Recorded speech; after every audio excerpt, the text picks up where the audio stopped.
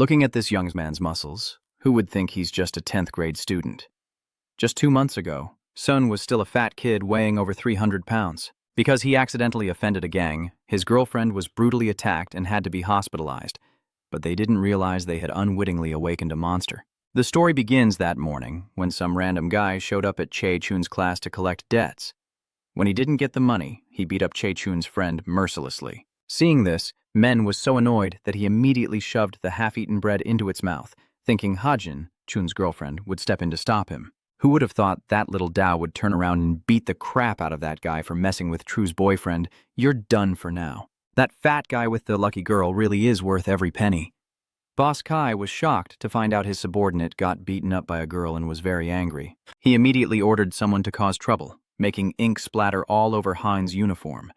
The classmates, afraid of retaliation, didn't dare to stand up and testify. At that moment, Chun's car arrived, took off his jacket and draped it over Hajin, gently comforting her before leading her to change into new clothes.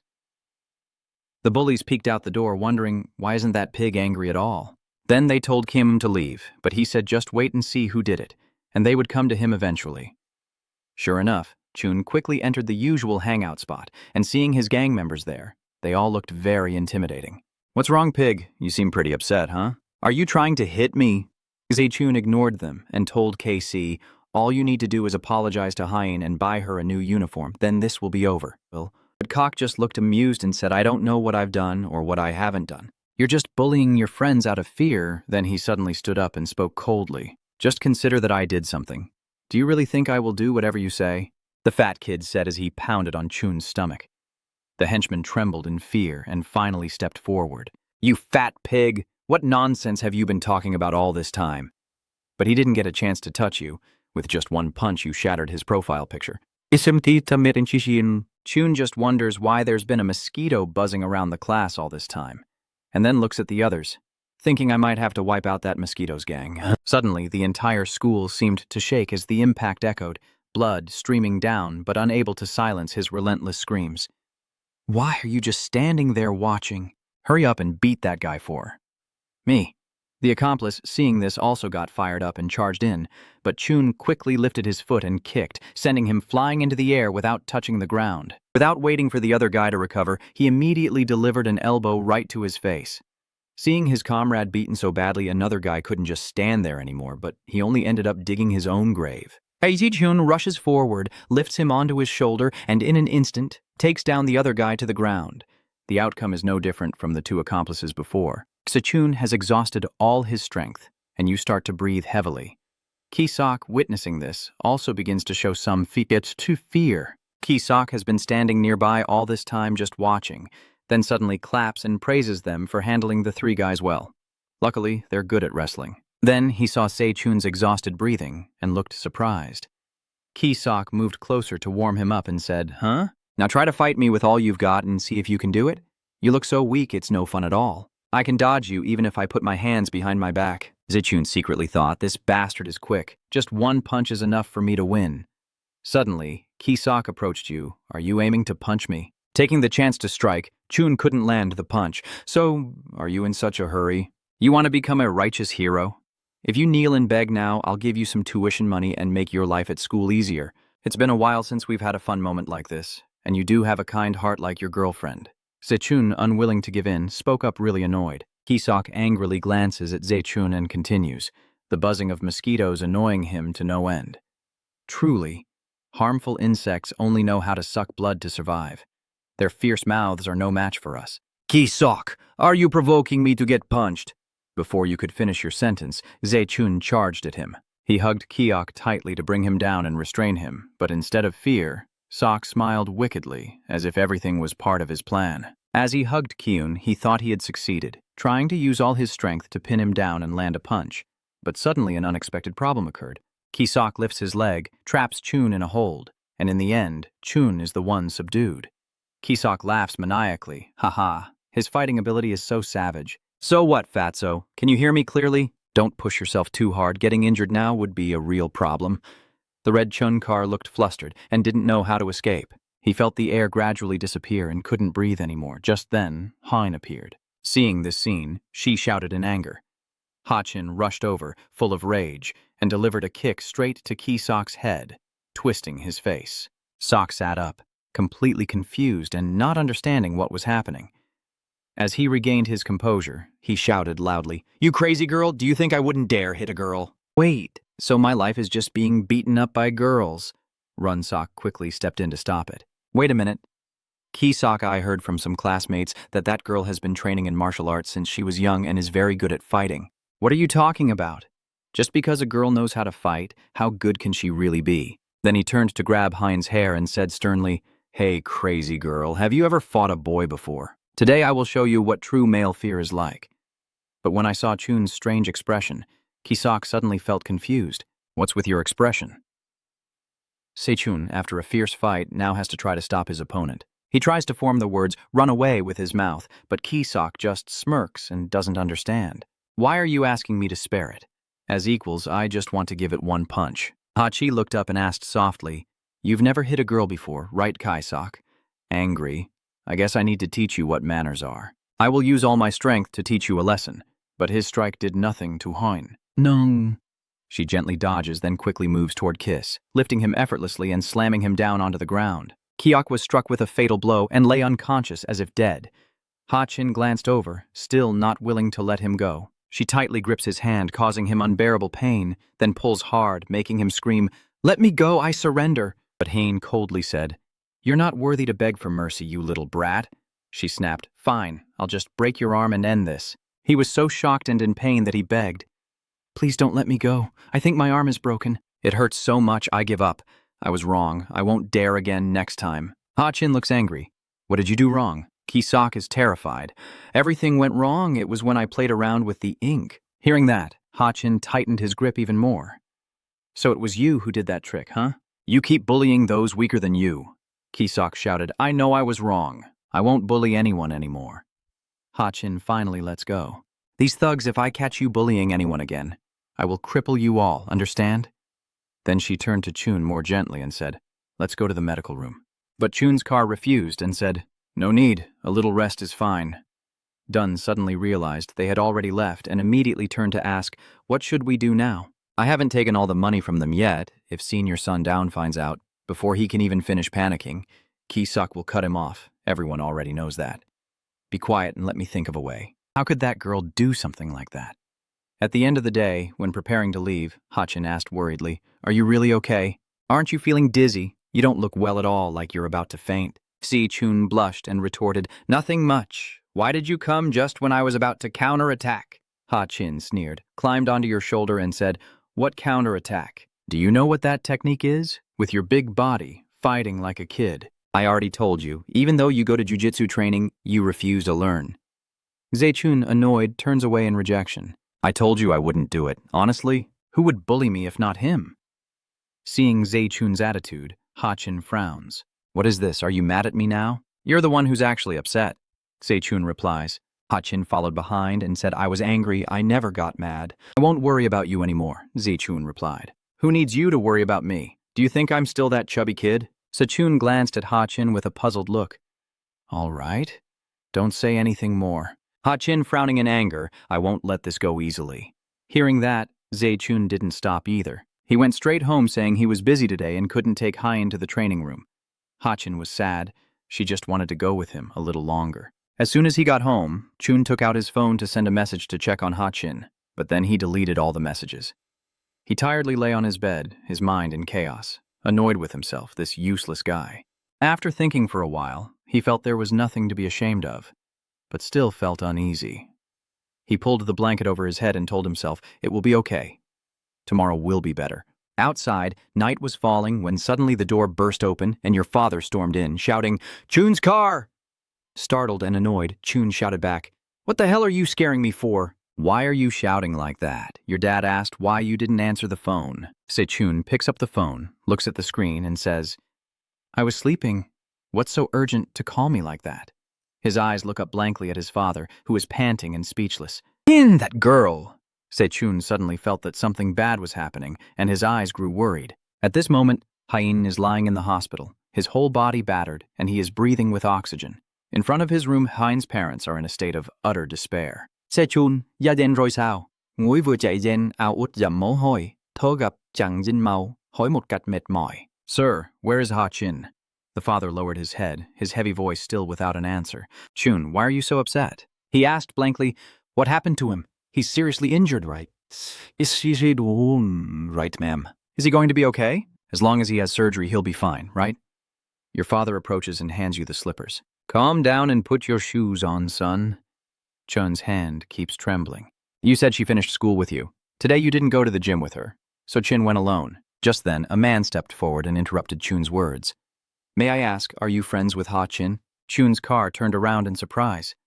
Yes, that's right. Who are you, sir? The man took out his badge and introduced himself. I am from the Criminal Investigation Unit of the Police Department. Deng asked Zi Chun. Yes.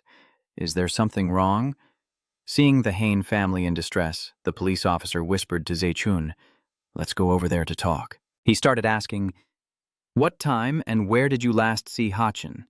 Zi Chun replied, right after we finished school, but why is the detective here? The police officer explains this incident is suspected to be a group assault. We are in charge of this case. Are you talking about a group assault? Who was assaulted in a group? The police officer began recording your statement. We are currently looking for those individuals. Do they usually have conflicts with anyone, or are they disliked by someone? Se Chun suddenly remembered the times Ha Chin stood up for her friends against bullies. The image of the brave girl punishing the thugs appeared in his mind. Chun starts to tell, it seems like there is. Yesterday and today he had conflicts with some delinquents at school. The police officer asked further, so Hein also experiences school violence on a daily basis? Se Chun shook his head. No, that's not the case. On the contrary, he was the one who punished those delinquents. The police officer keeps taking notes. So is it possible that this crime was committed as revenge by those delinquents? Se Chun replies. They are second-year students named Lai Kisk and Choi Junk. But is Ha Chin's condition very serious? How badly is he injured that he needs surgery? The police officer looked directly at Se Chun, his voice serious. Ha Chin was found in an alley next to an office building. It seems the girl was assaulted by a group elsewhere and then dragged into this alley unconscious. The facial injuries are suspected to be from punches, especially on the right side of her face. Which is severely injured. The most severe injury is on her left knee, so further investigation is needed to be certain, but we suspect the attacker used a leg-breaking technique to fracture her knee. The rubber band snapped onto his head, and for some reason, this happened so suddenly. He suddenly remembered something and said to the police officer, is Lai Kai in shock. That bastard seems to have learned Durut, right? Durut? I understand. I will review this information further to investigate. Ha Chin's hospital room door opens. Seeing the doctor come out, her parents hurriedly ask, Doctor, how is our daughter? The doctor replied, fortunately, the surgery was successful. Hain's mother burst into tears. Thank you, doctor, I really appreciate it. The doctor continued. The torn ligament on the left side is severed, but with diligent rehabilitation, it won't affect daily life. However, in cases like this, the psychological scars are often more severe than the physical ones. The family should have her undergo both physical rehabilitation and psychological therapy for the best results. Chain just held his wife silently, while the nurse would guide everyone else. Se Chun cowered behind the wall, listening to everything and clutching his face to suppress his emotions. At the hospital, night has fallen, and everyone is gathered around Ha Trin's bed. Her face is beaten to the point of almost being unrecognizable, and everyone remains silent, not knowing what to say. Yun Chun stands still, gazing at his friend's face with a pained heart, clenched teeth, trying to hold back tears, his eyes gradually changing to reveal a murderous intent. A few days later, at the police station, a voice echoes, There are no other suspects here? I told you those guys are the real culprits. The police officer looked surprised, realizing it was Chun's car. He still shouted, Those alibi evidence are all fabricated. You guys investigate all day and that's all you found? What about the surveillance cameras? The police officer is angry. Stop talking nonsense, kid. You think we're only focused on this case? Another officer stops him. Officer Zhang, calm down. He was about to continue, but was interrupted by Officer Na. Regarding the surveillance cameras, the cameras of the office building next to the alley where Hein was found had been broken beforehand and were awaiting repair. Officer Na looked at Zie Chun. We also plan to investigate that building further and gather more footage from the surrounding cameras. Chun's gaze flicked to something that puzzled Officer Na. He looked in the direction you were looking and realized it was a file about the gold office building. He immediately closed it. If we find out more, we will contact Hein's family. Don't come here on your own anymore. Chun's car was silent for a moment before he said that the teacher said this happened outside the school, so we should report it to the police. The police said there's no evidence, so that evil guy gets to roam free. Officer Jiang is furious. This kid keeps pushing his luck, doesn't he? And Officer Na just stayed silent. Chun drove away looking disappointed, blaming the system again. You go back with a murderous look in your eyes. All right, I'll handle this myself, Officer Jiang shouted. The kid hadn't even finished speaking when he was cut off by the male officer, who said nothing. Whenever you have time, try to find out what that kid is planning to do. Is Officer Jiang surprised? Why? Because I don't trust it. Chun's car is waiting at the gold building. It's already dark, but he still patiently waits. Kiok and his girlfriend walk out after doing something shady. Do you think I look cool today? Haha, I have to say you're the best of the best, making my heart race. Runk also came out with a girl afterward. Kai, you look so cool today. How come you've been so impressive lately? I told you I trust myself, didn't I? Haha. Today has been really good. Go into the alley and smoke another cigarette before you leave. Oh my god, what is this? That pig over there. Se-chun turned and said, I wasn't sure if I was guessing right, but now that I see you guys here, I'm certain. He stepped forward. Who the hell are these disgusting creatures that caused Hain to end up like this? What's going on? He looks like that sick guy. Who is he? Is that someone you know? Kisok asked, trembling. Wow, I'm so scared. I told you. And on top of that, he's fat, so he's even scarier. Kisok, holding his stomach and laughing, approaches Chun's car. Were you waiting for me here? How do you know I'm here waiting for you? Se-chun angrily replies, That's something you should explain yourself. Why are you here? Kisok tried to hold back his laughter, but when he couldn't anymore, he burst out laughing. Ha ha. As soon as he finished speaking, he was punched very hard by Chun, causing Kiok to cry out. Kisok's girlfriend was scared. Does this crazy pig dare to hit people? Run Sok was also panicked. The car approached Run Sok, and it asked, What are you planning to do? Don't come near me. But before I could finish speaking, I got hit hard. His eyes widened in shock as Chun's car kept rushing forward. Hun Sok was punched again. He shouted at the pig, but from behind, Kisok stood up and grabbed a stone, ready to rush at Ze-chun. Ze-chun turns around and sees Kok rushing toward him. He stares intently at him. When he got close, Ze-chun threw a powerful punch. He was surprised to see him dodge the punch by moving downwards. He tightly wrapped his arms around your leg. Se-chun started to lose balance. I told myself I couldn't fall, but Kish's strength was too much, and he brought me down to the ground. You struggle to break free from Kisok's grip, but as soon as you fall, he throws a punch to your face. Kiok presses down on Ze-chun, one hand covering his mouth. Today, I'll give you a lesson you'll never forget.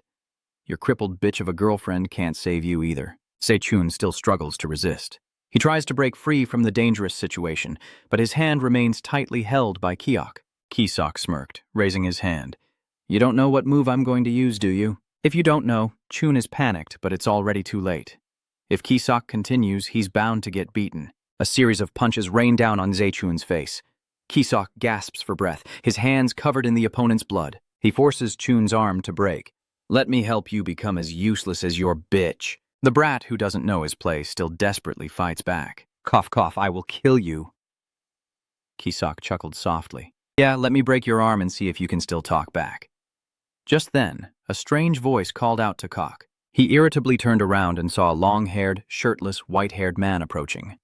Kisok asked in confusion, Why are you not wearing any clothes? What's going on? The man coldly replied. Let go of my hand now. In the alley near the gold office building, the strange man suddenly appeared, confusing Kisok. What did you say, sir? The man didn't answer and quickly walked toward him. Kisok's face turned pale as he sensed the danger from this person, and he lowered his head, speaking each word heavily like stone. I told you to let go! Kisok quickly released his grip. I get it. I'll do it right now. But he still tries to act tough, but what does that have to do with you? It was this guy who made the first move. The man ignored Kiok and turned to the car to order the others to leave, then asked kindly, Are you okay, kid? Khi nhôm của Cốc và các cô gái thấy cảnh này đều hoảng sợ, Kiok cảm thấy xấu hổ vì bị người khác chứng kiến. So in the heat of the moment, I pushed his shoulder and yelled, What does that have to do with you?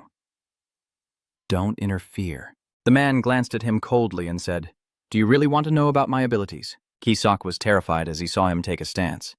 Where have you been working out? The man leaned in and said each word carefully, So I can open your eyes. What are you trying to show me? But unexpectedly, the man picked up his phone. Is this the police? In the alley near the office building, a group of drunken high school students are beating up another student.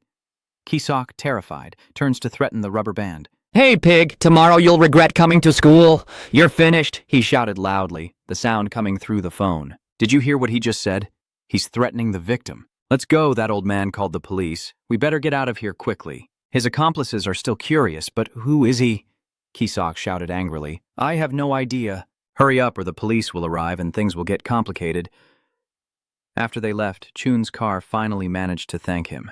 The man seemed not to hear clearly and turned back with a puzzled expression. Chun, crying, said, Thank you, sir. Thank you for helping me. Hearing that, the man smiled, slowly approached Chun's car, and sat down beside him. You little pig. The sudden joke left Chun in shock as he looked at him blankly. He stammered, Why would you say that? Do you know Hain? Yes, we trained together, he replied, looking ahead. Chun's car asked curiously, Are you also practicing juju? But how do you know my face? The man replied, Hein shows you pictures every day, including a photo of your fat pig at home. Looking at her in real life, she's even chubbier than in the photo. You really can't trust pictures. Hearing such cruel words, Zechun could only remain silent, his face flushing. The man changed the subject to ask about Ha-Chin. She's still unconscious, right? Zechun bowed his head, his eyes filled with sadness. Yes, that's right, it wasn't dawn earlier. This statement surprised Zechun. He continued, the one who caused Ha-Chin to end up like that is not the guy from earlier. There's another group as well. Zechun asked excitedly. There are others. How do you know about that? Do you have any proof? But the man only responded indifferently. Just a gut feeling. Hearing those two words, Chun almost didn't know what to say. Then he took out a flyer and held it close to Zechun's face. You look carefully, and it turns out to be a registration form for Duisu martial arts. He said, if you rush at that guy 100 times, you'll lose 100 times. To beat the chess player, you need to learn how to play chess first. After hearing that, Zechun seemed to understand. The next day, outside the jiu-jitsu training room, Zechun stood there lost in thought. Even if I spend all my pocket money, it wouldn't be enough. But I decided to go in and see how it goes. It seems there are many scary people, but I think I'll be okay. Ha-Chin said everyone here is kind, muttering to himself. And as the two people from behind stepped forward, they are all good people. No one is scary. Zechun is startled and quickly replies, yes, that's right. It was only when I reacted that I suddenly got a fright, startled myself. But those two just smiled. You're really tall, so jealous. You're also quite muscular, really enviable. Chun asked nervously, who are you guys? They replied, we are members here, but why do you look so familiar? Without waiting for Chun's reaction, the two quickly pulled him inside. Just go inside, and then we'll see. Hurry up, let's get on the machine. Zechun hesitated, saying, I'm not ready yet, but in the end, they dragged him into the training room. As soon as they stepped in, they started shouting loudly, Teacher, we're here. The new member has arrived too. Let's give a round of applause. Faced with this scene, Chun felt exhausted. There are a few people like Hin here who already seem to be running out of energy. As he looked around the gym, he suddenly saw someone lying on the floor. And at that moment, a trainee stepped forward. Ayon, there's a new member here. Wake up quickly. I told you not to sleep on the mat during the day. Hearing the call, the man who helped Zechun yesterday, who wasn't wearing a shirt, slowly woke up. What's going on? Chun wonders. Why are you sleeping in the gym during the day like this? Seeing the three people in front of him look strange, he felt like he had gone to the wrong place. When asked, Aeon replied, that kid is a pig. Your best friend, the pig of Ha-Trin. Hearing that, the other two are stunned, their eyes wide open and mouths agape. Henry. What? I just said earlier that I've seen them somewhere before, right? Like meeting a celebrity, only seeing their photos every day, and now finally seeing their face. Zechun sheepishly scratches his head. I think I'd better secretly come back next time. I forced a smile as I stepped out the door. Actually, I don't have enough money. But before I could finish speaking, a voice asked from outside the door, How much are you short? Zechun was stunned, and the man continued to ask, How much money do you owe? He glanced and said, What the hell, these people are really weird. If you're students, you can study here for 80,000 won a month with cash payment. Zechun quickly replied, Oh no, I still owe a lot, so I'll come back next time. Seeing that he still refused, the man kept lowering the price. But suddenly the student behind cut in coldly, and Chun's car and the uncle turned to look at him in confusion. Suddenly I thought of an idea that benefits both sides. After all, he's Hein's friend, so his background is considered secure. The boss, hearing that you're Hein's close friend, asks, You're Hein's friend? Has Hein not woken up yet? How could she do that? Before he could finish speaking, the trainee interrupted him for free. What are you talking about? This crazy guy may be like that, but studying for free is a bit much. But the other person said, Teacher, To pay for the house, you have to ship orders from morning to night, and even drive as a driver for others. How long do you plan to keep doing that, teacher? The man looked confused. What does that have to do with free tuition? You crazy bastard. But he acted smart and said, I just saw that guy and immediately came up with an advertising plan for you, sir. He walked over and patted his stomach with a stretch. That plan is what people today care about most, but hardly anyone actually does it properly, which is losing weight. He's very tall with perfect bone structure, just needs to lose a bit more weight. That guy has an ideal height and perfect bone structure, just a little more weight loss and he will become a top model shining brightly. Jiu-jitsu is a sport that everyone from young to old can practice together, like family, like close friends. Not only does jiu-jitsu help improve self-defense skills, but it also supports effective weight loss, bringing strength both physically and mentally. When everyone heard this plan, they were all amazed. Truly, the ace of the advertising team. Even the uncle who just called him crazy nodded in approval. That sounds reasonable. He asked excitedly, what do you think? Isn't this way just perfect? Don't you want to create a lively arena like before? The uncle also happily agreed. Very well, let's go all out this time. That young man is just as excited. Oh, wow, you made a very wise decision. Seeing everyone so engrossed in their discussion and not asking for my opinion, Chun's car spoke up. I'm very sorry, but I didn't agree yet. However, they continued their lively discussion. So how long do you think it will take us to do this, teacher? 3 months. For rapid weight loss, of course it has to be 3 months. Ha ha. The uncle replied. Se-chun still tried to speak, saying, Hey everyone, I don't intend to lose weight, but those people still ignore his words and keep discussing. Then follow the athlete's schedule and train 3 times a day. Aeon, since you're the fitness trainer, do an aerobic session and a strength training session with him. Of course, the diet is 5 pieces of chicken breast, 5 cucumbers, and 2 liters of water a day. Chae-dong has already planned it, so you just need to handle the promotion. Aeon asked when we would start. The uncle was excited right away. The road ahead of us is still long. Chun's car sensed that the situation was getting unstable and planned to stay silent and retreat. But before he could go far, Aeon had already stopped him. Little pig member, go change your clothes. At times like this, you feel like you're about to die. Secret escape came 3 months later. After a tiring training session, the coach announced that today we would stop here. Chae-sung, exhausted, lay on the ground complaining. Se-chun, you've really improved a lot, and since you're tall, fighting against you is truly tiring. Another person, wiping sweat, sighed and said, I can see I've already lost just by looking at you. That's right. Isn't that the upcoming day? It's the 3-win weight loss project they planned. When they brought this up, everyone suddenly remembered. Oh yeah, now that I look closely, you've really lost a lot of weight. Jiu-jitsu keeps getting better, and my body keeps looking better. I'm really lucky. Se-chun modestly smiled and said, You guys are overestimating me. I still have a lot to work on. I'm just getting started. But now, Se-chun's appearance has completely changed from 3 months ago. With this look, no one would still call him a pig anymore. At the jiu-jitsu gym, 2 former students are sitting and chatting about an interesting story. It's amazing. He has moved up 2 ranks in just 3 months. One person said, I think we will lose next Thursday. The other worried, maybe the coach made him work hard. It's because you 2 are too bad at this. Everyone gather around. Once everyone is together, the session ends. When Chun's car was about to leave, Aeon called him back and said, Let's test our strength. The others were shocked to see this. Oh my God, really? What should I do now? Chun's vehicle also seems a bit scared. He curls up. What's wrong? Are we leaving today? Aeon looked exhausted and said, I think I will go to bed early. Usually if you're tired, you can't rest for a whole day. Right? Aeon gently said. Then so tomorrow will include the things I haven't done today too. Se-chun steeled himself and said, Let's not procrastinate. Let's go. Then the 2 of them packed up and left. Before leaving, Se-chun turned back and said, Aren't you going to have ice cream after exercising, Mr. Lesung? Have you tried the mint choco flavor yet? After exchanging a few words with the others, Se-chun followed Ice into the park. He was holding the bar with one hand, trembling all over. Aeon shouted, Let's go together. Se-chun tried his best to breathe in, secretly cursing 1,000 times. Then he trembled and collapsed to the ground. Aeon saw this and stepped forward, asking, Why didn't you use your strength today, kid? Seun, panting heavily, said, After finishing jiu-jitsu training, I did it right away. Aeon quietly climbed up again.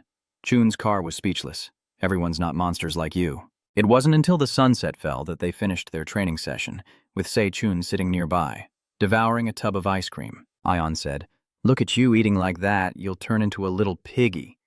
Se-chun smiled without care. If you're not hungry, you won't have the strength. You never know your place, huh? Aeon sighed. That's probably a lot to worry about, but anyway, how is she doing now? Sechun suddenly lost his spirit. I don't know either. After that, we stopped contacting each other. His face grew serious as he pondered. After that incident, Hain only woke up 12 days later. Her parents were always by her side in the hospital, and they were very heartbroken. When he heard that Hachin had woken up, Zechun went straight to the hospital, but then faced eyes that seemed to refuse to look at him. He had no choice but to leave. Her eyes seemed to know that he wants to talk to her, but she doesn't want him to come near. When he heard what Uncle said, he was so shocked that he didn't want to speak. During the mental health counseling, he didn't want to see anyone except his family. A few weeks later, Hein and his family left the neighborhood to move to a different place to focus on recovery. Aeon asked if the police said anything after hearing that. His cold, indifferent gaze, they said they are investigating, but it seems there hasn't been much progress. His gaze was distant. So, are you really going to do it? Hachin asked if you have already found those things you did like that or not. Is it okay not to know how to protect yourself? Using martial arts to hurt someone is a shameful act. Seyun said nothing, only 3 words in her heart. I'm sorry. Aeon stood up to leave. That's all he could say. In the end, you are the one who decides your life. But in reality, you made that decision 3 months ago. The holiday is over, and the new school year has begun. On the first day, Kisok stood on the schoolyard and told Junk, "Today is the first day. Remember to collect the money carefully. Prices are going up again. I can't believe it." Junsok nodded. "All right, I'll focus on collecting money in the bathroom." Kisok pointed and asked the pig in the class to help collect the money. "Jun's car? It's been a while since I last came to school. I don't know if he's here today." 2 friends are discussing without realizing that he is walking behind them. In the classroom, Kisok is sitting with his legs up on the desk, making a call to check if the protection money has been collected. A classmate approached and she said, "Someone told me to tell you to go to the rooftop right away." "Who is it?" Kisok asks. The red-faced girl says, "I don't know either, but he's tall, has a good physique, handsome, completely different from you." Kisok thought it was the senior, but she wasn't sure. "I don't know if he's the senior, but I asked him if he had a girlfriend, and he said no. Just go ahead first." In the bathroom, some bullies are blocking a group of students. "Hey guys, you need to act a little more flustered, right? Anyone would think we're teasing you. We're just trying to win your hearts, so why don't you accept our advances?" Hunsok was loudly scolding when his phone rang, saying, "You can't make it? If it's senior down, you have to go immediately." "All right, I'll handle it myself." After hearing that, he turned back and said to the others, "Focus." Suddenly, the bathroom door opens. "Just use another toilet, this one." Before he could finish speaking, the other person spoke up. "It's been a long time since we last met." "Hello?" He turned back and didn't recognize who this person was. "Who are you?" "Are you a transfer student? It seems you don't know who we are." The car squeezed in, and the innocent students behind started to leave. "I'm responsible for cleaning the bathroom, but why do I feel so dizzy today?"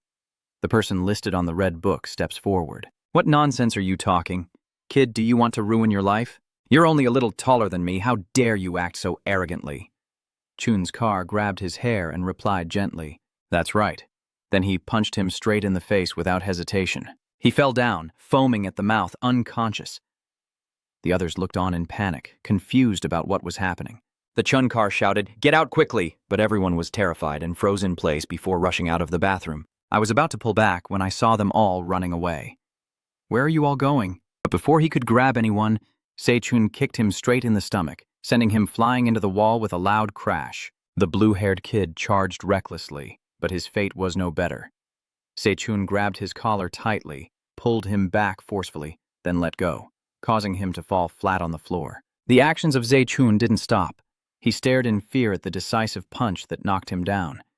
Shaking with worry at the appearance of such a powerful opponent, he muttered, "What are you? Does this have anything to do with that?" Se-chun didn't answer and lunged forward, grabbing his collar and pressing him against the wall, trembling and begging for mercy. Se-chun coldly said, "Tell Li Kai to get moving." Shaking and blushing, he struggled to say, "What?"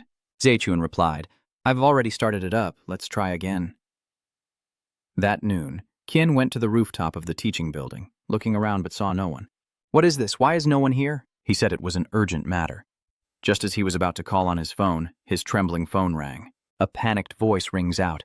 "Ki, are you shocked?" "Where are you?" Kai responded. "It's me. Senior called me to his place, but I don't see anyone. What are you talking about?" "Who is it?" I shudder with fear. Your face is bloody and battered, trying to say, the guy in the hoodie is heading your way now. Ki-sok, surprised, why is your voice like that? Who is that guy? Before I could hear more, the front door in front of Ki-sok swung open and slammed into his nose. Ki-sok staggered and fell to the ground, clutching his bleeding nose, furious as he cursed out loud. What kind of crazy bastard is this? Sorry, I didn't realize you were standing there. Ki-sok frowned and asked, Do you call me up to the rooftop just by saying that? Zai-chun inquired with a cold tone. Are you okay? Honestly, I secretly hope you won't have a peaceful life. So what? What are you trying to do? Do you want to kiss me? This bastard. As soon as he finished speaking, he got up and approached Chun's car. But before Sok could say anything, he was hit square in the face. He was momentarily stunned, but with years of fighting experience, he quickly dodged. Zai-chun silently wondered, can this guy dodge this hit too? Ki-sok, despite his face covered in wounds, still smirked with contempt, having lost some weight and throwing a few moves. Do you think you can beat me? While he was still swaggering, Zai-chun kept punching him. Ki-sok shouted in anger, I was still talking. Then he charged forward to fight back. I will crush you like a corpse. Next year, on this day, will be your funeral. Zai-chun carefully observes the opponent's movements and realizes he is not yet skilled at standing techniques, so he quickly raises his elbow and strikes Ki-ok's head hard. Although holding the advantage, Zai-chun remains cautious. He realizes that Ki-ok only has good reflexes, but no advanced technique. At this moment, Ki-ok has become wildly enraged, shouting and rushing to grab Chun's leg, but this move was anticipated by him. At the perfect moment, Zai-chun kicked his knee into his head, sending Ki-sok flying several meters away, his fall causing a loud shockwave. After the match, Zai-chun straightened his tie and sarcastically said, Not bad, considering they can endure that, but your 2 front teeth are gone. Ki-sok gritted his teeth in fury. You bastard, if you're so good, then come at me. Zai-chun silently watched the injured man lying on the ground, still trying to act tough. He recalls the days of intense training wins, the time Aeon choked him and forced him to surrender, but he still tried to break free. When he finally escaped, Zai-chun gasped for breath, coughing and wondering, will this really help me? You should have learned joint lock techniques or choke techniques from martial arts.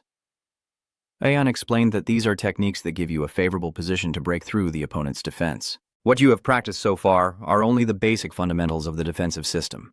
You need to understand this system thoroughly, so that no matter what position you're in, you can read more moves and apply more techniques. Then, he will decide the right moment to execute the hold technique on his opponent. Aeon rolled over and said, Let's keep practicing again. But does this situation actually happen in real life? Aren't we supposed to counterattack first? Of course, I need to practice counterattacks, but in reality, when the opponent is still exercising, it's very hard to grasp their movements accurately. So what should I do then? Aeon explained, You need to develop a strategy not only with martial arts, but also with mixed fighting techniques. The opponent can push you back with a strike due to the weight difference. If they find out you've learned soft martial arts, they'll try to pull you to the ground. When blocked, use a pillow to warn them. The opponent will have no choice but to be countered and retaliate. The defensive system is the essence of soft martial arts, and the prone position for self-defense is a trap for those who haven't studied it. Therefore, you must hide the fact that you've learned soft martial arts. Seun nodded understandingly. So, after making the opponent lie down, we proceed with the defensive system as practiced, right? Aeon shook his head, saying, You missed an important part. Seun asked in surprise, Which part is that? Aeon calmly replied, It's the thigh. Remembering these words, Seun aimed for Kiska's thigh. You move closer to your opponent and throw all your strength into punching his thigh. Zai-chun remembers Aeon's advice to kick that spot hard. When Ki-sok was kicked, he cried out in pain. Zai-chun didn't stop, continuing to move and gripping his opponent's heel tightly. Ki-sok panically watched this move of yours. Zai-chun kicked his leg aside, then struck his thigh with a powerful kick, making him cry out in pain. What is Kishmon? Where did you learn your soft skills? Zai-chun looked silently at the person lying on the ground. You realize that compared to Aeon, this guy has too many weaknesses. Kiska's shocked voice suddenly interrupts your thoughts. Is it Hain? That kid pretending to be like me, learning a bit of magic. What? Say that again. Ki-sok lies sprawled on the cold ground, his tone full of sarcasm. At first it acted very brave, but after just a few hits it was whining non-stop, just like a stray dog. Hearing about Ha-chin being beaten, Zai-chun couldn't contain his anger. Just as I was about to throw a punch, Ki-sok kept going. Oh, right. You didn't answer its call that day, did you? I told him that if he could lure you here, I wouldn't fight anymore. But you didn't answer the phone. You're so irresponsible. Those words made Se-chun's heart sink. The image of Ha-chin coldly refusing to meet you flashes in my mind. Just as Chun is panicking and unprepared, Kok lifts him up, throwing Chun off balance. Immediately after, Ki-sok kicked him hard in the thigh and quickly counterattacked, knocking Se-chun to the ground. Se-chun let out a pained cry, realizing he had been too complacent and needed to defend himself quickly. Ki-sok jumps up, ready to kick hard into Se-chun's chest, but seeing his defensive stance, he hesitates for a moment. Still, he continues to attack, cursing nonstop. "Can you block this? You bastard!" He charged at Se-chun and kept hitting him repeatedly. "If you're so tough, take this hit and see. Why do you prefer punishment drinks over free drinks?" Ki-sok screams. "Why don't you take the hit and then stay silent and live? Unless you want to become a cripple." But just as he was screaming, a powerful kick straight to his face. Ki-sok cried out in pain, still cursing, as he frowned at Se-chun's stance. "Is this a spiderweb defense? Stay silent and just survive? Your words make me sick. Someone like you is truly disgusting." Ki-sok struggled. "Stop talking nonsense and let me go." But Chun refuses to let go, his voice full of warning. "I will deal with not only you, but everyone who made Hein like this." One by one, Chun kicks him hard, causing Ki-sok to fall over, then quickly pins him to the ground. Ki-sok's mind kept warning him to fight back, but he couldn't lift his just-stomped thigh. Se-chun sat upright on him, eyes cold. Ki-sok panicked. "Wait a moment. Something's wrong with the spot I was hit earlier." But Se-chun didn't miss the chance, delivering a devastating punch straight to Ki-sok's face. Se-chun gritted his teeth and said, "Ha-chin is just a weak person, not worth what you've done to him. I will return it 100 times over to scum like you." In the quiet campus, no one expected a life-and-death confrontation unfolding on the rooftop, with Se-chun landing blow after blow until his hands were covered in blood. Kiok has reached his limit, raising his hand to cover his face and repeatedly begging, "Please." My left eye seems to have a problem, but Se-chun still doesn't stop. "Chun, tell me, who was responsible for pushing Hein to this point?" Ki-sok still kept denying. "What are you talking about? How would I know if it's a small matter?" "What is Ki-sok moaning?" "Please let me go. I told you I don't know anything." Chun's car remains unfazed, his cold eyes full of deadly intent. "You used a technique to lock Kai's arm down tightly." Ki-sok screams in pain. "My arm is almost broken, you bastard." Se-chun replies coldly. "It seems your mind is a bit slow, so I'll explain briefly. Now, you only have two choices. 1. Reveal all the people involved and I will spare you. 2. I will send you to meet your maker." "I give you 3 seconds. If you don't answer, it's as if you've chosen option 2. Ki-sok is panicked. He just shouted that. "You have a lot of money? Are you capable of bearing the consequences?" Se-chun despises. "Did you consider the consequences when you did that to Ha-chin?" Ki-sok, terrified, realizes Se-chun won't show mercy. Se-chun begins the countdown, tightening his grip. Ki-sok finally reveals that Sun is from Hun. Se-chun suspects. "Who is Sun Hun?" Ki-sok explains he is a senior from the 3rd year. "He was with us at that time." He begged, "Let go of my hand, it hurts so much." Se-chun asks again, "Is Sun Do-hun the leader?" Ki-sok nodded. "That's right, I already confessed. Let me go." But Se-chun just smiled coldly. "There's more, right? You keep tightening your grip on Ki-sok." Ki-sok painfully shouted, "I know. Let me speak. There are also some guys from other schools. We called that girl to the multi-school student gathering. I'm just a small fry. The senior probably knows better." At that moment, the rooftop door opened, and the teacher angrily shouted, "What are you kids doing here? Are you so bold you don't know fear?" He points at the rubber band, saying, "Hey girl, are you crazy? Let go of your hand." Seeing the advantage, Ki-sok sneered. "What now? Now you're about to be doomed. Everyone sees me as the victim. Do you think you've beaten me? You're beaten. Your life ends here." But unexpectedly, Chun's car not only let him go, but also kicked him again. You look down at the keypad, determined that only by going all the way can you find out who truly has reached the end of their life. In the teacher's room, a man angrily speaks up. "Is that even a student? A thug? What kind of student is that?" Principal was sweating, trying to calm him down. "Sir, please stay calm for now. The disciplinary committee will review this matter." However, he impatiently interrupts the principal, saying, "Look, principal, I don't care what the disciplinary committee is. Expel that kid immediately." Se-chun is standing in a corner, still thinking about the encounter with students from another school. They have an entire gang. He realizes he needs to recover his health first before investigating Son Dong-gun. The angry man points his finger at Chun's car. These kinds of delinquent criminals must be isolated from society before they cause more harm to others. Just then, his wife stepped in worriedly and asked, "How is the boy?" She scowled and walked away without caring. The husband, displeased, scolded, "Why are you ignoring Chong Min while he's talking?" She walked straight up to Chun's car, raised her hand to slap his face, shouting, "How dare you do this, trash like you!" But just as the slap was about to land, Chun, acting on instinct as a martial arts student, blocked her hand, causing her to lose her balance and fall backward. Both the principal and the husband beside him stared in shock, their hands trembling from the pain of being pushed away. She shouted, "What is this, you scoundrel? Do you know who I am? Isn't he Zechun's parent as well?" At that moment, Zechun's father also appeared just in time. He ran over to ask if he was okay, if he had any broken bones, and Zechun gently replied that he was fine. Just a small scrape, but his father still worried, saying if he got hurt, he would be frantic and afraid of serious injury. Li Qi's father, shocked, sneered, "What kind of man has such messy hair? If a father behaves like that, it's no wonder the child is unruly, right, principal? Are you angry with us now? My son is injured, and you're the one lying in that emergency room." Hearing this, Mr. Che Chun politely replied, "Sorry, I was in a hurry and forgot to ask, but Cock's mother still won't let go." "Forget it, we have no intention of compromising. Get ready for your son to be expelled." The father of Xie Chun was surprised. What did she say? "Principal, what is going on here?" The principal broke out in a sweat and explained, "This is due to the significant difference in the severity of the injuries." And when Chun's car was found to be committing acts of unilateral violence, a school violence disciplinary committee would be convened, but don't expect too much.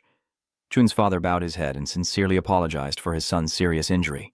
"May I apologize in advance, but could we hear the full account of the incident leading to this fight before proceeding with the disciplinary actions and any negotiated conditions?" "What kind of compromise? That disrespectful kid should be sent to jail immediately." The more she got agitated, the more she yelled, "How dare this thug who doesn't know his place lay a hand on my son?" Hearing those 3 words, the father of Chun's car could no longer hold back. He raised his head, his eyes full of anger. "Don't start calling him a thug or a troublemaker. Just keep some manners. I can tolerate it within limits." "Hey you, what's with that attitude? Even if you kneel and beg, it won't change anything, and you're just putting on airs. You look no different from those who do nothing and waste their time. Do you know who I am?" Hearing my father insulted, the car engine couldn't stay still. "You were about to step forward, but were stopped by your father." The other person continued shouting, "Do you know how close I am with the principal? That thug doesn't need a disciplinary council. Just follow my orders and expel him immediately." The principal, standing nearby, also exclaimed, "Honestly, what's going on in that guy's head? Why is he suddenly saying those words out of nowhere?" Chun's father looked surprised and asked, "Are you planning to use connections like that?" Then he picked up the phone to call. "Those people didn't like that. Hey, they're talking. What are you doing? You're really acting like a rude kid." As the phone rings, Lim asks, "Mr. Lim, what's the matter that you're calling me first?" The principal immediately became extremely frightened. Chun's father spoke up, saying, "Yes, are you feeling well? I'm about to finish preparing for the exhibition, so I've been busy lately. It's nothing serious. I just wanted to ask for your help with something." "Mr. President, thank you, Mr. President, yes. Please wait a moment." Then he turned to the principal and said, "The chairman wants to talk to you." The parent still didn't understand what was happening and shouted, "Hey, it seems like an illiterate like you is trying to use someone as a shield, right?" But when he turned to look at the principal, he saw the principal's face was pale and trembling. Things temporarily settled down. When Dad was waiting for you to come home, Chun, sitting in the back, sincerely apologized. "Sorry, Dad. It's because of me that you had to do this. Dad never liked that chairman anyway. He didn't care. He just asked if your recent training had anything to do with this. And about Hachi as well." Seeing you hesitate and not answer, he continued, "It's okay. Whenever you want, you can tell me." Then he turned back and smiled, "But a violent son can never do the right thing. You understand that, right? Because I believe you have a valid reason for acting that way. Moreover, your father promised your mother that he would never scold you without reason." The next day, when Zi Chun entered the martial arts gym, everyone was shocked to see the injuries on his face. They couldn't help but be surprised. Where had he been all these days? "Who hit you, and why are you only just now here? I was riding my motorbike with my dad and fell." "I'm sorry, everyone. Some people in the group are gossiping. I should have taken photos before and after to make flyers, but I guess I'll have to postpone it. Just run a few more nights delivering, and you'll be fine. Are you hurt anywhere else?" "You've lost that handsome look now." Another person stepped forward to ask about him. "Are you okay? Did your father get hurt?" Sechun smiled. "Luckily, my father only has a few bruises." "Sorry for causing everyone to worry. Finally, the teacher standing beside spoke. I wonder if Gi-chun knows what I've told you. Se-chun looked confused, not understanding. What is the teacher talking about? The teacher looked at you with a serious tone and said anyone who uses outside help during the competition will be a failure for life. If you find yourself in an unavoidable situation, the only options are self-defense or protecting someone else. Yes, I understand. Everyone around saw the teacher's sternness and fell silent. He's so cool. He looks really charming. The teacher turned to look at them and asked, do you think that's cool? They give a thumbs up. Even if I fail my whole life, I still think you're the best. Then they mimicked the teacher's actions or just had to protect someone. The teacher shook his head, unable to hold back his laughter. All right, that's enough. Now let's move on to the next technical section. Everyone drinks a glass of water, then competes in 6 rounds, each lasting 5 minutes. The teacher goes over to check on Se-chun. Are you okay? Do you need to rest for a bit? Se-chun shook his head and said, I'm fine. I didn't get seriously injured. The teacher nodded and said, then I'll go easy on you. Prevention is better. Se-chun smiled and said, teacher, you don't have to go easy on me. Just fight with all your might like always. The teacher agreed. All right, I will do as you wish. Saying that, he charged straight at Se-chun, using both hands to control and twist his wrist backwards. Then the teacher applies a chokehold technique to cut off oxygen to the brain, causing the opponent to faint. He continues to hold Se-chun's arms with both hands and legs, using his hips to bend the arm according to the lever principle. Se-chun struggles with all his might. Seeing his powerful fists, the teacher couldn't help but be surprised. You're really strong. Is strength the only truth? But then, Se-chun gave a thumbs up, and the teacher knew he had been hit, just as the match was coming to an end. I feel exhausted. Why do I seem to be the only one tired? He laughs and says, my motor skills aren't that great either. You're probably about to catch up with me. At this moment, Se-chun wondered, why didn't Aeon come today while everyone else was busy handing out flyers and working hard on advertising? I've been wondering for a long time why there are only 3 students here. The advertising is frequent, and I think this place is very good. The teachers are nice, and the atmosphere is friendly. He thought for a moment and then replied, actually, when I first arrived here, the students were very united. And then he turned to smile at Se-chun. I'm not sure either. It just suddenly became less. By the way, how has Hain been lately? Have you contacted her yet? Se-chun bows his head. Not yet. I don't dare to contact him. I don't know if I have the right to say anything.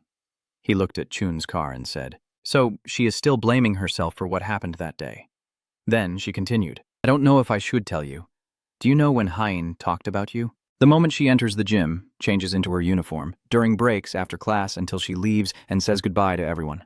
If Hain has to wait for just one person, it's definitely you. Do you know what you're doing? Maybe now Hain is waiting for you to open your arms to her. Meanwhile, in an abandoned area, Ki-sok is kneeling, while a person sitting on a chair looks displeased. So you didn't collect enough money? Ki-sok tried to explain, I couldn't go to school for a few days because suddenly a troublemaker appeared and continued, Jude. Do you remember the girl named Hain from before? She's the skilled fighter. That guy is her boyfriend. He has been working out to lose weight and has come back, saying he will take revenge on us. Is that so? So, that's what you mean. So, how many times have you trained this month? He said as he took off his jacket. Ki-sok, feeling something was off, asked, but why did you suddenly take off your shirt? The other person said, you should also take yours off. We haven't trained together in a long time. Let me check your abilities. After a while, the big brother punched Ki-sok in the mouth until it bled. Ki-sok, clutching his bloody mouth, watched as the older brother kept approaching. I lost, senior. Can you stop now? Why are you saying such strange things? There has to be someone who's finished for it to stop, so he swung a powerful punch into Ki-sok's ribs, making him widen his eyes and scream. The boss glares and says your skills have gotten worse, then throws a punch downwards, knocking Ki-sok to the ground unconscious with foam at his mouth. Hey, Run-sok, are you calling me? If you're smart tomorrow, you know to bring the money to me, or you'll have to bring that thing Run-sok mentioned here. Remember? Run. Sok nodded, his voice trembling. Yes, I understand. He slung his jacket over his shoulder, turned his back, and added, if you can't do both, I'll give you a sparring match. His face was trembling with sweat as he muttered, I'm definitely dead this time. At the hospital, a figure stood in front of the gate, and it turned out to be Se-chun. You suddenly realize Hain is supporting his mother as they walk. Hain's mother anxiously asks, are you sure you're okay? Maybe Mom will wait here. She was surprised to see Ji-chun and quickly greeted him. Chun, is that you? Chun shyly scratches his head and bows. Yes. Hello, ma'am. It's been a long time since I saw everyone again. Ha-chin's mother waved her hand and smiled softly. Oh my, if she hadn't seen the photo her father sent, she probably wouldn't have recognized her. You arrived so early, have you eaten yet? Ha-chin glanced at Zechun. I just ate. Tit. Chicken breast, it's been a while. Hein. Hein brushed past Zechun and whispered, If you want to have coffee, follow me. Zechun and Hein's mother were both surprised by her attitude. Oh my, words fail me. Chun's car asked, What's wrong? Hein's mother smiled, hearing that her granddaughter had arrived. This morning, she prepared herself carefully, trying to appear natural, just like the leading actress in a film who, despite being sick, still maintains an elegant appearance. As expected from Ha-trin, the scene shifts to a coffee shop. Chun asks, How have you been lately? Rehabilitation training must be tough, right? Ha-chin crossed her arms and replied indifferently, not even frowning, but I don't know if it's because of the weather or what. She even went out alone and got lost, while Chun was sweating. I'm sorry for not staying in touch for so long. I had a lot to deal with, and I also studied Jisoo at the martial arts school you used to attend. Hein still remains indifferent. Yeah, I know. All of them miss you. She turned away and whispered.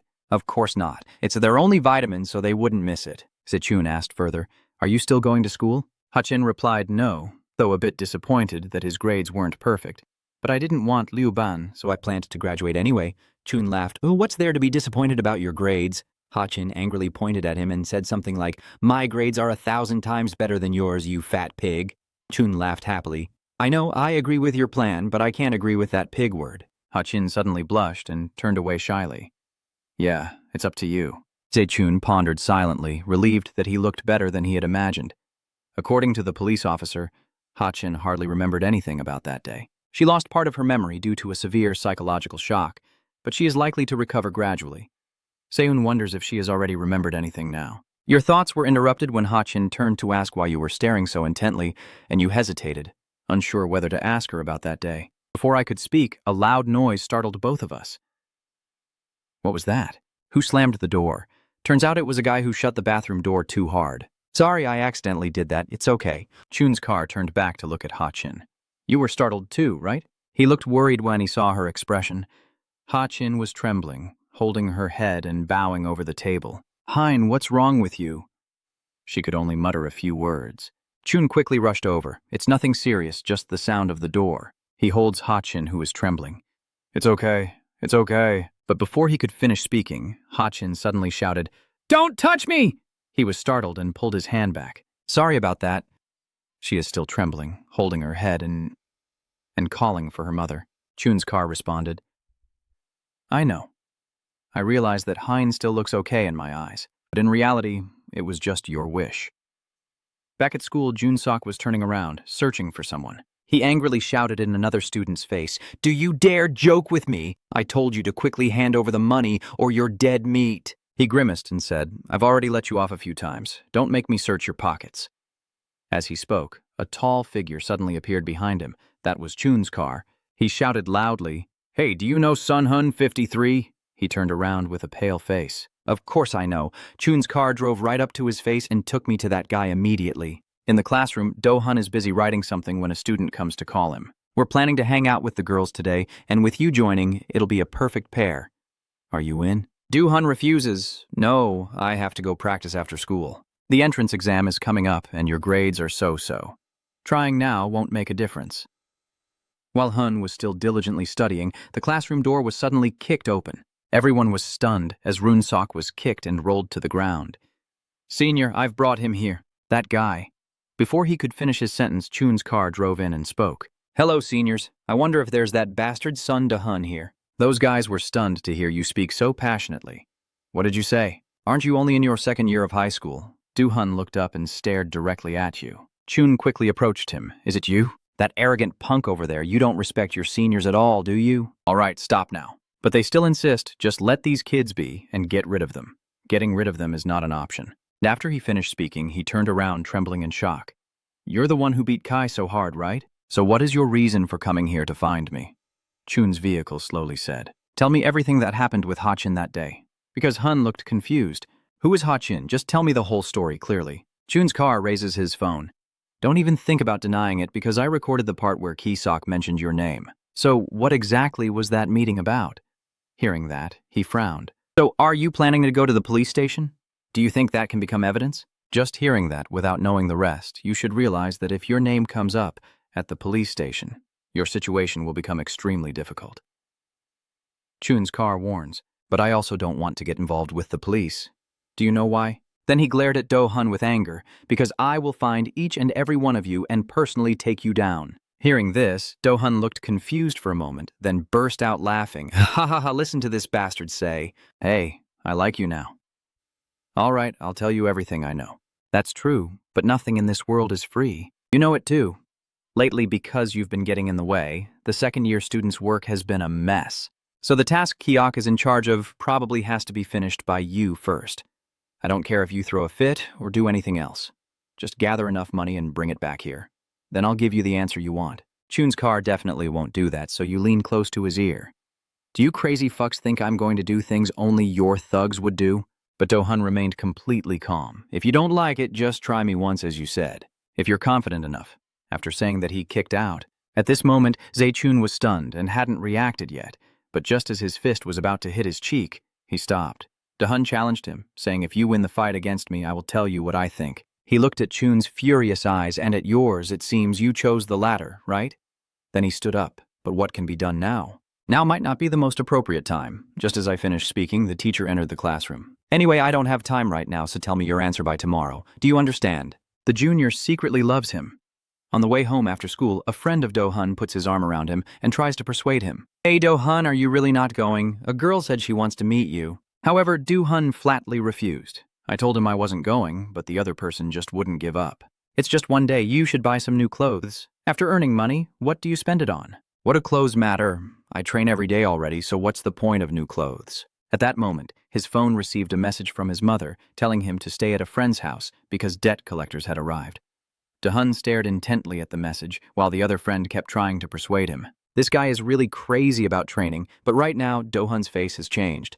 "I think it's a pity, but you probably have to cancel the meeting today." Meanwhile, Junk was on his way home, recalling what had just happened when he met Do-hun. He realizes that Do-hun is not ordinary at all.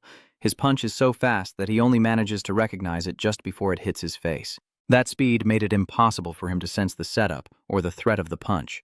Could he be practicing boxing in a panic? He wondered. You always trust your eyesight, but that speed is so fast you think you'll faint before you can use your technique. Zae-chun hesitates whether to ask Aeon if he will give you guidance. While lost in thought, the phone from the martial arts room rang. Zae-chun answered, but there were already a few guys blocking his way. "Today that brat was so arrogant, waiting all this time and not seeing you come. I thought you took a different route. May I ask who you guys are? The guys here get angry when they hear that." "Don't you remember me?" Seun wondered. "But what's the matter that you're looking for me? It was just a coincidence that Do-hun appeared behind me, because I had some business to attend to."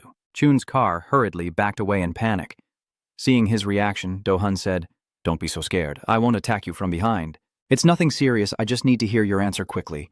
If you want to fight, I'll settle with you today and finish collecting the money smoothly tomorrow." What is this? How can he say those words so calmly? Then he said, "Do you think others don't know you're a thug? Why do you swallow your words so quickly?" Zae-chun laughed. Anyway, the answer was already decided, so it didn't matter when he said it. "Don't tell me you're planning to gang up on him 3 against 1. But... Do-hun sat down, rummaged through his bag to find something, and said while searching, "No, don't worry, wait for me a bit." "What are you doing?" Do-hun, wearing gloves and speaking confidently, said, "This. Don't worry about it, just fight as usual. I'm afraid that if I fight you without my hands and you end up dying, what would I do?" Then he quickly got into a ready stance. In the alley where the incident took place, Seun heard those words and felt bewildered. Is there really someone like that in this world? Are you ready? If so, let's get started. As soon as he finished speaking, he charged forward at an incredible speed, so fast that the naked eye couldn't follow, and threw a punch straight at Seun. Before he could adapt to that speed, Do-hun spun around and punched him in the side, making Chun grimace in pain. Before he could counterattack or think of a defense, Chun saw a fist aimed straight at his face. Fortunately, your quick reflexes helped you dodge that attack. Do-hun was a bit surprised, not expecting Chun to be able to block his strike. Successfully dodging the attack only fueled Do-hun's rage, and he relentlessly pressed forward, leaving no chance for his opponent to fight back. When the moment is right, Do-hun decides to end the fight with a powerful punch, carefully watching every move of Zae-chun, waiting for the right opportunity. When Zechun tried to counterattack, Do-hun quickly threw a straight punch to his face, stunning Zechun and almost knocking him out. Do-hun looked down, thinking he had won, but then he changed his mind, realizing it shouldn't end like that. Chun veers forward, nearly exhausted. He falls into Do-hun's arms and whispers in his ear, "You're quick." Then suddenly, Zechun hugged Do-hun tightly. Do-hun was surprised. "Why are you hugging me like this? What is this thinking?" Do-hun is a professional boxer, wearing gloves, so if I attack I might gain an advantage, but unexpectedly Do-hun hit my hip hard with his shoulder, making me stagger and feel dizzy. Do-hun coldly said, "Sometimes people think that jiu-jitsu or wrestling are the strongest martial arts in real combat. Do you know why?" He kept smashing Zechun's head with his shoulder until he collapsed to the ground. Do-hun looked down from above and explained that it's because they haven't been beaten properly yet, so they think that way. Zechun was no longer able to resist, blood pouring from his mouth. Do-hun continued, "It's simple. Whoever is stronger wins. I won't bother you anymore, so don't interfere in our affairs. Also, I'm really sorry about what happened to Ha-chin. I heard that with rehabilitation training there's no problem anymore, so just pretend it was an accident and he stepped on some shit." Chun said sharply, his eyes full of anger, "Don't use your filthy mouth to mention Hain. If this was enough to make me give up, I wouldn't have started in the first place." As soon as he finished speaking, he charged straight at Do-hun with his head, and the powerful headbutt made Do-hun stagger back a few steps, surprising him. "You still have so much strength after being attacked like that. Is this your final effort?" Do-hun immediately lowers his center of gravity, prepares to counterattack, and seeing this move, Chun-se can't help but panic, tightening his grip on your shoulder with a sarcastic tone. "Your stubbornness won't solve anything. The big C covers the small c. Just memorize it if you don't understand. Even if the world changes for the better, its true nature remains the same. The fact that you can't extract any information from me is the clearest proof. Take a few days to rest." With all his strength, Do-hun delivers the final blow. But at that moment, an unexpected event happened that left even his allies stunned. What's going on? Even Do-hun was taken aback when Aeson suddenly appeared, taking the hit for Zechun. The powerful punch distorted Aeon's face. The two students standing nearby burst into laughter. "What are you doing? Why is your face so red?" After taking the hit, Aeon exclaimed, "That guy's punch is really fast." Do-hun, standing nearby, was surprised and asked, "Why is that strange?" "My move was perfect, so why is he still standing there unaffected? Why are you interfering in our business? Don't you know how dangerous kids are these days?" With a cold gaze, I looked at the accomplice grabbing my shoulder, making him falter. "Oh my God, someone is about to die." The accomplice quickly let go. "What did I do to you?" Relatives and friends come quickly and see these brats fighting adults. The passers-by gathered around, whispering and gossiping. Aeon stepped closer to Do-hun, glaring and asking, "What kind of person are you?" Aeon calmly replied, "Why are you still conscious after my punch?" He glanced with disdain because it was no different from a 7-year-old child's punch. Do-hun suddenly realized there were many people filming and taking pictures around him, so he decided to leave to avoid trouble and promised to meet you again soon. But Aeon called him back. Did Do-hun have something to do? "Are you planning to fight again?" Before I could finish my sentence, 2 police officers appeared. Aeon, standing behind, said, "It's not that. Someone is here to pick you up." We're all gathered at the police station. After hearing the report, the officer asked again, "So you didn't fight, but only competed against each other?" Their expressions made the police seem to have understood the situation. "Earlier, you saw me wearing gloves. I've heard the testimony of the attacker, but the victim's statement is even more important. Let me hear what he said first before deciding whether to contact the school." Hearing that, Do-hun couldn't help but panic. Things just got serious. If this case is taken up, not only the collection of money but also my competitions will be affected. No, it probably won't come to that. That kid doesn't want to get involved with the police either, and he needs something from me, so he's definitely not going to spill the truth. But just as I thought that, Chun's voice rang out beside me. "No, I'm actually a victim of unilateral violence." Hearing that, everyone turned to look at him. Everything ended quickly and Hun was suspended from school. After it was all over, Aeon took the bike home. "Are you going to keep pursuing that case? That guy earlier was also involved with Hin's case, right? You went digging into the past and that's why the fight broke out, didn't you?" Caught off guard and stammering, the car couldn't find a response. Seeing that, Aeon got angry and said, "Why do you keep fighting every time you go after those guys related to that matter?" Looking at that guy, I don't think he's someone who has only been training for a few months. No matter how good your motor skills are, he's a top-level competitor. Are you planning to face someone like that alone? Just because you've only been studying jiu-jitsu for 2 or 3 months? I hope you stop before he beats you up even more. Besides, I heard that the police officer is still investigating, so if you wait patiently for a while, there will definitely be an update. But Chun's car interrupted Aeon. That's not it. This has nothing to do with the investigation. Hein is still suffering. I will use my own way to protect Hein. I will find every clue and return everything they've done so they can no longer laugh and mock freely. Aeon glanced at him and sighed. Today I didn't get to train at all. You even turned off the instant noodles, so just get up and run 20 kilometers. Hearing that, a few pieces of instant noodles in the car's mouthpiece choked out. What should I do now? Whenever there's a chance, I'll go.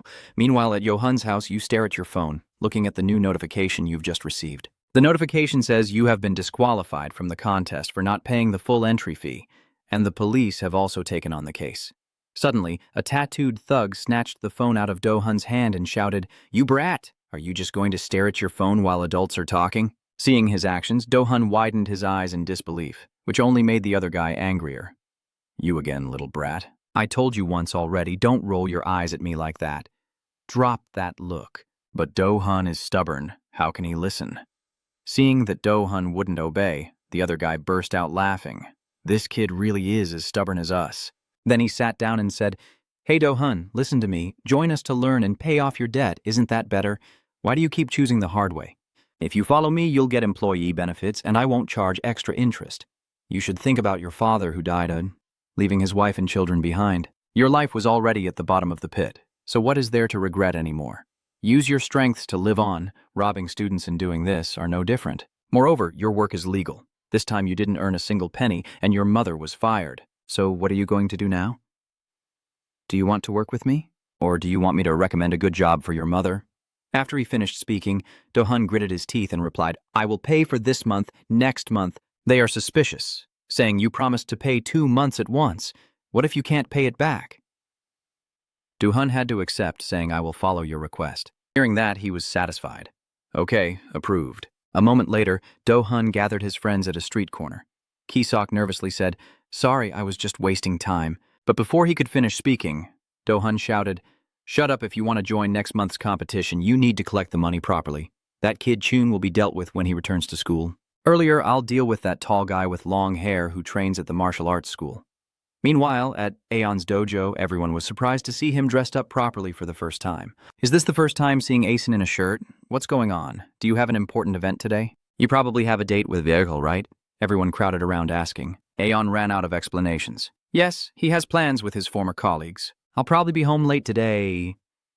"Get started, the teacher will be here soon." Everyone was relieved to hear Aeon would be late.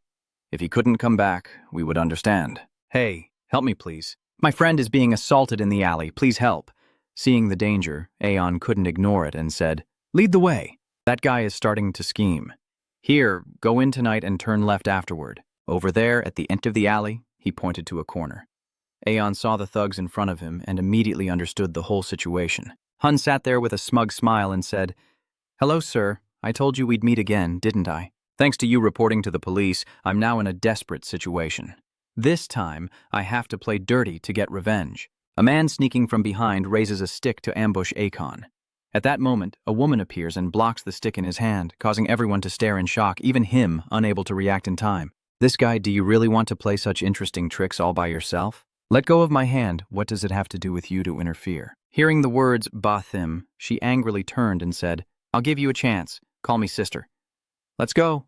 The other guy, still arrogant, said, "What the hell is this Bathim?" As soon as she finished speaking, he was hit with a punch and couldn't speak anymore. The woman holding the stick, with a contemptuous tone, said, "Does this spoiled brat at school not teach you that if you hit someone on the back of the head with this, something bad will happen? Who are you? Are you a teacher or what? How's that? Feels good to your ears, right? My sister's hits like this are pretty top-notch." As soon as she finished speaking, she struck him again in the body, making him scream loudly. "My knee joint." At this moment, the woman takes off her glasses, her voice full of authority. "Do you know who I am? I am also a boss of these thugs who just turned over a new leaf last year. These spoiled brats." Then she raised the stick and pointed at each of them in turn. Seeing the situation, Do-hun's accomplices broke out in sweat. Miss Hien stood there bravely and said, "Beating each one individually isn't interesting. Just charge all at once for me." At this moment, Aeon stepped forward to take her stick, telling her to stop because hitting people with it could be deadly, and that in South Korea, hitting people like that could cause trouble. What's that? Since we last met, have you already gone to see the enlightened Tathagata and achieved enlightenment? Besides, there are no security cameras here, so you're talking about something else. But why do you have long hair? An replied. I just didn't feel like cutting my hair. As soon as he finished speaking, an object flew toward Asen. One of his crazy accomplices gritted his teeth and told him to stop. You really are a pair of long sleeves meddling in other people's business. Are you guys delusional about your power? As soon as he finished speaking, he was hit right in the face with a stick. The woman hit him while saying, "This is what you call delusions of grandeur." Kisok next to him, even though his hand was trembling, still kept his mouth shut. I also have a stick, you crazy bitch. But as she just lunged forward, Kisok's stick dropped from his hand and his arm seemed about to break. She continued to strike his shin with another blow. Do-hun screamed in pain, looking up at the sky as the woman calmly took out her cigarette. Now there's only one left. She turned to look at Do-hun with a cold gaze. Look at that corpse. Are you scared yet? You probably don't know who I am. Do-hun has been watching her movements all this time and now feels nothing but fear. Who exactly is this woman? Her way of attacking is unlike any martial art I've ever seen. If I don't fight back with all my strength, I will definitely die. Before he could recover, the woman suddenly appeared right in front of him. Do-hun stared in shock, throwing all his strength into a punch, but it wasn't that simple. The woman simply jumps lightly, dodging his attack, then floats backward and teases, "So as a boxer, where should I aim for the fatal blow?" I'm the type of person who finds it easier to recover physically than emotionally. Seeing the woman look down on him, Do-hun became even angrier. He gritted his teeth and threw his punches with all his might, but none of them hit. The woman still easily dodged as if she was just playing. When he saw she had reached the edge of the wall, Do-hun thought to himself, all right, I've cornered her now, it's time to strike. He swung a fist very hard at her, but unexpectedly, what he hit was a stick, and the woman had already easily dodged. He was stunned. How could this be?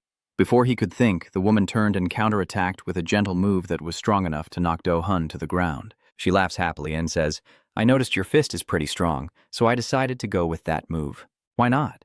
Do you know what I find interesting about guys like you? Because you're a monster disguised as a human, like a zombie in a movie. I can beat you up as much as I want without feeling guilty and even vent my frustration. As the woman prepared to act, Do-hun desperately shouted, Wait, listen to me first. I have my reasons for doing this. The woman coldly replied, I'm not interested in your sob story, you bastard. Now I'll end you. Do-hun shouted, No, I still have to continue boxing. But at that moment, he was knocked out by Aeon. The woman turns back, looking displeased. What's going on here? You're out cold? Aeon? What's going on? We just started having fun and now you've fainted? She stood up, bowed her head and said, I enjoyed it. Monsters don't care about age. You know that well. Aeon struggled to his feet and said, I know, let's get out of here quickly. So-hun immediately cheered up. Let's go find something to eat. I'm starving to death here. Aeon asked, Do you prefer eating dinner with drinks or drinking with some snacks? Then you asked, Did you find the small A documents yet? So-hun replied, The investigation documents on the high school girls' violence case. Those documents are as easy as pie, but I don't see anything special in the investigation files. But I'm not the one to stop there. Let me tell you an interesting thing. There are 2 sets of investigation documents related to this case. One is currently being investigated by the police, while the other appears to have been concluded in a seemingly staged manner. I am 100% sure that some powerful figures are deliberately hiding the truth. There is clearly something very dark and opaque about this case. What is this? You're already exhausted before we even start. This kind of situation is not okay. He looked down at the unconscious person on the floor and said coldly, He's out cold, get him to sit up. This guy. Then he turned back to the camera and asked, How did she react? The cameraman replied, Yeah, that's about it. No new faces lately, since Hun is famous at the school and this time he can't join either. Should we keep going or start planning a new event? The match against that girl really got a great reaction. That match had so many exciting highlights. The guy wipes the blood off his face and asks, When was that girl there? Don't you remember? A few months ago, a second-year student from the city school introduced a talented girl named Duitsu. You knocked its knee clean off. The young man casually replied, I'd have to see it to remember. How can I remember all that nonsense? There were only 1 or 2 kids I knocked out with a knee shot. At a street-side pub, So-hun and Asen are drinking happily, and So-hun quickly finishes his glass in one go. Aeon, looking drunk, says, Hey So-hun, you can stand up now. So-hun slams the table loudly. What do you mean? I've only had a few bottles so far. Where am I going? Aeon laughed. You're not planning to count the 2 bottles we drank downstairs, right?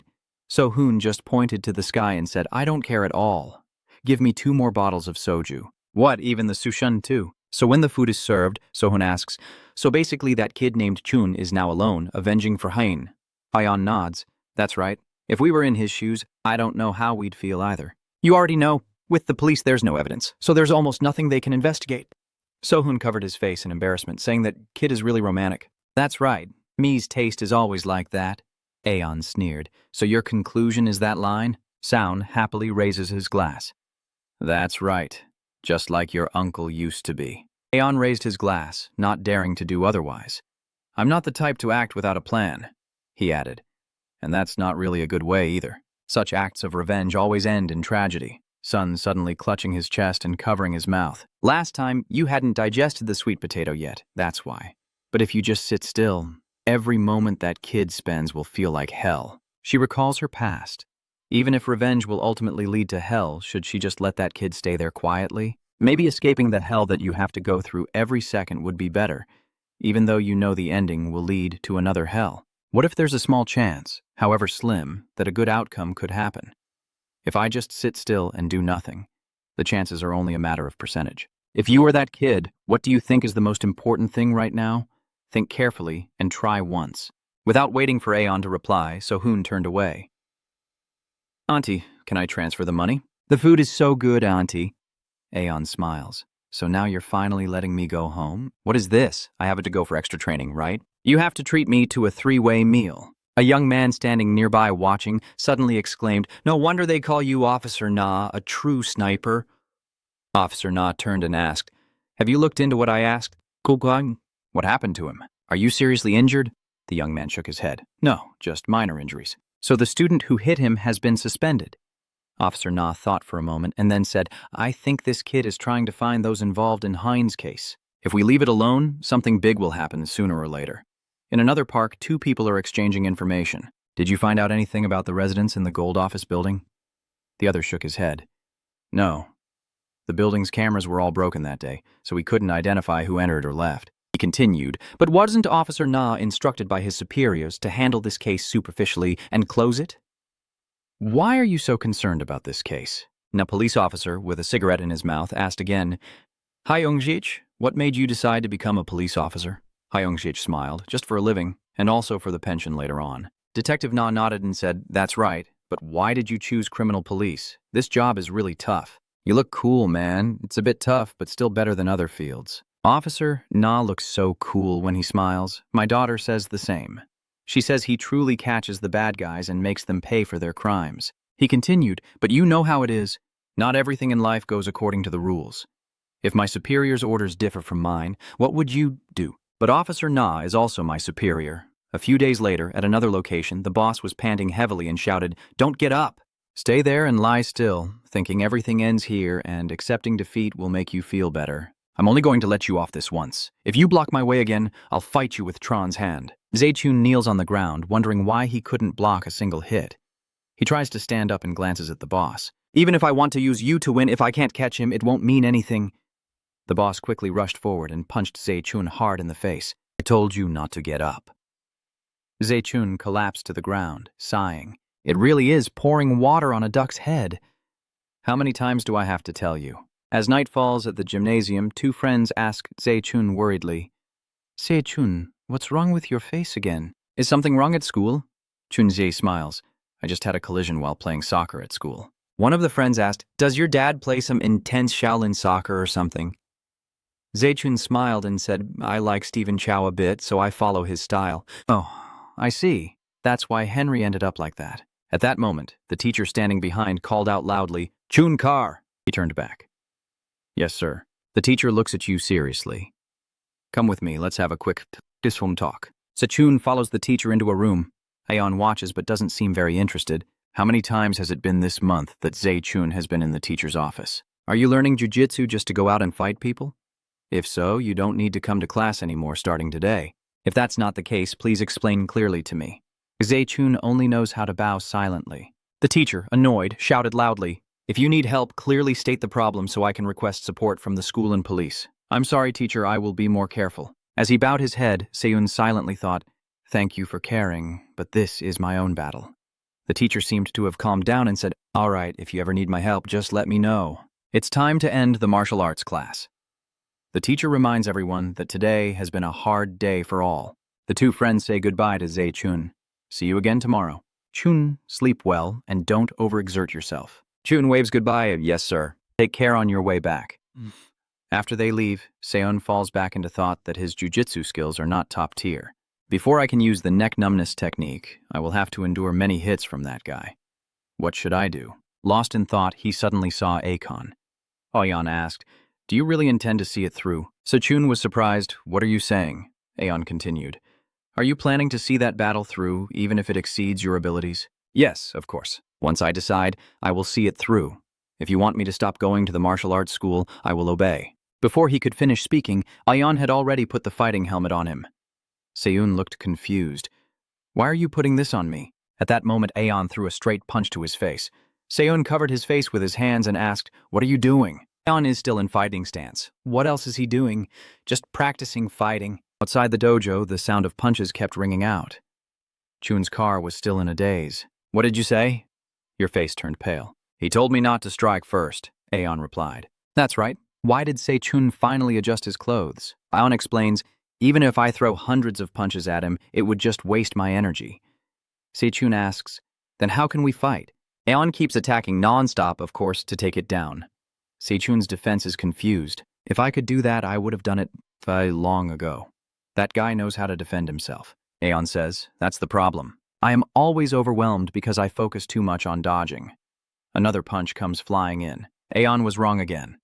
The most important thing in real combat is the threat level of the weapon. That punch was both powerful and fast, and with stamina like a monster, he can maintain that strength for a long time. That is the key threat factor, the key threat.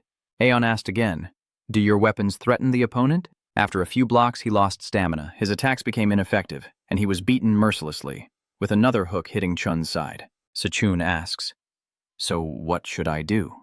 Aeon replies, "Do you know?" Se-chun keeps getting hit and says, "I don't know, just say it quickly." Aeon pushes with his foot, causing him to lose his balance. Se-chun asks, "Hey, isn't it just about using fists?" "Yeah, I just want you to feel it once." Se-chun tried to keep her balance, but Aeon kept applying more force. Aeon explains that ultimately fighting depends on physical strength. The attacker needs power, and the defender also expends a lot of energy. You need to pay attention to this point. Your strength in that move is different from Gap Lin's strength. Aeon grabbed Se-chun's remaining leg and said, in the end, Se-chun couldn't resist and fell down. You close your eyes and sigh. Why are you so rough? Aeon releases you and stands up.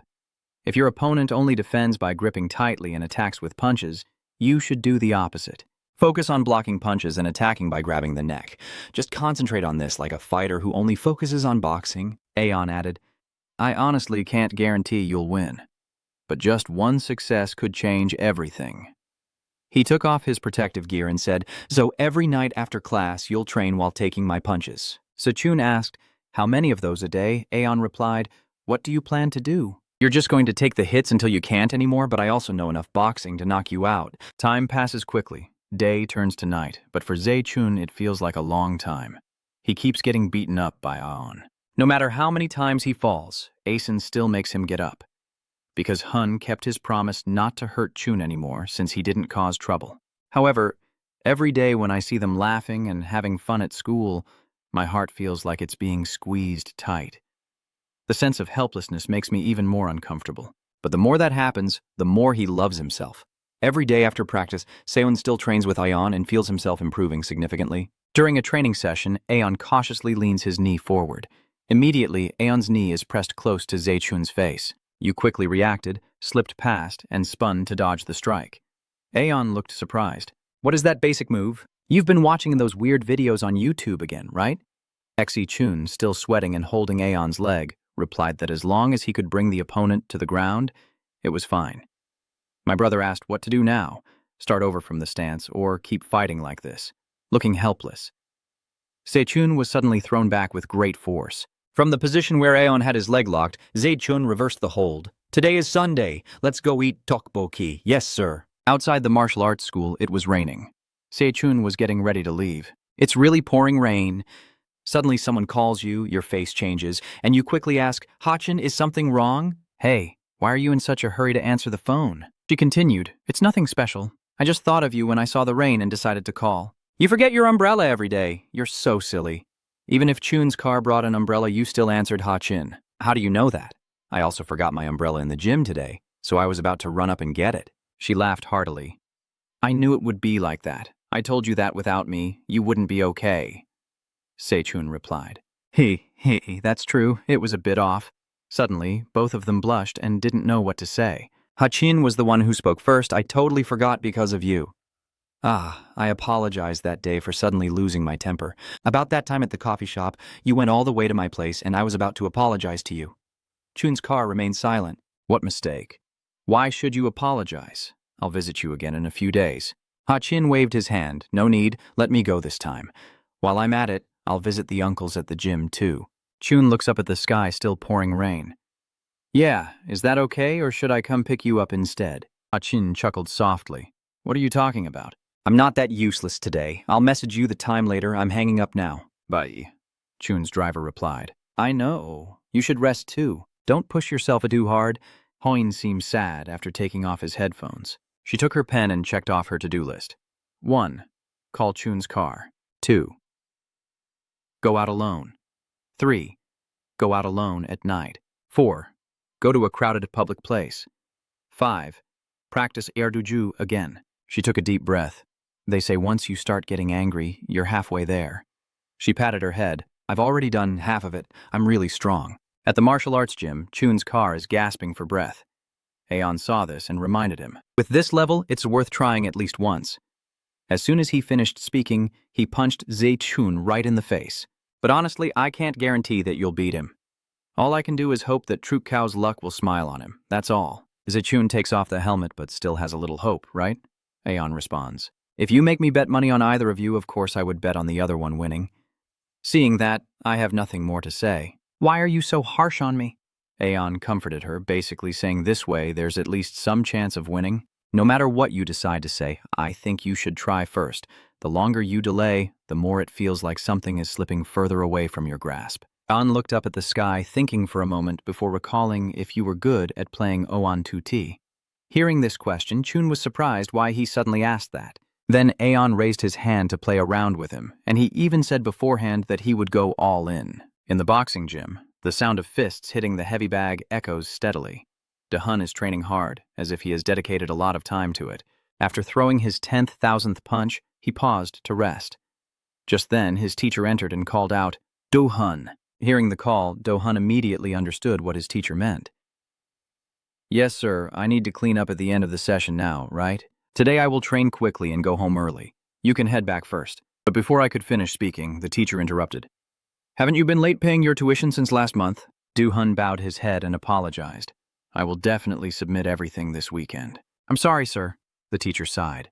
That's not really important, but actually someone came here looking for me. Recently, many students have dropped out, and the teacher has suffered significant losses. Do you understand what I mean? Then the teacher said frankly, You no longer need to pay tuition fees. I hope you won't come here anymore starting tomorrow. That evening after practice ended, Do-hun bowed to the teacher and left. His face was full of sadness. After walking for a while, he heard a call from behind. Isn't it too late to go home now? Do-hun turned back and coldly looked at Chun's car. He continued, Wandering around at this hour, you're startling others. You look just like a criminal. Do-hun looked up. Is it you again? I wondered why I haven't seen you around lately. But today, just go your own way. Because if we fight today, my eyes will turn dark and someone might get hurt. Chun's car moves forward. Stop pretending. I have something to say before we fight. This time I won't fight back. I'll only use a kick. Hearing that, Do-hun was confused. What are you planning to do? As soon as he finished speaking, Chun's car quickly moved forward. Do-hun was stunned. Did he just say that and then rush in immediately? He reacted quickly, throwing his bag onto the Chun vehicle. It hurt, Chun shouted. That damn bastard! Do-hun continued. Do you remember what I told you last time? If you cause trouble again, I will use Tron's hand to hit you. Se-chun blocks Do-hun's hand. Of course I remember. You do too, right? The thing I said about tearing all you bastards into pieces. Seeing Chun's determined look, Do-hun was a bit confused. What is this guy planning to do? after suddenly pulling my arm to lure me into a left punch, exploiting my shifted balance, then choking me from behind. Maybe it's just pretending to only use the choke as a threat like earlier, while waiting for me to stretch my legs in defense so it can strike. Do-hun carefully kept his distance, thinking fighting from afar would be safer. Seeing his caution, Zhe-chun mocked him. "What's wrong? Why are you suddenly becoming so complicated?" Do-hun responded, already on the receiving end and acting as if he didn't care. Zhe-chun continued to provoke, saying, "Don't get too close. I told you I only use my elbows." Then he started dodging Do-hun's attacks wildly and took the opportunity to go underneath when he was distracted. Do-hun secretly thought that this guy, though suspicious, had become braver than before. Now he is no longer afraid of his fists. Not only that, Chun avoided all of Do-hun's deadly strikes with incredible precision. They keep charging at each other, forcing Do-hun to defend and making it hard for him to land a proper strike. The two fight in a small alley. At this moment, Chun starts acting wildly, surprising Do-hun as he rushes at him. Chun thinks about the current situation and realizes that Do-hun, who just fell, is using both legs to block him. So Chun wondered if he knew Juju, but he still had the advantage when he struck. Do-hun also felt the situation was becoming urgent. If this continues, it won't be good. Even if he blocks the attack, he still has limitations. He frowned and thought, first he had to push Zhe-chun away, create some distance, and then find a way to stand up.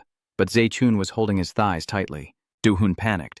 Zhe-chun spun around and kicked, continuing to hold the opponent down. "Now let's see what you'll do to escape this situation." Suddenly, Do kicked straight at Zhe-chun's head, punching non-stop. Zhe-chun gritted his teeth in pain.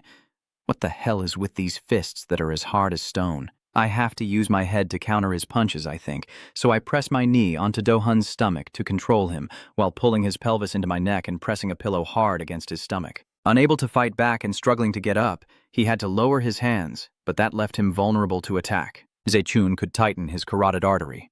Do-hun gritted his teeth, watching every move of Zhe-chun. Seeing Chun start to change his move, he widened his eyes in fear as Chun's elbow shot up and struck him directly in the face. He thought to himself that he could smash his face to pieces. Do-hun's face was covered in blood and he couldn't speak, but Zhe-chun kept turning and pressing down on him, the pressure so intense he couldn't make a sound. Seo-chun uses a gripping move to choke, as if holding a baseball bat. Deep down, Seo-chun thinks he's got it. He can feel the sensation of victory, and he must keep going without letting his guard down. Because Do-hun's neck was being squeezed tightly, his eyes bulging and unable to make a sound, he felt like he was about to leave this world. At that moment, he remembered his childhood memories of a happy family of 3. But while he was lost in his memories, the loan shark appeared. Do-hun used all his strength to punch Zhe-chun in the stomach, hitting so hard that Zhe-chun's ribs seemed about to break, and the pain made his face turn pale. He whimpered and rolled to the side.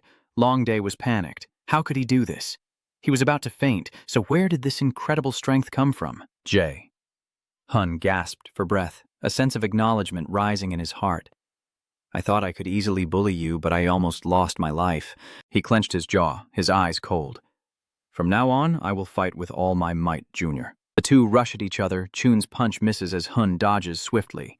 He continues with a few more strikes, but all miss their mark. Jo-hun counterattacked with a powerful punch to Chun's side, followed by a blow to the face, as the continuous barrage of fists showed he was giving it his all. In the midst of the fight, Jo-hun suddenly asked, "Why do you have to go this far? This is enough now. No matter how hard you try, will anything change?" "I told you to forget about it and treat it as bad luck stepping in dog shit. If you keep digging into that filthy mess, you'll just get dirty too." No matter what you want to change, this world won't care about you. Do you know that? Chun's car lowered its head, determination shining in its eyes. Who said that? No matter what this world becomes, it has nothing to do with me. I just want to destroy the trash blocking my friend's future. You are one of them. Jo-hun nodded at you. I see. Now I understand. After saying that, he threw all his strength into punching the Chun car in the face. The powerful blow stunned you, making you stumble back a few steps before falling to the ground. Jo-hun looked at him and sighed. I'm sorry, but I also have something to protect. Isn't everyone fighting their own battle? I won't give in to you. Before I could finish speaking, a voice rang out beside me. What day was that again? Jo-hun was startled and turned back, sitting down in front of the spring, his voice full of sarcasm. You bastard, you're really something. Beating this kid until he's soft as dough. Don't tell me he's dead. This month I've already paid you. I kept my promise, so why are you coming to find me? The man said, lowering his head with a sarcastic tone. You're just acting, huh? We've known each other for a long time. Are you asking me what's going on? Yesterday I used my computer to do some calculations, and even if I calculated the sky, I still couldn't figure out how to gather that much money by extorting your students. Not to mention, you plan to pay every 2 months, so I've come to a conclusion. He pressed close to Jo-hoon's face, his voice full of threat. I have a very lucrative business opportunity right now. If you agree to cooperate, you won't lack money, and I will enjoy the smell of money freely. What do you think? Let me show you step by step how to make money. Hearing that, Jo-hun was startled. What are you doing? Come on. That statement annoyed the big boss.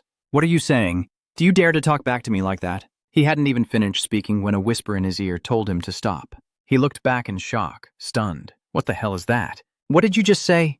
Chun took his hand and strangled the boss. I told you to stop interfering in my business. Somewhere else, at Ha-chin's house, the physical therapy visitor is checking on her. How is your knee now? I heard you're doing very well with your rehabilitation exercises. Ha-chin smiled brightly. Now, you no longer have any difficulties in daily activities. How do you feel about that? I think you're among the top patients I've seen. The woman smiles. Her specialty isn't in rehabilitation, so she's not very familiar with it. But your spirit is definitely top-notch. Hearing this, Hain happily laughed out loud. Actually, when I was little, I used to cry a lot and was very sensitive. But every time I squat down and cry, Sechun always stands beside me without doing anything. Hey, Sechun, why do you keep just standing there? My answer back then was that I had to stand still like that so you could easily hold my hand and get up. After saying that, you looked at Ha-trin with confusion. At that moment, she was crying with short and long tears. You really are a pig. When we were kids, every time that happened, Chun would wait for her until she finished crying and got up on her own. And every next day there would be trouble. He went alone to those who teased me and told them to apologize. And then he got beaten up and came back. That's why I thought I had to be strong so that Chun wouldn't get hurt anymore. From then on, I stopped crying and started training. Hearing that, the teacher smiled. I really want to see that rubber car once, but I just asked for an apology. Why did I get beaten up so badly? Thinking back, Ha-trin also found it funny. Of course not. This part is the real headache. She sees that he's quite stubborn, but also has a strong stance. If the situation he anticipated doesn't happen, or if an obstacle appears, he will make a big fuss. Just like the current situation, seeing Sechun tightening his grip on the boss's neck, Ro-hun was a bit stunned. Don't touch him. You need to let go quickly, you crazy bastard. But Sechun refused to listen, tightening the grip on his neck until his face turned red. Johan beside him kept trying to persuade him. You need to worry about yourself, and do you even realize what you're planning?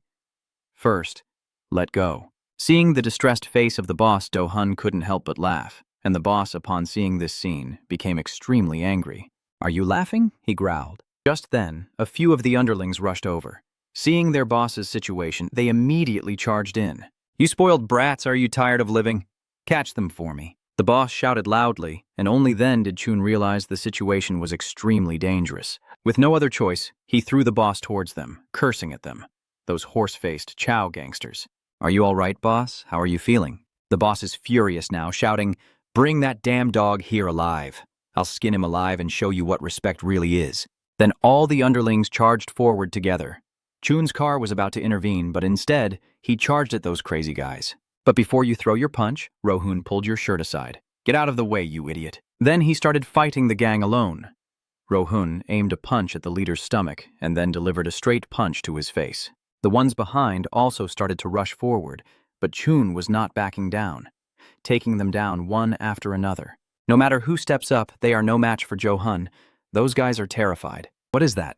Is that guy a professional athlete or something? It makes me not even dare to get close anymore. You crazy fools, do you think you're sports players or something? Then he grabbed the iron pipe and moved forward. Please use your brains. You disrespectful kids, use that thing. Do-hun now sees the iron stick in his hand. His eyes show confusion. He hits the rubber car with the stick while telling his henchmen behind him, What are you doing that fits your profession? These idiots. Jo-hun gritted his teeth in pain. I have to keep my distance from that money. But the boss still didn't stop. Ro-hun, is this how you repay me, you dog? You might as well die here, and I'll take care of your mother. Chun's guy, after throwing that brick, frowned and said, Are you mute or what that you can't say anything good? Nice shot. Seeing you act like that, Jo-hun turned to look at Sechun, gave him a glance, then turned away. What are you looking at? I'll just run away from here first. If you like, just follow me. Seeing your actions, Ro-hun muttered to himself, This cowardly guy, the boss just now, was knocked down by a brick, pointing at the two of them. Fine, for now you run away. I'll gather enough supplies and then deal with you two. It's because of that cowardly guy that I died. For now, let's just run away first. He's following Chun's car. But where are you planning to go? Police station? Chun car replied as it kept running. I don't know either. I just ran like that. Jo Hun now smiled again. What a pity. I should have acted earlier. The two of them drove for a while and reached right across from the police station, but their two underlings were close behind. Why didn't you think about the consequences and just lost your temper? Do you even know who those guys are? Chun's car turns back with a look of hatred directed at him, and that thug uses school violence to extort money from others, and yet he dares to ask if anyone is not thinking that way. You've made me angry. But just as I turned the car around, Chun saw his martial arts gym. He turned to Yohun and said, First, hide over there. As they slipped into a corner, the tailing guys had disappeared. Those guys are searching in a corner. Where did those two go? The boss asked, and a subordinate pointed to the corner of the street. They have disappeared nearby. Sir, we will search every corner of this area. At this moment, the boss has noticed the martial arts gym. He looks up, then turns to tell his men to call everyone who can come with their weapons and gather here for me. It seems I've found those two rats for sure. Meanwhile, Chun's car and Jo Hun are quietly stepping up the stairs. Jo Hun curiously asked, Is the gym still open at this hour? Chun nodded. Yeah, it's a 24-hour open gym. Hearing that, Hun thought to himself about it. Should we also look for a 24-hour gym? But as soon as we stepped inside, I was terrified. What kind of creepy place is this? Chun's car just explained, Do you know why our gym is open 24 hours? Because some restless spirits keep lingering here. At the gym, after a while, the boss had gathered his gang. A subordinate reported, Boss, is there someone inside? The boss nodded. Have you gathered the guys yet? Today I'll break that guy's neck so he can't complain anymore.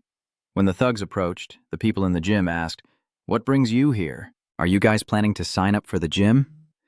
But the boss looked rebellious. Listen to me, I'm looking for someone. Two tall guys came in here earlier, right? Suddenly I thought maybe one of those two guys is training in this gym.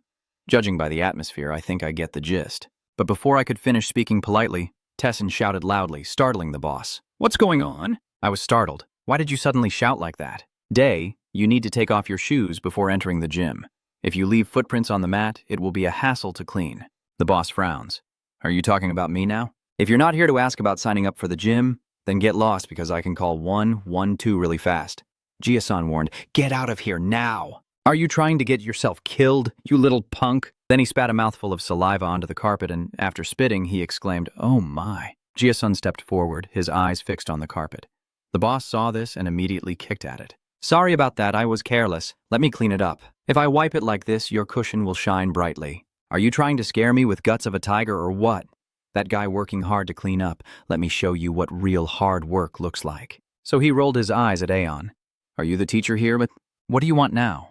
Do you want me to shut down your business here? Don't think that just because you've been training, you can act defiant towards me.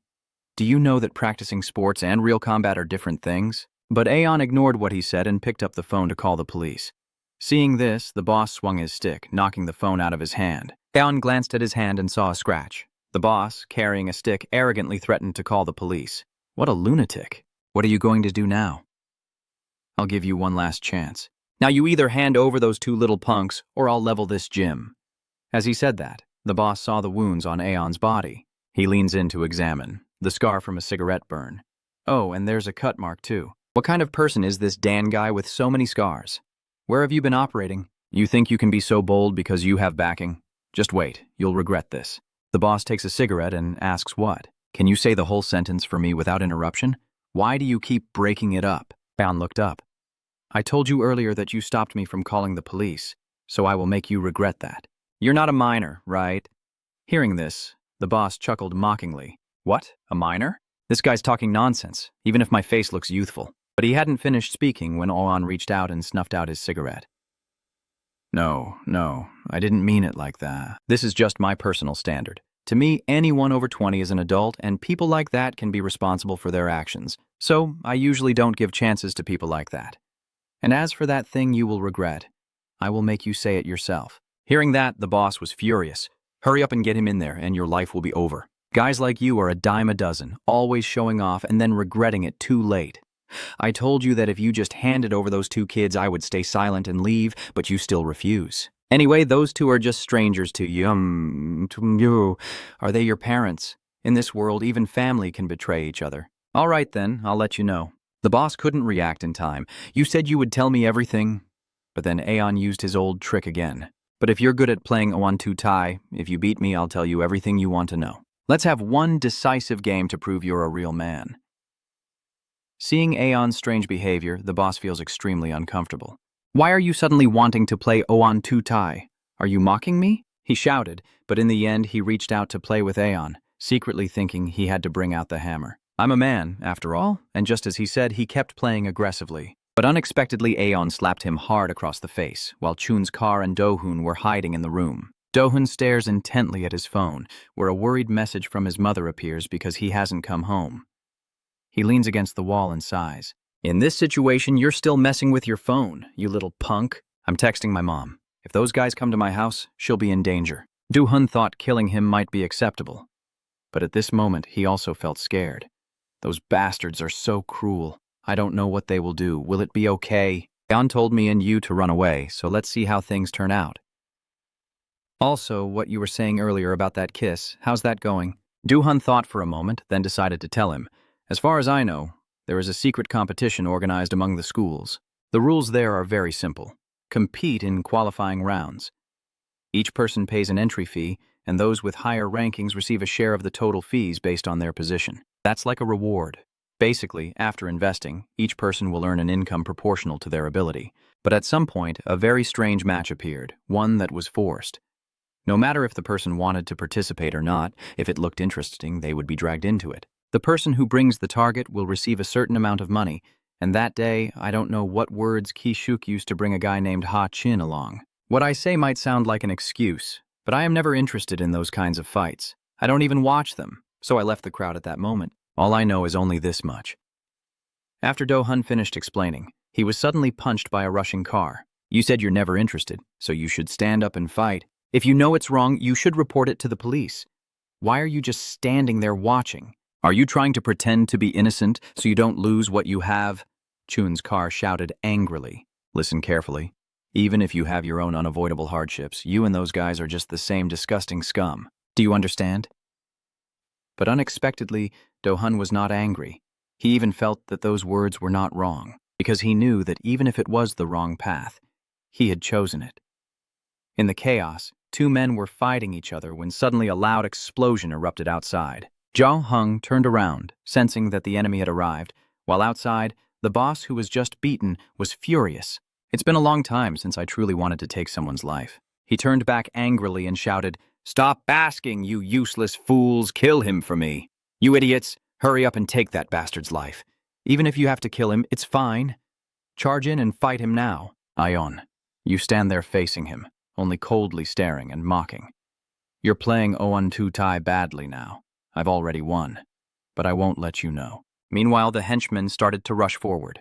One charged at Aeon, but he blocked the attack with just one hand. Aeon's cold gaze shot through the air as he kicked the thug fiercely in the stomach, causing his knee to snap with a cracking sound and a scream of pain to echo. The remaining thugs, seeing their comrades beaten, charged forward wildly, but Aeon remained unfazed, delivering a punch to the mouth that sent the thug sprawling to the ground, ending badly for him. The boss gets even angrier and shouts, "Don't just go after one, go all out at once, and catch the two guys behind them too." The two behind them, scared, mutter, "Do we have a phone?" Call 112. But at this moment, the phone has already been thrown far away. Aeon picks up the belt from the ground, ready to face the approaching henchmen. As they get closer, the two behind shout in panic, "Don't come any closer, they have weapons, what should we do?" A henchman frowns and shouts as he charges forward, but Aeon's belt swings straight into his face. Another strike sends him sprawling to the ground. I told you already? I really hate thugs and gangsters. In the martial arts gym, I'm used to these things now. The thugs, who looked so fierce, started to feel a bit scared. Aeon tightened his grip on a guy's neck, warning that from now on, anyone holding a weapon would definitely break at least one body part, and if luck was really bad, it could be their neck or back. Then he tightened his grip so hard that the subordinate groaned and collapsed to the ground. Aeon looked at the gang members and said, "Don't throw away your weapons. Just keep holding them and charge forward." Even though they were a bit scared, the henchmen still kept their mouths shut. "Hey, stop bragging so much." Then he shouted at his gang to charge once and see how long you can hold out. As soon as he finished, they all rushed forward together. Aeon delivered a punch that left one thug with a crooked mouth and then locked his arm behind his back. A small move was enough to break that guy's arm. A blood-curdling scream echoes as another attacker with a stick rushes in. But Aeon reacts lightning fast, using the weapon he's holding to block the strike, and wrapping a strap around the stick to snatch the enemy's weapon. The other guy was too stunned to react as Aeon swung his stick and teleported in front of him. The guy, terrified, raised his hands to cover his face. But Aeon's target was not him, but the shelf behind. Aeon delivers a horizontal strike that leaves the opponent no time to react. The subordinate beside him is terrified, unable to believe his eyes. "What the hell are you, really?" he stammered, but before he could finish, Aeon swiftly broke his arm and chest. "You asked me what kind of creature I am?" The threatening voice made the guy tremble. Wait. He begged for mercy, but only coldly replied, "I am the god of death for scum like you." As he finished speaking, a cracking sound echoed, and his shoulder was dislocated. A piercing scream echoes through the building. Outside, Chun-hun is watching the situation when he suddenly notices someone trying to ambush Asen. "Aeon, watch out behind you, there's a pig trying to kill you." The boy shouted a warning, but before the fat guy could strike, Aeon swiftly grabbed his arm and twisted it forward, using a choke chain to make the fat man fall to the ground. He stands still, gently combing his hair, a look of contempt sweeping over his opponents. "Come on. Anyone else who wants to break their bones, get out here quickly. I still have to go eat my spicy instant noodles." "Not bad, kid. Are you from a special forces unit or something, that you fight so well? So, if your loved ones were taken hostage, what would you do?" I've seen skilled fighters end up sacrificing everything in the end. Aeon turned around and saw Chun-hun and Jo-hun being held hostage by the others. The boss stepped closer, his voice full of threats. In reality, having more people wins.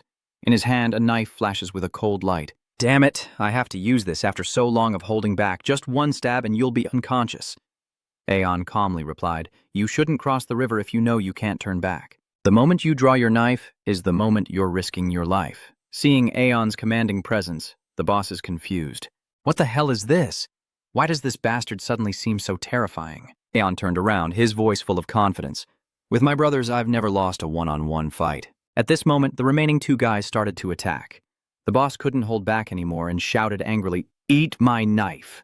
Aeon remained calm and said, "So you've chosen to cross that river." But at that moment, a powerful fist struck the boss's face, causing the knife in his hand to fall to the ground. Seeing this scene, Aeon couldn't help but say, "Nice punch." After taking down the boss, Jo-hun sighed in relief, then crouched down and told him, "No smoking allowed inside here." The boss was so surprised he couldn't believe it. "What the hell is wrong with you, you crazy bastard?" "I'm speechless. I don't know what else to say. Bring the knives over here for me."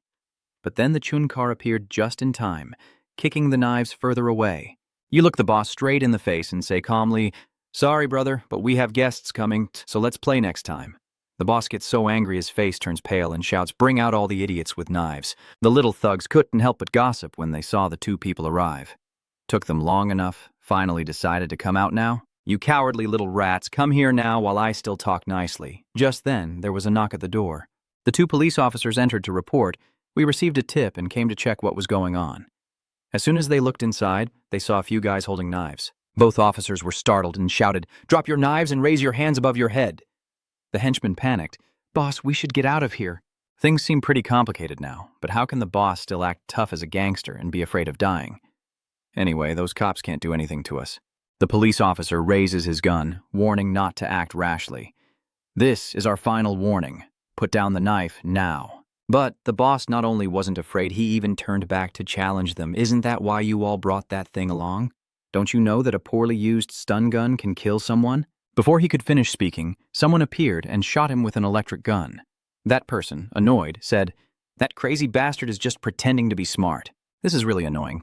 In situations like this, you should act quickly instead of hesitating. The gang leader, struck by the electric shot, collapsed to the ground, and his henchman, seeing this, grew furious. "Are you crazy?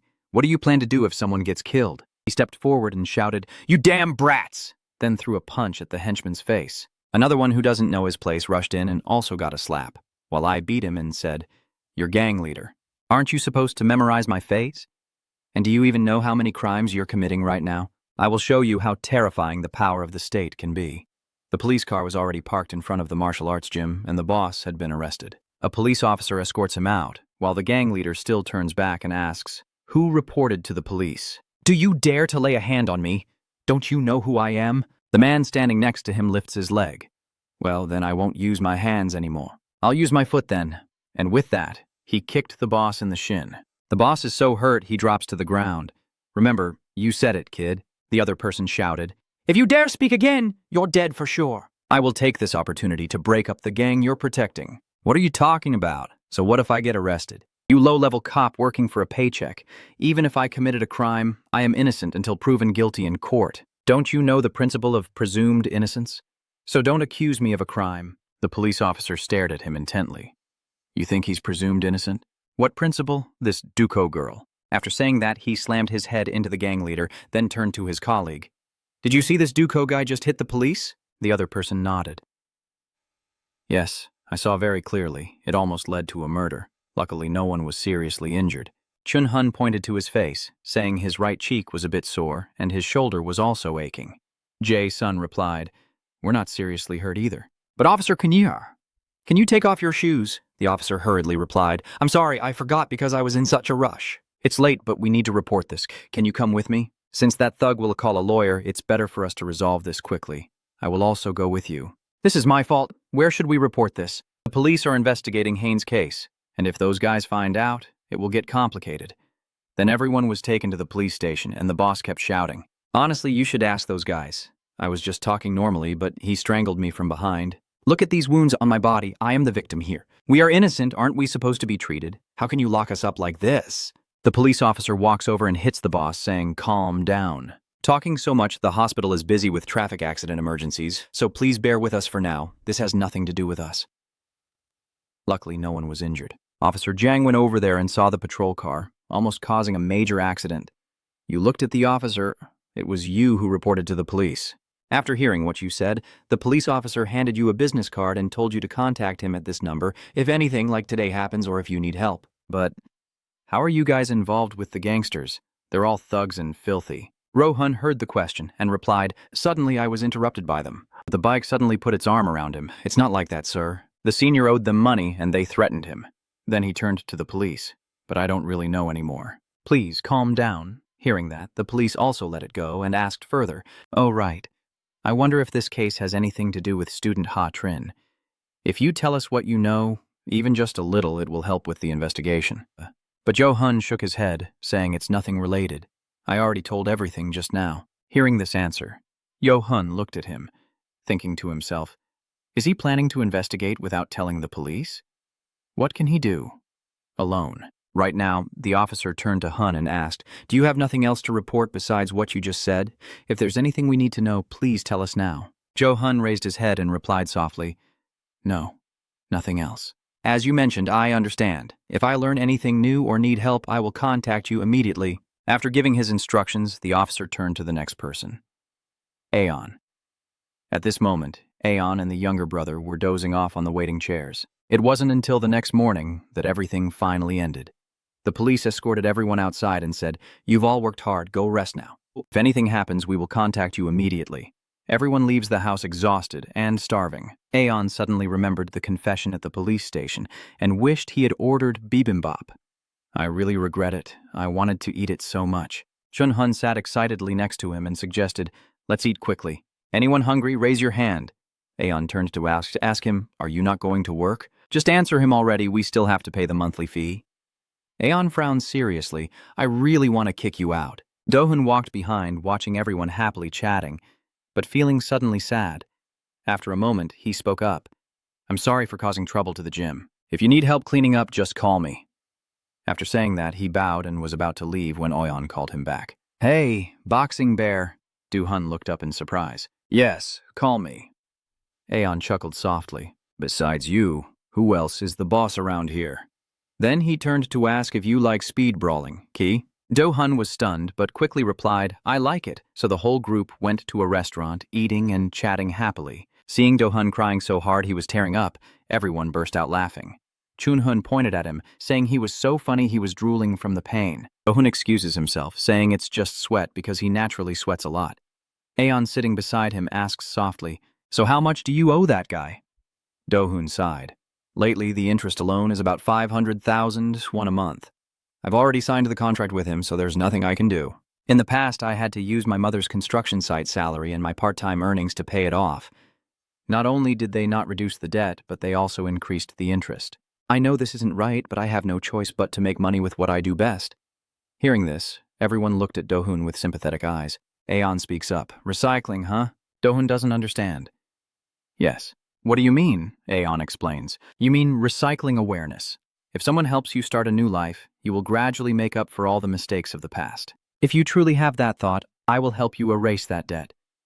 Doon listened, and tears quietly rolled down her face. Aeon continued, but I have one condition if you want it. Kyuk and Hun-shuk are walking together in the school grounds. When Hun-shuk saw the strange scene, he patted Ki-shuk on the shoulder, his face full of shock. Are those two walking together? What exactly is going on with them? Hun-huk wondered. Do-hun asked, Are you going straight to the gym after school today? Do-hoon replied, Yes, is there a problem? You have to come along too. That pile of poop was caused by you and me, we should clean it up together. Besides, there are many things to listen to and many tasks to do. Before leaving, Do-hun also told you to focus on finishing what you need to do first. Ki-shuk and Jun-shuk, who were lurking below, overheard this conversation. After listening, Ki-shuk clenched his teeth in anger and asked what they meant. Are they planning to do something together? Where's the training room again? Run. Shuk broke out in a cold sweat. Aren't you planning to send off that second-year representative? What if he takes your position away? Ki-shuk shouted. Stop messing around, you crazy bastard. I was just caught off guard back then, that's all. If I fight him again, I believe I can win. Are you sure this is the list of money collected from the second-year students? Lately, I haven't been taking notes at all. Ki-shuk replied, Yes, sorry, senior, but don't worry. I've been working hard to get back on track, and soon I'll crush that guy for you. Luckily, you wanted to crush them, right? Basically, the second-year students are the ones we collected money from. Ki-shuk didn't understand. Okay, or should I gather them all together for the boss? No need, I have something to do and will meet each of them directly. When it's break time, take me to see them, Ki-shuk replied. Yes, I understand. On the surface, he seems obedient, but inside he was thinking, is he really planning to go deal with those two boys himself now? That bastard is just like a demon. During the break, Ki-shuk took Do-hun to each class one by one. There is someone in this class who has been acting out lately because they think their class has a thug backing them up. Do-hun stepped in and asked, John Hunso, are you John Hunso in second year? The boy looked scared and said, Yes, senior, it's me. He was worried inside. What's going on? Is he now directly asking the second-year students for money? Thanks to Chun's car, I haven't had to spend money lately, and life at school has become easier. But before his thoughts could finish, he saw the school's boss kneeling in front of him, while Kyuk stood beside him in shock. That student was also stunned.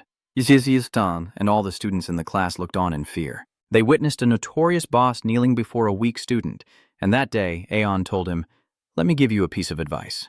Do you think apologizing is for anyone? Of course, it's for the person who deserves it, isn't it? Aeon praised him and made a very accurate assessment.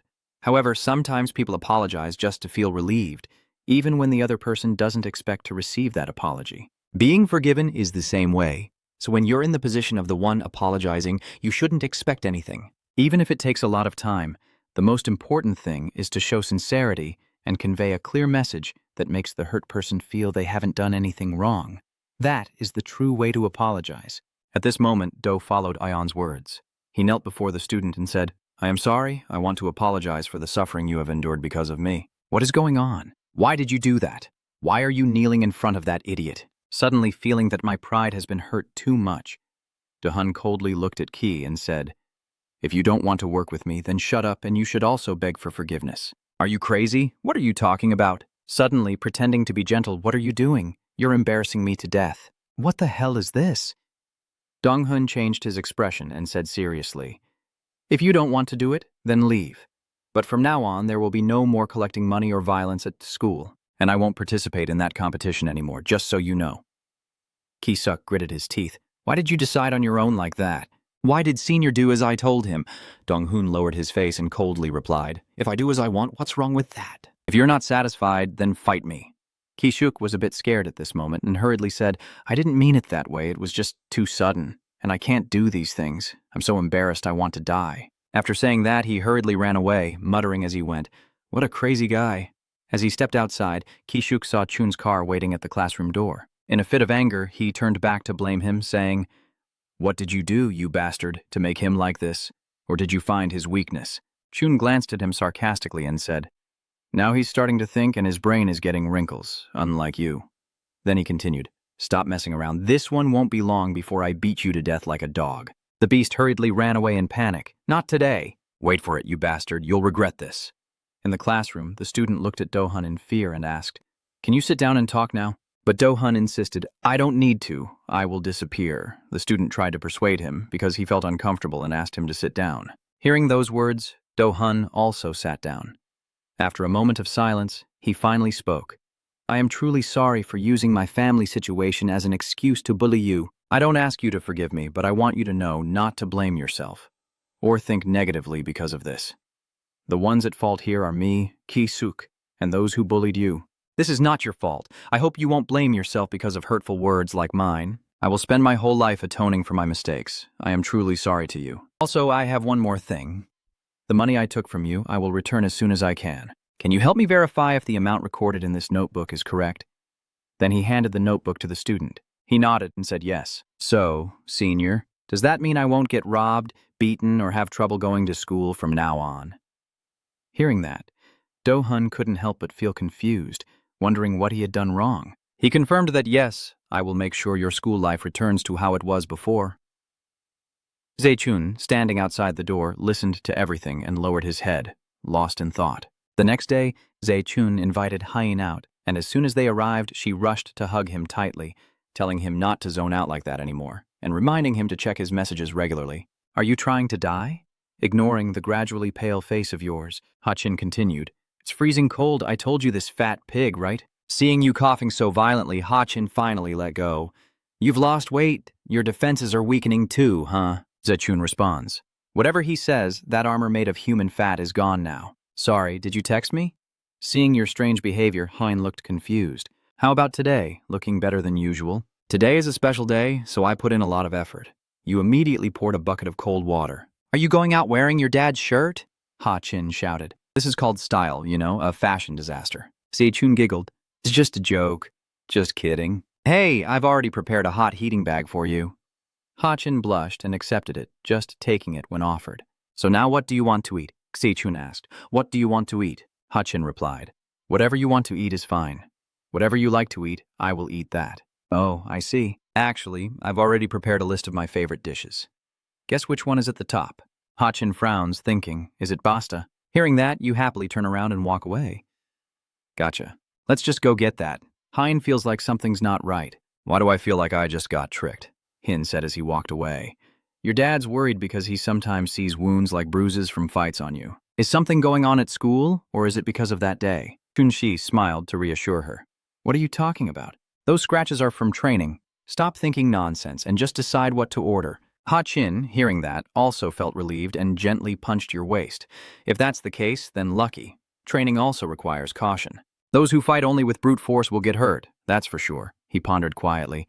Everything was about to come to an end. If Hein finds out, she will definitely keep nagging at me. But today, I want to forget all worries and enjoy this happy moment. Because today is Christmas. During the end of school, the bus beside me asked, "Did, what are your upcoming plans? How was the competition? Did many schools participate? Tell me the details." Du-hong replied, "About 10 schools, sometimes with new schools joining in. I arrived halfway through that day, so I don't know what happened to Hein. Only the representatives of the schools were there during the incident, so Kiet didn't see anything. The competition is divided into multiple categories, and I entered the Emma Rules category to minimize risks. Besides the unregulated fights, there is also a category that allows using surrounding objects to fight like real combat. The more dangerous the category, the bigger the reward. So many representatives from the schools participate. But what's remarkable is that no one knows about the organizers. One day, they suddenly appeared and invited everyone to join. Most participants don't care who they are. What's important at our age is earning a huge amount of money." After hearing that, your friend asks, "So if I join, it's also hard to find out who they really are?" Du-hun nods. "Of course it's not easy.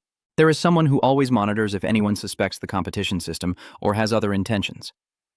That person is one of the organizers responsible for planning and communicating with the contestants. That person is called Director Kim. Just seeing him is enough to give you chills." In another place, Director Kim was about to step into the elevator when suddenly someone shouted from behind, "Wait a moment." He turned back, surprised to see the other person, and hurriedly rushed in. "Thank you for waiting for me. This person is a police officer." He asked, "Do you live here? Which floor?" Manager Kim didn't have time to answer before the person next to him pressed the 20th floor, then hesitated and pressed the 19th. I've always lived downstairs. Are you new here? I've never seen you before. Kim, the department head, smiled. This office building really suits you, doesn't it? It's clean and well soundproofed. The two stand in the elevator seemingly chatting harmoniously but actually probing each other. When the elevator stopped on the 19th floor, manager Kim stepped out. See you next time. He spoke politely. The police officer also responded courteously. Yes, take care on your way. Meanwhile, the police began to think. That day, only the cameras in the lobby and on the rooftop were broken. Whenever he had time, he would come here to observe. There is only one apartment that is always unoccupied, and the person there has never appeared in any other apartments on the rooftop. Just now, they clearly intended to press the elevator button, but suddenly stopped and changed direction. Or am I being too sensitive? He wondered. The police moved toward the emergency exit. No, of course I have to be perceptive. I'm sure this person is connected to the case. If he lives on this floor, he would definitely open the door to his apartment. But still, it's best not to rule out the possibility that he's involved. While I need to investigate based on evidence, sometimes you also have to trust your instincts. He decided to find out where that apartment was. The police officer saw Director Kim standing in front of an apartment. The moment he can't open the door, his knee will go straight into his temple. Just then his phone rang, and he quickly took it out and turned it off. Over there! Director Kim smiled with a knowing look. The police officer listened to the phone for a moment. Then when he turned back, Director Kim was gone. He memorized the apartment number and thought he would need to get the residence information of this house. Then he continued the call. When he heard the rumor that the police had released the thugs, he was furious. Why let those bastards go? They all had knives at the scene, yet the investigation was under non-arrest procedures. Who was the one giving the orders? On the other end of the phone, they explained that the victim was unharmed while the thugs were seriously injured. Ignoring them would lead to human rights issues. Hearing this, the police grew even angrier. What human rights? I'll go there right now. After saying that, he immediately left. As the police just departed, Director Kim called someone else. He's gone. I don't know what happened, but it probably has something to do with that girl's case. I heard the case has been classified as unresolved. Anyway, we should reorganize this office building, and the waiting room can be reconstructed. On the street corner, the gang members have been released. The young thug wonders. The lawyer says this case might be difficult, right? So why were they released in less than 48 hours? The boss also isn't sure. Probably it's been settled. For now, prioritize those kids, and whoever can still walk, tell them to come to the office immediately. The long-haired guy is the last one left. The others will handle each of them, and I'll make sure they can't train for the rest of their lives. As I was talking, a subordinate hurriedly ran in. The boss immediately looked annoyed. What's the trouble now? You useless kids, can you please stop looking so panicked for me? But when he saw the person sitting in the office, he also became flustered and hurried over. Big brother. Yep. Knock. What brings you here today? Chango is here already. It's been a long time, hasn't it? Yes, boss. Are you doing well? The boss sitting there replied, Are you well? I waited for you so long that I ate a little of this and that. Yes, it's okay. So what brings you here? I thought you were in Busan. Why did you suddenly come here? The boss took a drag and said straightforwardly, I'll get straight to the point. Are you still doing that dirty job? Trango awkwardly smiled and said, Yes, we only do legal work. You know that, these days are different times. But the boss doesn't seem to believe him and asks again, Do you still do that dirty job? Trango looks at him, thinking to himself, Did he just come back from the battlefield? Why does it seem like the scar is bigger than before? Then he slowly replied, and each person's perspective will give a different answer. You know too well what we do. Before he could finish, the boss grabbed the ashtray and threw it right at his head. The surrounding underlings saw this and tried to step forward, but Chow's men blocked them. Come on, just stay like that and turn around to walk down the corridor. If you don't do as I say, I'll break your body in half. The ashtray hits him with a loud bang. It's been 10 years and you're only now coming back here. Why are you acting like this? The boss looks at him and says, Stop messing around with contract deals and blood-sucking to survive. I told you to stop already, right? Bring me the contract tonight of that kid named Do Hun. Hearing the boss say that, he was panic-stricken. How does the boss know that guy? The boss replied, The person sitting in your chair will explain that to you. Only now did he notice that spot. Having just arrived, he got hit by a cigarette butt. It's so funny. That's the truth. I can do whatever I want, right? After I call, you'll owe me a favor. A then turned to Chango and said, You must have gone through a lot to get you out of the police station. Now let's start training your body. I'll go inside to see if I can help. You stay here. Seeing someone go in, Trango's subordinate also panicked. Wait, what's going on inside?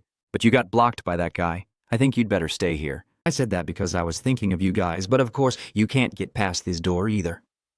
When he entered, he locked the door mightily, making Trango panic. What is this? Why is the door locked? He stammered, and the red-haired guy immediately suggested, Hey sis, should I just take her down now? But the girl shook her head and refused, saying no. Wait, let's talk for a bit. Trango looked back at her with a suspicious gaze. What are you talking about? Who are you? You know me?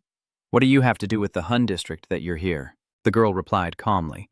I don't know much about that kid. But that long-haired guy with eyes like Asen, I heard he already paid off your original debt. Where's the contract? Let me see it, Trango shouted angrily. Honestly, I'm speechless. Causing trouble at someone else's business, and that long-haired guy too. Who does he think he is to interfere in others' affairs? The red-haired subordinate immediately said, That's pretty fierce, it must be fun. Trango continued shouting, Boss, who is this crazy person, and why are you treating me like this? Now I am also the leader of an organization. The girl said nothing else, and suddenly hit Trang hard with a flower vase. He cried out in pain, but the boss and his followers still sat calmly watching, as if they were enjoying a play. First on the left, now on the right, that's how it should be. One of them commented, but Trango still refused to give up, continuing to curse, You crazy bastard. Do you want to die? You think I'll let you go just because you're a girl?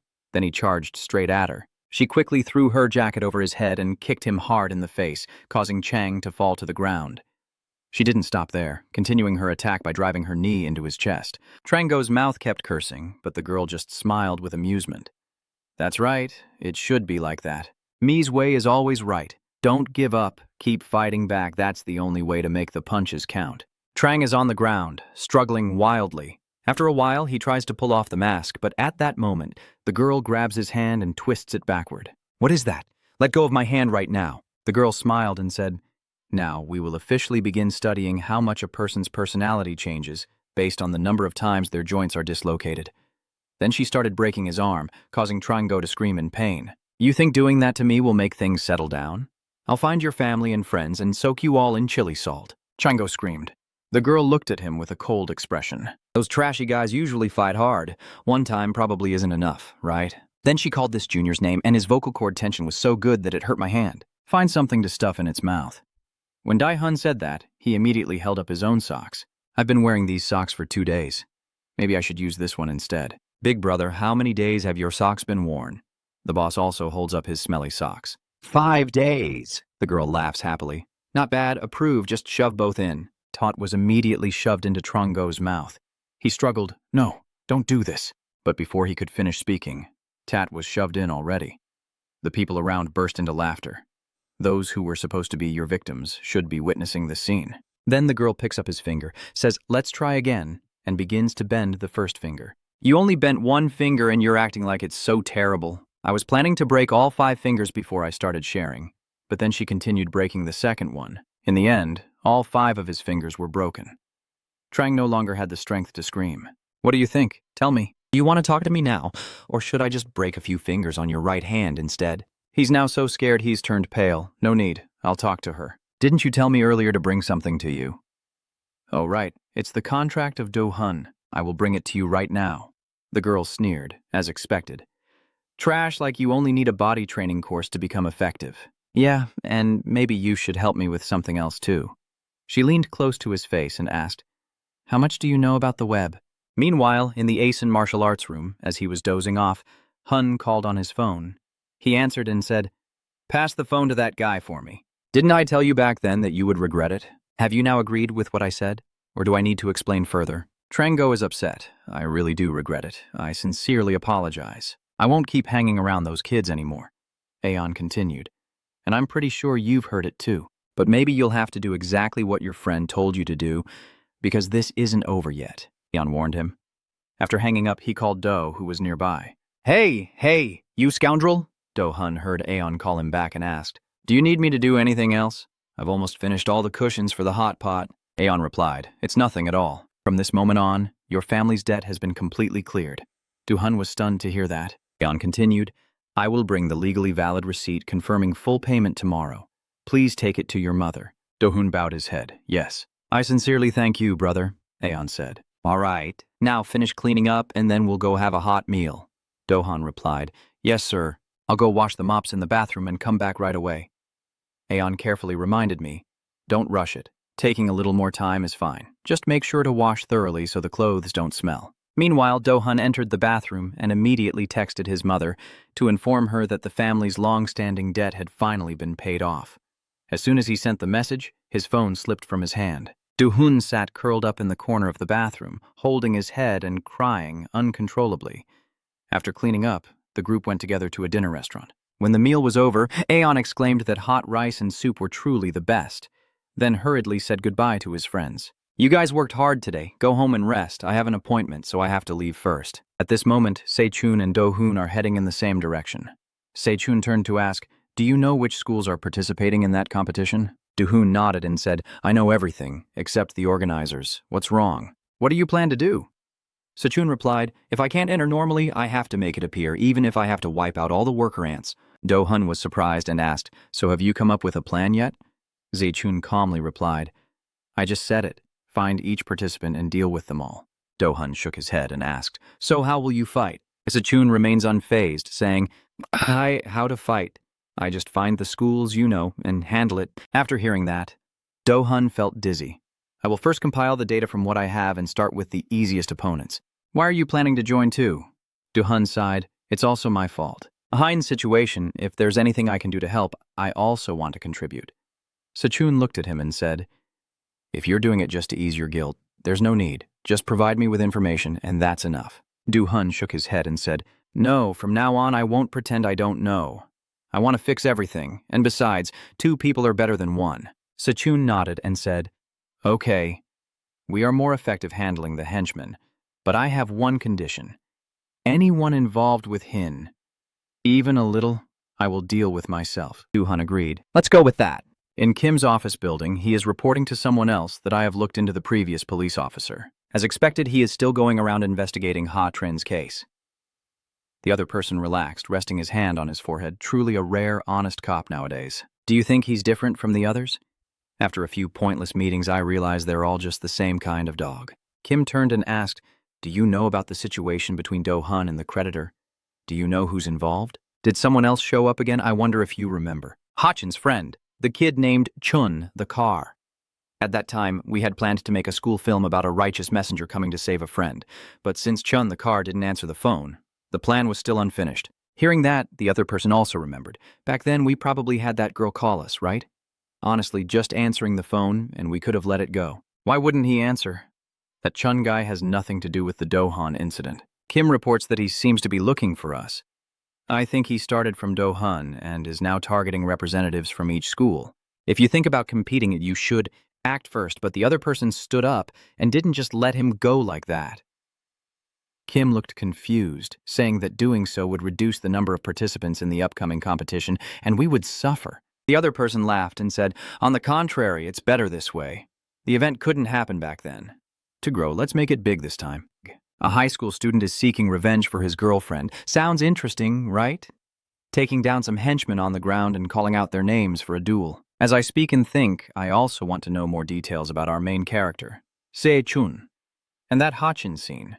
I need to find out what he's been up to lately. The scene shifts to a park, where a boy is kneeling in fear. I was wrong, master. I won't buy clothes anymore. Please forgive me just this once. The other person replied, people are the ones who have mercy. What are you to ask for forgiveness? Suddenly, I crave this fish soup, Ichisaki. You have to bring me the money to buy clothes. This guy really makes me angry. The child trembled in fear. Actually, it was my mother who bought it, not that I was careless. Before I could finish speaking, he slapped me across the face, hitting and scolding me non-stop. How could I be so thoughtless? Do you know why? It's because of that lack of manliness. After hitting for a while, he stopped. Hey, what the hell are you doing? Are you still okay? Hurry up and put your hands down. That little boy lowered his hand and apologized to him. It was instinct. The other guy was threatening. Do you know what happens if you try to stop it? It's a punch. They pushed him, and the bastard hit the little boy so hard he fell to the ground. He stepped forward and asked, do your mom buy you clothes? It's not about asking for cash, you idiot. Where does this disrespectful brat get off wearing clothes without the owner's permission? It's not even cold outside. Then he bullied that little boy. Repeat after me. As a common slave, I will accept nothing but cash from my mother. The little boy was crying and repeating, secretly praying in his heart, please come and save us from these bastards. The ones behind started mocking again, saying, look at it, obeying now. It's just a slave, so don't whimper anymore. Speak properly. Suddenly, someone beside me spoke up, dressed in cold weather gear. But isn't it funny? Someone among them glanced over and asked, "What is it?" He tried to intervene, but before he could finish speaking, a punch hit him right in the face. The others saw this and rushed over. He ran past, and because of that, you couldn't say a word properly. He immediately widened his eyes and looked at the person approaching him. A second later, he was hit square in the waist, and this punch made his face twist in pain. The others looked on in confusion, so the leader spoke up, his voice full of suspicion. "Duhun, why are you here?" "What's going on? Why did you suddenly show up like this?" "It's just that someone needs to be introduced to you." "Why are you acting so strange all of a sudden?" "Isn't it beautiful? How old are you?" Seeing that guy's expression, a feeling of disgust rose in Do-hun's heart. While he was feeling excited, he didn't realize that Chun's car had quietly appeared behind him. A few minutes earlier, as they were still searching for Kim Trung-gu, Chun asked, "Are you sure you're looking in the right place?" Do-hun confirmed that they were almost there. "I've seen that amusement park somewhere before. As soon as I finished speaking, they arrived." Chun asked again if you're sure Kim Trung-gu is there. Do-hun replied, "Not exactly sure, but as long as he's there during the day, they only operate at night." Chun's car wondered, what kind of martial arts does that guy practice? "Is he a grappler?" Do-hun shook his head and said no. "Among those who will fight, there are two guys who have never learned martial arts. One of them is Kim Trung-gu.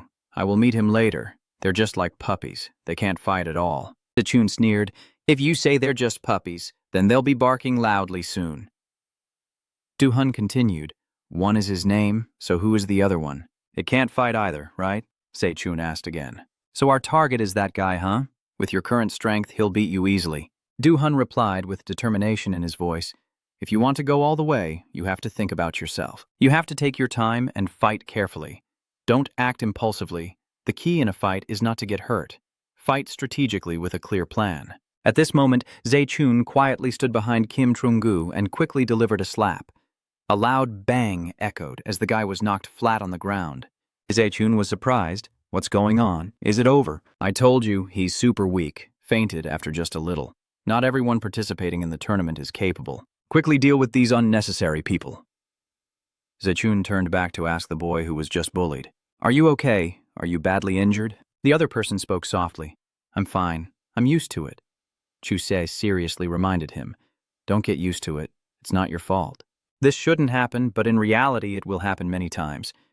Keep giving the clothes back to that boy, so ask for more help. Keep fighting to escape and find a way to protect yourself. I can spend a few weeks helping you, but I can't do it forever." "You have to fight for yourself," the little boy asked, his voice full of confusion. "But tell me what I should do then." Chun looked directly into his eyes. "I told you before. You haven't done anything wrong." He stared at Se-chun in shock without blinking, before quickly taking his clothes, and then approached Kim Trung-gu. You stare intently at him, then reach for his nose ring. Se-chun yanks hard, causing him to faint from the pain and wake up. As he just woke up, Se-chun grabbed his collar tightly and said coldly, "I'll ask you a few questions. Just answer what you know and we'll find a quiet place." He was scared, his voice trembling. "What are you talking about?" "Who are you? Let me go first, and then we can talk." "This shirt is very expensive." Se-chun doesn't let go and turns to Do-hun. "Hey." "Do-hun? Who is this guy? What are you guys doing?" While he was still stammering, Se-chun kicked hard, tearing his shirt apart. He shouted, "Are you crazy? What do you want? Do you know how much this shirt costs?" Before he could finish speaking, Se-chun grabbed his hair. He tried to scream, but Se-chun only sneered, "Your strength is just too weak, clearly." "You cherish that shirt so much. Why do you treat others like that? You isolate others. What kind of person are you?" "He is in pain. Ko bien min, this is just how the world is." "You're also using violence against me. You're no different from me." Se-chun looked at him coldly. "You're right, I was talking nonsense again." Then he twisted his hand back and said, "I act more than I talk." "What is Kim Trung-gu moaning about? My hand hurts so much. Why don't you ask me?" "I'll tell you everything, but let me go first." Chun's car frowned. "Ha-chin, do you know that guy? A few months ago there was a female student who participated in your category, right?" That guy hurriedly replied, "I know she studies jujitsu. She's fair and very pretty." "I remember all the students." As soon as he finished speaking, he was punched right in the face. Se-chun shouted, "Tell me what happened that day. What happened to Hein?" That guy started talking. Someone was watching Ha-chin that day, and he contacted Director Kim. If you ask about Director Kim, the car squashes his mouth. Tell me what happened after the school representatives entered that room. Was Kim Jong-wo terrified and panicked? Did he already know everything? Then he continued inside the room, with Juju students introducing themselves and then raising their hands to compete. That day was recorded on video, apparently streamed live. I'm not sure if she's participating for the mission or the prize money. A guy stepped forward and introduced himself, greeting everyone. You have probably heard a lot about this issue. Jitsu is the only martial art where women can beat men. With many years of experience, I agree. However, this only applies to men who have never studied Jitsu. The skill gap is exhausting enough. Should we just compete normally instead of using techniques? I've never seen it before, so I'm very curious. Are you all curious too? The student you're seeing here is skilled in Jitsu. Some of you might not know this well. A purple belt isn't a rank just anyone can achieve. Especially since she's only 18, he's excited. We will start now. We will select 4 people to compete against him. In the first match, we will choose a competitor who has never learned Jitsu. At this moment, Kim Chung-gu raises his hand, eager to participate. Please, give me a chance to join. Oh, Kim Chung-gu, this guy has never learned competition techniques. Can I make the audience stop being curious? You look very petite. All right, get ready. Then the match start signal sounded. Kim Chung-gu thought to himself, this is a chance to make an impression on everyone. He gritted his teeth and charged forward, determined that he could do it. The opponent was just a girl, after all. As soon as he thought that, he was hit again by Chun's car. Kim Chung-gu's eyes widened. Why did you hit me? Because you provoked me. What else? What happened? I don't care anymore. Whatever happens, happens. He was just rushing into the fight when Hein grabbed his neck.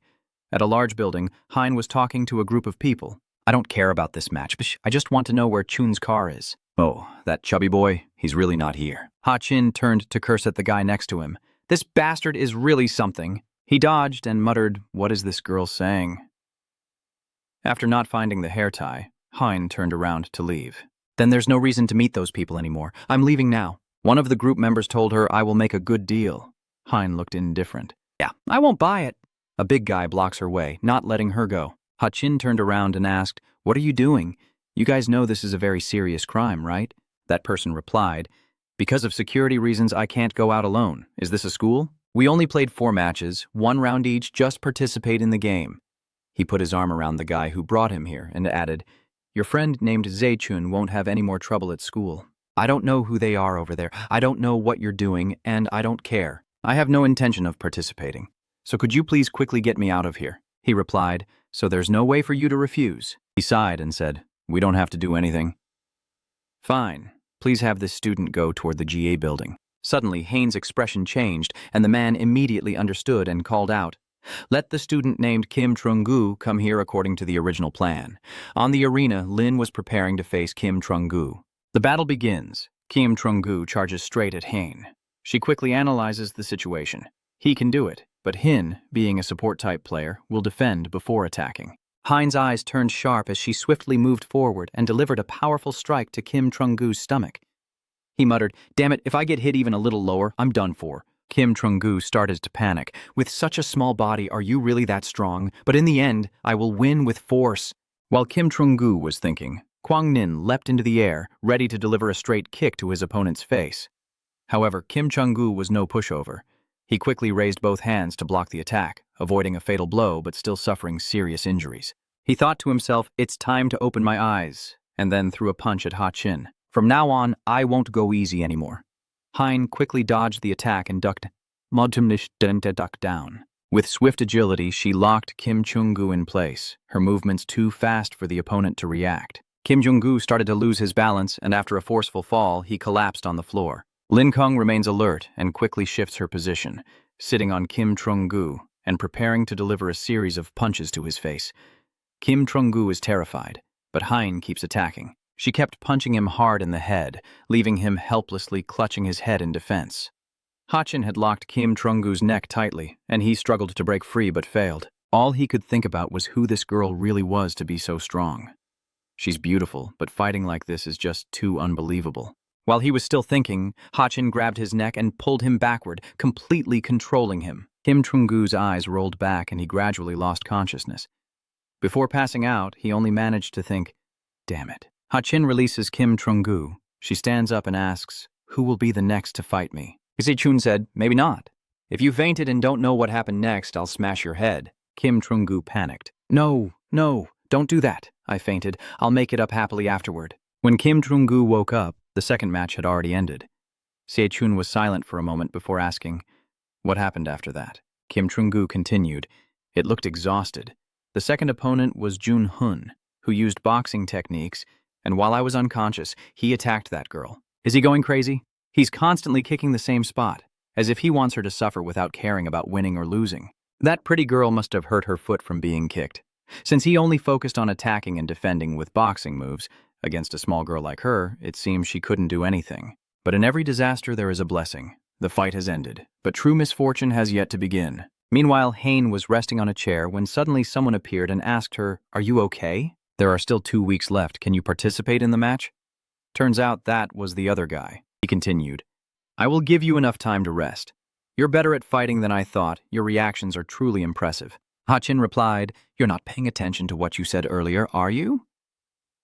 "Then keep your promise." He smiled and said, "Of course, don't worry about this." Then he stood up and said, "Let's choose the competitor for the third match. This time the contestant will have a slightly higher weight class." A person looking at Ha-chin, Director Kim, says, "Ha ha, an interesting picture is about to unfold. Everyone is surprised to learn who will face Hain in the third match. That guy told the third participant that since the others wouldn't be there, Lion would be competing in this match. Are you really not going to tell anyone? Do you remember everything that happened that day?" "Miss, I must keep this secret no matter what." He replied, "Because you promised me, I won't tell anyone about this. But you shouldn't carry everything alone. You should talk to your family or Zi-chun about this, right?" Ha-chin replied, "Isn't it true that if only I pretend not to remember and act as if nothing happened, those who love me won't be hurt more?" The person continued to, "Now they also have to suffer a lot because of me." Family members might understand, but if Zae-hoon finds out later, he might blame himself a lot. This could become a psychological trauma that's very harmful to Zae-chun. Ha-chin smiled, "So I must keep this secret no matter what. There's only one thing left. If Se-chun finds out what happened that day, I don't know what terrible things he might do." Returning to Zae-chun, his face showing clear anger, his hand holding a brick, he grabs the blonde hair and raises the brick high. This scene must be stopped before it turns out worse. Hein continued, "It's just me." Recalling her third match, Vengun had already figured out where she was, and her uncle was covered in blood. Asin asked Do-hun, "What about the rubber band?"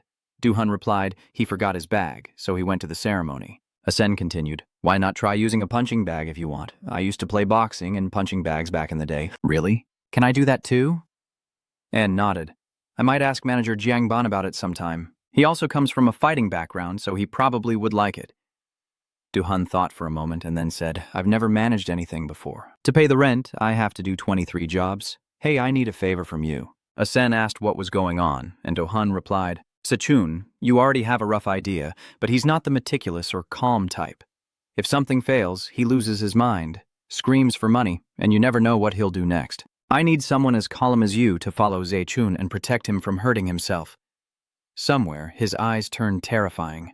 "You are holding the blonde-haired guy by the head, with a brick in your hand, ready to hit him on the head, but Do-hun managed to stop you in time." Do-hun asked, "Do you not think about the consequences?" Se-chun turned and looked at him with a murderous gaze. "Don't try to stop me." The boy threw a punch at Do-hun with lightning speed. Do-hun dodged and stepped back, saying, "Se-chun, calm down. I will help you see this through, but if you smash his head with a brick and someone dies, what then?"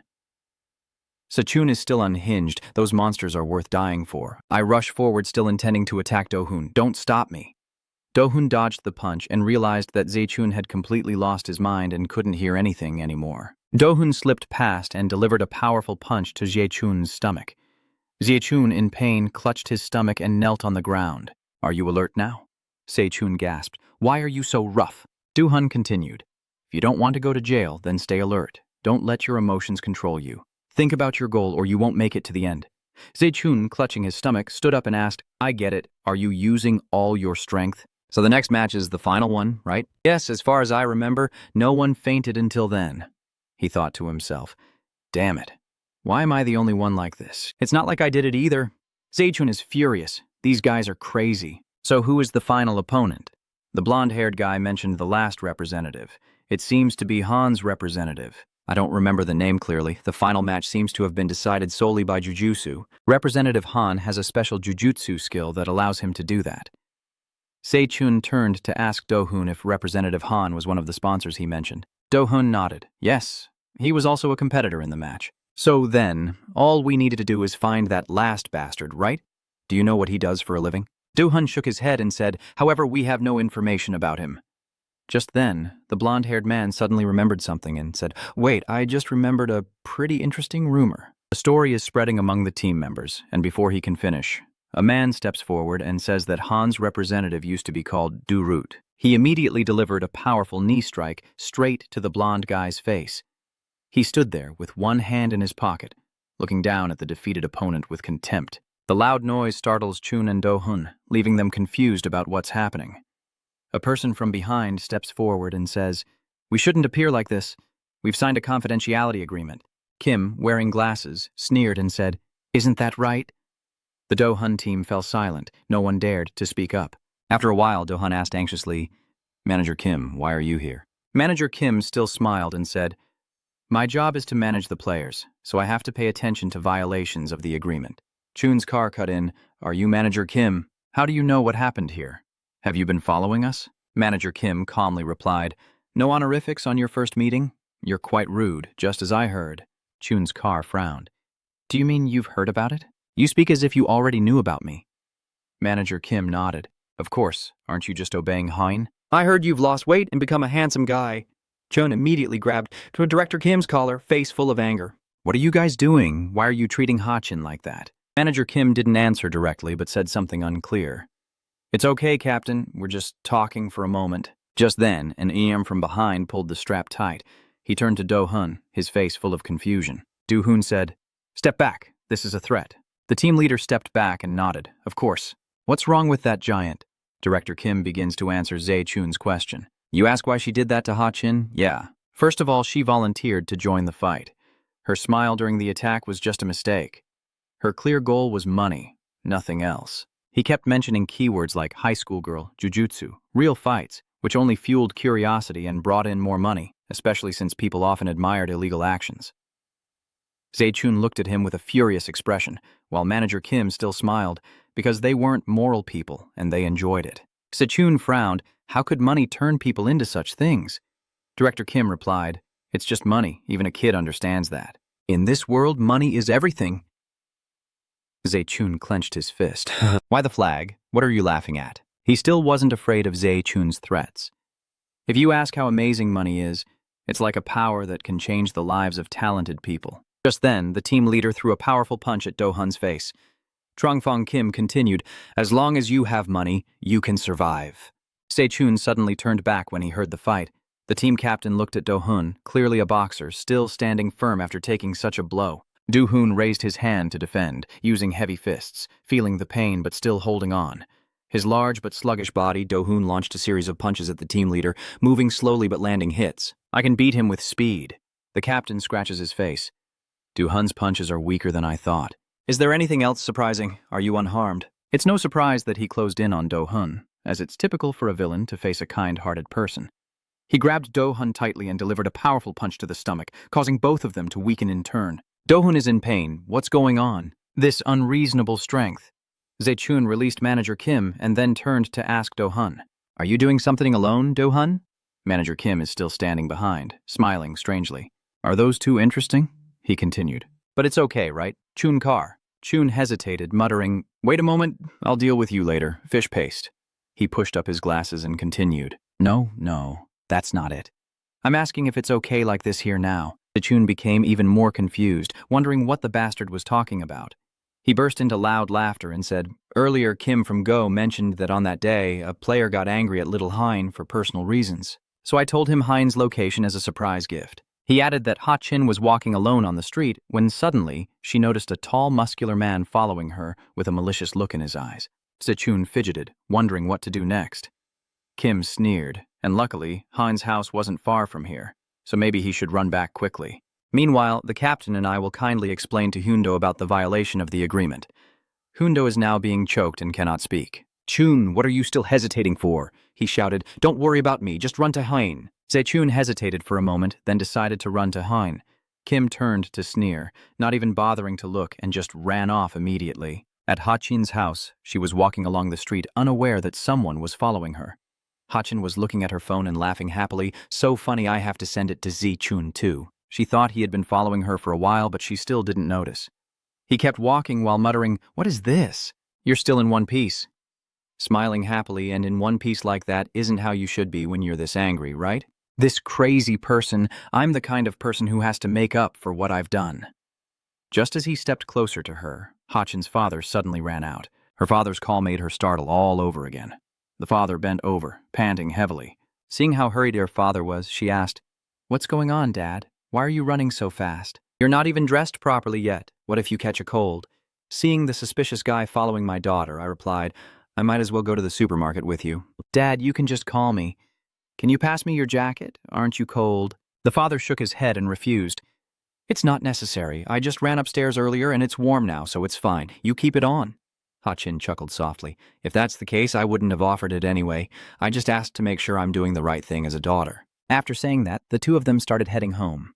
The father still kept a wary eye on the suspicious guy, but he quickly slipped into the corner. At that moment, Hachin's phone rang. It was Chun's car calling.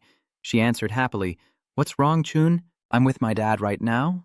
Hearing Chun's strange tone, she asked again, "What do you mean by it's okay? Okay is okay. Why do you keep pretending like that? Where are you right now?" Chun, panting, replied, "Oh, I was just exercising."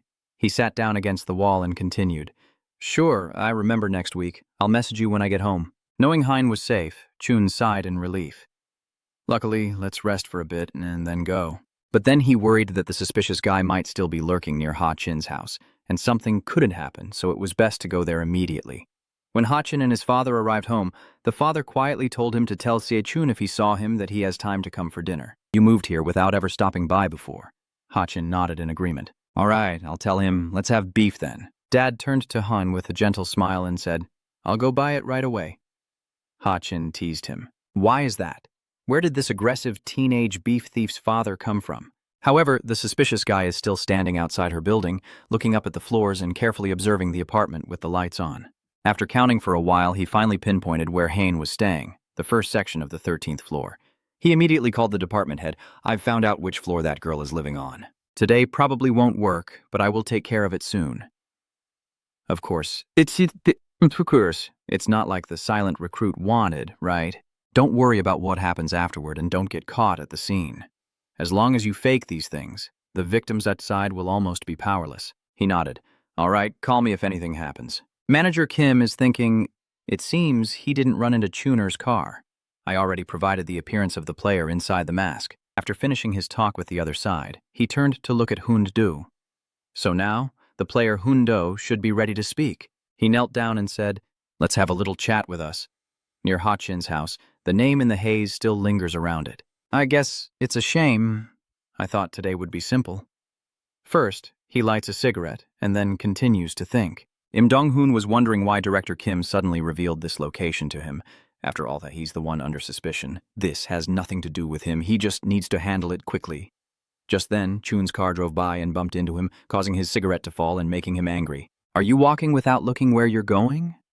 Are your eyes just for show?" Hearing that, Zechun turned back and apologized normally, but Im Dong-hoon didn't want to let it go. "I dropped my cigarette because of you." "Pick it up." Zechun bent down to pick it up, but he still wanted to cause trouble. The problem is that he walks without looking where he's going. Zechun glanced at his legs and asked, "Do you work out? Your body looks pretty strong." "What do you work out?" Im Dong-hoon felt strange but still answered, "Yeah, I do train a lot." Zechun smiled confidently. "What do you work out to get a body like that, Jim?" Hearing that, he chuckled. "My body isn't the bulky type. These are practical muscles, slim yet strong. Kickboxing is a sport for real men, but before he could finish, a punch knocked him to the ground. Im Dong-hoon falls to the ground. What's wrong with this kid? Chun's car no longer plays along. He leans down and asks directly, "Are you the bastard Kim Koo's department head sent, right? Your personality is nasty. Your appearance looks like a criminal. Truly a case of appearance matching the character. Who does Dong think this kid is? Did Director Kim secretly do something to him?" He spoke up.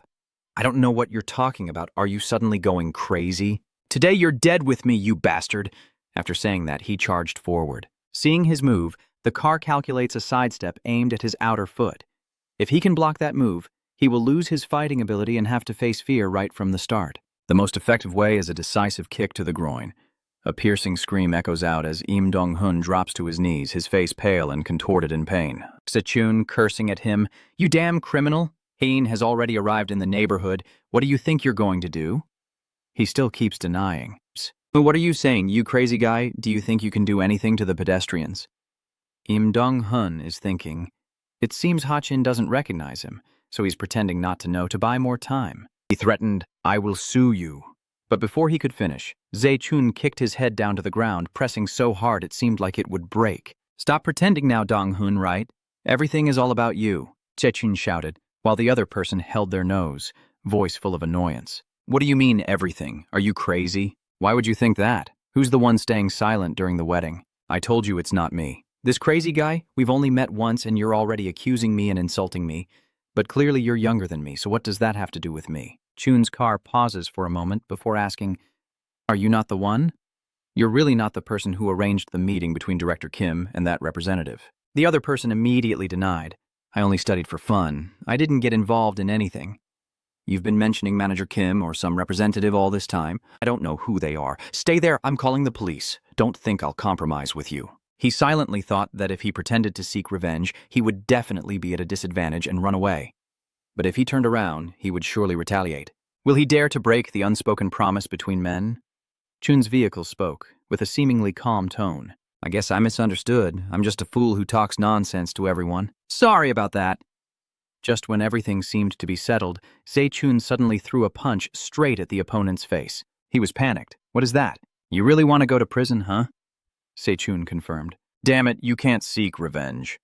The other person was confused, wondering why. "I can do it," he stammered. "The train keeps going. Why is that?" "Because I only said that person was the representative, not the Korean representative." "Come on, stop messing around, you idiot, come in here." By now, they don't even bother to argue anymore. I was going to start with a punch from behind, but I guess I got caught. But who are you really? Is it this and that girl? He raised his finger in a taunting gesture. Chun's car responded with a threatening tone. "You don't need to know about that. What you need to know is I won't let you work out anymore." Hearing that, the opponent not only wasn't scared, but also burst out laughing. "Is this crazy guy seriously sick? You hit me in a sneaky way, kick me, and now you think you're good at fighting? That punch was nothing, and you still want to act tough in front of me. You've never learned how to fight, right? It's obvious just by looking." Chun's car was clearly in the lead, but this time the opponent skillfully dodged your attack. "See, I told you so again." This is really surprising. That kid Dan. The opponent unexpectedly counterattacked with a punch straight to Se-chun's face. He raised his leg to kick, but suddenly stopped, as if contemplating something. Seeing this move from the opponent, Se-chun also felt confused. "Damn it, I almost kicked him away out of habit. What's wrong? Can't you fight back?" As expected, kicking is still the best, right? The opponent gets even angrier and shouts, "Someone like you only needs one punch." Then he charged at Chun with a series of punches, cursing and shouting, "What's wrong, you little dog? You're talking nonsense again." Actually, Se-chun was testing his opponent. His punch was well practiced, but still far slower and weaker than Hundo's punch. If that's the case, I can block his attack, Chun thought. And just as he struck, Chun planned to intercept and defeat him with a soft technique. But suddenly the opponent kicked with his foot. Se-chun couldn't react in time and fell to the ground. You didn't expect him to use that kick. The opponent looked at Se-chun with contempt, stopping and saying, "You idiot! Look at you like a fool." Meanwhile, the guy in the Hun, who was hit in the groin by Chun's car, is in pain from his own kick. He turns and starts cursing. This guy really has limits that you can't cross. "All right. This is the lesson I'm teaching you today." He raised his leg to kick Chun's car, but just then the police appeared. Seeing his plans thwarted, the opponent grits his teeth in anger. The policeman pushes him to the ground as Hun screams out, "What do you want now?" The police officer stood proudly and said, "I am a police officer of the Republic of Korea." Hearing this, the opponent broke out in a cold sweat, knowing he was doomed. He tried to straighten his clothes and run away, but the police officer stopped him in time. The officer turned to Chun and asked, "Are you okay? Please wait here for a moment. When I see the face of the person on the ground clearly, I recognize that it is Chun's car." The two of them sat down to discuss the incident. The officer said, "I was very surprised because I thought you were seriously injured. Do you really not need to go to the hospital? Shun Vehicle shook his head and said, I'm fine. Just need to sit and rest a bit. But what is the criminal police doing here? Earlier, Hein's father called me to say that a suspicious man was following her. I asked the local police to keep an eye out and patrol, but I still felt uneasy, so I stopped by here on my way home. Luckily, I arrived just in time. He almost took you down. Sechun bowed his head in thanks to the officer. Detective Vian asked again, so the man earlier was involved in Ha Chin's case? That's why you fought him? Seeing Zaichun remain silent, he continued, Zaichun, I understand you students well, but if you keep doing this one day, you will destroy yourself. I know you don't trust our police, but investigating crimes is our job. If you keep acting outside the law like this, one day we will have to face each other. So please listen to me. Officer Chun interrupted, saying you are a good person and thanking you for caring about Hein. I will tell you everything I know. If it can help with the investigation, then that's fortunate. What I do does not violate the law. But if one day there is a situation where the police have to intervene, just do your job and I will do mine. A few days later, at the shopping mall, Chun's car was using his phone to check his face. The wound healed quickly and didn't show much. Luckily, the police arrived in time, or it would have been a big problem. I thought his kick wasn't that strong, but I didn't expect his strike to be so fast. As I was thinking about that night, Hein suddenly appeared behind, startling Chun. You're just teasing yourself, aren't you? So, what are you doing with your phone now? Are you trying to see me more clearly, or should we take a photo together? Since you lost weight, we haven't taken a photo together yet. Chun Bienmin, I'm just checking if there's anything on my face. What kind of photo? Hatrin, stop pretending and just take the picture because only photos last forever. Come on, take a picture, sit down for a bit. Finally, Hein managed to persuade Chun to take a photo together. Hatrin complains, isn't your expression better than this? Don't you know why we need to take a photo? Let me tell you something. Seeing that something was wrong, Zechun quickly said, Actually, I think I understand now. Ha-Chin excitedly says, then let's take the photo, hold it high. But Se-Chun's expression still doesn't look natural. Knowing Hein wouldn't be happy with the photo and would ask him to retake it, Se-Chun turned around and left. The movie is about to start, let's go. But of course, you can't escape. In the cinema, Hein, holding a bag of popcorn, asks, so you're not going to eat? Se-Chun shook his head, no, you should finish it. When you were fat, you were so much better. Why would you lose weight? Hein asked. Se-Chun replied, just making flyers about the past and the present. Also, when training, being overweight is very inconvenient. Ha-Chin sneered, only the weak say that because their strength isn't enough, gaining weight and becoming sluggish is just unreasonable. Se-Chun chuckled. You're really hopeless. With the gap in weight and skill between us, I will definitely win. What are you saying? You've made so many mistakes today. Or should I just put popcorn in your mouth and finish it? Right now, Ha-Chin can walk normally among the crowd, though sometimes still a bit shy and surprised by certain things. She has changed so much that even strangers wouldn't notice. Among the people you know, Hein is the most resilient. So, when fighting against yourself, you believe she won't be defeated. Moreover, she has become clearer about what needs to be done to recover in a safe environment. To do that, you need to eliminate all external threats. To achieve this, you must become even more skilled and keep a clear head. If it's like in a game, right now you're in an area with monsters of a higher level than you. If you don't want to lose, you have to defeat all those with the same level first. This is the moment to level up. Everyone at the gym is laughing like crazy. Do-hun was confused, not understanding why they were laughing like that. The reason for their carefree laughter was the words boxing is number 1 written on his back. Huh. That's so adorable. Maybe it's because you have a passionate love for boxing. Do-hun turned back and asked everyone, what's so funny? Are you guys underestimating boxing? Hearing that, everyone burst out laughing even more, not understanding why you didn't find it funny. Clearly, you've already improved. Do-hun argued back. I am also humorous, but people don't believe admitting the truth is the starting point of growth. At this moment, Se-Chun suddenly appeared, and Ion was surprised. Hadn't he already asked for a day off? Se-Chun chuckled softly, because someone said they missed him. After speaking, Hein peeked out from behind. The only flower in this rotten gym. Ha-Chin has arrived. Seeing her recover so well, everyone was delighted. Your face has been looking much brighter lately. Have you improved a lot? When will it arrive? Do you know how much I miss you? Ha-Chin smiles warmly. Have you been well all this time? Still that lonely style, huh? It's been a long time since I last saw Asen. So, how are you? Ayun, answer me. I'm still the same. Hein smiled. Should I hug my brother now? It's been a long time. Aeon just finished training, sweaty and exhausted, quickly covering his face to block the smell. Don't come closer, it smells bad. She rushed to hold him tightly. Why did you say that? Even if it's a devil's triangle, I have to go. Who is this? A new face, Du-hun stammered. Chun quickly spoke up. Ha-chin, let me introduce you to this friend. Then Yi chuckled. Boxing Eastbed really is true boxing. Ha ha ha. Seeing this line, everyone burst into laughter. Someone quickly stepped in to stop them. Don't tease him anymore, Ha-chin asked curiously. What is that? Are you also learning to play soccer? Why are you randomly touching like that? Aeon replied, no, not yet. First, let him hit the sandbag. Then he turned to Hain. Have you eaten yet? Ha-chin shook her head. Not yet. I was planning to come to your shift. Will you cover for me? On the other side, Chun approached down and asked softly, were you planning to tease me too? But Chun's car just wanted to ask if you were okay after being hit then. Dune shook his head. It's okay. I'm used to getting beaten, so I'm recovering well. Suddenly asking so strangely scared me half to death. Chun-shae laughed naturally. They say if you want something badly enough, you should ask directly first, right? Just get to the point and tell me already. What did Lin ask for? You know I don't have any money. That's not it. I want you to do this. You kick in a standing position. Everything you know about kicking techniques, I will follow your instructions. Don't miss anything. Teach me everything you know. In the martial arts gym, the manager just returned from delivering a package and was moved when he saw Hein. The two happily run over, hugging and spinning around. The manager laughs. How long has it been? Are you gaining weight now that you're taking a break from training? It's too heavy. Then he looked closely at Hein. It's been a while since we saw Ha-chin, so does he look brighter? Is it because his face has become rounder or what? Ha-chi looks serious. No need to say the next part, it's not fun at all. But then she suddenly hugged him tightly.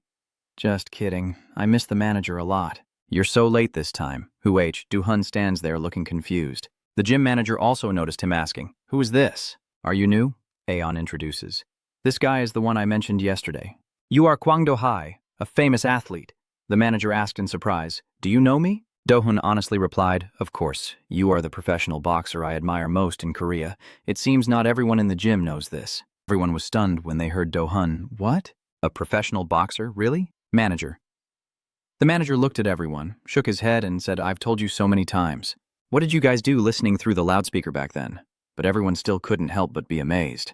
We thought the manager was just an amateur boxer, but it turns out he's a professional fighter. The manager turned to Do-hun and asked, how should a box-in person be? So you're saying you're a pretty good fighter, and it's just a joke? If you're talking about him, he's the record-breaking fighter with 20 consecutive wins who retired that same year. He's the legend of Korea's boxing scene, Kwang Do-hai. At this moment, the manager finally took off his helmet and looked at everyone. I don't want to say it myself, but that's right. That person is me. Are we that different now? Everyone fell silent. The manager looked confused. Why is no one answering? Not like me, right? At this point, everyone started to get excited. You're so cool. Buy us some spicy rice cakes. The manager's face darkened. Are these kids done asking questions and just ignoring everything else? Only Du-hun sat there with shining eyes, feeling honored to meet you like this. Meeting you in an unexpected place feels like destiny. You are truly my ideal role model. The manager looked at Do-hun in surprise. All right. I've heard about you from Aeon. I have no problem listening to your story, but you know this is a judo gym and there's no teaching of medicine here. Du-hun quickly replied, no problem. I can help with anything, even cleaning the gym.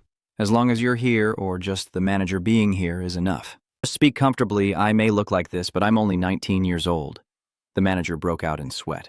That's not right. All right, then please withdraw Aeon. Feel free to use the punching bag or the gym and take everyone out for some spicy rice cake. Akon bow.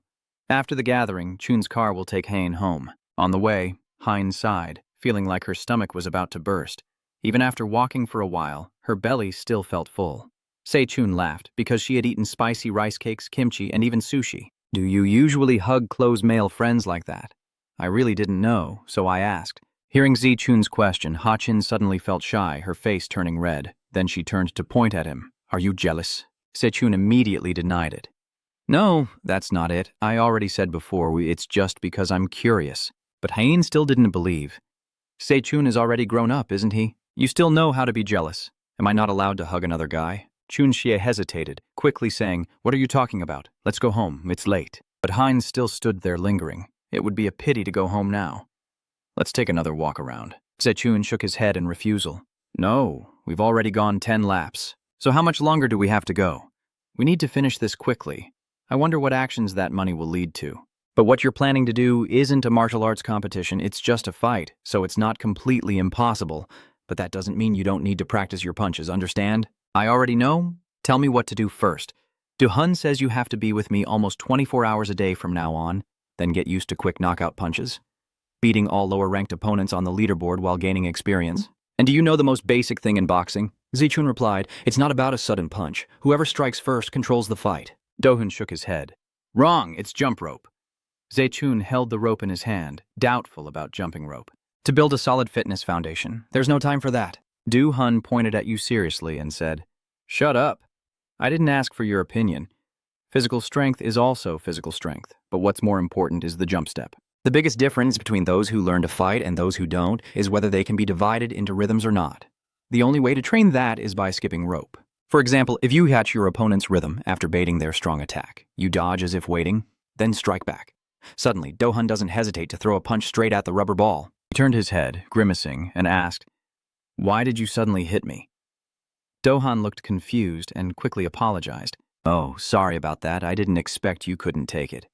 You're dumber than I thought, so from today on, you'll start training no matter what. You will do jump rope during the break. After saying that, Do-hun walks away. And so the special training camp begins. They start with long-distance running, then move on to jump rope and ball throwing. During training, Do-hun kept pointing out Ziechun's flaws. Don't just punch hard, you have to punch accurately too. For the first time, using only one hand, with the mind leading, I couldn't stay alert.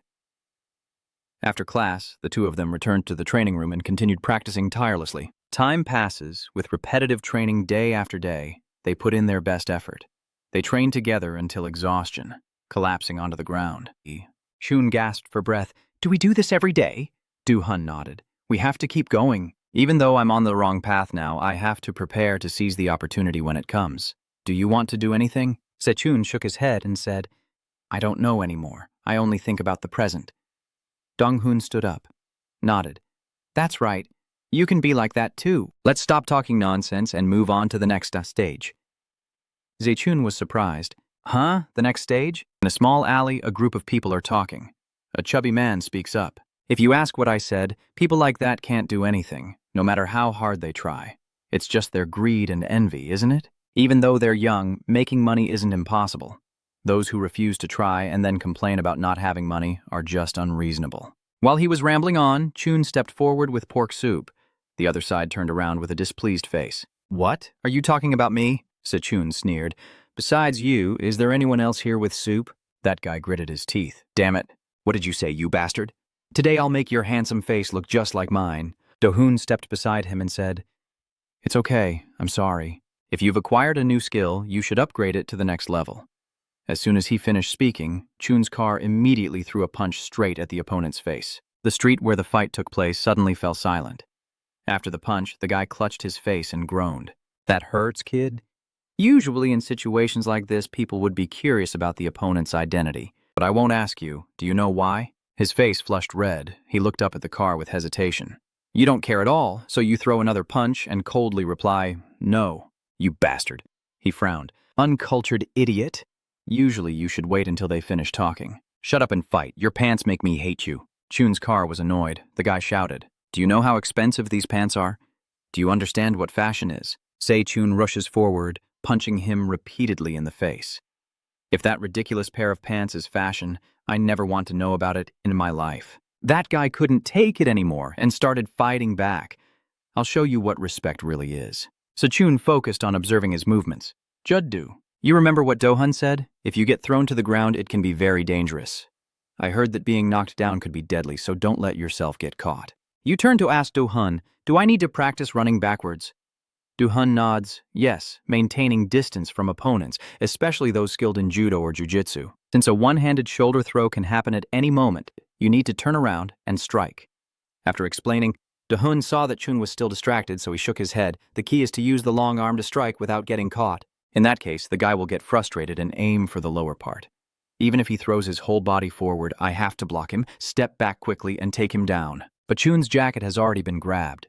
You're truly despicable. You think this is the end? He roared. You're finished. I've had enough of messing around with you. Especially with his huge build, this is no longer martial arts but a life and death battle. His hand clenched the Chun's collar, but was immediately broken by the boy. My finger's bones are sticking out. It hurts so much, the guy is whimpering. Before he could regain his senses, another punch directly hit his face. Knock out, the guy falls backward.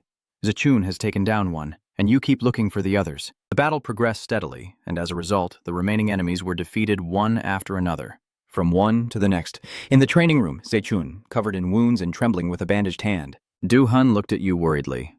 Rest for a bit. No matter how weak they are, you also need time to recover. Zechun shook his head in refusal. No, keep going. I don't have any more time. I already told you, I don't know when Lim Trong-hun will come back to watch over Hain. Du-hun tried to persuade him, but no matter what, even if your strength increases significantly, it's still not enough to win. Increase your strength steadily, but Zechun remains stubborn. I will go find him this week. I can't wait any longer. I can't bear to see Hain suffer like that. Du-hun had no choice but to give up. All right, if you're so determined, I'll give you a few tips to deal with Lim Chong-hun's fighting style. I overheard everything they said to each other in the Aeon gym room outside. That evening, Yiming, Hain's parents came to pick her up, surprising her. What's going on? Why did both of you come to pick me up? My father said, it's been a long time since our family went out together. Today is our anniversary. 20th wedding anniversary? Ha, Chin gasped in surprise. Is that even acceptable?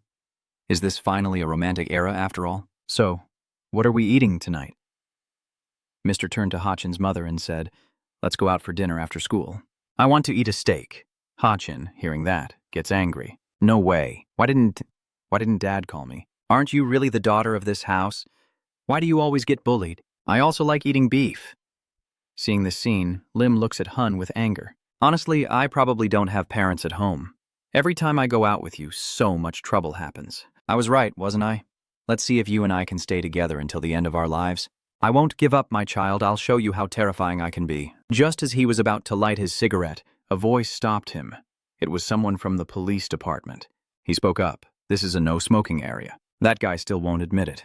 Now even passers-by are this talkative. Hey, sir, is there a problem? Is this your street? Are you guys just cops? As soon as I said that, the police officer also showed his badge. Seeing this, he was frightened and insisted in a tense voice that you must show your ID so I can check it. He tried to justify himself, saying, I'm sorry, I didn't bring it, you've had a hard time. But just as I was about to turn away, the police called me back. What did I just say? I said I wanted to see your ID card. He turned back and begged urgently. I sincerely apologize. Please forgive me this time. I promise I won't smoke in the restricted area again. Actually, I haven't even lit a cigarette yet. As he was about to slip away, the police officer called him out by name. Lin, who is about 1.7 meters tall with red hair and unlucky black eyes. I have been watching him for several nights, but he still keeps denying. It's not me. You've got the wrong person. The police officer confidently checked the ID and knew right away. You bastard, I haven't been home for days because of you. Seeing the situation turning against him, he immediately charged forward. The police officer behind him shouted angrily, How dare you joke with the criminal police? I am the crazy dog of the criminal police station. Then he started chasing after him. The police officer's speed was astonishing. He turned back with wide eyes and said, Are crazy dogs really that fast? But just then, a car sped towards him from somewhere. The police officer stared in shock at the car and, unaware, fell onto the street. Furious, he shouted, What is this? If I hadn't been in a hurry, you'd be dead now. Then that person called Lin's name in his mind. While he was still stunned, the person in the car said, Manager Kim Koo, I'm here. Get in the car. If you don't get in within 5 seconds, I'll leave. Seeing the officer standing up and chasing after, he hurriedly got into the car. The car quickly started, and he sitting in the back urged, Hurry up, that old man is chasing like a mad dog. The car sped off, leaving the police officer standing and watching the license plate. After escaping danger, he finally breathed a sigh of relief. But how did Director Kim know to send the little one here? He's doing better work than I thought. You go ahead and speak in a quiet voice. He was surprised. What's going on? You said you would get in the car and talk, but now the person in front has taken off their hat, and all he can think about now are 2 things. First, you are still young and deserve to be punished by the law and given a chance to reform. Hearing that, he was surprised. What are you saying? Is it Director Kim Koo who came? The person in the car is Aeon. He continues. And secondly, trash like you should be torn to pieces and burned alive. At the parking lot, In Chong-hun was surprised. Who are you? Is there a problem? He quickly opened the door and said, Get out of the car. Aeon turned back and said, I'm not the type to be bullied easily. What made you become like this? Do you know what the fate of people like you is? What nonsense are you talking about? Do you know me? Open the car door quickly or I'll call the police. Aeon stared intently, knowing that someday you will face someone stronger and your life will take a turn for the worse. But you brought that moment closer to yourself. Exactly now. He's angry. What are you talking about? Stop talking nonsense and open the car door quickly. He tried to hit Aeon but failed, instead being pressed down onto the seat by Aeon, gritting his teeth in pain. As he struggled, he stared in horror at the large axe in Aeon's hand and shouted, Wait, isn't that… Aeon swung the axe, causing the other to scream in terror. A loud noise echoes inside the car, and in the chaos, tears stream down his face from fear. Aeon looks directly at him and coldly orders, Stop struggling, stay still. Washing the car will be tiring. As the axe blade swung down right in front of him, he wondered what was going on. Am I going to die? Don't worry too much. You've had a hard life. It would be a shame to go to hell like that. I'll let you feel it before you leave. Hand me your arm so I can cut it off. In this life-or-death situation, he immediately gathered his courage, kicked the attacker hard, and Aeon looked at him with a cold stare. He hurriedly backed away into the car, thinking only about escaping as soon as possible.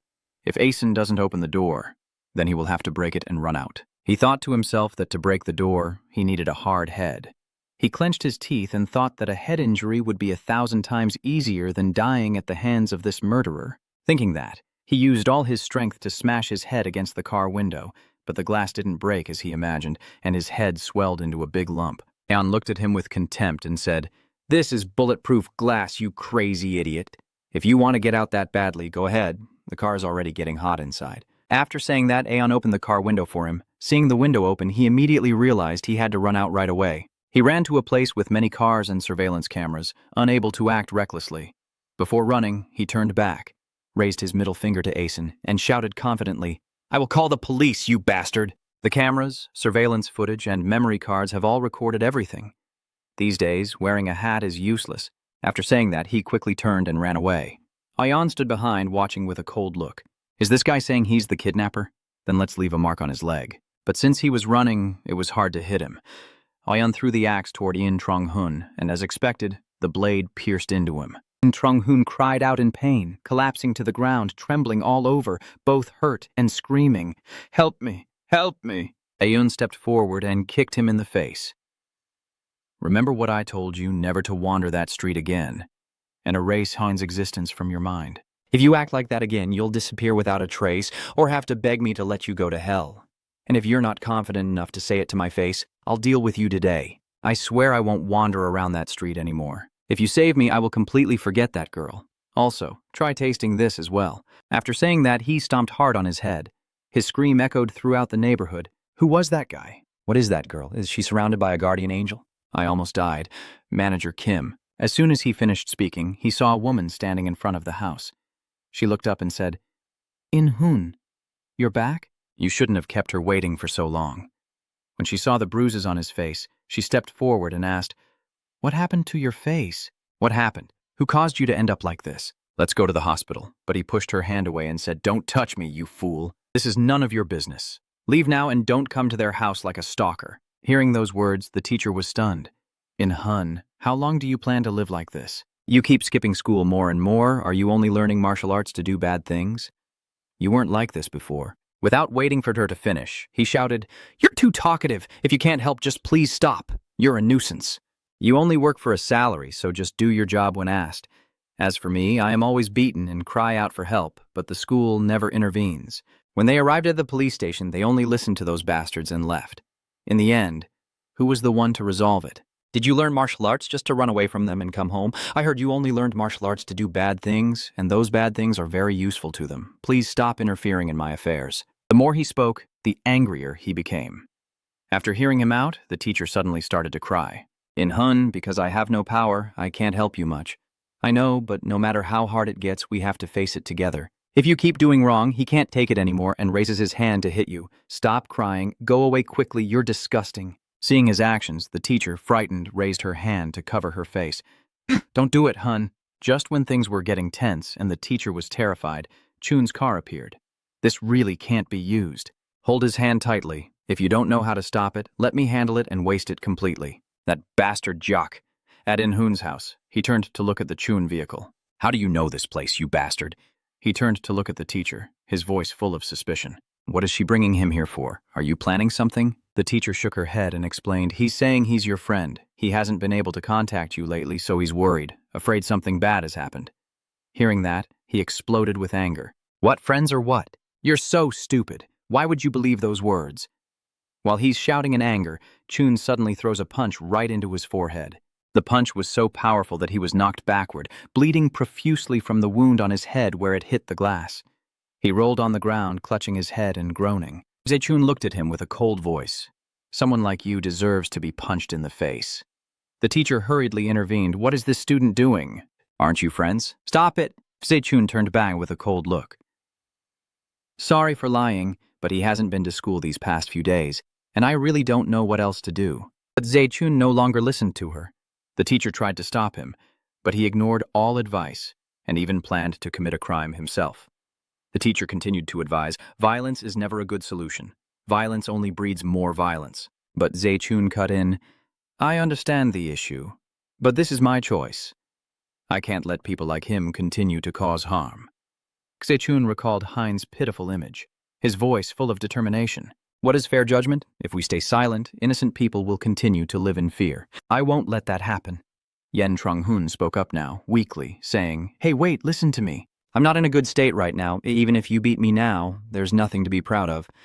I just came back from the hospital. We should rest for now. Chun's car sighed coldly without saying a word and kneeled him in the head. Yen inside Hun was in pain, blocking with his hands, but still trying to fight back. Even while I'm like this, winning just makes you a coward. He kept throwing punches at Chun's car, but all of them were easily dodged. Then Chun quickly moved behind the opponent, threw a punch to the waist, and was about to strike again at his face, but he dodged in time. In-hun clenched his teeth, thinking, why is this bastard so different from last time? When did he start learning martial arts in such a short time?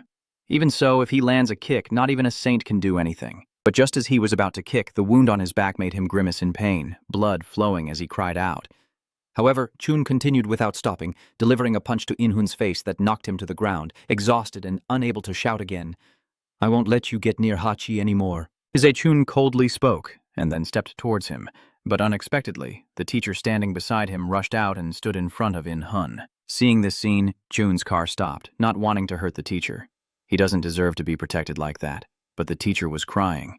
Please beg, if the boy made a mistake, let the law handle it and give him a chance to start over. I will take responsibility and be accountable. Stop! Seun nodded. Everyone knew she was right, but this situation couldn't be resolved that way. If I had known, I shouldn't have let her go with you, he thought to himself. What are you all pretending to do? Are you filming a scene? Then he kicked the teacher hard, causing her to fall and hit the wall beside her. Chun hurriedly runs over to check on the teacher, whose back of the head is bleeding heavily. He immediately takes out his phone to call for help. Whoa. While distracted, In-hun grabbed a stick and struck Chun's head hard from behind. What are you causing a commotion for? A little bleeding won't kill you. I've been beaten black and blue before, and I'm still alive. He chuckled softly and kept kicking the car. I hate bastards like you. Just because you were born into a good family and act superior. Your eyes look down on others like you're better. Do you know that woman is actually crazy? I hoped she would help me, but there was nothing. Just pretending to be kind and sincere. Lazy bastards like you only know how to play around. Chun's wounds are not light right now. He bows his head, overwhelmed by feelings of inferiority and weakness. These words only makes him angrier. Do you really want to die? Chun still continued speaking, trying to analyze the victim's psychology of blaming circumstances and others to justify themselves.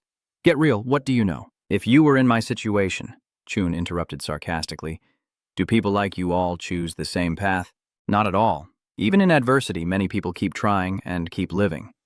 But you grew up in misfortune and became a criminal with a failed mindset. Don't bother complaining to me. I'm not interested. Do you really pretend to be so knowledgeable? It's obvious you're living comfortably now. He punched at Chun's car but hit his stiff elbow instead. Because he used too much force, his finger broke when it hit the elbow. Chun's car clenched his hand tightly, coldly saying, You are a piece of trash, incapable of restarting your life. I was going to ignore you, but now I feel no guilt at all.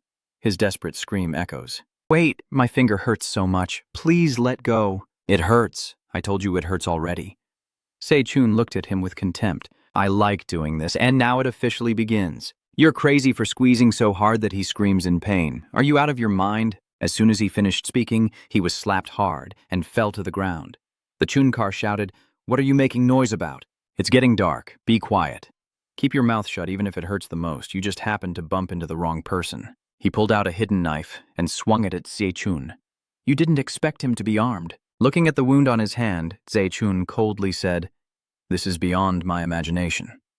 He smirked. "So what? Why did you suddenly step back?" "I bought this to deal with crazy guys like you. Now, Dung, if you're so brave, come here and I'll stab you in the stomach." "After dealing with you, should I use something to stab your girlfriend?" I'm so excited. At this moment, Chun suddenly remembers the conversation with Ayin. When faced with a guy holding a knife, he excitedly asked, "Like in the movies, after learning martial arts, I can control people with knives, right? Do you have that technique here too?" And thought for a moment and then replied, "Yes, there is. Not just mockery, but a trick that everyone can use." "What's going on?" "Tell me, I have no idea how everyone handles that." Asen taught you an important lesson. First, quickly place both hands in front of your body, keep your eyes on the opponent, and step back slightly.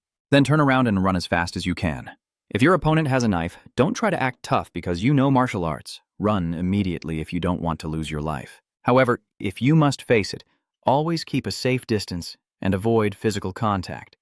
At this moment, In is chasing from behind, shouting, "Where are you hiding? Do you think running away will solve everything? Keep running, I'll find you." But before he could act, a brick hit him in the head. In Hun screams in pain. The knife in his hand falls to the ground. Asin's words echo in his mind. If you attack at the right moment, your opponent will be unable to fight back. Seize that opportunity and knock him down at all costs. Sechun follows the advice, using all his strength to push In Trung Hun to the ground. In Trung Hun can no longer scream, only gasping for air. You pin his neck tightly with your foot, causing In Trung to scream, "Stop it. Isn't it true you want to know about me? I'll tell you." Sechun replies, "Yes, I have many questions, especially about Jiango, but first I will beat you up." In Trung Hun screams in pain. After the fight ends, Chun stands up and says, "Now the game begins. I will ask questions and you must answer immediately. If you dodge, there will be 2 more questions." There. The decision is in your hands and is it your hands? In Trung Hun shouted. "Crazy bastard, my leg is broken. Call an ambulance." Chun smirks coldly. "Excellent. Otherwise, you'll forget everything you've done. Let me remind you that Heinz Page turned your right side into this, right? Now I will do the same to your left side. Then we will continue talking," she said, trembling with fear. "Wait, I'm not the boss. Don't do this," but Zichun keeps going. He continued to punch his face without mercy. After a long while, everything finally stopped. His face was battered, and his injuries weren't much better. After finishing the fight, Zechun sat on top of him and coldly asked, "Are you ready to talk now?" At Director Kim's office, he was discussing an important shredder. Maybe because of that guy's condition, the other one was doing better, but it didn't matter much. Just gaining everyone's support was enough. The team leader told us to stop filming here. He glanced at the computer screen and continued, "The next contestant will stay with you. I don't want to speak ill of her." Why did this suddenly happen? "Let me help you scratch it." The girl shook her head as if someone was insulting her. So frustrating. As soon as I said that, my phone rang. The man looked at his phone and said, "I wonder if this guy calls every day to invite me to eat." The girl asked, "Who is that?" "It's Manager Kim. I'll call back after I finish eating. This isn't urgent. Let's just have our meal first." Girl continues, "You know I told you last time that it's your problem. Why are you postponing work that could be done right now? Can't answer the phone while eating? If it's important, then what?" Hearing that, the man turned pale. "I'm sorry. I'm telling you this because of you. Why is it the same every day?" "I told you to just ask me, so you cut my hair yourself. You didn't want to hear me. That's why you did that, right? If the other person said they were upset, can't you fix it? You have to fix that. Let's talk on the phone first and then continue." Then she answers the call. Hearing the female voice, Manager Kim asked, "Is this not in Sang-so's phone?" The girl replied, "Manager, have you really forgotten my voice?" So it's really sad, because the competition suddenly changed its format this time. I waited for a long time until it was my turn, and I had planned everything very carefully. A few days after Chun's car was on the road, someone suddenly tapped his shoulder and called him back. Chun's car startledly turned around, and the girl smiled. "Oh, what are you so surprised about? I'm not short either. What year are you in? Have you got a girlfriend yet?" Luckily, the doctor is reporting the situation to the teacher at the hospital. According to the test results, she has no serious issues. Resting for a few days will allow this mild head injury to heal gradually. If you feel dizzy or notice any unusual symptoms, go to the hospital immediately. The teacher bowed her head in thanks to the doctor, then turned to inform Zechun. The patient I admitted with me has been transferred to another hospital, because we don't have a specialist to perform emergency surgery in time. If you need more information, you can contact the nurse. Fortunately, the student was not seriously injured, so stay calm. After the doctor left, Seichun bowed his head to apologize to the teacher for making her endure this because of him. However, Seichun replied that the doctor said it was not life-threatening. Then the teacher bowed her head again and said, "It's all my fault." Seichun asked in surprise, "Why is it your fault?" The teacher explains, "I was in Hun's homeroom teacher when he was a first-year student. I didn't intervene in time when he was subjected to family violence, only teaching him how to protect himself. He was very grateful and proud of his talents, but one day after school, she saw him talking to an older man, whom she thought was from the sports center, and she didn't pay attention. After that wedding day, Trong started fighting students who bullied the weak and became the leader of his group. From then on, all the students were afraid of him. Then one day, when he was drunk, his father beat him brutally. Usually, he endured it, but today, he fought back. The reason for this rebellion is Kim. That day, he told Hun that the only thing that could protect him was his own strength. Violence is the way to defeat violence. Isn't the law now quite terrible? If you don't fight back, you'll live as a coward. Just try once. When beaten by his father, Hun remembered Kim's words and decided to fight back. It was the first time he retaliated against his father, and that act was very brutal. His father fell to the ground, gasping for breath as he watched, a sense of satisfaction rising in Hun's heart. Since that moment, Hun had completely changed, becoming a different person. After hearing the teacher's story, Seun reflected and said, "That situation is really sad, but I think it can't justify everything. Those who realize their mistakes still have a chance to fix and improve. But those who always believe they are right and never admit mistakes are completely different."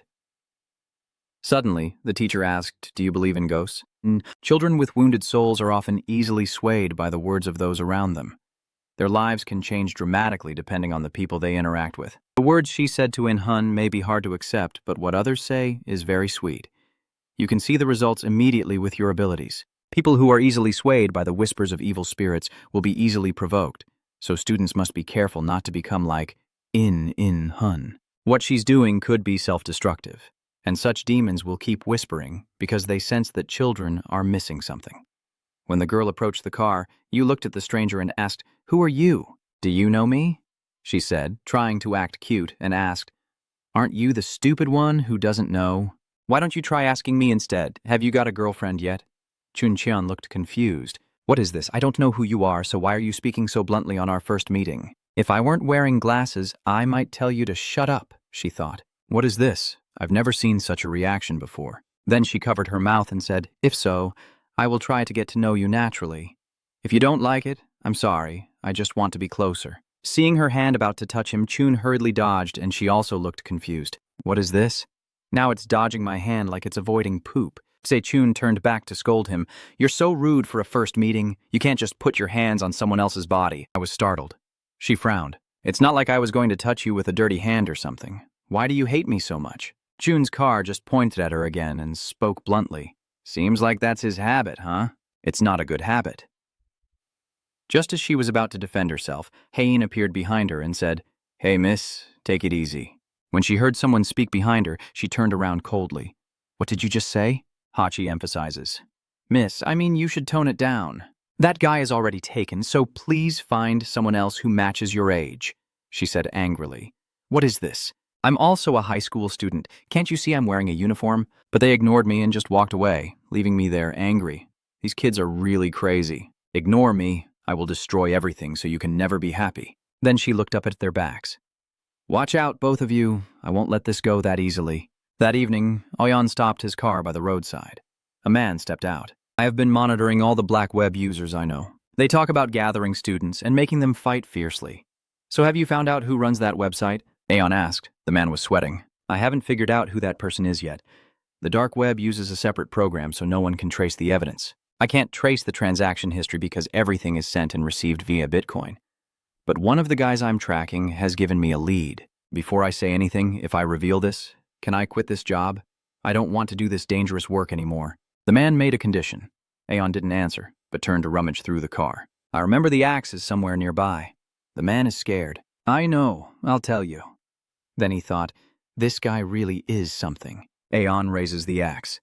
Just now you were thinking in your head that this guy wants to die, huh? The frightened man keeps thinking. What?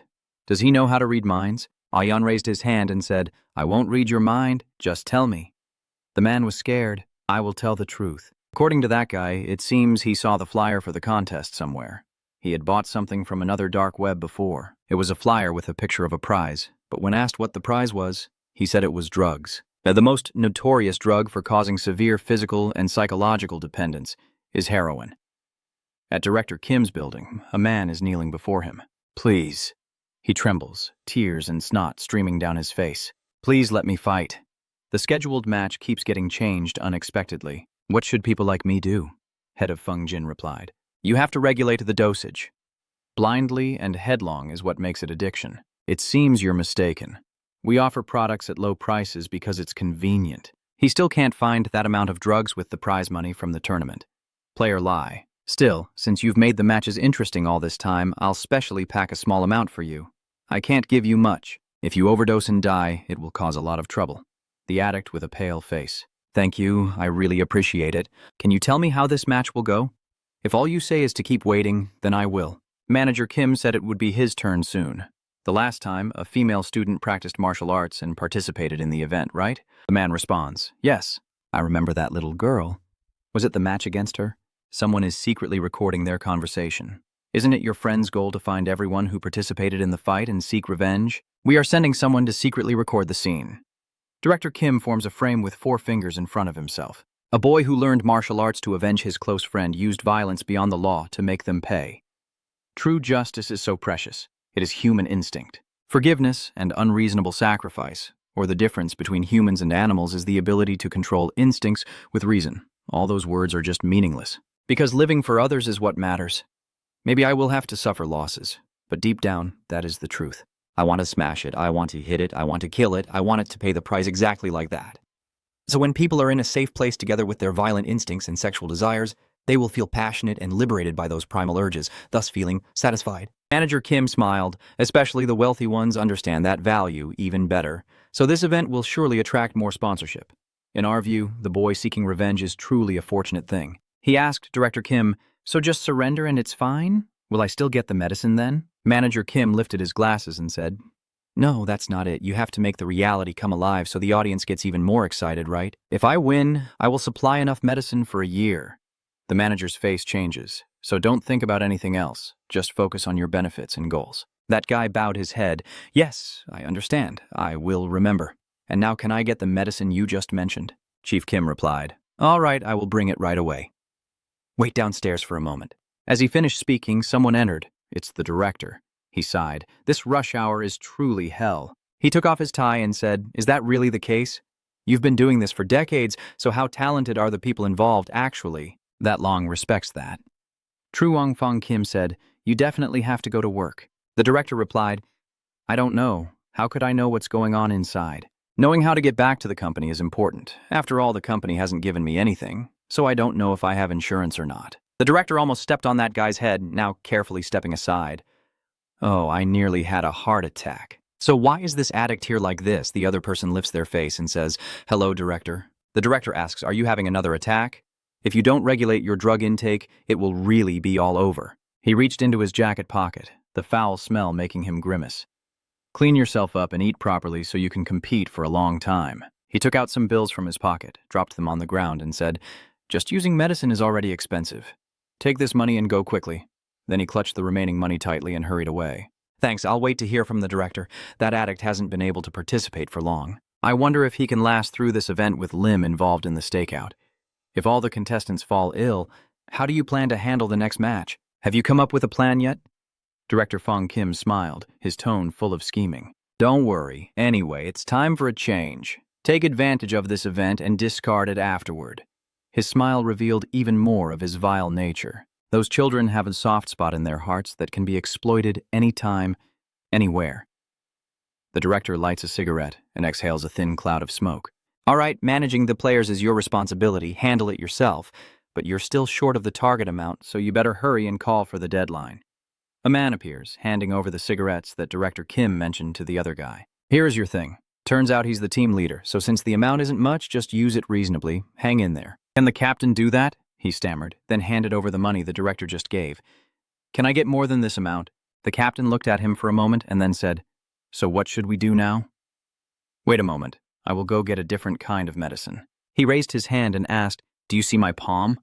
The other guy looked confused. Yes, the palm of my hand? A loud noise then sounded. At the martial arts school, Aeon and Yohun are arguing about whether to do something or not. Aeon asks why Dohun refuses to do it. Johun replied, I don't like hugging a man and making them fight. Aeon looked stunned. You said last time you would help with anything you could. A man's word is his bond. Why is it like that? No, that's not it. I mean, I'm helping with training in internal martial arts. Aeon still doesn't have any new members. Chun's car also uses many techniques, so its stamina has increased. No one is better than yourself, so you can't use many techniques. Then he added, Well, if you hate it that much, you can just leave the training room. It's been tough enough lately. Just stay busy and don't see each other again. Johun said in panic. I understand. I'll do it. But I'm definitely not a beginner. Chun's car might also avoid practicing the technique when facing me. I won't admit defeat. If that's acceptable, then it's fine, right? Everyone in the dojo turned to look at him. All right, then the opposite is even better. Why are you worried about that? Then Rune was choked almost to death by a collar. We won't let you go either. Your senior is coming closer. Ruohun, come on, fight me too. Johun tiredly responds.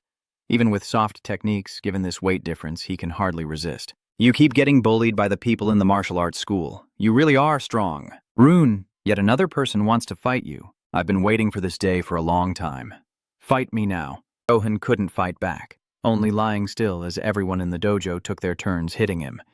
He remained motionless on the floor, unable to speak. Aeon approached and asked, So, do you find beast magic more interesting than you thought? Do you want to keep going?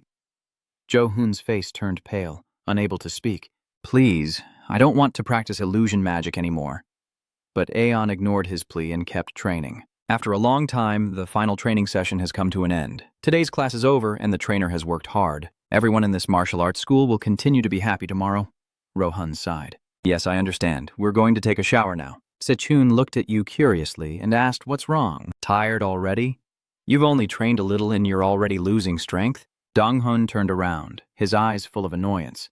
Hey, isn't it me who's better than you? Today really is hell. Sechun tried to hold back a smile but couldn't hide the humor in his eyes. Hey, what's with your expression? Duhun asked. Sechun replied, My expression is normal. You're the one with the problem. Donghun loudly said, Are you telling me you already won the training session in soft martial arts? I'm just wearing a martial arts uniform and practicing soft techniques for the first time. Just getting used to it. Sechun finally couldn't hold back and burst out laughing. All right, you can do it. If it's soft techniques, I'm sure you'll win. Dohun muttered to himself, really wanting to give this kid a good beating. You keep asking, why doesn't our martial arts school offer ninjutsu classes? Sechun sighed and replied, We used to have them, but they're gone now. That time I learned a few sessions from Aeon. Do you want to train? Dohun shook his head and said it's not that. Maybe she needs you more. Sechun was surprised. Me? Why me? During the fight, in reality, you weren't wearing your uniform. Besides Director Han and Manager Kim, only Lai Jianggon and Sang Shu are left now. Sechun asked again, Who is Sang Shu and what does he do? Duhun continued. If you only look at their competition records, Sang Shu is the most outstanding person. He is very skilled in martial arts and could be the biggest obstacle for you. He comes from a wrestling background and has mastered nogi, a form of competition where competitors wear only a pair of shorts and a protective shirt, so they cannot use clothing submission techniques. The main white room is immersed in an unusually quiet atmosphere. Suddenly, a muscular man appears, with beads of sweat rolling down his chest. At that moment, Chun suddenly spoke up, Do you want to go eat spicy rice cakes? And the other person responded immediately. Spicy rice cakes, loading carbs into your body after intense exercise and doing it perfectly. But can you ask them to make it less spicy? Dohun's presence left Chun stunned, and he couldn't help but think of a new idea. What kind of body is that? Seon suddenly felt panic as Dohan instinctively asked back, sensing something was different. So, if you want a body like that, you have to lift weights? Hearing that, Dohan responded calmly, You have to lift weights if you want to build muscle. You look like you're lifting iron blocks. His words only made the other person more confused, and in a moment, he asked, You've slimmed down a lot since I first met you, huh? He kept denying what Dohan said. There's no way that's true. Sechun instinctively covered his entire body with his hands. He looked at Do-hun with a shy expression and shouted loudly, "It's just because I took a cold shower earlier." However, the other person's words froze him in place. "What are you barking at, you crazy guy? I was talking about your figure." As Do-hun spoke, he put on a white t-shirt in front of Se-chun's awkward gaze. Technique is important, but physical condition is just as crucial. You've never heard of Teo Van Ko? With such poor control over your body, how can you keep fighting? Suddenly, Se-chun spoke, making the atmosphere heavy in just a few seconds, begging him to wear the training pants first because it looked gross. But Do-hun explained that the formidable Sang-shu's secret was his strict self-discipline, and the image of Sang-shu appeared with a muscular appearance, simply sticking to his usual routine without even bothering to come up with excuses like being tired or having prior plans. Moreover, Do-hun emphasized this, but interestingly, he's not someone with a plan or who's diligent at all. It's no surprise that Chun's car doesn't care about this issue. He kept repeating, "So what? Can't you just put on your shorts first and then talk?" Meanwhile, at Sang-shu's place, he was gripping the dumbbell tightly in his hand, muttering to himself, "How many more times? Just a fool who only relies on physical ability." Returning to Do-hun, he put on his pants and sighed helplessly. But he's actually quite gentle and innocent. Except when he's moving, the guy across the street just put on a shirt, and he said it in a way that made me want to vomit. "Is your hero just robbing weaker kids and participating in spell competitions?" His voice grew more and more choked with emotion. The victims of his must surely cry blood if they hear it. His reaction made the car shake uncontrollably, but he still kept defending himself. "Someone like me is indeed a scoundrel beyond any excuse, but Sang-shu is different," he muttered as he put on his jacket. "He has never bullied or extorted money from anyone. He only participated in the competition because someone had already arranged it." Faced with these words, Seun suddenly questioned, "So you're just a puppet then?" Faced with this question, Do-hun also didn't seem surprised. He replied calmly, "Yes, and Sang-shu is just being used like a fool." "Somewhere else," John suddenly spoke up, looking confused. "I told you not to do that anymore." Immediately after, Sang-shu hurriedly responded with a stammering voice. His apology shocked her so much that she blurted out, "What?" Even he couldn't help but be surprised and question it. "What the hell?" John sat there dazed, then looked straight at Sang-shu and asked, "What exactly are you apologizing for? I told you to change your habit of just apologizing without ever thinking you did something wrong, right?" That girl is Kangen. These images made Chun feel confused. He couldn't help but mutter, "Could it be the red-haired girl with a high ponytail and big eyes?" After finishing, Down quickly responded with a somewhat surprised tone. "How do you know that? Could it be that she also approached you? However, you received a nonchalant response from her." "Yeah, a few days ago on the street, she suddenly said some nonsense. But is she really a high school student?" Suddenly, Do-hun said that these days it's hard to tell kids from adults. "I can't tell either. Kangon is probably around your age." Your words made Do-hun angry, and he couldn't help but shout, "What kind of life did that girl really live?" However, Chun only flicked his phone in his hand and replied with an innocent tone, "Anyway, it's not that important. I don't know what to do either, but I have to be careful with her. She has already exploited everything and pushed others into the abyss. She had control over that person's life and manipulated them as she wished." This series of information made Chun fall into deep thought. "Still, I can't find her just to hit her. My goal is to monitor the participants." Suddenly, Do-hun interrupted him, saying he would first go meet and talk to An-sensu. There is someone slowly coming out of the nearby bathroom. Meanwhile, Se-chun calmly shouted, "Lee Se-uni, go eat some tukbui too." At this moment, both Se-chun and Do-hun were so shocked that their eyes widened in surprise. The two of them kept their eyes fixed on John's body, while he calmly responded to Se-chun's earlier words. "Tukbui, fine, call the biggest attack." Even now, Se-chun and Do-hun are still in shock. They just stood there watching each other in silence. He instinctively replied, "Yes, we understand. I will call the biggest attack." Jim's room quickly fell into an eerily quiet silence. Sang-shu sat there with a dazed expression, unconsciously saying, "John, do we really have to go this far? Isn't it enough just to fight that guy like that?" Then John quickly gave him a satisfying answer. "Think about it for a moment. If fighting just for the sake of it is so dull, what's the point? We want the viewers to pay money." But Sang-shu rudely interrupted, "Don't always think that way," which made her angry, and she snapped, "Don't interrupt. Do you only need a little now just to keep going as a player, like for uniforms, food, and gym fees? Aren't you thinking about the future? I just want what's best for myself. The remaining money isn't much for those kids anyways." Those words suddenly made Sang-shu on the opposite side feel a bit panicked. That's right. Why didn't he join the fight with that girl back then? You should have been there at that moment. The guy instinctively argued back. "No matter what, How could he do that to such a little girl? However, Duan was not satisfied with this answer and kept questioning. What? Now you're pretending to be moralistic? If what you say is true, then you shouldn't let the girl deceive you. There are many people fighting against you. Are you sure you can win them all? Is that what you mean? These words have pushed Sang-sa into a whirlpool of panic. His ear seems to be bleeding, and his mind spins every time John's voice echoes in his ears. He tries to whisper. No, I didn't say that. Suddenly she interrupted. No, you always talk as if I'm the bad one. John sat there seriously and explained I did it for him, and now that he says that I don't know how I should feel anymore. Sang-shu also didn't hesitate to ask further. She must be very sad, right? Right after that, he told her. Yes, he knows very well. Not only that, John also smiled brightly and revealed it. So it's you. Just do as I tell you. You can do it, right? Her expression briefly made Sang-shu feel confused. He instinctively responded, I know. I'm sorry, John. Under the quiet night, a familiar voice suddenly reached out. John. That person is John. She leaned against the wall, trying to act composed. Have you looked into it yet? Meanwhile, Waidu was standing quite far away from that wall. She spoke sincerely. I went to ask his classmates from school, and her face grew paler and paler. Drops of sweat kept pouring down as if it was raining.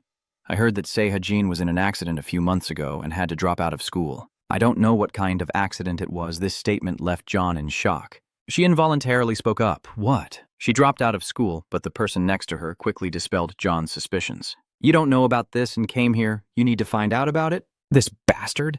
A sudden voice startled the other person slightly. Hey, she keeps insisting. Hey, he's talking to me. Damn bastard. Those words made the other person scared. She kept speaking nervously. That's right. I'm sorry, John. Immediately after, John approached Yandu. She spoke up arrogantly. Is there nothing else? Faced with this terrifying situation, she hurriedly revealed everything. I heard that after quitting school, he went to study at the Quality Exam Preparation Center. This only made John more excited.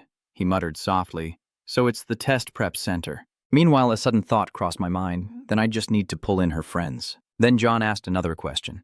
Does he know which center it is? Send it through the secret channel to me. You've worked hard. This made Waidu unable to hide her fear, as she kept staring at the other person with a panicked look and stammering. John, right? Then John lost patience and interrupted. What? Do you want to say something? So, now she's daring to confess her feelings. Are you going to delete that video now? John's response completely shattered Waidu. Her face turned pale with fear. Huh? Which video? Your video of wearing strange clothes and dancing? Why?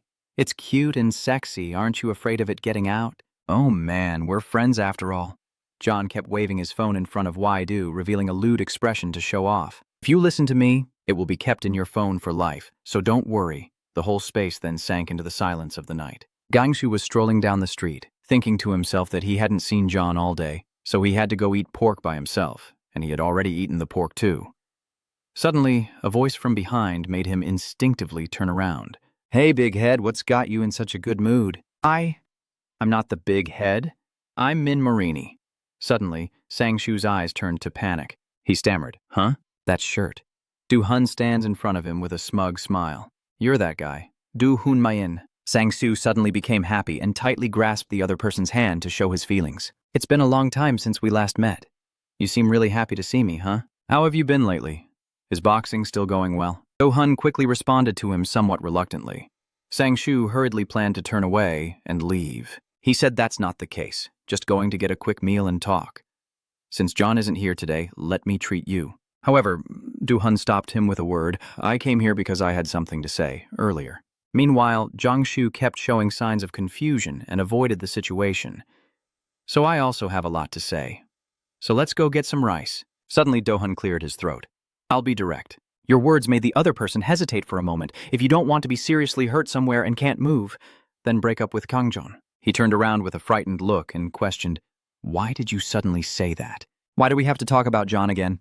And you're saying someone will hurt me. Immediately after, Du-hun explained to him enthusiastically, Maybe you also realized that man could also be Sejun. The two of them faced each other, and he showed no sign of fear.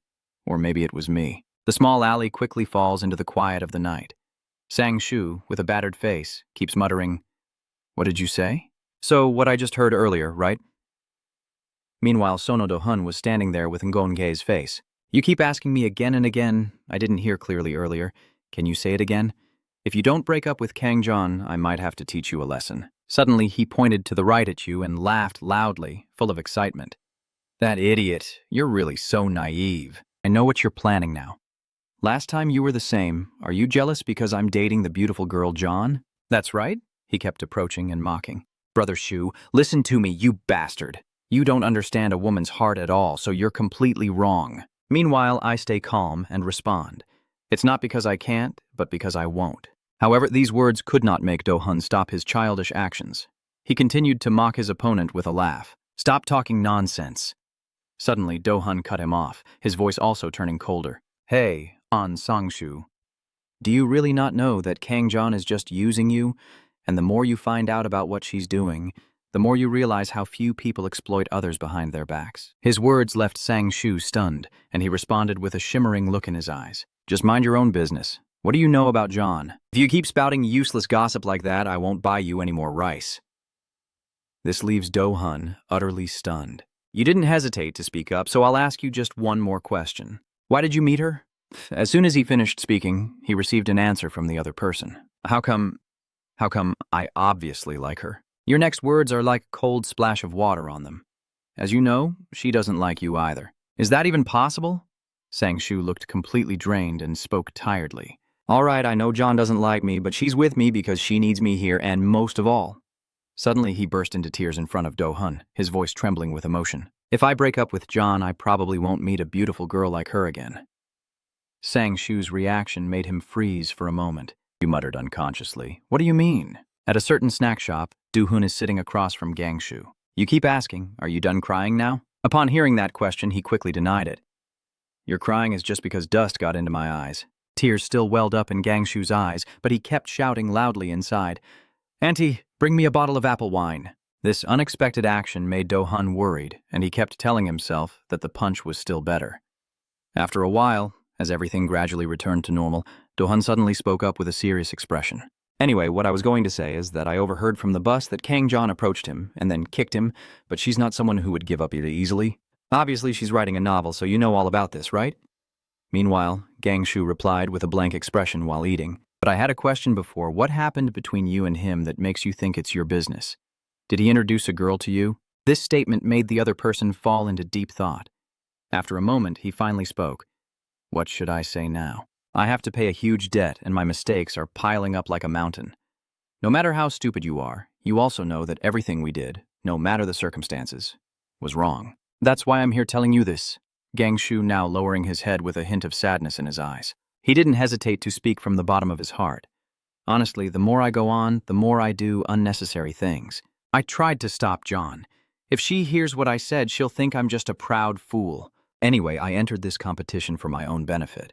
He suddenly looked up, his eyes now filled with unspoken frustration. So before John makes another big mistake, I will just take Han's name and end it. Hearing that, Do-hun could only helplessly offer advice. If you do the right thing, she won't give up. Meanwhile, your inner thoughts are constantly screaming. He completely opened his eyes in front of Kang John. Down quickly changed the subject. Let's just eat first. Gongsu quickly accepted the situation at the table and kept talking casually, not following proper manners, and it's not Han but Cheon.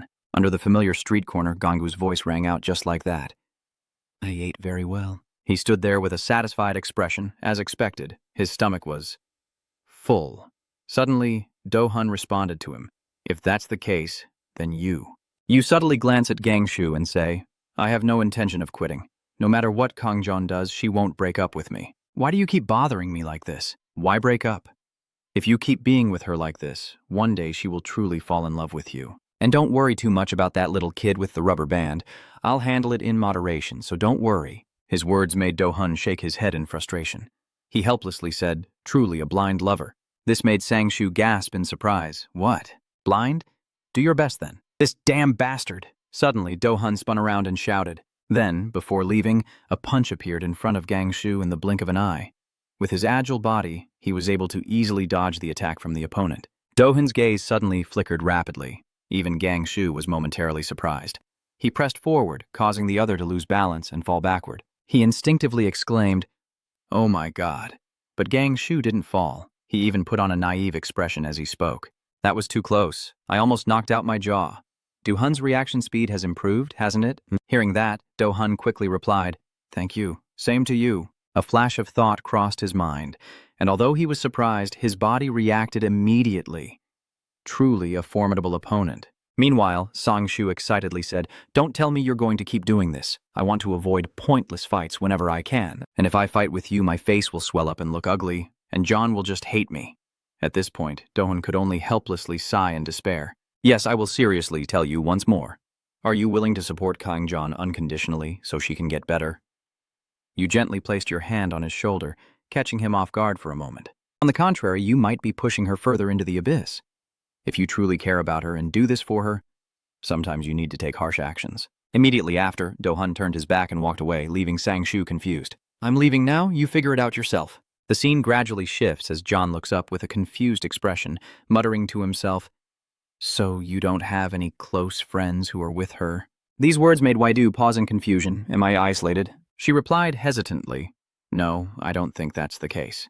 The scene changes once again. This time Hein is peacefully sleeping in the classroom. They keep saying I sleep too much. They say I'm not picky about the time, from recess to class time. The teacher's voice started echoing in her ears. "Stand up, student, are you dead?" But Hein vaguely replied, "Just 5 more minutes." This action made the teacher furious and shout loudly. At that moment, the student instinctively sat up and responded without thinking. "No, I wasn't sleeping, teacher." But when Hein came to her senses, there was no one around her, which made Waidu stumble and mutter, "Huh, what's going on? Are you still dreaming?" But the teacher's voice suddenly sounded beside the student. She startled herself, saying Ngongye told her, and was surprised. The teacher's voice had softened a bit. "The class has long since ended, and it seems you've been studying so hard that you're exhausted." This confused Hein. She involuntarily replied, "So that's how it is? Sorry about that." The teacher hurriedly reminded him and left immediately afterward. "Go home and rest." Meanwhile, Hazen still looked confused and bowed his head in response. "Yes, thank you for waking me up." She stretched wearily and muttered, "Today was a good sleep." Hajin then packed up and left the classroom in a cheerful mood. There's no one left in the classroom. I'm the last to leave, as if I'm the most diligent student in the class, which is great and really boosts my spirits. She continued walking confidently down the lit-up street. Her presence caught Yu's attention. She exclaimed in surprise, "Now John is only just returning, and today he's alone too." Suddenly, John beside her made a request. "You understand what I asked for, right? Just do this properly and I will delete the video for you." Immediately after, she received a response from the other party. "I understand, John. I will definitely do a good job." She kept pretending to look indifferent, with no friends who suited her. Suddenly, John appeared behind Han with a sneaky look, and she instinctively raised her hand. There was no other choice but to carry out Plan B. Hajin's vision suddenly spun wildly as she knelt on the ground, with John's bitter voice echoing behind her. "Hey, it's been a few years, right? Do you still remember? You keep pretending to be guilty, but you still haven't learned how to choose who to be friends with, have you? From now on, I'll teach you what to do." However, soon after, John appeared confused as he saw Hajin's body trembling uncontrollably. "What's wrong?" It turns out there's nothing special. "So this is nothing, right? I heard you've been training something, so I guess you must be really strong." A sudden thought crossed Hajin's mind. She kept comforting herself. "Hajin doesn't need to snap out of it right away. There's nothing wrong, just a fall."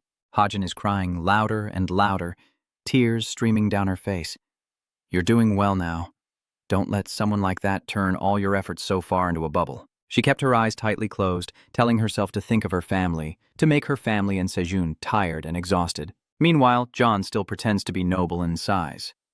That girl, if that's the case, then it's not interesting at all. You have to hit me for there to be something to talk about. Only then can you ruin your boyfriend. What did you just say earlier? This has sparked John's interest. She kept sneering with a mocking smile. "Hey, Aunt, are you feeling better now?" "That's right. Only then can we create an interesting story. No one wants to watch a heartbreaking crying scene." Both of them stood up, and she kept reminding the other person not to dodge the question. "Just answer what I asked. Did you tell him to use his looks to get free cigarettes at the convenience store?" That made John angry. "What? Is this bastard really crazy? Do you want me to make your face turn red like hers?" However, Hein blocked the action in the blink of an eye. She kept emphasizing, "Are you saying you're going to destroy Sejun?" This made John tremble with anger, and she kept insisting, "Yes, I will destroy both of you." "Just wait." A sudden thought flashed through my mind. What? Its tiny body had the strength of a man, and immediately after, Hein's face changed color. She snapped, "How dare you!" The entire schoolyard gradually fell into an eerily quiet silence. I used to think that the world I was in at age M had collapsed. Suddenly, a male classmate's voice from behind called out, "Hey, Kim Hain, respond quickly!" Huh? Why? Immediately after, he and his friends kept mocking each other. Who cut your old hairstyle like that? Your mom's boyfriend, did he cut your bangs with office scissors? By this point, Hain was so upset that he started crying uncontrollably. She keeps denying everything, saying he's not her boyfriend. He married her mother, so he's now her stepfather. You fools! Instead of showing sympathy, the boy with freckles in front of you just mocks her happily. Sorry, so now the person who's not related by blood is your dad?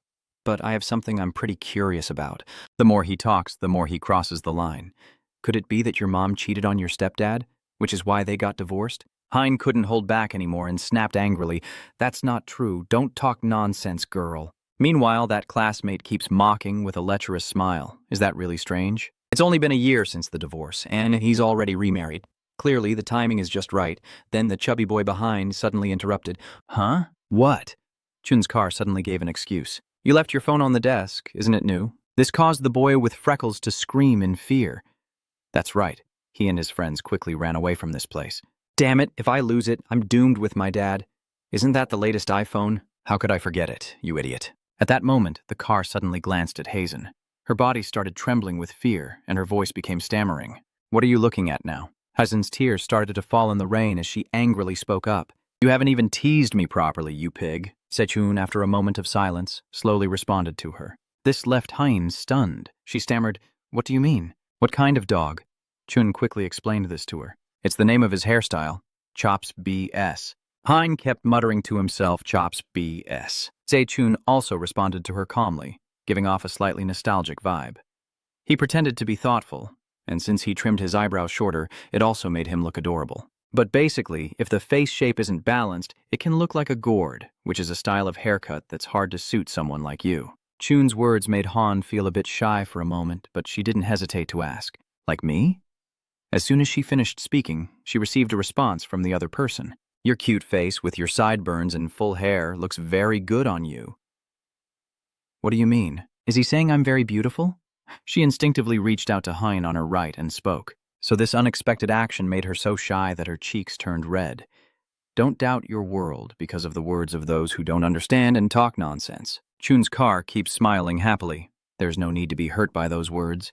Just pay attention to the people who love and trust you. The more you talk, the more Hein gets confused. And if that's the case, the world will be wonderful. It was only later that she hesitantly asked, "How do you know about those things?" The two of them then left the school together amid cheerful chatter. My mom told me that she must be a wonderful mother. That's right. Suddenly, Hein asked with suspicion, "Do I pick you up today?" Right after, Chun's car responded enthusiastically. "Lately, I've been going alone, but today my dad's friend will pick me up." A fleeting sadness appeared on Hein's face as she softly said, "I see, but my dad will pick me up." However, Chun's car responded indifferently. "I knew what you said had made the other person suspicious." Huh?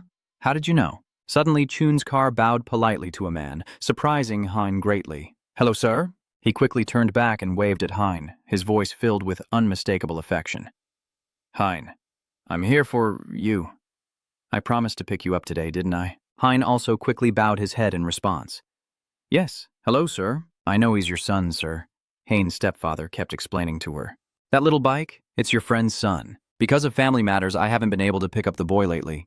Since he goes to the same school as Hein, I also pick him up. If the two of you have any inconvenience, however," she shyly waved her hand and said no, "it's just that we're not very close, so we can go together." Hazen's expression made him suspicious, and he guessed something about these kids. However, Hazen's stepfather regained his serious demeanor and called after the Chun car. "Then let's go home. Chun car, right? Uncle, let's go park over there." The boy quickly responded with a naive expression. "Yes, sir. I'll just go throw out the trash and come back." "All right, go ahead and throw it out and then come back." Chun calmly put his hands in his pockets, slowly took out a new phone that seemed to be the item the freckled student had, and after a moment of hesitation, he casually threw it into the trash with an innocent expression. "Thank you for waiting, Uncle. Uncle." I quickly returned to Hain's stepfather's place and spoke politely, but he said otherwise. "What did you say? What are you throwing away?" Faced with this question, Chun's car calmly offered another reason. "It's sunglasses. The two kids just grew up together like that." My world seemed to have collapsed, but thanks to new pillars, it became stronger and purer each day. They had unconsciously held hands since they were children, and as time went by, Hein's stepfather's lips curl up slightly with satisfaction. I opened that world to invite someone in. Both families continued to walk together from that point on. That's how my world seemed to become perfect, by living happily every day with the people I loved. Unfortunately, Zaychun's mother suddenly collapsed after taking a photo, but there's a saying that we must learn from tragedies because they will inevitably find their way into our lives, in some form. Your father was very worried and caught her, so we need to know about it even just a little before facing it. Otherwise, we won't be able to handle the shock. But no miracle happened. Chun's mother passed away shortly after. Tragedy will always find its way, whether you're good or bad, and among them is the tragedy that no matter how much you try, you can't change. That day marked the beginning of his dark life.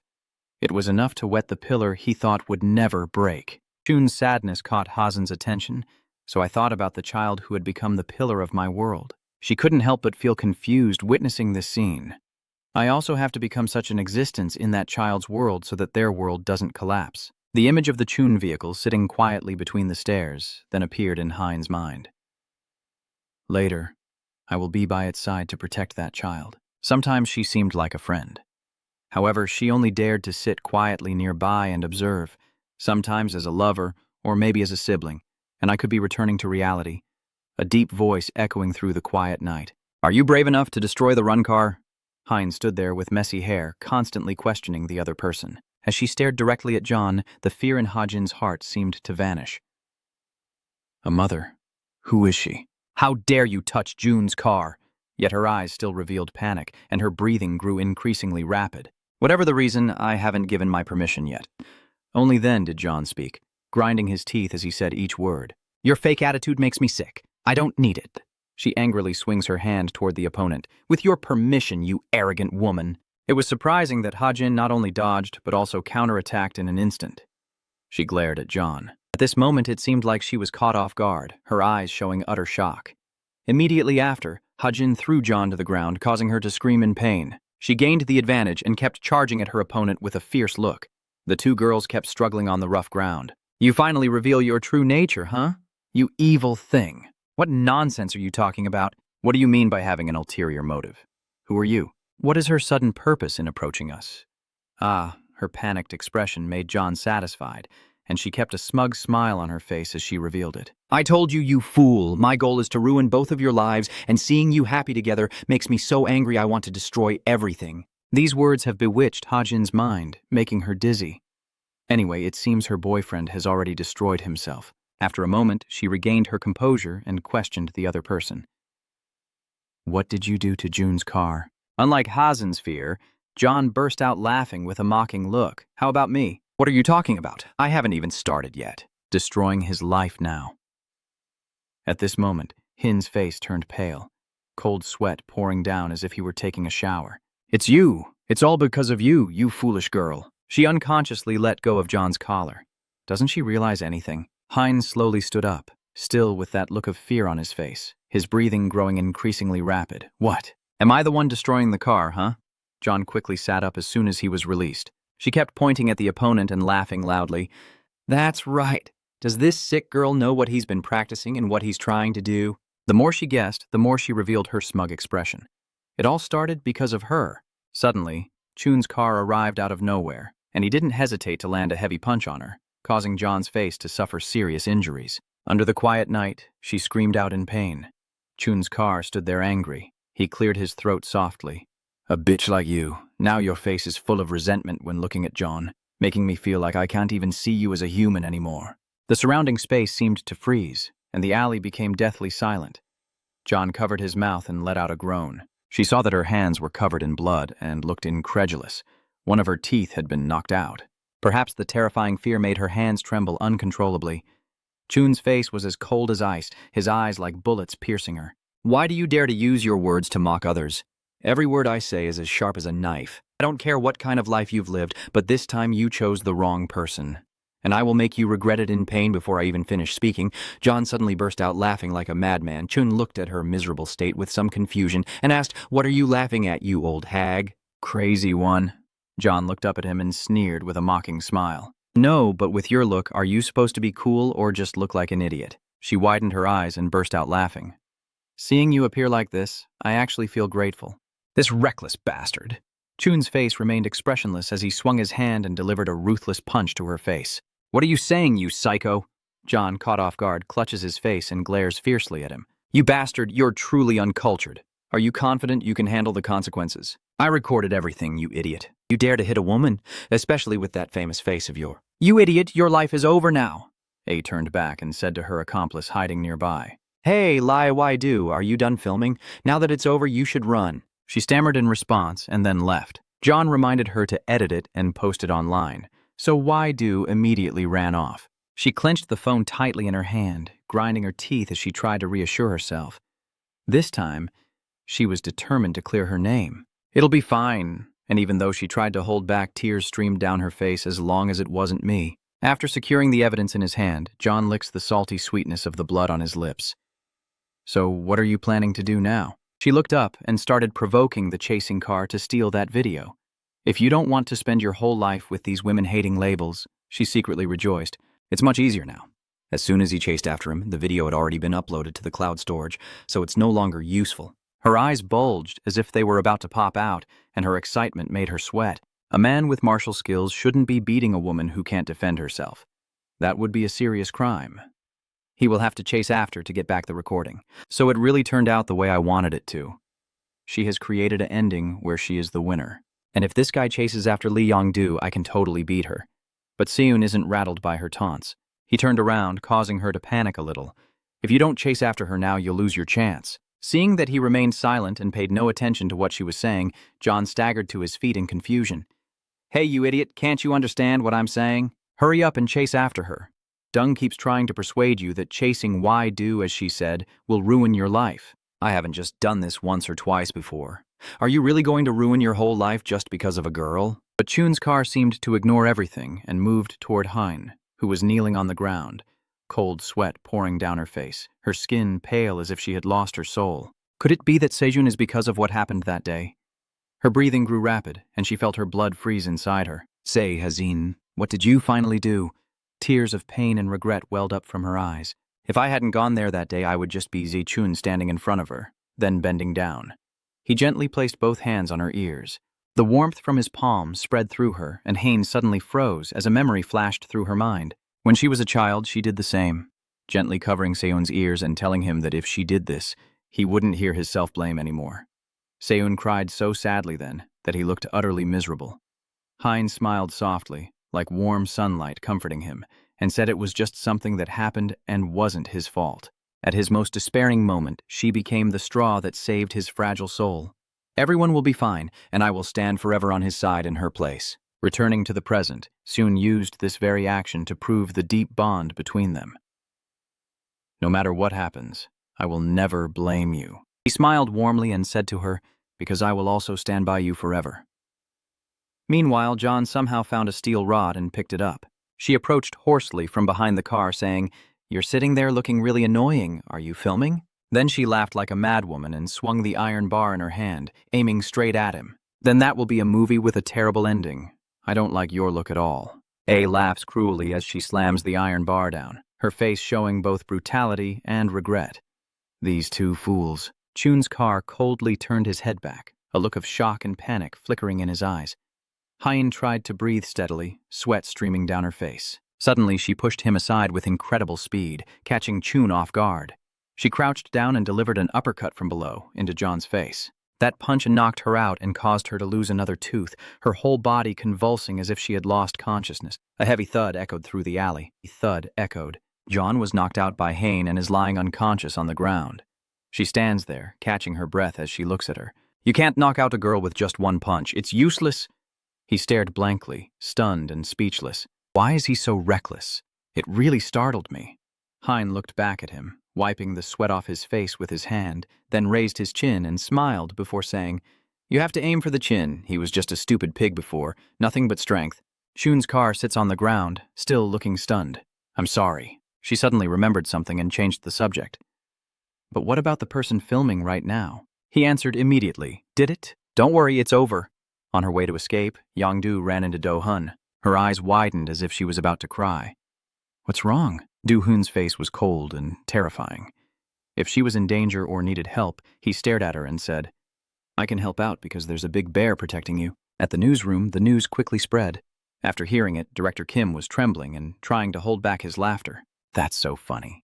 While trembling, Yu Eng sat at the bar counter, curious and asking, "What's going on? What's so funny?" Manager Kim laughed out loud and replied, "That Kang-jon girl kept acting tough, but Sejun gave her a lesson." Finally, he got hit with a hook punch from Hajin and fainted. Junyu was surprised and impressed. That kid really acts tough, but I bet passersby would be terrified witnessing that scene. Director Kim still laughs as if he's hearing a funny story. He chuckled and replied, "I'm really impressed with Sejun. Kang-jon is also quite capable. What should I do now?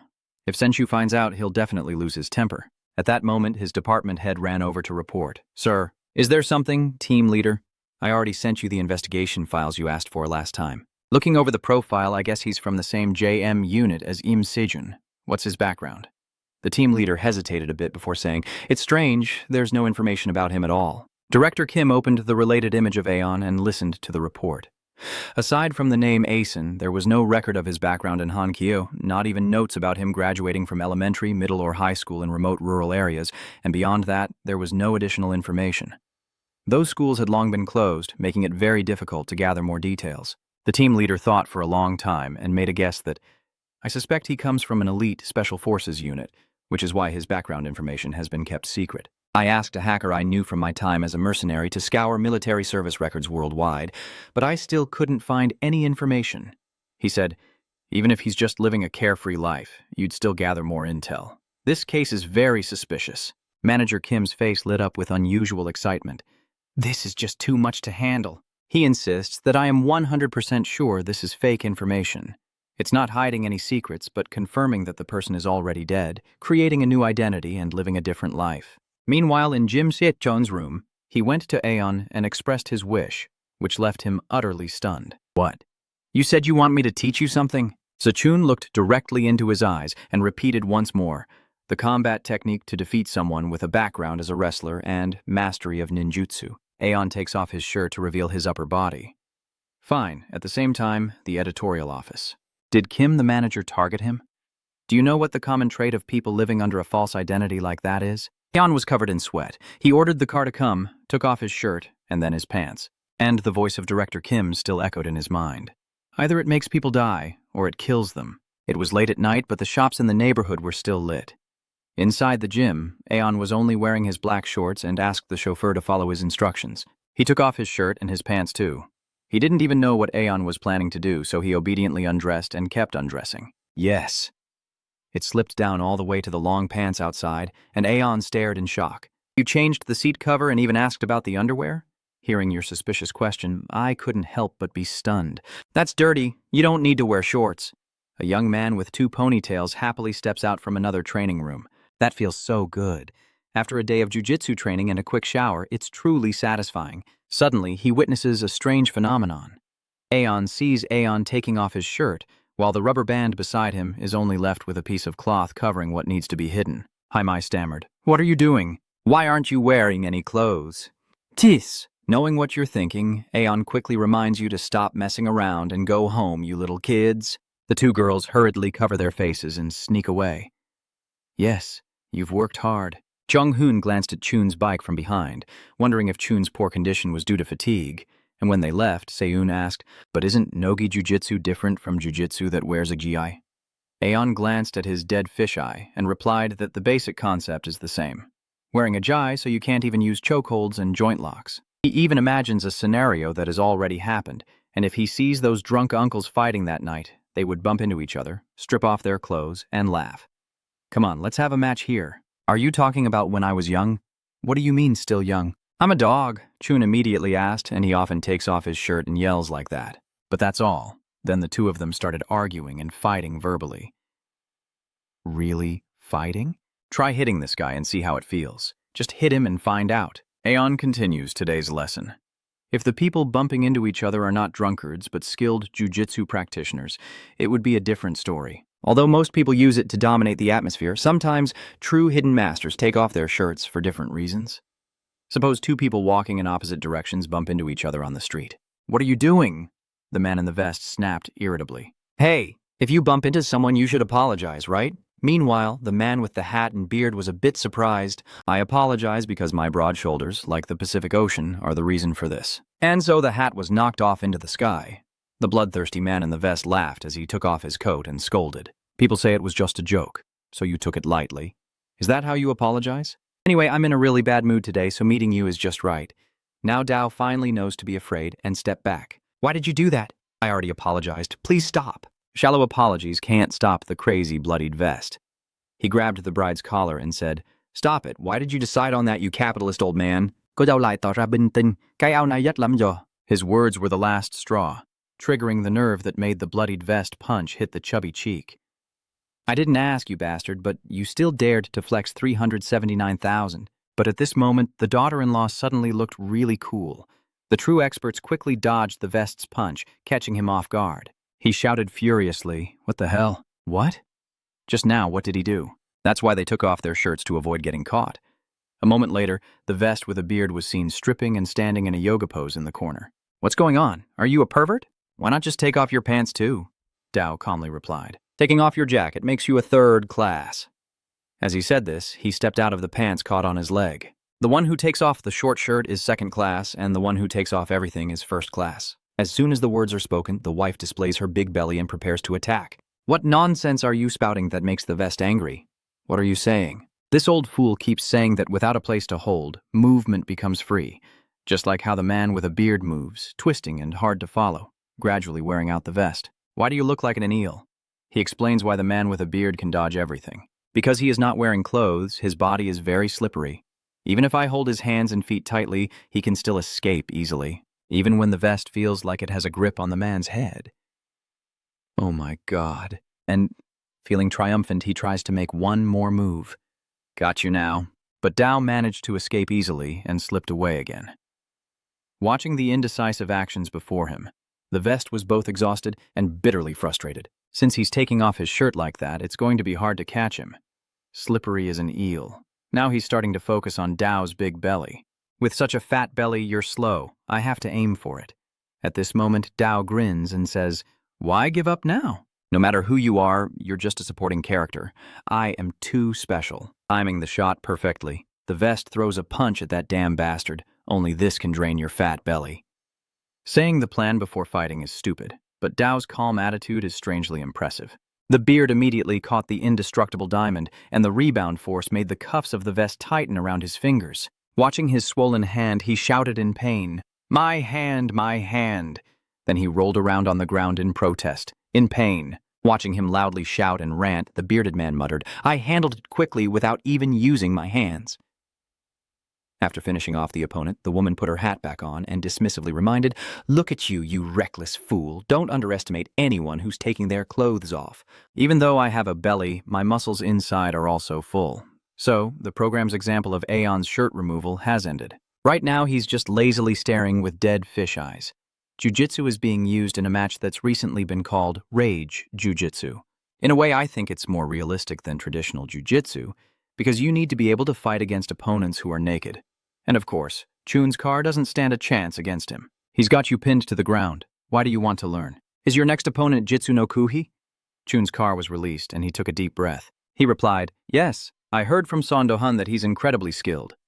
Aeon still shows no expression. I see. Then for now, just keep training, and you'll need some tricks to win. At the same time, in another training room, a loud voice asked, What are you saying, brother? You don't believe me? Why would I lie about this? The young man with a crew cut named Sang Shu showed a blank face. No, it's not like that. Kids always film when they want to cause trouble, and this time there's no evidence. He looked up at John and explained, and that little girl also did the same immediately. No matter what, how could he hit a girl? Did you just go see Lim Se-chun earlier, and that girl quickly pulled down her mask to show her battered face and her chipped tooth while shouting? Are you a dog? I got beaten up by that bastard Lim Se-chun. I'm losing my mind over my tooth right now. Are you more agitated now? Is revenge for what it did to you too difficult? Are you still so calm when your girlfriend ends up like this? Your phone is gone, and Clud has been erased too. Those bastards erased everything. Sang Shu didn't react excessively to your crazy behavior, my love. He said, No. Of course I was angry, but after thinking it over, a man hitting a woman like that, sorry. I really can't believe what you're saying. Receiving the ruthless reply, Vu Fang, John no longer had hope for this kind of superficial love. She whispered, "So that's it, damn it. It's so annoying to be treated like a shepherd girl. It seems we have lost trust in each other. I can't believe you think I am like that." She said that and then left. Sang-shu instinctively called after her. "John, what do you mean by that? I didn't mean it like that." The girl begins to calm down, speaking each word clearly. "Sang-shu, I still believe in you, but you don't feel the same. Even if my heart is stirred, trust has to come from both sides. I no longer know what our relationship is. So let's break up." Those words from her left Sang-shu stunned. His soul and spirit were nearly gone. Leaving Sang-shu behind, John decisively walked away. She still couldn't let go and kept muttering to herself, "Why did he call me a liar? You think no one out there is helping me? That's so unreasonable." Then she came up with the plan. "This is the perfect time to call that bastard. I can betray him now." Sang-shu is too stupid to do something like this. Before even leaving the house, she happily called someone with a coquettish voice. "Hey, long time no see. How have you been?" For Sang-shu, a breakup is truly painful. The total time they were in love was 1 year, 6 months, and 8 days. The first official boyfriend Sang-shu ever had broke up, and just thinking about these 3 words, Sang-shu is sure to cry for a whole month afterward. In a certain office, a man in a police uniform scolds, "Hey, police officer, are you really crazy?" The director didn't hold back and delivered a fierce scolding. "You're the only one driving me crazy, so why do you keep clinging to Brother Trang Shich? That investigation has been over for ages. Why are you still like this? If police keep clinging to one case like this, what will happen to other cases?" Dong Huin is not backing down either. He steps forward to defend his own purpose, yet he hasn't resolved anything, so why is he closing the case? This is not just a simple assault. According to the investigation so far, an unknown illegal organization has been conducting martial arts competitions unlawfully, primarily involving students, and may also be connected to more serious crimes. But what Deng Hui said was all just speculation without concrete evidence. The director of the department, seeing him stubborn, retorted, "It's just a guess, all your assumptions. That kid isn't a cop. If he were, everything you say would need to be backed by evidence. Don't just talk nonsense like in a novel, huh?" Brother Dung looked blankly and said, "Why does the director keep blocking me? Are you crazy, getting oil poured on you and the flames from the director's office burst up directly? What are you saying? What am I obstructing? Do you even hear yourself? Aren't I just following the orders given from above? You really don't understand? You little kid." Deng Huin still keeps that mocking tone, fiercely questioning Director Bao. If the director only listens and follows what is assigned from above, then he's no different from a fool. Luckily, he's not heartsick. He yelled so loudly that his mouth looked abnormally long. "It's not that easy. Stop sitting there talking like dreamers. If this crazy guy wants to investigate, bring real evidence here. Only then can we legally investigate. Do you understand?" Seeing him get more and more agitated, Brother Dung knew he had to step back a little. "I understand. Stop shouting. I'll buy lunch for the station." He strained his neck to chase Dong Huin out immediately, outside the police hall. Officer Kim saw Dong Huin come out and called, "Officer Na, come and sit for a while." He asked again, "What happened?" He explained, "Officer Jiang also went there. We ordered lunch. Come eat with us." He Shich Loi Thoi Lech Thek scratched his head. "I've already eaten rice and soup with pork. You should go take a shower. I could smell the scent coming from you before I even saw you. Give me some more plain rice," seeing that my younger brother's spirit is low. Dong Huin casually asked, "You're here? Still haven't found the quiet place in the retreat?" He replied, "Yes. Since disappearing from the hospital, he hasn't been to school or home." Then Hyung-shich half closed his small eyes and recounted, as most teenagers tend to appear in places they usually go. "I don't know who he's taking orders from or who's hiding him. Something's not right. Maybe it's because I haven't washed up." He recalls during missions, like I mentioned before, the man with glasses I met at Golden Pistol. I followed him down to the 19th floor and sensed something was off. After a while of tracking, he turned into somewhere. He said, "I saw him go into room 1903. Over the past 2 years, he has never left the host's room and is currently living abroad." Looking at the young man's back, Hyung-shich secretly suspected that the guy with glasses was definitely connected to that useless-looking guy, but he didn't show up again. I think he probably already left the building. Deng Huin was holding a set of files and asked, "You recreated his appearance based on the model?" Hyung-shich replied, "But without concrete evidence, I can't issue a warrant for him. We must quickly catch Im In Hun. Just a little scare and he will reveal everything, but he managed to escape." "What is that?" Deng Huin nearby said, "I don't know. Quickly open it and see." As soon as Hyung-shich got the mysterious item from the file, he stared in surprise. What is this? This is evidence of using videos to threaten. On the paper is a picture of a girl who is John. Skimming through the information, he is a bit surprised. Who is the one threatening Kong John again? Hyung Shich beside him sighs. This is indeed a serious crime. Brother Dung, I feel like there's a clue here, so I asked again. Huh? Isn't this the car that Officer Jiang mentioned earlier? In the picture, there's a black car and a girl standing by the window, talking to each other. Huh? That's right. That was the car that hit Lim Dong Hwan and then fled. The license plate matches, but it's a fake. This girl also seems to be connected to that incident. At this moment, Officer Kim has gone inside. Dong Huynh asked him, "Do you know who sent this here, Kim Police?" He replied, "A boss came here and gave it to me." What's wrong? Is there no sender's name? Back to the pile of files, Dong Hui muttered to himself. Let's first try to find out about student Hyung Shich. Maybe he has been in contact with someone, so let's proceed quietly. Suddenly, a thought flashed through his mind. Who is this? Why was it sent here? At the same time, in the training room, Aeon was lying with his eyes closed when a shadow cast over his face, making him open his eyes and look up. Dong Hui's face leaned close and softly asked, "You're awake?" Aeon teased, "Your head is really big." Then Dong Huynh called someone over to Aeon's place. That friend said he wanted to thank you and mentioned he had something to ask. Aeon casually asked back, "Who?" In front of him was a girl with black hair, and she introduced herself. "Hello, I am Lai Yongdu. Thank you for your help and for deleting all the files and cloud saves on Kang John's phone. Yi's face shows some worry, but I can't go to school anymore. That day I didn't bring the video I recorded. Just one touch and I would be killed instantly. How can I avoid running into Kang John? I want to ask if transferring schools would be okay because I have no one around me to ask." Seeing her gloomy face and bad mood, Aeon gently asked, "What should I do? Should I fight back?" At this moment, he stood up and casually said a few words. Even with many weapons and evidence laid out, fear triggers the human instinct to escape from reality. But his words seemed to have awakened Yo's nerves. She widened her eyes and continued, "We have to fight to get back what we lost. Even though the bad memories will come flooding back and cause fear, you have to tell her not to avoid it and face it directly to stay safe." Aeon advised Young, looking up at her with a steady face, simply saying to inform the police and confront directly, so he will prepare weapons. Not long after, the city sky was covered with dark clouds, seeming like a heavy rain was coming.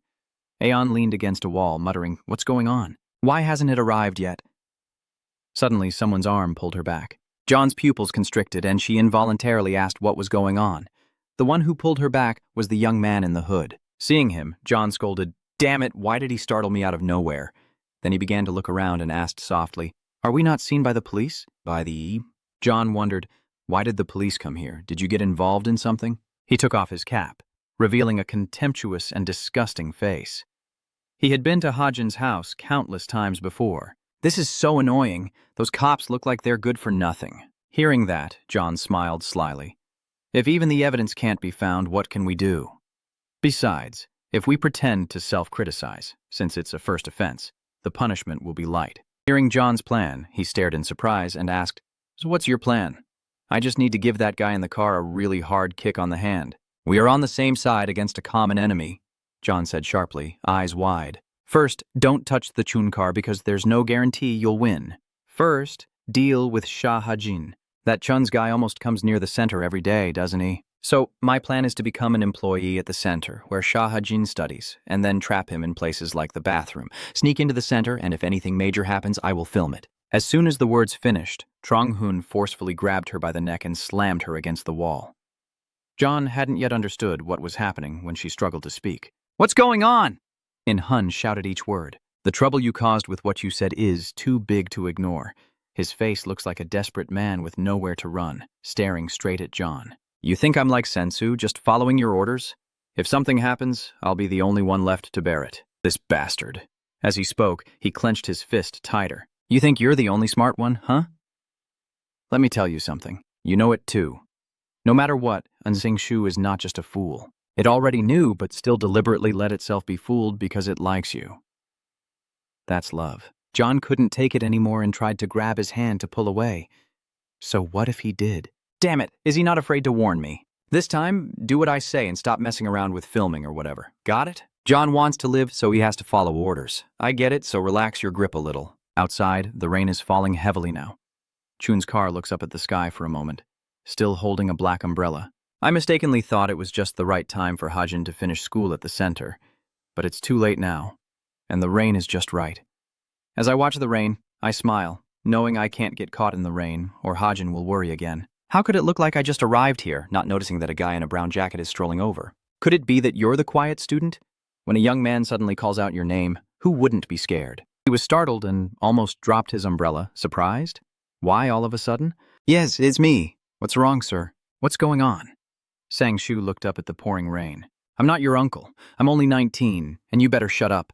I just have one thing I absolutely need to ask you. At this moment, just as I expected, he's crying his heart out since the day he broke up with John.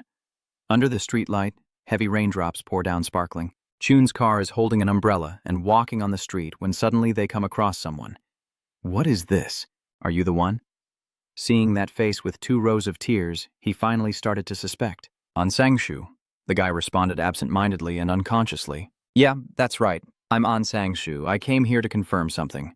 Seeing his strange behavior, I cut him off. But why do you look like that? Sang-shu misunderstood what he meant and looked confused and twisted. Huh? Comparing appearances on our first meeting? Are you saying that you're tall, handsome, and good-looking? The straight, sinister tone was turned around as he glared and asked why you were crying like that. I deny it immediately. Me? No way. Even though tears are still streaming down his face, he still forces a crooked smile to insist. I, as a man, never cry. You must be mistaking rain for tears. Seeing that he was trying to avoid the issue, Chun changed the subject.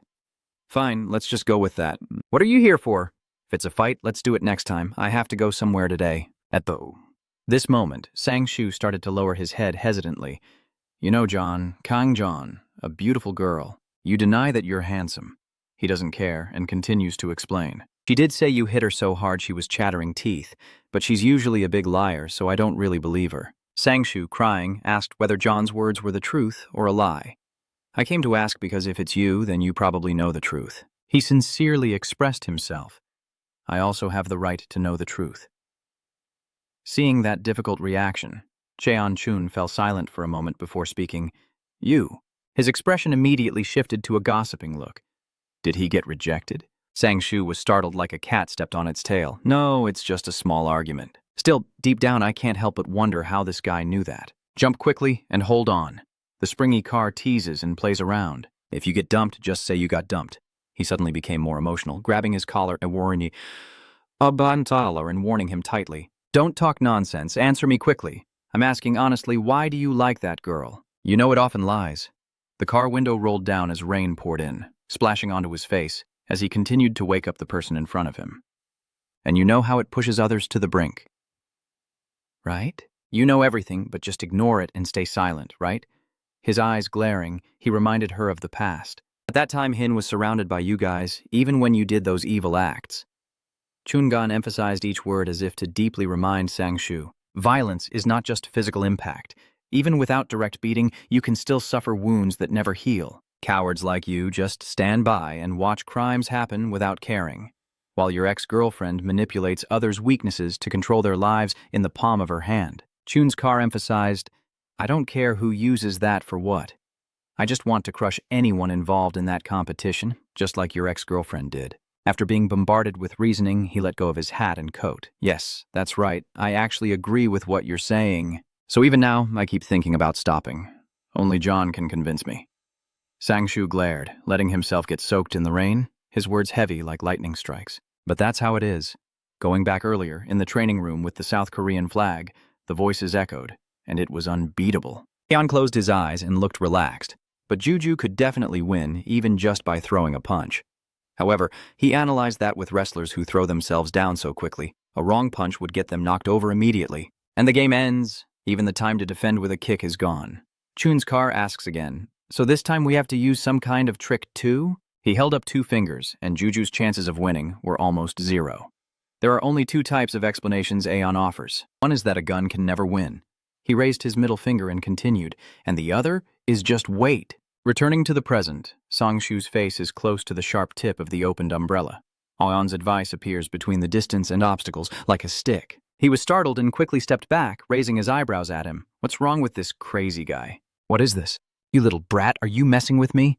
I won't hold back either. What the hell is this guy talking about? Aeon once said, sometimes you can even hit and punch. Chun glanced at the umbrella and sneered. I would never do something so despicable. I just want to win. I'm crazy.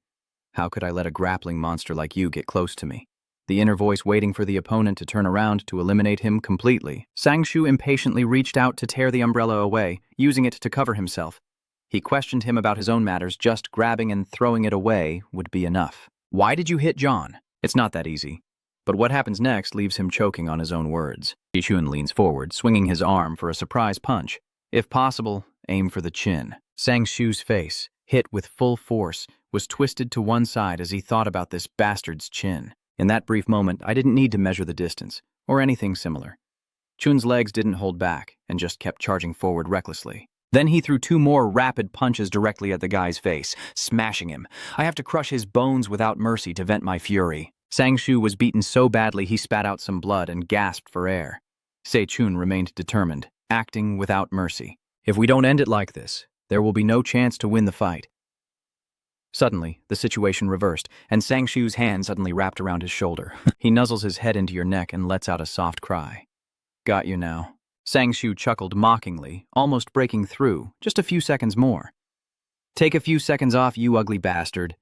But Chun's car was no longer patient, forcefully shoving his shoulder into the guy's face. I don't like that, you bastard. He was a bit surprised. This move is something Sun Hun often uses? Sangshu paused, hand raised in front of him, pondering. This guy may be surprising, but compared to what I know, I think he's a much better fighter. So I suddenly reached out my hand to Sangshu. The spring-loaded vehicle suddenly stopped in confusion. Continuous guesses followed. Why did you stop? Damn it, I've regained my strength. I need to relax my legs first. Thinking quickly, he gently leaned his legs forward, but what happened next caught him off guard as Jiangshu suddenly dropped to one knee, raising his hand as if proposing. So far, what now? The guy changed his attitude and immediately became serious. I'm caught now, and I don't usually give in since we fought before. His voice drops to a low tone, eyes cold. From now on, I'll fight properly. Before I could look cool for 5 seconds, Jane's car slammed into his head, and he calmly asked, Is that so? The rain in the city is getting heavier, pouring down like a bucket of water. Chun's car takes off his jacket to reveal his chiseled muscles. I'm just pretending too.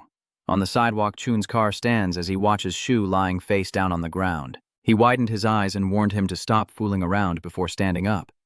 Although the words were on his lips, he still remained in place, silent for a moment before finally speaking. Actually, I only intended to do what I did with John. Then he slowly lifted his face and sat up. If it's come to this, I have no other choice. Sangshu's eyes are determined to achieve his goal. I had to put in all my effort, but my response was a failed attempt to make a mark. He gets kicked right in the face, flipping him backward. Sangshu, annoyed, grumbles. You bastard, how can you attack while someone is talking? I've never seen anyone so clueless. The two are already in stance, but he hasn't finished speaking yet, and even if you lie down, you still can't get into a ground position to throw the opponent down. Sangshu intentionally provoked him. Maybe you can't take him down with ground techniques, so you're trying to win by attacking. Should I tell you about this or not? The type that talks little but does a lot, so I just punch him directly in the face without needing to say a word. Sangshu turned his face to the side and glanced at him. Well, I might as well tell you. Sometimes jitsu fighters fight each other, and both get so heated that the first punch is thrown. Immediately after, he counterattacks with a powerful punch to his face, shouting, That punch, you bastard! The rain keeps falling harder, but the road remains shining. Chun wiped his nose and looked at Tam Din after the attack earlier. His strength was also considerable, but his punch was still weaker compared to Sonon and Im and Hun. The handsome face wet from the rain is analyzing the situation, thinking that as long as he avoids getting hit in the chin, he can still win by continuous attacks, but just now he took a punch to the chin and recovered immediately. Is this what makes neck muscles so important? Sangshu intentionally provoked him. Why do you have to overthink it, huh? Do you think I don't know how to use my fists? He replied calmly. No way. It's just because your punch is so weak that I thought maybe all your muscles are focused on your neck. Who do you think you're barking at? Then Sangshu lunged again, eyes glaring fiercely. You can criticize my face, but you can't say my muscles are weak. This is the result of your effort. How could someone like you, born with nothing, understand it? As a result, the punch missed. He tilted his body to avoid it. Then Chun turns and strikes directly at the right side of his back, causing his whole body to shake. Following that, a powerful punch lands on his face, nearly popping his eyes out, and in that moment, he spins around and returns to his original stance. Se-chun, surprised, turns back toward the side that was just punched, then bends down to embrace him, and Sang-shu takes advantage of his weight to lift the creature up with all his strength. He was pushed to the ground, struggling to break free, and had to quickly defend himself. The man's huge arms tightened even more, then Sang-shu used his whole body to press down on him. The chun-car is under control, only its right arm managed to slip out, and he's stunned. Amazed that he let it attack the side so easily, Sang-shu's voice rings out, "So what? I'm not easy to swallow, right?" He raised his fist high and looked at him with a threatening glare. "Then from now on, man, you better enjoy my soft fist." As soon as he finished speaking, a powerful punch slammed into the face of the chun-car. Sang-shu kept attacking repeatedly, as if to avenge what just happened. Suddenly, he realized that the arm swinging wildly was blocking his strike, so he hugged one arm to his chest and pressed his hand against his face. Chun had a bad feeling. "Oh my God, it's truly divine, like a ghost." As soon as I finished thinking, Sang-shu had already seized his arm and pulled it back into a lock. Seeing the two hands struggling to hold on and resist, the guy added more force to pull. He also knows how to block the attack. No matter how much you try to endure, you'll gradually lose strength. Just give up and be done with it. He swore under his breath, "So you abandon your lover, you idiot." As soon as the topic came up, Sang-shu immediately showed disapproval. Suddenly, he shouted in defense, "You must know what love is. Love means giving everything." And the two rubber hands let go. As they were tense to lock his arms, Sang-shu instinctively pushed back. His teeth clenched tightly, showing extreme discomfort. The guy released his hand, a bit surprised, and watched as Chun hugged his right arm, trembling all over. Sang-shu was scared. "Why did I suddenly feel so exhausted? It seems like there's a cracking sound somewhere. Is everything okay?" The guy panicked, his brows furrowed, and he should have gone to the hospital. But before he could finish his sentence, a punch flew straight at his face. Chun's car had already turned around somehow, and he swung with his remaining arm. Sang-shu is not angry, sitting back on the chair, spitting out a small amount of blood, calmly saying, "What are you pretending for? What are you planning to do? Me and that guy, we've fought enough. Can't we just stop now?" He lowered his head and let out a sigh. "Of course I need to win. You just want a victory, right?" The sudden question confused him. "What do you mean, just one win?" As soon as I finished speaking, the chun-car bent down and stretched out its left arm. Sang-shu sat down, trying to push him away. "What are you planning to do? Are you planning to mess around just with that one arm?" He tries to persuade me. "Now that you've got my ankle, what do you plan to do?" "Losing is still losing. Quit now and get to the hospital quickly." That hand still stubbornly refuses to let go. "It won't take more than a month at most. Just a week, and you'll probably forget everything." Under the pouring rain, the sound of the vehicle's horn whistling like wind rushing past my ears, those you have harmed and those disgusting actions you committed. But probably after just a week, you've already forgotten everything you've done, right? The man hesitated. "That!" Suddenly Sang-shu felt his body being lifted. "What's going on? Your injured arm can't be used." "Is he holding back the pain?" I hurriedly reminded him. "Wait, slow down. It's not like this." Se-chun used both arms to lift him up, even though his injured right arm was trembling and red. The victims have to live with that suffering every day. No matter how many years pass, that unease can never be changed in a lifetime. And of course, those around them will also have to endure the pain of longing. He glanced up and reminded him, "So cooperate a little. Otherwise, sharing the pain is the only way for them to suffer less." After saying that, Sang-shu was thrown down with force, causing him to scream in panic. "No way, this crazy guy." This time, Chun's vehicle used his whole body to throw him down to the ground as the rain drizzled outside. In the training room, Sang-shu's eyes drooped from sleepiness when suddenly Do-huin's face appeared before him. The two stared at each other, and Sang-shu closed his eyes, asking doubtfully, "Is this hell?" Life is truly unpredictable. You keep hitting that bald head of his in frustration. "Nonsense. Baldy, wake up quickly." Sang-shu lies there shouting, "Do-huin-man, are you dead too?" "This guy, you and I are still alive. We haven't gone to hell yet." The man sat up and asked, "Do-huin, what happened?" "Is that so? What exactly happened?" "I must have been knocked down on the street. You lost your mind and fainted." Sang-shu looked up into the ceiling with a blank expression. "What about that guy?" "I heard the sound of its arm breaking, thanks to Huin." "Juna, did he go to the hospital?" He asked suspiciously why I wasn't taken to the hospital, but was here instead. You hesitated for a moment, then said with a face as stern as a thug's, "I accept Du Huin's offer." "All right, I will look into it. Thank you." The door opens and someone steps in. The two freeze and look at that person, and the boy nervously speaks up. "Huh? What's wrong? What happened to you? Weren't you supposed to pick up Hajin?" What is that behind? Is that Chun's car being carried over by Sang-shu? Chun calmly explains. I went there and saw him crying, so I hit him, but he seems to be unconscious. Watch over him for me. Brother Lonhundo is surprised and full of questions. What is this? What should we do with a Sang-shu? Ayan said. Let him lie down here first. Du Huin, confused, asked Chun, how did he end up like this? I knocked Hintinep down on the street, and he's like that now. What now, brother? I'll call an ambulance. What? Just throw him down on the street? Could he be dead? He glanced up with a puzzled sigh. This monkey, Aeon said. He's just sleeping. Then he looks at Sang-shu's smiling face as he calls out, John? The two people over here are frozen in shock, speechless. He really is a worthless bastard. Then he turned to Chun and suggested, don't worry about him, go to the hospital. There are many bruises on his hand, I don't want him to be permanently paralyzed. Sang-shu nodded in understanding. I see. I hope he's okay. You asked how I was feeling. If you're not feeling well, go get checked at the hospital. Of course I wouldn't hit you. Men don't just hit each other over a little thing. He replied, I just have sore muscles. Thanks to me practicing shoulder muscles, that's why I'm okay now. Huin asked suspiciously. But where is John Kang right now? I heard rumors that lately she hasn't even been going to school. Why is that? Sang-shu replied gloomily. How would I know? You sigh. If you don't know, who would know about me? The guy pouted and cried to John. We broke up. After hearing that, Huin burst out laughing with a big grin that couldn't be contained. Hey, it's great that this day has finally come. Jiangshu saw your angry attitude and cursed. So, today you're pretending to comfort me, huh? Time will heal everything. Then Shu Hui asked seriously, so you don't even know where she is? Do you know where she often hangs out? A coffee shop or something? He looks like a monkey with a sour face. Sometimes he looks at you like a weak little puppy. Why do you keep asking me, what do you want? Are you paying attention to John?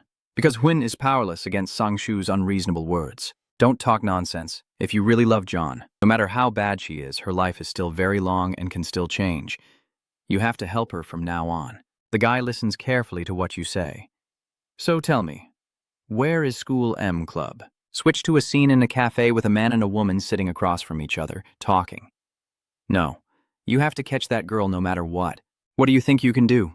Lim Sejun, can you beat him? Why can't you touch Sehan? That man is in love with her. He rubbed his nose and said, if you get close to that girl, you'll see her crying in fear with blood on her face, her mouth covered.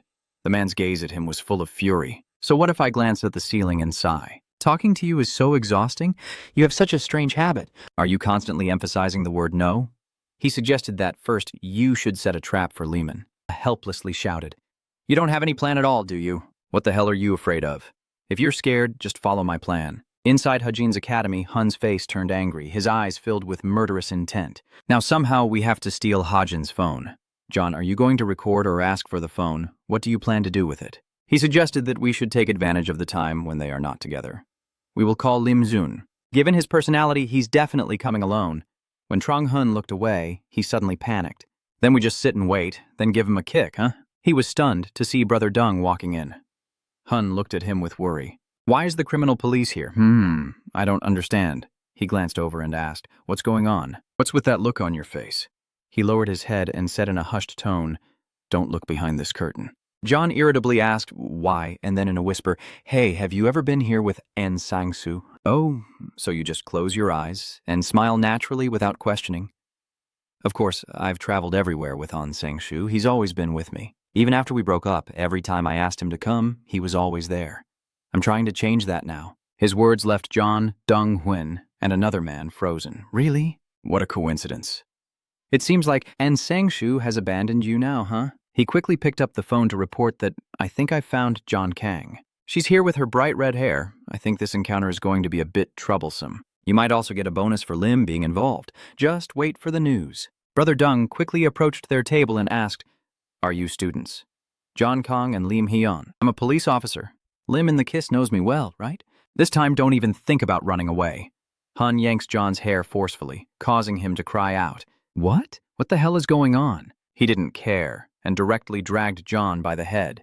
She pulled her hand out of the kiss and scolded. Hey, crazy guy, take a look at my head, he said calmly. Homicide detective? Then he forcefully pushed John away. Take my punch, you bastards! Brother Dung sighs. Truly a madman. Immediately after, she was pushed towards him. Dung Huin struggled to catch John. He runs out and kicks the railing. You guys jump up high, shouting loudly, "I'll never be caught, you bastards." But unlike what he thought, Hung Shich had been standing there all along. "What the hell, you bastards?" The two of them stare at each other, and he greets. "Lim Hun, I'm really glad to meet you." "Hi," Hung Shich smirked. Then finally his face lit up with joy as he kicked the guy hard in the face. "I can go home now." "Hi," Hung Shich glanced at the ground in Hun and said, "You bastard is no different from a worm. A scoundrel like you should be eliminated from this world before you grow up." When the two police officers led Yon out and saw this scene, they were stunned. Why? Brother Dung, seeing Hun lying motionless, asked anxiously, "Have you been through a lot?" "Hi, Ung Sik, but is he dead now?" "You kicked him as hard as you could in the face, but he still went over and kicked him a few times to check." "I don't think so yet." The guy is trembling, clutching his leg in pain and cursing out loud. "Damn it, my leg!" Hearing him still able to curse at me, Deng Hui spoke contemptuously about him. "Unfortunately, you're not dead yet. You really do have a strong will to live." He silently told himself, "Get up quickly, George. This damn dog, I'll kill them all." Then Hun and John were taken back to the police station. Hai Ung Sich repeatedly hit the guy on the head with a notebook, angrily asking, "Are you crazy? Stupid criminal. Do you think you can escape the law just because you're a minor?" Hyung Shich threatens. "People like you who commit serious crimes, if convicted, will be sent to the juvenile detention center. Do you know the difference between a juvenile detention center and a prison? Kid?" He's advising you kindly to tell me everything you know. All the information about the illegal game and the day of the attack on students with Hazen. At this point, he still stubbornly denies knowing anything. "I haven't committed any crime." "Do you have any evidence? Is it right to investigate someone by beating them like that? These days, you can't punish criminals that way." See, his rude attitude towards an elder makes Hyung Shich angry, so he hits him on the head a few times and scolds him. "Don't talk to your husband like that. You're just a spoiled little kid. Lower your voice, then you should also stop speaking so rudely." He continued to greet him warmly. "Do you know what crime you're guilty of? First, you are accused of being a dangerous tailing criminal. While planning to commit a crime near high school girl S. Haynes' house, you assaulted student Chun and fled immediately when Tam Tu Na caught you at the scene." Hai Ung Sich recalls that scene where you were accused. Dong Pham followed you and drove into the police. Then you got into the car and fled. He quickly put his hand on Than Min's injured nose and asked, "What? What are you talking about? Which accomplice?" "I myself was also harmed here. At that time, a lunatic tried to kill me with a dagger. Look at me, look at this wound on my nose. This is evidence." At that moment, Hai Ung Shich showed him a photo and said sternly, making him a bit panic, "Just stay silent and a look at this." He pretends not to understand. "What is this now?" Hai Ung Sich presents evidence and asks him, "Do you see John Kang here? The car next to her is the one that hit me and then fled. You and John Kang met and planned that heist, didn't you? Don't tell me it was just a coincidence." "What? This is really absurd. It was that crazy person who manipulated him, so we definitely need to catch that bastard." Hearing him say that, he remained unfazed and calmly responded, "A criminal pretending to be a victim, but you won't get out of here anyway. So just confess everything when you want. You know he doesn't, right?" Then Hung Shich pointed at him while asking with his eyes closed. The bastard Anshvi, wearing glasses, had eyes that slid open like a snake. "Is that bastard the one running an illegal game?" Hearing Hyung Shich mention Director Kim, he turned pale in shock, trembling as he wondered how he knew Director Kim. There's no need to answer in a hurry. Hyung Shich straightforwardly exposes him, showing a full range of expressions. "I've caught it now. Are you crazy?" Seeing him get the upper hand, he shouted loudly. Meanwhile, Officer Na is interrogating John, the student John. He brought a computer in front of her and asked if she was the person in the clip. All the videos and images here are evidence. Dong Hyun's next words made her turn pale. Since the victim was focused on reporting, she had committed many serious crimes such as threatening to use recorded footage. "If you keep delaying your confession like this, you will definitely go to jail. He's threatening you. If you tell me what you know about the illegal game and the S. Haynes student assault, I will reduce your sentence." Looking at the videos and images in front of him, John immediately recognized and was terrified. "Damn it, isn't this a copy? It's the original. These things are only in my iCloud. What the hell did those bastards do to my phone?" John, hearing Dong Hoon's words, was stunned and thought to himself, "Do I have to face punishment? I still have a criminal record. Damn it, what the hell is this? Such a serious crime. I used it to make money. Manager Kim and Representative Han, those bastards. If I betray them and escape from here, this side will be safe." Dong Hyun is also frowning, pondering. "All right, if I put a little more pressure on him, he'll tell everything. As John was lost in his thoughts, Dung Hyun suddenly stood up and asked, "Well, everyone's hungry now. Let's eat first." "What does the student want to eat? Deer soup?" Suddenly, someone entered the police station and immediately said, "Sorry." Hearing the voice, Hung Shich stood up, turned around, and greeted, "Yes, what brings you here today?" Then he praised them. "You've all worked very hard, detectives." He pretended to know the two juvenile offenders and even cheerfully introduced himself. "Students from Hun and Yongkang are also here. I would like to introduce myself. I am from a law firm." The scene shifts to a large law firm where a subordinate informs Director Kim. "I have already sent it to Lawyer Bish, sir. It turns out that Manager Kim wants Hun and Yan to leave the police station while the subordinate is just worried and being vague." But he immediately asked what was going on, and the subordinate, sensing this, shared his thoughts. "If we keep exposing the kids like this, will we get caught?" He immediately laughed loudly and asked the subordinate again, "Who is it?" He seems to not understand and replied yes. In the end, Director Kim confirmed who kept bringing the kids out. He just wanted to save the two of them to deal with them all at once. I was about to cut their tongues out. And why reuse items that should only be used once? Manager Kim pushes up his glasses with a dangerous smile and instructs his subordinate that there's nothing to worry about. What we need to focus on is whether the other side is students or police, as they are not a threat to us. He is also very cautious of everything around him, but it seems someone is approaching us with a threatening purpose. To learn more about him, I will send him along. Aon saw Chun's car approaching and immediately asked, "What are you here for?" Chun's injured hand explained clearly to Asen. "I was planning to stay home because I felt restless. I didn't mean to join the boxing class. I just wanted to attend the skills class, but the clothes..." Hearing how stubborn he was, Aon also reminded him, "You thought you'd need surgery on your whole arm, right? But you should also be careful." As soon as she finished speaking, he immediately left while giving her a thorough warning and jumped into his car. "You should limit your physical activity for a while. Your nerves have reached their limit. If you keep trying, something serious will happen. Listen to me this once. Go home." Chun's car watched Aon's figure disappear into the distance and responded, "I understand. Where are you going? Is something important happening?" But inwardly, he thought that expression didn't look very good. Seeing Chun's car standing still, he calmly said, "Let's go home." Not long after, Aon arrived at a cemetery and was pouring a bottle of alcohol onto a grave. It turned out to be the grave of Asen's sister, whom he had come to visit. He sat down and wondered, "Do you like it?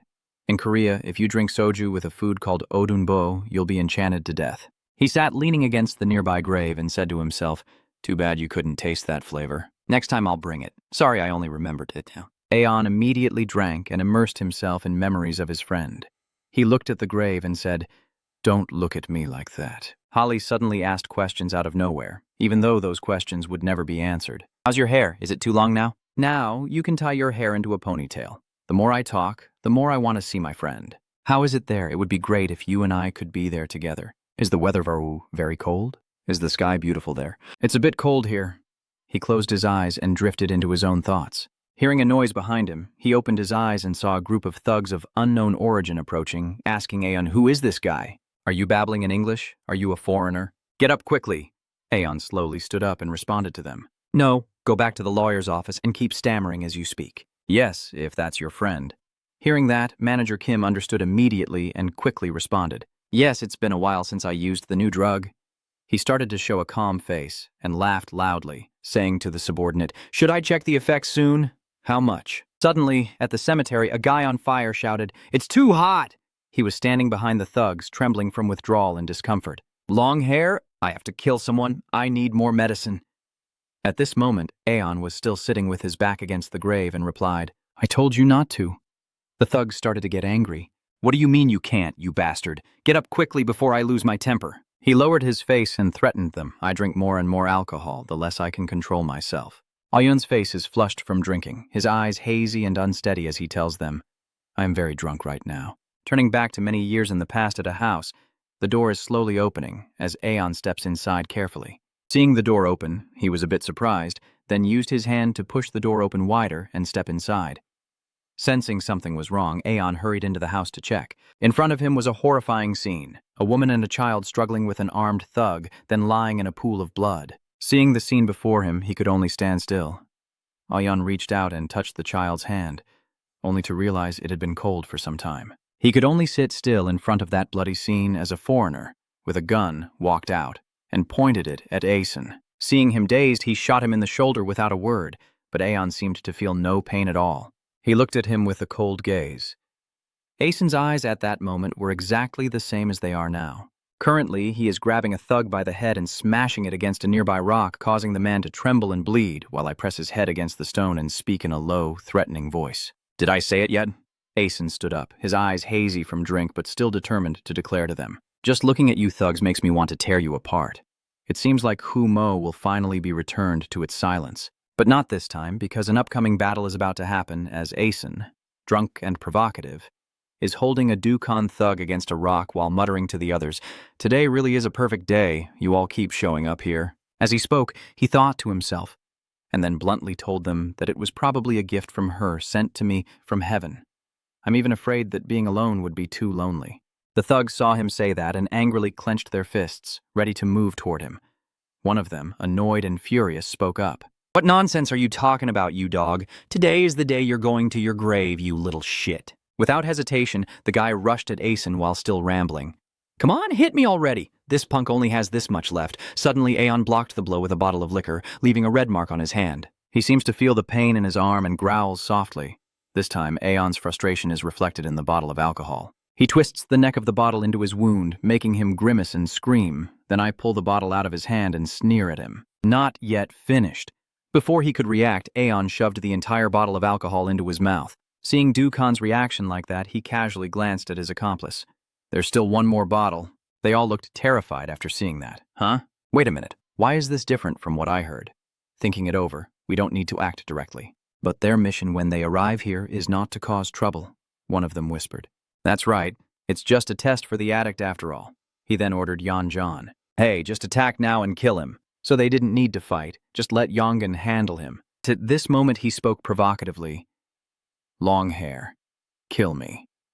Not only was he not afraid, but he also felt excited and challenged them. All right, let's go. Get in the car. They were killed after the four of them fell earlier. Aeon suddenly appeared behind the thug, hearing that voice. They both turned around in surprise. What are they thinking? What's going on? It seems Aeson can read their minds, but what can we do now? The closer he got, the louder he spoke, making the two guys terrified and wide-eyed as they looked at Aeon. I have no intention of watching. Before they could react, one of them was punched away, and Aeon stared directly at the other, threatening them. You're all dead. The other guy was lifted up by Aeon, who could only punch and kick wildly, trembling and then suddenly shouting at him. What the hell? Let go of that damn bastard. He released the frightened guy and looked at the grave once more. Seeing the guy standing in front of him, Aeon looked at the grave and said, then lifted him up again with both hands. Hey Trung, rest in peace. No, wait a moment. After finishing, Moyan slammed him down onto a rock with great force. The guy could only gape in dizziness with wide eyes, while the one who had a bottle shoved into his mouth earlier was coughing violently, clutching his throat and stammering out words painfully. The ambulance's blood, huh? What the hell are you talking about? That's not for scumbags like you. After dealing with the thugs, he turned to look at Yongan earlier and declared that the boy was weak and now it was time for a beating. But when he looked back, he couldn't see his figure anywhere. He thought to himself, could he have escaped? Unexpectedly, he suddenly appeared behind Aeon, trying to ambush him. But luckily, he dodged and frowned as he said, no way! His eyes flashed with resentment for missing the chance to ambush Aeson. Yang, furious, grabs his hair, while Aeon, in pain and threatened, demands let go or he will kill him. That remark just made him angrier, and he clenched his fist, grinding his teeth as he declared, die, long-haired bastard! But he kept punching Aeson's face repeatedly. Aeon looked back at him with a thoughtful expression, punching harder and growling, die. But Aeon didn't fall like the others and instead turned to ask him, hey, was it you? This left Yongan confused and puzzled, thinking to himself, what? Why isn't this guy collapsing, even after being beaten like this? Once again, he asked to clarify as if he was sure. Aeon turned around and grabbed his hand. You're the bastard who made Hajin's face look like that, aren't you? It seems to be right. I thought after Yongan's punches, but now he feels confused. What is that? That guy, this dying man, is only using one arm to block his punch. Seeing Aeson's hands block his enormous strength caused him to be stunned, thinking to himself where this power could have come from. Then Aeson grabbed his left arm with both hands. He grips it tightly and breaks it like he did with Hajin. After snapping his arm, he watches him carefully. You see him standing firm without showing any pain, and he asks, don't you feel any pain? At this moment, Aeson takes off his vest while saying, then there's no other choice. Then he slowly tied up his hair. closed his eyes with a deep voice and said, "Just from the fingers to the feet." He rolled up his shirt sleeves and looked at him with determination. "All the joints of the hands and feet, I will make them separate." It's still a scene of seemingly quiet graves, but an intense battle between the two sides is about to erupt. Hearing him make such a declaration, Yang couldn't help but drool, his face flushed and pale. Then he gritted his teeth, raised his hand to show his determination, and thought to himself, "If I want to get the drug, I have to make sure I break something of that person." Aeon seemed to read Yongun's thoughts and asked him, "Why do you take drugs and get panicked when things don't go your way?" He recalled the actions of addicts and the chaos they cause. "When I was still living in America, there were very young children who became addicted and died from overdose or committed serious crimes like murder to get drugs and spent their lives in prison. Most of their lives were like that." Aeon, while looking at the addict in front of him, mentioned that sometimes there are cases where people quit drugs and overcome it with strong willpower, but even so, they tend to fall back into old habits and find it hard to escape the temptation of drugs. Of course, the main problem is the illegal drug dealers. But based on my experience, he directly pointed at Yongun and coldly said, "People like you who are addicted won't change much." Then suddenly closed his eyes and said, "If you were in the victim's position, you'd be like people like you." As Aeon finished speaking, he quickly approached Yang and whispered a warning, wishing he could crush them all like trash and send them to the waste processing plant. Seeing Aeon's speed so fast, he blushed in shock and amazement. What? He just barely managed to glance over before getting punched right in the chin. Then he grabbed his right arm and delivered a powerful punch to the middle of it. Yang winced in pain, eyes rolling back. Seeing his pain, he glanced at his calm face and said, "First, secure the right arm." He was furious and tried to punch him with his other hand, but at that close moment, Aeon still dodged swiftly. He saw that after this broken arm punch, he still wasn't hurt at all, and thought to himself, "This might not be as easy as I thought." Then he noticed Aeon thinking and threw another punch, but he still dodged gracefully. Then he supported himself with one hand on the ground and used his foot to hook Yongun's leg before knocking him down. Aeon gripped Yongun's ankle with both hands, causing him to turn pale and scream. "Damn it, wait a minute, I'm still a young man." "This is all because they told me to do it," he asked coldly. "So what then?" Aeon tightened his grip on his leg and asked him what he wanted me to do. He continued analyzing. "If someone else forced you to do this, aren't you innocent?" The more he spoke, the more it seemed Aeson was squeezing his leg tighter, preventing him from provoking him like before. "And someone else was supposed to come and deal with you. But since he's injured, you should be injured too to make it fair." Yongun started begging Aeson to forgive him. "No, wait. I will tell you everything I know. Don't touch my knee." But Aeon remains so cold that it's frightening. "No need. I'll find out for myself carefully." "No. Everything has returned to the quiet and peaceful place as it was before. After dealing with the rowdy thugs and the sneaky fox, I finally lay down on the grass to rest exhausted. Suddenly someone approached him, and it turned out to be Kim's subordinate who saw him. Aeon asked why, sitting up quickly, feeling dizzy. "Is he a guard or something?" That guy looked at him with a condescending attitude and tried to persuade Aeon. "Today, you should just stop here. If you cause more trouble, it will be very difficult to handle." Aeon casually asked, seeming not to be the leader. "Could it be you?" he wondered, then guessed that the most fitting answer was that evil mercenary. The one who will do anything just for money, like that dog? Even cleaning up after those fake soldiers' crimes? It does look like that. His words made him very angry. Right now, Manager Kim is speaking through the earpiece, telling the guy not to get too carried away, Captain. The scene shifts to the lawyer's office, with Manager Kim's voice still gently reminding his subordinate to focus on bringing the player Lai Yongun here safely today. He pretends to be dignified, smiling broadly while holding his phone, but his eyes are fixed on someone, and he makes a promise. "I will arrange it later, so please calm down for now." So it's Jun Yu standing in front of him, looking pleased. "What? Let them fight it out, it might be fun." Manager Kim thoughtfully and calmly replied that it's not the right time, since they still have information about that person. "We have to consider the possibility of losing the captain's belongings, so not now." After hearing this, Jun Yu didn't interfere anymore because he was already enjoying something else. "So what? You can handle that yourself, I just need to relieve my stress." Right now, Trung-hoon and Yan are kneeling before him, their faces bruised all over. Trung-hoon pleads, "Please have mercy on me, I really didn't say a word." Then Trung-hoon blamed John, saying she might have told everything. "What are you barking at all of a sudden?" "This crazy dog. You two keep arguing back and forth, making my head hurt, so I step closer to give you a lesson." "Even so, you ran away to save your strength, so why did you disrespectfully step on my tail?" He closed his eyes and threatened. "This is the last time I'll say it. If you act alone one more time, I swear your face will be twisted in a smile that's not a smile. Then you'll know what it feels like to be beaten to death. Suddenly, the manager Kim's computer screen emitted a sound, and immediately he could no longer see the long-haired person and his subordinate. He immediately used his phone to ask his subordinate on the other end of the headset what was wrong with the screen. Captain, is there a problem with the filming team? Jun-Yu also turned to ask suspiciously. What? Is there a problem with the Vawira? Manager Kim suddenly saw something, and his expression became serious. Is there something? They have to appear. The subordinate standing arrogantly here told Yen, you can provoke if you want, but not in this place. We should end it here. Today, Aeon said cluelessly to him, I didn't provoke anyone. I just told the truth. You stupid little dog. He closed his eyes and also told the guy, and I could stop too, but today there's one more person here, wow. Aeon said this and glanced somewhere with his eyes. I also can't control myself, especially when I see what's happening here.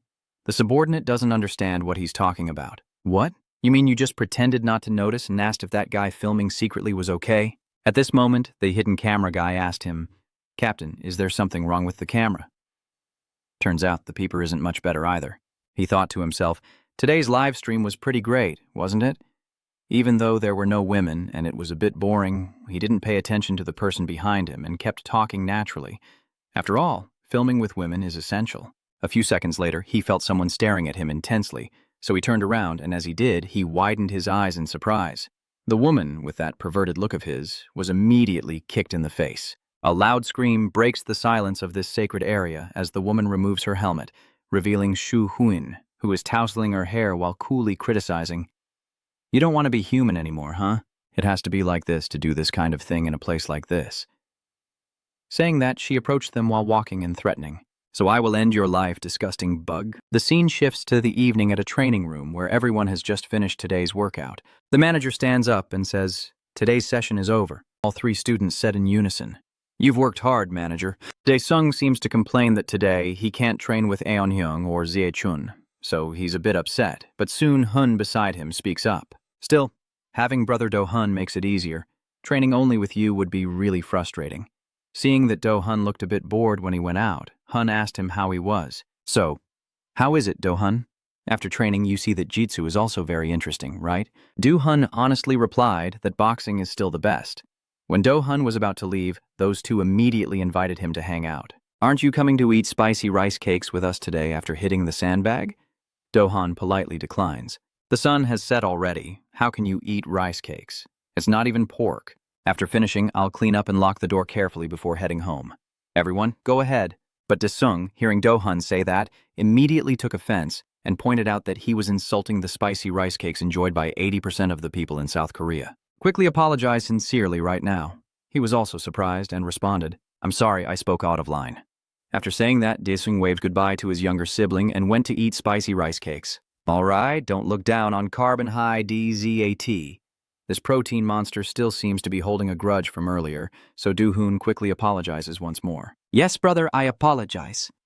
At this moment, the manager was also about to leave and asked Do-hun, what did he say? That sick guy. You also spoke up, Thanmin. It's nothing. It was just a slip of the tongue, so he reacted like that. Then you asked the manager about him and he went out to deliver the package. He also said tiredly, well, if you want to pay the rent, it has to be like that. Anyway, what was it again? One of my boxing juniors is opening a boxing gym. You were surprised and asked again. You said you're looking for kids for the youth boxing competition? He also explained to him that only those with talent should consider whether they want to go because this place isn't just for punching bags forever. Now, I don't teach boxing either. Seeing Do-hun still hesitating, he played on his financial concerns. I said you have talent, so he said he would train you for free. What do you think? Hearing that, you didn't hesitate anymore and quickly responded, Great, perfect, I really want to. After saying that, he left. Before leaving, he turned back and said, All right, I'll tell you again and give you the address of the gym later. Meanwhile, Do-hun bows his head in gratitude and says, Yes, thank you. Manager, I really appreciate it. Right now in the gym, those two are still shouting about going to eat spicy rice cakes, saying, The boxing guy is finally serious about training. Well done, Do-hun, congratulations. Do-hun stammered a thank you, saying it was really unexpected. Do-hun immediately remembered the kindness of those who helped him. It was all thanks to Se-chun and brother Aeon. It's a pity they're not here today. Sechun said it's a day off, but I was still curious about where they are. I wonder what Aeon brother has to do today. Jung-hoon suddenly remembered something and spoke up. It seems that last year, around this time, brother Aeon also dressed formally to go somewhere. I asked him, but he wouldn't say. Dia-shung next to him also wondered and was full of guesses. Could it be that he was dressed up to meet someone? Last time you also said you were going to meet a girl named John Yin, right? Jung-hoon remembered and continued. He's just a former colleague or something. John Yin or whatever. Brother. Yasung nearby keeps gossiping. That's why you're still single, kid. Hearing that name, Do-hun felt a bit scared. A girl? Could it be long hair? The two of them asked. We haven't met before. You see it now? Beautiful, right? The more you tremble and try to answer their questions, the more you ask if being beautiful is enough. The more vague your answer, the more curious they become. But what could be even more beautiful than that? The more you answer, the more you stutter and stumble. Right? That's very impressive. Then Do-hun remembered that image and exclaimed in a chilling, terrifying voice before returning to that quiet area. The gang saw a woman appear and immediately asked her, Who are you, you crazy girl? X. Hwin didn't bother replying to them and directly asked Aeon, So Aeon, I just want to ask this one thing. What, these bugs aren't even kids? She's also fearless and straightforward. I can tear them apart in my own way. Aeon remains calm and indifferent. Even if I try to stop her, she will do it anyway. What's the point of asking? The subordinate looked down on her when he saw a woman approaching. I also thought the person coming was divine. That guy kept staring at Brother Shu and rambling on. What can a woman do? At first glance, I thought she was some special forces or something, but it turns out she's just a woman. At this moment, the thugs are eager to rush at Brother Shu, while the subordinate still plans to confront a group of strong, mature men. If they charged in during a competition, even a martial artist like Aeon behind them would give him an answer he never expected. If it were a martial arts competition or a street fight, she could probably handle it too. Seeing her spin the dagger, Aeon continued speaking. If it's a fight and you want to kill someone in just 1 or 2 moves, then with weapons involved, the dagger is drawn. At that moment, Brother X just brushed past them, each of them already pierced by a blade and lying on the ground. I wonder what would happen if Aeon kept whispering into the subordinate's ear. Seeing that scene, he was extremely stunned, while Aeson behind him was not surprised at all because it was too familiar and still alive. All the thugs now bore wounds from the sharp blades on their bodies, and Shu Huin still boldly walks up to the subordinate who just left, saying, If you call 119 now, there's a high chance you'll survive. She directs her cold gaze at the subordinate. But what's going on now? I'm so angry that I can only stand there in shock, stammering. What? Shu Huin lunged at the guy with the knife, saying she didn't want to waste time making a phone call. The blade was too fast. Luckily, he managed to dodge, or he might have ended up with a trip to 119. As soon as he dodged, he cursed. Crazy. Brother Shu immediately threatened upon hearing the curse. I'm not threatening you. I was actually going to deliver a deadly kick. After finishing her sentence, she quickly spun around and kicked the guy in the head. The subordinate wondered how someone so small could generate such power with that spin. The guy staggered back a few steps, thinking to himself, how could the special forces be defeated? Even if my punch just grazed him, I wouldn't let him strike back, and Aeon behind immediately restrained him. What are you doing? What are you doing? Practicing. A person holding someone back explained, It's just a group beating. After a while, his face turned pale with fear. He just sat on the ground, clutching his leg and crying out in pain. Shu Huin, annoyed, punched him again and said, You're too noisy, you bastard. Turning to the other side, Aeon scolded while kicking him. Don't come here, you trash! The two of them took turns punching and kicking, leaving the subordinate unconscious and bleeding on the ground. Shu Hui saw something fall out of his ear and asked Aeon, Huh? What is this? Earwax? She quickly picked it up and examined it, then realized it was a wireless earbud. It looks pretty good, maybe small enough to slip right into your ear without you noticing. So, Shu Hui picked up the earphone and spoke through it. Report, that pervert hiding behind the bastard is listening.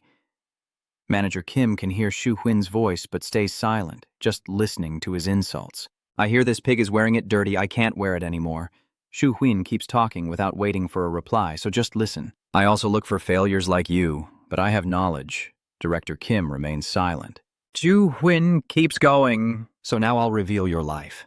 Listen carefully, you bastard. She spoke while bringing the cigarette to her lips, exploiting others and then sneaking away. Ever since you planned to run away, I will appear right in front of you, Shu Huin said casually. And then a big hole will appear on your head. You bastard, just wait. After saying that, Shu Huin crushed the earphone completely. Besides the buzzing noise, Manager Kim could no longer hear anything. Then he smiled with a knowing look. Runyu, standing nearby, asked him, "So what does it actually look like? Are you really trying to find out?" Chief Fong Kim spoke up. "Nothing at all. That girl just learned for the first time today." "Runyu, keep asking your questions. So what? She said she would chase us, but she just waited like that." He then broke into a wild, crazy smile. "Not at all. If it provokes, you have to accept it. Do you know why people avoid direct confrontations with bad guys?" His eyes keep staring intently in one direction. "If you argue, you'll lose." "Not at all. Actually, the bad guys will provoke those around them."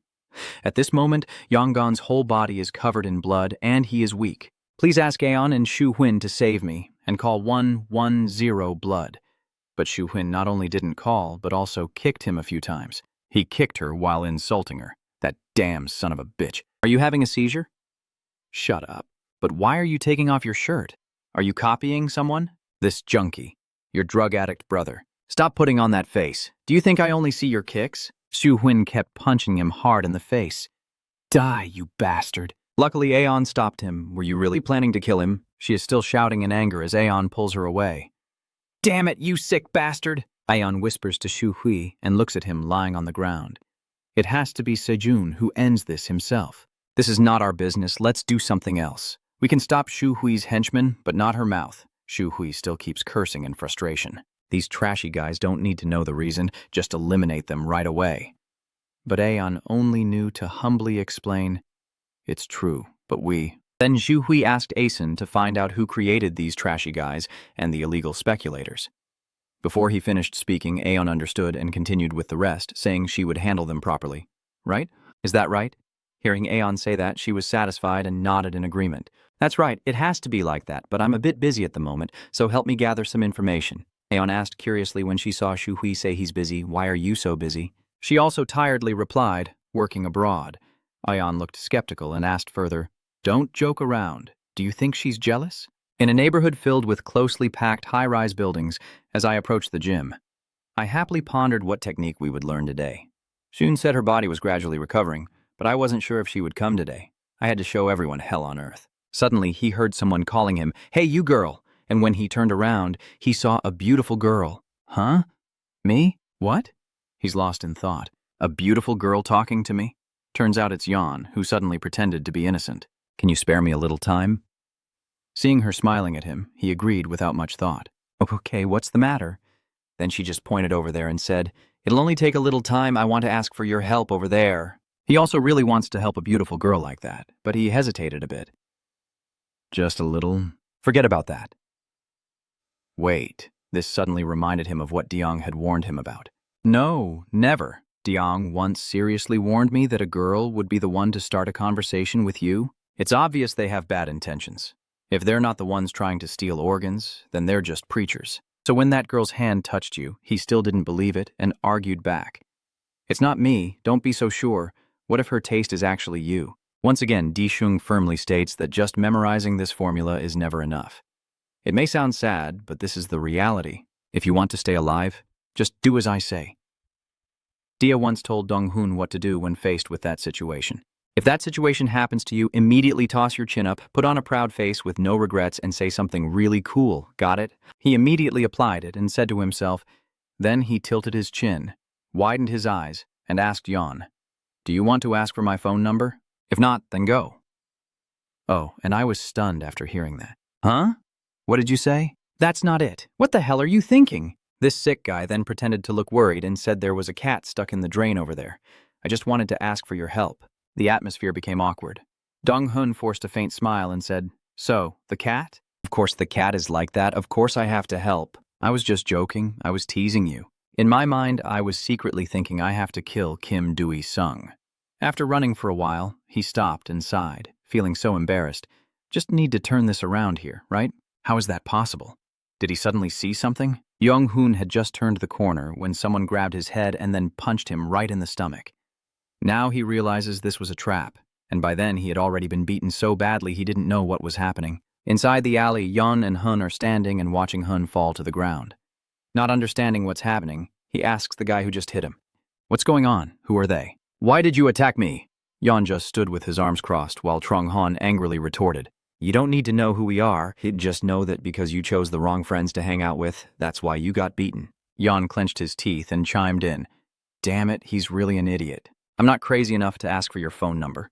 Her cruel words made him tear up inside. As expected, Senior Jaesung was right. This is the harsh reality. Could it be organ trafficking? No, that's not it. But before I could ask, Trong-hun punched me again. He only knew how to shout and say stop, don't use violence. Then he was repeatedly kicked in the body. So he kept punching and kicking, gritting his teeth in anger, and said to him, I will show you with your body, you idiot. And he just kept shouting. Stopping in frustration, he told him, Fight back, you dog. Show me that juju you've learned. Use that real combat martial art. This damn bastard. I also want to learn a bit of Jisoo from a fool like you. I don't like seeing weaklings. Stop acting like a kid clinging to Seju all the time. All the anger from Seon's beating last time is now poured out on Trong-hun, and he's even trying to lecture him. Every time you lose, you'll forever be a loser. Understand? Don't act like in those stories, using that damn thing to overcome life's hardships. Trong-hun's words remind him of something. When he was young, he had no friends and only knew how to sneak around alone, watching other children play together. Looking back at the past, he thought about it. Since I was young, I have always been alone and unable to fit in with the crowd. That loneliness made the bigger kids pay more attention to me. Hey, you little hedgehog, Jong-hun has been bullied since school. Does it hurt? Tell me it hurts. He kept thinking, when I was in school, I was always isolated, and I had no reason for it. He just stayed silent. I couldn't think of a way to get out of that situation. Jong-hun also believed that studying hard to get into college would make things different. I thought that getting into university would solve everything, so I kept trying to get through those terrible times, but his illusions were completely shattered. But university turned out to be different from what I thought. While in the classroom, suddenly a girl started talking to me. Dong-hun, huh? Dong-hun also looked a bit surprised and asked, what's wrong? She explained, today everyone will attend Haijin's birthday party, and since you can't drink alcohol, you probably can't go, right? So that's why we're asking you for a favor, huh? What's going on? We have a group project tomorrow, but we haven't even made the PPT yet, right? At that moment, scenes from different school levels flashed through his mind, shattering his illusions about everything. Nothing had changed at all. On a cold winter day, walking down the street lost in thought, I thought everything was my fault. But suddenly he stopped and saw something. One cold day, when the Juju Club flyer appeared in front of him, someone said to Trong-hun, learn jujitsu, and he was stunned by the invitation. It turned out that Asen was the one who saw his suspicion, and he continued, saying, pay directly once a month. At that moment, he realized his own insecurities and understood something. He's still feeling insecure and hesitant, isn't he? Then suddenly Dong-hun also spoke up boldly, saying, can someone as weak as me do it? Ayeon looked at him for a moment and replied, anyone who turns back right now, Dong-hun is holding on to Dong-hun's leg, making him furious and growl. Are you giving up? Do you think this is just a game? He told Dong-hun that I don't know what kind of life he's been through over there, but he only needs to know one thing, and that's enough. Hearing Dong-hun's words, he was once again surprised. You think you can teach me a lesson? If you can't do it yourself, don't force others to be the same as you. Even with a wounded face, now he smiles brightly and responds to Dong-hun that those who always compare themselves to others and think that losing once means being a permanent loser are the real failures. He closed his eyes and reflected, as if trying to lecture the thug who was running wild. So from now on, I will show him that he should give up thinking of himself as a loser. Dong-hun's eyes widened with determination. How hard have I tried? Dong-hun is holding tightly onto Trong-hun's leg to stop him from leaving. Trong-hun, angry, shouts rudely, are you causing a scene with me? What kind of game are you trying to play, you dog? He yanks your hand off his leg with one hand, then raises his fist to curse continuously, you should try harder, you failure. Dong-hun steps one foot into his own leg and pulls it towards himself. A small move like that causes him to wobble and lose his balance, about to fall. Luckily, Mai-Thay quickly planted her foot to stop him. He angrily orders each word now, then suddenly throws him down, pressing his foot on his body and grabbing his collar, ready to act. You know you're a failure, don't you? You think you can beat me with a technique like this? CXT, even though I'm at a disadvantage, Dong-hun still responds, calmly. Don't you know how incredible my judo is? Even when I am pressed down on the ground by my opponent. Before he could finish speaking, he had already started to fight back, causing the other to lose his balance and fall down. Trong-hun's one hand was tightly held by Dong-hun, while the other had to support him to prevent him from falling face down. The man, furious, focused his attention. He moved like lightning, his eyes cold, and with precise movements, seized Jong-hun's left arm and right leg, preventing him from standing up. Being hung upside down makes Jong-hun have difficulty breathing, and the man, furious and red-faced, grits his teeth and says, "Damn it, get me out of here." Jong-hun remains calm, knowing that if he keeps fighting himself, he will have a chance to turn the tables at any moment. As time passes, the sky gradually darkens into night, and they are still engaged in a fierce struggle, with Jong-hun in a losing position. He spoke up to mediate. "Can you stop now? Otherwise, you'll pass out." He struggled to speak. That bastard. John stood beside him, sighing and asking softly what he was doing. "Do you want to help?" but secretly thinking something else. "What's going on?" Damn dog pretending to be tough. That small guy but didn't fight back. "If it were you, Shu, you would have." "That guy, the one struggling to breathe, is he looking over?" "Don't cause trouble and interfere." "I will beat him." His eyes, filled with rage, widened and he let out his final sounds before passing out. He hurriedly let go, worried that it was indeed not going well. Although he was temporarily unconscious, he didn't know what would happen next. Jong-hun leaned down to negotiate when something lightning fast shot toward his face. "Stop before someone gets seriously hurt." "Even if I can't fight it back, using dirty tricks is his style. I'm just pretending, you bastard." But he was quickly pinned down by a kiss, sitting on top of him and holding his hands tightly. "Don't pretend to care, you bastard. Let me get up and change my fighting style." Suddenly, he reached up and caressed his face, and the man angrily ordered him to let go immediately. Then his face was covered by Hun's foot as he struggled, grabbing and choking Hun's neck and arms. "Dion Hun, your older brother, advised you to stop, saying if things keep going like this, I won't be able to go anywhere either. Understand?" Even though he's being choked, he still tries to speak. "You can't go anywhere either, you idiot. You haven't beaten me. It's because you're inherently stupid. Do you know I've faced off against dogs like you once or twice before?" Then he clenched his fist and didn't hold back. "What happens to fake, good-hearted people like you when you hesitate while pretending to care about others?" Unlike what he sensed was about to happen, he quickly shouted, "Wait, you're striking like lightning," at his groin. He couldn't stop it, but he calmly responded, just aiming for the vital spot. The bone-piercing pain hit, and he writhed on the ground in agony, while Han stood up boastfully. "I learned it from your dog friend Sejin. It hurts, right?" John, losing patience, urged. "Hurry up and finish it," Director Kim said to smash his head open. "Just do what you're told and don't drag me into this." Then looked at the bottles. "If you keep stalling, the police will catch us, and it won't be good." Oh, and she walks over to pick up the bottle. Don't pretend to be cool anymore. John was about to burn the bottle when someone suddenly appeared behind him.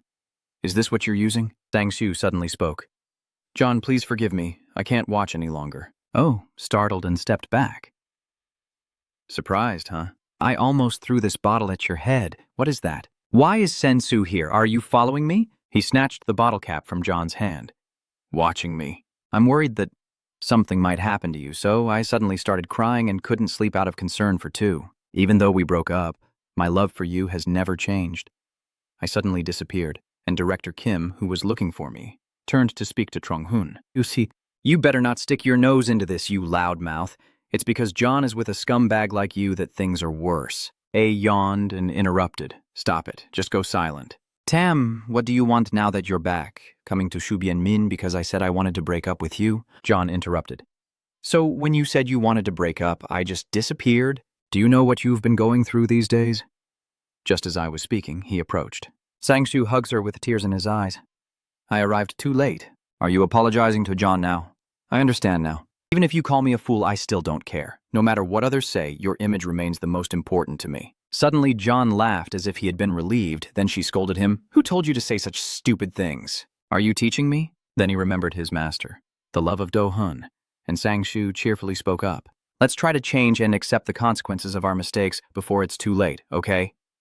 Hun has been silent until now, but now he speaks up. "Hey, Sang-soo, who are you acting for? Stop talking nonsense. Let her go and get out of here." His words are full of hostility. "If you stay with a failed girl, your life is over." "So what then?" His face suddenly changed as if he had seen a ghost. "Why would that bastard do that?" The mysterious guest's footsteps slowly approached. Sang-soo widened his eyes and said, "It's me who called him." Dai was stunned. "Huh? Why did you call him over?" "Hun is risking his life to challenge the Chun vehicle." "What do you want, you bastard?" "You want to fight?" "That time I was injured, so it was different. If we fight again, I don't care about him. I'll look down on Hun and ask, 'Are you okay?'" He stood up trembling. Yeah, luckily it's still intact." "How is your hand now?" Chun chuckled and replied, "Yes, After resting for a while, his body had become strong again. Take a break, Dedung will be here soon. Is he getting angry because he's not getting attention? Thinking he's missing out on someone in front of him and doing something else? Then I'll punch him in the chest. His eyes sharpened as he glanced inside, then suddenly struck with lightning speed, forcing him to block and look stunned. I was just hurt and shocked. I didn't even see him prepare. Chun adjusted his hat. This bug's still alive, huh? What can I do? I catch guys like you every day, so I've already stepped up my game. He takes off his hat, revealing a handsome face with a divine profile. I've played enough, so this time I'll start catching the remaining bugs. Dark clouds gather thickly. The sky gradually darkens. After blocking the blow, he collapses and vomits violently. Wait, I was lucky to dodge the ribs. What is this? Is it because my stamina is declining? How is he moving faster and more accurately? Chun leans down mockingly and says, if possible, even if he's a worthless human, it seems you've changed a bit. Now you look no different from a bug. Despite the fear inside, your mouth is very stubborn. Disgusting. Don't act like you're so right.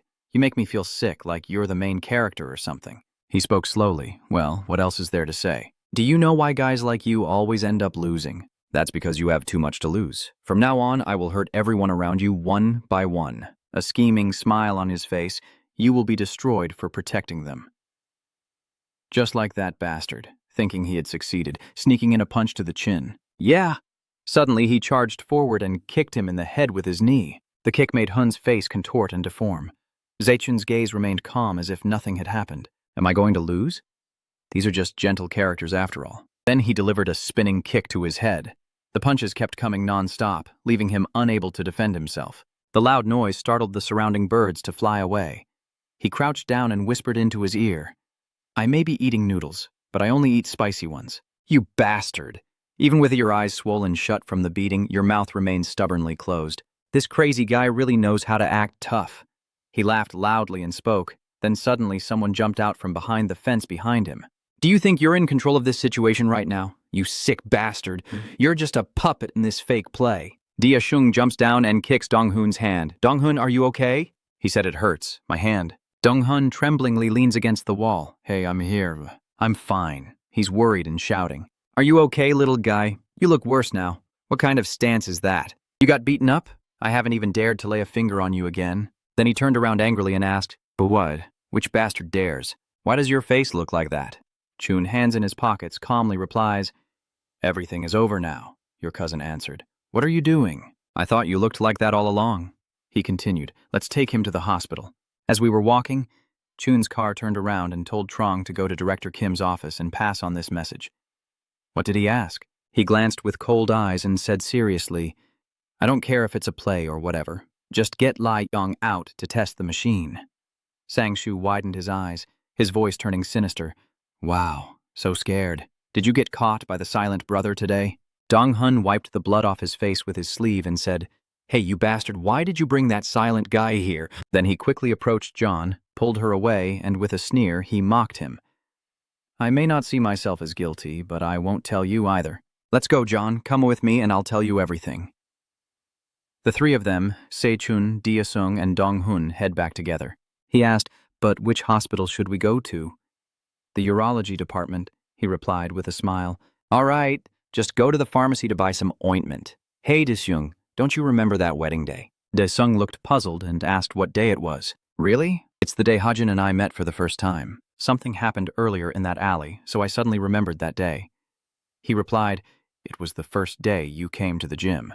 He cheerfully replied, yes. Suddenly, I really want to meet Hajin. He wondered why he wanted to meet Hajin. What day is it? Hurry and tell me more. Dion Hun silently thought to himself that when he came to the gym that day, there were still many members there. Everyone else is chatting excitedly while he's hesitating, tying his belt. Is this how I should tie it? Yoon Hyung approached and started a conversation. Is this your first time here, Beeb? Dion Hun nervously replied, yes, yes, yes. He happily continued the conversation. So I will show you how to tie the knot. Just follow me. A member in a green shirt praised. Look how quickly Jun Hyung is making friends. Truly a master of social skills. He shyly replied, yes. Like this. Is that okay? A guy in a white shirt adds in. As expected, only Jun Hyung cares about the new member. Dong Hun told me so. The first time he came here, he was the one to speak to you first. And the atmosphere was naturally relaxed, like friends. Run Hyung stepped forward to help him tie his belt. No, you should do the opposite. Let me help you tie it up.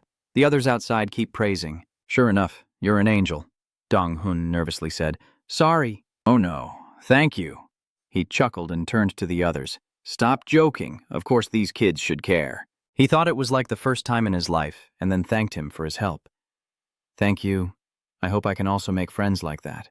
And a month later, that hope was shattered once again. Jung-hoon was in a chokehold, struggling to breathe. The person behind calmly said this to him, thinking of the one called Jun-hyung. During the training match, I accidentally received a hit from him. Jun-hyung clenched Dong-hoon's neck with both hands. Damn it, do you think you can look down on me? As he kept going, that person started to change from that moment on. He, with a high and angry face, said, I only took a punch from you once, and you think you're so great? That's why I hate guys like you who wear white belts. Jun-hyung threatened while struggling for air, eyes bulging. Don't come to the gym when I was being gentle. I don't want to see your face, understand? Jung-hoon sat dejectedly against the wall. Then, as if he had guessed, the older brother had shared a story with the members. His eyes shimmered with sadness, and no one came to spar with him. Then someone came to his side while he was lost in a sea of thoughts. Suddenly, someone spoke up. The bespectacled man was surprised and speechless to see someone. Hein was sitting there panting and smiling at him. What are you doing? You should have a match of wrestling. He thought that was Hein. Dong-hoon stammered, No, I'm just a bit. She interrupted and said, In times like this, you need to move even more. Hein's eyes were full of determination as he pointed at him. If you just sit still, nothing will get resolved. Dong-hun looked at her in surprise. He didn't understand what she was saying, but somehow he felt very comforted. At that time, Hajin was only 16 years old. Hajin smiled brightly. Come on, hurry up, I need to practice this technique. Become my punching bag quickly. Jun-hyung was annoyed to see him still there, but the members who had abandoned him didn't stop there. One day after class on the way home, he took him to the alley from earlier. He asked, Hey, are you crazy? They started threatening violence when he refused to leave on his own. When they blocked his way, Dong-hoon nervously asked, Why are you like this? Jun-hyung shouted. Because you don't understand what I'm saying, so I hit you.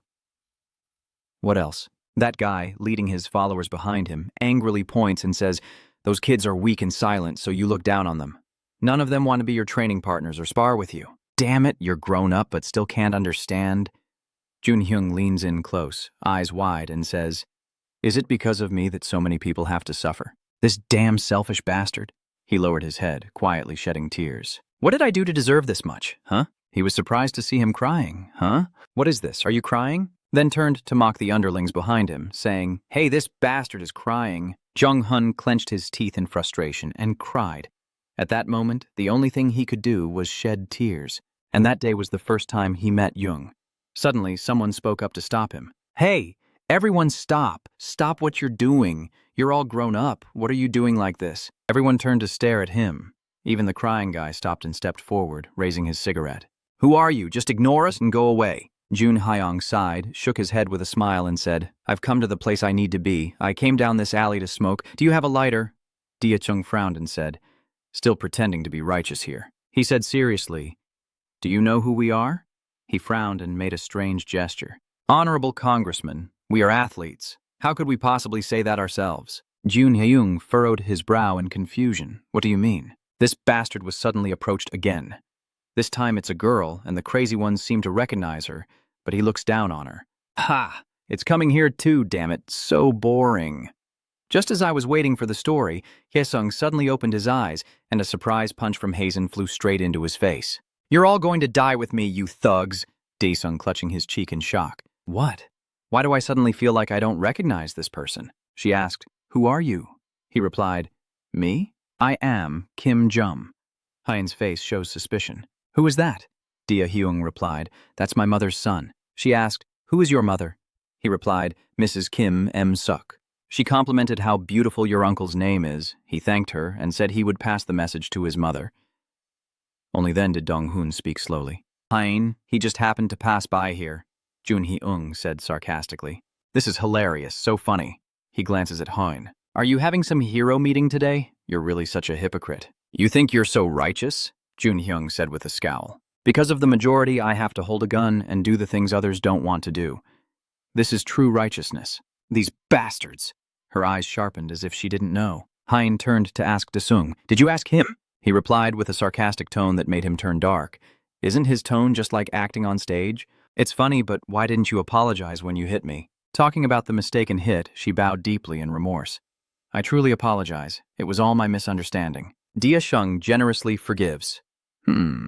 All right. This quick-to-acknowledge mistake looks really admirable. I accept your apology. Don't pay attention to Jun Hyung getting angry and leaving. These maniacs are really in sync. Let's go. But as we were walking, someone called out. Wait a moment. Those thugs stay right there. When they turn around, they see the three of us with a clueless look. Hein asked, "Where are you going?" You should apologize to him first. He was really angry, that little kid with a milk-scented mouth being so rude.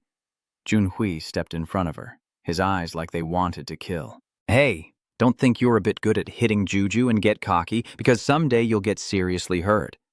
And why does that girl talk to adults so disrespectfully? Do you want to die? Hein remained calm, his face flushing from the cold. That's because I wouldn't use respectful language with elders to get free food every year. My gaze shifted to disdain, especially towards those who only know how to love themselves, pretend to be righteous, and justify their own crimes. Jun Hong, furious and bloodshot-eyed, gritted her teeth and said, "You bastard, fine. Today I'll make you pay." Suddenly, she smiled with a cruel grin. Did you think I came here alone, eh? In the quiet midnight, a cold hand suddenly touched Jun Hyung's shoulder. It was Ion's face, shrouded in darkness, with an icy aura surrounding him. The guy stammered, his mouth dry and eyes wide with horror. Aeon, wait.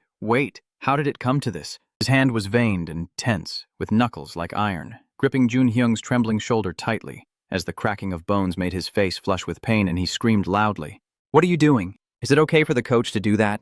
We're just talking. Aeon slowly turned his head, his gaze piercing the person who just spoke. Talking is fine, but only for someone like you. He stands up coldly and says, talking with the body is the only way. Can't you see that? Run Hyung trembled, his face flushed with pain. It hurt so much that his bones might break. He shouted in anger, "What the hell are you guys doing? Aren't you going to help?" Do something. The manager, standing behind in panic, took a step back and whispered nervously, "Sir, please stop. What is he planning to do to us?" Aeon turned around, his voice teasing. What are you doing? Wow, who is that? His impressive and enviable physique. Hein stands beside him, smiling and nodding slightly. He is the trainer at the gym. My friend is also that big. Do you know how to wrestle? He tilted his head slightly and asked with a smile, Yes, I can. I just moved to this area and wanted to check out this gym. She immediately raised her index finger, her eyes shining with enthusiasm. Oh, you definitely have to sign up. Besides that bastard's name and a few others, everyone else is good. Meanwhile, Jun Hai-ung was writhing on the floor, crying out in pain. He stood there, his shadow stretching under the light, his voice deep. You can fight, the strong and the weak. You can do it too. Jong-hoon was stunned by Ayeon's words. What matters more than winning or losing is growing up. His gaze lingered on Jun Hyung, who was curled up, but there are those who have no right to look down on or mock others. The impulsive ones think they're clever and sharp. He growled silently in his throat, just a bunch of short-sighted trash. Aeon shook his head. Kids like you are hard to teach, so don't show up at the gym anymore, don't cause trouble, and take your followers and leave. Get out of my sight. If I see you again, I might just break something else. Run. Hai grits his teeth. Let's go, just wait and see. Are you okay? That bastard hit the wrong person. Aeon raised an eyebrow. If you've messed up, just leave and don't come back. That incident was almost over, but a few days later, something happened again. A confused voice sounded. What? There's a strange rumor that Aeon hit an official outside the gym and kicked him out because he didn't like that person. He frowns and steps forward to ask clearly, Aeon, what's going on with this? He hit a government official outside the gym. That person demanded Aeon be kicked out or asked for a refund. The manager found himself in a difficult situation. In the lounge, Aeon was still curled up in bed, eyes closed, lazily yawning. What? If they deserve the beating, just do it. But Aeon didn't defend himself at all. He coldly turned away, facing the wall as if none of it concerned him. He was crying so hard, bowing his head in tears. I feel like I don't want to talk to those involved in that unconfirmed story, because I am the only one who hates seeing people avoid the issue. I said I was the one behind it all. Dong-hoon's voice choked with sobs. I will step in. If I hadn't been involved from the start, this wouldn't have happened. Aeon still hasn't come back, but there are people who don't just want to watch this scene unfold. Hajin walked straight into the room, furious, shouting at the manager and the official. That bastard opened his mouth and turned into a slick talker. Even though he was over the top, everything that happened that day has been exposed. The manager gently stroked his chin as if pondering. That's how it is. The manager calmly but firmly informed everyone about the situation. Trainer Asen's use of force was completely wrong, but it was an unavoidable situation. No matter the reason, this gym cannot be bullied. The manager looked around at the faces watching, his eyes sharp. I do not accept instigators or those who cause discrimination through provocation. So anyone who does not respect the choices of this manager, please step forward. I will gladly refund your money. Everyone was stunned, surely since that moment. Despite being strong, behind that calm appearance was a tired face. He started earning money to rent a house and deliver goods when he had no classes. The manager told the person blaming himself that it was me. He stepped forward, bowed deeply, his voice trembling. The manager. He turned around in surprise. What's wrong with Dong-hun? Dong-hun trembled, tears streaming down his face as he cried out loud. I am truly sorry. If I hadn't been in this gym, you wouldn't have had to suffer so much. I'm truly sorry, the manager then comforts him. Dong-hun, this is just one of the things that happen in life. I told you already. He nodded gently, a kind smile. You haven't done anything wrong. Don't think it's your fault, just see this as my responsibility. The manager is the most mature person I've ever met. He choked up with emotion, tears welling up again. Although he had lost many things, Dia-sung appeared with a radiant smile. Oh my God, hello, only good things are coming your way. She steps forward, raises her hand. Are you the manager? I'm Kim Jong. Jong-hun laughed. Isn't this life? Not so great, huh? Chun's car gently pats your shoulder and smiles encouragingly. No, you're cool. A genie's the same. He nodded in agreement. That's right. Dong-hun suddenly stopped. What's wrong with you, Jonong? Deng bowed his head, his voice trembling, shoulders slightly shaking, and after hearing it, he felt a bit choked up. Do you think I am a new good fate? The whole group was shocked and panicked. What's wrong with you? Are you crying? Why are you like this? He also stared in shock, stammering. Why did it suddenly turn out like this? It must be you, right? Then he suddenly burst out laughing happily. It was just sudden, but that's life after all. Dia jumped up like a child, full of energy. Wow, that's right. Why am I the only one laughing? This person just can't be serious. As the sunset falls, the sky is dyed in orange. A secretary enters and bows respectfully. Manager, he's here. Manager Kim said quietly. Let him in. Has that team leader recovered? He replied. Yes, he said he's feeling much better and has probably recovered. He said, then that's good enough. The sound of footsteps echoes on the cold tiled floor. Director Kim looks up. Are you there? I called you to ask a few questions. He narrowed his eyes, scrutinizing. How's Chun Dao these days? You've improved your skills compared to before. What did you do during your recovery? Do-hun replied, not fighting to train. I've been practicing my lower body with Ensensu, and during breaks I seem to have gained a lot of experience to increase my stamina. He crossed his arms, his eyes shining with calculation. And Sengu and Seun are connected. He nodded. And Sensu probably believes that Zichun will no longer be involved in this year's tournament. And Kang-jon thought he could escape. Director Kim smiled broadly. They think they won't get caught because they're hiding very well. Anyway, let's leave that for later. His voice suddenly lowered, cold and heavy. What do you think? How is Chun's stamina right now? Du-hun remained silent. Would it be appropriate to compare yourself to Lai Yonggan now? A few months ago, in the quiet midnight, a deep, threatening voice echoed. Sundo-hun, we are preparing for the grand event. Director Kim smiles, his whole body covered in a chilling aura. Can you talk to us for a moment? Sundo-hun, if you can help us with this. Do-hun looked up slightly, his eyes determined. I will not participate. Someone else will find out about this. Hearing that, he looked surprised, with a confrontational gaze. Oh, is that all? What's a shame even now? Manager Kim's voice grew cold, his face pale and eyes wide with shock. You must have paid off your debt. That's why you're acting like this. So, what about the things you did before? I was stunned to hear the threats, saying you made money from the festival entrance fees. You stole money from innocent and kind students. If they say they have no money, you call bullies to beat them up. As long as you pay, I won't bother you anymore. Pretending to compromise, those you beat seem to have fallen into hell. He stepped closer, his gaze like he wanted to hypnotize the other person. You are the one who created that hell. Now that you're living well, you think you've escaped hell, huh? Director Kim adjusts his glasses with a sneer and says, You're too selfish, even the champion. No one in this world is truly indifferent. They would rather suffer than let others suffer. He gently pushed himself up, his voice sharp and firm. So those who do bad things like Sundo Hun don't fall easily, and we're not charity workers either. If you've been earning money from our tournament all this time, you should understand the terms of the deal. Hun quietly bowed his head and clenched his lips. Anyone involved in the event besides registered participants must not be exposed, and participation must be continuous until reaching adulthood. If either of the two conditions is violated, the entire prize money previously awarded must be returned. Department Head. Kim stroked his chin and calmly continued, "If you do not comply, that person or their family will suffer the consequences." Is that clear and easy to understand? Is it that difficult? Words that seem to want to dominate the opponent ring out clearly. Sundohun, who will become an adult in just a few months, why wouldn't he participate and suddenly say something like this? Suddenly you feel guilty, you whisper, "I know I've made choices like a piece of trash. How disgusting must it be for those I hurt to see me?" Immediately, Dehun's gaze became resolute. But again and again, if I keep seeing it as normal, I might never have the chance to ask for forgiveness. If I keep going like this, I will become a monster like those lost souls. I don't like that. You struggle to stand up, so I will keep fighting every day to erase what I have done. Dehun clenched his fists and took a fighting stance. I have acknowledged my own guilt. I will keep fighting nonstop, you evil villains. He raised an eyebrow, observing. Yes, Department Head, everything is fine. Manager Kim calmly scrolls through something on his phone. Hun's top player, if that's the case, then I can't do anything either. You're not the type to use violence.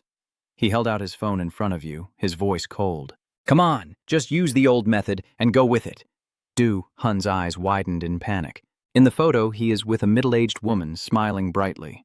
I used to go to a food stall because I was hungry. Manager Kim smiled slyly, his eyes sinister and dark. Your mother works here, right? You've been struggling to find her these days. Congratulations. He raised an eyebrow and spoke calmly. I ate very well and gave her a generous amount. Then your mother smiled and said, Manager Kim bowed his head, his eyes darkening, and he smirked as he thanked them.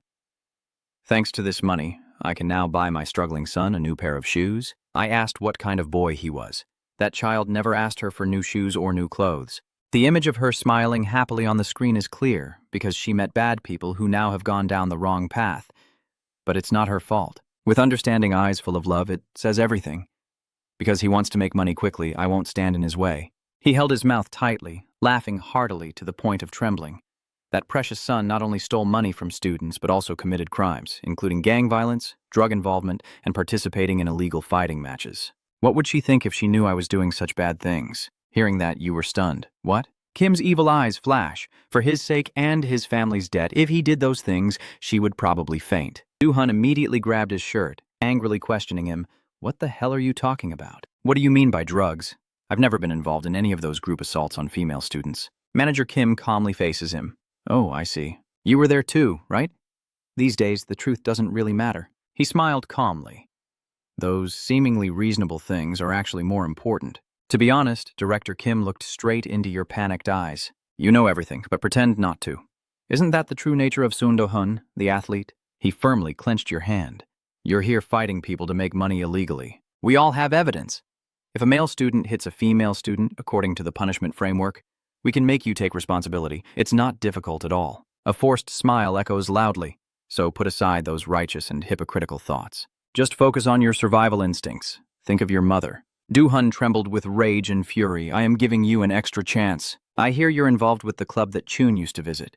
Director Kim approached with a gentle smile. Please help Chun's car become more mature and report all of its actions to me, especially if it goes to fight someone. Make sure to follow like a surveillance camera. Hey, you should also check out Asen's past to see what kind of person he was. You know, right? In the quiet silence, he sat alone by the river, head bowed in silence. Suddenly, a water bottle flew toward him. Dehun was startled and looked up, then calmly caught the water bottle. Chun stepped forward annoyed and said, Got it again. So frustrating. Dehun immediately said in a deep voice, Who can't you catch? He asked. Let's start handling it. Who is it? First, train Sejun to become a stalker. Observe all his actions. Sit down beside him, Han Huyen confides. Among those mentioned earlier, that chubby guy first, and suddenly craving mixed rice. Chunho looked around nervously. What's going on? Why are you staring? Dehun said in a deep voice. Then let's go eat. Each pays for themselves. The dim streetlights cast a faint glow on the road as he calmly asked, Where are you headed? Are you heading to J-Dude too? I'm starving to death. I'm here. Oh, Dehun? Dohun looked confused as he stepped closer. Why are you coming so close now, intending to pick me up right away? A gentle smile briefly appears. Mom, if you come home early today, you'll have to wake up early tomorrow. Is that your friend next to you? Your gaze is sincere and hesitant. It's not just a friend, it's more than that. Zichun quickly steps forward, bows cheerfully, and greets. Hello, Mom. I am Zichun, a junior at your school. She clapped her hands happily. Yes, it's you who helped lead to the guild hall. I've heard a lot about you. Oh my, you're so handsome. My mother is also very kind-hearted, not joking. Is dinner ready yet? Behind Duhun, she frowned in displeasure. This is your mother here. He excitedly points in that direction. We're planning to go there for bibimbap. She sincerely replied, next time you want to eat bibimbap, I will cook it for you. Let's go to the rice shop. She wants to thank you. Yes, I will eat very well. You should go to a restaurant to eat rice. What about going home? Didn't you ask for my opinion? The road became quiet. You were confused when those two left you behind. What's going on? Why are those two so close? Why do I feel so alone? She turned back gently and spoke softly. Sejun, I have something I want to ask you. Sejun immediately responded enthusiastically. Yes, mother, please go ahead and ask. Is it true that Sejun was also harassed and robbed of money by our Dohun, which is why this happened? Hearing that, he was immediately confused. No, not at all. Why does my mother immediately feel awkward? Our family has suffered greatly because of debt. Of course, now everything has been settled thanks to that person. Her voice trembled. But at that time, those thugs still came to bother our house. So the loan shark took the innocence of the students to pay off the debt. Even though I knew about it, I couldn't see it as a bad thing. As a mother, I couldn't give it the most important thing. She clenched her fists, tears streaming down her face, choking with emotion. Even if it does something wrong, the scoundrel has already repented for the sins he committed. Can he live an honest life again? Will those he hurt forgive him? Why me? Chun's sincere advice. I'm not sure, but I believe it's still possible because everyone makes mistakes, whether intentionally or unintentionally. Dohun's eyes flickered with a hint of sadness. The important thing here is to recognize the mistake and correct it. Only then can we move forward. I have heard people say that. She was also stunned by that. I just want to say one thing. Sincere words that touch everyone's heart. Sun Do-hun will surely be able to move forward from now on. Night falls and Chun's car politely bows with a cheerful smile. Thank you, we ate very well. Her gentle voice sounded. Seeing the kids enjoy their food made her feel happier. Next time you come, please cook even more delicious dishes. His eyes curved into a smile. Yes, see you again then. Good night, ma'am. Do-hun said softly beside her. I'll go out for a bit and come back, Mom. You rest first. Dad nodded. Yeah, son. He slightly turned his head and whispered, Let's go. I'll see you off downstairs and take a walk at the same time. Chun's car raised an eyebrow and replied softly, Whatever you say. The two quietly walked down the deserted road. Do-hun sighed, hesitated, and said, Thanks. Thank you. Immediately, he frowned and shot a questioning glance. What? What kind of boy talks so much? This guy. I suddenly feel embarrassed and raise my voice. Thank you for being so kind in front of my mother. Chun's car moved forward, speaking in a low voice. It's not because I like you that I did this. Anyway, after dealing with them, it'll be Lim and Hun's turn, so tell me his location. Do-hun sighed softly. All right, I understand. But that Lim and Hun guy might also find Hejin. Is that okay? His voice echoed. Yeah, from now on I won't let him be alone. I've installed a tracking app on Hejin's phone and his parents as well. You sincerely advise, but you also have to be careful. We don't know what Director Kim might do. Chun's car moved slowly and coldly forward. All right, you be careful too, and don't make the same mistake again. In the battle against Lim In Hun, after Sejun's victory, he knelt down, pressing on his dying opponent. He defeated Kang Jon. Chun's strength is increasingly proven and recognized, defeating even Ansensu. In the memory, the final punch made him collapse to the ground. Because Sejun was injured in the hand during the fight with Ansensu, he took a temporary break. He remained silent as the trembling cries echoed, but days later, Sang-shu came to the training room and bawled loudly. Sang-shu widened his eyes, tears streaming down his face. Chun, who? Someone must have hit him, probably those guys. Se-chun replied coldly. Why is that here crying like this? This crazy guy, it's not me this time. Those guys are really relentless. Why am I the only one suffering? Do-hun immediately looked worried, sweating nervously, and stammered, First, let's calm down first, and then tell me what happened. Who hit Kang John? Did you see it with your own eyes? He frowned, his voice filled with unseen anger. Because I was worried about John, I occasionally went to see him. Watching him from afar, when he was taken to the police station, he was with Lim In. He raised an eyebrow slightly mockingly. Are they dating? With Lim Trong? They look good together. Sang-Shu's eyes widened in shock, and he roared in utter frustration. That's not true. John would never like that fish guy. I quickly stepped in to intervene and whispered, Hey, don't just start shouting out of nowhere. So what happens now that they've arrived at the police station?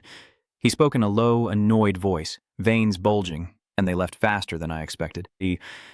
Sometimes they go with Manager Kim and Director Han, right? You probably also know that man named Do Hun, right? Lawyer back? The image of the restrained person that appeared in my memory is that fat pervert with a mole right above his eyebrow. At that moment, he appeared immediately, then took the two of them into a car and drove away. The mysterious encounter was revealed.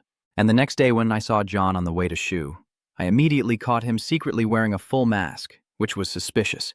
John's face was exactly as I had guessed. He was furious, his face pale. The director of the gold department and the two bastards. Du Hun listened and spoke anxiously. But why didn't you ask him instead of coming here to cry? Sang-Shu was stunned and stammered that John told me not to appear in front of him. Sniffling, he lowered his head, his voice trembling with frustration.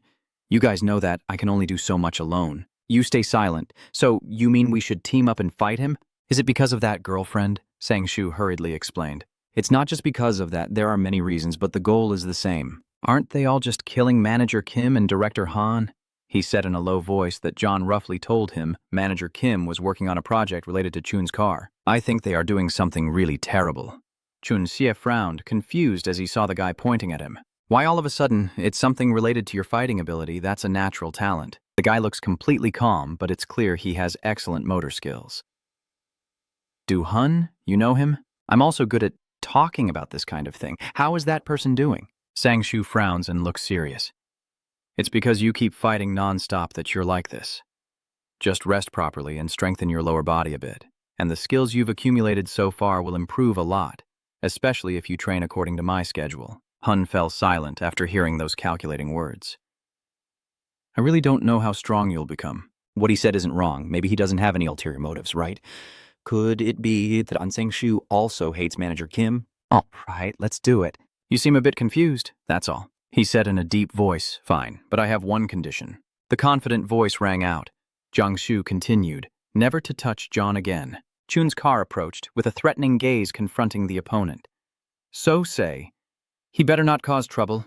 I absolutely won't lay a finger on him. He immediately agreed, I know, but you're only 18, right? I'm 19. Why do you keep talking nonsense? When did the training start? Starting next week. Dohan will appear coldly at the high-rise building. If you attack Li Yonggun now, it seems like it will be a battle of equals. He lowers his head, looking slightly confused. Yeah, anyway, it won't end in a ridiculous way. But about that, Dohun's eyes flicked slightly to the back. That was the old Li Yonggun. I don't know about the current Li Yonggun. You keep pressing, so what exactly have you been up to? Manager Kim immediately grinned cunningly. Oh, if anyone heard, they'd think I was deliberately doing something. He chuckled happily and said, Dohun needs money, so I just gave it to him. Yonggun needs medicine, so I only gave him the medicine. Yong's face turned blank, his eyes white and dark circles under them, and he willingly participated in testing a new drug, just a bit of steroids. But the previous test subject was much better than I expected. That experiment didn't go very well. In the blink of an eye, a punch like tearing wind headed straight for Dohun. So this time, Dohun, the contestant, will participate in the experiment. He immediately tilted his body to dodge. He decisively counterattacked. Dohun threw a devastating punch that distorted his face, right into his chin. It's over now, slower than before, and a coldness appeared in your eyes. Dohun suddenly glared, and a chilling, sinister laugh echoed. Ha ha, that was a pretty good punch. Ha ha ha. Manager Kim calmly sits and observes with a bright smile, realizing that during the experiment, its effectiveness is that it cannot feel pain. Even if struck in vital areas, the brain cannot perceive it. Yonggon now is like a soulless corpse with strong strength, so just hit moderately and don't go overboard. She turned back. Get him back. Her eyes wide with shock. What kind of crazy stunt is this? That guy isn't just going to die like that, right? He sneers and shivers. Ha ha ha. Not dead yet? And also, another friend of mine gave me a gift, even though it's a bit weak, but luckily it's very determined. A voice echoes, and if the Capital Hun player isn't satisfied, Chun's car, dozing off in the classroom, suddenly has its door pushed open. He panics, wide-eyed, and jumps in fright. Chunzi angrily turned around. What's going on? Not polite at all. I was having a nice dream. It's been a while since we last met, hasn't it? School life has been making you really happy lately, huh? Kyo-ok approaches your desk with a teasing voice. But I'm so sad. I don't know what to do now. Now it's time for everything to go back to its place. The idiot! All the students in the class turned their eyes in one direction. Kyo-si calmly put his hands in his pockets and said arrogantly, "Follow me, you dog." Chunkar raised an eyebrow and calmly replied, "Likai Zok. Someone has already done it, right?" His eyes darkened as he dismissively said, "So your body looks so terrifying." His eyes widened in rage as he shouted, "What the hell, you bastard?" Kyo-si gritted his teeth and growled, "I've worked so hard just to have a body like this. Why are you trembling and bowing silently?" All right, have you found your way back? Or is it that you suddenly stand up with a cold aura, having worked hard to build your strength, and want to try once? The guy frowned and sneered mockingly. Ha, this bastard's words are really annoying. That's right. Sonen is about to graduate soon.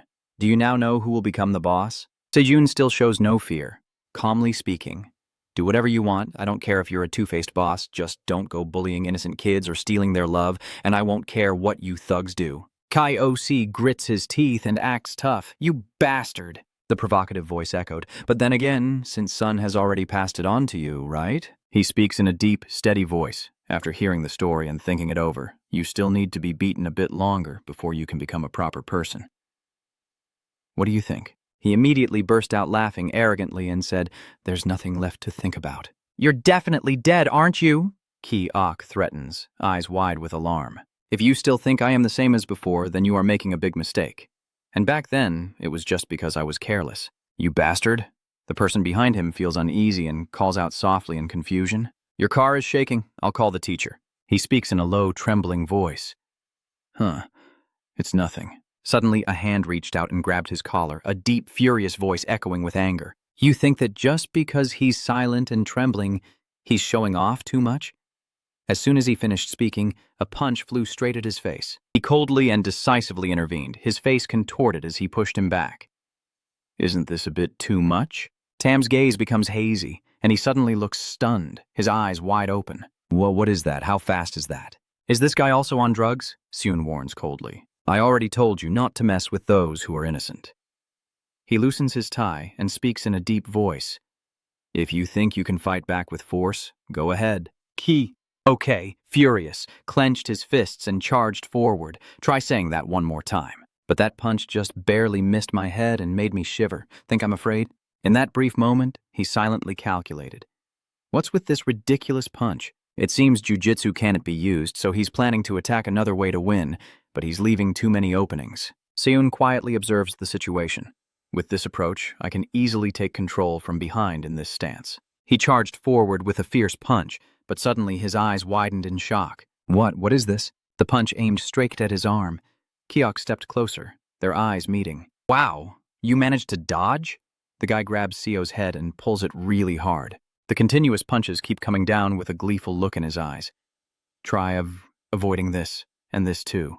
Try to dodge again. That bastard is as fast as lightning." He bowed his head. Keo laughed loudly. "Stop him!" "Oh, you think it's easy to block me like that?" Surun pulled him back a few steps, then stepped back himself, and then inhaled. He tried to keep his balance, raised one leg high, and his legs became more agile. Seo Run leans back on the ground, pinning the guy's legs. KXOC tries to punch up, confused. Does he pretend to cover his eyes to block the attack? But in actual combat, who is really above that person? The director's dark eyes narrowed. "I can't do this anymore," he said in a deep, mysterious, and intense voice. "Which side do you mean? The other one or what?" Du-hun quietly steps over here. He turns his head back, his gaze calm. "In my opinion, both sides are strong." Director Kim Kua ponders with a satisfied look. "So where's the problem? Because of the drugs, there's nothing physically holding you back. So in the end, the most important thing is technique."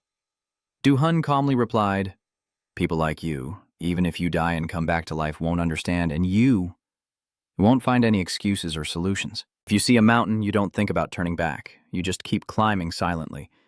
Patience and effort. His face turned pale, shocked and damn it. He clenched his legs tightly, lifted the wrench into the air, then the two of them fought fiercely, neither willing to give up with quick and decisive movements. He sneered. Patience and effort? Isn't this something that only those without talent but want to win come up with? You stand facing Yongun. Someone who only has talent but no effort will never be able to beat someone who strives to the death. Seun looked a bit worried. But if that bastard, it seems you haven't been working hard on your juju training, huh? What if an evil genius works hard? He was crushed under your foot, desperately trying to scream. It can't be like this. Hey, you bastard, wait up. That, Seo-run's eyes turned cold and his voice lowered. Do you know? If you're close to Hain, you'll realize he's very innocent, so that's why he forgave you last time, right? But what can I do? Ki OC desperately tries to escape the feeling of being controlled. I'm almost there, I'm not like that. His eyes are all white. No one can stop him. Inside the classroom, the sound of a fight faintly echoes outside. Chun is trying to break another person's arm. A cracking sound echoed, and Kiok cried out in pain. To escape the agony, he immediately bit Chun's thigh while cursing. Even when attacked, Zae-chun didn't just grit his teeth and whimper. He fought back with harsh words. That crazy guy. After a moment of struggling, the two boys separated. The Chun vehicle stood still, rubbing its bitten leg. Are you born a dog? Then he returned to his calm demeanor, observing and thinking. What is this? I clearly just broke its arm. In front of him, Ki Se-yok looked utterly defeated. Can he still fight? He struggled to stand up, fist pointed at him. What kind of fighting is that? If you're so good, come on in, you bastard. Then, seeing that your reaction wasn't what he expected, Kai OC frowned and thought, this bastard looks like Kim the manager. If he used drugs, he shouldn't be in pain, right? But why does it still hurt like hell? Did he give me cheap stuff? The car in front of us should be the priority to ask about. Do you have some strange drug in your hand? What exactly is that department head Kim doing? And where is his organization right now? Your words didn't reach Ki-jok at all, if you want to know that much. He rushed forward and swung his fist at me, so I told him to try and make me answer. But before he could touch me, Chun's car quickly took physical action against his avatar. Taking a devastating blow, Ki-jok seemed to lose all consciousness. Girl clown, what? Has anyone ever told you that a pen is mightier than a sword? So what is stronger than a fist? Ki Seok, still clueless, stared wide-eyed and answered, elbow? Chun just swung his arm while explaining. That's a slap, you idiot. The crisp sound of slaps keeps echoing. Ki-uk was beaten so badly that his legs are trembling. What the hell is going on, you bastard? After being beaten like that and faced with such unbelievable events, Ki-ou stood there stunned, still moving as if nothing had happened. Humph. While he was frozen in shock, I quietly moved behind him and spoke softly. That kind word and good intention. And when the time comes, he was hit with a warm slap on the cheek and a harsh scolding. A loud, piercing sound echoed through the corridor, breaking the usual silence. Chun sat down beside the pathetic figure crawling on the ground. Are you serious enough to say that now, or do you want me to smash it too? Chun's car calmly speaks. Your other hand and your legs. Maybe that's how it is then? Ki-X OC, trembling and sweating, responds to the verdict just given. You're really crazy. Compared to a kid like you, those people are much more terrifying. He's trying to fumble in his pocket for something. You're facing guys like that. These are just kids' punches. Do you understand, you idiot? Ki Seok's trembling hand pulls out his secret weapon. 2 blue pills. He tries to put the pills in his mouth to turn the tide.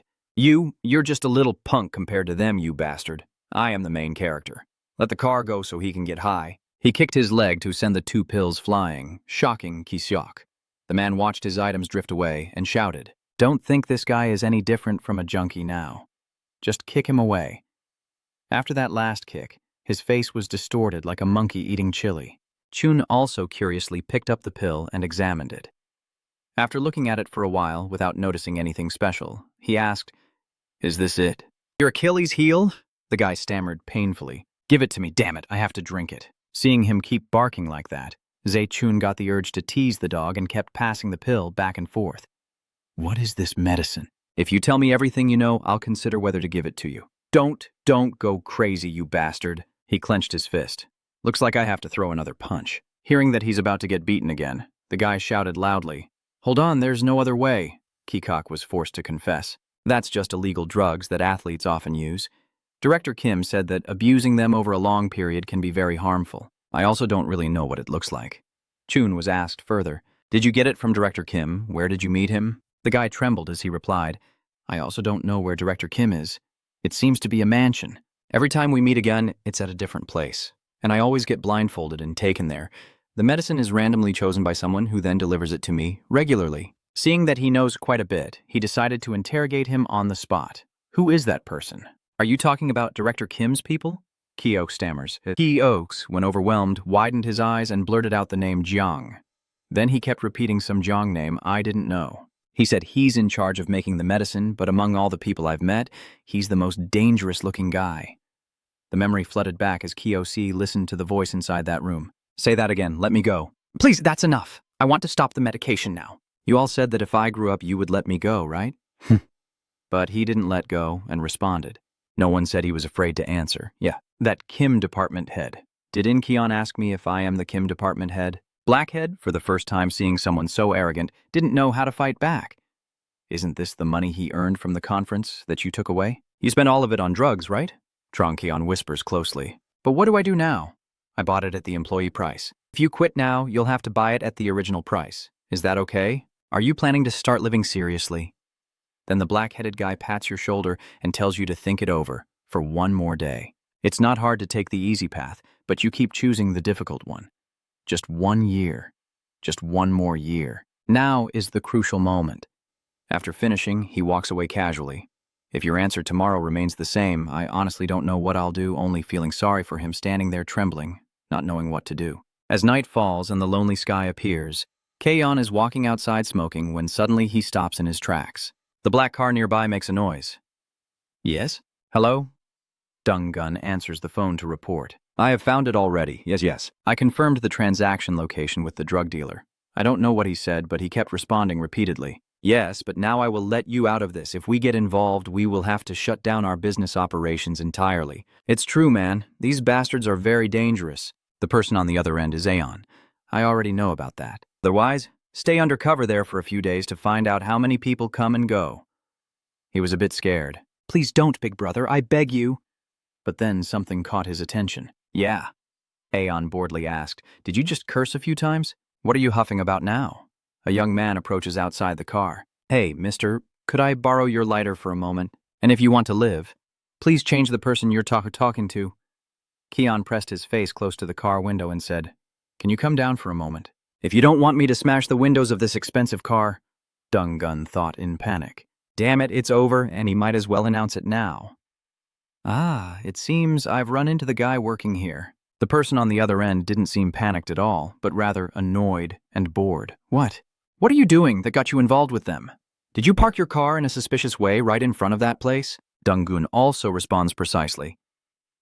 I'm inside the car right now. All right, then first of all, just leave him be and get going. The henchman appears like a calm god stepping out of the car. Yes, boss, I will quickly get him out of the way and come back right away, he said directly to Keon. Hey, what's wrong? Why are you just standing around and staring into someone else's car like that? Dung-gun is sitting in the car, scared and praying. What is he doing right now? That crazy guy in Keon also responds clearly when questioned. I'm not flirting here, I'm just standing here. It's nothing. I just want to talk with the person sitting in the back seat for a moment. If you don't want to die, cooperate. Before I could even say the word hope, that guy shoved a bunch of actions into my mouth. Are you out of your mind? Boss, he just watched that scene and sprayed glue on that uneducated guy to immobilize him. He hurriedly ordered, Hey, go out quickly and stop that guy. Another follower immediately received the order. Yes, I understand, big brother. I will go out there and handle him. Hearing that, he just awkwardly forced a smile. No, these crazy people. You should listen to the whole sentence in Korean first. The guy who just acted, try saying it again. What the hell are you if you don't want to die then? Are you filming right now, you bastard? Keon is not angry. On the contrary, he is very calm, yes. I've been working too much today, so I guess I'm starting to remember these things. I like it. The two underlings looked at the scene and hesitated a bit. What's going on? This guy can't be a pervert, right? How does he have such a strange preference? They may be scared, but they still have to fight. This time, both of them jump in together. I'll help you feel more satisfied, you son of a bitch. Keon glares with wide, expectant eyes. As soon as he could, the guy charged in to break up the fight between the two underlings, while another underling threw in an extra punch. Try barking again, you dog. Then he treated Keon like a punching bag and threw another hook. Dung-gun inside started to have deep doubts. What's going on? I thought he was supposed to be really strong. Is it just his appearance? Suddenly, I feel scared for no reason. After meeting that bastard Aeon, why have I become so timid? His boss spoke up. Do you want to die? So, what happened? He looks like a steamed bun with a swollen neck now. The thing is, he looks like the captain but is actually being handled by my underlings. As expected, drug lord types are just like that. After teaching him a lesson, I will leave here. Aeon is indifferent and doesn't know what that guy's expression is like now. He also eagerly looked out to check. Yes. What about the expression? Why are you suddenly asking about this? From what I see, the expression looks like it's about to explode. I don't know what Dungun saw that made his pupils shrink in horror. What is that? It's just a pathetic scene like a spoiled brat, but still happily making suggestions. Harder. Now he looks no different from a bloodthirsty fugitive who just escaped. Please hit even harder, even more so I can feel it more clearly. The two underlings were also terrified when they saw that. This crazy guy. Is he really some kind of crazy pervert? One guy said. If you don't want to really die, then get out quickly. I just can't understand it. You really enjoy getting beaten like that. Crazy. Keon responded as if he had just taken medicine. Why don't you understand? His head tilted like Annabelle, and he added a few chilling words. Pleasure only exists when there is suffering. If suffering no longer exists, the face of pleasure gradually disappears, leaving behind cold, deep eyes that cannot be described, and everything else will also vanish. The younger brother sighed and said, That's right, he's really sick. What the hell is he barking at? While he was speaking, Trungke had already moved close to one side, so let's experience it together. After a while, he finally reacted to Trungkeon's incredible speed. What's wrong with this bastard? A sinister smile gradually appeared on the villain's face, signaling that something bad was about to happen. In-Ki used all his strength to bring down his massive opponent. With a snap, he easily broke the fat henchman's leg, and the deafening screams followed immediately after. The game escalates as the hunter turns out to be the prey, lost in his own insane battle. The pervert asks how it feels. Do you like it? Does it feel like you're really alive? The fat guy's teammate is circling around from behind, preparing to ambush. Die, you sick bastard. Nothing is that easy. In Keon, turn around and greet him if you want to feel it too. Thought I'd crush you. But a call came through, saving my teammate. Wait. There's a phone. Dungun tremblingly took out the iPhone from earlier. He wants you to answer it. So just stop already. Long Thigh thinks these bastards can fight among themselves. Keon, feeling disappointed but knowing he has to do his job, took the phone and spoke. Yes, the call has been transferred. I don't know if I guessed correctly. Is that you, Asen, speaking from the other end? I hear you've been digging into our affairs everywhere, Keon continued. I don't know what you want, but if you don't want to die, you'd better stop. Just use the whole gang to fight like always. That's the fun part. His name is Lim, right? The guy didn't forget to remind him. He said you'll soon get a match with the toy he made, so get ready for it. Have you met him before? He mentioned a name. He is Leongon. He has been improved over the previous version, so you can rely on him. Keep going with Keon. And please don't be so rural as to report us to the police. I'm begging you. Since we've already prepared everything, complaining like you guys do will only make you more frustrated. Asen on the other side started to get bored of the endless chatter. And finally, if you look into our work, the bus or the surrounding crowd can do anything. Kian seemed to be hit by a switch and kept talking nonstop. We will guide you to the swamp from which you will never escape in your lifetime. So in the end, the other side couldn't take it anymore and hung up. You talk too much. The guy got a bit annoyed when he heard that. For the past 2 hours, I haven't been joking. Before I could say more, Aeon got annoyed and hung up to avoid talking further. He started to wonder what he should do now. Then Aeon looked at the man in front of him and spoke. He decided to leave. Inspector, the scene shifts to late at night at the police station. Ung-sik is sound asleep on the bench when suddenly Officer Kim appears and calls out, Officer Jiang, wake up. He replied drowsily, Give me a 0.5 level of spiciness. He suggests that you go home, take a shower, and rest for a bit since you're really starting to smell. Youngsich only just snapped out of it now. Was I dreaming? What's going on? Officer Kim handed him a set of documents. Oh, about the car from the previous case. I didn't ask Do Kai for help with that. So every time I have free time, I go there to check the CCTV and record its movements? Hyung-shich asked about the situation. So how did it go? Did you find anything? You remember what happened that day and report everything. It led me around and almost split me in two. But in the end, I still found out that it went into the parking garage of a building. Because it stayed there for quite a while, I checked the CCTV footage of that parking garage, and bingo. Detective Kim carefully recounted that someone had gotten out of the car with Lim, but that person looked like they wanted to kill him. Aren't they from the same gang? Hyung-sik looks at the pile of documents on the table and asks, "Do you have the video?" He quickly received an answer, since the person is wearing a hoodie and a face-covering hat. It's hard to tell who they are. But he added, "Look at the last photo, I find it a bit strange." He didn't understand and asked again, "Why is that?" Then Hung-sik's pupils contracted as he realized something, just like the image of the man wearing a baseball cap in the document. He flinched slightly at the thought that he might have intentionally revealed his face to others as the flickering lights from the buildings shone brightly against the night. The clicking sound came from an apartment nearby. Aeon calmly asked, "Is our training session over for today?" In response, someone grabbed his collar, but that was not enough to make him afraid at this hour to come here. That stranger is Hyung-sik. He angrily asked, "What did you do? What scheme did you set up?" He gradually lost his temper and shouted, "Why did you drag Lim into that fire that day? Do you think you'll be safe after crashing into the police car?" But all I got in return was Aeon's indifference. "Officer, you know later than I thought. If you don't show any reaction, I guess we can just let it go, right? But now that I know, you'll keep investigating, won't you?"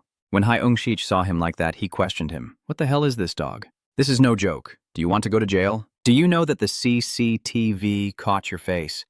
But all I got in response was indifference. "If you're here to arrest me, you wouldn't have come here alone." Hearing that, Hyung was stunned. "What?" Aeon said. "The people you're looking for, you're trying to find them through me." In the end, he concluded that there's no way to find them using police methods. Hyung-sik angrily shouted, "Do you know that what you're doing is illegal? If it was just that, I could overlook it. But you keep dragging that kid into this. The only thing to do now is to stop that immediately."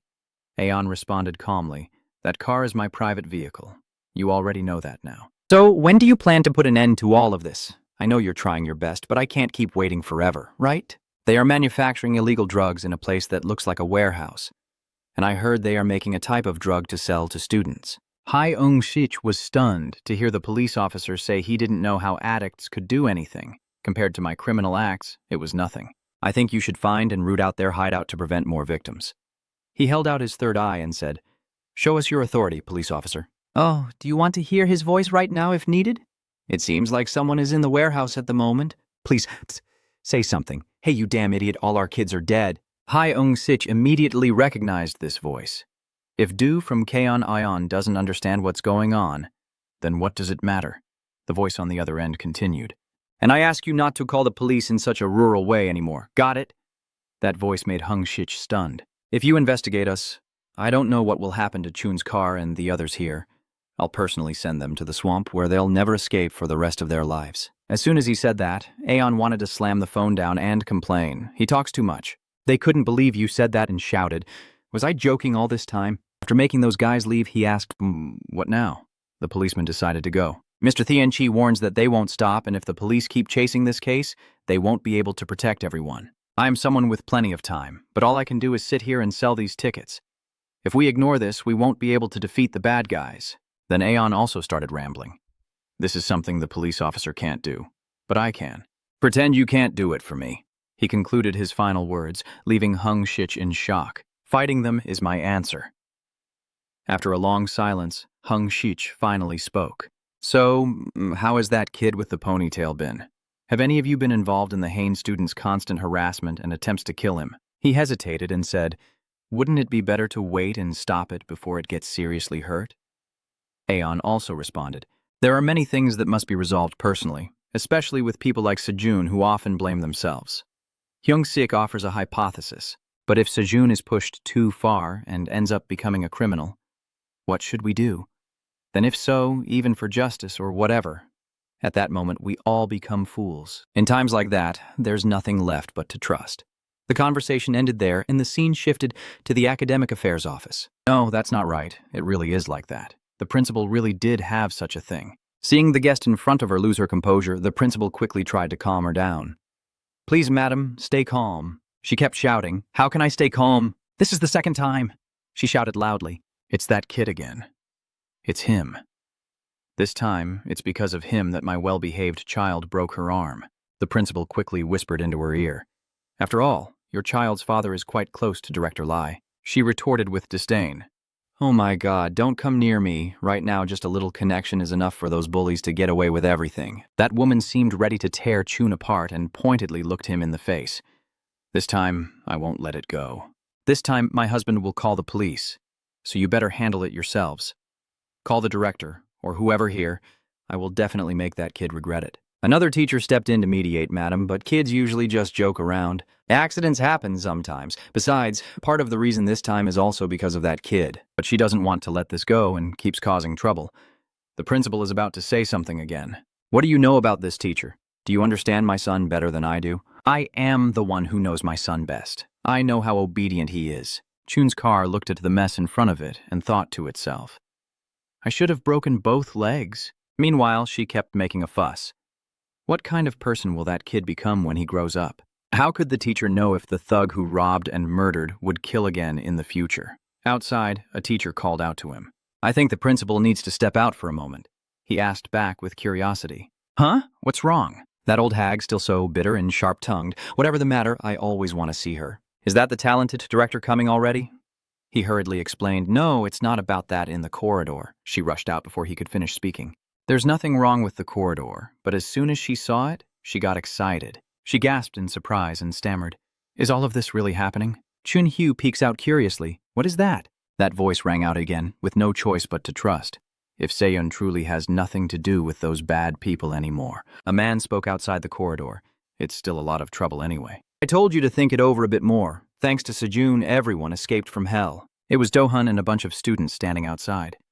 We were exhausted from rushing here with someone, so we teamed up and came to help. In an empty corridor, Ki-seok's mother stammered and asked what they were. The principal also looked confused at why the boys were gathered in front of the administration office. Do-hun sweatily replied, It's nothing. Just these guys are witnesses that Sejun hit Lee Jaek in self-defense. You kids weren't dragged here by Sun Hun, were you? Hearing this, she gritted her teeth and shouted, Where did these little brats come from to dare speak up? Then scream out loud, Where are your little friends that brought the whole gang here? You want to set a trap for my child? Do-hun gently explains, Please listen to me. It seems you don't want to listen then. Lee Jaek doesn't listen to anyone, just like your mother. What did you say? What did you just say? This brat dares to. Do-hun was startled as the hand reached out, and he immediately spun around, using his head to forcefully hit the door before her hand could touch him. Seeing that, the principal hurriedly called out to the lady, while Ki-seok's mother looked on in shock, wondering, What? I'm not that strong. The principal keeps talking, despite not listening. There are many people here. If she makes a move, she will panic and explain, I really only touched her lightly. Are your friends helping you up? Are you okay? Stay alert. Do-hun Rin-dai responds. There seems to be blood on her head, as if she's bleeding already. He shouted in panic. What blood? She immediately rushed forward and pointed at the two people. So that's how it was. You hurt yourself, and then blame others. Where did a bunch of fools learn only those bad things? Then suddenly, two police officers ran over to ask. Hello, we received a report about an assault case. You are the one who assaulted him, right? You were about to hit someone just now. What are you guys talking about? My son was beaten up by these kids and is now being taken to the hospital. Do you not know that? The police asked further, Why are you students here? The principal stammered, That's here again, that matter. In the teacher's office, the police officer sitting on the sofa asks, We have arranged today's events after talking with the students. The students involved in the fight in the classroom have reported that Locke was the first to strike. School violence has been happening for a long time, but Zie-chun has put an end to it. The students all agreed to say so. What? Are you saying my son is involved in school violence? Where do police of the people get their words from those hooligans? Are you trying to blame my son for everything? Are you all sober? She points straight at the police officer. I have paid so much in taxes. I am the one paying your salaries. You know that? Seeing her agitated, the police calmly said, Thank you for your proper tax contribution. Then he looked up and smiled. But I can't favor those who pay more taxes, ma'am. I'm a police officer of the people. What do you mean? Not hearing her continue, he stood up directly, bowed his head, and said, The testimonies of the students are all the same. Just now I looked at the notebook that the big student handed over, which also mentioned exploitation. Then he gently explained, Litigation is actually not good for your child at all, ma'am. You just need to agree that the school will impose an appropriate punishment. I can't take it anymore, she snarled at the police. What agreement? You even said there was an agreement? Do you know who my husband is? The police officer replied, I don't know. The principal raised his hand with a smile, saying, Yes, yes, I know the school will impose an appropriate punishment. Then the officer turned around and said, Ma'am, please stay calm for now. Let's have a little chat. If things get out of hand, she'll shout and question the principal. What? I caused a big fuss? The police officer gently stepped out of the door, glancing over as if he saw something. Then the two students from earlier heard him softly say, accepting school discipline is the end of it. After all, violence is a fact. I don't know the full story, but violence is wrong. It seems many students think they can get away with it just because they're students. School violence can't be easily stopped. Did the police suddenly mention your name? And the big student next to him, Do-hun, looked dazed. Yes, I understand. He looked at Do-hun. Do you know that if you confess the bad things you've done or show me your notebook, you'll also be punished? The victim's forgiveness doesn't mean the guilt will disappear. Just so you know. Then he turned around and walked forward. Be smart and absolutely avoid getting hurt or having me see you too often asking for help. Why is it that Hinder praises you? So cool. I'll become a police officer someday. Chun's car also responded, You can't come from a school bully background. Hey, can't you play properly? Hein turned to the other side and asked the opponent, clearly having given up. Play fair this time. Before I fight you directly. The other person nodded and said, Yeah, I'll play fair now. Then she muttered to herself, ignoring it is hard enough. She angrily shouted, damn it, I told you not to play so cowardly. The person across still smiled happily and said, I will keep kicking, but you'll keep getting hit because of your ability. Hein frowned and threatened. Hey, shut up! Zechun replied in fear. Yes, sorry. The electronic device makes a sound. Why win? He happily sat up and cheered. Oh, wow. Hein, the competitor, overcame difficulties and finally achieved progress. He smirked confidently as he looked at her. With this gap in ability, I could win even with one hand. Hein calmly looked at him and said, I told you to play fair. He smiled and replied, yes. Hein couldn't stand it anymore and walked away. Seeing that, he turned around in confusion and asked, Bettina, what are you doing? Going to karaoke and getting mad over some coins? Hein snorted and replied, I'll go to the bathroom first and then come out. Se-chun still looked cheerful. All right, the loser will pay for the karaoke, exchange the money, okay? He happily hummed and wondered what song to sing now. Then he fell silent, thinking that Hajin liked him singing 3 times, so singing would probably lift his mood. Suddenly, the heavy door opened, and he turned to ask, Oh, you're here? Did you think you were leaving already? Se-chun glanced at the person nearby and asked, Hajin, I'll sing this one first, the one you like. Seeing that it wasn't her, Se-chun asked him who he was. It seems he entered the wrong room. Kion sneered maliciously. No way that's true. Seeing the tense situation, he scratched his head and thought to himself, what's going on? It's too dangerous. I didn't even understand what was happening before he hit me on the head. He smiled at him and said, I don't really know much. It's that Asen guy your master mentioned. Then he grabbed Chun's hair and questioned him, people are just talking politely. Just a small gesture is enough to ruin the mood completely. Kion's face smiled eerily as he turned back and said, If you hang up while someone is talking, what do you think will happen? In a hospital room, someone softly called out. Mom? Chun is crying out loud. Are you in a lot of pain? Yesterday, Mom said she was feeling better. His mother smiled and gently placed her hand on his face to comfort him. C is trembling, very scared, right? It's just because your mother's heart is a little weaker than others. Hearing that, he sniffled and looked at her. So I will give you my heart. My heart is beating so fast, Mom. She smiled happily. Oh my God, is Sejin's heart beating so strongly?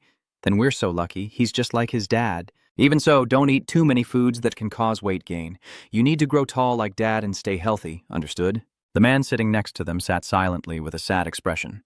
Chun's car looked at her affectionately. I like to eat things that cause weight gain because Mom can't eat them, so I eat them for her. The grandmother smiles softly and calls out, Oh dear, you're still just a child, my little piglet. Then she took out a big shirt. Oh, I almost forgot which one I prepared as a gift for you. I made it myself. Hearing that, he looked up at her in surprise. Huh, Mom, isn't this for adults? It's too loose. He heard that, turned around and said, maybe that would be even bigger on him, but she disagreed and replied, By the time Sejun fits into this shirt, fashion will be all about wearing really loose clothes. He doesn't know anything about fashion, so just stay there. Hearing that, the tired man replied, Yes, sir. Sejun looked up at her and asked softly, But if I can't wear it now, why are you giving it to me? Mom Ixi Chun smiled brightly. Take it, I'll do it first so that you can wear it tomorrow. Mom was worried that when she wanted to give it to you, she wouldn't be able, so she gave it to you first. Chun asked confusedly, "What's wrong?" Where are you going, Ma? Where could you possibly go? Unable to contain her emotions, she tearfully sobbed. Miss Duong looked at him, because her mother was always in Sejun and Dad's hearts. Seeing my mother acting strange, I nervously asked, "Why are you crying? Why are you in pain?" An image of a memorial photo of the deceased appeared, the first time since I was born. I burst into tears, crying out that my world was falling apart. Chun's car turned around and waved goodbye, saying, "I'm off to school." He silently thought that this harsh world doesn't allow his father to have time to be sad. His father, busy, waved and said, Son, go ahead. Hajin's father will pick you up today." Yes, Professor, I will do as you say. Whatever task you assign, no matter how small, I will do my best. I don't feel sad that my father doesn't spend much time caring for me, because he's the kind of person who puts work above everything else. His face looks sad and lifeless. My mother is gone too. That is reality, and for me, it is the greatest sadness. The door opens in the apartment building. He thought, and maybe it was from that moment. His confused expression asked, "Huh? What are you?" "Jean, do you answer? What is it?" "Why are you late, you pig? I've been waiting for you for a while." "Do you want to die?" Hajin suddenly appeared and kept interfering in my life. "You look funny criticizing her. How do you tie your hair?" Hajin's face flushed with embarrassment as she shouted, "What's wrong with my hair? Why does it look so weird?" Since then, whether happy or sad, Hajin has always been by my side. Then she frowned and looked at him. "Starting today, don't be late. It's because you leave too early." Sometimes I think we're like brothers. As time goes by, we both grow older. Hein smiled at Zechun. "Hey, I've been learning it recently, and it's really interesting." Chun's car replied disappointedly, "If you're studying too, why should I have to do it?" He sometimes feels like friends. Hein, who is older, laughs and looks at him. Yesterday, when I passed by the boys' school next to ours, I saw a handsome guy born in the year of the snake. That was me. Should I go meet him or not? Chun's lazy car responds, "You decide for yourself. Why are you asking me? Hurry up and answer me." Sometimes I also feel like a lover. Now I am already a young woman. She turned to look at Chun's car. "After school today, let's not go home right away, but go together to eat skewers, mango salad, ice cream, or something like that. You agree now, okay? Don't just eat bread and instant noodles every day, little pig." And I also sometimes feel like my mother is sending signals, turning around without knowing what's happening. I wonder, but just now, what did he just say? Is this a dream? His face froze in shock. "What? Why didn't you answer the phone back then? Why did you leave me alone?" Her eyes widened. He was stunned to see her rush to protect him from the kicks of that guy, while Keon smirked with satisfaction. "How is it? Feeling more excited because your boyfriend is holding you while you're being beaten?" He immediately reached out to hold her, turning her around and holding her tightly in protection. Hati looked terrified. "Hey, are you okay? Wake up quickly," he replied. "I'm sorry." Hajin didn't understand what he was saying. "What do you mean? Why suddenly you?" He softly said, "Thank you for everything." "Move aside, it's my turn," the guy shouted when he saw that. "What are you two whispering about? Do you want to live and die together?" Before he could laugh, he was pushed back by a sudden force as a speeding car rushed in and hit him. Seeing that, he raised his hand to praise him. His face now looked incredibly excited. "That's right, good job. If you take, you have to give back." He hadn't even laughed for a few minutes before you hit him so hard his head slammed into something behind him, and it didn't stop there. He raised his fist to strike again, but Luman shattered the remote control behind him. He let out a painful groan, then gasped a few times before slumping down and sitting heavily on the ground. Chun's car looked at him emotionlessly. "I don't know who you are, but I'm not really curious either. You should have stepped in right when you touched me." "Keon is laughing at you. Your fist is stronger than I thought, huh?" "It's been a long time since I felt pain." The guy stuck out his tongue and looked at him. Don't stop. Keep fighting. If you stop, you and that girl will definitely die." Before he could finish his sentence, he raised his hand high. "Yeah, I know." Then he forcefully struck the guy's head and threw a few more punches, causing Hain to panic and call a taxi in fear. "Hey, stop now. You stop now. If you keep going like that, he'll die." Only then did he stop to catch his breath. "That's right, I did it on purpose. Now I'm sure. He still won't shut up and keeps provoking. If I don't kill him, then the people around you will die," he calmly replied. "Someone like him will never stop until he gets what he wants." The scene freezes as he grabs the guy's head and slams it into the electronic screen, and this time Keon softly says, "Please, spare my life." Did you think he would regret it?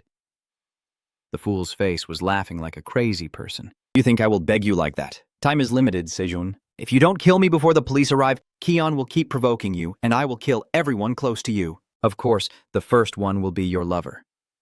Sejun raised an eyebrow at him. Hey, are you provoking me? Then I have to deal with you to satisfy myself. As he finished speaking, he grabbed the guy's hair and dragged him away. If that's what you want, I'll just accept it. Keon still has a bright smile. Do you think this is the right way? When we arrived at a safe place, he threw him in that direction. This kid is truly a real man. Keon lifts his head high and looks at the Chun vehicle. What are you dragging me into this cramped place for? Are you afraid of being embarrassed? He gently holds the microphone. What are you doing at Kono? Then hold it up high and look at the guy below. Fine. Go ahead. I really want to hear a cheerful song. The sound of hitting echoes throughout the house, his face panicked but still stubborn. Back off, kid. This isn't going to be fun for you. Hayne ran over to block him, stopping him with a tug on the rubber band. Are you crazy? Do you even know how to think? She shouted at him. If he kills him even with justified self-defense, he's still destroying his life. So then she tremblingly grabbed Sejun's hand. That's already enough. Please stop now. She desperately tries to calm him down. Now let the adults handle everything, okay? Sejun calmly said to Hein. If everything was so easy, I wouldn't be in this situation. Hein? Keon opened his mouth in a smug smile. You're dreaming too much. If adults dream like that, you're no different from me. Even if we are similar, you and I each have our own work. Oh, really? I'm not a kid. He threw another punch at the guy's face.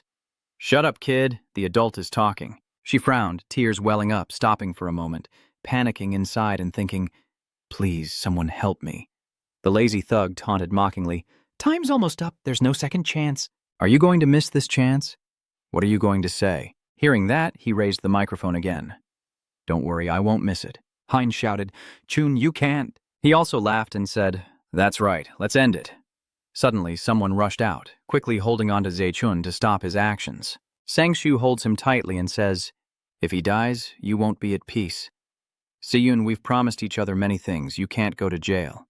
You know. So at this point, he grabbed him tightly. Chun was confused and thought, not this kid, wait a moment. What are you talking about? What are you trying to do? Stop him? Are you planning to kill someone or what? Hein tears up and looks at the person behind him, asking why he's so late if he said he'd come right away when called. What's with this idiot? Hai Ungshich said with a regretful smile. Because this kid is the closest, I asked him to come over right away. Sorry about that. Is that okay? Then he anxiously asked Sejun if he was still breathing, and Hein stammered in response. That person is still breathing, but he's bleeding a lot, so he probably needs to be taken to the emergency room. Hearing that, He Ungshich bowed his head and placed his hand on Sangshu's head. Both of them apologized together. Then go to the emergency room first. I will take care of things here. Sejun will go with this bald guy, he replied, not bald. Sangshu carried the bike on her back and turned to ask her, do you remember me? She replied, don't worry about it, just go. Yes. Turning around, she asked him, hey, the fun is just beginning now. Who are you? He looked up and cursed Ungshich, but you're just a bastard bound by the law and with nothing to do, not even on time. He was at a loss with this guy and said, fine, I agree, so don't say anything else. Now I want to try something different. In the police cell, a voice echoes out, reaching out.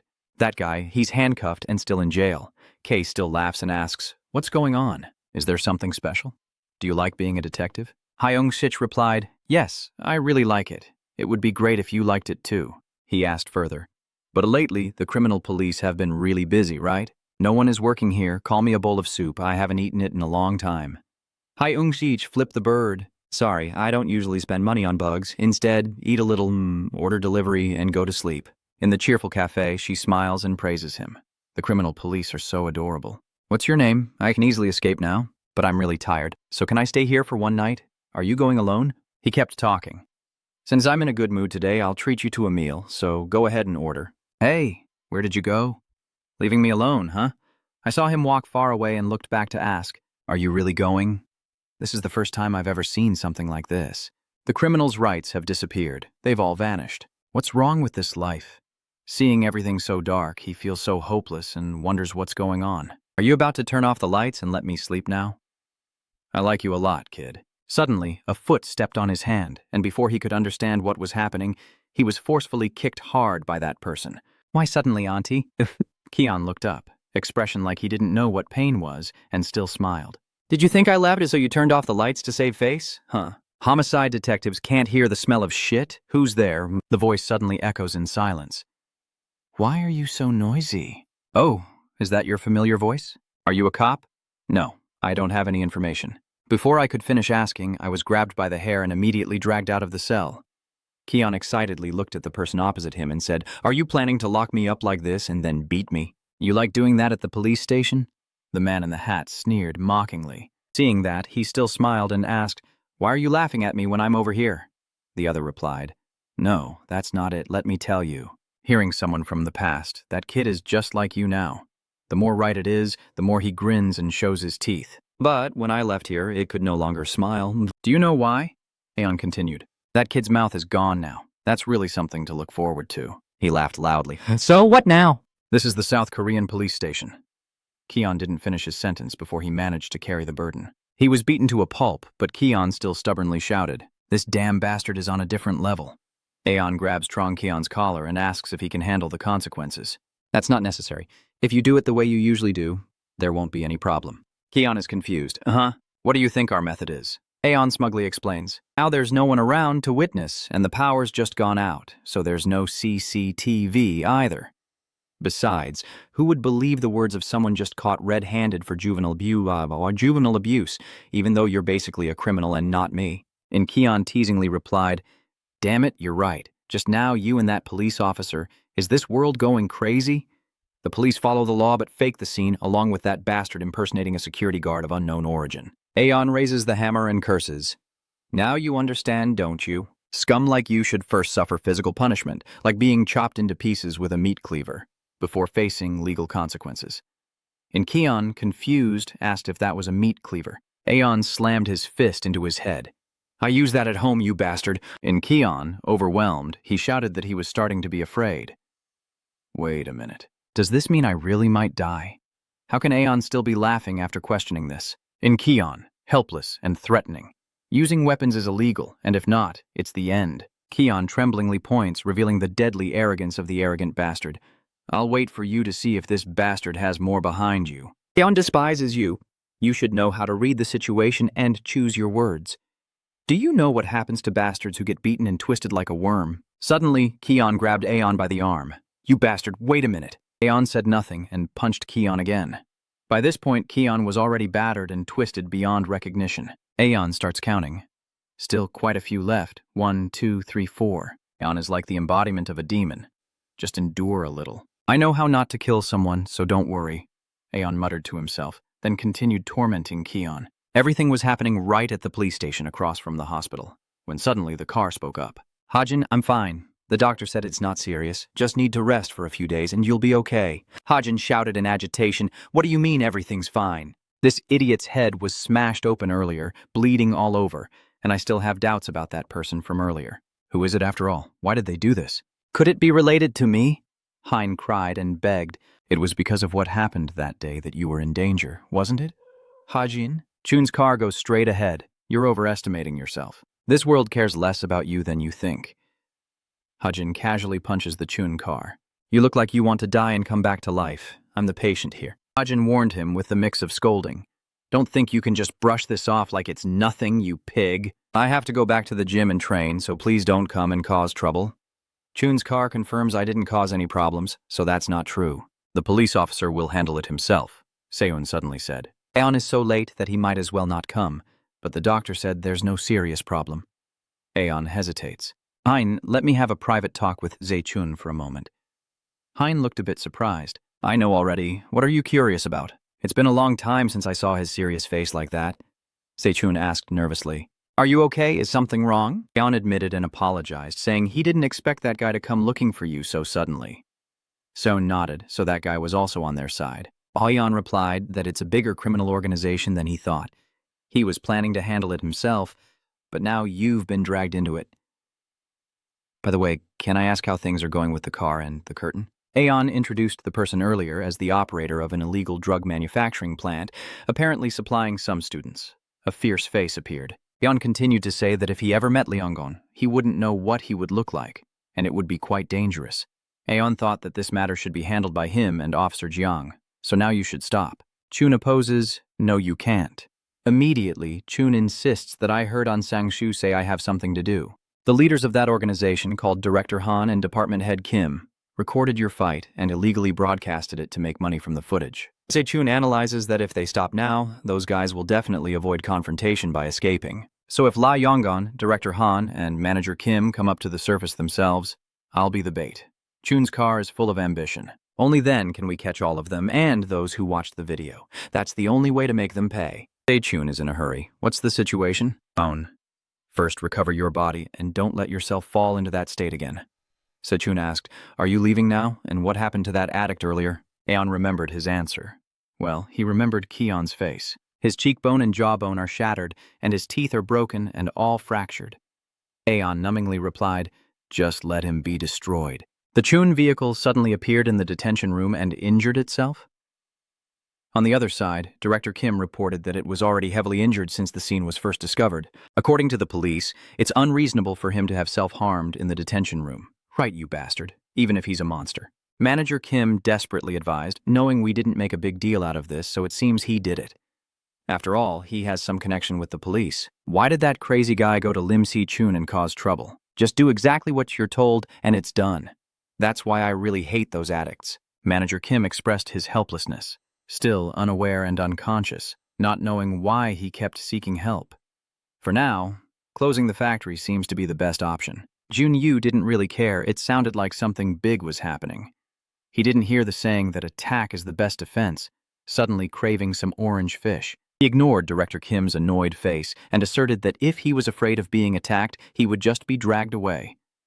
Then he trembled and grabbed the towel. So I should stop by there so I can't set up my base of operations, and I'll also say hello to Wei-on and the Chun vehicle. Suddenly, Jun-yu became excited. But is Ha-jin still resting in the gym? Still struggling a lot, huh? A brave little girl. Jun-yu smiles. It's been a while, so I should go roll Lin Swang once. That day in the boxing ring, both fighters fought fiercely. Manager Kim was excited. Good, that's the way it should be. Manager Kim shouted. Don't let him escape. Keep pushing him down, son. Manager Kim encourages. The opponent is already staggered. Don't miss this chance. Think of ending it now. The trainee secretly marvels this crazy guy. This strength and speed are unbelievable, even though he tried to block them. All were broken when Do-hun's fist came rushing in.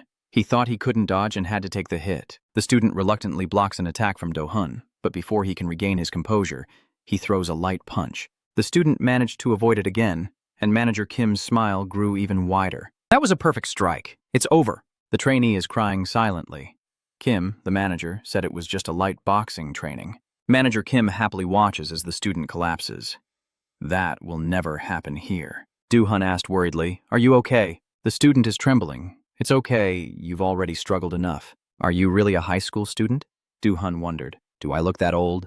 The trainee corrects himself, saying that's not true at all. Manager Kim can't hide his pride. Hey, Hun, if you keep going like this, you'll sweep the entire competition. There's no one left to train with you now. Manager Kim Jiang's hand shot out so quickly that he had to bring along a professional boxer to help. Officer Doc Hai truly sent a good luck charm. Where have you been hiding all this time? Don't worry about money. Oh, little guy, I'll take responsibility, so let's go with me until the very end.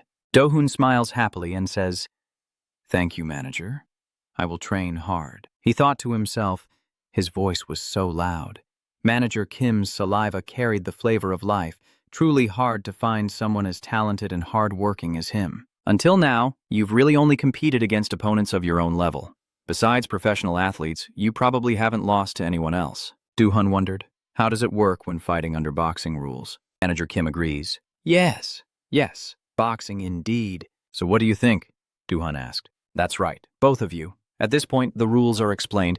One is in a different weight class, but their skills are quite impressive. Do-hun analyzed that the other person, despite being in a lower weight class than me, I didn't even have a slightest hope of winning. Then I suddenly thought of Jun-yu. But what surprised me more was that boxing wasn't a skill. Is Director Kim surprised? Are you planning to go find that gym? Run-yu asked nervously. Yeah, what's wrong? Is there a problem? Manager Kim replied. Who are you? What kind of promotion are you doing now? Manager Kim expressed his concern, wondering how many people in Korea are black jitsu, and if the rumors are verified, wouldn't they just uncover your past immediately? Jun-yu replied. What does that have to do with anything? I'm not a competitor anyway. At this point, Junyu hesitated because there are actually some things that shouldn't be kept secret.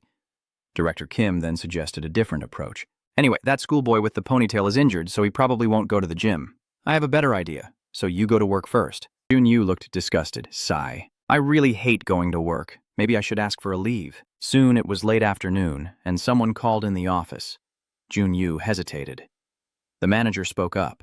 Manager Han, Runyu replied. Yes, sir. The manager smiled. This is the meeting document for tomorrow morning. Please help me prepare the PPT. You know I like a modern style, right? Junyu looked a bit dissatisfied. It's already 5:59. How can that be? The department head directly dismisses it. Just a little overtime is enough. Why do you think so? How long have you been working here but still act like a rookie? Junyu explains. No, it's not the manager's job. This is Manager Kim's work, and the manager just dismisses it. Manager Kim has an important meeting today, and I also have a date today. I need to get married. As soon as he finished speaking, the manager gestured and said, Our manager Han is handsome. Send it to me first, please, with that modern style.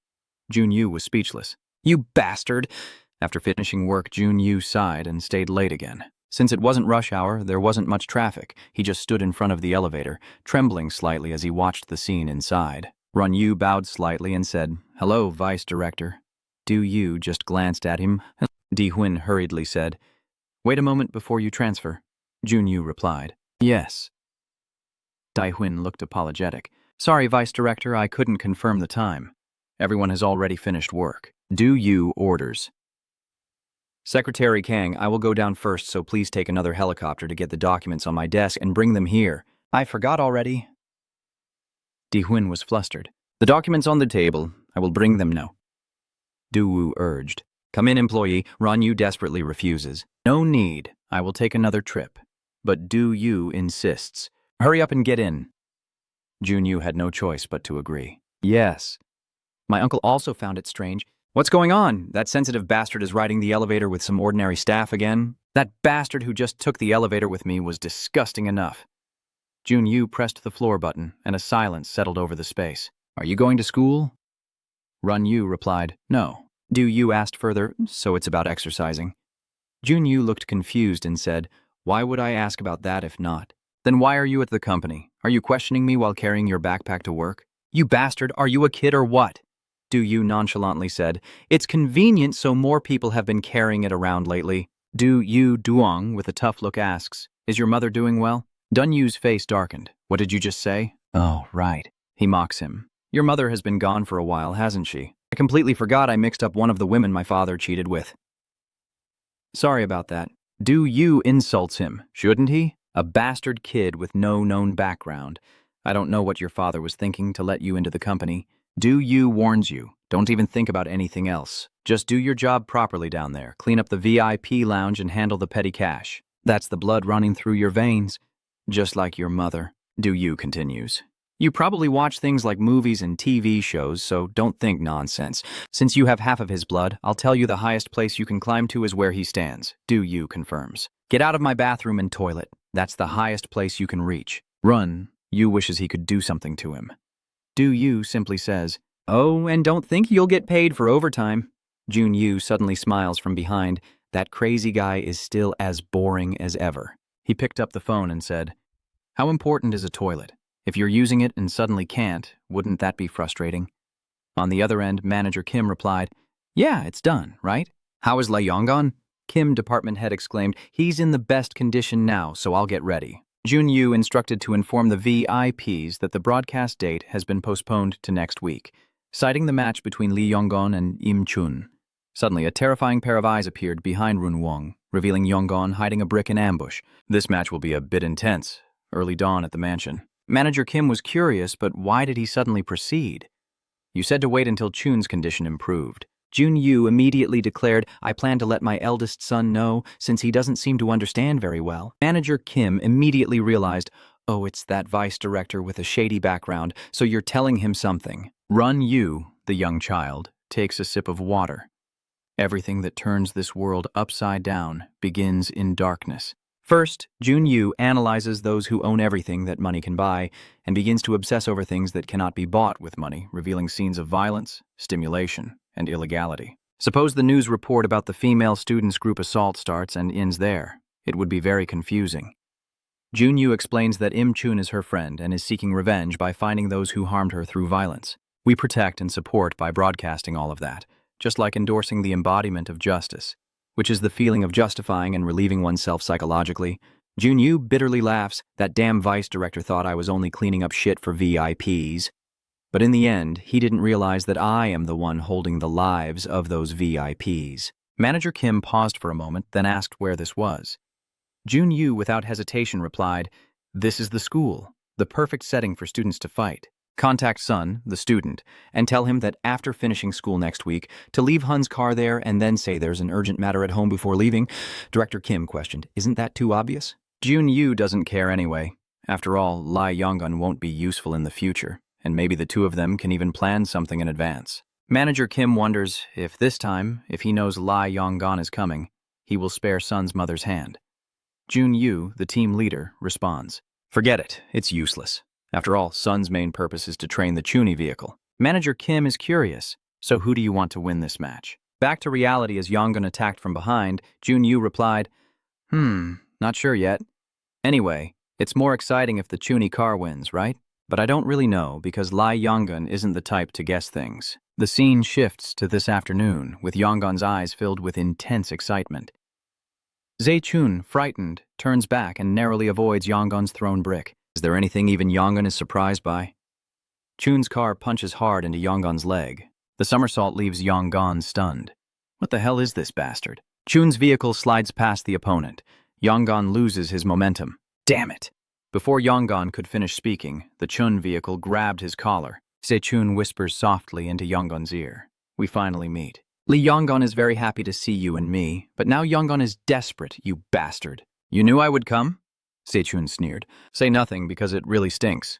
He is more forceful. Let's fight first and then talk. Yonggun trembles. You're still chaining me up, you bastard. Zai-chun hints. I didn't mean to do it. Yonggun was surprised. Chun explained. I was about to smash his jaw, but Yonggun suddenly burst out laughing. Looks like you don't understand yet. Late at night in the school area. Yonggun spoke. Hein, you're right that kid is really good at fighting. He's not someone to mess with. At this point, Yonggun is battered and unrecognizable. And even if he fights with those guys fiercely, he won't make a sound or a single cry. Young spreads his arms. It's really tense. You're too arrogant, so I also want to fight you once. Zai-chun replied, Yeah, don't worry. He charged with a thunderous punch because I will hit back several times harder.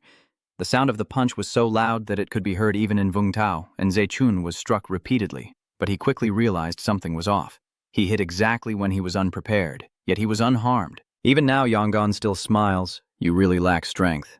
You're giving it your all. This bastard's provocation was exploited by his hesitation. Chunkar suddenly wondered, is he that fast? Now it's Yonggun's turn to counterattack. He keeps repeating with all his strength. Chun's car blocks the punch. Are you asking about counterattacking? That's right. Do something quickly. Inside Zai-chun's mind, he thought that even if he attacked, it wouldn't affect him at all. I guess I have to use jujitsu. I don't know if he took off his shirt to fight with full strength, or if he's just a troublemaker craving attention. Zai-chun thought to himself. But he just followed what he learned from An Sang-shu. Yonggun clicked his tongue. That expression of yours, kid, is the same. What's so confusing about the Chun vehicle? Yonggun was excited as if he had struck gold. That's exactly the look. Hazen's expression as if she's going to win with that G2 technique. That night at his private apartment, Hajin was training hard, but he was helpless, his attacks completely ineffective. Hein thought to himself that because his reach was too long, all his attacks were blocked. I need to land a fatal blow. Wait for him to strike first. Young was confused. What are you thinking? Why aren't you fighting anymore? If you don't attack and he charges without hesitation, then let me handle it. Hein was just waiting for this moment and quickly executed a spectacular uppercut. When dodging attacks by avoiding them, the lower body is pushed forward. She turns the height obstacle into an advantage and he will automatically switch to defense. So this will be the way to determine the winner. But one thing Hein didn't expect was that this bastard said he had never trained in Jisoo.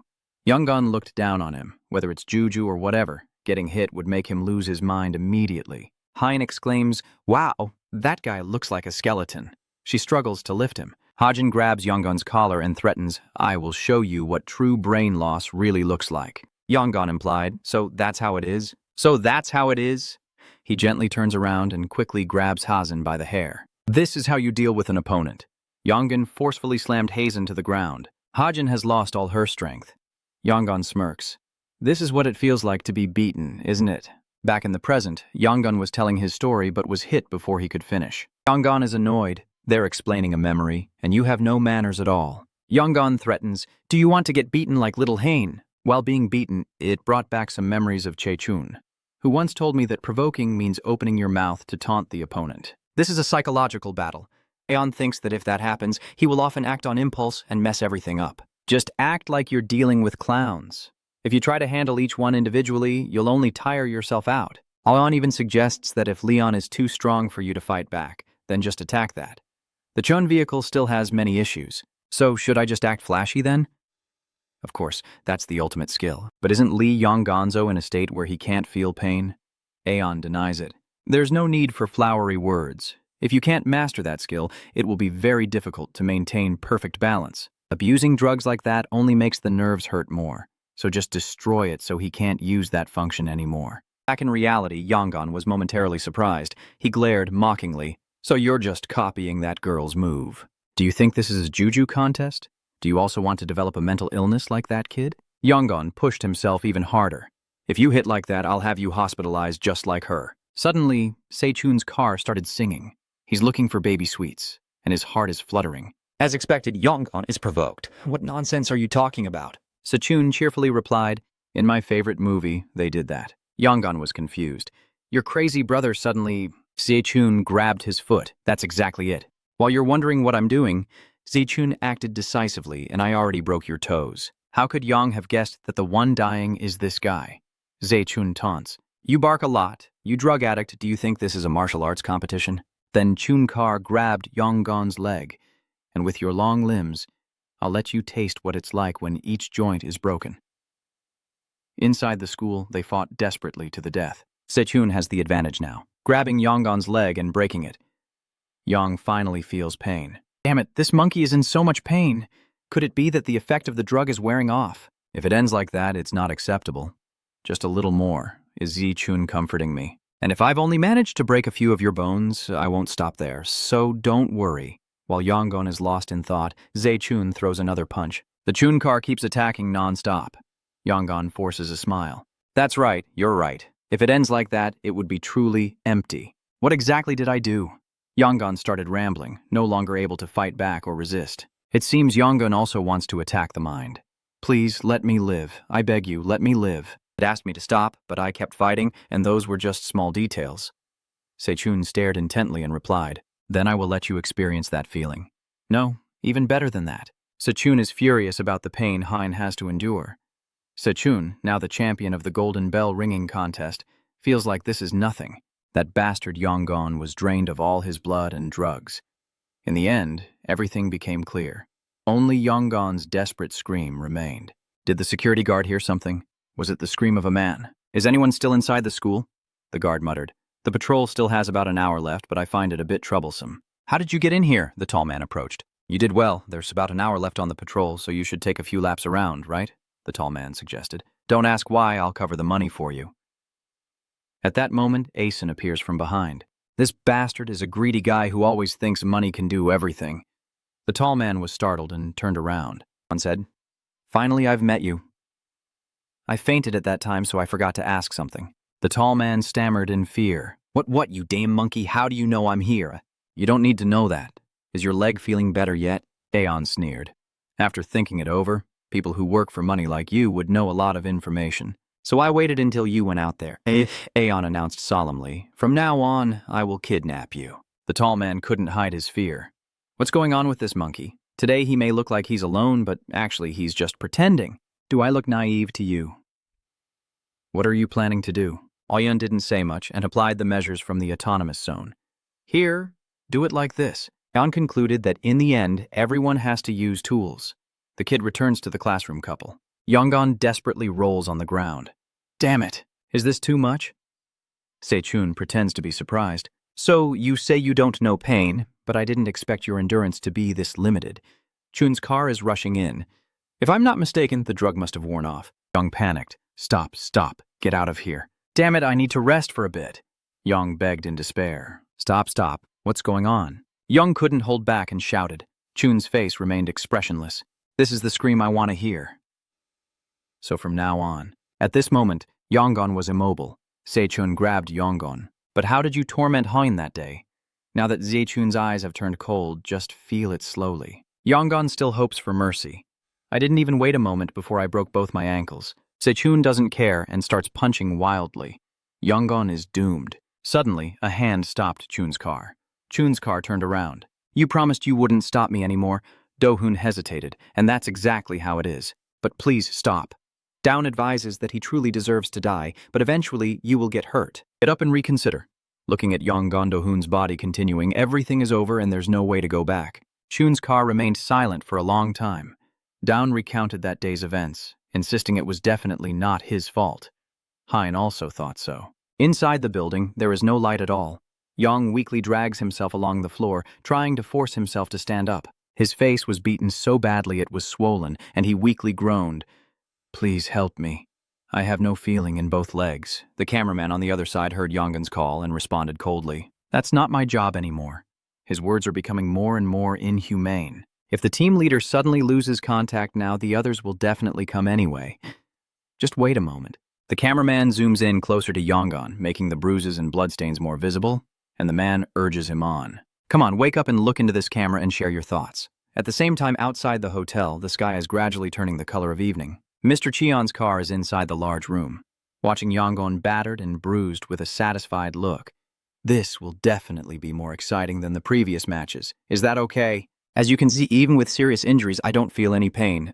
My motor nerves have already recovered remarkably. Hearing that, he replied, if I win this match, I will gain more trust, which is a bit unfortunate. Since Yonggon isn't good at jiu-jitsu, this result is only natural. But what if the player can combine boxing and wrestling? Suddenly, he glanced at the blonde man standing behind Zhang Qian, like a VIP player. He then covered his mouth with his hand, contemplating. Still, he decided to give that kid a try. I wonder if there's any risk if we give our player some drugs. Zhang Qian's face gradually became more cunning, unconsciously revealing a strange smile. What is it? Representative Han obviously knows everything, but you also know that there are different levels, right? Yes. Then we will also check on the progress of the other kids after I become very interested in this event game. Anyway, matches with emotion are always more exciting. Zhang Qian suddenly changes his expression. That's just what I said. Why don't you try checking on that guy yourself? At least I would think more positively about it. Could that friend really be? Yeah, that's right. He took a few steps, then stopped, slowly turned around, and replied, that guy is the one who stayed silent. The scene shifts to another location inside a large room.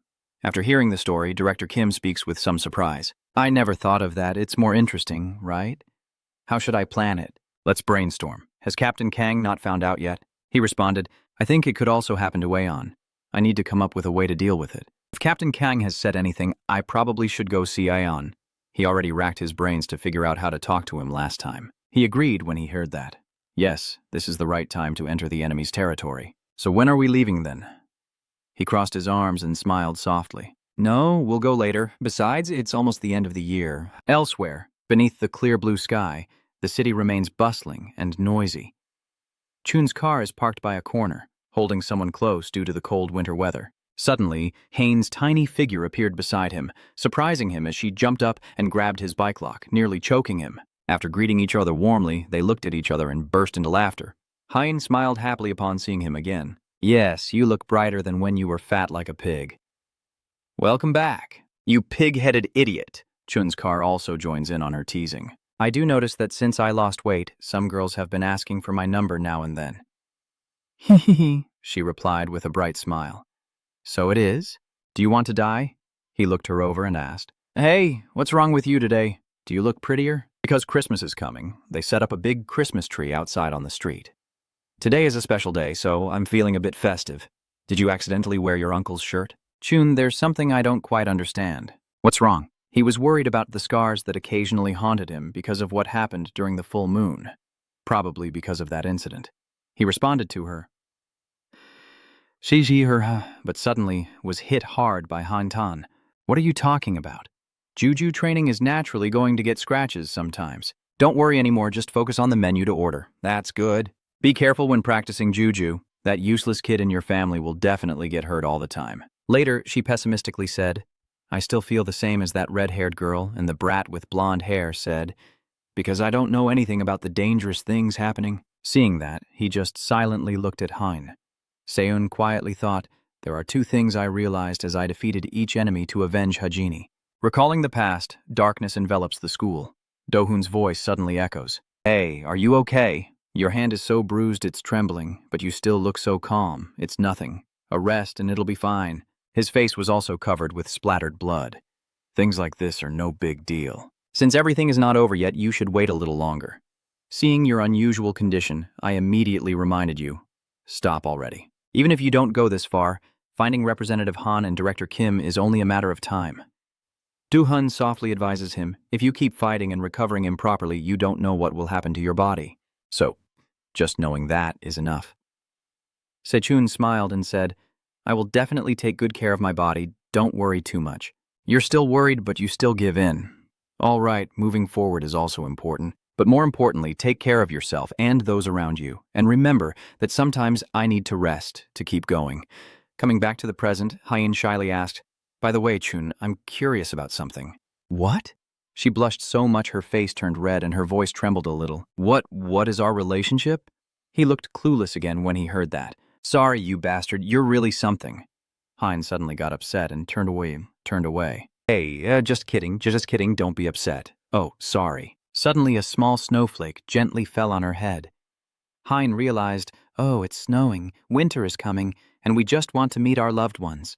At a tavern, both the bride and the goat sit together sipping their drinks, joking with words that are distant yet familiar. Please, can we not meet again next year? You said the same thing last year. Or like managers or going home to your family right after work. Today, the boss will buy some beef and maybe go shopping with your parents. Son, let's go out to eat today. What do you want to eat? Even feeling sad and missing someone. Like Shu Huin wearing a reindeer costume to the cemetery to remember the person who was once by your side. Just like Chun's car gently helping Hazen with her coat and occasionally stopping on the busy street to look at the person beside him, he softly smiled and asked her this silly question again. As if she understood the hidden meaning in his answer, she widened her eyes because today, the Chun Mandan car held her hand, standing under the falling snow and feeling the warmth. He looked into the distance and smiled quietly, thinking that it was truly a good day. Suddenly, a shout rang out outside on the street. Aeon calmly glanced and said finally, Desung tremblingly pointed forward and asked, what are you guys doing at this sacred training ground? Only the two of them holding hands, suddenly a voice shouted, Hurry up and let go. Han teasingly licked his lips. I don't like it. You bunch of losers trembling at others' happiness. Hearing that, he shouted, What? Really single, huh? He's the one who's still single. The person next to her muttered, Hey, I already told you that. She replied, No? These days, if you haven't had a boyfriend for over a year, you're single, don't you know? Sechun smiled and said, You should tell the guys that Aeon coldly looked at him and said, Congratulations, don't make girls cry like those cowards.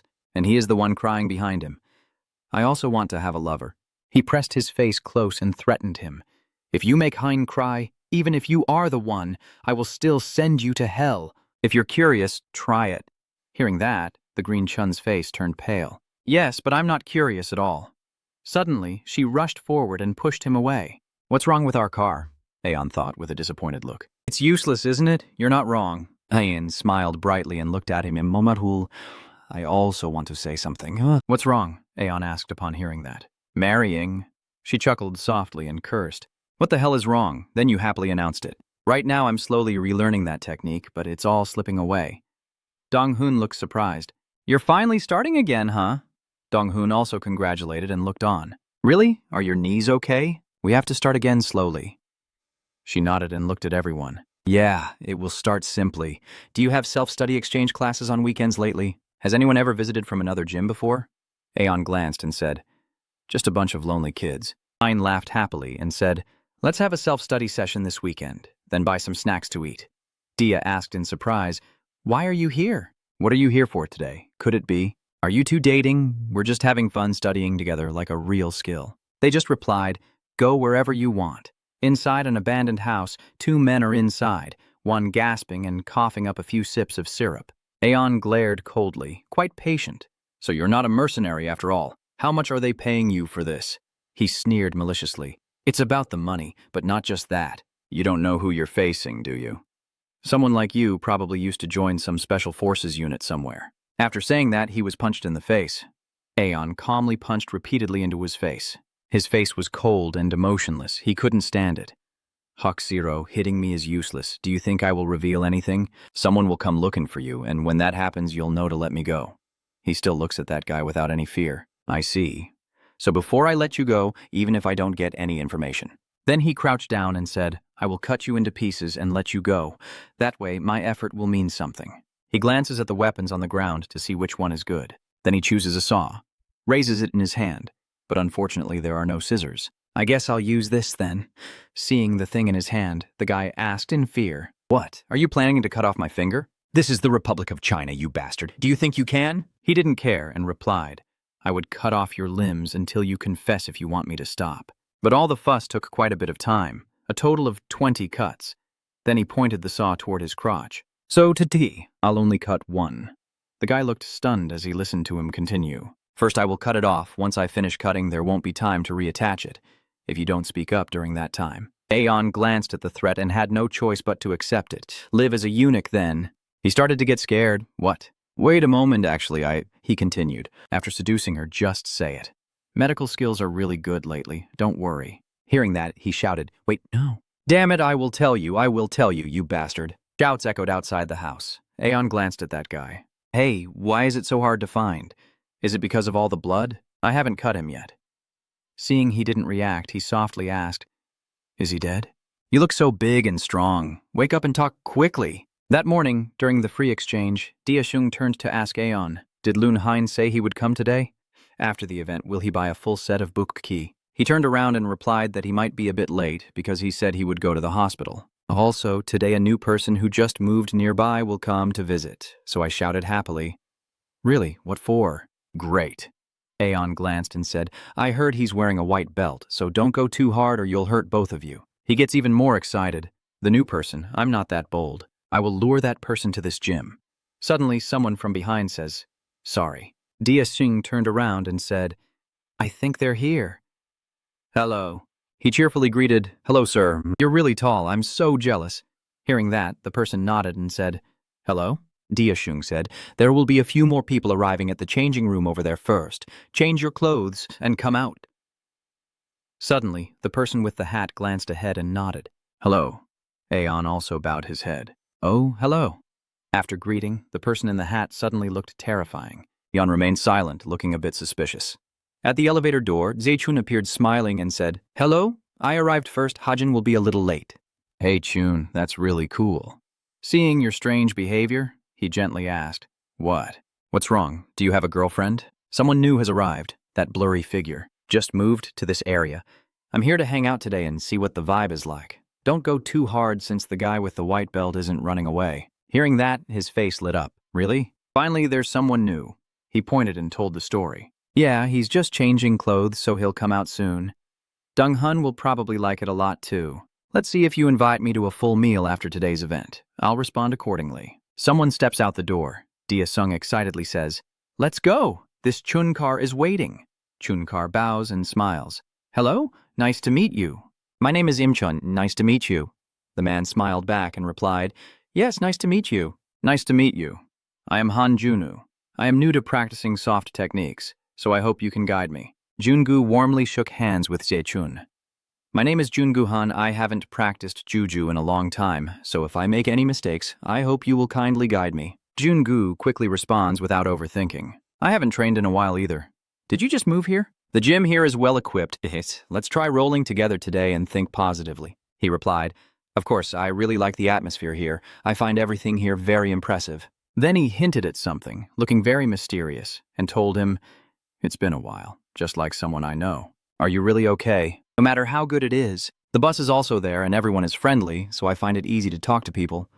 I told my dad to remember to exercise regularly and not to worry about anything. He turned to his daughter and asked, Do you know, but really, I can't take you there. Just go by car with Dad, Hajin replied. It's okay, Dad. The traffic is heavy on weekends anyway. Let's take the subway right here. He reluctantly agreed. I understand. Actually, he just wanted to ask once as a father.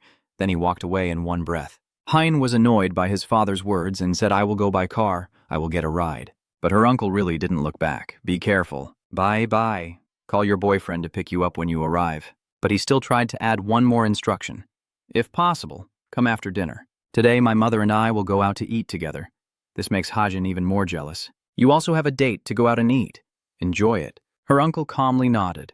The scene then shifts to Jungu and Seun practicing together. He used his foot to press down tightly on his neck. Jungu sighed. You did really well. I couldn't escape at all. You also managed to trap my arm earlier, he replied. Yes, I was holding back to prevent you from getting hurt. Do you agree? Yes, that's right. It's best not to get hurt. What's going on? Why do I feel like he's very different from ordinary white belts? He's not using force. Is he doing that on purpose because of his state of mind? As he was lost in thought, a voice suddenly pulled him back to reality. It's Jong-hoon. There's something strange about him, right? Oh, you feel the same way?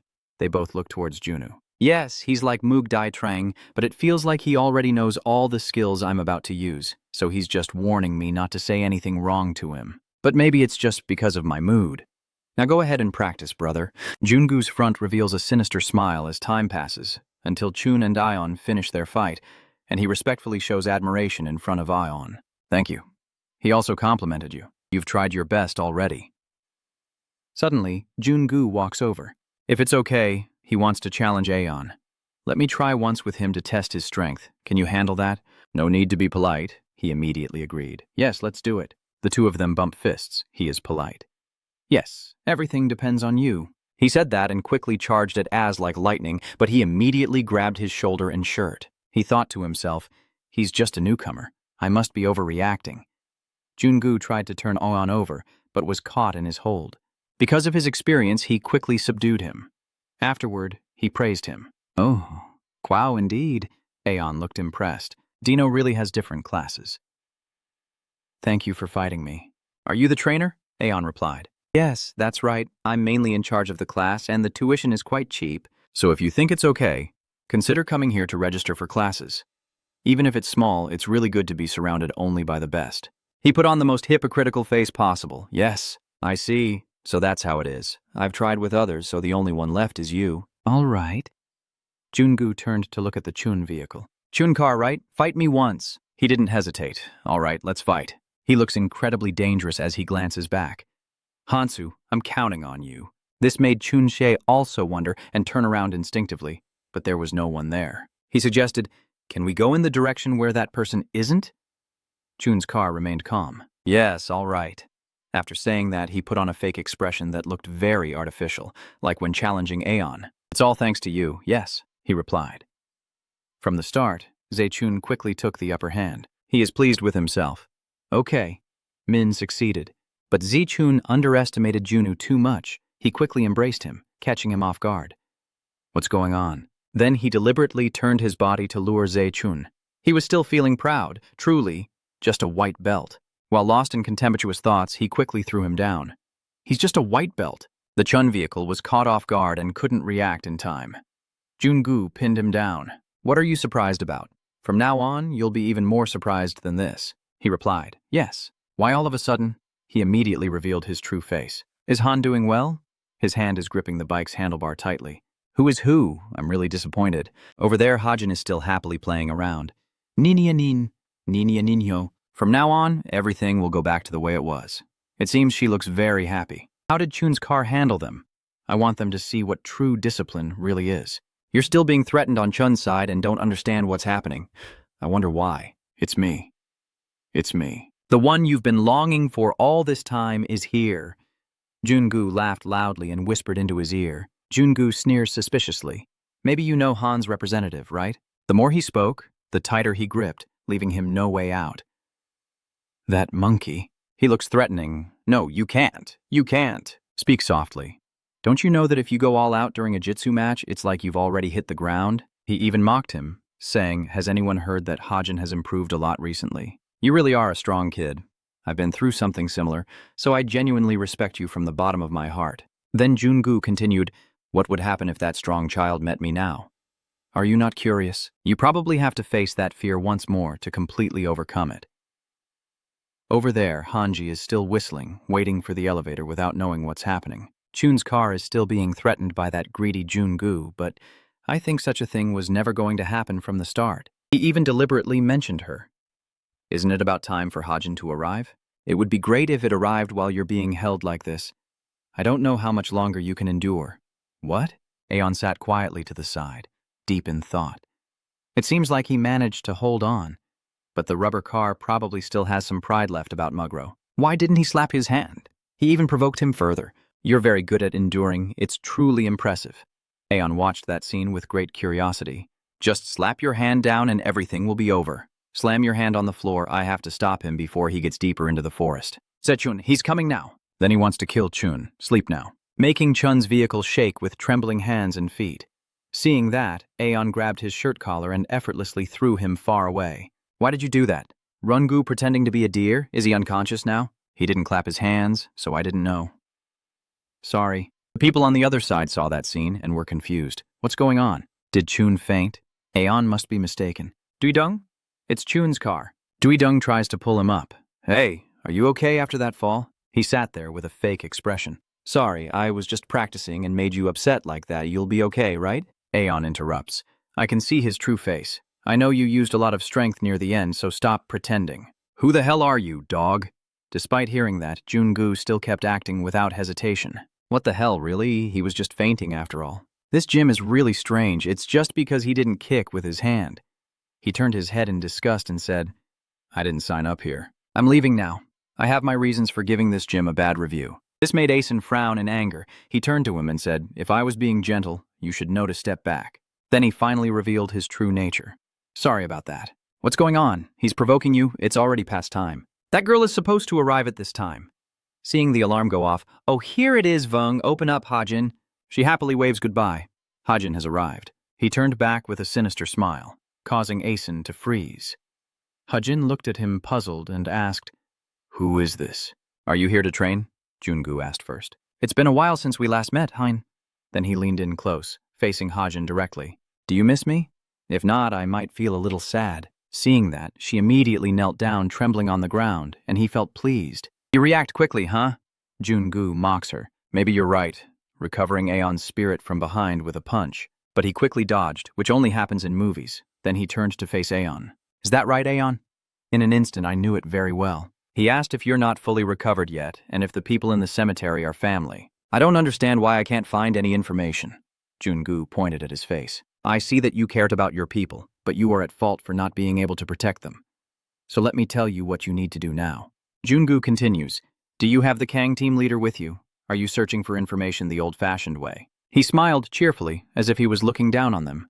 If you don't let me go within the next hour, I will greet Hajin's parents in that classic way. Aeon wondered. What? Do you know the head of Kang? Over there, Hajin's uncle is with Duhui's mother and a man. I'm just waiting for them to bring the unruly kids. There is a man behind us wearing glasses and a mysterious smile. Sometimes I can't even control that friend of mine. Therefore, at Junu's place, he threatened Aeon. You must move quickly within the next hour. Aeon remains calm. I will let you go. But is that okay? Just hiding away like this? I thought you would run away for a long time, but luckily you came looking for me yourself. He sneered and said, oh, come on, don't do that. That's what I hate the most. Jungu deliberately kicks Hajin. Even though he's at a disadvantage, he must outsmart him.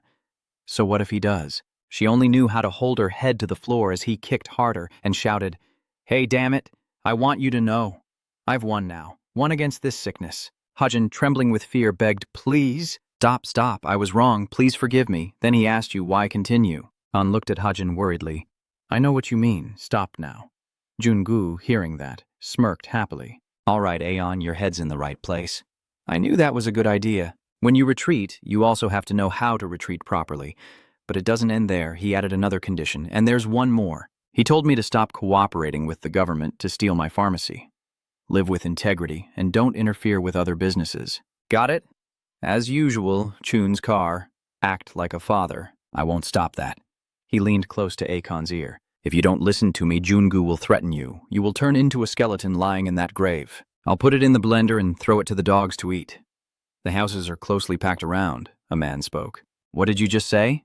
Kiok said without caring about the person in front of him. I mean, if you interfere with our business, instead of helping Chun's car, your loved ones, I will turn them into dog food. Ki OC holding that person's hand smiles. Trust me, you shouldn't think about the whole process. The woman with long hair appears at the cemetery, and he laughs smugly with a hint of sarcasm. You have more people to protect than you think, Aeon, right? I can see the contempt in your eyes, kid. Aeon smiled, surprising him. Your words don't matter to me at all, I admit it. I am responsible for protecting Hain and her family. He slightly opens his eyes, and no matter what he's doing, I will send that damn captain to die. As for that woman with long hair, I can do whatever I want to her. His face shows disgust. But that's a grave we're talking about. The moment you step foot there, you'll die. Kiwook glances briefly as he listens to him speak. Death is the slowest and most painful. Hajin is the only reason you're still alive and able to get out of here, so I advise you to leave as soon as possible. Aeon, like a warning. Now listen, instead of the springing trap, I will kill you right now. What is this? He looked confused, not understanding what was happening. Daisung asked. Say, Chun, what's going on? How could you faint like that? Sechun is spinning around. Hein, is she here or not? Where is she? Suddenly, he opened his eyes wide. Hajin, shout out loud. Hajin is facing someone kneeling in fear, clutching their head at someone's feet. Kay turns to look at Aeon. That guy seems to be awake now. Anyway, Aeson, this situation won't be too complicated if we do our best to protect what's important. Got it? Also, you have 55 minutes to free Captain Kang. I can't believe you kidnapped that romantic guy. He turns away smiling, not noticing someone rushing from behind. Take care of him, if you don't want Han and his parents to get hurt. That person's face was full of anger. Aeon grabbed his shoulder to stop him, and he opened his mouth with a pained expression. Kiok chuckled and said, Show your strength. If you want to end things with me, you'd better start training right now. Got it. The vehicle is hesitant. Kay slightly turns around and points. The people here, Sono, Hyon, Sangu, and the others, you all need to improve your skills because things will be different from before. The guy sneered, I'll give you some time, especially for the main event. You won't miss Hajin's revenge, right? Then he waved goodbye, took care of himself, and prepared thoroughly. I'll be waiting for my turn to go. Aeon immediately said, that's not the way out. He replied, I was changing clothes. The sky is starting to turn orange as sunset approaches outside. Someone asked Han Hein if he's feeling better yet.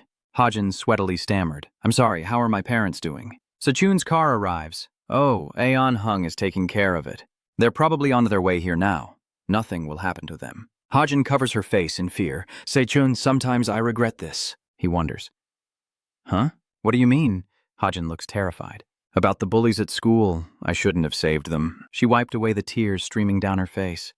They started hurting everyone around me. It's not just me. I deeply regret what I did back then. It's all my fault. Seyun denies it. No, it's my fault. Hajin, many people have regained their lives thanks to what you did, including Sun, the bullied child at school, and me as well. He reached out and ruffled Hoyen's hair. Although many people were injured along the way, they can regain their lives. In the end, all this chaos is just a thing of the past.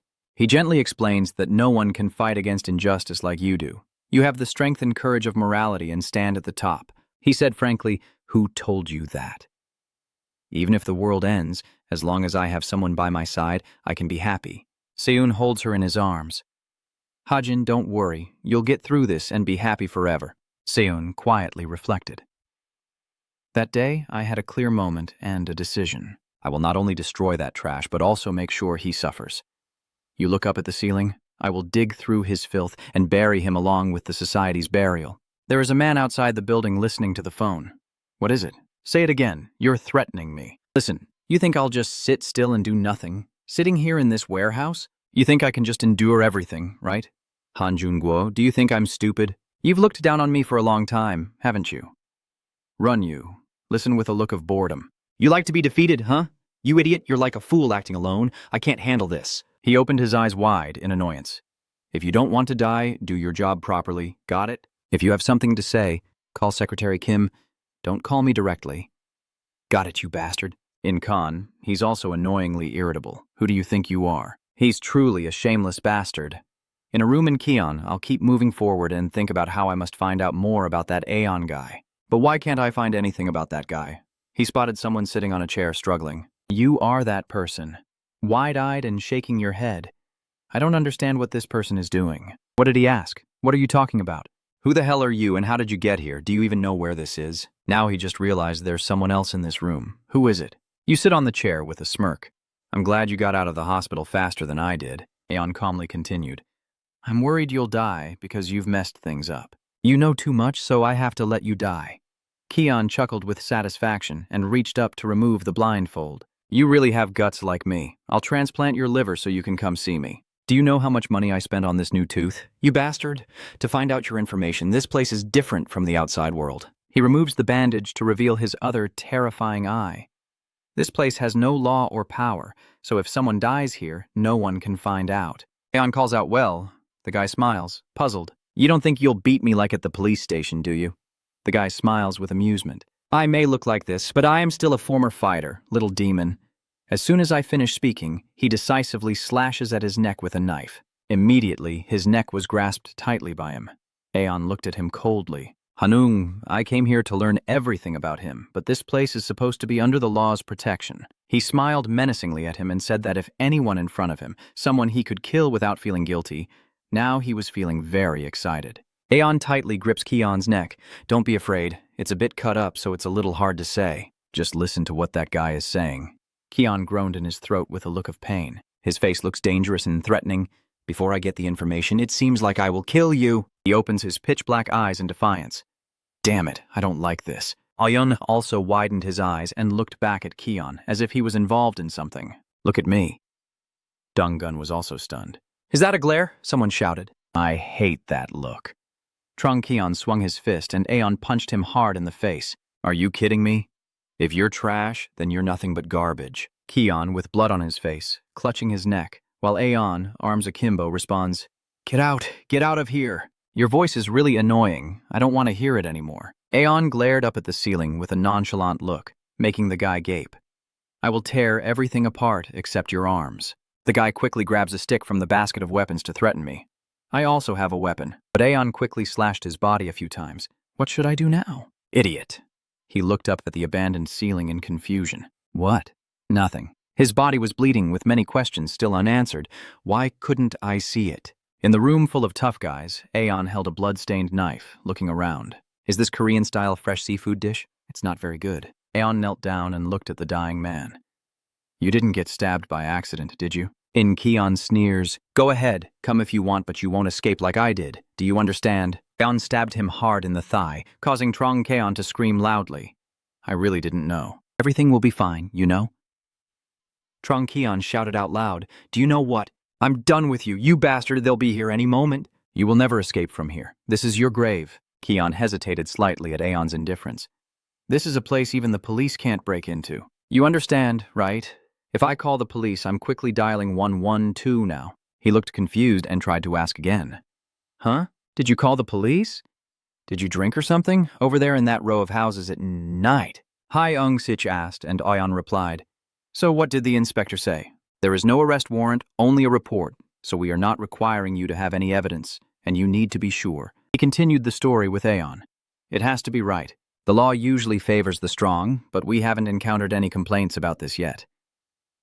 Tung Shich frowned slightly. You can use the law to create a different rule and take them all down. Aeon glanced over, puzzled. How about that? Nungsich explains. It's simple. Aeon takes out his phone and goes inside. He slightly raised his eyebrows, called 112, and reported a drunken man with a knife threatening to harm others and needing help. Then, the trace will be followed to that area, and it will be called the source. The police will investigate with their eyes unconditionally. He chuckled as Aeon looked at him. And I will stay there with you. We will check every corner of that warehouse. And we found evidence of drugs. Call for backup and run away from their trap. I can imagine. Aeon replied softly. That's not the hard part. The people I meet there will become a problem if I get involved with them. Brother Sheech continued his argument. If you find evidence and bring it to light, no one will care about it. Even if we go inside, those bastards will do everything to stop us. So Aeon suddenly smirked, while Keon burst into laughter. What the hell, you bastard? What kind of thinking is this? You think you can get out of here? How many copies of this trap do you have? My team will stop them with their strength. Yes, this is Korea, you bastard. Aeon glanced around as Keon replied. Which team? These are just the guys working here. He widened his eyes in warning as he remained so calm. When he comes here, you're definitely dead. When will that bastard say that about the man? Sun questions in the threat. Why are you so silent? He'll be here soon. Why are these bastards so late? I told you to leave earlier together. Aeon seems indifferent. Why are you so late? Something must have happened on the way. Brother Sheech looks annoyed. Among those rushing, don't think about it. Don't kill them. I will take responsibility. Aeon replied as he continued. Yes, A police inspector like you will have a hard time if you're alone. Also, the top priority is to catch that bastard for the front page. Aeon glanced at the floor. Those thugs are fighting fiercely, so it's best if we don't have them. Just one strong member is enough to take them down.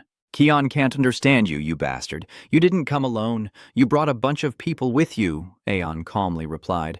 They are not my people. They are just supporting and not on the same level. The people facing me all seem pretty confusing. Rumors say that I'm crazy. Dong-ho smiled dangerously. Many demons disguise themselves as adults, huh? Do I have to start over? He took a guy's head and pressed it against the wall to help me. Dong-ho shows a murderous intent. I won't kill you. They told me not to kill anyone. He squints slightly, amused. Whether you're unconscious or disabled, what do you want? Dong-ho repeats. Whether you're unconscious or crippled, he forcefully slammed that guy back against the wall. The others were stunned. Dong-ho asked, what do you want? Surrendering is not an option. He turns around and smirks without a hint of mercy. Do you want to faint or be crippled? Just tell me, and I'll consider your opinion. He waved his hand, sweat pouring down. No, we're about to leave right now, the bald guy in the back adds. That's right, we don't know anything about the illegal activities here, Dong-ho asked, quite surprised. You don't know? He exclaimed again. I get it, I accept it, but do you know anything? Like lightning, Ho leans close to his face and says this is not an option. He grabs his hair and says, I'll give you 3 seconds to choose between fainting or being crippled. One of them shouted in fear, Wait, I surrender. I will tell you everything you want. But the voice in the fog still coldly counted down 2. Ah! He forcefully slammed his head onto the floor, blood splattering everywhere, then declared, Time's up. The other 2 guys are trembling. The bald guy thought to himself, What's wrong with that crazy guy? I have to get out of here right now, Dong-ho asked impatiently. Are you done? If you don't hurry, your fate will be just like this guy's. His eyes widened in surprise, only now realizing that you 2 look like a couple. The bald guy was terrified, but still tried to hold himself together. What is this? Why are you saying that all of a sudden? We're just colleagues. Dong-ho cracks his jaw. I can tell which couples they are, so don't hesitate to love someone. He rushes forward with both hands, grabbing their heads and shouting loudly, not caring what others think. The other guy is dragged away by that huge hand until he distorts. The bald guy was no exception either. The heads of those 2 guys slammed into each other with his scream. Romantic drama, title, The Final Kiss. Both guys, after being beaten, fall backward, spitting blood. The excited clock exclaimed, Adorable, huh? The scene shifts to another room, where a guy is tied up with cluttered belongings everywhere. He chuckles softly. What do you mean? Just you alone? Are you kidding me? You bastard? He looked up smugly. Do you know how many of us there are? Once you step in here, you're dead for sure. The door was opened and Dong-ho came in. Sorry. Keon is stunned. What? Where are those bastards? Where did they go? Dong-ho slightly reproached. Huh? I'm here. Who's that? Have you been resting here all this time without feeling ashamed? There are a lot of people outside. He saw that Dong-ho was asked, so he asked if you had any difficulties. Suyeon said he didn't care how many people there were. Dong-ho replied, No, I didn't say that. But those guys outside will be dead with one hit. Dong-ho tilted his head and looked at the guy kneeling on the ground. Is this guy the boss? Have you gotten the information you need yet? Or should I give you a hand? He's threatening. Look, you have no hope of escaping anymore. The man no longer looked arrogant, but was filled with fear as he raised his hand towards the crowd. Listen, wait a minute. You're getting paid to do this, right? Seeing your trembling hand, the boss sat down with a satisfied smile and said, I'll pay double that. No, I'll pay triple for you, Dong-ho asked again. Triple? Really? Seeing him like that, the guy then explained the benefits and conditions. Yes, I will give you money and drugs too. In exchange, you have to kill this guy, okay? Zhang Huang, looking thoughtful. You must have a lot of goods, right? What's 3 times that? How much does Aeon owe me? I heard Ho ask, so I explained. 5,450 an hour. Hearing this number, the guy widened his eyes and thought, You're crazy. Ho started using his brain to calculate.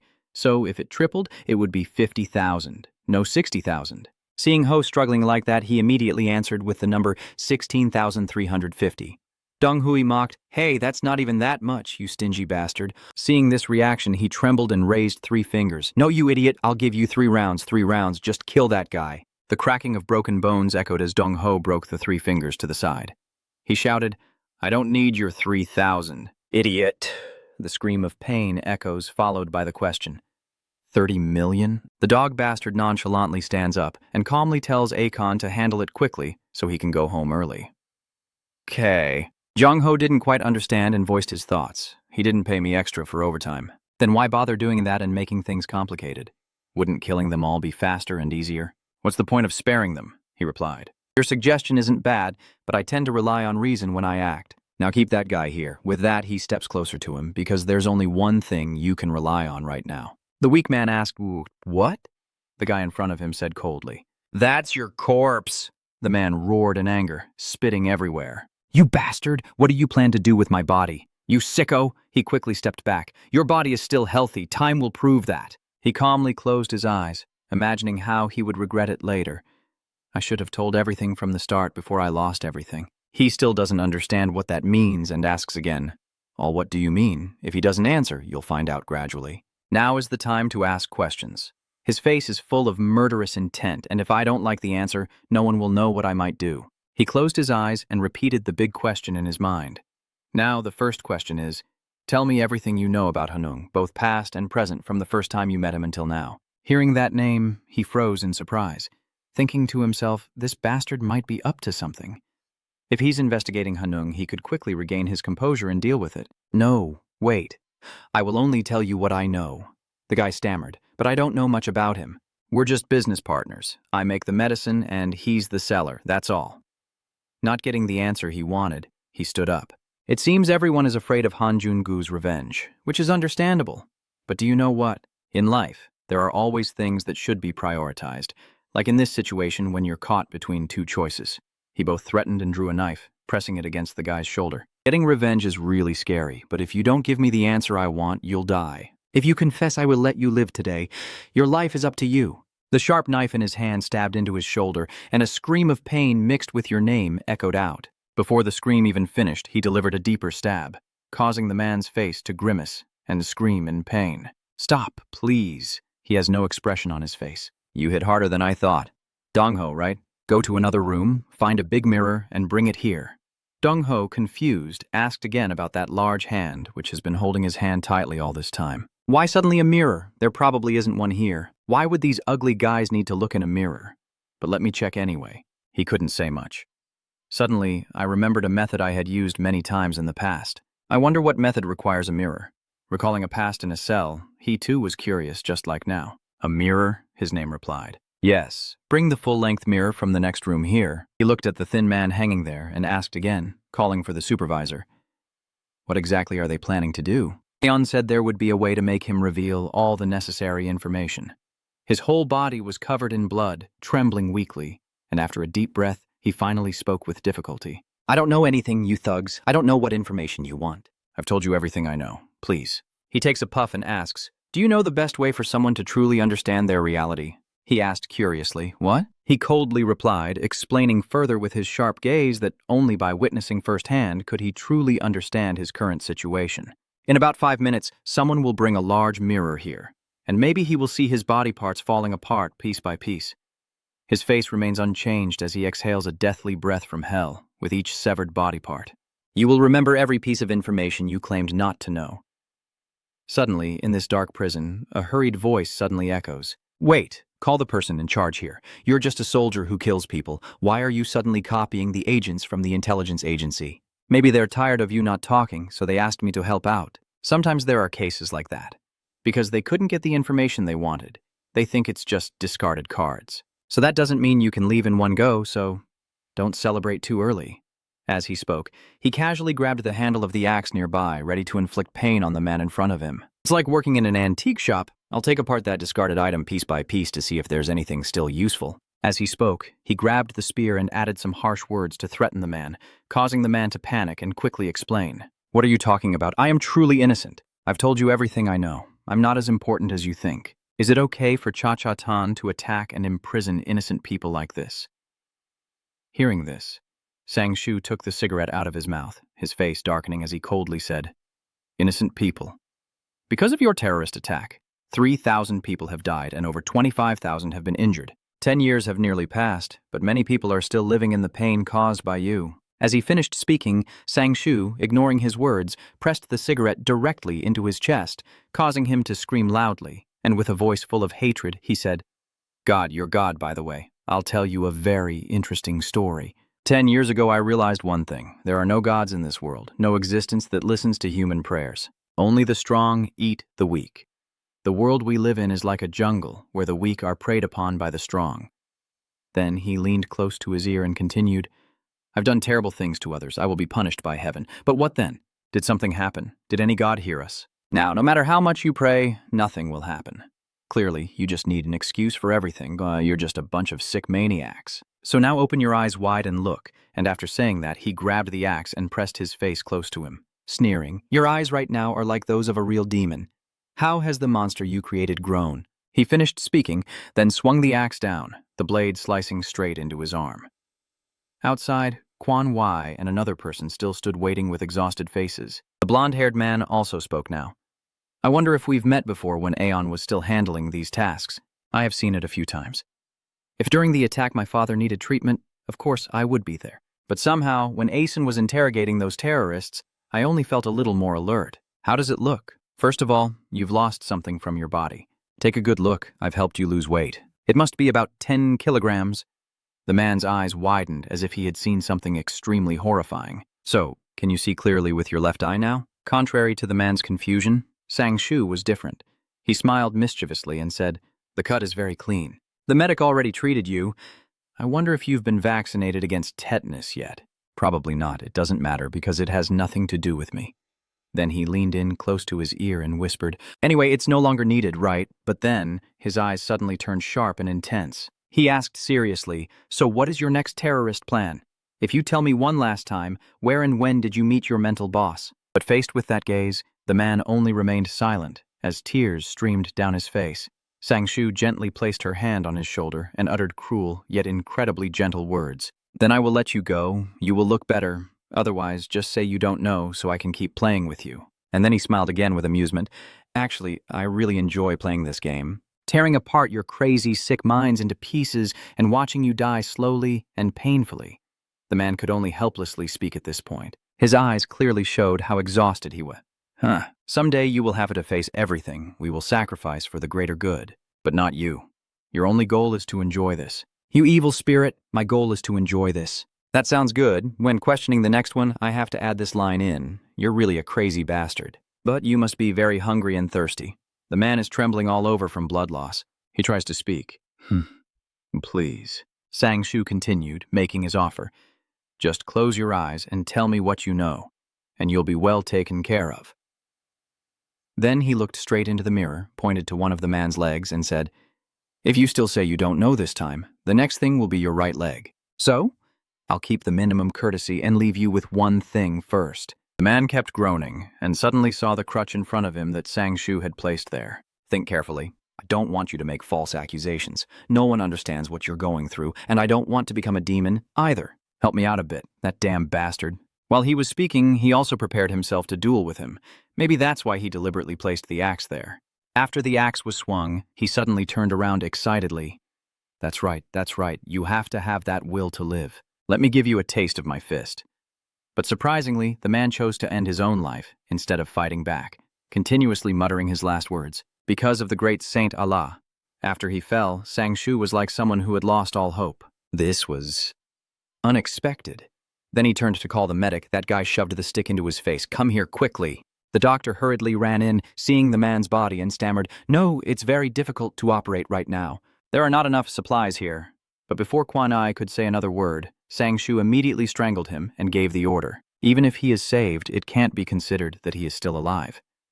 Just do it. Don't question anything, because I will definitely tear his limbs apart while he's still alive so he can feel the pain. Meanwhile, the medic was trembling uncontrollably, worsening by the minute. If anything happened, it would cause great damage to Team X. Brother Hun then stepped in coldly and said, If no one stops this guy again, Huh? What's going on? Since when has that been? The medic then let out a sigh of relief. Luckily, the current situation has been resolved. What's going on in the next room? This guy just shoved his face into it. Shu Hui just coldly walked past him and said, Take your hand off. Then he turned back and smiled as if nothing had happened, apologizing. All right, I'm sorry for getting a bit too excited. The medic also generously replied, It's okay. Seeing the corpse, Shu Hui coldly said, That's really annoying. But in reality, that man still wasn't dead. Although the spear was already lodged in his forehead, he was still trembling and begging for help. Su Huin at this moment also drew his gun and pointed it directly at him. A quick squeeze would kill him instantly. "Hey, Swin, how could you let him go so easily?" Shu Hui replied briefly after hearing this. "Stop joking. Get ready for training." I ask again, "What is the reason for the training?" She replied, "The room next door has already spoken." Shu Huin continued, "And I've figured out the final location. This time, let's see if it has anything to do with that bastard, still in the prison where they just executed that man gently." The medic kept protesting. "Suon, no matter how many terrorists you kill, doing that to civilians makes Sangshu and Shu Huin look confused and ask what right you have to judge right or wrong." And Shu Huin immediately stepped forward and said, "Hey, I think you've forgotten what your job is. If you think spouting empty moral talk or nonsense, then just look her in the eyes and leave the army behind and go back to your hometown to hang out with those fat cops. This damn bastard, our commander, is dying out there. Do you think we're protecting the village?" The medic was trembling now. "No, but don't let him finish his sentence." Brother Shu continued, "If not, then stop complaining, you idiot, and report to the bosses that he blew himself up with a bomb suitcase." After hearing that, the medic had no choice but to bow his head and obey. "Yes, I understand." Then she turned to Aeon and said, "Follow me." "Gray wants to see you," he asked with a cigarette still in his mouth. Right now, in another room, a man is sitting back in a chair, leaning against it. While he was relaxing, someone called Gray. "He's here now." He quickly half-opened an eye and replied, "Sister." Standing in front of him now was Brother Shu. They looked at each other for a moment without saying a word. At the same time, Aeon also appeared and asked, "What do you want to say to me?" "Is there something you want to say privately?" Gray replied. "Before you train the team that will take on this mission, your commander is giving you a holiday. So don't go around causing trouble, attacking civilians, or causing problems anymore. Just go home and rest. Suion is coming with you too." Aeon wondered. "But it's not even a holiday, and I also need some time for myself." Gray stood up and replied, "Look, are you arguing with me, huh? You really are a bastard, and what? Time for yourself to do what? Are you just watching lazily?" While sitting quietly, he suddenly quickly placed his hand behind Aeon's neck and then pressed his head against his without saying a word. "Aeon keeps insulting and cursing him. He's so annoying. Is he crazy?" Gray only spoke now, not moving a muscle while discussing serious matters. "Hallie said she wanted to meet you. So just go home, you idiot." "All right, Hi, I give up then. I'll go for the kid. Remember to bring a gift. Pick the expensive one. I'm home." Standing behind him is Brother Shu. She also says, "Including you." Aeon also called his niece now. "Hallie, you're back. Come here and hug your uncle." Hallie quickly turned around and ran over as soon as she heard, and her mother immediately said, "Hallie, I told you not to run inside the house." Someone stepped in to help. "Come on, let the girl be natural. It's been a long time since she saw her uncle." Asen bent down to catch H running towards him and happily said, "Hallie, you're growing up so fast. Give me a hug quickly." But before he could hug her, Fly suddenly ducked away, leaving Aeon confused about what to do. And then unexpectedly, she punched him again in the waist as if she was angry about something. That thunderous punch made Asen's face turn pale for a moment. Then H shouted, "Why are you only coming back now? You idiot! You said you would come home whenever I was off work." Aeon could only stay silent. Then suddenly he chuckled and teased her. And H was so frustrated he almost cried. "What's wrong with your teeth? You look so clueless. Did you bump your head somewhere?" Standing beside X, Hui immediately slapped Aeon, making him grimace. "Stop acting like a child." This silly guy, H also runs over to hug her and act cute. "Suion, do you remember anything?" Brother Shu turned to ask the girl how she was doing. "Aunt Hallie is sorry for not visiting you lately because she's been too busy." Hallie also politely replied, Yes, it's been a long time. I miss you very much. But your mother said that you and Aunt would live near our house, right?" Aeon was speechless after hearing that from the girl. Why does it sound a bit off? "Ray, what did you tell her?" The mother replied, "Sit down. That's why I called you all back." As soon as she finished speaking, she turned to her child Hlai, telling her to go to the room and change clothes for dinner, while H at this moment was also clinging to Shu Huin, whining, "Why her?" And she also laughed and said, "You can play with whatever you like while your mother and Uncle Aeon talk. Right now they're going out to the living room to discuss some issues." "What's going on? What are you planning to do?" Aeon asked me, "Is that right?" "You. My eyes are also a bit serious now. Are you asking me to give up on this last task? Are you joking with me?" "You," Shang spoke to reassure him. "Aeon, don't take it to heart. Just listen carefully first." But as soon as he finished speaking, the roof responded, asking him to behave. "And now you also. Just listen and obey." "Yes, ma'am." Then the wife continued, I can't control my emotions and release negative energy towards others. And that's something very dangerous in a soldier, you know? Especially when your team is a counter-terrorism and target pursuit unit. Then she sighed again and said, Long Thi, I want them to remove me from this operation, but it seems the real target might appear this time, so I'm in catch a big fish and finish it cleanly. The more she spoke, the more helpless she seemed. My sister has been tired lately. After this campaign, no matter what happens, she will retire from the army. She's also planning to settle down and live in Korea next year, and she thought Suyeon would come with her. Is that why? Hearing this, Aeon smirked and said, You're so playful. Now that you have a family, you can do whatever you want. What? That damn kid? How long do I have to dedicate my life just to catch that mouse? I was going to tell Suyeon how long to wait for me. I'm risking my life here. Do you realize that? Aeon replied. I said it 10 years ago.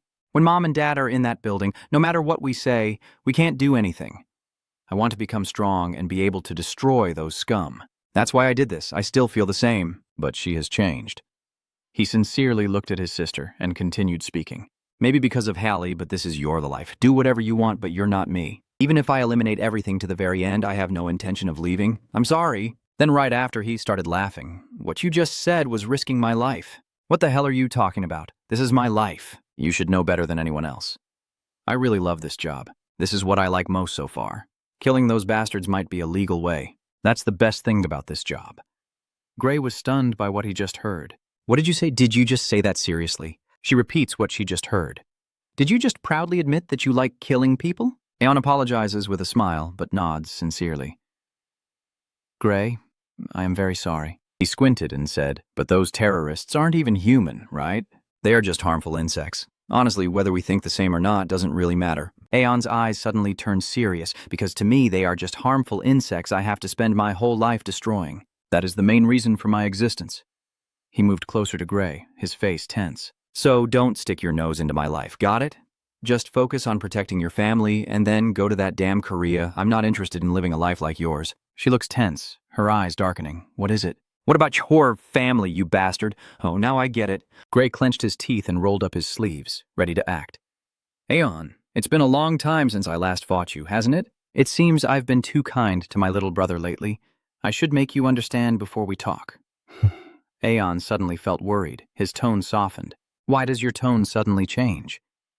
Brian, standing nearby, is worried for his brother-in-law. Aeon, run now. I can't stop her anymore. He's still talking tough, unaware of the danger approaching, when suddenly she rushes in and grabs his leg. No, do you think I'm a kid? Don't talk nonsense. Aeon collapsed to the ground, Gray still pressed on top of him, shouting insults at this crazy woman, and after that, a terrifying sound shook the house. He was beaten to the ground, muttering, Damn it, Min has already endured enough of that move. Aeon tried to stand up, but couldn't, and sighed, Stop it, sis, you're really making your brother suffer. Gray still calmly said, Talk nicely. I remember telling you that before. Have you forgotten? Do you want me to remind you how to do it? She warned him, and he tried to fight back. Stop it. Do you still think you're the kid who used to get beaten by me? Aeon shouted angrily. New Quyen only works in the gym. Outside of that, she's useless. If I punch her, she'll faint immediately. So while you're still being nice, let me go. Being kind to your sister has its limits, you know. Do you know that? Gray sneered as he looked up with contempt. Is that so? Then go ahead and use all your moves. This bastard thinks he can do nothing when he's beaten, just like those who never learned wrestling techniques. Suddenly she stood up, grabbing Aeon's shirt and asking, Do you know why? He tried to resist, but it was useless, boldly saying, I don't want to know. Get out of here before I flip you over. Then Gray twisted Aeon's leg, forcing him onto his side, one hand bracing the floor while the other held him tightly, leaving him no choice but to lie there and take it. This crazy bear then presses down on Aeon with a dominant posture, while he struggles underneath like a secretary being forced. He screams, Not in this position, I'll die for sure. She sits firmly on her younger brother, her eyes full of contempt as she raises her fist. You talk as if you have that right, little sister. Even someone studying law can fight in real life. If after passing both of your opponent's legs you end up in a good position, you can land some really painful hits. Gray smiled wickedly. So Kika, are you busy reminiscing about the old days? Kong lies still, eyes nervously glancing at her fist. All right, calm down first and then we can talk clearly. Gray's evil smile deepened, eyes blazing. You guys think I would do that, ungratefuls, and then launch a flurry of kicks at him, leaving him unable to defend himself. While punching her, I also threw some unflattering nicknames at my own brother. You bastard, you need a few more hits to wake up. In Korea, guys like you are called young people, which means you're a bunch of bastards. You idiot. After the fight, Gray calms down and starts lecturing, her voice lowering. So, open your eyes wide and listen to me. We've got your final target now, let's go. Because Aeon, Gray lowered himself and sat on Aeon while he still covered his face with his hand. I don't want you to live like a murderer only seeking revenge. Live a life where you can be happy with the person you love. I want you to have a life like that. Aeon silently listens as her sister speaks. There will be times in life when you need to let go of some things, just like your sister or your parents. So please, I ask you. She continued speaking, her voice tinged with a hint of sadness. Stop and live peacefully too. Little brother? Aeon collapsed on the floor, his eyes vacant with blood dripping from his nose. He whispered, even if we kill their leader, nothing will change. Aeon glances at Gray and adds that they will choose another leader and there will always be another tragic terrorist attack. Then they will have to kill a new leader again. He closes his eyes and then lets life pass him by, keeps rambling, and everything repeats. In the end, the one who wins is the one who never gets tired or gives up. And I can't bear to see those crazies win. I can't sleep peacefully for a day because the anger keeps boiling inside me. I could catch them, but even more dangerous things will still happen, Gray said. You could get better with professional counseling. We've never tried that before, right? Let's go to Korea for treatment, open a massage center, and train together. In the evening, we can snack and drink soju. How is it? She trembles with her eyes closed in fear, just like what my mother used to say. Remember? Korea is a wonderful country because there are so many things to do at night. Is that okay? So stop this. And suddenly Hai appears out of nowhere, angrily shouting, Mom, what are you doing? Why are you hitting him? Only I am allowed to hit him. Gray tried to salvage the situation. That's not how it is. Adults are just talking. Hai doesn't get angry like a little dinosaur. What kind of way is that for adults to talk? You're really just a child. The woman hurried over shyly to apologize. Sorry. Holly is faster than I expected, the girl said angrily. I'm the fastest person in this house. Now get up, Aeon. We have a lot to do today. Your nose is bleeding. Are you really a warrior? Why are you so weak? He looked at him with a disappointed expression. I think I just remembered I wasn't influenced by Gray at that moment. Why did I decide to give up that job? Was it right after hearing those words from her? Aeon suddenly awakens to the truth of life. He gazes at this lively family, thinking about the memories inside him if he could break free from his stubbornness, then suddenly smiles happily with his prominent cheekbones. Maybe your dream can come true. Maybe we can go back to our happy childhood, but fate has other plans. Aeon remembers the horrors of conflict leading to death. I shouldn't have broken it. Hope and passion once blossomed in my heart. The fear when help was misused and turned against me. I didn't realize how deeply it affected me and how much they retaliated. Violence only leads to suffering and loss, blood flowing like rivers. It breeds more violence and hatred, which in turn causes separation. The only way to break the cycle is to bridge the gap between life and death with loved ones. Forgiveness. That's just weakness, and it leads to death again. An endless cycle of revenge. The only way is to kill everyone within that circle, with no exceptions. Meanwhile, Keon was being beaten to a pulp, blood covering his body. The attacker called it the slaughter of all. He trembled and stammered, "Wait, I really don't know." The attacker was actually Aeon. He sneered and said, "Because your answer isn't good enough, you're probably very curious." Aeon laughed maniacally. How far could this madness go? No, wait a moment. What are you planning to do? One of Keon's eyes is blind, his body covered in blood, trembling as he says, "I want the police to investigate." "So just call the police. I will tell them what I know, so tell the police I am a witness." He just laughed and sobbed. The witness protection program. At least you can do that, right? I should survive too, right? I will bring all of them to justice. Aeon smiled with a blood-stained face. What are you talking about? I think you're mistaken. The drug addict. Then he stood up with a rough wooden object in his hand. The one who can ask questions and make requests here is not you. Suddenly, it's an iron axe. Aeon holds the axe up to his face. It's just you and me, so you only need to do one of two things. He presses his face close and yanks his hair, making the other man's eyes bulge, and speaks coldly. Answer me immediately or be cut now. The door opens. He checks the time and walks in, carrying the mirror as if nothing happened. I've brought the mirror, Mr. Aeon. It's a bit small, but it should be fine, right? He smiled and replied, okay. His twisted, sickly gaze is terrifying. From now on, start with mirror therapy. Patience. He approaches and places the mirror in front of Keon. How does it look here? The mirror reflects Aeon's cruel smile clearly. He asked him, "Do you see clearly now?" "Man, what is this? This isn't the mirror for your sister, right?" Aeon rested his chin on his hand, looking thoughtful, with a slight difference, but the essence of this therapy is the same, isn't it? "So tell me, how will your guilt come back and haunt you?" Without knowing life or death, Keon suddenly shouted curses as the axe swung down and cut off 4 of his fingers. What are you saying, you bastard? Are you a kid? In Keon, it's still unclear how many fingers were cut off, and his face is full of surprise and disbelief. The axe being pulled out is also when he screams in intense pain. My hand is not like that. His face is full of satisfaction and pleasure from the torture. You see and feel it with your own eyes. This is what I truly believe to be a real healing mirror, you damn bastard. Everything around is covered in blood from Aeon's torture. Jung Hwai looks like he's watching an exciting and gripping movie. He comments, "You leave him no way out, that's really a good idea." Now he can no longer use his right hand to watch AS movies. In Keon, he screams in despair, furious and cursing, until suddenly he grabs Keon's severed arm. He was startled and shouted, "Let go of my hand, you dog!" Aeon held up his hand covered in chili sauce in front of him, commenting with words that lacked decency. "Now you can look at yourself with your severed fingers. See, you'll never see your right hand again. It's not someone else's hand, it's your hand, right? See that?" His actions also make the smoke cover his nose, face full of fear. Disgusting. If you can't hold anything in your hand, you'll be completely lost. At this moment, he panics and keeps talking non-stop. No, wait a moment, you bastard. I'm going to bleed to death. Do you want to waste time without getting any information? Please. Please. Aeon closed his eyes and smiled contentedly. Is it useless? Of course not. I don't want you to say anything else until it's over. Keon nervously justifies himself. What? What do you get out of doing that? I didn't do anything to you, so why are you like this? He begins to take things seriously again. Just for fun, do you remember? The guy looks panicked. One, entertainment, Aeon calmly said. Just like when you caused trouble with the rubber band car. Keon can't stay calm. Aeon remembered the scene where Hein was beaten without mercy. That was Hazen. You caused trouble for him. In a rush, he started to justify himself. No, it's because that bastard. He arrived and stepped on them.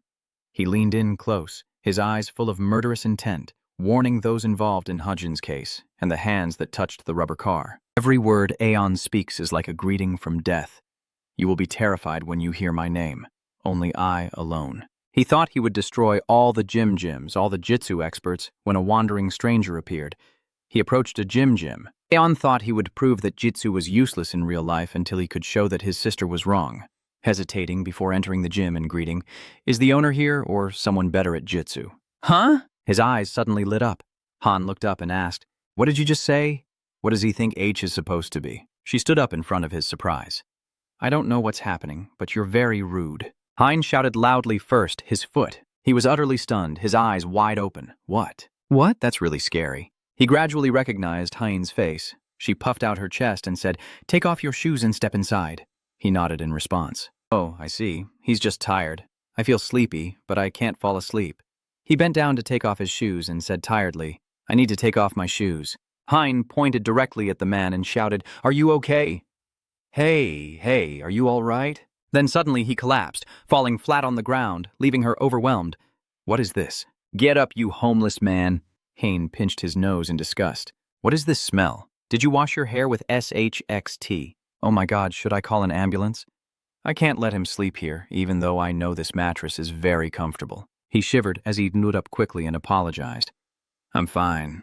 I just feel a bit dizzy." "I'm sorry. If you see that he is weak and exhausted, your attitude should also be more gentle." "Hey, you, are you sick? Do you want to eat something? Do you want a touramen?" He is still trying to stand up, but can't. No, thank you, but I'm too discouraged to sit in front of him." What? What do you mean?" He kept speaking. Thank you. Hein wondered why he was holding on. Her mood suddenly plummeted uncontrollably while he continued to speak. "I'm sorry." He bowed his head. "I was wrong." Then Hein's hand reached out. She gently stroked his head to comfort him as he trembled uncontrollably. Underneath his face, tears have soaked his entire face. He continues to apologize. "It's all my fault. I'm sorry, I was wrong." Aeon's mind is completely out of it right now. He can't even open his eyes and is in a daze, as if awakened from a recurring nightmare. He seems to be paying close attention to what the two are saying on the surface, but in reality, not a single word is reaching his ears. His mind is probably still lost somewhere in a dream. Then, Aeon no longer cared about what they were saying and fainted, stumbling and speaking English so incomprehensibly. So I really am doomed after all? Hein was so shocked he almost jumped out of his skin because he didn't expect him to speak English, as well as in American movies. What the heck is going on? Did he just speak English? His pronunciation is really good, but he's Korean. Do you understand what he just said? The manager was a bit stunned after hearing it. It took him a few seconds to stand still before awkwardly translating the philosophical phrase. Yeah, it seems that thing finally died after he apparently dreamed of breaking the deadlift record. Asen suddenly woke up like he was possessed and asked back in surprise. The manager clearly heard a familiar curse word and turned to look at Hein as if he had discovered a strange creature. Yeah, I know this one, right? He just swore like that. Hazen still doesn't care much because he's worried about Asen. Seeing him sleep like a dead person, I feel sorry for him. Yeah, he's probably just surprised. You would also be shocked when you wake up after a long sleep. You snore like crazy. Are you having trouble breathing through your nose or something? Hearing that I had been asleep for so long, Aeon was startled as if struck by lightning. Did I sleep alone? Then he asked confusedly, like a lost soul. Have I been sleeping for how long? 5 minutes? 10 minutes? Hein didn't know whether to laugh or cry because he had been asleep for 3 hours like he was frozen. You mean only 10 minutes? It was 3 hours. He didn't move at all and slept peacefully. Now it's already night. You should go home now. But wait, she got so angry like a mother scolding her for staying out late. I was going to call the police, but seeing you sleep so peacefully, I decided to leave you there. Do you understand? Go home. You have a house, right? Take a shower before you go home because you smell like shit. Aeon is still dazed and hasn't come to his senses. His first reaction was to praise how comfortable that hit was. I didn't mean to ask where the instructor was. The manager, seeing him dazed and calling out to me, also shivered a bit. It's me, but why do you want to see me? Aeon suddenly shifted to a serious tone as if ready to declare war. Well, nothing much. I have a request. And then, like in a B-movie action film, he pressed his face close to the manager and said something that made everyone want to call 911. Let's settle this with a real fight. There are no rules or regulations until one of the two loses consciousness or is unable to move. Meanwhile, Hein heard this story and became furious. Huh? What? Did this guy get shot in the head? I left him in a comfortable position and even wiped his face with a wet cloth. The manager saw the tense situation and rushed in to intervene. All right, let me handle this. But Hein still couldn't hold back his rage, glaring at Aeon and intimidating him without a moment's hesitation. He's truly ungrateful. The manager finally spoke as if explaining an urban legend. It turns out what the trainers from other rooms have been gossiping about recently is actually true. I heard there's a guy who enters gyms and issues strange challenges. And at this point, he suddenly changes tone, his eyes sharp as if he's discovered a treasure. That guy is always looking for skilled Jizu users. He also wanted to fight me. I thought there would be a real battle, but it turns out he's just curious. I will accept this request, but tell me why. Why do you want to fight against skilled illusion users even when they don't want to? Do you have a grudge against illusion techniques? Froze, as if a student caught unprepared for a test. Yeah, that. The manager hasn't let go and keeps questioning him like a police officer. Why do you hate ninjutsu? At this moment, Aeon was caught in a whirlwind of inner conflict. Why don't I like ninjutsu? He started to remember the old times, his mind replaying the sad black and white film. Why did it have to be like this? My sister said that illusion magic is very useful in real life, but I want to prove that wrong. So Asen blames all his tragedies on his sister, not himself. If I can't prove that, I have no reason to keep living anymore. He sinks deep into pain, imagining someone patting his shoulder to comfort him, or someone stopping him and telling him it's not anyone's fault. I haven't done anything wrong, that's enough. Stay calm and stop blaming yourself. At that moment, he suddenly awakened, as if discovering the truth of martial arts a punch. Then he continued to think as if unraveling after meditation. A new beginning is what I truly desire. I can start right now, but then my mind drifts away somewhere unknown. What is that? Why does the martial art start with a punch? The manager standing next to him didn't know whether to fight or laugh. He's crazy. He himself said he wanted to fight without any rules. That's right, because this distance makes it impossible to grapple. So I had to start with a punch instead of rushing in. Aeon still responded as if this were a theoretical lesson. I understand, but usually the martial arts will rush forward first. The manager couldn't stand this crazy logic and sighed, saying, I'm not someone who follows the rules. Would that bother you? Then he changed his tone as if he was about to share his feelings. Can I keep going? Maybe we should just talk for a bit. Aeon seemed to understand something. After all this time, finally there's someone he doesn't want to fight, a kind-hearted person. He looked at the manager with trust and asked, Can I live here? The manager froze, as if stunned. Aeon glanced at the two of them and muttered to himself, both of them live here. And then time passed, he thought. This place has become his home. But the peace didn't last long. As soon as the manager got home, he received shocking news. Huh? What happened to Hajin?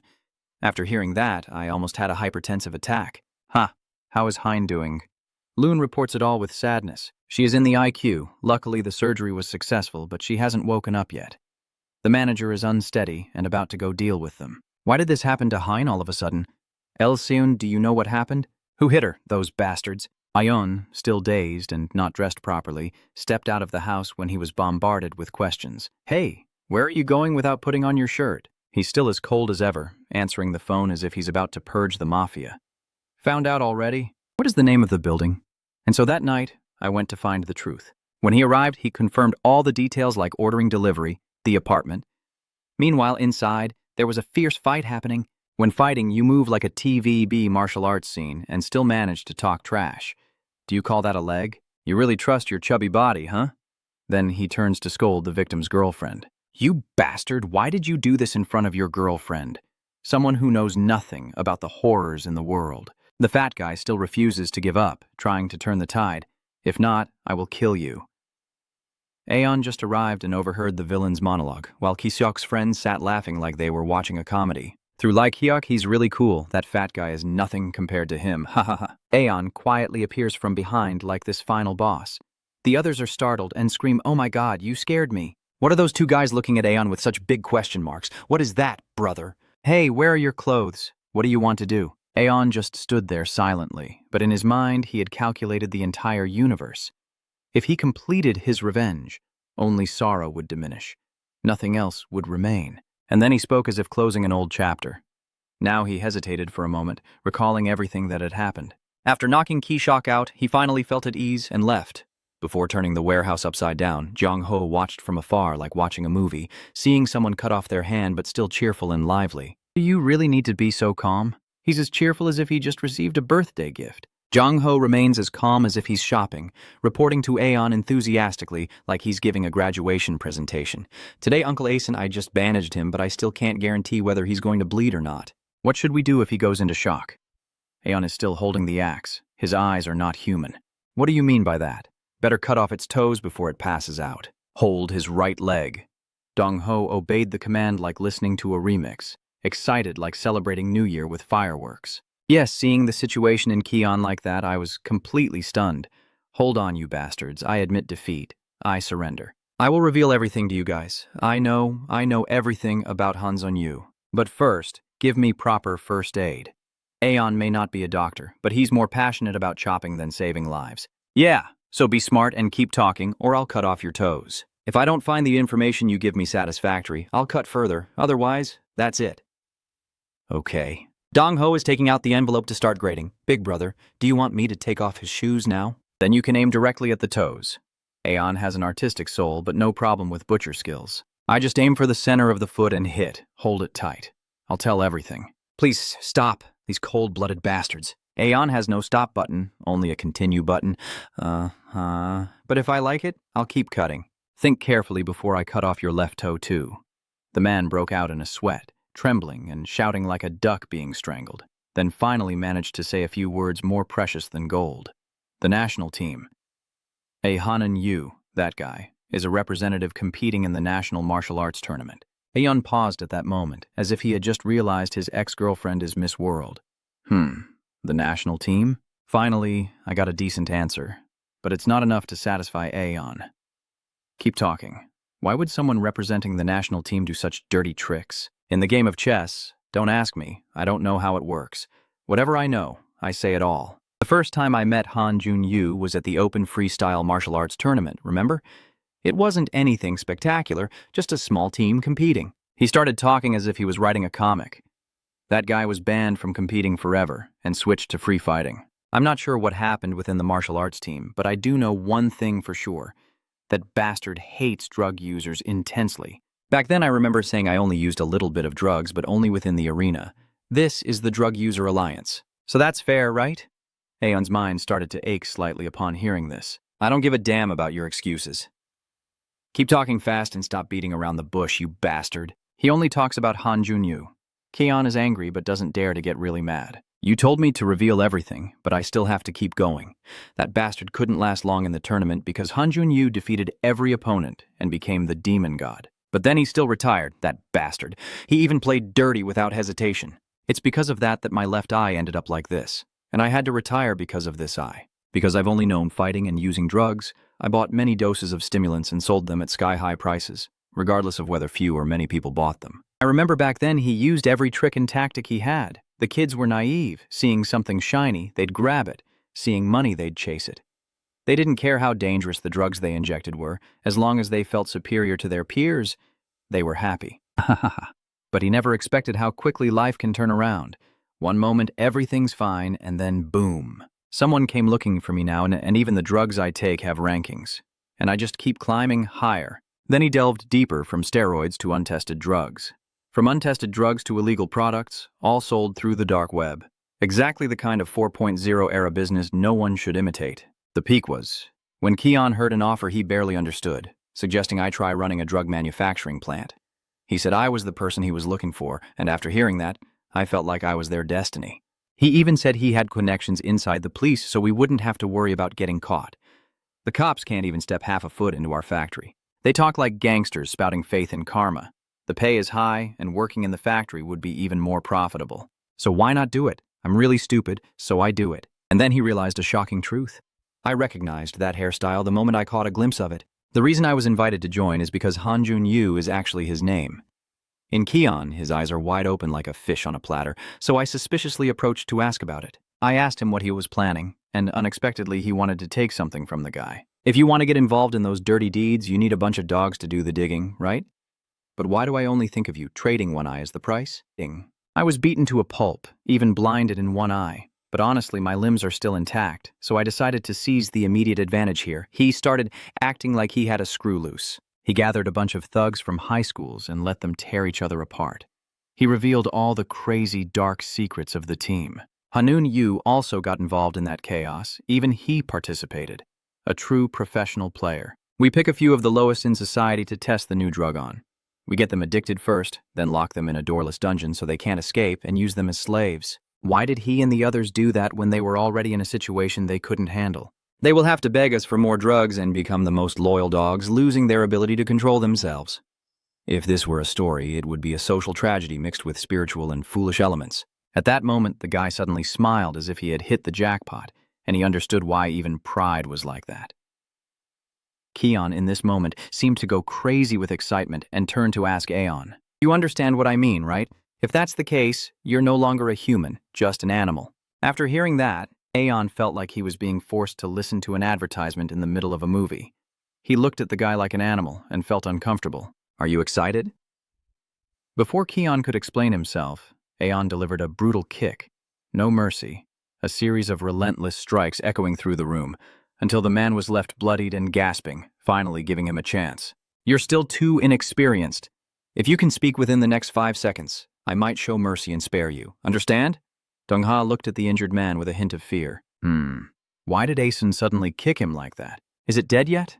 That guy's still bleeding a lot. Why did you hit so hard? Now it can't even answer me anymore, Aeon calmly said in the face of this worry. It's okay. I got the information I needed.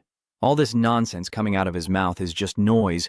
Call the police and clean up. Outside, Hai Hungshich was like a parking attendant waiting for customers to come out, but no one appeared, standing outside without hearing any sounds, which was a bit strange. Why haven't I received any notification after waiting so long? Maybe everyone has already collapsed, huh? I told you we should have brought more people. What can that Asian guy do if he just has one person? I don't know if I should call for help now. Suddenly, someone appeared behind and asked what's going on. What's the announcement? Hai Ung-sich froze as if he had been hit on the head.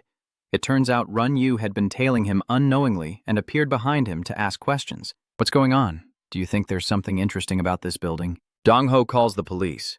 Yes, go quickly. He has a knife and wants to kill me. Please hurry. Please, yes, it's that warehouse. He explained to the other person on the line. I don't know the exact location of the building. Please check my location or do something. My life is in danger. Remember something, he added. Oh, and my friend is seriously injured, so please also call an ambulance. Hurry up, please. I only have my thumb left. At the police station, the banner is placed in a very eye-catching spot. The People's Police will dedicate everything for the people. The police officer on the phone chuckled and replied, "Yes, I understand. I know your location. Yes, we will be there immediately." Other officers nearby, hearing the phone ring, curiously asked, "Captain, what is the call about?" Another officer offered some suggestions. "A drunkard and a homeless person. Should we get ready to move out?" The police chief replied with a shrug, "No, it's just a call from the warehouse." Hearing that, the two of them immediately understood. Oh, are they trying to run away again? It's just a patrol report call, but it could also be a harassment call. The police chief joked with the two officers. "Hey, after getting my eyebrows tattooed, do I look more handsome?" For men, the T-zone is the most important. The enthusiastic police officer joked along. "Yes, sir, you look more than 10 years younger. I think I should try it too." The chief laughed heartily in response. "What, 10 years old? This kid." Everyone was joking around at the police station and really didn't care about the call just now. In that warehouse, a young man asked Hung Shich, "Maybe you think it really works, huh?" Detective Jiang Hung Shich, the last honest cop of this era. He turned around in surprise and stammered, "Who are you? How do you know my name?" The young man didn't answer Jiang Hung Shich's question, but continued with his own topic. He casually gave a thumbs up and said, "I actually think that's pretty cool. You're pretty good too. Using the law to catch the bad guys. You're like a dark knight, aren't you?" Han sneered and said to him, "But your method is too simple, don't you think so?" "It's obvious. Do you think we don't have the same plan?" An urgent call requesting the police to come and check the scene. Dream of being a detective. After laughing until he was exhausted, he stopped and seriously asked, "Hyung Shich, do you know what happens when a fruit tries to imitate a blade of grass?" Hyung Shich, confused, angrily replied, "That troublemaker, he just spoke each word slowly and carefully." The answer came from behind, where Shu had silently approached, carefully holding a plastic bag and swiftly pulling it in front of Hyung Shich, leaving him no time to react. Meanwhile, the young man finished saying the last words, sealing his fate. After finishing, the guy behind kicked Hung Shich in the leg, causing him to fall to his knees. And with the plastic bag wrapped around his face, breathing became even harder. He struggled desperately, making sounds of utter helplessness. He was secretly panicked and confused. These damn lunatics, did they really dare to do this to a police officer? After that thought passed, his mind went blank. Only one instinctive survival thought remained. I must quickly make a hole near my mouth to breathe. Hi. Ung Sech tried to open his mouth as wide as possible, while the other hand trembled, trying to bring itself close to his mouth to achieve the goal. But he was denied his wish, and the young man immediately saw through this move and easily controlled it. He grabbed his wrist, the hand trying to bring itself to his mouth, and said, "Come on, you can't do that. You're too late. Tom too, huh?" His face still wore a smile that hid no patriotism, but it was not happiness. Rather, it was a treacherous grin like a fox in disguise. He told Hung Shich about the strange nature of this world. "Let me tell you why the righteous and moral people are gradually disappearing from this world. Because he still hasn't managed to remove the feather plug from earlier, he's still struggling desperately." Hung Shich can't even form a complete sentence and curses inwardly. This damn bastard. That young guy can't read people's minds, so of course he doesn't realize he's just been insulted. He rambled on, saying there are two types of people. The first type understands their place and submits to those they cannot defeat. As he spoke, he made a sudden move, maximizing his force. In an instant, his arm shot out like an arrow from a bow, directly striking the center of Hung Shich's district, causing him to stumble and be caught off guard. Despite his actions, he continued speaking. Most people would choose to survive because everyone wants to live, while the second type would simply disappear. "Detective." A dark red liquid begins to ooze from the injured tissue area. Under the pressure of the blood vessels, oxygen-carrying cells and plasma spill out, seeping through the torn layers of skin. It does not come into direct contact with the air but is blocked by that nylon layer. Hyung Sech was in pain but couldn't do anything to resist or fight back. The young man kept going, and now they went inside and talked like two men, because even your opinion can change, huh? "Uncle Aeson, I'm starving to death. Why haven't they come?" "It's been a while since I saw my mother." He suggests calling that detective, or doing something, and Aeon looks around seriously before making a decision. "Something's not right. First, I should search this area to see if I can find something useful. They are surrounding the place to gather information." "Stop at a room," Dion Ho asked the sensory production room. "What should we do, Uncle? Should we destroy them all?" Aeon looked at them and replied, "No, These kids are just waiting for the day they are discarded, when they are no longer useful and even their last drop of blood will be drained. They are just processing horns. The people in the room may be different individuals, but they all share a common trait of being exhausted, gaunt, and lacking vitality. They are like machines programmed to perform this task, but it's almost time for a complete replacement. Jung-ho couldn't help but feel the same way. So what should we do? Should we deal with them a bit sooner? I thought their lives were already over. Aeon decided that since they are not alert, we should subdue them and then throw them somewhere on the ground so they can't escape. He replied, "Yes, sir," and immediately went to carry out the mission. Aeon still stood there, took out his phone, and called Detective Jiang. When he saw that no one answered after a long time, Aeon grew anxious. Detective Jiang, pick up the phone quickly. "Who is this? Is that you, Aeon?" "A crazy bastard didn't listen to my warning." He continued, "Have you found anything yet?" "What are you talking about? Answer me in your native language." The other side replied, "Yes, I do this because you always say you can do it, right?" He spoke abstractly, eyes changing, teeth flashing. "I warned you not to try to understand the reason, so things are going to get worse now." Somewhere in the corner, trembling with rage, the only obstacle was the first time. The first time is always the hardest. Only the first time. The first time. But where did the coach come from to stop him? It's dangerous. Put it down. When I was still talking politely, inside the skyscraper at the top floor, Department Head Kim was standing and admiring the view. And I have to admit, you were right. Athlete Lim's situation has changed dramatically. Lim Si-chun and those around him truly exceeded our expectations. Their skills seem to be very high. He pretends to be hesitant. So, what should we do then? We will still keep an eye on them, right? So far you've been bowing respectfully, but suddenly you look up and stammer in surprise. What do you mean?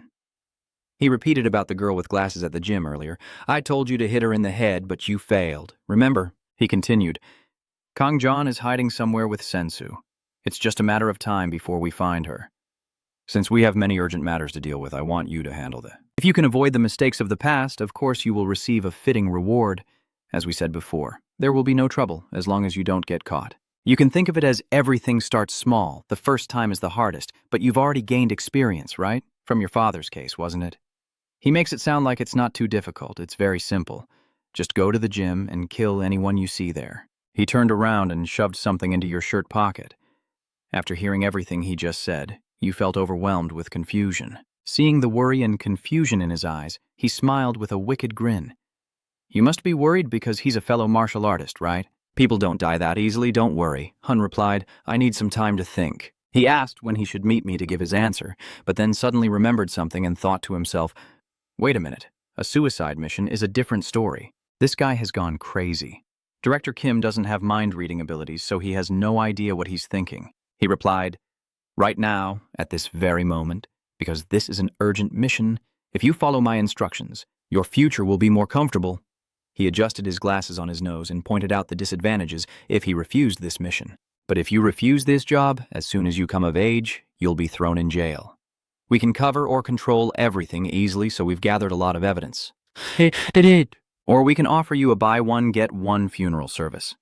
People tend to create a story in their minds if they connect one or two reasonable pieces of evidence. From what I hear, you would choose the simplest way, right?" Every word he said was so light, as if he was destroying an ant nest or plucking a bird's egg from a tree out there, but it was enough to make everyone almost fall silent. His face had been pale for a while now.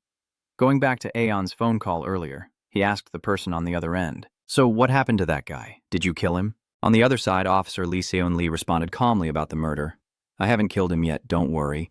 Detective Hyung-shich is being tortured on the ground. We're just talking to each other." "But I'm wondering why you lied. I already sent someone to kill a guy at the gym. You should hurry up and get there, right? I wonder what else you can do now that the police plan is like a pot of pig stew." Aeon almost shouted, "Did you send a dozen guys with knives?" The volume was so loud that Chun had to lift his phone far away from me. "Are you surprised?" Aeon continued. "You only sent 1 or 2 guys, right?" "It's not a good thing to say, but I'm here now. Listen to what he's saying. He's not even a threat." Aeon explains, "I mean, I didn't go to the gym today, so the person inside must be the trainer. Returning to the gym, the manager is trying to stop him. It's dangerous. Put it down and talk properly."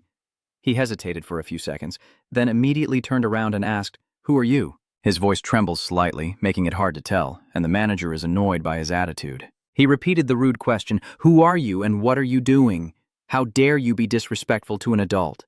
Do you have a stroke? He said, raising the knife in his hand to threaten. Damn it, stop barking nonsense. Can't you see what's going on? Damn it! If you don't want to die by this knife, huh? This is a real knife. As soon as he finished speaking, the manager took off his helmet and thrust it into the knife's blade, shocking Hun. Before he could react, the manager's entire body spun lightly like a machine just starting up. Force from his shoulders transferring down to his elbows and then concentrated into his clenched fist, rushing forward at nearly absolute speed. The air thickened, the ground trembled slightly as the fist struck its target, creating a powerful shockwave that caused Hun to lose his footing. The helmet was suddenly thrown into the air along a straight downward parabola by an unknown hand, and the surprise attack left Trong Hun unable to react in time. It took him half a day to say one word, and the serious manager asked him, "Have you never been taught?" The old bastard, damn it. Huh? What are you saying, you little brat Duko? Gata looked at the manager, filled with 100 questions in his mind. Who is this old man? Did he learn boxing somewhere? He guessed that jitsu was his specialty, based on his ears. Unable to hold back, Trong Hun asked the manager, Hey, old man, are you heading to the jitsu center? Yeah, it's been a while. My punches have gotten slower. Hun didn't ask further, but he stared intently at the knife stuck in the helmet on the ground and silently observed. That was a dangerous punch, but if it was just that, if I can get that knife back, it's a bit difficult, but I could go home after stabbing him. He's pretending. I'm the one with the advantage because I have the upper hand. I'll kick him to make him step back, then pick up the knife. He makes his decision. So this is how it all ends? I just turned around after thinking and couldn't see the manager anywhere. He panicked. Where did he go? Before he could see where the person was, he was suddenly attacked from behind. Each blow was delivered with increasing force, the last one heavier than the previous, and the attacker showed no intention of holding back, leaving the opponent stunned and confused. He could only cry out in pain instinctively. The manager said softly, I can't stay neutral with my fists, but there is one case where I have to act. One hand presses down on his head. That's when I meet someone who is teasing around someone else's life. If that happens, my people will be in danger.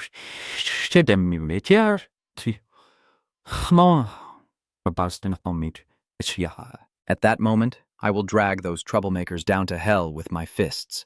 Back at that factory house, someone asked, Do you think this world is wonderful? Another person replied, That's not a soft punishment, it's a bit extreme and violent, but I believe that people like you should die for the good of the world. The man stepped on Hyung Shich's head and said, You're really cruel, Sol Hyung. What will the kids learn from that? He sighed, I'm quite curious, Longthe. I want to see how skilled and fierce he really is. For a soldier who has killed so many in the past, he probably knows what a real battle will be like. The two sides face each other. One side is Aeon and Jongho, the other is the hesitant group. I don't know who spoke up, but they asked if everyone was ready to clean this place up once and for all. Jongho nods confidently and cheerfully says, Sure, let's fight.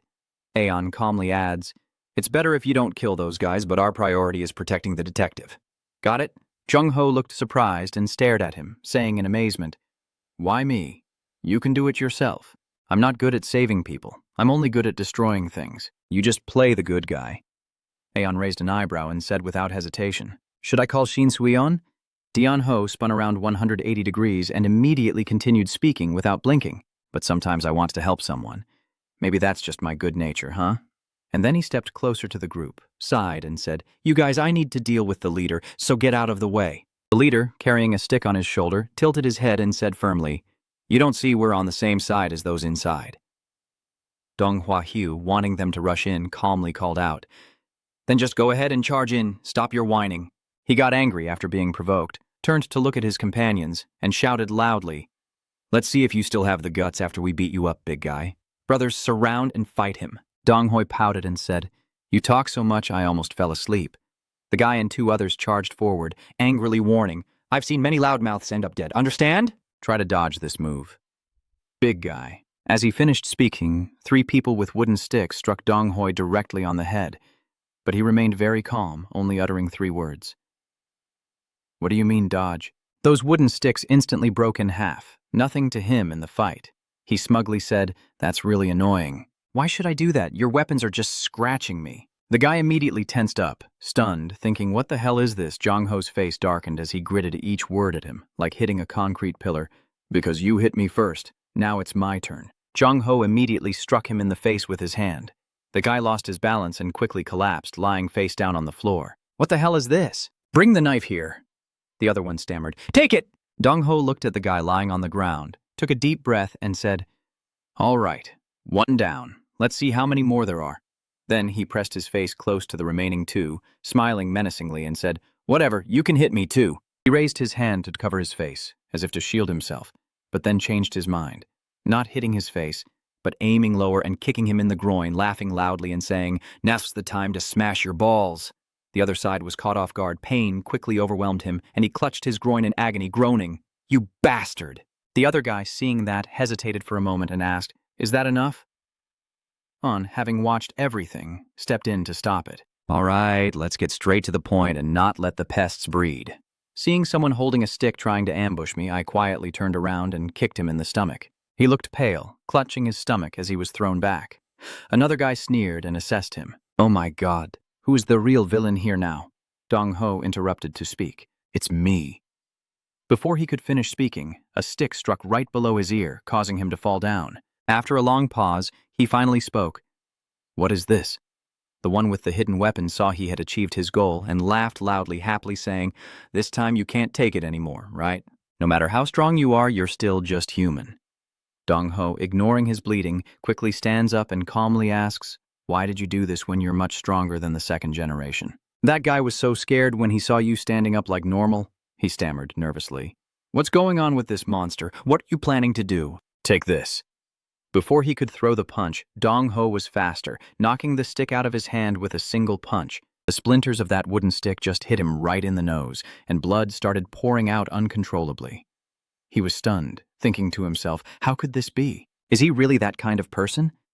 Dong-ho clenched his fist in front of him and said through gritted teeth, "I don't know how much I owe you, but I will definitely punch you as much as I want." Dong-ho dusts off his hands, turns to Asen, and calmly says, "Letting yourself go means losing control of your strength.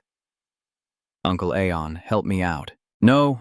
"Quickly get the detective out. He's lost a lot of blood, so just take him straight to the hospital." Suddenly, a thug rushed over, grabbed Aeon tightly, and sneered, "Watch out for yourself first. You're already chained up, you idiot." Before he could finish his second sentence, I forcefully flipped him over and quickly escaped from his grasp. "You're the one who should be worried." He screams in pain, my arm. Aeon grabs his hair and turns toward the other guy holding a wooden stick, ready to attack. That idiot kept talking. "You bastard, let him go now." As he finished speaking, he heard the wind beside his ear. Then a pipe flew straight into his face, causing him to stagger and fall to the ground. "Uncle Asen, I'll take the detective to the hospital first. You handle those guys." I nodded and replied, "I only know one thing." The other guy raised an eyebrow and said with interest, "What is this? You two aren't planning to go together? You want to fight one-on-one? I like that. Today, one of us has to die, or one of us will be crippled after this. Do you agree?" Of course I didn't see this coming at first." He tilted his head and whispered, "As you predicted. You've prepared everything and your people are capable, so these cheap traps can't fool you. That's why I changed my mind, Aeon. You could be considered a reliable pillar for those around you. So how about I knock down all those pillars?" Aeon sighed and finally spoke. "I see. Yes, you might think that way. But what am I supposed to do now? From what I see, you probably can't do that. You're weak, the kind who likes to cling to your mother and sleep." "Come on, you half-Korean kid. You think you like those Western games too? Did I say anything to offend you? Is it because I said you're weak or because I mentioned your mother?" As soon as Aeon finished speaking, he was kicked by Jun-hyung, knocking off the hat that had been sitting on his head all along. Aeon was a bit startled, clutching his face as he looked at his falling hat, quietly lost in thought. That was a high kick, yet he almost didn't need any preparation. "Run!" Yu raised an eyebrow, pouted, and asked what's wrong. "What's with that look? No way." He laughed loudly and calmly said, "You think I'm just a thug? That's really disappointing. I've known you since you were fighting in the academy." Aeon seemed unimpressed and simply replied casually, "Oh, really? Seeing how you look at the part of a thug, I never doubted it. My mistake," he muttered to himself.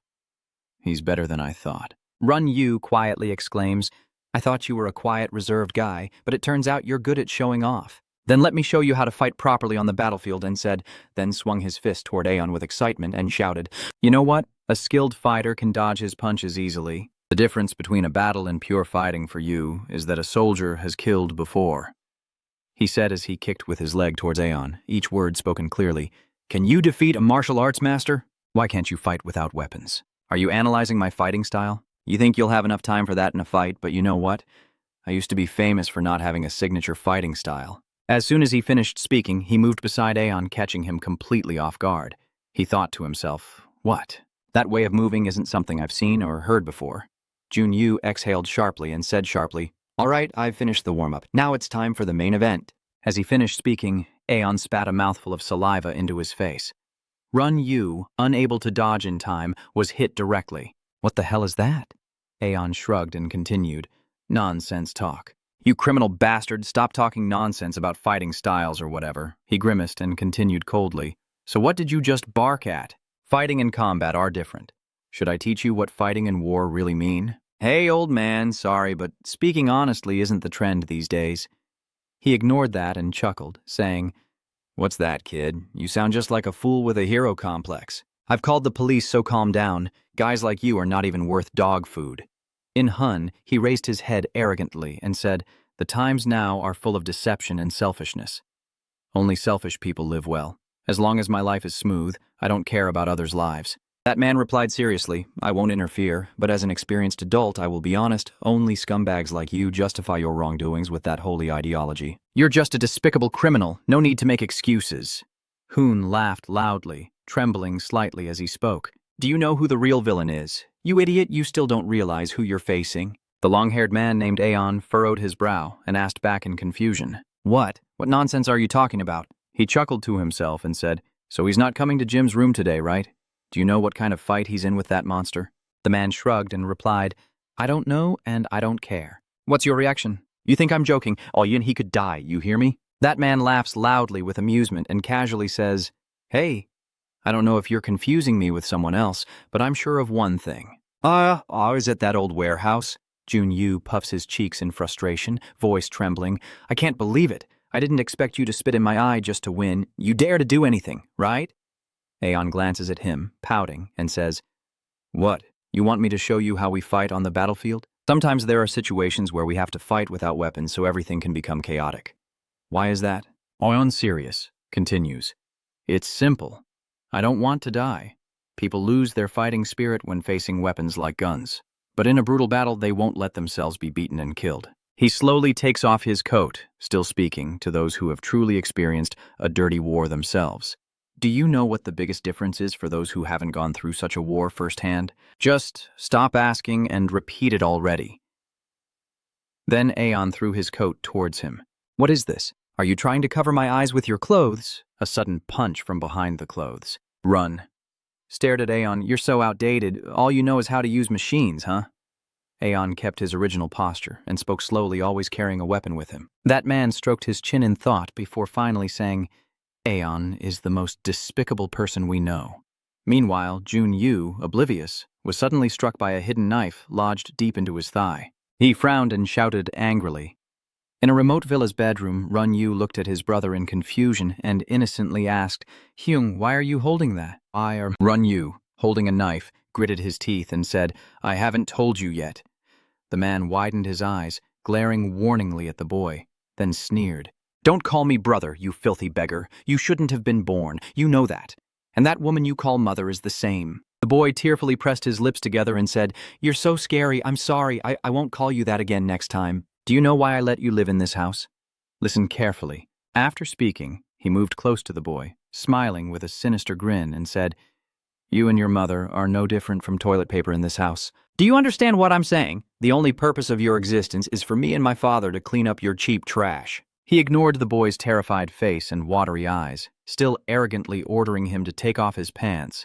From now on, whenever I'm in a bad mood, I'll use your body. You slowly raised the knife, cruelly saying, Until I feel better, you should remember that someone like you is just a worthless object no one cares about. A moment later, Run-Yu went to find his mother, his body covered in blood. The boy burst into tears and cried out, Mom, it hurts. He's hurting my thigh. The woman just glanced at him and said, Hold it in. Run-Yu hesitated, saying, But he told me to take off my pants and use a knife. Before he could finish, the woman slapped him hard and yelled fiercely, I told you not to whimper anymore. You fragile thing. Can you support both our families? I won't. The woman simply pointed at his face and straightforwardly warned him, If you don't want to live on the streets, just grit your teeth and endure it until when will you be old enough to fight back? This society is a place where those without power like us have to suffer. For the weak, Everything is nothing but a spiritual victory. Even when we cherish it, we are weak, so we have to suffer living in this house. Do you understand? Zhang trembled all over. The boy nodded. Li Shi responded, "Yes, I'm sorry, I will do better." The woman turned away without looking back and told him to go get first aid for the wound, the ointment in the medical box. She quickly left the room, slammed the door shut, leaving you alone in that battered room. However, she still stood outside the door, too exhausted to do anything but lean against it. The old woman trembled violently, tears slowly streaming down her face. Overwhelmed by pain she couldn't put into words, while the boy in the room also quietly cried. "Oh my God, I can't believe this is why people say there's no such thing as romance on the battlefield. The way you threw that knife just like that, and yet you say you'll teach me hand-to-hand combat on the battlefield." Aesun raised an eyebrow and shrugged, saying, "I only said that if you need to learn how to speak pure Korean." Aeon gently fell into thought. What is this? This guy has a knife stabbed straight into his thigh. But why is that indifferent reaction? Usually, even the underworld would cry out in pain in an instant. Run, you laughed loudly and said, "You're right, everything you say is the truth. Maybe it's because I've been messing around with the kids too much lately, so now I judge everything based on them." Aeon blinked as he saw Junyu's hand on the knife handle and said, "You're better off not pulling it out." Junyu indifferently replied, "If pulling it out is not good, then I guess I'm helpless too. At least I have to think that way." Aeon frowned and said, "No, I didn't mean it like that." As soon as he finished speaking, he kicked the wound again, making it go deeper. He nonchalantly said, "It should have stabbed even deeper. Then it would hurt even more. What are you thinking that makes you want to pull it out?"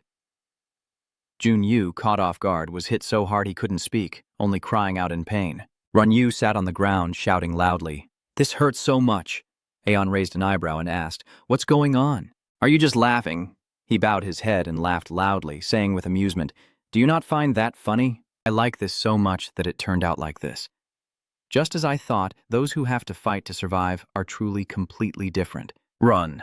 Yu sighed and looked at Aeon with a defeated face, mockingly saying, "So what are you going to do now?" "Kill me."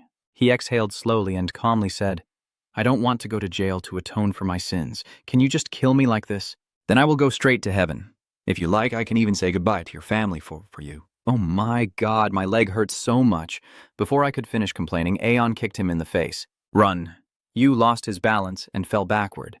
Aeon glanced at him coldly and said, "So no, you can't just walk away peacefully, especially not for junkies like you.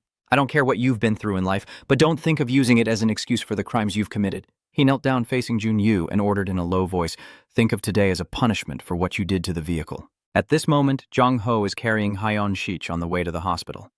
Haeyeon Shich has just woken up and let out a faint groan, causing Dion Ho, who is carrying him, to panic. Dong Ho hesitated, then said, "Damn it, you scared me half to death. I almost hit you."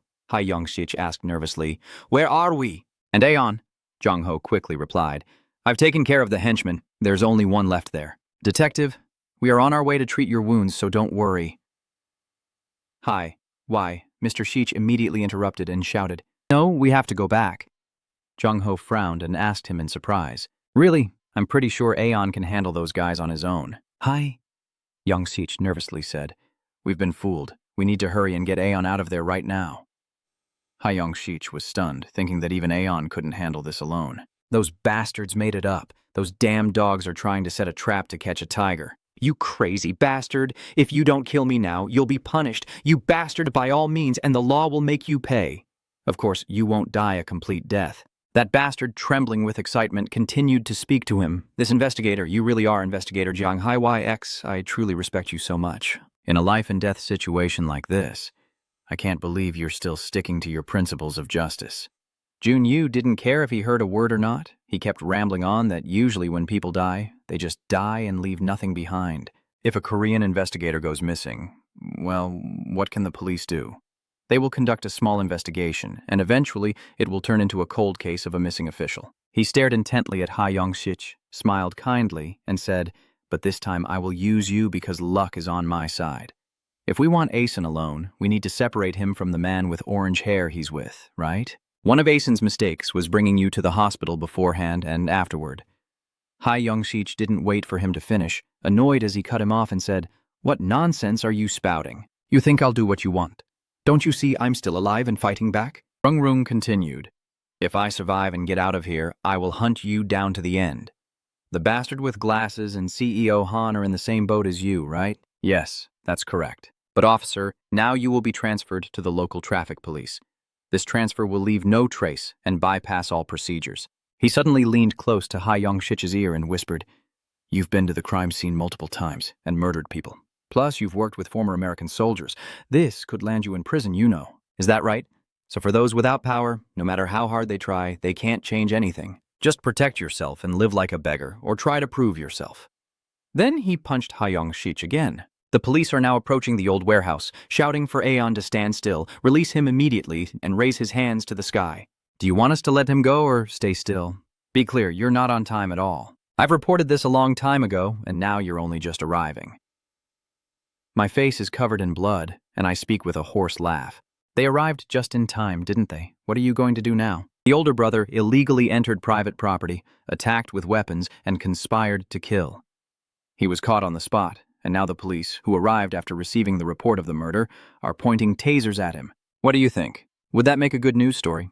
If I give them 10 million watts, dozens of journalists would sell their souls for this. You should stay silent and start walking. The trap is set for the tiger. Aeon saw the police officer about to use an electric stun gun on him, so he grabbed his collar, shook him, and threw him forward, blocking the attack. The officer trembled in panic, shouting, "Wait," but it was too late. He staggered and fell to the ground, shouting loudly. The police officer looked confused and asked, "Why is it like this?" The other one shouted, "Idiot, turn it off." The naive one asked, "How do I turn this off?" The other person gritted his teeth and said, "Let go of the gun, you idiot." Aeon then spoke, "If I don't eradicate them completely, they will keep spreading and affecting others. I don't want to dirty my hands, so I left them be." He quietly lifts the axe from the ground and softly says, "But they are rotting more and more among many. For someone like you, I need to eradicate the root." The two police officers were panic-stricken and awkwardly asked, "What are you doing?" "Put it down right now. We are Korean police." Aeon casually raises the axe and continues indifferently. "Huh? I don't care whether you're police or not. I will clean up all the rotten things. I am an axe murderer in Texas. As you can see, I joined the army on the battlefield, and I don't know how many people I've killed with this axe. There are probably quite a few people." Aeon raised his axe, smiling at Jun-Yu, and said, "If you die and go to heaven, tell them I say hello." The two police officers looked at each other in confusion and said, "Wait, reload quickly, you idiot." The other quickly followed, not forgetting to ask, "And you?" "Idiot." The other person, scared, ran out of the warehouse shouting, "I don't know anything. If you want to live, run now." The other one also ran after them, stammering, "Wait for me," and they shouted as they ran, "We're also afraid to die." Aeon stood still and looked out, softly saying, "They are running away. Is this all you've prepared? Getting caught on the spot? If I hadn't been caught, this would be over. That gun hurt so much, it can't fix this either. Nguk. It's okay. You just gained another charge for resisting arrest with a weapon. My goal is to keep you away from the getaway car. If you don't leave now, you'll go to court." Aeon approached him without hesitation, openly admitting, "Yeah, I was planning to do that to you, so I've already thought about it. Anyway, I'm not a fool." Suddenly, Run-Yu asked, "What are you going to do now?" Aeon grabbed his leg, pulled him out, and replied with pursed lips, "Do you think I only have one plan to do this? What I think is more naive than Yuan Jiang. I think he still believes the police are not on your side. But I don't." Aeon continued, "I really want this to happen so I can do it my way." Jun-Yu frowned and asked sharply, "What do you think? Why did you bring me out here?" Aeon calmly said, "Do you know what drug traffickers fear the most? Getting shot, stabbed, or caught by the police doesn't matter. Are we there yet? Why did you come outside? Because the breeze is cooler than inside." Aeon took out his phone and held it to his ear, still answering his question. "No, you idiot. I've seen a lot in the basement of the building, so I left a few gifts there." Jun-Yu opened his eyes wide, confused, and continued, "What? Who are you calling?" "Calling the police is useless anyway." Aeon smirked, amused, and said, "I didn't call anyone. It's like a remote control. Oh, I haven't told you the answer yet." The thing I fear most is that as soon as he finished speaking, the timer bomb attached inside the old warehouse started counting down to 0 and quickly exploded, sending shards of the old building flying everywhere, with hot smoke spreading everywhere. Aeon turned his back to the warehouse and calmly said, "Their drugs have vanished into thin air." "Damn it, Run." Yu sat on the ground, facing Aeon, who was standing and looking down at him. "Do you know what you've just done?" "Of course I know." "Plan a bomb in the drug gang's hideout and blow it up right in front of your boss. Is there any part where I'm off?" His eyes trembled and bloodshot. Yes, I do. You don't understand anything at all. The guy's face is getting redder and he's about to go crazy. You caused trouble with something you shouldn't have touched, and there will be consequences for your actions. You should think carefully before you act. Aeon just pretends like it's nothing. You're right. I agree with you. We should consider the consequences of our actions. That's why. He leaned in close to Junyu's furious, vein-popping face. The consequences of your actions are right behind you, you bastard. He frowns angrily. Do you think you're winning? You think you're ahead of everyone else, huh? My friend, I will do whatever it takes to give you and those around you a terrible ending. Aeon remains very calm. Since when am I your friend? That bastard, trembling and losing his composure, shouted out, I will make you regret everything you've done. He watched Aeon's back as he walked away. Him? Where do you think you're running to? Someone's talking right here. He glanced at him for a moment. What? Of course I had to run before the police arrived. Why would I need to stand here and listen to you bark? Try to recover. I hope you'll be mentally shaken. Goodbye. The voice drifts softly in the wind. If you want to approach the people around me to find me, that's fine. Because I've prepared everything. I don't think you'll reconsider yourself. He arrogantly turned around, just making an excuse, and thinking that you had won as you wanted. And live well until someone more eager to kill you than I come looking for you. The next day, golden sunlight shone on the city buildings. The news on TV reports that a former U.S. soldier set fire to a warehouse last night and fled. Du Yu sits in the office listening to the news, nonchalantly shrugging. Really? He burst out laughing with great pleasure. Well deserved. Han rushes in from outside, J.D. Hyun following. Yes, sir. Sir, did you call for me? Du Yu scowled and angrily said to Thotuk, I didn't call you, so how dare you come in like this? Sorry, sir. I heard you shouting and thought you were calling me. Can't I shout in my own room? Wait until I give you permission before you come in. Di-Huin could only bow his head humbly and say, I apologize, sir. She pursed her lips in frustration. Last time, this bastard punched me because I didn't go in when he yelled. Du Yu ordered Park to come to my room again? Di-Hui asked back. Yes, sir. Should I call him right now? Du Yu tends to get angry, so do I have to wait until Park has time for me? Use your brain. Go now. Jae-Hyun replied immediately, Yes, sir. He grins, tilts his head back, and closes his eyes in bliss, finally finding something to attack Han Jun-gu with. I'm so happy. That guy doesn't even know his place and keeps trying to climb over a wall that's too high. Du Yu leans on the desk, smiling happily, and says if you make just one mistake, you'll fall to your death. But you're already climbing pretty high. At that moment, an angry voice echoes in the director's office. Jang Hyun, answer me accurately. Things won't end just by avoiding questions. He waved his hand, his face contorted with rage. What did a detective like you do to those people? I want to know why someone like you, who obeys the law, would do such a thing. Hi. Ung-Si's face was bruised on the left side. The personal band is full of holes as the director yells. Do you think staying silent will solve everything? Where is he now, that former U.S. soldier who set the fire, and you still can't speak English? How can you understand him? He turned and looked away. I don't understand what you're saying, sir. I was just passing by and happened to see a bunch of thugs fighting. So Trong wants to scream louder and louder. What? That kid, the owner of that warehouse, has already told me everything. The reporters have already published the story. If I keep standing still like this, I'll be criticized. That old man wants to get angry, eyes bulging, rushing forward. Those soldiers have been wanted for a long time. You need to tell me everything you know. Ung-Siej keeps making excuses. Do you have any proof? The director grew angrier the more he listened. What did you just say? That kid. He casually tilts his head. The evidence that I colluded with those soldiers and the proof that someone set fire to that warehouse. Do you think you might find something on my phone? I don't know if someone could have arranged that, but of course it wasn't me. I don't even know who that person is. Hai Hung-Shich's face subtly darkened. But sir, let's say I did those things, as you asked me. Why would someone who follows the law do such a thing? You asked me, is it because you truly don't know? The more he spoke, the more passionate he became. While I follow all the laws as a police officer, real criminals are ignoring the law, and some even find ways to fight back against us. You can send me to a remote province and make me a traffic cop or even fire me. You can do whatever you like, but it won't change my mind because I'm suspended now and I'm leaving. Goodbye, sir? Hai Ung-Shich just left, smiling. It's been a week since I ate chicken feet and drank soju, and I will sleep a little more. The director was so angry he turned red and puffed up. Hey, crazy guy. At night, the streets are completely deserted.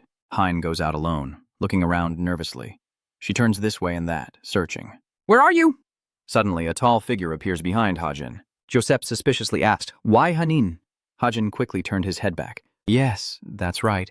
She hesitantly looked up in fear. Do you know me? Who is this big man in my mind? Joseph didn't pay attention and handed the phone to her.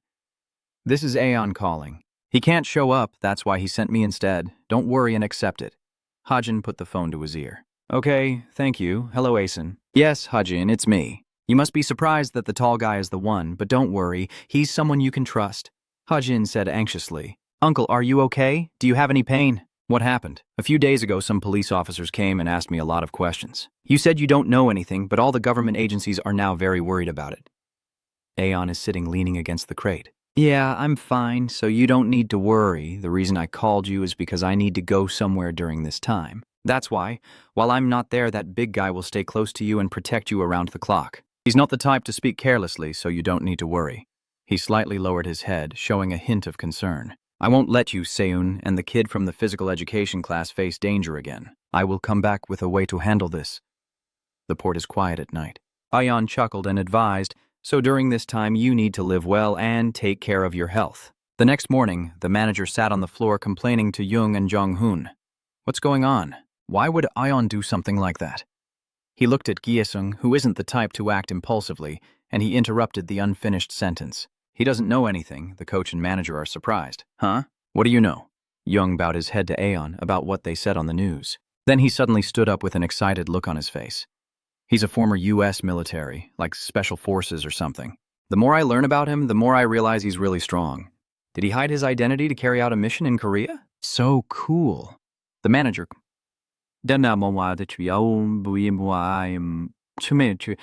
confused, responds. I don't know. Gyeosung questioned with dissatisfaction. Why? Why don't you know? Didn't you ask Aeon about his past work? The manager reminds him upon hearing that. You shouldn't pry into others' pasts unless they want to tell. The man squints at Gyeosung. But what's so important about that? I should be spending my time worrying about his situation instead. He pouted, of course, but I'm really curious about him. Jong-hoon, who has been silent all this time, also spoke up. I heard Hajin say that he called to report that he was okay. He said he would run away somewhere and come back later. What did the detective ask you last time? The strict manager replied. He only asked about Aeon's personal information, but I have no idea about that. And although I wasn't allowed to say details, he also mentioned that this incident is connected to Hajin being assaulted. I guess Aeon handled them on his own.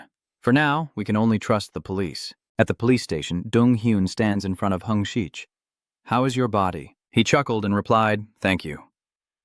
I'm fine, nothing's wrong. I apologize, Inspector Na, for acting alone. Dong-hee-unun takes out the cigarette he was holding. Well, I understand you have your reasons, but next time, don't do it alone. Work together. Put out your cigarette, and instead of getting beaten up alone, it's better to get beaten with everyone else. But since I am alone, if I get fired, it doesn't really matter. And Thanchana, you have a family to take care of. Dong-hye-unun looked down calmly. As long as I have my health, that's enough. Do you think I can't support my family? Being a former honest police officer is better than being a cowardly traitor to keep the position.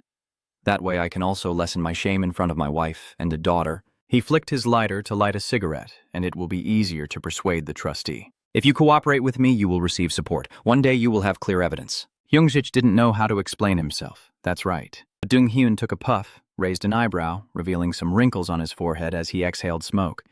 Still, I have to admit he's a bit of a rookie. Are you planning to do everything yourself to look cool? But then it all fell apart. Caught off guard, this is the style of a cop. I was just showing off to these thugs. Right now at the hospital, a sigh echoes in the ward. Wow, these bad guys are really diligent. In front of a room, 2 guards are standing watch while inside, Run Yu, dressed as a patient, sits on the bed. Manager Kim, sitting beside the bed, instructs, First, take care of the urgent matters. We've bought some time, so I will temporarily set up another factory. Suddenly, he turned back and shouted, What are you doing? I already said, even if you're a doctor, you can't take it. Suddenly, before Director Kim could finish speaking, a hand shot up in front of his face. Go! He was knocked off balance and fell to the side by the man with brown hair and sunglasses, whose powerful strike shattered his glasses and sent the lens flying in a curved arc. What the hell just happened? Who are you? Du Yu leaned out, placing his hand on the shoulder of the man in glasses who had just struck someone. Guess what? Looks more intimidating, right? I just hired a new person. You've caused a big mess this time, little one. You let it happen because of your arrogance, right? He said, with a growing smirk. This damn dog. Maybe you were just born to be discarded, you know? You can't even protect your own child, and if your mother up there saw you like this, she'd be furious. Junyu looked at his exhausted appearance and asked, "What is your purpose here? Just come out with it. I'm not happy to see you." Du excitedly raised an eyebrow. "I'm the only one allowed to laugh here. You always have that attitude, but I find it amusing. And as for Dad, I came here to talk to you directly. You two, listen up and pay attention. You dare to be confident that you can handle everything. The factory was bombed. What is this? A bombing in the heart of Korea?" Manager Kim could only stammer in response. "I apologize, sir." Du was further scolded. "You're really stupid. And as for what my father wants me to tell you, he was standing by the hospital bed with his hands in his pockets. The factory needs time to resume operations, so if you want the bosses to be pleased, there's no other way but to prove the effectiveness of the new drug you hid elsewhere. In short, Du is ruthless and relentless. I don't care if you try the drug on the bus seat or on yourself. Your leg just healed, so you have to get back to the fight. At that time, you had to show them how effective the new drug really was. No matter how stupid they are, you should understand this, right?" He turned around and threw out a few harsh insults, saying, "Don't bother me with useless beliefs anymore. Loosen up and stop acting so naive." Run Yu, furious, with veins bulging on his temples and his face flushed. "Where is that Lim Si-chun? Where is that bastard?" Inside the training room, the sound of punching the punching bag echoes loudly. Si-chun raises his hand to stop Bao Cat. Do-hun stands with his arms crossed, watching him. "All right, you're better now, but it's still not enough to beat CEO Han. No matter how you look at it, I don't think you can win the usual way." Se-chun stands beside Bao Cat, listening to Do-han ranting, now that An Aeon is gone. "I know you'll be angry if I say this, but if you get hurt in this reckless fight, Hajin will be even more heartbroken. You lunged at Huyen, so think long-term and trust the police." Chun's car cut in. "You're right, I've thought that way too." He was panting heavily, sweating profusely. "But have you heard about those bastards coming to Jim's room? They deliberately showed up to meet Hajin. Chun's car, exhausted, squinted, so I decided they must be punished so they wouldn't dare come near us again." He angrily turned around. "That bastard Han, I will break his legs so he's crippled for life." Do-hun is trying to calm down Chun's car. "I understand how you feel, but right now you can't do that with your current skills." While I was advising, you suddenly exclaimed in surprise, "Maybe I'm seeing stars because I'm too exhausted." Chun-shi looked blankly in the direction of Do-hun. "What's wrong? Are you seeing a ghost?" "She looks like a dragon-headed woman." A female voice echoes, "Hello, strong young men. It's been a while. How have you guys been lately? Just look at that smug face. The kid standing next to him is Chun's car, right? Do-hun is swaying all over. Is this real? Why would she?" Zhe-chun, forgetting his anger, asked, "What's going on? Who is that? Why do you look so scared?" Brother X just arrived, with his beautiful and stylish appearance, long hair flowing, pointing towards the Chun car. "Who am I? Let's get to know each other first. Handsome guy." That night, Aeon was standing in a corner, leaning against a container at the warehouse. "Why is the terrorist just standing here posing like that?" Aeon glanced at her and asked, "When did you return to Korea? I thought you were still abroad and wouldn't be able to see you again before I left." Su Huin puffed out a straight stream of cigarette smoke and said, as if people would think I'm very close to you now. "You only call me when you need something, you bastard." She waved her hand, causing Aeon to lean aside a little. "I really want to beat up this terrorist. What do you want to ask for this time? And how long do you plan to hide your face?" He glanced around, probably depending on how things turn out. "What I need is someone to protect Hein 24/7 because someone is targeting her." Aeon stroked his chin thoughtfully. "A monster capable of defeating even the strongest, or someone ordinary wouldn't dare to face. A person who looks like the orange-named guy she sent last time." X. Huin pinches a cigarette between two fingers, exhaling smoke coolly. "Ah, Jong-ho, he's not bad, but too stupid to protect Hein. Do I still send this tall, quiet guy or not?" Aeon lowered her eyes and hesitated for a moment before saying one more thing. Shu Hui responded casually. "Of course I still exist. How could you live without me?" Aeon bowed his head. "I want her to do it personally, so teach her to discipline the car." When Hui heard that, his eyes bulged with two big hearts, clearly showing he's a girl crazy. "He's my type. You want me to teach X-Chun how to drive, right? English? Acting like you're an adult, huh?" Aeon, refusing to give up, continued to ask for help to teach him to fight. A fight more intense than martial arts. A fight for his life. Returning to the present, Brother X indeed kept his promise and went to find Zhe-chun. "Your long hair is flowing in the wind," pointing at him. "Handsome guy. What are you doing? Are you kicking the cable? That muscular guy is teaching you boxing, right?" Du-hun bites his lip, his whole body tense and sweating. Chun's car standing behind you, suspiciously asking. Me? You know me? Shu-hun replied happily with a smile. Of course I know you. I really like you. You want to kill someone, right? Then you have to learn. It's not just martial arts, the manager standing behind her asked in confusion. What are you doing here, Du-hun? Do you know she's beautiful? Du-hun hesitated when asked his name and replied, I know her face, but I don't know exactly who she is, except that she's very scary. Tu-hun chuckled at the manager. You must be the gym manager, right? Facing her, the beautiful girl makes you so flustered you can't speak clearly. Yes, I love you. I mean, what are you doing here? X. Huynh still has a charming smile. Can I use the gym after hours? I will pay in full so you can buy new equipment if I damage it. The manager looked stunned at Huynn's proposal. Huh? If you damage the equipment, this is a boxing gym. Using it for other purposes might be a bit much. But what do you plan to do? She softly replied, You don't need to know exactly what we're going to do. She squinted and handed a thick envelope tied with a string to the manager. You can pay for the rent here, and I heard that your muscular friend needs a workout partner, right? He stared at her in surprise. Why you? But they are quite skilled at it, so... Shu-hun smiled even brighter. Coincidentally, I know someone skilled in boxing, and if it's okay, I'd like to ask him to be your sparring partner. Would that be all right? She cheerfully offered. This is a pretty good deal, so I can use the training room now, right? Chun-chi hasn't understood what's been happening all this time. Sorry, could you explain what's going on? Chu-hui glances at him with interest. Aeon asked me for a favor.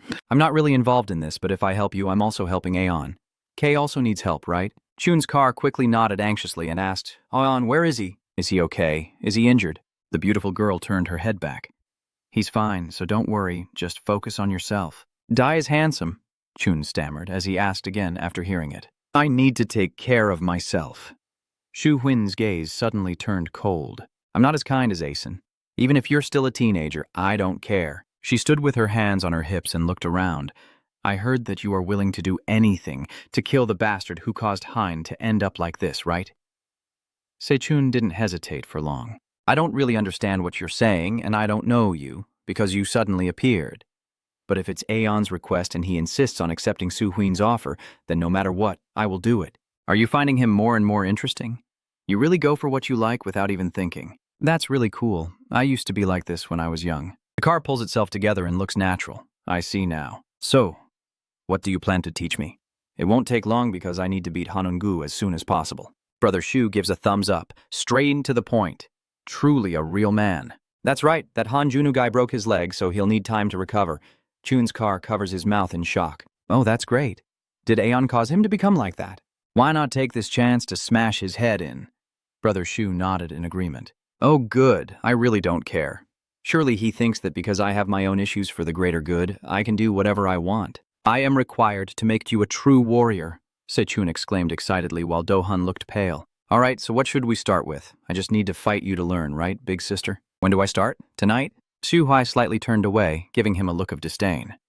Don't ask any more. Keep it to yourself. I am your trainer, and your opponent is someone else.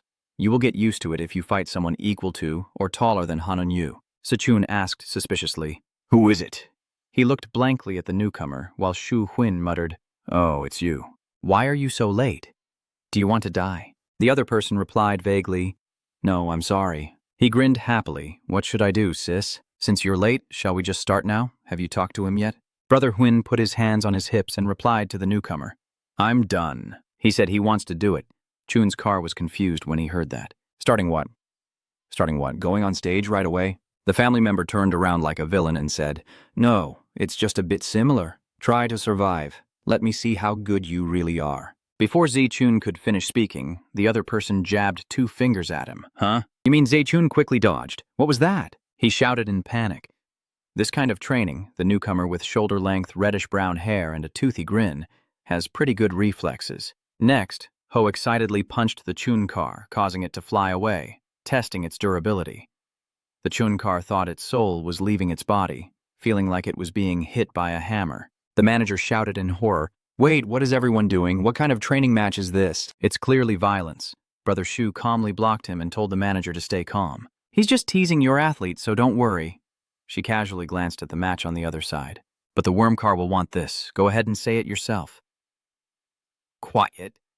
The car trembles. Dung keeps attacking Chun with both hands nonstop, so he can only block the hits with his hands.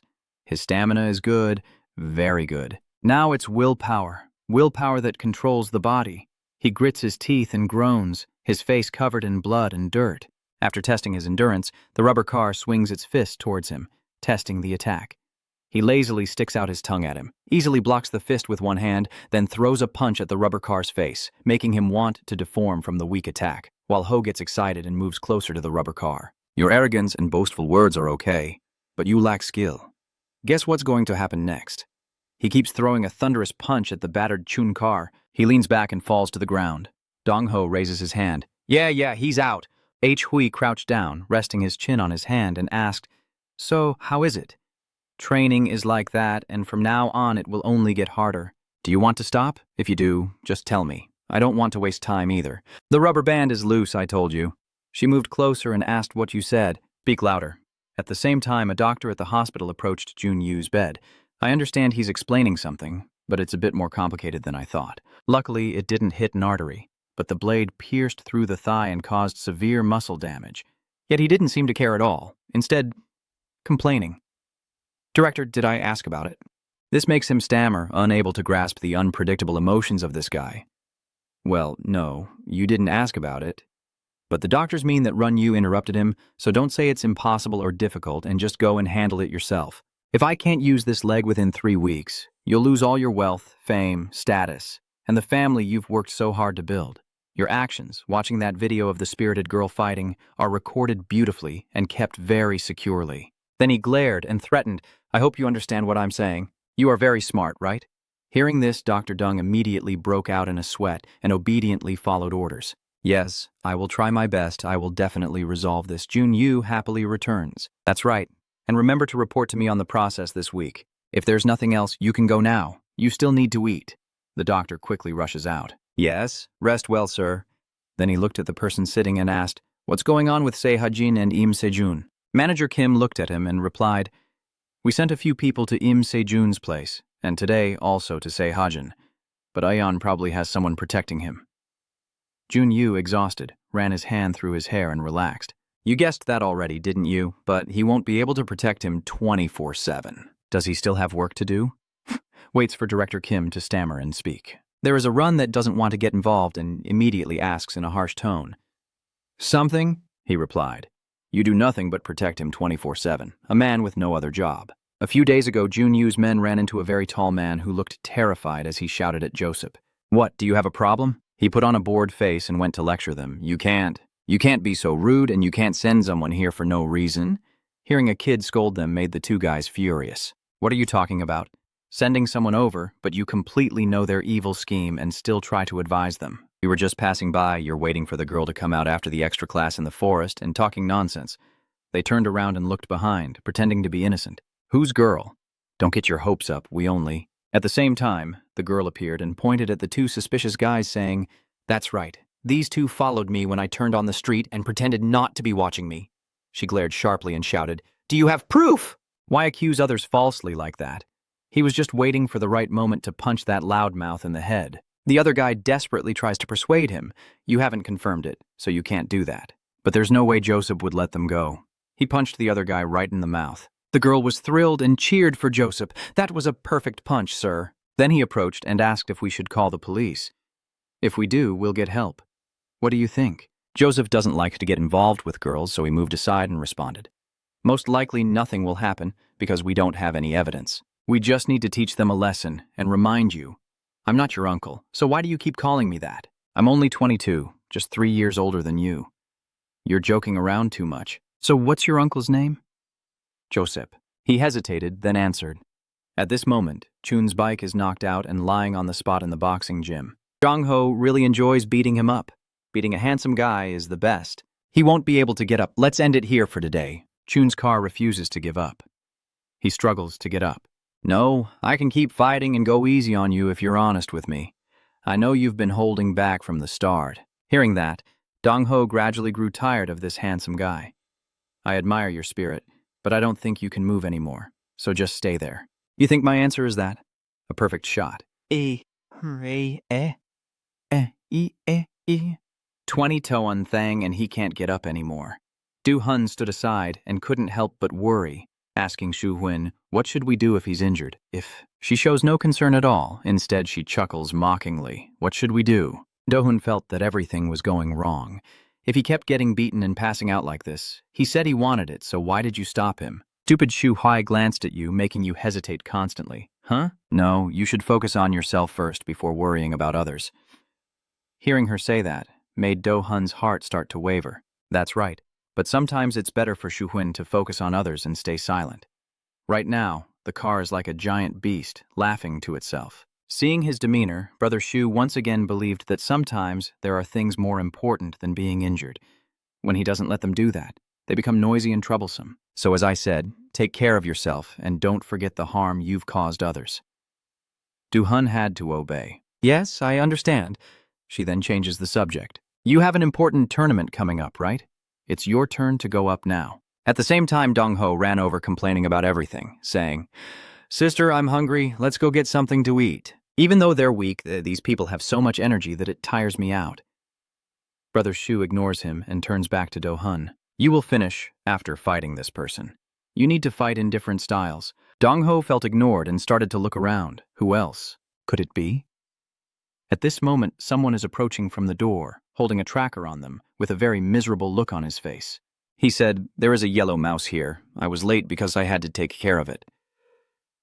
Brother X came over to complain to him in many ways. Oh, you made them dirty. I told you to hold back when fighting ordinary people. Why did you use so much strength on a single mouse? Seeing the tall, muscular man in front of him, everyone turned their eyes toward him. Who is that? Dong-ho immediately recognized and shouted, You're here! I didn't think you'd come! You're doomed now! That man with blood on his face said, I think this kid needs a little extra coaching, but if some rookie gets involved, it'll be a problem. Rookies will do anything for money, so our job is to tear them apart. The scene shifts outside the boxing gym, where the sneaky guys are all being beaten badly. 5 of them are injured in multiple places, but one still retains his composure. He muttered, What kind of monster is this? Taejok looked up, feeling disappointed, thinking it would probably be quite troublesome if the gangsters got involved. Those bastards will do anything if you pay them, so we have to kill them all. Hearing that, Brother Shu burst out laughing. That's right, if they bother us too much, we can just kill them, but please help me out and I'll treat you to a good meal. Mr. Ung hesitated but then agreed. All right, I guess I have to deal with these trash now. Out in the hallway, a few others think the current manpower is sufficient, so Shu Huin starts to focus on Dong-ho's watch. You're hungry, right? If you want to eat, take them somewhere private. He immediately pouted and retorted. But sis, I've been working all day already. Joseph just needs to be a bodyguard, so why do I have to deal with these disgusting guys? Shu He had to resort to force and threaten. You talk too much, I'll hit you now. He had no choice but to accept his sister's punishment. It's so unfair, how much is still outside in Ha'an? Suddenly, another guy rushed in from the door, and Dong shouted in alarm, Watch out behind you! He tried to secretly stab Taejok from behind with a knife. Seeing that, Huin shouted out, There's a knife behind you, man! The old man angrily shouts for silence. I guess I'm getting old. That's why I've become a bit careless. This coward dares to stab me in the back? The rhino used its arm to block, that's why the serum sprayed out. Jung-ho saw his older brother seriously injured and immediately started complaining non-stop. Here we go again. I told you to be careful, but you didn't listen. Seeing the tense situation, Do-hun was very scared and stepped back. He got stabbed. Seeing him like that, Brother Shu had no choice but to go and complain. Now put on gloves and wake Sejun up. He's been sleeping all day. Are you guys not sleeping at home or what? Over at the rhino side, that guy is whining and crawling around like a fool. He gently lifts the boy's hand, holding the knife for questioning. Hey kid, let me ask you this. Who do you belong to? Boss? Who are you? He was trembling. What are you asking for? The rhino had to guess, randomly. Are you Kim Manja? Are you serious? We're just playing around. He saw him slurring and immediately scolded him. What are you asking for? Are you afraid of your teeth? Or what? Seeing the man keep teasing, he tightened his grip on his hand even more. So do you know Putrang? Du Changun, Yong Dukchun, Huabiduk, Duansich Junchov. You just asked one question and this old man is so talkative. Let go of my hand and see, that guy always insists on pulling his hand away. My hand suddenly, Taejok angrily clenched his wrist. You, the ignorant fool, are a traitor selling your soul for money. That guy was in so much pain he bulged his eyes and yelled out. My hand, let go of my hand, and then talk to this crazy guy. He then raised his fist, with no other choice. I have to teach you a lesson. Then he delivered a powerful punch to his lung, making him spin his head and flail wildly, eventually losing consciousness and collapsing painfully. Syrup kept flowing from his mouth and nose, as if his internal organs were injured. Jung-ho felt deeply sorry for his older brother and anxiously shouted, "Damn it, why didn't you dodge when you could?" But Taejok didn't even think about avoiding it like scratching an itch. Dong-ho kept complaining. What are you scratching? A small knife is still a knife. Hand it over. I'll bandage you up. Seeing the situation look better on the Do-hun side, he chuckled happily. I thought he couldn't fight back because he was stabbed, but I didn't expect him to have to fight alone this time. Brother Shu-hun showed a smug face and looked away. It's been a while since we finished preparing. 5 minutes Taejok will give the time to wait for the bandaging. Suddenly, the old man's gaze fixed on Do-hun, making him feel that something was wrong. What's going on? Why do I feel like I'm about to die? A little while later, Chun's car slowly woke up in the gym room. At the same time, Shu-hun sat down beside him and asked, Han, why are you still awake? Why do you look so weak? How long have you been sleeping? She looked at your face to assess, not sure. You were drooling all over. Are you sleep-deprived at home or something? Suddenly, the topic shifted. Are you going to train with him soon? You're boxing, huh? She praised the rhino enthusiastically. He is good at everything and can even help you fight. Hearing that, he also feels reassured. That's good then, thank you. But what are you and they doing? I heard you used to serve in the military with Aeon. Is that true for them too? We will give you an answer. That's not it. We only share the same goal, and now Aeon has asked me to train you. Oh yes. But why did Aeon take the risk to help Hajin? Do you think there's a special reason? He hesitated, so Brother Shu also responded accordingly. Hajin looks just like someone. He will tell you eventually. Are you trying to find out if it's because your girlfriend got hurt, or because they managed to escape? Thinking about the old memories makes Chun not feel very happy. At first, Hajin was very scared. I was so angry that they were still alive. But as I got closer to them, I had another wish, to confidently tear Jungon apart. That night I couldn't sleep because I felt so weak. Because of my uselessness, I couldn't protect everyone around me. They say it's not my fault, but I know if I had controlled myself, nothing would have happened to Hajin. You think you should handle the problem you've caused yourself. Even if it pushes you to the limit, you have to make those bastards pay. Only then could I sleep. Then I turned to ask her opinion. Do I act too recklessly and selfishly? Soo-hun did not hesitate and replied directly, yes, you are indeed a failure. Surprised, he asked, but after all, isn't that true of everyone? That's why I was able to grow, because we are selfish and daring enough to pursue what we want. Some people ask, what if we rush forward recklessly and end up dying? I just wanted to tell them one thing. Why are they asking me about your life? Just go live your own. Hearing this, Chun finally understood the truth. So just do what you want and accept the consequences. Instead of sitting here pondering, go practice, she just advised with a smile. Then the scene shifts to the detention room at the police station. In the interrogation room, Dong-hun looks somewhat helpless and sighs softly, asking, do you still refuse to say a word? He asked. Again, seriously, looking at him. This time his voice drops and he says, do you think you can handle this whole case? You're only 20, aces. Just take responsibility for your mistakes and start over. Dong-hun patiently advises, just admit your mistake and make amends, you still have a chance. It seems he doesn't even pay attention to those words. In-hun uttered a vulgar word, pressing his face close to Ko to intimidate him. Dong-hun remained calm and softly reminded him, you're not afraid of revenge? Afraid. Now there are only the three of us here and we haven't recorded anything. Until we catch the boss, no one will know you were the informant. Trung-hun burst out laughing, looking at him mockingly with a teasing tone. What nonsense are you talking about? I don't understand what you want to know from me, but even if this detective uncle catches the boss, so what? The weeds have grown back and I'll still be avenged. You don't think so? Are you pretending to be stupid or really that dumb? Do-hun, annoyed, pressed the guy's head down on the table and shouted angrily, is this bastard's brain broken? In-hun was caught off guard and let out a painful scream. You grind your teeth and almost growl in his ear. How dare you talk back disrespectfully and insult the person trying to save a worthless trash like you that no one cares about? What are you talking about? You're saving me? Are you saying you saved me? When I was screaming and begging, those damn cops just stopped and said it was the law. Despite my body trembling with pain and anger, Hun sneered disdainfully. But when I held important information, you all said you wanted to save me. Forget it. I still live well and eat well just like those cops like you who survive on taxpayers' money. You raise your hand ready to slap him in the face, your voice thick with anger and contempt. Oh, poor failed kid, stop whining about your circumstances. You went to jail because you committed a crime. Don't make excuses. He remained unfazed by Dong-hoon's rebellious reaction, maintaining his calm demeanor. He stood up straight and gently said, I am Dong-hoon. Please seriously consider what I am telling you. This is the last time I will see you here.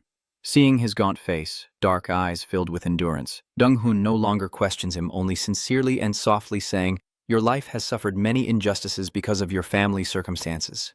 You probably think that everything has turned out this way because of life. He understands that feeling of helplessness and anger at fate, but then he speaks in a deep voice.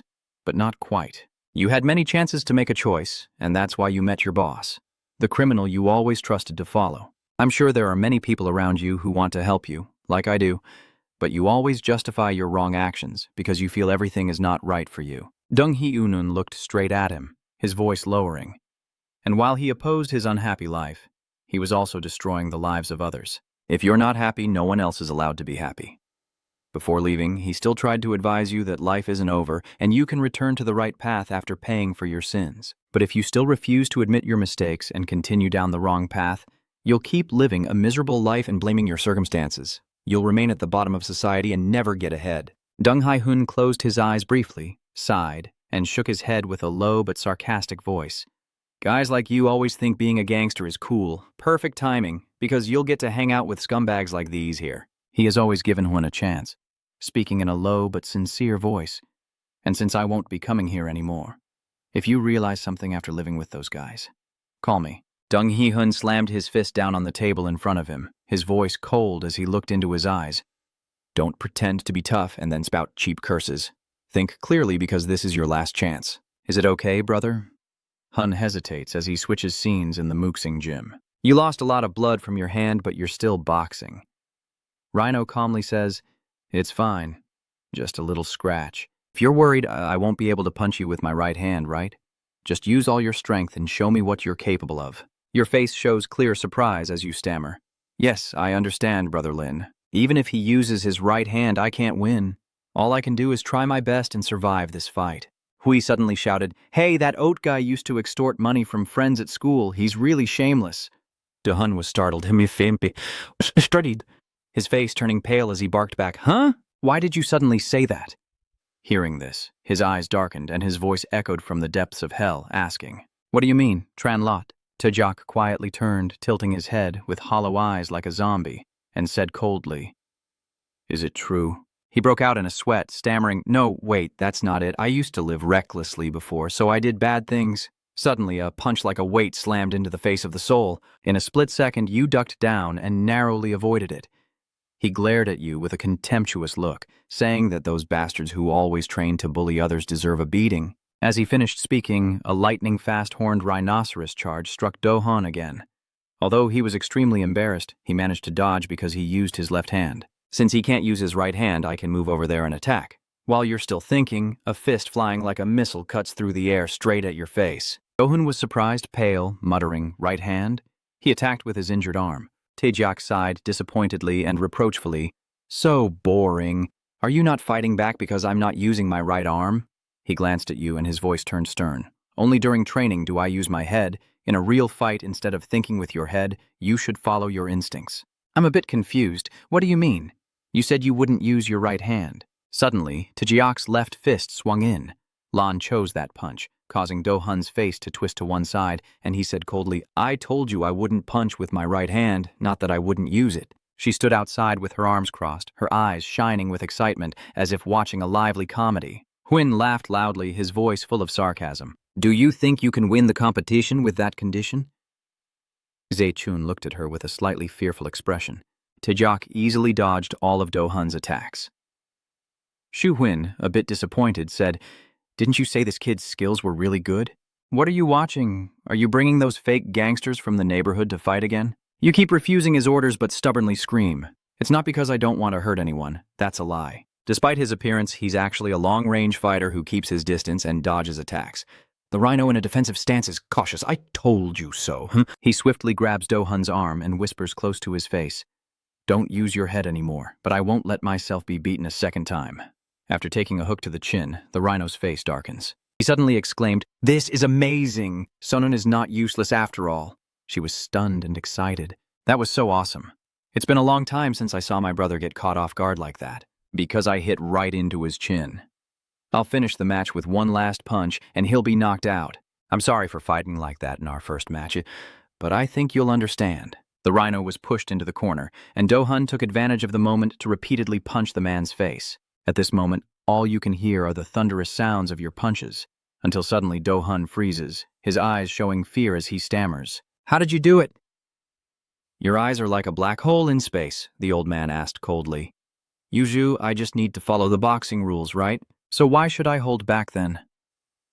Tajiak clenched his upper arm, staring as if swallowing you, and said in a low voice, "I'm not even your coach, and even if you get knocked out in the match, it has nothing to do with me. Do you think like me?"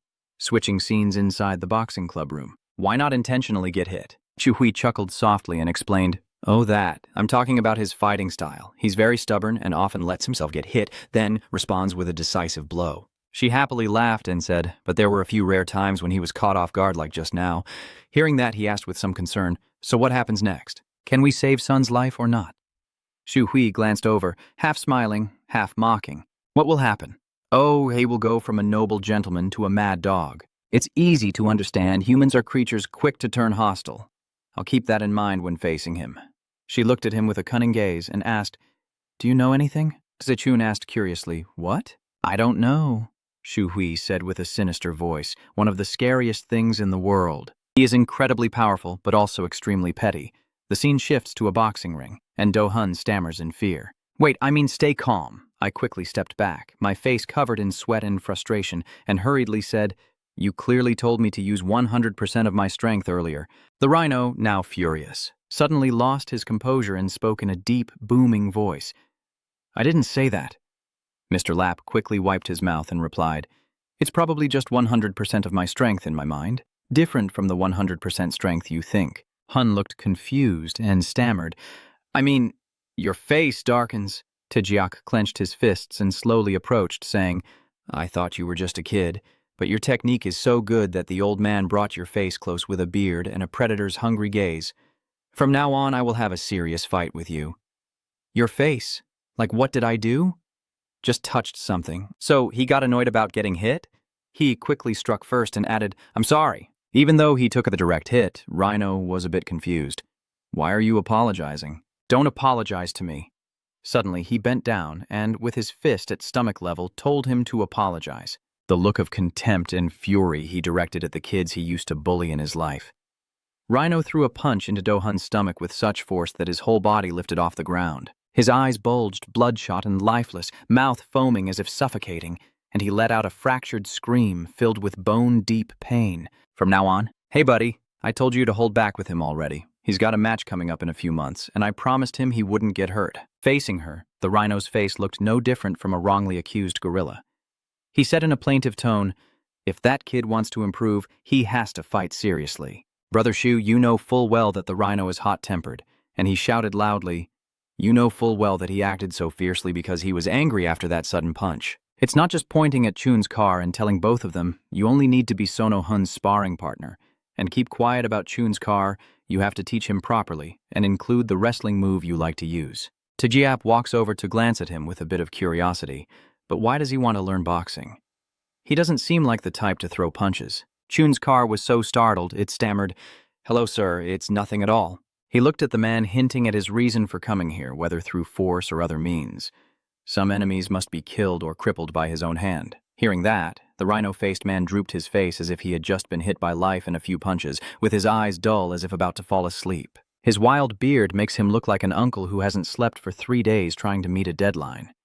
Shu Hui looked at Chun's car with a surprised expression and exclaimed, "This kid is also straightforward. Luckily, we're in the same boat and can understand each other. He said you're too easygoing, made me want to punch you, but since I also have someone I want to tear apart, I understand you."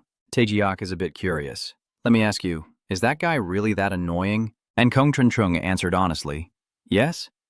Regardless of what others think or what circumstances that bastard is in. Zechun looked up at him, his eyes hardening, his voice deep and hoarse as he tried to hold back his anger. "For me, I need to kill and tear that bastard apart." Tajiak nodded slightly, calmly saying, I can only teach you how to tear them apart. The rest is up to your judgment. From behind, Du Hunlei, trembling from the pain earlier, mustered the strength to stand and said, "Please be my opponent if you think you can handle it. Are you awake now? Your endurance is worse than I thought. Do you really think that good dodging technique means you never get hit? Or do you only get hit with weak punches?" Suddenly, Taejiak threw a really hard punch and shouted, "You need to train yourself to be amazed and confused when you hear what I say. Get used to powerful punches. Understand?"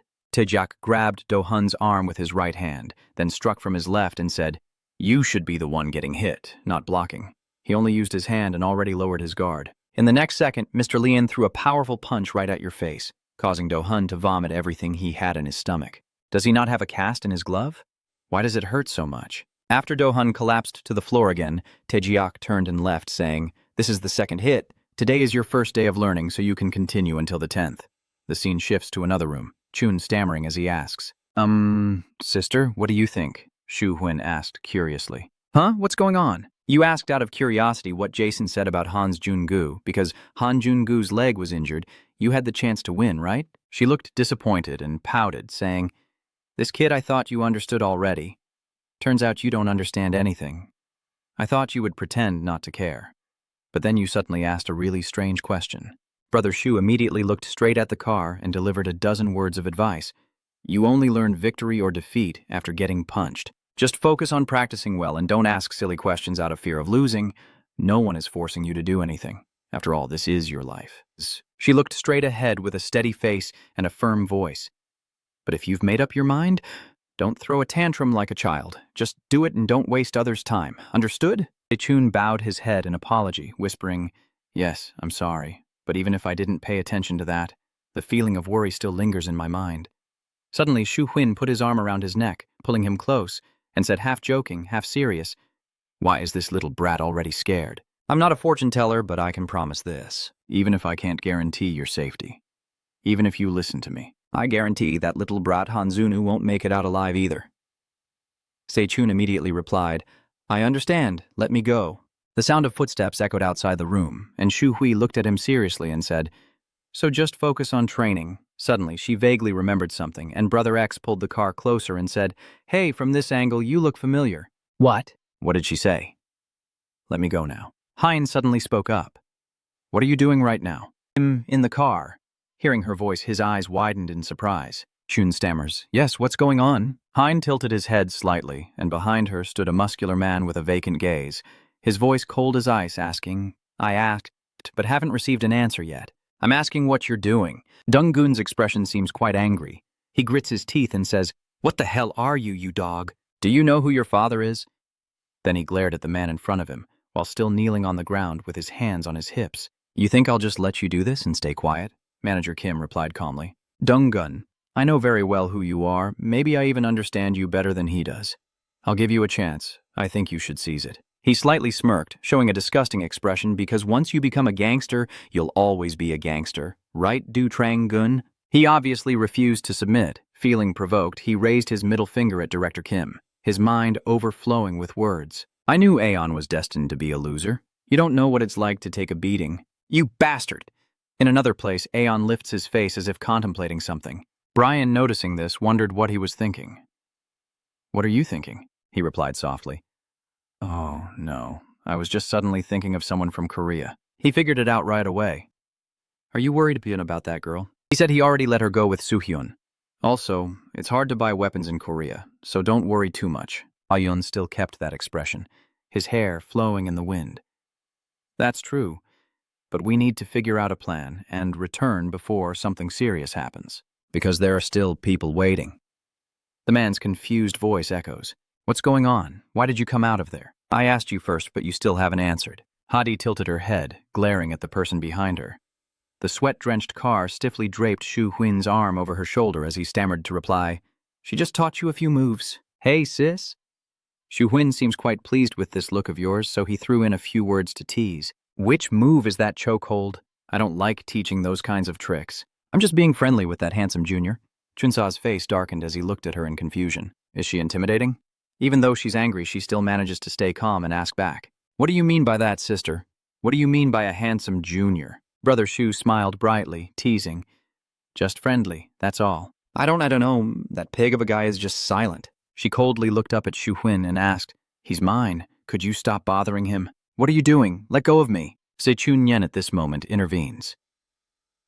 All right, let go of me now. She hasn't given up yet, raises her hand to greet Hajin. Is Sejun yours? You're so silly and adorable. Nice to meet you, little sister. You are Jin Zuhun. I am Hajin, right? You're Hajin, right? Her face shows a look of surprise. Yes, I'm very happy to meet you. Do you know me? My mind keeps changing. What is going on? Why do I suddenly find this older sister so stunningly beautiful and tough? I'm going crazy. Su Hui happily replied. Of course I knew. Sejun and especially Aeson talk about me a lot. Hearing that, Hein was even more surprised. Yes, that's Uncle Aeon. Do you also know him? Where is Aeson? Is he still okay? What's going on? Why did he suddenly become a suspect in the arson? She hurriedly inquires about Aeon's condition. Where is he hiding now? Is he injured anywhere? What does he want to accomplish? Could it be that Aeon is involved? Suddenly, she bowed her head sadly. Why do I keep meeting strange people? Because I don't care anymore.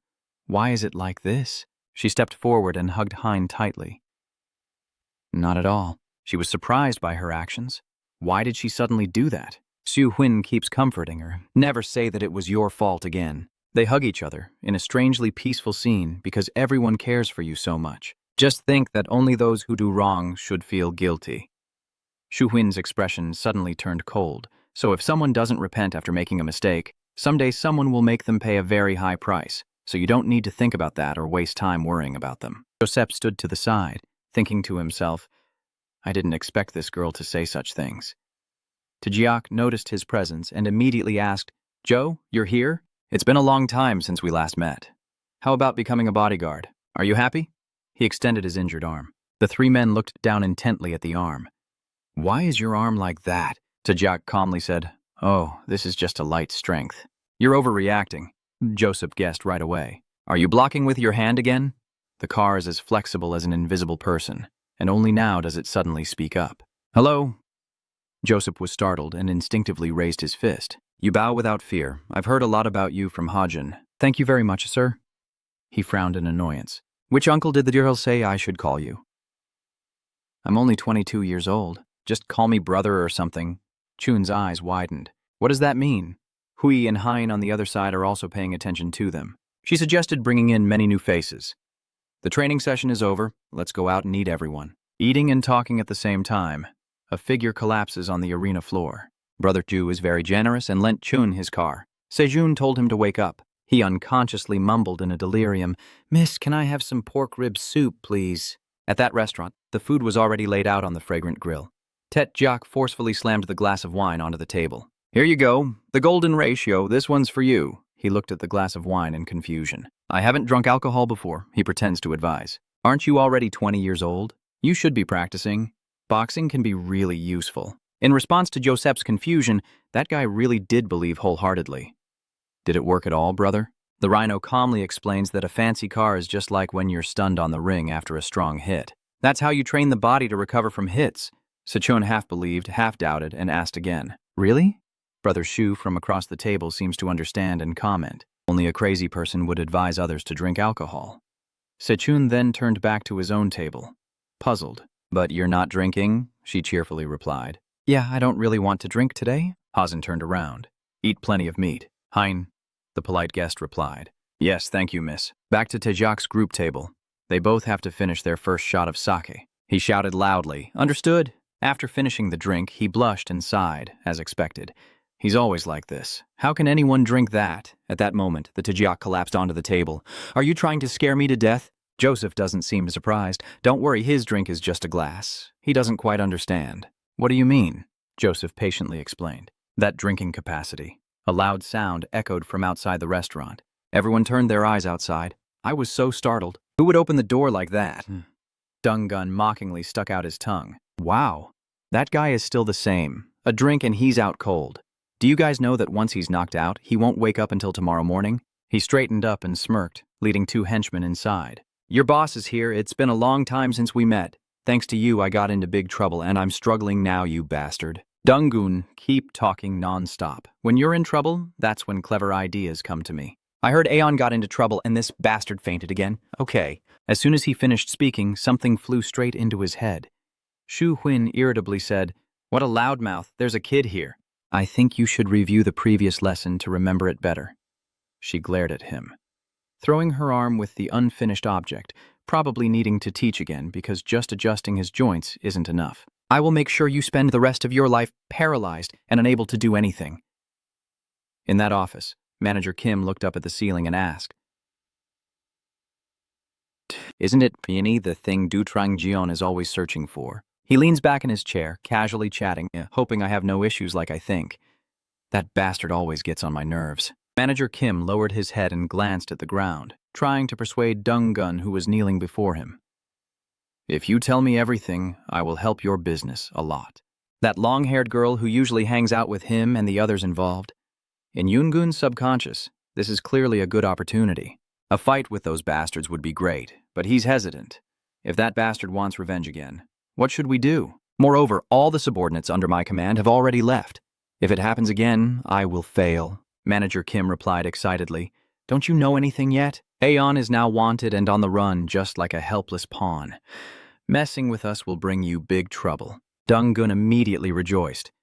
"So now we don't have to worry about that bastard Aeon anymore." He admits it, that's right. "So, Mr. Du Chang-gun, think carefully about it. Now you probably know which side you should take." Manager Kim hadn't finished speaking when he interrupted. "Taejiak, my brother in Busan used to be called Taejiak, and it was him who brought that guy back. That bastard." He suddenly sighed, saying, "Your brain's reaction speed is faster than I thought." "Oh, is that guy the one with short orange hair and a bit taller?" No. He seems to be one of the guys Taejiak has been leading lately, tough with many wounds on his body and face." He points to his face, which also has a scar like mine here. "Anyway, that guy suddenly showed up with the bastard who knows Aeon and turned everything upside down before leaving." Dung Gun looked into the distance, reminiscing.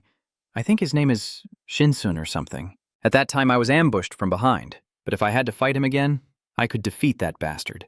The problem is Taejiak, no matter what he thinks, that guy isn't human. In his mind, the image of Taejiak's back suddenly appeared.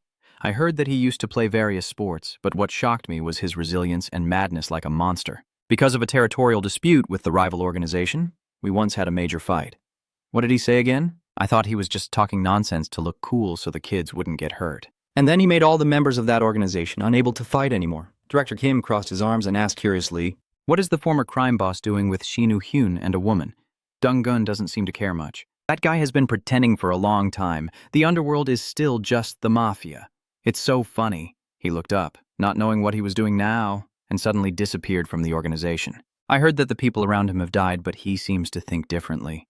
So he has no weaknesses. Donggun continued to reveal everything he could about the rhino, but it was really nothing. They said using a knife or anything else was useless, so at least you should carry a gun. "Oh, there's a way to drink next to a pile of broken bottles?" He slumps his face on the table. Just one shot is almost enough to make him pass out, to the point that no one would notice if he collapsed. Back at the group's restaurant, relying on his underlings, Dung Gun lifts his face and says, "Hey, you little bastard. Because of you, my father's work has been disrupted. It's been really tough lately. Do you understand, you little punk? Why are Chun's men suddenly watching him? Who is that thug?" Brother X gently advised him. The Chun car moved back to protect Haran. Curious, he asked, "Do you know everything about that guy?" She reached out and grabbed the chopstick from the table. "Yeah, just trash." They keep dodging out of the way and throwing it forward with force. Maybe this time we need to make them realize clearly, show them a proper punishment so that the next criminal won't dare to appear again. HX turns her perspective elsewhere, starting with her visual angle. She continues to throw another chopstick, and this time it hits Dung Gun directly in the eye. He fell backward to the ground. Dung Gun was stunned and hadn't yet realized what had happened, his left eye bleeding profusely. "Ugh!" He immediately got up, pointing and giving orders to his two henchmen. "What are you guys doing? Damn it, just kill that bastard." Brother Shu calmly replied, "Are you barking loudly because you brought those damn dogs here? You guys are just like losers." "Hey, did that bastard just stand up?" "Loser, damn it! Do you know who your father is?" The other guy cracked his knuckles. "It's been a long time since I had the chance to punch a girl. No matter how civilized you try to be, this world doesn't allow it." Brother Shu is pointing at Donggun. "I have something to settle with the guy lying there. You guys play with him. Line up." Joseph immediately stepped forward. "Yes, ma'am." Then he called out to two thugs. "Hey, you assholes, don't cause trouble in this store. Just go outside."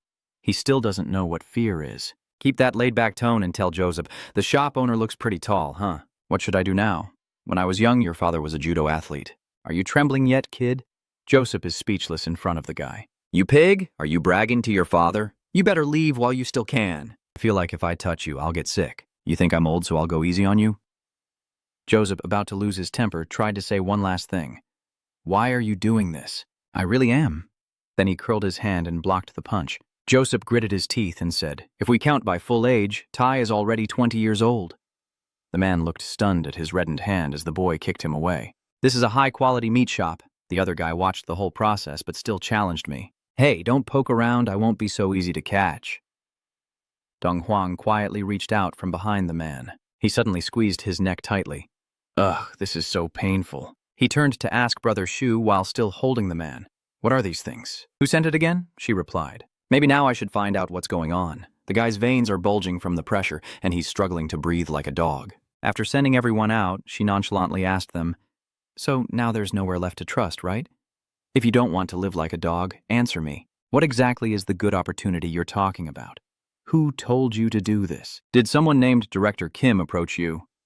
Dong Gun, holding his injured eye, cursed him silently. Director Kim, this bastard ordered us to bring the strongest bastards to kill. But he also didn't forget to threaten us. Today I've had enough, damn it. Blood keeps flowing from my eye. I'll go get emergency treatment first, then I'll tell everything. If I go blind, I will capture all of you and kill every single one. Damn it, it's not enough. Brother X doesn't care. She grabs another pair of chopsticks and sticks them straight into Dong Gun's ear. Well, at least he can hear now. Dong Gun screams in pain. My ear? Dong Gun can't believe you. He leans against the door, clutching his ear and shouting, Hey! Hey! I have a problem with you. What did you do to this bastard? Xu Huin pretends to be sympathetic, mocking Dong Gun. His mind is truly something else, still not waking up after all this. At this point, he might as well have no brain at all. She turned back into the shop and ordered, Dong Ho went to the kitchen to get a knife. I will fix this nose lightly. This guy needs to be thrown away. Dong Ho agrees and follows your lead to get rid of him the way you always do. Just by looking at it, you can tell it's not recyclable. For a type like that, even using tax money to keep it alive is a waste. I wish it only ate insects. That would be so much better. He smiled and said to Joseph, Joseph, go borrow a knife from the boss, sharpen it, and bring it back here. He agreed right away. Okay. Oh, and Tejak has already had a drink and gone to sleep. Dong Ho seems quite pleased. Look, Joseph peeks into the kitchen to find someone. Boss, where are you? If you don't mind, may I ask you something? The cook was terrified, sitting collapsed in the corner of the kitchen. Please save me. I won't call the police. I'll pretend I didn't see anything, so please save me. You must have been really scared, huh? Sorry about that. Thank you so much for not reporting it. Don't worry, everything will be fine. Then Joseph pressed his stern face close to hers. She was truly embarrassed. But please do me a favor. Which knife in this kitchen is the best for cutting? She was immediately terrified. Please save me. I still have 2 kids at home outside the restaurant. Joseph is holding the knife and giving it to you, sister.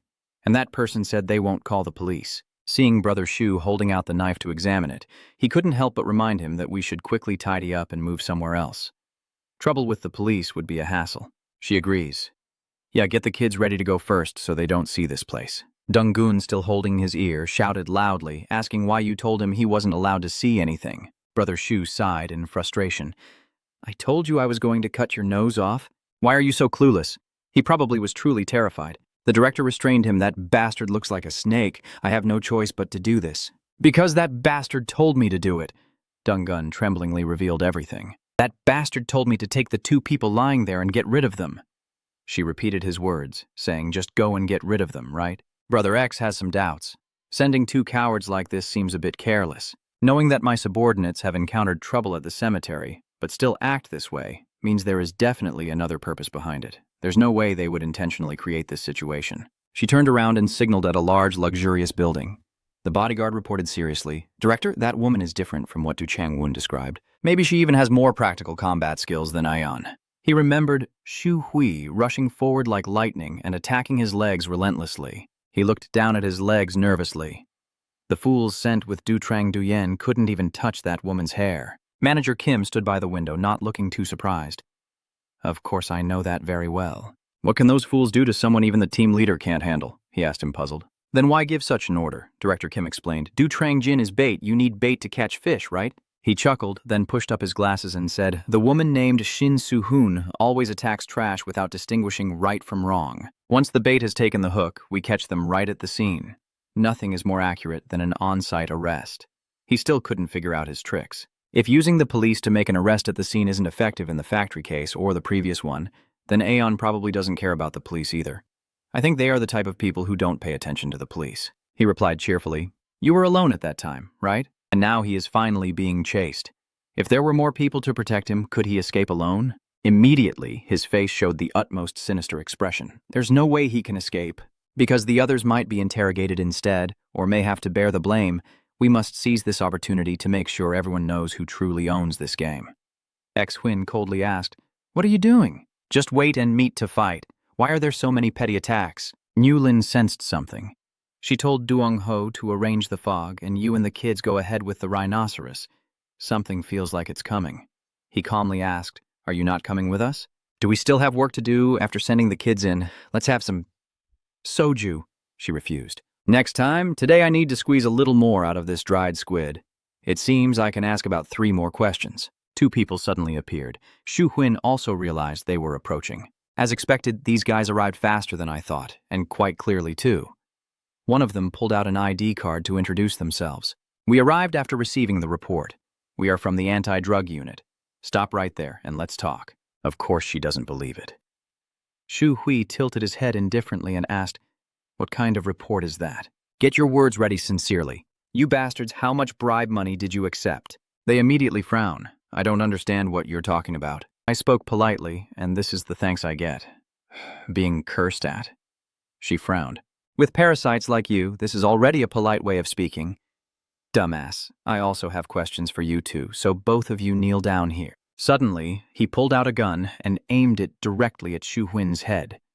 He sneered as he looked at her. In situations where a citizen's life is at risk due to an incident involving weapons, using a gun can be justified. Please cooperate and follow me while I speak softly. If I shoot here and you die, that's just how the situation is. And I only need to write a report. So be obedient.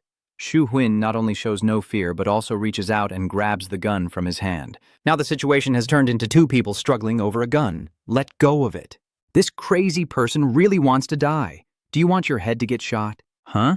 Shu He sneers contemptuously. You can't shoot the head.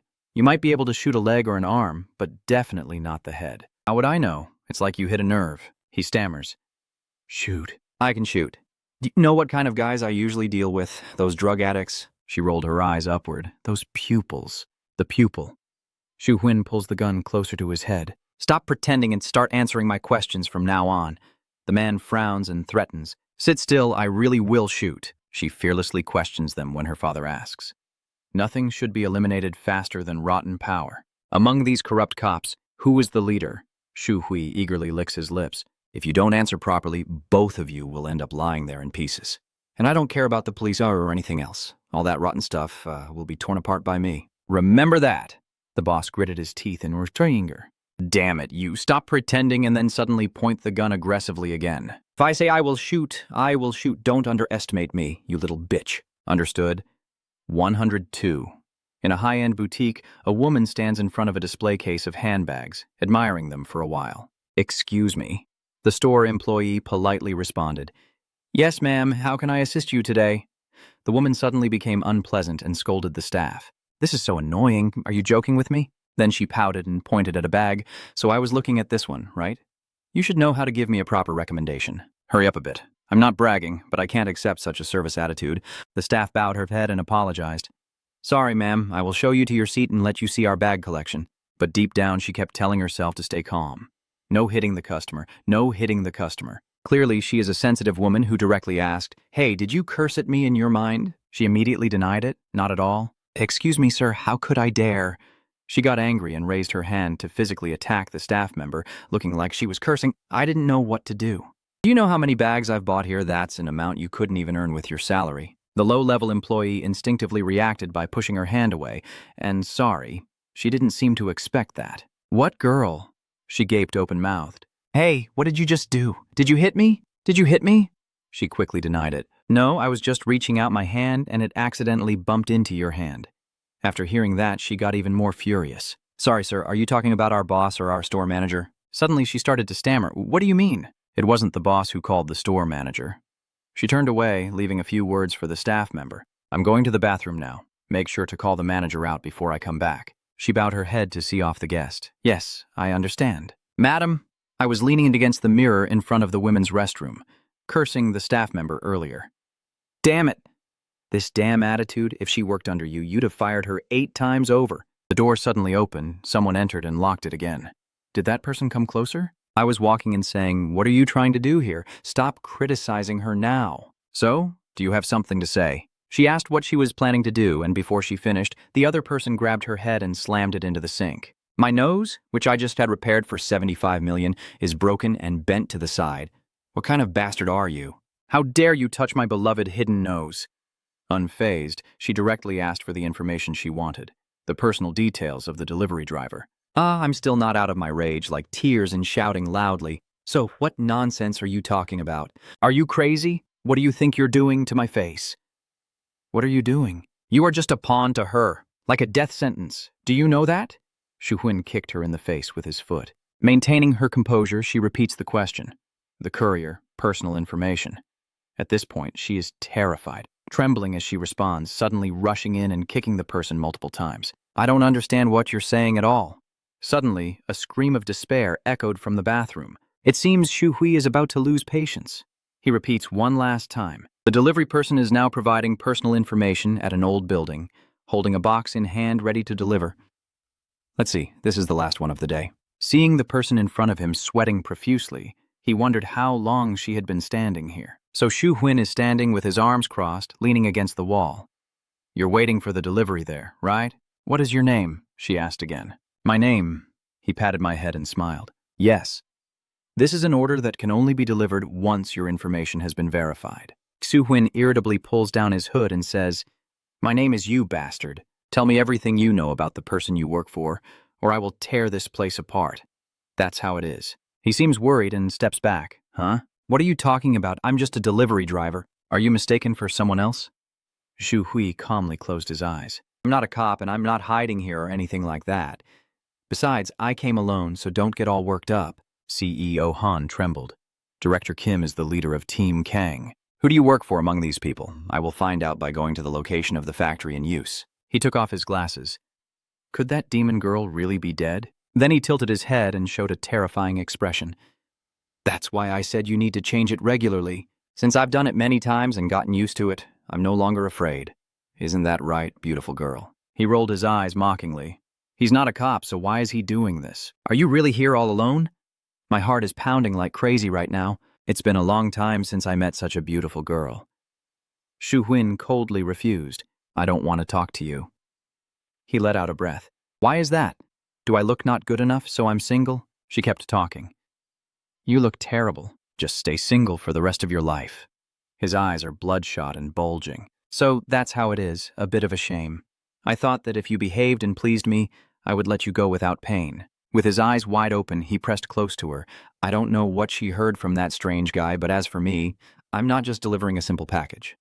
He leans on his hand, using his cane to push her against the wall. If you dare to stay here, I'll send you to Cambodia right away. And you will disappear silently, with no one knowing, but if you listen to me, I might reconsider. He smirks lecherously, so think it over again.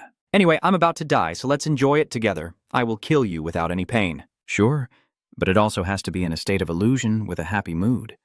Shu Huin frowned and clenched his teeth. What is this? Is now the time to introduce myself? He still kept a teasing attitude. Ha.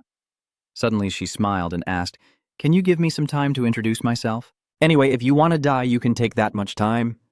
The guy was overjoyed, so it turns out he had developed some feelings. Yes, I can give you that much time. Just treat me well and I might let you stay in the illusion a little longer. So go ahead and introduce yourself. I want to know about you. Brother Shu smugly glanced in a certain direction. Then if you talk about me, behind him is the tall and muscular figure of the rhino. Just speak up and I will let you experience a real illusion. Just opening your mouth will make the stench spread. He turned around in shock. Nanai, what's going on? Then she was grabbed by the rhino by the hair and kept shouting and cursing. Hey, what is this, you bastard? You look annoyed, you bastard. This is our first meeting, but I don't like your way of talking. Tajek turned and dragged his head away. He clutched his head and shouted, trying to push this crazy guy off. He kept hitting him. These kinds of guys need to be taught a lesson. Tajak slammed his head against the nearby wall. All your mistakes will be fixed by the maxillofacial hospital. Tajak once again grabbed his head and dragged him out, watching him gape with a grim smile. A scumbag like you isn't what pretty girls go for. It would be great if bugs like you could just die. Your life isn't worth saving. I will kill you myself. You're really annoying. You're done for, kid. There's a big blood-stained dent on the wall. Brother Shu hesitated to intervene. He deserves to die for this, but I still need some information. I don't know if he's the type to talk like that on first meeting, but he calmly asked, if I break all his teeth, will he still talk? The guy still hasn't learned to fear and keeps cursing. Tajak glanced down, still alert. I think you should ask him yourself. Your punch is strong, huh? Is that beautiful girl as good at fighting as you? I prefer fighting women. Tajak sighed softly. Are you trying to test my patience? He raises his fist. Let's talk after you get beaten again. He still sneers in a strange way. Let me tell you something. Never underestimate others. Then he rushed forward and grabbed Tajiak's leg. He asked confusedly, what are you doing? Are you trying to reveal yourself? He pulls Tajiak's leg as if trying to knock him down. Tajak plants 1 foot behind, still not understanding what he's trying to do. Bloodshot eyes, you bastard, pretending to be strong like you do. You know what I've done. I've sent everyone to their death. Understand? He grabbed him by the hair and pulled him back. Then with immense strength, he threw him to the ground. Tajak dismissively crushes his opponent's illusions. Stop dreaming, kid. Are you hoping that you'll be surprised by winning? He squats down and says, let me tell you, I'm helping you right now. Because if she's the one acting, your balls would already be cut off. So I just need you to obediently answer the question. Brother Shu next to him also warns, can we talk now? I don't want to waste any more time with you. Why are you pretending to be a courier? Who is behind everything? He reluctantly surrenders. All right, I'll tell you. I need to leave a record as if I am delivering a normal package through a courier company. And if anything happens, he will give me extra money and the files I already have. Those packages actually contain illegal items. The police would have a hard time catching us because we've misled them in many ways. We've constantly changed the locations of storage and factories so the cops wouldn't find us. By the time they found out, everything was already empty. Brother Shu leaned forward and asked, who did you contact? Han trembled. Director Yu Kim, where can I meet them? He laughed again. Say something about Director Kim first, but I can't answer your question about where you can meet him. She threatened, if you don't want to say it, keep getting beaten. The man laughed loudly. No, it's not that I won't tell, I'm just saying I can't. Fool, you can only meet that person when you're chosen. Since I have calculated everything about this, I knew you would come to me. Xu Hui sneered and threatened him. He had anticipated everything, and now things were turning chaotic again. Or do you think you can escape? If you say that again, I will crush your legs. He suddenly stood up. No, I've heard about it. Some really strong people will come. They say I will never win. I heard Captain Kang was also attacked. Brother Shu sneers and realizes something. Even though he knows, he does nothing. Turns out this bastard is just a sacrificial pawn. He looks pleased. You're beautiful and smart too. I like it so much. She asked helplessly. All right, thank you. So who are you targeting after luring me here? Outside, the sky is gradually getting darker. Joseph suddenly had a strange feeling and turned around. Hein, seeing this, immediately asked, what are you doing? Are you saying someone is chasing you? He looked around, then suddenly felt like no one was watching anymore. So that's why you're curious? Are you afraid because of the commotion at the meat shop? He replied, I would be glad if that were true. Brother X also recognized the person he mentioned and smiled brightly. I'm sorry, but sending more people to Hajin is pointless. There are always people watching over it 24/7. What if I send about 100 people? Then why do they still keep someone following? Even though she knew it was hard to get close, she frowned in frustration. What are you talking about, you bastard? He suddenly shouted. Those bastards missing their uncle, only think about that. The sunset-lit street was filled with lights. Chun's car is cruising down the street when suddenly a hand holding a syringe is raised. He eagerly injects it directly into the neck, not just targeting girls but anyone who might have a chance. Xu Huin was surprised. What? She crouched beside him. If that's the case, you mean to scare the car away. He also admits it. Jesua, it's definitely like that. We're no longer interested in that girl. That guy is more exciting. Do you really think that gathering a bunch of monsters and using violence will solve everything?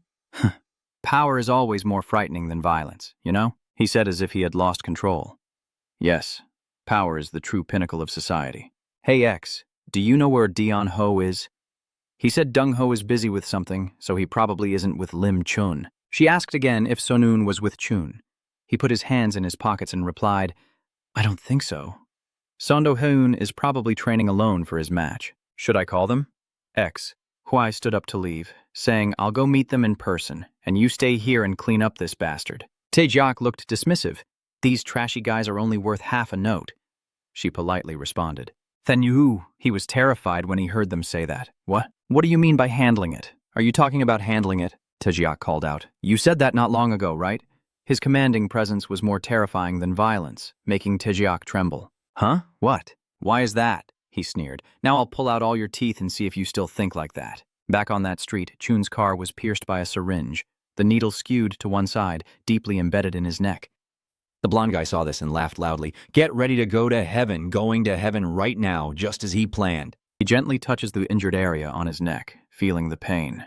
The Chun oil car turns back to look at him. What's wrong with this idiot? I think I've seen someone as stupid as you somewhere before. He turned pale and stepped back. That's right. That's exactly it. That idiot says that, but is he just messing with me in his mind? He staggered and bowed his head, and he immediately felt relieved. What the hell is going on? Damn it, why are you still okay? Why is nothing happening? Then Chun suddenly swung his hand and hit him hard in the chin. I was just pretending, you idiot. He fell down, blood gushing from his nose and mouth. Keep your fist clenched. He realizes something, I remember now. You are that blonde idiot. I thought you had been taken and killed by Manager Kim. But it seems he's still continuing his dirty tricks. The blonde guy is lying sprawled on the ground, foaming at the mouth. He's fainted again. That damn bastard. At this moment, Chun's car notices the empty syringe beside him. Huh? A syringe? Did he just inject that into his neck? Picking up the needle, he wondered what they had put inside it. If it was a sedative, it should have taken effect immediately. But that's not the case. Chun sat in the car, unaware that someone had been standing behind him all along. He thought to himself that he should take it to ask Shu Hyun about this. The person behind approached Chun's car and asked, Why do you want to take that? You won't find out anything if you take it with you. He suddenly raised both fists in a defensive stance. Damn it, you startled me. Come closer without making a sound. The person behind is Kim's bodyguard. He explains to him what is inside the syringe. I will explain it to you properly. Your body will start reacting soon. Chun's car is still in a playful mood. What kind of reaction? Is it a laxative? He calmly closed his face.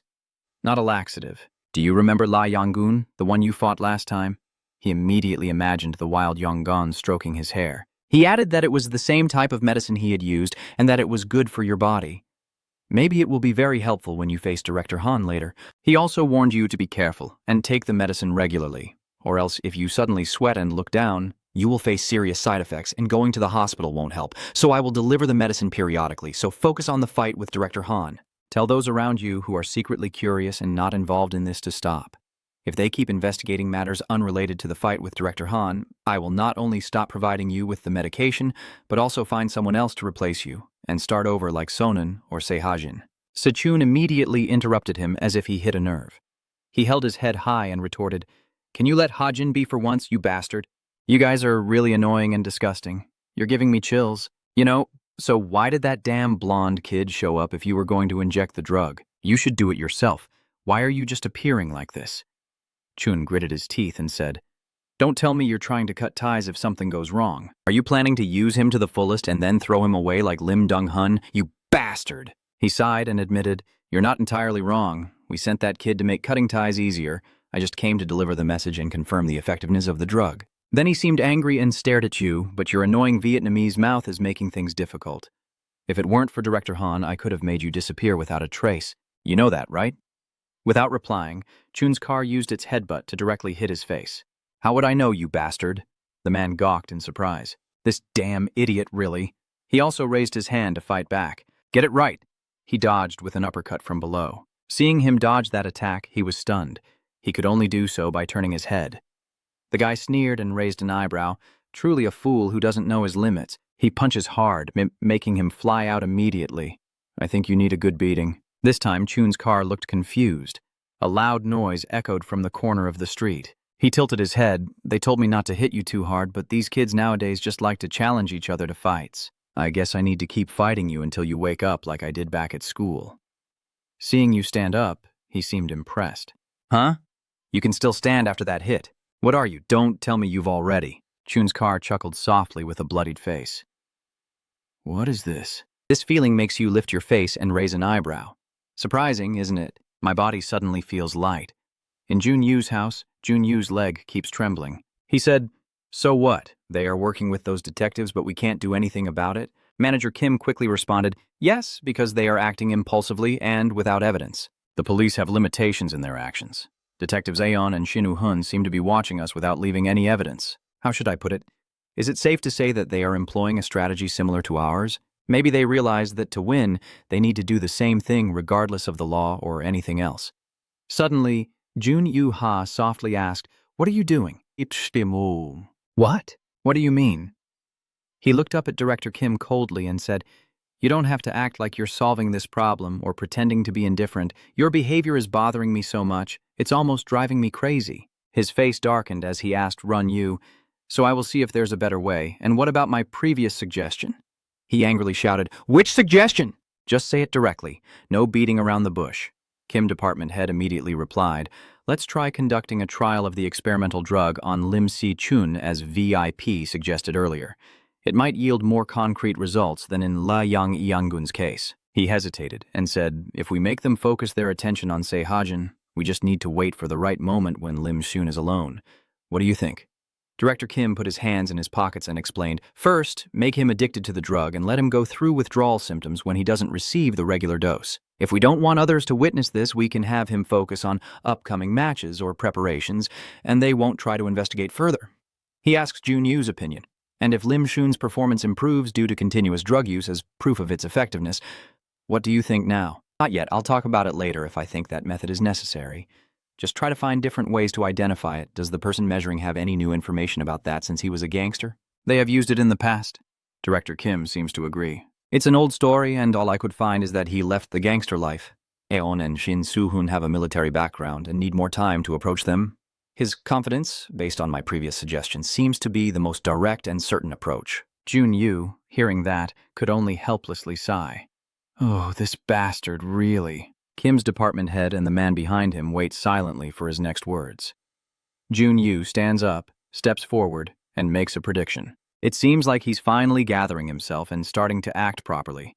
He glares and warns Manager Kim. "You only get treated well when you handle everything properly, but if you keep messing things up, the story will change. Because I will tell you one last time, ingrain this into your only remaining brain cell." Jun Yu calmly told him, "If I tell you to wait once, just wait until I tell you again. Understood?" "All right, I understand. I will look into other methods." When I get home to the living room, the staff member calls Manager Kim, who stands calmly enjoying the view, and responds, "What's the matter?" "Is it just mood? Could it also be the medication he's taking for his leg injury?" Manager Kim calmly explained. "People tend to become more honest when they are worried. Their true emotions often show through their expressions and actions." The worried employee asked, "So what should we do now?" "I've notified the delivery person. Is that okay?" Manager Kim is calculating, yes, they will likely gain access through that. So let's wait and see, and wait for a moment when someone is with them and Lim Chun is alone. The employee anxiously asked again, "Yes, Lim Chun." That means he's certain, yeah. He smiled confidently and said, "I will take full responsibility and administer the experimental drug to Lim Si Chun." Back at Chun's car, he said seriously to the staff member, "This is really..." His whole body became excited. He marveled in pleasure, feeling strangely good. Seeing that, he guessed that he reacted faster than Lee Young-yoon. Maybe the drug was more effective. Se-chun smiled brightly and wondered, "But really, why did he give me this?" His smile faded, and Se-chun stared intently at the man, asking, "Does it benefit Han Junu if I become stronger with this, or has something already happened?" The man coldly reminded him, "Remember what I told you, and don't worry about anything else. Please focus on your match with Director Han." As soon as he finished speaking, Chun's car punched him hard, knocking him off the beam. Blood from the employee's nose gushed out as he couldn't believe what he was seeing. This speed was unbelievable. Se-chun brought his face close to him and softly said, "So, I guess I can use you as a punching bag for training, right?" Then, without waiting for a reply, he grabbed the employee's head and slammed it onto the ground repeatedly like a stone. Suddenly, he stopped, and Chun coldly said, "That's really intense, don't you think? Are you guys using this kind of drug against a girl?" The employee, trembling with pain, stammered to explain. Wait, that's not it. Wait a moment.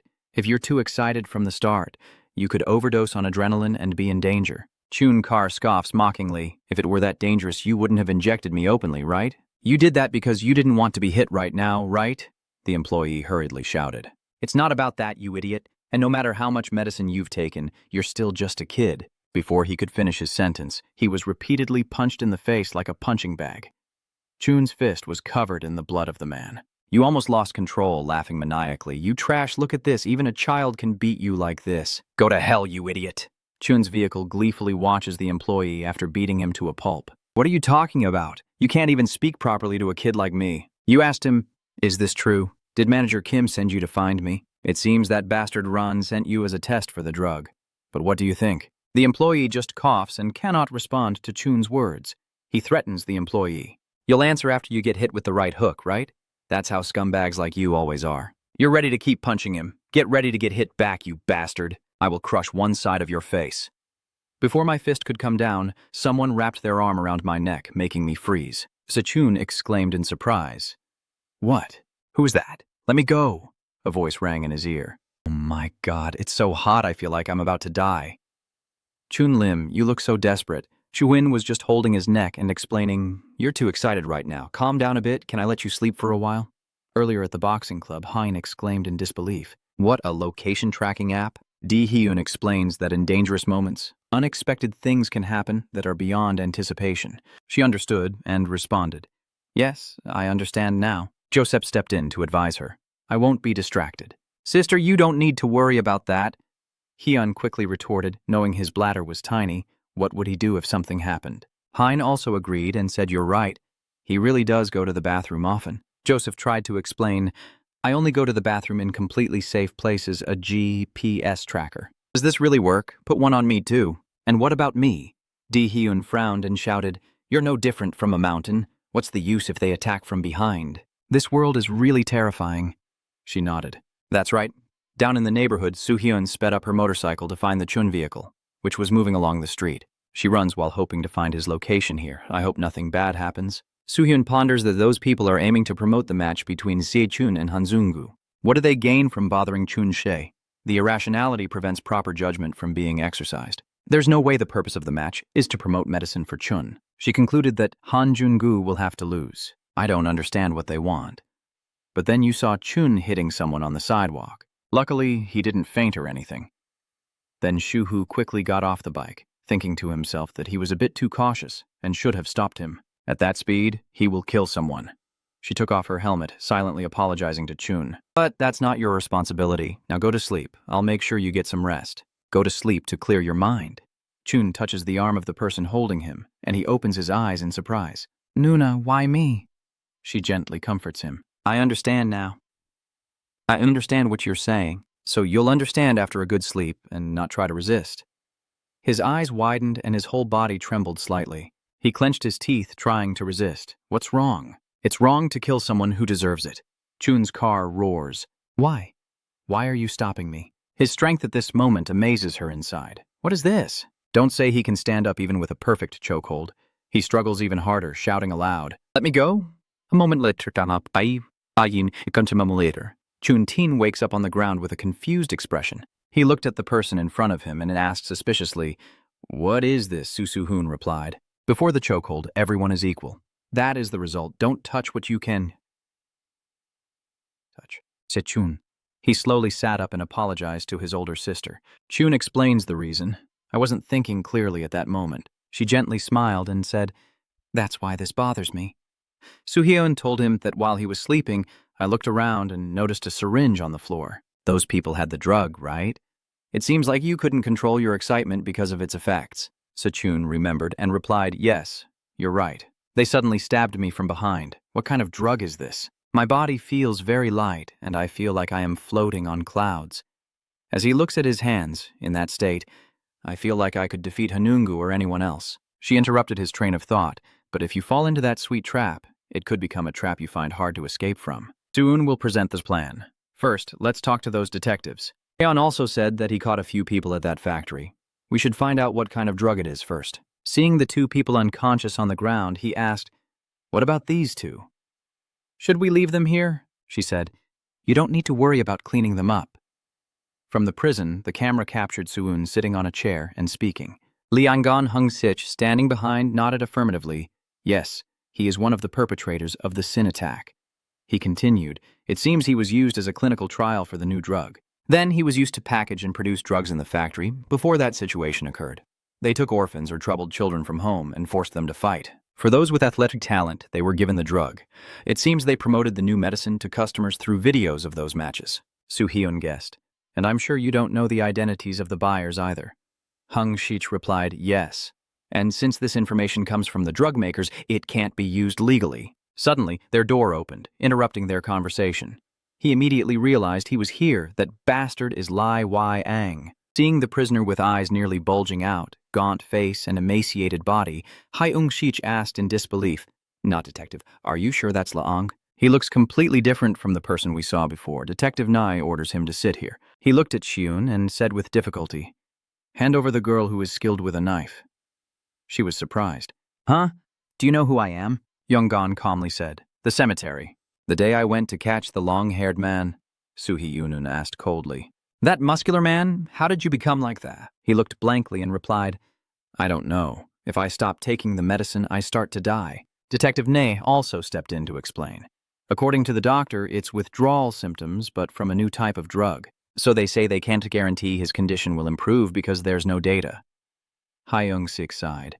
This is too harsh. His condition wasn't good to begin with.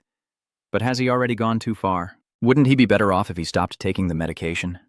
Detective Na wasn't sure either and said that stopping the medication doesn't mean he will recover immediately. But this case is just too serious. He can't digest food properly and his language disorder is getting worse. They're trying to find a treatment, but they say they don't know how long it will take. Soo-hyun wagged her index finger and called him over. Hey, look here, Lei Ai-ong. Do you remember me? I'm going to ask you some questions, so tell me what you know. She gets straight to the point. Where do you usually meet Han Junwoo and that bastard manager Kim? Where do you get your drugs? It wasn't the factory that burned down, but another hideout, like the place Hajin was called to. Yonggan looked up and remembered. Oh, a tall skyscraper. She asked about a penthouse apartment. Do you know the address or the name of the building? He hesitated and replied, I don't know. A different location was used to hide the truth. Soo-hyun understood roughly what was going on. They moved there from a different place with their eyes covered. Just as Sun Do-ha-in said, this isn't a trick. She continued the conversation. All right. Now I will ask the next question. Tell me everything you know about Manager Kim. Hearing that, Yonggan started trembling and stammering. Nothing else? That person is scary. He said he's always watching from everywhere. He helped the Han representative. I don't know anything else. Soo-hyun immediately got angry, stood up, and shouted directly. You bastard, did you think I was a good person just because I speak softly? Hey, stop quickly. You can't do this here. Calm down, calm down. Yang seems a bit scared and starts to say, I know a few things about the Korean representative. After hearing that, Soo-hyun exclaimed in surprise, What? Really? Tell me. Yonggan started to struggle, speaking each word carefully. A former national representative, Ju Ji-soo. She interrupted him, We already knew that. And his name is not on the list of all the members of the South Korean Jitsu national team in the past. That's just a rumor, right? Yonggan hurriedly objected. He's different. He's changed. In the past, Han's representative had a half-brother, a different father. I have seen him. He continued. He changed his last name. He used to have a different name. Different name? Soo-hyun asked again. A different Nikin. He has a half-brother from the same father. Yonggan struggles to remember that person's name. What was it again? Trembling and shivering. In another part of the gym, a furious shout echoed out. Jiang trembled. He stammers in anger. That crazy bastard.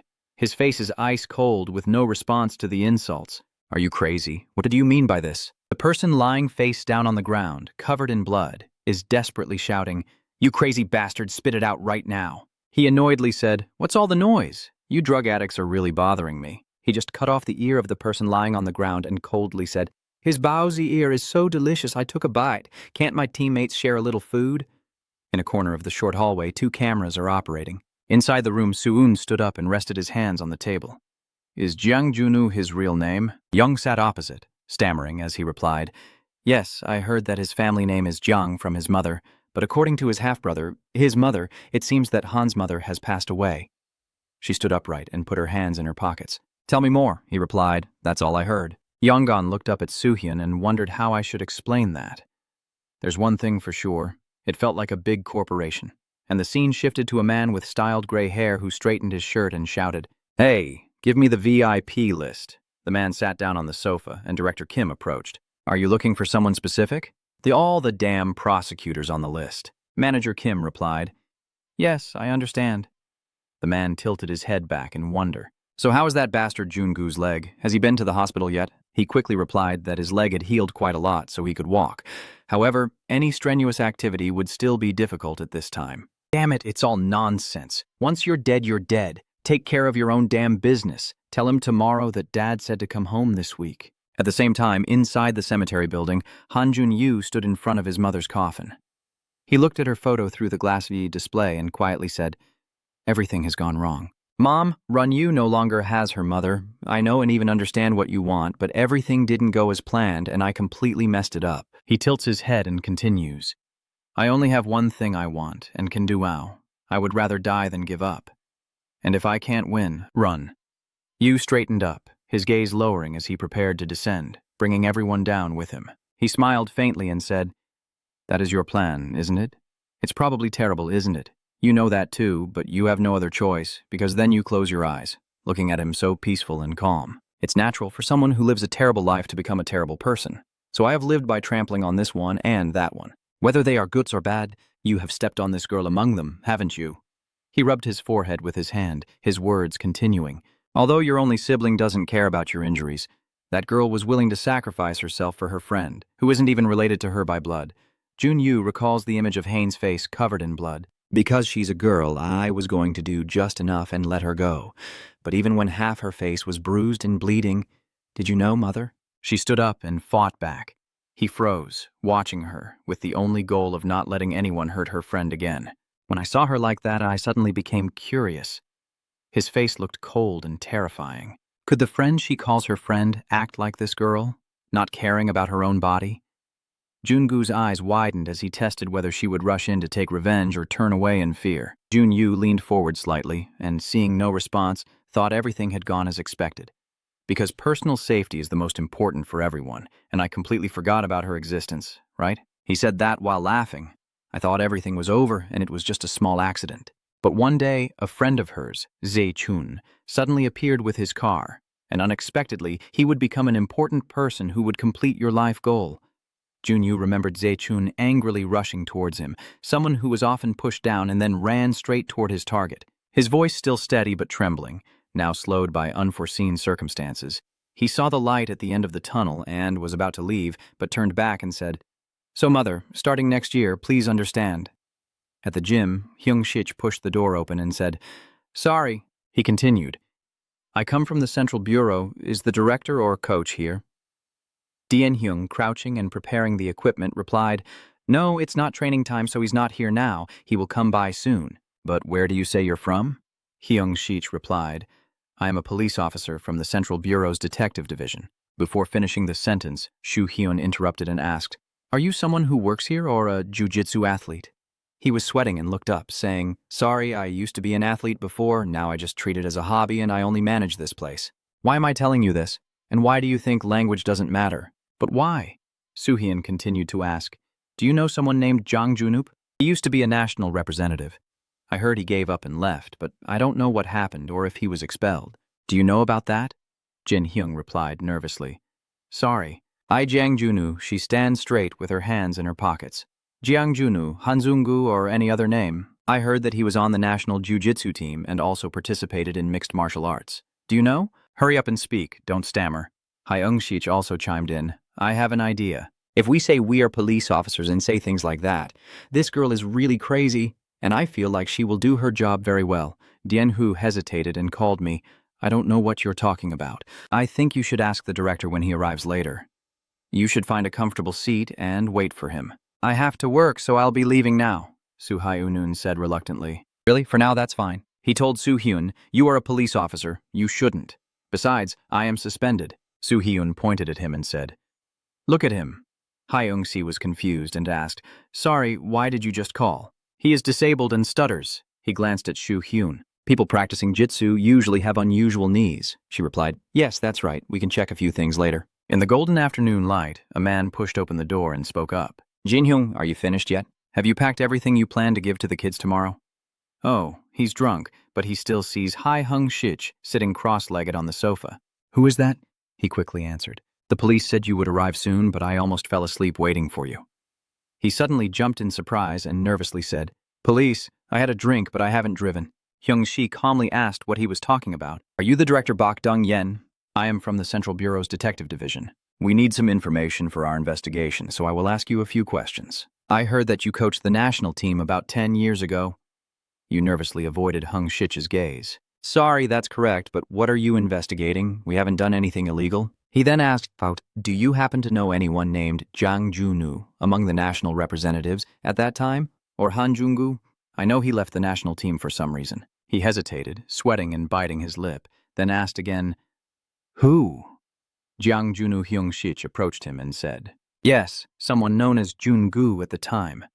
Suddenly, he went berserk and shouted, I don't know who that bastard is." Inside the changing room, after being beaten by Soo-hyun, she was hit repeatedly with a baseball bat. I know, Jun-gu, stop, please stop hitting me." She also stopped and said, "That's right. You should have told me when I was being nice. Seeing you stammer makes it clear you're hiding something and trying to deceive me." Jin Hyung raised his hands to shield himself. If I told you that the director would kill me, that's why I was kneeling in front of him. Your director will reveal everything to a crazy detective. So just look out for yourself. What do you know? At that time, Jun-gu was the best, even among national representatives regardless of weight class. He started to remember that he was very shy and gloomy at first, and only became cheerful when practicing jitsu. He especially liked playing the close-range position. He became obsessed with blocking attacks while defending from below. But after that incident, he turned into a completely different person. Run-yu sweating wildly on the mat, disheveled hair, looking to the side with a deadly gaze. From that moment on, the teammates who trained with Jun-gu began to get injured one after another. So what was that incident? Jin Hyung said that at that time there was a major championship, and Jun-gu placed second. At the end of the match, the referee raised Bei Chang-gu's hand and declared him the winner. But the problem was that the champion had never been able to beat Junu before. However, there was a reason why everything happened this way. At that moment, Jun-gu stared fiercely at Trang-gu because the winner had used illegal performance-enhancing drugs. In the afternoon at the gym locker room, no, that's the truth, they asked about Jung-gu. Jin-hu nervously answered the phone. So it seems they came here after learning some information. If a detective visited, would any details about drugs or narcotics have been leaked? He was sweating profusely and looked a bit stunned. I can't be sentenced to prison. My family will starve if I don't stay. Director, he hasn't arrived here yet. He will arrive soon. Soo-hyun stood behind Jin Hyung with a face that seemed about to go crazy, but he didn't care at all. You want me to contact the director first about this? Fine. So I'll call you back, right? Suddenly he realizes something and slowly turns his head. Since when? She's holding a baseball bat, smiling maliciously. Got you now, you bastard. Then came Jin Hyung's desperate screams. On the other end of the line, Bei Trang-gu, who had just lit a cigarette after hearing his shouts, looked confused. What, was he caught while making a phone call, you bastard? Then he hung up the phone saying, anyway, this idiot, your trouble never goes away no matter how old you get. I want to beat that bastard until his knees fall apart. Back in the dressing room, Soo-hyun presses a baseball bat against Jin Hyun's back, demanding him to step aside and give up his seat. Can I sit down? My leg is a bit uncomfortable. Uncomfortable. Soo-hyun coldly refuses. No illegal stimulant for the thug. Are you also an accomplice? I know people like you always claim to be the victim. She slightly lowered her head, glancing at Jin Hung with half-lidded eyes, and said with a sneer, the losers always justify their actions by blaming unavoidable circumstances. I don't care about your situation. Just tell me what you know. If you don't want your friend's second leg to meet the same fate. Jin Hung broke out in a cold sweat and shouted, Yes, I understand. Where should I start? When did I begin talking about drugs? Soo-hyun smiled and said, from the first time you met Hanzunu to the last time you saw him, don't leave out anything. And if you deliberately leave anything out, your teeth will all fall out. Jin Hyung recalled being in the training room. The first time I met him was when he was wearing a green belt. When I was a student, we met at a small gym back then, but we weren't close. He watched him, and Jun-gu had shown that incredible skill since back then. People say that ever since he was a white belt, Jun Yu trained passionately with full dedication. He has enough talent to beat other belt colors, and as I said, he really enjoys playing the top position. Jin Hung looked up and asked him, Junggu, is there a reason why you always play the guard position? You can't be active in the top position. Run Yu sweat all over his face, slowly said. That's also why I started. Juju Run Yu smiled brightly at Jin Hyung. I need to have some skills to protect myself on the court. I have to train to face that situation. Dian Hu asked in surprise. Protecting yourself on the floor? Self-defense. Jun Yu said with a smile. I'm talking about self-defense in the worst case, because I might encounter a monster, you understand, but are you planning to become an athlete? You've trained so hard, I thought you'd already chosen your career path. Jun Yu chuckled and said, I've made my decision. I will do it for sure. I will represent the national team. I have something to prove. Dian Hu looked surprised. The national team, huh? So cool. Jun Yu encouraged him, so you should do it too. Mei likes jiu-jitsu and is also good at it. Since we're in different weight classes, we can compete together. On another day, Jungu was overjoyed after defeating his opponent. Jungu doesn't talk much about his personal history, but there seems to be a hidden story behind it.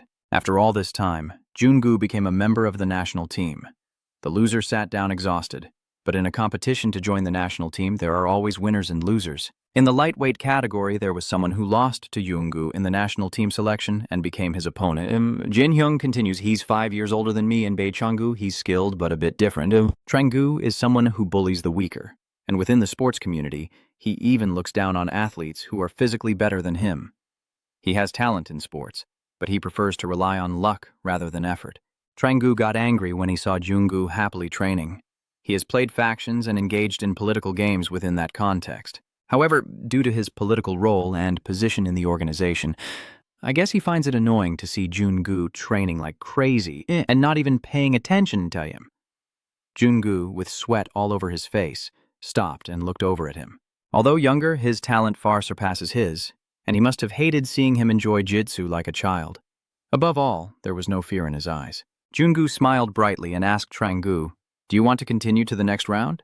He looked annoyed, but still said, okay, let's see who wins. In that match, Jungu successfully trapped him with his leg, and Trangu's face turned red as he struggled to escape, but he couldn't do anything, even if he tried to seriously injure Junu, who had excellent athletic abilities. Later, Jungu happily chatted with his friends, but in the gym, training was always the top priority. No matter how much Bi Changgu played politics, everyone loved Jun Yu and saw him as the leader. Suddenly, the coach called for a meeting, but the director at that time was also our coach. He made a proposal to the athletes, saying it was the coach's order. Jungu was stunned to hear what he said. If you want to achieve excellent results in the upcoming sports meet, your skills must be much better than they are now. If I wanted you guys to take illegal drugs, you wouldn't be able to hold back and would come forward to argue and shout in his face. Jungu was angry with the coach, calling it nonsense. The coach ignored him, but didn't overlook the other athletes. Suddenly, a laughter gradually echoed. Jin Hyung recalls, the atmosphere was so tense that at that moment someone was laughing behind me. He slowly looked behind him as if they had found a way out. They were laughing happily. Jin Hyung saw that person's face light up with a wide smile. He was definitely happy. That's Bi Changgu. He slowly continued the story. And as I mentioned earlier, he lost to Bi Changgu in the national team selection for the Asian Games because the effects of the drug were even more potent than he expected. Su Suhun listened and irritably asked, why does the story suddenly jump like that? I think I know why your leg is shaking. Are those your baby teeth and not your permanent teeth? She looked at him with a terrifying expression. Who is that kid you're talking to on the phone like a rat? Do you want to go to jail? Do you want your family to go hungry? Dian Hyung immediately said, I really only know that much. What do you mean? Hey, about those illegal drugs? Director, you can ask the director. I'm just doing mechanical work. Suddenly Hung rushed over with a sword, shouting loudly, Su Hyun. He hurriedly said, get out. I'm talking to the director now, and so am I.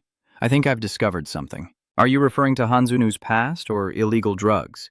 Su Hyun was surprised. What? Does it have anything to do with illegal drugs? Did he say that too? She pressed further. Is there anything else, including Han Jun-yu losing to someone on drugs? If he said that, maybe I didn't hear him. Hyun asked again. What? He immediately denied anyone approaching the director to use that illegal drug. Then Hung Shich smiled warmly. They said they could only accept the drug when that person contacted them. When I asked about the person's features, I found the answer. Hung-sik said that he has small eyes and always appears relaxed. The part he touches the most is his neck. He said he has a large scar on his neck that can be seen from afar. The person then adjusts his shirt to cover his neck. Even if she bumped into him, he always covers his neck no matter what. Trang-gu snapped angrily. Now you're with that bastard, Jang Jun-gu. What are you planning to do so that bastard goes to hell? Or I'll end up the same. He keeps talking nonstop. Why? Is it because I'm living off your medicine? If you want to keep making money and follow what I say, okay. And if I knew you were working with that bastard Jang Junu, I wouldn't have done business with you from the start, you idiot. He wondered, but strangely, why do you want to send Jang Jun-gu to hell? Because you're trying to take over that business all by yourself. Are you that greedy? Manager Kim tilted her head back, took a breath, and spoke slowly. Do I really need a special reason? Then he squinted and smiled, saying, I just got tired of my old toys in the family villa. Jun-gu stands silently in front of the door to his house. He clenches his fists, takes a deep breath, then releases his grip and exhales to steady himself. He calmly walks in. The female staff member standing in the corner bows slightly and says, Welcome. She informed Junu that the vice president arrived earlier and is waiting, and the chairman will arrive soon, so I will take you there. He replied softly, Yes. You're already here? Even if you arrive early and wait, you're only fooling yourself. I've been here for a long time. Jun-gu asks. That's right. Do you know why my father called me? He suddenly asked with a smile. I don't know. Ask him. Oh my God, why did he call you? And why are you wearing a suit? Are you going on a business trip? Jun-gu replied calmly. That's right. As soon as he finished speaking, Jun-gu left. Where the hell are you? Why didn't you answer properly? At this moment, the secretary informed them that the chairman had arrived. The door opened, and the silver-haired man entered the house.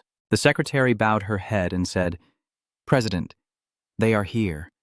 Both of them have arrived, and the meal is being prepared. About 30 minutes, as you said. He calmly replied, Yes, thank you for your efforts today. Thank you, Chairman. Have all the staff eaten yet? Even if you're busy, don't skip meals and keep working. In the chairman's office, he stood with his back to his two children and asked, How is your work going? Do you like the atmosphere there? Yu put his hands in his pockets and replied, I could go there by myself. He eagerly continued, If those are the documents prepared by Father, will the work go smoothly? Those cowardly people, those public servants who live off our taxes, they dare to be so arrogant. What do they think they are doing? The chairman softly called out Hanzug's name, and he responded with a bright smile. Yes, Father. He continued saying, If it doesn't succeed, there are the following documents. Before he could finish, his face froze. The chairman started punching his son repeatedly. Yu cried out in pain. A moment later, he adjusted his glasses and calmly told me he wasn't sure about the other side yet, but I had clearly warned not to try establishing a superior or subordinate relationship with the plaintiff. The chairman took off his glasses and said, We need to maintain a symbiotic relationship. We exploit their weaknesses not to protect fragile pride. He continued speaking, trying to protect our business by exploiting their deadly weaknesses when the plaintiff faced difficulties and tried to break the symbiotic relationship to survive. The chairman teaches us that we can't just keep destroying their deadly weaknesses until it happens. A businessman shouldn't bring personal emotions into work. Understand? What will you do about the prosecutor's weakness if your feelings are hurt just because a prosecutor ignored you? No matter how old I get or how much I learn, I can't help but think that my wisdom will never be enough. Jun-gu stood still, watching him, thinking to himself that as expected, he was still the same and still very much like a machine. Dad? The chairman put his glasses back on and asked Han Junu, reporting on the current situation. Young-gu bows slightly and explains. Yes, the factory is currently operating at a temporary location, and backlogged orders, including urgent ones, can be handled within a week. When it comes to proving the effectiveness of the new drug, I am planning a different approach instead of giving the drug to a friend named Lim Shun. He cast a glance at Junu, probably the direction where the VIPs wouldn't be so patient. He hesitated and replied, I will try the new medicine on myself. He suddenly said, I didn't think you would ever consider that method directly on your body. The chairman asked, Has that belief now disappeared? In a competitive society, the foolish belief that one won't make mistakes that everyone else does. Jun-gu looks down and answers him. Yes, I think the time for foolishness is over, or maybe it's time to end everything. He was surprised, really. You don't have any other ideas? Jun-gu hesitantly said. I have no other ideas, but this is just my job. The chairman said with relief. It would be better if you realized that a little sooner. If you prove that during the competition that day, your mother in heaven will feel more at ease. Then he told himself, I guess I am also getting old. I'm just talking nonsense like that.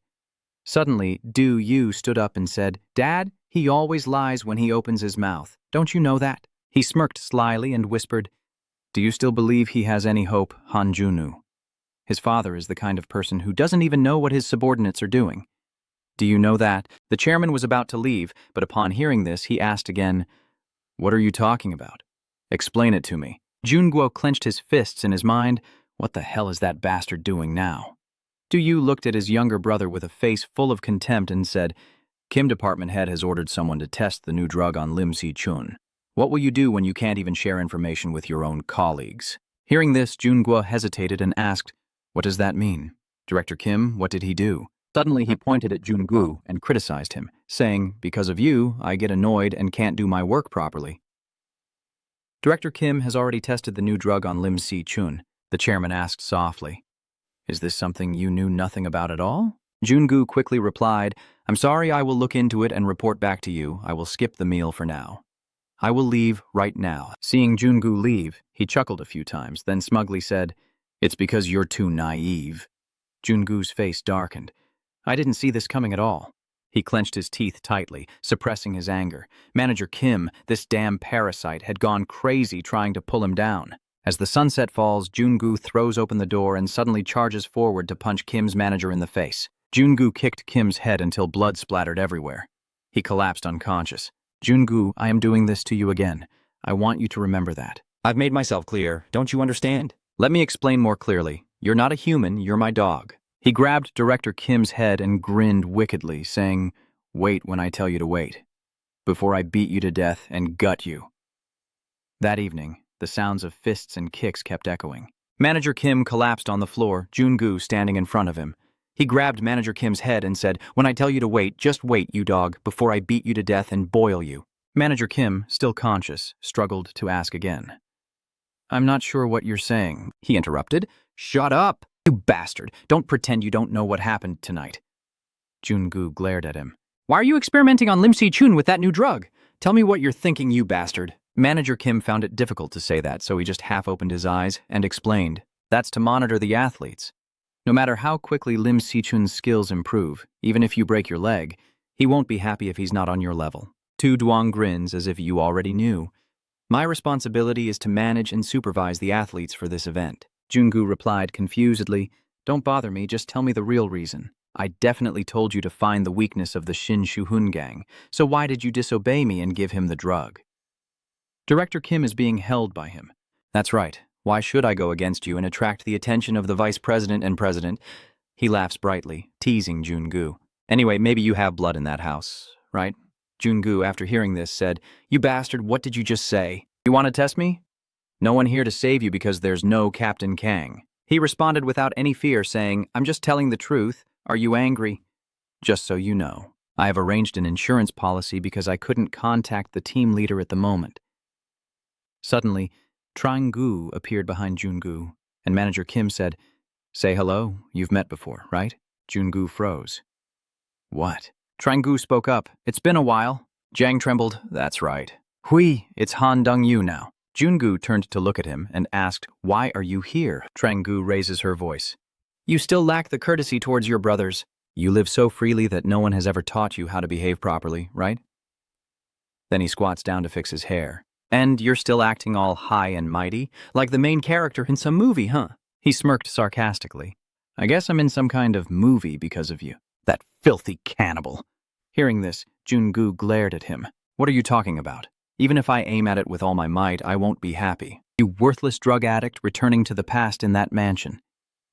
Jungu, now a young teenager, stands in front of the door feeling sad and says, "Mom, wait a little longer. I will become stronger." 2 tears run down Jungu's face as he promises to be stronger than his father and brother so that his mother can stay safely at home. The woman, Jungu's mother, stands behind that door crying with emotion, hearing his words that will come true so she shouldn't cry anymore. Jungu then sits alone in a corner, feeling lonely. He carefully watches his phone. Jungu searches for ways to defeat a strong opponent. He keeps staring at the screen, muttering, "Ju, Ru, Ju." Next year, at this time, the sound of fighting echoes. Du Yu is furious, cursing and calling him a dog. What will you do now? Junyu also rushes to grab his leg and then throws his brother to the ground. Jungu shouted at my back. He kept saying, "You dare do this to me!" Jungu replied, "No. Look me in the eyes and don't even think about touching my body." At that moment, I could have really killed you. So Jang is not joking. I would truly kill you. You could only struggle and shout, "Let me go! I'm busy with this bastard." At the same time, the chairman slightly opened the door and looked at the two brothers fighting. In the chairman's study, Run Wei, exercise yes? He replied, "Yes, I heard from your mother." He sat on the chair and continued, "What do you say about the regular exercise you've been doing lately?" Du Yu, standing opposite, replied, "Oh, it's a sport called Ju." He looked up at you and said, "I hear you're quite talented and have the qualities to become an athlete." Jungu hurriedly exclaimed, "No, I just like it. He read you like a book, so he asked if that was humility or lack of confidence. Neither is the key to success. He calmly teaches. Humility is one of the useless acts of self-pity. You don't need to pretend you're better or criticize others if you want to go further and succeed." Jungu listened attentively to his father's advice. Neither confidence nor lack of it will help. Even if you're fighting in a match where everyone sees you're losing, you must approach it with the mindset that you will win. Even though your skills are limited, you still charge in with the mindset that you will destroy it. Then he calls Junyu. First, become a member of the national team, then participate in the Asian Games and bring home a gold medal. The runner-up means nothing. The promising chairman said, "Then, as your mother wishes, I will accept you into the Han family. I will make sure that your mother is officially accepted as your wife." Jungu stands firm, proving his worth upon hearing the words. "Then I will acknowledge you." At the next Asian Games, the referee raises the winning Trangu's hand high. At that moment, Jungu looked over in surprise at him, who was happily smiling, secretly thinking that this guy must have taken a lot of drugs. Trangu then sneered at him. "What's wrong? Why is it like this?" "Oh no, Yunu, what should I do now? I'm sorry for participating." He mocked Junu, but you know that Juju is a sport you can keep winning at and suddenly losing. Just consider yourself unlucky.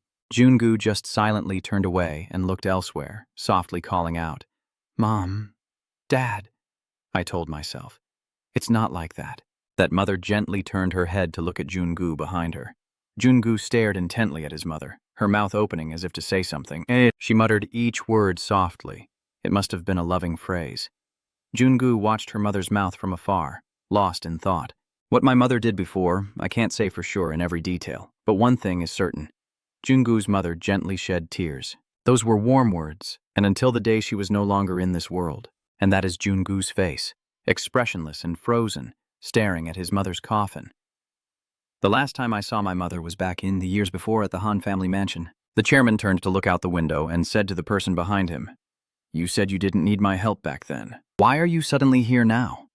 He turned his head to look at her and scolded. "Why is raising a child alone so difficult? Why are you so rigid now?" While she could easily be flexible, she calmly replied, "I'm about to die." They said it was terminal cancer. He was surprised by the news. "What? Why all of a sudden?" "I don't know how long I have left to live." Jungu's mother gently looked at him and said, "Because when I am gone, my only relative is you. I came here because that child was also raised by you. And if I have to live under your management, please let Jungu have a bright future like you did for your first child." She explained that someone like you would not refuse that, whether it was an illegitimate child or someone else. "We need more people than the company's daily tasks can handle." Jungu's mother made a condition. "If you agree, let Jungu make a few adjustments. Please let me live with you in this house until I die." Jungu, at this time still a boy, stands by the pool looking around. Jungu means everything to me because he is the reason I exist. I can't help but marvel and say it aloud. There is an indoor swimming pool. I would be very happy to live with my mother in a house like this. Until the next day, he stood in front of his mother's altar, glaring in disbelief, and softly called out, "Mom, right now the funeral home is empty. There's no one here." Jungu stands alone in front of his mother's altar, while Jin Hyung quietly comes to pay respects to Junu's mother. He silently called out, "Run, Junu, I am here." Jungu didn't turn to look at Jin Hyung and gently asked, "Do you know?" Jin Hyung looked confused. "So, what are you talking about?" Jungu ignored it and kept asking, "Your boyfriend trying Gu's drug?" Jungu looks at Jin Hyung with a lifeless expression. "Do you know he's a user of banned substances? Could that happen if he only used it for a day or two?" He suddenly replied, "No. The coach told me to keep it a secret from you, and I really didn't know it would be this bad, because there's a big skill gap between you and Trong Ju Hyung. I believe you will win." Jungu placed his hand on his shoulder and smiled, saying, I guess I didn't realize that's why it happened. They wouldn't do that if everyone knew. But he turned his head and smiled, saying, Thank you, Jin Hyung, for coming here. I'm a bit embarrassed that no one came to see my mother. Jin Hyung sensed something was wrong and called out to Jungu, but he ignored it, saying he would leave his mother's funeral and meet you at the training camp to go home safely. A few days later, at the sports training center, Jungu stepped inside. Jin Hyung then approached and asked, Han, Jungu, you're here already? Let's rest a little longer. Have you done a good job with the funeral? I said I would help. He smiled broadly and replied, Yeah, why worry? There are people willing to help you if you pay them. My mother saved a lot of life insurance money. Like money is the most important thing. What about the coach? Is he not here yet? Jin Hyung informed Jungu. Oh, the coach is out working for a bit. I wonder what he's doing. He's probably gone out drinking again. Still smiling, Jungu suggested to him. Jin Hyung, you also have a gold medal in your weight class, so you're probably ready for the Asian Games. All right, I'll help you. Let's train together. Jinhu hesitated before replying. I thank you. But deep down, he couldn't believe it. What? What is that? Are you really okay? Jungu's voice sounded from the changing room. Jin Hyung, I've changed my clothes and arrived. Let's have a match together. On the arena, Jin Hyung spoke, Yes, I look forward to your guidance. He also responded, Yes. As soon as the match started, Jungu suddenly pulled his shirt aside and swept Jin Hyung's legs, causing him to fall to the ground seconds later. Jin Hyung confusedly asked, What is this? Is Jungu attacking like this again? I think he will play as a defender. Jungu's face now is full of determination and murderous intent. He grabbed Jin Hyung's leg and held it tightly, making it hard for Jin Hyung to escape. Run you, then wrapped Jin Hyung's leg around his back. Jin Hyung grit his teeth and tried to look behind him, controlling his toe movement. Is he really crazy? Jungu at this moment smiled confidently and said, What? Do you think it's okay? The effects of the medicine must be incredible. You won the gold medal with your abilities and your joints seem to be becoming incredibly flexible. He was immediately confused. Du is trembling. Yeah. What do you mean? Didn't I say to practice? He didn't hesitate to break Jin Hyung's leg and even said, Why not try a little more? As I expected, your passion is truly amazing. He immediately cried out in pain. The other two athletes watched curiously. What? Is he hurt? Jun Hyung, what's going on? Did you break your lower body when bending? Then Trangu also sneered and said, Jiang Jungu, that bastard. Did you finally reveal your true nature to me? After all, I am really good at seeing through people's true selves. He left Jin Hyung, and she tremblingly asked Jungu, Why? Jungu stood up suddenly. Why? What did you just say? He laughed back at Jin Hyung. Why? Because I didn't know it would break so easily. Jungu walks away laughing, glancing back at Jin Hyung trembling behind him. I'm sorry, I wouldn't have done this if I knew. But you won't be allowed to participate in the Asian Games. Hey everyone, if you have time, take Jin Hyung to the hospital. I still have some things to do. He approached Trangu and immediately spoke, Hey, is this when that demon is suddenly revealing its true nature? Are you complaining to your Hung now about not being able to participate in the Asian Games? You little bastard, if you lose, you better take responsibility. Are you saying you're sure you'll win? Jungu spat on Trangu and calmly replied, You think you can beat me in a single match without using those drugs? They say that conscience is equal to intelligence, and it seems that's true.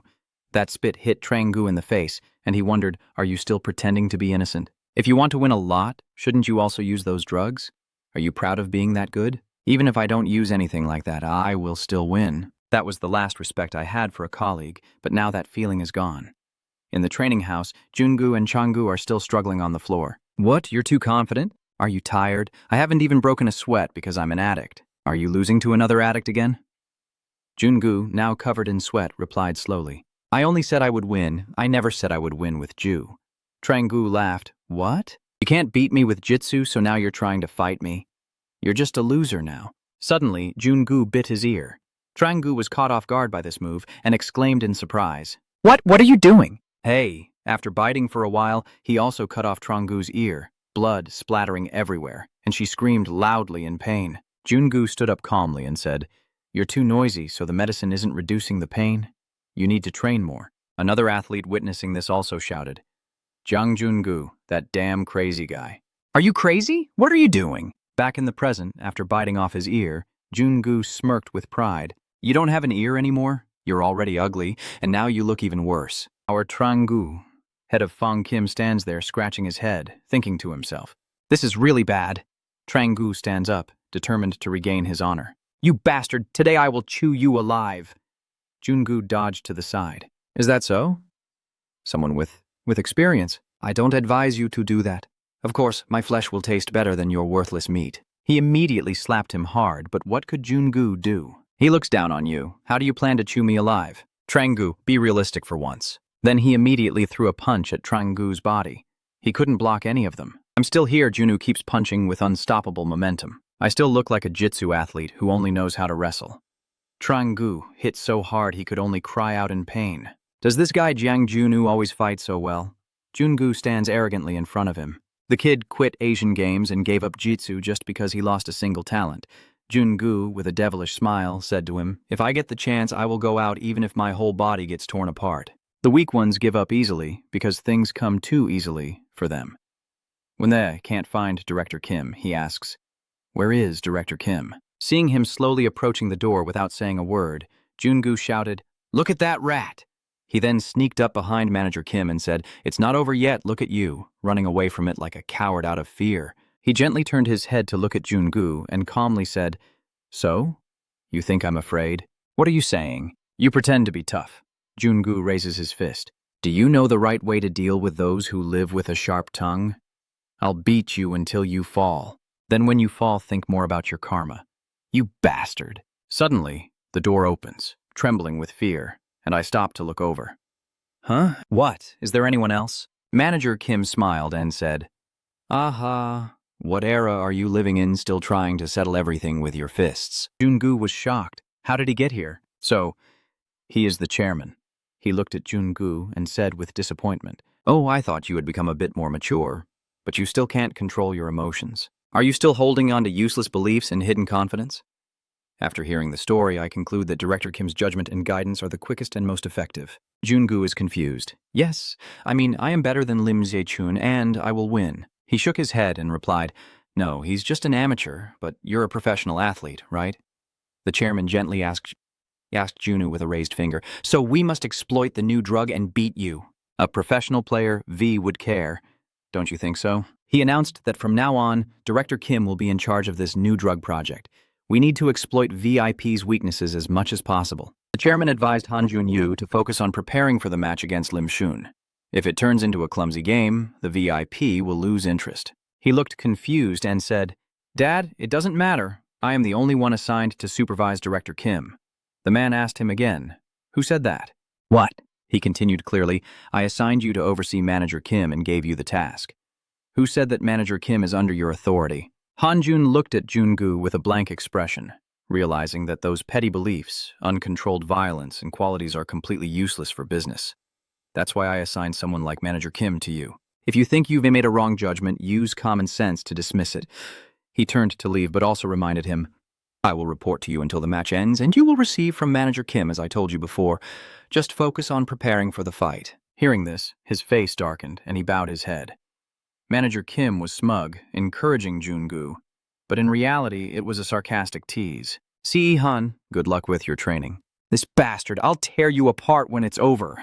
At the boxing club, Do-hoon's face was drenched in sweat as he couldn't dodge the punches. You throw your fist again just as he was about to, feeling confused inside. Does this make sense? The effect is only with one pill.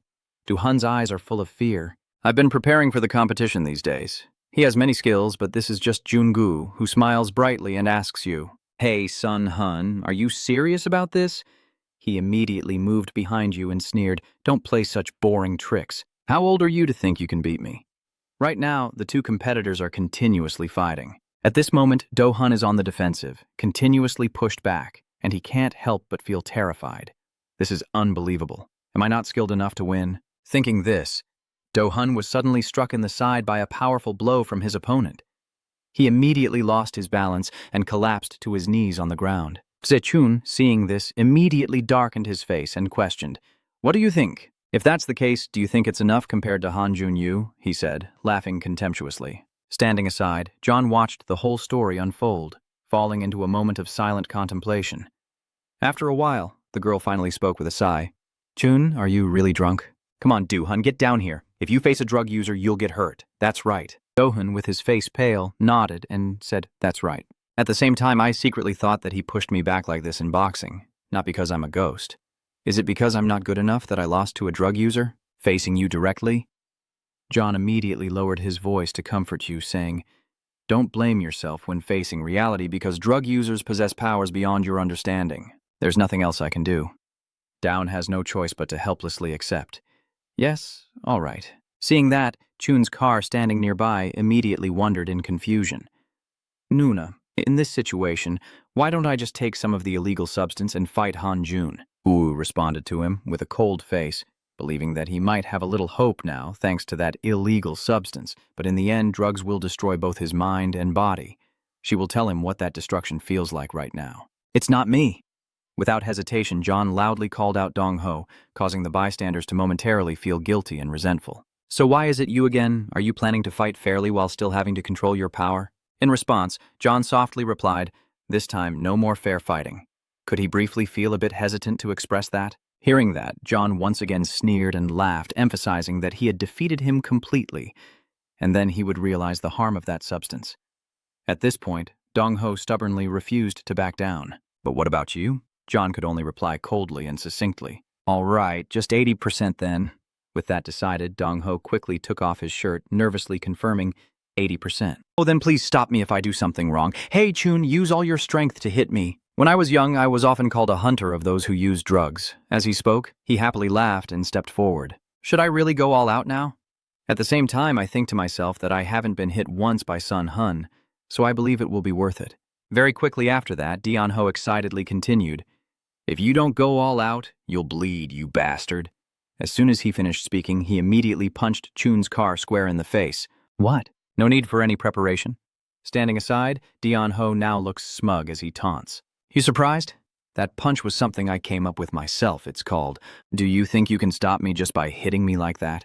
That was just an ordinary punch. You bastard. After 2 punches, Chu's car was temporarily overwhelmed. Realizing this was not a special move, Dong Ho, despite his dazed appearance, couldn't help but feel a surge of joy and boastfulness. Another drug hunter has been eliminated. Do you think you could stop it if you hit me like that? An ordinary punch is also a work of art, isn't it? No one can counter it when facing it head-on. As he said that, he sneered with contempt. Sonun, this is really embarrassing. Someone expected to be a professional volleyball bodyguard was defeated by a drug hunter like this. Standing nearby, John watched and sighed in disapproval. They say the effects of the banned substance decrease as adrenaline levels rise, and it can't end like this. As soon as she finished speaking, the rubber car suddenly sprang up behind, making the scene awkward to listen to. He was momentarily stunned, quickly turned around in horror. No way you think a rookie can beat me. But in the next second, the Chun vehicle suddenly delivered a deadly blow to Ho's face. Then, in the following seconds, a series of relentless attacks were unleashed one after another. The Chun car had now completely lost its humanity, with its pale, bloodshot eyes filled with murderous intent. In a moment, he delivered a knockout blow to Dong Ho. A while later, the scene shifts to a tall building. Here, someone suddenly approached and called out, Manager Han, where are you going? Without hesitation, Run Yu coldly replied, I'm about to go home since it's almost quitting time. At the same time, feeling resentful inside, I secretly thought this pig. In the end, I have to hand over the work to him. I'm still in a bad situation. I'm angry because they forced me to work. Indeed, back to reality. Tashish is now continuously feigning suspicion. Yeah, why didn't you leave after 6 o'clock? Everyone still has work to do. Oh, I see. Fine. Seeing that, Run Yu instinctively thought to himself, should I kill this pig's son? I think the company is still operating normally without him. Suddenly, a voice from afar unexpectedly interrupts his train of thought. Hello, I am from the P marketing team. The other person kept smiling and asked if Manager Gon Hun was here. Hearing this, Tashish couldn't hide his joy and replied, Oh, so if an unexpected meeting is scheduled after work, what should I do?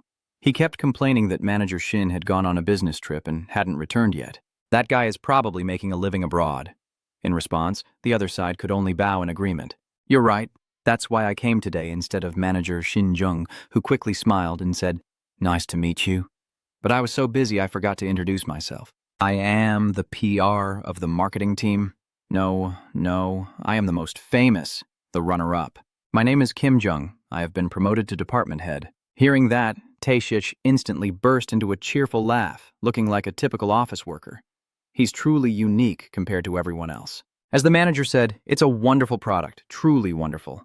Can you drink soju? Can we go out for a drink after the meeting? Then suddenly, he cheerfully introduced himself, saying, "Hello, I am P from the marketing team, assistant manager Kim Jung." But immediately afterward, Jung was terrified and turned pale. He suddenly remembered some unforgettable memories from the past. Jae Seung hesitated before calling out the familiar name, Han Jun-yu. Standing to the side, Jun-yu looked uncomfortable and continued, "So you used to work for this company, right? This world is really small, isn't it?" In an instant, he pressed close to Jung and threatened him. "Nice to meet you. I guess after the meeting we should have a drink together, right?" The scene shifts to the familiar high-rise building, where the deputy director unexpectedly approaches with a question. "Desung, are you busy right now?" Without hesitation. Diong quickly responded, "Yes, Vice Director," and immediately bowed sincerely. "Don't worry, I'm not busy. Is there anything I need to do, Vice Director?" Hearing this, the Vice Director hesitated for a moment before politely explaining, "There is a management matter to attend to, but he's on a business trip. I need you to go to the support team and attend a meeting right now, but I apologize because it's almost your off-duty time." Hearing that, Jae Sung-dot chuckled happily and accepted. "Of course I can go, Deputy Director. It's just overtime, which is a light task for office workers." At the same time, I secretly scold myself. Damn it, I can't go to jitsu practice today. I really hate working overtime. Seeing this, the Deputy Director, pleased, happily turned away as expected. "Dui-dung, good. I will bring the documents. So please, before he can finish speaking, she cut him off decisively. "Yes, I understand, Vice Director."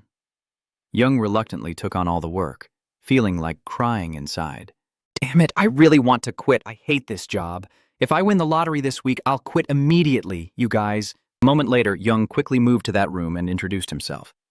"Hello, I am Kim Jae-sung, assistant head of the marketing team." Facing the person right in front of him, Young's face suddenly turned pale, and he hesitated.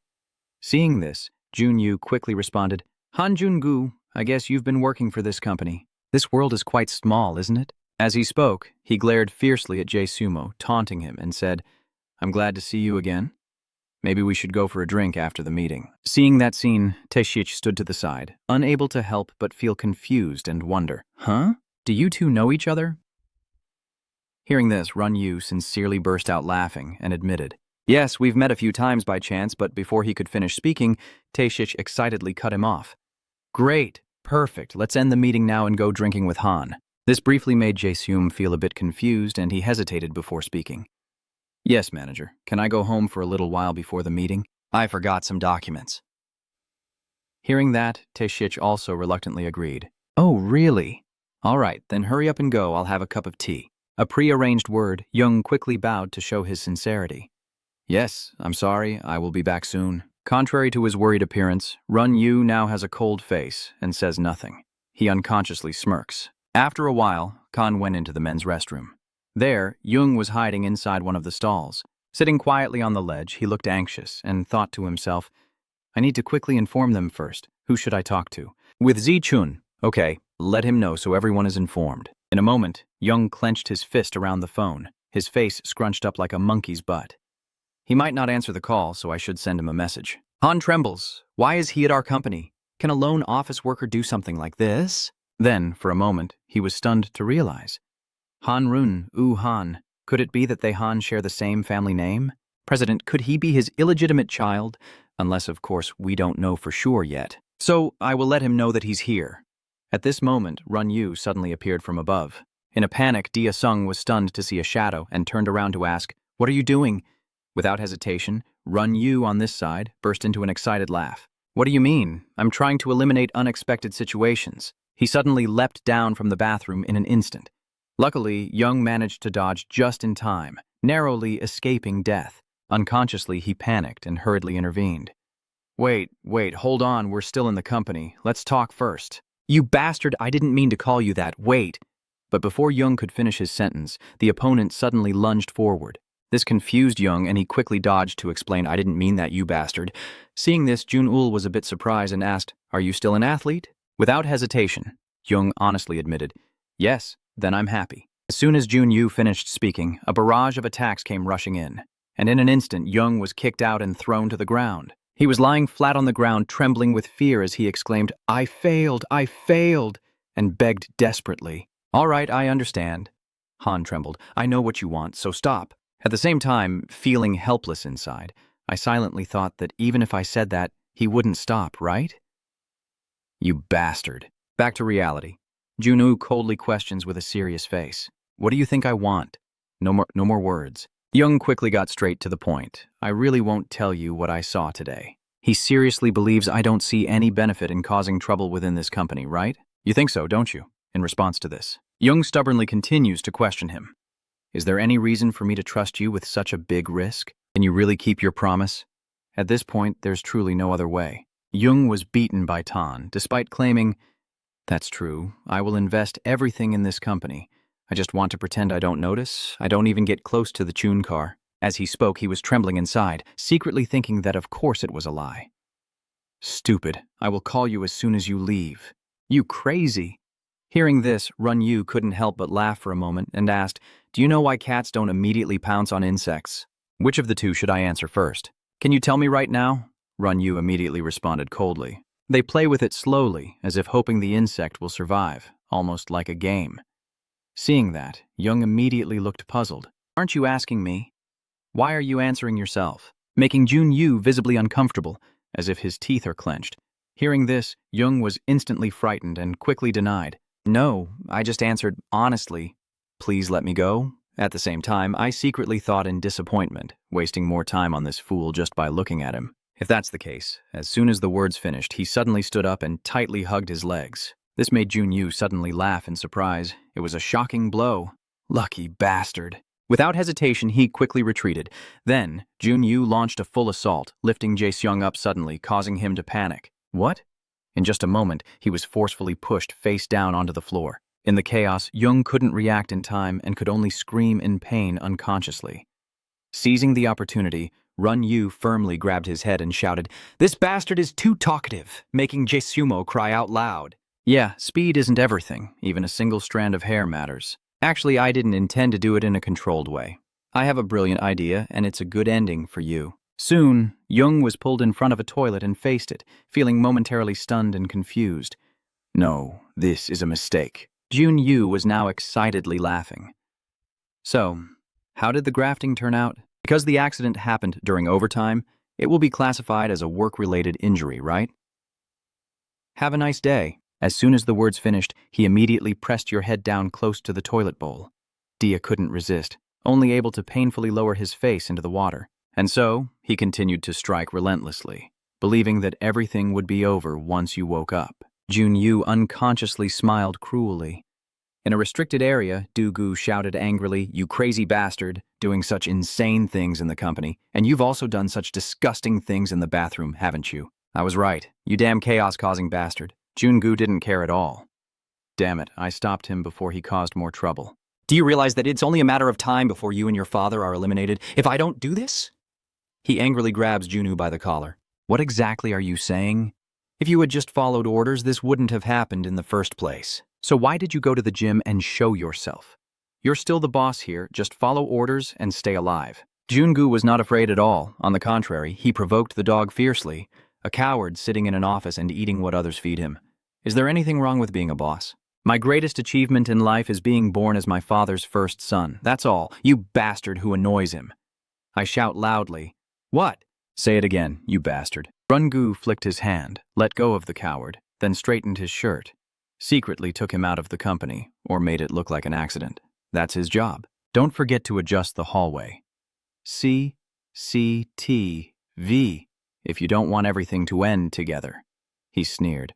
But as for me, I never liked you from the first time I saw you. Look at the crowd following and sneer. Take off your sunglasses indoors and stop being so despicable. What about your clothes? Are you planning to go into fashion modeling? Do you want to attract attention? Stop right there, you bastard. Do whatever you want without facing the consequences. Are you intentionally revealing your private life because you don't believe you can own the company? He's just messing with you, nonsense. Isn't this a sign of your paranoia? I'm not interested in the company, so you can take it. I have to work because of my father. Then he waved goodbye. If it's difficult to handle everything alone, ask your dear manager Kim for help. My father told me to focus on preparing for the game now.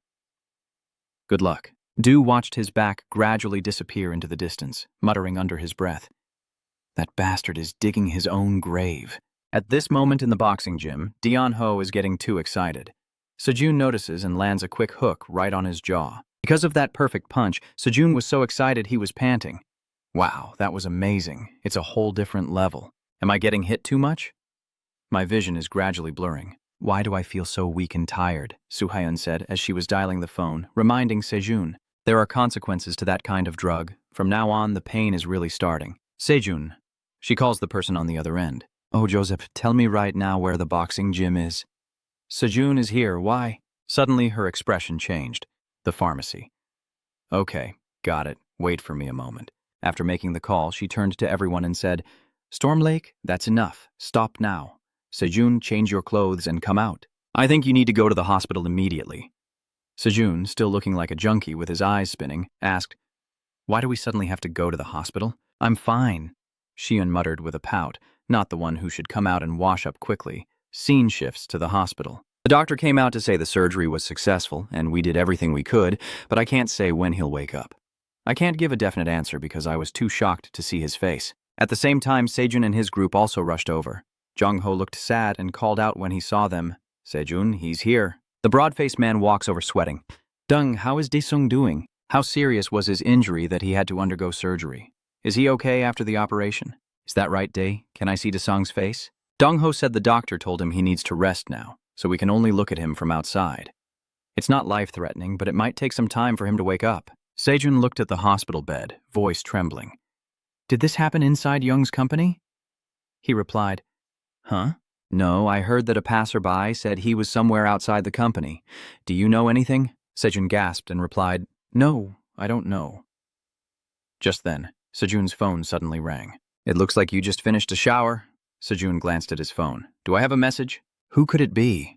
Looking at the screen, his mind gradually became confused. Hyung, what happened to Hyung? What's going on with Hyung? Returning to the present, Hajin, overwhelmed with fear, collapses to her knees. Jong-ho sees this and shouts, Hajin, are you okay? Everyone instinctively looked towards Hajin, tears streaming down her face. Why? Why is it happening again? Maybe they did it again this time? Dion-ho crouched down to comfort her and said, That's not the right way to think. Hajin, I heard that his surgery was successful, so please wait a moment. Don't blame yourself. It's not your fault. He looked up at Sejun. Hajin needs to lie down for a while and rest. Sejun, are you okay? Seeing how tense your face was, I hesitated and even felt a bit scared. Soon observes everything, and this is getting worse and worse. It's definitely not a coincidence. It's 99.9% the work of those damn bastards. But why? Why would they attack someone with no direct connection to this issue at this moment? She frowned. John, I heard you can protect Hajin and teach Sejun how to fight. What kind of work are you doing in America if we meet in the future? Suddenly, her phone rang. Huh? At the chemical plant, Jia-san is calling Hyun. Are you insulting me? You can criticize me more. I called you quickly because I know about Sejun's medication. Your face has a few bloodstains and you repeat. What will happen if you stop taking the medication immediately? Yes, he will lose muscle quickly, so he won't be able to control his body. The scumbag's face is pressed against the table as he pleads desperately. It's very dangerous if he stops taking the medicine immediately because he has speech deterioration symptoms. You must reduce the dosage gradually. You have to gradually reduce the dosage and stop using it. This seems to have worse consequences than other drugs after use. He agrees with Su Huan and says that if you completely stop using the drug, you may experience muscle loss and speech deterioration, making it impossible to control your body. Please monitor him from a distance until I return to Korea. I will look into it myself to see if there are any other treatment options. The fact that local drug dealers know about this new medicine must be the reason it's making its way into the United States. Please, and I promise I will repay you someday. It won't be long. Is there anything else? Suddenly, Shu Hu mentioned Jizung. Huh? What? What? Who's in the hospital? Really? And what about Hajin? All right, okay, I'll contact you later. He sighed tiredly after hanging up. Now the second round begins. I want to kill someone right now, but I can't kill him because he's in Korea. That's why I'm going to kill some of those bastards right now. Jia-san casually picks up an axe from the ground, his face grim with murderous intent. That person can hurt you if you don't answer my question. So my first question is it possible to find or create a cure for this new drug? The guy shouted in fear. Wait a moment, Jia-san, you crazy man. Act like a human. If you do that, you won't get any answer at all. He's very calm, like a human. The bug is pretending to be a human. What happens next? That method doesn't work like that anymore, but recently it has been effective with what I did on your right hand. This time I'm thinking of using your left hand to carry out this conversation. All right. As soon as the blow was swung, the guy's face went pale and he confessed, "Wait a moment, wait a damn second." Jia-sun smirks devilishly. "Are you trying to remember this axe? It cut off your right arm. Does it bring back any memories? Have fun then." And then he laughed mischievously as he swung the axe forcefully at him. The tattooed man broke out in a cold sweat and shouted loudly, "All right, stop it." "Hey, stop!" The guy started to confess. "I remember the first question I had was whether someone could come up with a cure." Jia-sun pretended to be clueless. Really? I was about to cut it off before hearing your answer. "But unfortunately, I think you should take me to see that person." By the second sentence, "Do you know how this new drug made its way into the United States?" He trembled and replied, "I can find out. But these days both police and civilians are involved in drug dealing, so it takes time to find the exact route."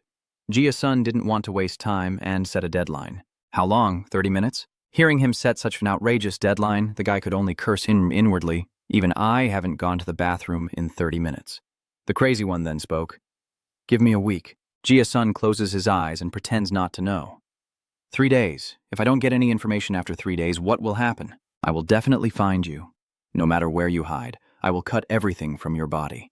You know, right? If you do, then move quickly. Sam's face is a little tearful inside. This bastard. I have to live in this room because of someone else. I hope you're miserable, you bastard. Jia-sun leaves after finishing his work. Seeing the morning sunlight shining through the door, Jia-sun feels its brilliance. Is there anything else? Sorry, you must be Jae-sun, right? A pervert blocking the way spoke up. A VIP is looking for you. Please follow me immediately, the man ordered firmly. At the fast food restaurant, a black car arrives and Jae-sun steps out with the pervert. "Here it is. I guess sometimes you still listen to me," he asked, and Ja-sun replied, "What's going on?" He gave a thorough warning. "Before you go in, listen to me carefully. I don't know why the VIP is looking for you, but I only remember one thing. From now on, we have the right to kill you immediately if you show any threatening behavior, like putting your hand in your pocket. So be careful with your actions, even the smallest ones, all right? Jason." Sun irritably said, "You talk too much, but you were looking for my body earlier, weren't you? I understand what you're saying, so please don't boast that someone important is here when you walk into the restaurant." "It's me," the president greeted when he saw him. "Jia-sun, it's been a long time since we last met." Jia-sun respectfully replied, "It's been a while. Are you well? I wonder if he would agree to meet with me. I have many requests." The president transitions scenes at the port transfer area. Jung-ho opens the key to a storage box. Then he shouted loudly, "Is anyone here?" Chef Kim and team leader Kang. "Is anyone here?" Dong-ho sighs. "I will let you go. If you are still alive, raise your hand." "Is team leader Kang here? Is team leader Kang here?" "So you're not here either?" A battered man inside the box calls out. "I'm here. I'm leader Kang." He pouted and looked at the person inside. "Huh?" "Finally, I found you coming and eating rice porridge with me. Are you willing to talk now?" Hearing there was food, he crawled out, mouth watering. "I will tell you everything." At the same time, in the resting area, Sejun was so shocked that his limbs went limp and he curled up under the blanket. Soo-hyun couldn't speak anymore. "Wait a little longer. Dong-ho is getting the medicine. Currently, there is no cure. So we will adjust the dosage of the new medication and gradually reduce it. The symptoms will become milder. John will find a way soon." He trembled and asked, "Hajin, how is she? Is she okay?" Hajin replied, "That glasses-wearing friend is taking good care of her, and Joseph is always there too. Now, take care of your body first. You need to be healthy before you can protect someone." Then she started rambling again, and the last time I saw Lee Yangun, I also mentioned Han Jun's younger brother. They said he looks like a Chabon, and the investigators are looking into this. So I told them to stay calm and wait. If it hurts too much while resting, call me and go to the hospital. She opened the door and went out, leaving Sejun to rest alone. "Understood, thank you." He trembled as he thought about the past. Han Jun's part-time brother-in-law insults cows. Jung Hyung sent a message saying that our company might be involved just before he was beaten, right? Jung works for a big company. Combining the clues, there is only one reason to target Jung at this time. Jung, Hanjun Yu, and his part-time brother all work for that company. Sejun's face at that moment looked terrifying. Sejun was lost in his thoughts. So Hanjun Yu, is he the illegitimate child of the company owner or something? He must have gone through a serious family conflict. Because they are not the leaders, you have to step on them harder and more forcefully.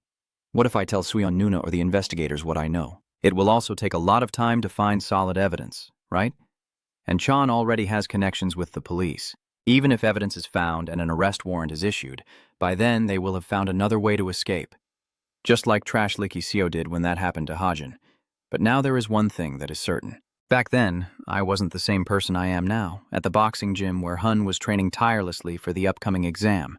His fists were so fast and solid that the punching bag was almost ready to rest. Seun appearing from behind and praising him must be quite heavy. Do you think you'll become a professional boxer if you keep going like this? Do Hyun chuckled awkwardly. I should create a disadvantage for you because you think I don't realize. No way. His face was sweating as he pondered. She's really serious. Are you kidding me? Seun, how is it? Will it be okay if he keeps taking the medicine? Soo-hyun looked sad and replied, it's not okay because the medicine really drains his body. It's only a temporary solution to prevent him from collapsing immediately.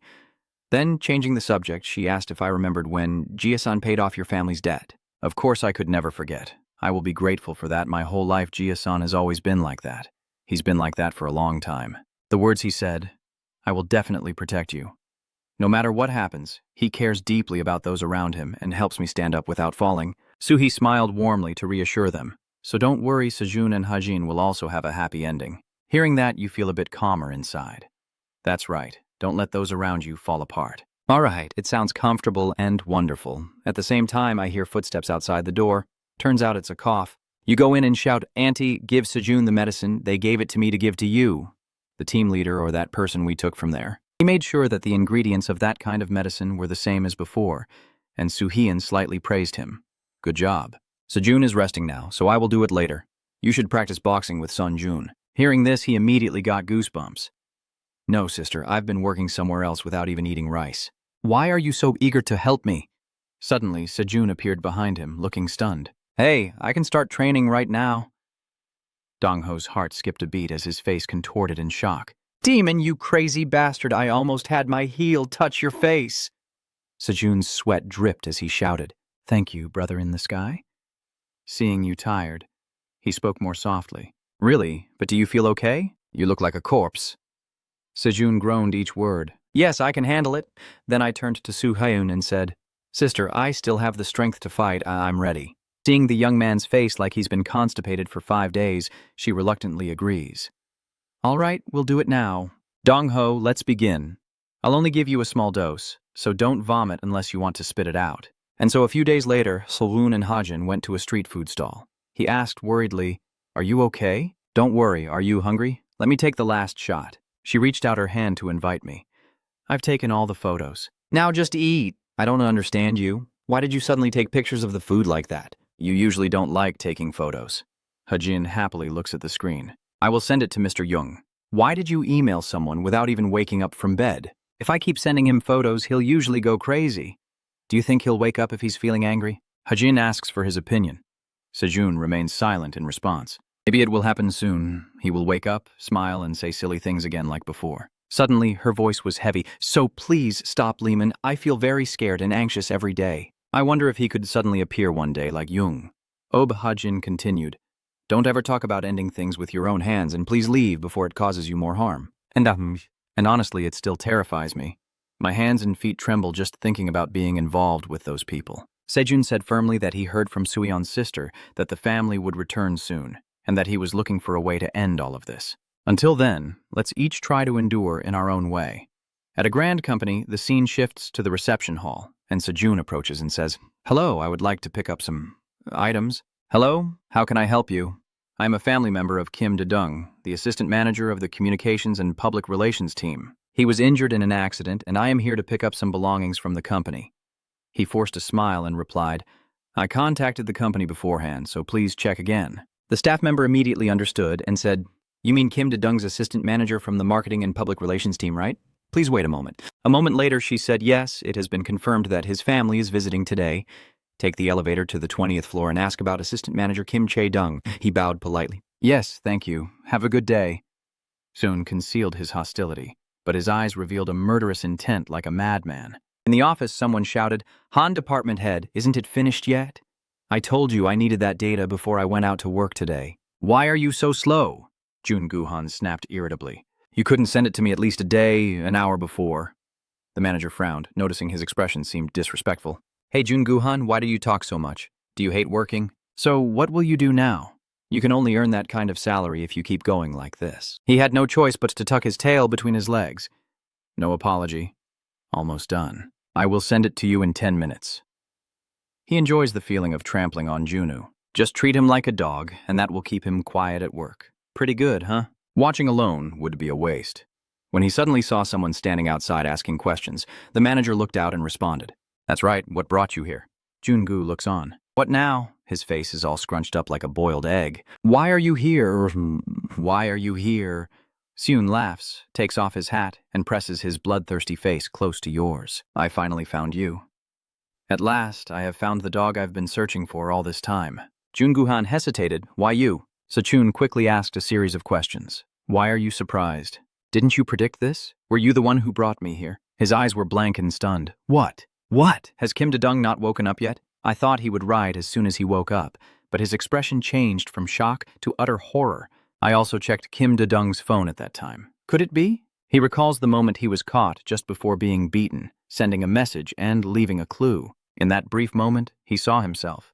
The message to Lim Se-chun hadn't been deleted yet. Then Jungu hurriedly rewound and deleted it. Did he make a quick decision and delete the chat room? Delete the evidence. Delete it with my balls. There are Hansen and Gretel, idiot. After a moment of thought, he muttered a few times. So, there are really situations like this that are just great. A middle-aged staff member passing by casually asked out of curiosity what's going on. Why is this student smiling so strangely? Who is this student? But strangely, you knew I was here. He stood up, his shoulders still trembling, and asked why the car had come alone. There are many police and adults around ready to help you, right?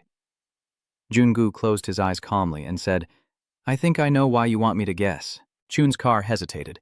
He opened his eyes with a mocking and contemptuous look because he was afraid of losing his personal revenge. Is that right? Chun's car didn't say much before crashing into his face. Jungu's face was twisted in pain, blood pouring from his nose like a stream.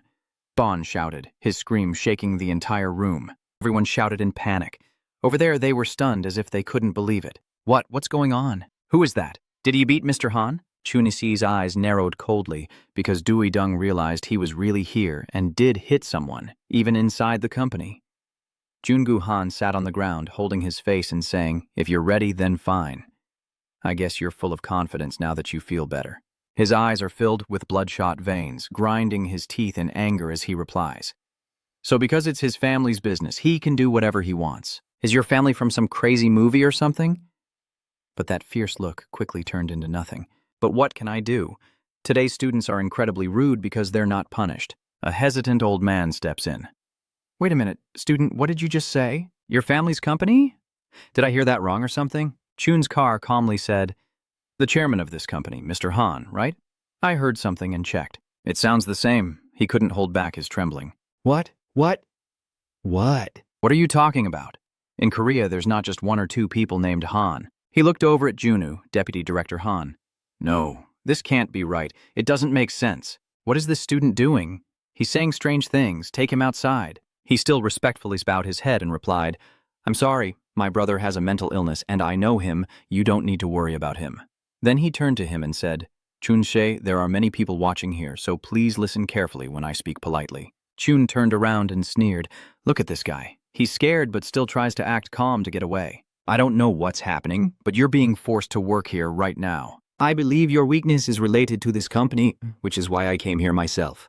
The madman said loudly, raising his head, Thank you to the office staff for all your efforts. Are you interested in what's happening? I will explain everything clearly. Then he pointed at him and said in English that his brother is the boss of this company. The old boss standing nearby froze in place. Rungu frowned. Are you crazy? A female employee exclaimed in shock. Really? Manager Han is truly amazing. Some people behind are whispering, no way. How did Han's assistant manager get hired for this job? What is his motive? It's a familiar connection, but I'm not sure right now. I don't remember meeting anyone before. Jungu awkwardly shifts his feet and waves his hands trying to explain. My younger brother, whom I have known very well since childhood, is suffering from hallucinations. He is currently receiving treatment, and I will take him to the hospital now. Please forgive the noise and take care of your health, but the car won't stay quiet. He shouted again. This guy is a violent criminal, attacking minors, filming illegally, drug trafficking, and his father is also the chairman of this company. Jungu immediately lost his temper, grabbing his collar and warning him, "Stop right there, you brat." Do you think people will believe such baseless and unverified stories? He becomes even more frantic, veins bulging in his eyes, checking the facts. Do you think this is a courtroom? All I'm doing is planting a question in these people's minds. Every word spoken was like 1,000 eyes staring directly at Junu. How much longer until everyone in this building realizes he's a despicable criminal? The more I speak, the more excited I get. I'll tell them exactly what this trash really is. I don't know what you're planning or trying to achieve with it. The ending will never go the way you want. His face close to mine, he said, "Because I, Hanungu, have no reason to take care of myself anymore since you've already soaked in dirty water." The kid was so furious his veins bulged. This bastard must have hit his head somewhere. Luckily, I lost my temper after taking the medicine. "Hans Runu, are you out of your mind?" He said in a deep voice, "I told you to go to work to learn how to work and control your emotions. In the company bathroom, you beat someone from the company into a coma." Jungu bowed his head, trying to defend himself. Considering that situation, I think the fastest and most effective way is for that employee to let Lim Si-chun or his group know that I am working at this company. He continued, "From Vice President Han-du to his father, it's only a matter of time before they find out we're involved, but he just calmly said, 'What can they do if they find out?'" He seems a bit confused. He gently points out that such rumors are just things for people to nibble on for a while. Then they will also stay silent when the sweetness fades. He turned back with a frown and said, "And when the media and police advise that they use fake data to justify the truth, people will accept it. Everyone tries to uncover the truth, but do you know why they fail?" His tired, cold eyes and furrowed brows give him an unapproachable aura. Uncovering the truth requires time and money, which also means personal and private funds. He stood up straight, and Unton advised Jungu, "Do we really want to use our personal money to investigate the truth about other people's lives?" Every move he makes is precise and professional. If the media and police say so, we simply accept it as the truth. So you don't need to worry about acting immediately. In the end, it's a reminder that the more sensitive you are, the more you get infected. There are many doubts about whether that is true or not. Remember what your father is saying. Jungu tiredly exhaled. Don't get excited. He suddenly loosened his grip on Chun's collar and said, "So what should I do here? I'm not sure what you're talking about. Get out before the security guards catch you." Zechun, seeing this, shouted even louder. Kim Dui-dung, head of the company's advertising and marketing department, was attacked by Vice President Hanzun. He was currently in danger. The vice president and the company's chairman are trying to hide this truth. When he spoke, a quick punch was thrown. Trash like this is polluting the city. They should be eliminated. The powerful punch sent him stumbling backward, and Jungu, still furious, grabbed his head and kept hitting. I tried to hold back, but it was no use. "Is this what you wanted?" He grabbed Chun's head and slammed it down onto the floor. Jungu, both angry and excited, asked, "How is it? You bastard, do you like it?" The face of the Chunkar pressed against the shattered floor trembles violently. He slightly turns his head to the side, half of his face increasingly crazed, smiling eerily at Junu. "Yeah, that's what I want." "All right, remember what I am saying." He stood straight and said, "The previous factory explosion was the first, and this is the second time an employee has fallen into a coma, right?" Jungu's father directly admitted, "Two mistakes have been made, only one more chance to ignore the errors we have caused. Fortunately, your father was able to assess the situation immediately and prevent it from getting worse. But he clearly pointed out that, on the other hand, the problem was caused by your lack of attention to detail. You should have realized that if the child's close friend works for our company, right?" Jungu had nothing to say, only able to utter a word. "I'm sorry, he only gave advice. For now, stay silent and focus on your training. This is your last chance." Gentle but full of warning. The father's leniency ends here. Do it again. You must be prepared for your mistakes. A tall building stands in the middle of the bustling city. Everyone in the office was stunned. "Deputy Director Han, what should we do to stop them?" Sechun still grinning, "Here it is." Jungu was helpless before him. "Are you laughing? You're completely addicted." His arm trembles as if trying to exert more force. "Are you so drunk that you can't control yourself? Today I'll just have you lie next to your vegetable friend." "You bastard!" Hearing that, the car's suspension became even more frantic. "You're screaming, really? Hurry up. Deputy Director Han, our deputy director won't be able to work anymore after this, am I right? He no longer even has a threatening image. This kid is really digging his own grave. I think it's cute when I joke around with you, but this has gone too far." His eyes dark with resolve as he says, "The security team is coming because of the chaos. But before they arrive, I will handle this for myself. The rubber car suddenly launched a surprise attack at the critical spot. What the hell is this dog? Wait a moment. He chuckled excitedly. What is this, you bastard? An attack on the weak spot? The rubber car ruthlessly strikes his vulnerable spot once again. Goodbye. The descendant of Han Jun, Yu Jun-gu, was panting heavily in tension. He was lucky to catch your attack, which is the only reason he managed to hold his ground. Damn it, this isn't right. Chun's car couldn't attack and then taunted. So this is the level of an athlete? Looking at that reaction speed, both of their hands are trembling with tension. He repeated once more. He blocked it. It's a pity, your face is dark and full of murderous intent. Do you understand now? I don't consider trash like you to be human. Chun She quickly pushed him away and charged forward like the other's courtesy. Chun She stared blankly with wide, expressionless eyes at him. Don't count on that, you lunatic. From now on, I'll help you lie deep in the ground. Jun-gu also did not back down and replied, Do you think you can't do it? I heard you're pretty good at using drugs, but I'm not sure about this. He grabbed the motorcycle helmet and knocked him out, catching him off guard. He used a flying am combined with an uppercut. Clenching his teeth, he leaned forward, but Hans trembled and said, I've changed. He kept praising silently. The effectiveness of this drug is incredible. I can't explain such power. What is this? What is Mr. Kim Bet doing that the effects of the medicine activate well when his body accepts them? Chun-shi successfully lifts Jun-gu high and asks, Are you sure about your father's company's building? If it breaks, he will slam Jun-gu down to the ground, and he will groan in pain. At this point, Se-chun added, Don't ask me for money later. Ask your father to fix it, and I have already spent all my petty cash from the beginning. The old employee nearby hurried over. Hey, you student, stop right now. This is a company. This is not a place to fight. He looked up calmly and said, I'm sorry, but there's probably a reason I have to do this here. Please understand me. Suddenly, Run-gu asked, Are you the previous manager?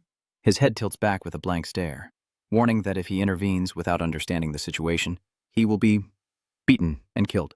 What are you talking about? Vice President Hanan. I am your boss. This is a company. He closes his eyes and continues to speak calmly.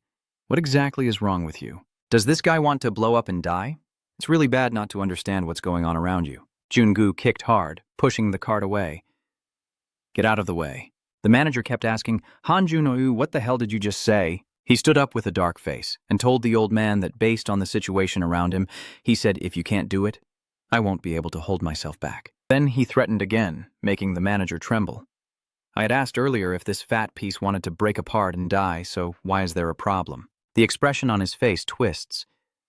Look at this, manager. We still don't have a good feeling about each other. Don't blame me for no reason, just stay out of this. This is my final warning. Suddenly, a rubber band shot forward, hitting him hard on the head and scolding this loser. You raise your voice to scold him. That's not how you talk to an adult, and someone who can't do their job properly should show some respect, shouldn't they? The manager nervously looks at you and advises, Student, stop right now and leave. I will try to stop Vice President Han before something serious happens. Jun-gu's face darkened, his voice growing more irritated. Why don't you understand what I'm saying? I thought I already told you. He is holding a laptop and suddenly appears from behind him. Stay there and stay silent. He turned back in utter horror. What is Deputy Director Hanan doing? Jun-gu's voice, cold and uncontrolled, echoes out. Who are you? I've been applying since before, you bastard. As the computer crashed down, the manager hurriedly shouted for help. Someone? Blood like raindrops filled the office. The manager, terrified, held his head. My head. Jun-gu looked at him and said, Do you still think this will help you? Chun, why do you believe the staff here will testify for you? What is your ability? Yes, I can't follow you forever. But when did the police arrive behind Junu? At least they could take out a half-dead man named Han Jun-yu, caught in the act as a special attacker. After giving the injection to the car, it's done. Sister Nuna just reminded him, but his face shows little concern. After the injection, his body trembles, and he's sweaty and looks exhausted. Take a deep breath. Now, everything will get better. If Hajin sees your face, she'll panic, so rest if you don't want to get beaten. Yes, thank you, sister. And she said this while pinching the corners of her eyes and then continued the conversation. I'm just saying this as a precaution. Do you know Detective Jiang Huangxi? He always follows the rules and works in a difficult way. If you know something we don't hide it, just share it. Even difficult missions can be accomplished to some extent if we work together. This happens when you keep trying to solve problems alone without asking for help and eventually break down. As he spoke, Se-chun's face was still sweating, as if he was deep in thought, becoming miserable and searching for the reason for his failure elsewhere. So whatever happens, reach out to those around you and fight together. There's nothing wrong with fighting together. She then left, reminding Chun's car of a few things. I'm leaving now, so relax a bit and your face will return to normal. Everyone at home is worried about you. At a large company, a group of people are gathered talking about something, and at least Han Run, the scumbag, can be dragged into it. Yu, the one hiding in his father's arms, emerges as if caught committing a serious crime. Jun Yu found it quite confusing when he heard this, and a young man immediately shouted out loud, "What? What? That doesn't make any sense. We are the police and have a report about an attack that happened in the company. Are you okay, student? Has your head been completely damaged?" Dohan shouted loudly, spreading his arms to the sides, and said, "Everyone saw the footage from your camera, right? We have collected the images. You can't say anything more." In a place filled with computer screens, Dong Hun is talking to the staff there along with Sao Hun. This is a barrier to justice. Don't talk nonsense. Just give me the exact file from that scene. I can't guarantee what will happen if I find out you provided the wrong file, because the friend beside me used excessive force to enforce discipline more than necessary. Criminals, accomplices, and others have a long history of being broken by her. What? Hyun immediately laughed and rested his chin on the man's shoulder, making him panic and sweat. Try to be a little mischievous. I really want to find an excuse because I've been kind all this time. No, I'll give it to you right now. Suddenly, Hung Shi approaches with handcuffs, holding them in front of Run Yu, making him a bit panic-stricken.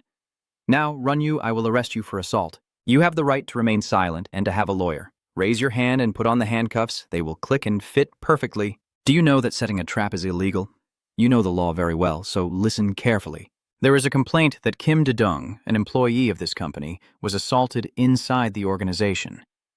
Then Hung Shich angrily shouted. Then Jun Yu also put on handcuffs. There are reports that he mysteriously disappeared after seeing Han Jun-gu that day. So, how can we determine if a criminal environment exists for someone like you with enough intent, or if a sting operation that provides an opportunity can be considered legal? I really don't know, but weren't you suspended? That will be a big problem, that's right, but I'm back. You don't know, you're really stupid. So, I mean, this time it won't be easy to escape. Chun suddenly clutched his head in pain and stood up. Run Yu saw that and asked, "What's going on?" Hai Ung-shich helped Chun and told everyone to call an ambulance. Student, wake up. The ambulance will arrive immediately. Have you called 119 yet? When will the ambulance arrive? Chun She then stood up and spoke to Hung Shich. Detective, is this enough? We've caused quite a bit of damage to that missile island, haven't we? That is the first half of a new beginning.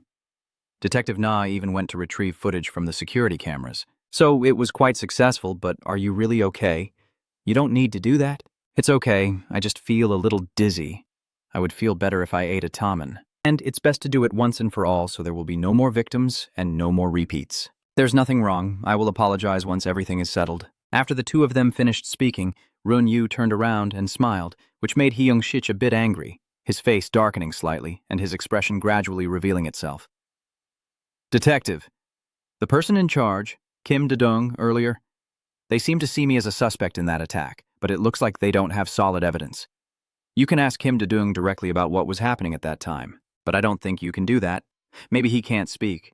He's smiling while the con artist is being detained. Smile more now because there will be fewer and fewer things to laugh about from now on. Yes, I hope Deputy Manager Kim De-dong will wake up soon so I can be freed from my injustice. Who is the one directing us to guard this place 24 hours? 24 hours a day. I don't know, but I heard that the patient in the hospital room is a victim of an attack, and if he wakes up, the defendant will face charges. They ordered us to stand guard at the entrance because they suspect something might happen to the patient. It's not like I'm watching a movie. I'm tired. If I stay awake all night, I'll be exhausted for 2 days. We are short-staffed, but they aren't hiring more. I can't even go to the bathroom, right? We are also human, so we need to use the bathroom too. I will protect him. I will come back soon. I've been holding myself back for quite a while. No problem. Stay calm. After speaking, he turned his face and was immediately startled to see the back of a tall young man. The security guard was startled and stammered, "Oh, what are you doing?" A tall figure responded in a deep voice. Is this the hospital room of patient Kim Chae-dong? The scene shifts to the door of the room being closed. At that moment, the door suddenly opened, letting light into the dark room, and then the room returned to its original quiet, shadowy state. Next to Kim De-dong's bed, a man suddenly appeared. He softly said, "Well, the name I just mentioned," while pressing his phone, confirming the face. He looked at his bloodshot pupils, raising his hand while muttering. Third, the patient's name is Kim D. So, check the face. As soon as he finished speaking, he lunged forward to strangle Kim Da-dung to death. Just as he was quietly moaning in pleasure, a deadly punch suddenly appeared and swung straight at his face. Aeon clenched his jaw and delivered a powerful punch to one side of his face. How can I catch a pest here? He's sick, and from now on he will have to be quarantined. He knelt down in front of the guy and threatened him. What do I have to do to you first? Yes. The masked man was still stunned by the punch from Jae-sun just now. He whimpered and stammered, begging him. Wait a moment, it seems there is a misunderstanding. Listen to me, I don't accept his plea. Jae-sun's expression was not only unpitying, but even more contemptuous, as he asked what he misunderstood and told him to prepare for what's coming. Faced with his arrogant reply, the masked man was momentarily speechless, and Jae-sun could only continue speaking.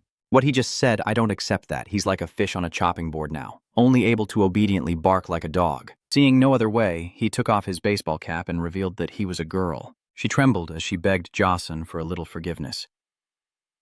I'm just a student. Someone told me to do this. It's just that I was wrong, and it didn't stop there, she quickly continued, while Jae-sun continued to stand there silently, staring at her in a terrifying silence.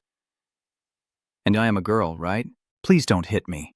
Karma will catch up with you. Jae-sun looked at her indifferently and replied that on the battlefield, women and children would not be killed as long as they surrendered, but my final mission taught me an important lesson. Do you know what it did? As soon as I finished speaking, my eyes widened and a sinister smile appeared on my face. Monsters have no age or gender. The lessons learned on the battlefield have engraved in him that monsters like you should be burned to death. That's all I know. Realizing there's no way out, she turned and cursed him straight to his face. Even though she is trembling and shivering as if the dark wind has blown behind her, she says, Hey, you're really disgusting, you damn monster. Aren't those old men picking their noses the ones who made us live in this damn world? The more she spoke, the more her face twisted into a terrifying shape. You have made us like this. You who claim to be adults, and yet there is one thing you don't know. Since when did someone with a hood also appear behind Jae-sun? I don't know anything, but he could be a savior for her. I immediately raised my voice and replied, Do you really think I'm the only one here today? Seeing her lifeline, she happily laughed out loud and shouted in the man's face. Hey, you came here for drugs, right? I'm not sure if this guy is a cop, but he's protecting Kim Da-dung, so I can't kill him. I'll kill him right now. Right. Seeing the criminal happy to see him, he stepped back, confused, and asked, What are you talking about? Turns out it's no stranger. It's Brain. He looked at her with a confused expression and then turned to ask John, What is this drug addict talking about? Jae-sun, why are you smiling at me? It makes me feel sick. At this moment, she still couldn't accept that he was on Jae-sun's side. Even though her body was trembling uncontrollably, she stammered, Maybe he's a foreign assassin, bigger than I thought. Hey, kill him, do you understand? Jason's son had long lost patience and turned to blame the heavens and earth at Brain. That's just empty talk. Drug addicts often say, Do you think there's any difference in Korea? Is it finished outside yet? How many people have arrived? He didn't take long to remember, just a quick glance, and he answered him. There are only a few people outside. Acting like women, right? Just as he said, the opponents had already fallen to the ground and lost their ability to fight back.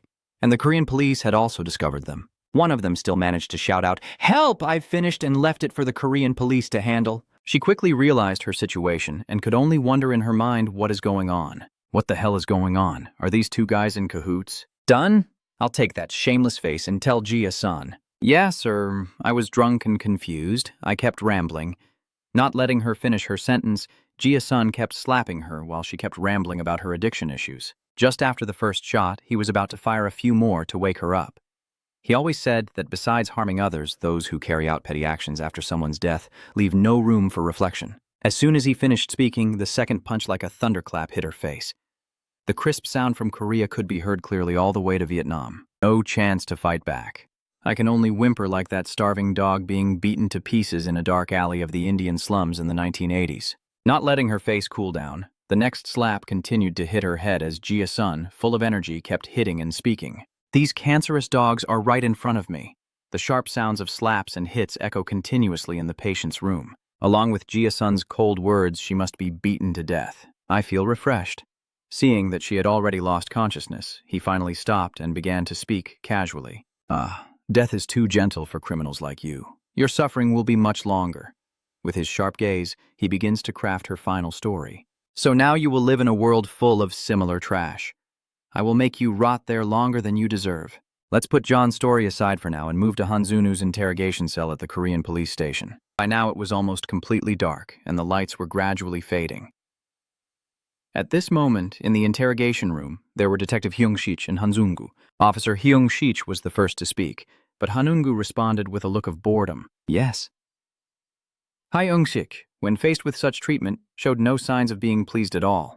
He sneered back at him, sitting upright and saying, "You got caught red-handed. Do you think an experienced lawyer can erase your crimes?" Jungu seemed to be terrified, but instead he appeared unfazed and met that gaze with a calm response. "What did you say?" "That student infiltrated the company and tried to ruin someone's life. He wants me to be fired from the company." The police also didn't give up and presented the evidence he had painstakingly collected. "You hit someone in the head with a computer screen and now his head is bleeding. Do you think you can get away with this by just going home?" "That's true. No matter how much Jungu tries to hide it, the truth will eventually come out." Hyung-shich added, "Even if you try to deceive, you must handle the situation properly. You idiot, at that time you kidnapped a Korean police officer and beat me up at your house. He even went on to say that you've done so many bad things you've completely forgotten, right?" Jungu, hearing this, couldn't take it anymore. He scoffed and continued, "Hey, detective." As soon as he finished speaking, he faced Hyung-shich with a smug attitude and said, "Today is the first time we meet." "What are you talking about?" "Why are you talking about something completely unrelated to me?" Hyung-shich was quite surprised, but instead, he was interested and thought that you're not naive enough to be led astray by this investigation, right? After a moment of pondering the situation, he continued, "You think we're joking? Let's see how long you can run away." He continued to reveal to Jungu, a former member of the national jiu-jitsu team, Mr. Jang Jungu. Seeing the subject's face show a clear change, he pressed his advantage. "You changed your last name, didn't you? Permission is rarely granted without a specific reason, and supporting documents are hard to come by, especially for people like you who tend to act violently." Since being mentioned, Jungu said nothing else. He just sat silently listening to everything Hyung-shich said. Seeing the calm silence of the person in front of him, he thought he had the upper hand, so he asked Jungu, "Why? What's going on? You still want to play with me, right?" Once again, defying expectations, Jungu still shows his arrogant attitude as he responds to the police officer, "Detective, are you interested?" "I don't know why you're after me, but that's all I have to say." After saying that, he looked at Hyung-shich with a confident smile and said, "I will remain silent from now on. When my lawyer arrives, can you speak with him first?" Hearing this, the police officer looked blank and could only respond vaguely. "Yes, I wonder when these words will be spoken. So tell him to come quickly because being alone with you is really disgusting." Suddenly, during their conversation outside the room, they heard knocking sounds. Jungu saw the person who just entered and asked, "So you're here?" Hyung-shich looked confused and asked him, "So, senior officer, are you working here?" Not only did he not answer your question, but he also asked you back, Detective Jang, "Is this person Hanunu, right?" Hyung-shich then responded with the information about the criminal he was holding. He has been charged with assault and is currently a criminal. Not wanting to prolong it, he turned around and signaled for him to go out for a while. And from the moment he heard him being taken out of the room, his face showed clear annoyance and confusion. As he said, "Trade Minister, we witnessed him smashing a child's head with a screen." He wasn't sure if he had overheard, then turned to him with an angry look and scolded Hyung-shich. "I get it. Get out now, you idiot." Although he was very angry, he remained silent. "You have to obey. This is the order given to you by your superior. So, detective, what should I do now? I called my lawyer, but the security commissioner showed up instead, so what's all this to me?" I still look confident and ask, "Do you feel more worried now?" It makes me laugh when you can't escape easily. Think about what kind of rice soup you'll be eating. Then he immediately walked out with his boss, leaving Jungu alone in the isolated cell. Right now, he still doesn't realize what's happening and remains arrogant, leaning back and joking around. What is there to worry about? I close my eyes with a relaxed expression, joking to myself, "I don't want rice soup, detective. I want to eat sugar root bap." Gaoshan had already appeared behind him without him noticing. Recognizing the familiar face, his mother's sweat and his own began to drip from his forehead uncontrollably, and he nervously asked why he was here. Seeing him now obedient and resigned, Gaoshan was pleased and couldn't hide his smile. He told him that the reason and method didn't matter much. What was more important now was that Jungu was like prey on a chopping board, with Gaoshan like a knife ready to cut him at any moment he desired. Looking at Jungu, he said, "The truth is, I was here, which means the only thing left for you is to fall. That's the important part. So, after hearing this young man ramble on, the prosecutor quickly concluded that you are being chased by the police, right? That was true back then, but not today. Aeon whispered close to him, saying, I will explain simply, because it seems like you're having trouble understanding the situation. You've been left alone all this time because someone was backing you up, right? He warns you, thinking the prosecutor is nothing. No matter who or what they are, you can never defeat the person backing me right now. As soon as he finished speaking, Aeon grabbed his head and slammed it against the table, then pulled his head up and whispered close to his ear, At least on this earth, do you understand? You bastard! The prosecutor hissed, glaring warningly. Are you crazy? This is a police station, you crazy bastard. What is he thinking inside? But I think it's because of my boss, right? Aeon, as expected, guessed his move and chuckled mockingly. Do you think he came to take you out? Aeon's hand is still firmly holding the prosecutor's head, refusing to let go. He struggles. How can you hear my heartbeat? Aeon is just guessing. If I look closely at your worried face and the current situation, I can hear it. You idiot. I didn't expect to be played by a kid from start to finish. The prosecutor couldn't help but be angry and scolded. What? Are you talking nonsense, you bastard? You're finished. What era do you live in to still be beating up people in a police interrogation room? Everything is being recorded here, you little rookie. Don't let him finish speaking.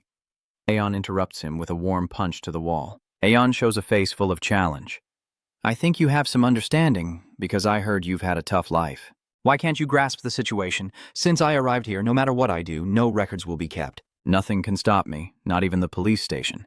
Even if I get beaten up from all sides, Prosecutor Choi is still incredibly tough. Plastic pig, who are you lying to? I guess you found the weakness of the police station, right? Damn it, I'll call the higher-ups and settle this.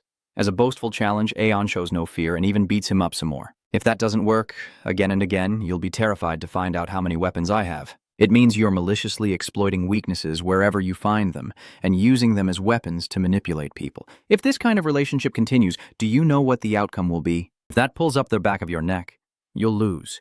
When you're the weakest and most useless, you'll realize it. There's no one around to help you. The prosecutor laughs happily, covering his face. That really hurts you, dog. Aeon tilts his head and smirks. Because I hit you so hard it seems like your nose is broken. Just end this already. The prosecutor thinks Aeson. I only know one fool, but I didn't expect you to be one too. What do you think will happen to you if you hit me like this? Only 48 hours can contain me because the arrest warrant will be canceled during the actual investigation. Then I can easily realign my nose myself. Aeon frowned and asked why I was looking at the mirror behind me and admiring myself because there was no reason to detain me. Today my hair looks really good. Aeon rolled his eyes so hard he looked up at the sky. No, I'm not curious about that. Why do you think I'm trying to keep you here, so? After hearing that, he couldn't help but wonder about what Aeson just said earlier. What is it? Isn't that right? So why am I here? Didn't you say that someone is backing you up? It seems like both sides are misunderstanding each other. Are you serious? Here, I heard you got arrested, so I came here to fight you. He mentioned Dedung, so you're the one who made him like that, right? I want to smash your face more than Dedung, but right now I'm just holding back. The prosecutor tilts his head. So, you let me out of here. Do you know what I plan to do when I get out? Aeon is very comfortable with this. Nothing can scare him. You will go out and do normal things. Someone wants to kill you even more than I do, right? I can't let you see him in prison. I'm only here to say goodbye while I clean up every detail of your family's dirty business. Answering, I shouted at him and slapped the prosecutor across the face before warning him again. I'm leaving now, but you might need to eat something within the next 48 hours, so have some porridge first. Then slam the door shut as a warning. The prosecutor was trembling with anger. It's Aeson Hung, but you don't know anything about me yet. Most of the accidents stem from that kid. The scene shifts to the cemetery, where Soo-hyun, dressed in black, stands in front of a tombstone. At the same time, Aeon approaches and speaks, and she glances over and responds, You're late. He gently asked Han if it took too long, but she ignored his question and paid attention to something else. Did you just get a haircut? Oh, it's been a while since we last met. Brian. She watched him greet. He just stood there looking without a word before walking over to her, prompting her to ask why he was so late. Do you know how long they've been waiting? Brian only replied with a single word. Yeah, Soo-hyun was a bit annoyed. It's no use. Say goodbye first. Brian's body suddenly trembled, feeling guilty as he pulled his hat down with his hand. He ruffled his spiky hair and stammered, Am I looking stupid? Next time I will come back more politely. His mouth trembled slightly, tears streaming down as he bowed his head before the tomb, apologizing. I am sorry for being so late. At the foot of Building 209 HWIT, inside the building, Brian, carrying a bag, approaches his family's open apartment door, pauses briefly, then wonders why everyone left the door open. He happily guesses that Aeon must have arrived, and Hai will be so excited she'll jump around again. Suddenly walking, Brian suddenly hears a gunshot coming from his family's apartment, causing him to freeze. Bra drops his bag, presses against the wall, and tightly grips the gun hidden at his waist. The gunshot? Was that sound coming from our house? With an angry face, Brian tightly grips his gun and rushes toward the apartment, silently calling out their names. Gray! Hai's father nervously points his gun into the house. Please, I hope nothing has happened. Brian's eyes tense slightly as he looks into the house. He glances to the right, his eyebrows furrowing, before closing his eyes as if trying to let go of a burden. Hai's voice asking him, Dad, what are you doing? Where is my chocolate? Why is Dad empty-handed? Brian looked a bit confused, scratching his head as he spoke to his cold-looking daughter. Anlin nervously replied, Sorry, Hai, I think I just dropped it in the hallway. I'll bring it back. Gray appeared and asked him, What is the chocolate, and why did it take you so long to come back? Gray sniffed the cigarette smell on him and questioned him. You're smoking again, aren't you? When will you quit? Brian stammered as he explained to her, No, he only touched it once. Brian quickly changed the subject and asked, Aeon is here? Ray answers him. Aeon has been here for a while. Go say hello to him. Brian forced a smile and turned away, still asking casually. Really? Jason, he's here. Where is he? He thought he was playing with Hai. Brian smiled and looked away. Aeon, why haven't you taken that outfit off yet?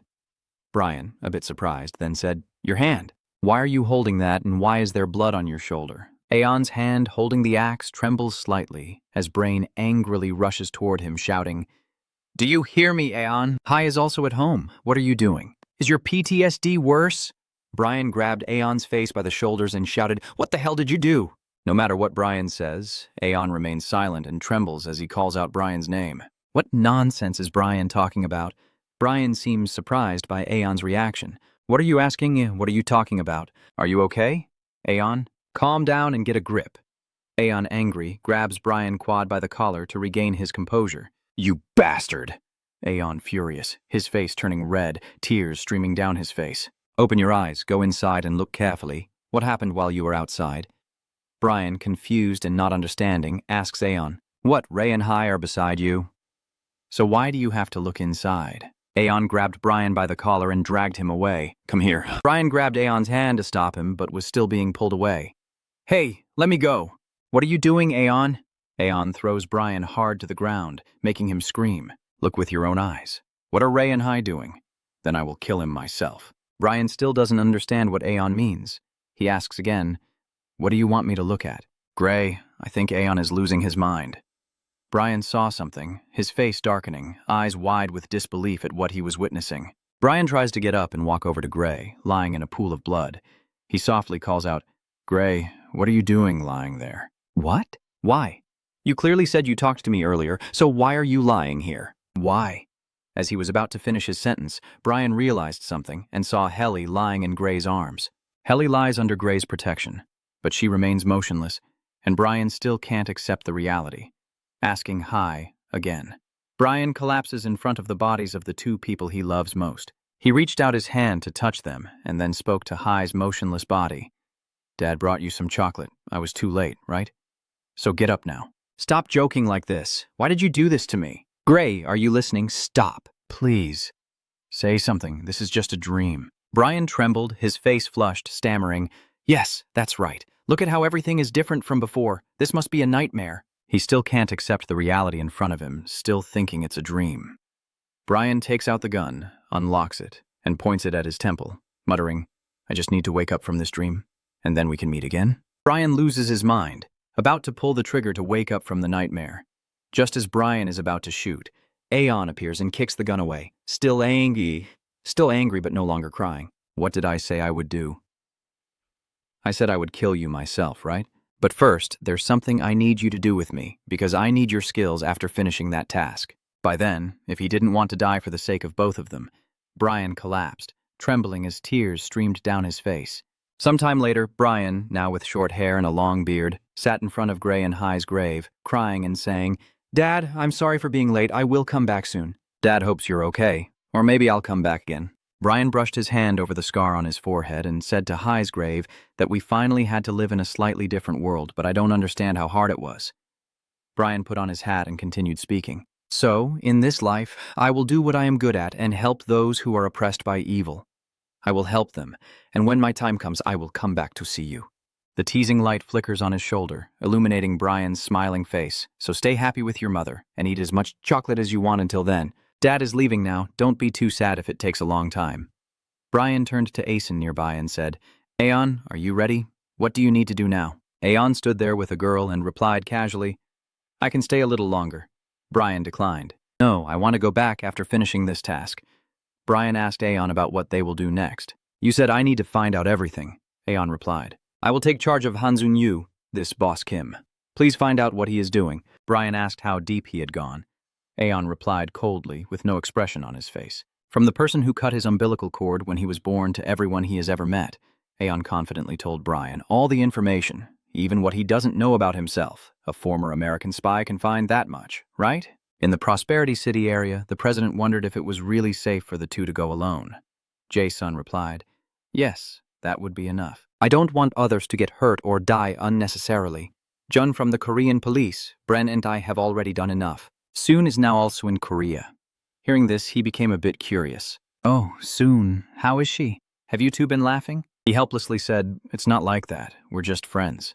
Be friends? The president chuckled and said, You're trying to fool who? Seize her before it's too late. If you don't want to miss your chance. Anyway, I have another appointment, so I must end this conversation here. It's a pity, but I promise I won't end things so quickly next time. You changed the subject to the new drug that's been active in the drug world, which... Yes, why, I need your help once again. Jia-sun respectfully replied, Thank you for your help. So now I believe I am still alive thanks to you. Mr. President, I only hope that I will survive this time as well, Jia-sun said as he prepared to leave. Then I'll go ahead and inform you if there's any progress. At that moment, the guards at the door wink at each other. I rushed in and the idiot asked, Sir, the drug organizations are very large scale. What do you plan to do with just 2 people? Even if he comes from special forces? The president chuckled and interrupted. Don't worry, I can't reveal everything. But if those 2 and Soo-hyun work together, I believe they can take down an elite special forces team. They are the best. The scene shifts to the boxing training area at the entrance. Jung-ho is teaching Zurin how to grapple. In this case, you can't hold someone else's body. Yes, at the same time, someone from outside enters. Hajin looks out. Coach, someone's coming. Seeing the person at the door, she shouted, Jia, son? Oh, Jay, son, friendly, waved hello. Long time, no. See? How have you been lately? I tried to come early, but it took longer than expected. Suddenly, Hajin charged straight into his chest, shouting in frustration. Why didn't you contact me? I was very worried because you suddenly disappeared. When Sejun and Dongho saw, they stopped training to welcome you. Jia-son Hyung, have you cut your hair yet? Are you really here now? What happened after that? And the outfit, when did you start looking so cool? Have you gone to America yet? What happened with the police warrant? He looked confused. Uh-huh. Yeah, that's what happened. I was complaining inside, please ask one question at a time. I feel dizzy. Then he spoke up to ask how I was doing. Coach, how are you? It must be difficult to perform during training sessions, the manager replied. I was in a difficult situation because the coach suddenly became a terrorist and left.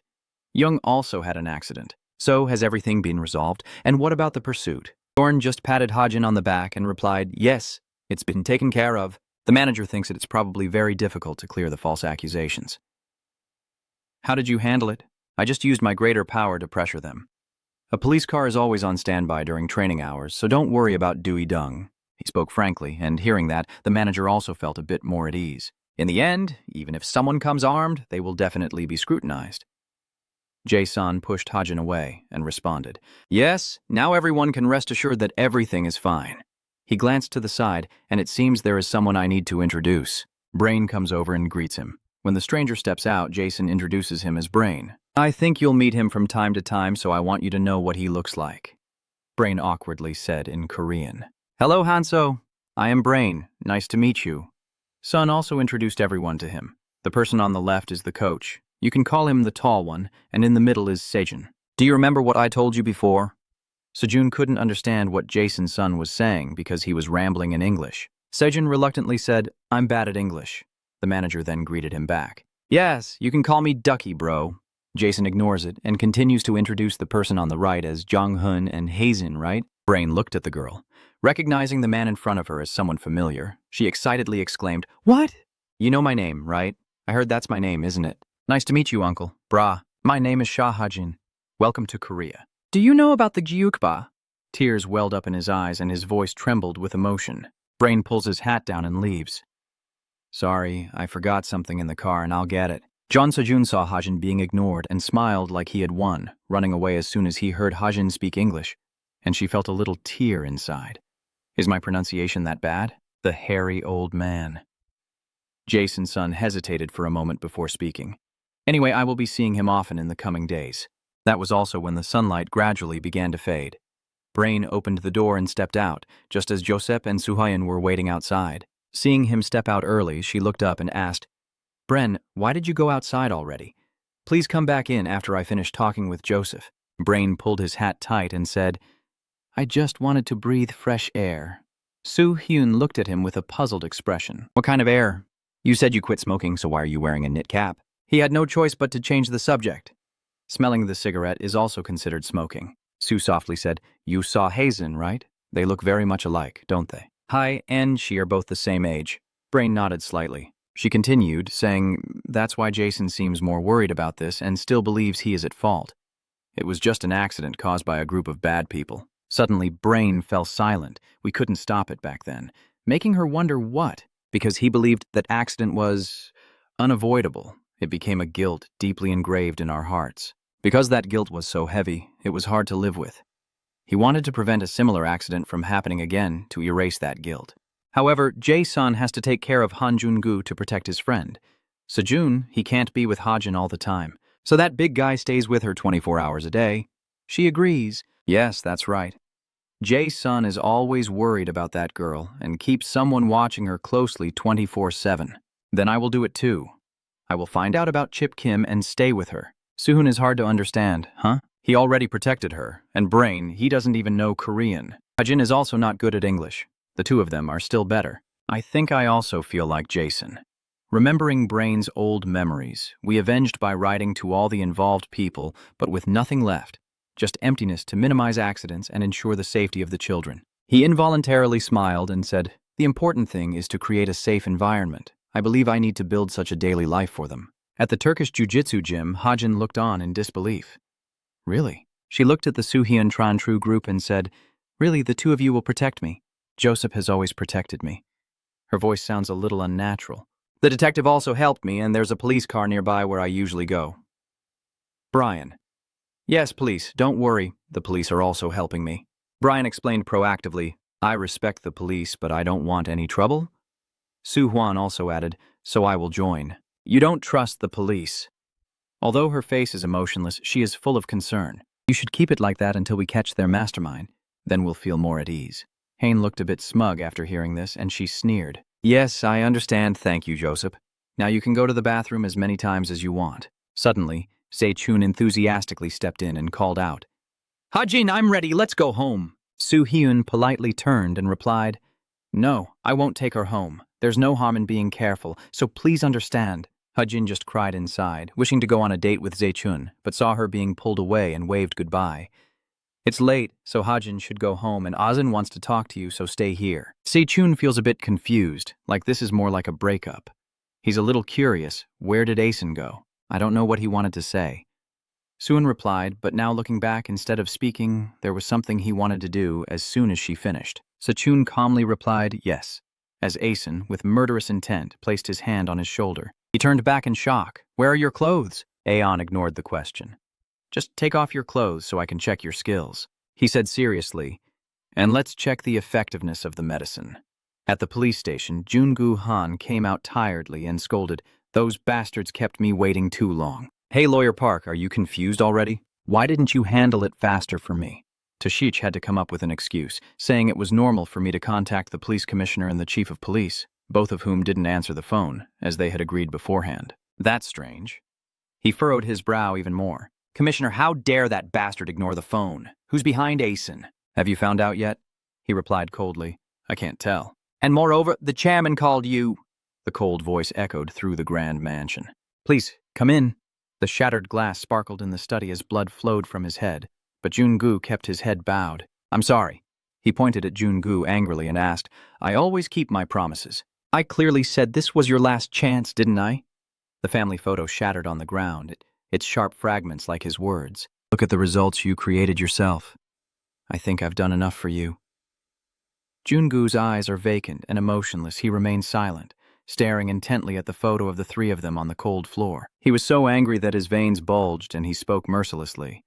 From now on, you are no longer a member of the Han family. Because you've been fired from the company, you can live on your own and do whatever you want. Then she coldly turns away. The competition and everything else are no longer in your hands. So don't try to interfere with Director Kim's work. Idiot, your mother is probably crying her eyes out in heaven right now. Jungu hesitates and pleads, please, he asked back sharply. Shut up. He looked up and begged, please let me finish it. Please let me do it. Then Junguo stood up straight and said seriously, this is what the VIPs have been waiting for a long time. As my father said, amateurs can outperform professionals with the help of drugs. And this is a beautiful picture in business. He pleads, I have followed at everything Director Kim told me. Please let me fix the mistakes I made, and then I will leave. Please forgive me. After hearing that, he seemed to waver. How can I trust you? Jungu replied, you'll see if you watch the video of you fighting Lim Se-chun at the office. He closed his eyes indifferently. You still haven't reached 100% because of your leg injury. Lim Se-chun has developed incredible physical abilities, making it hard to believe that the effects of the drug are so effective, and even Director Kim admits it. I have talked to Director Kim to find out the date and location of the competition. I will consider the impressive results I can't achieve and act immediately. It's late at night, but the gym is still lit. Chun's exhausted body collapses onto the floor. Aeon glanced at him, noting that the drug's effect was too weak. He patted his chest. Your skills have improved a lot, but it's still not enough to handle Han Junu. Try to do as you did it with Han Junu last time. Sweat beads on his face, not just happening naturally, or maybe because this time you only took a small dose, so he doesn't feel it as strongly as before. Aeon, if you drink a little more, Jason bluntly concluded. You're addicted, and I'm bringing over a very skilled pharmacist from the US to develop an antidote, so please be patient.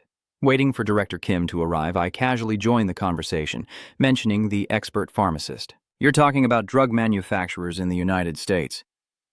Both of them looked at him in confusion. What? Chunxi said coldly. Why are you here? I wonder if I've come to the place I shouldn't have. It's been a while since we last met. Z hesitated. He smiled politely as if we had known each other for a long time. And Asen, this is our first time meeting in person, right? But what should I say now? It's a feeling of connection. As soon as he finished speaking, he was hit by Aeon. I have studied you very carefully. He collapsed to the floor, crying out in pain. He looked at him with contempt. You idiot, your stock price must have dropped today, right? I guess you want to die. Manager Kim lies calmly on the floor, still speaking in a composed tone.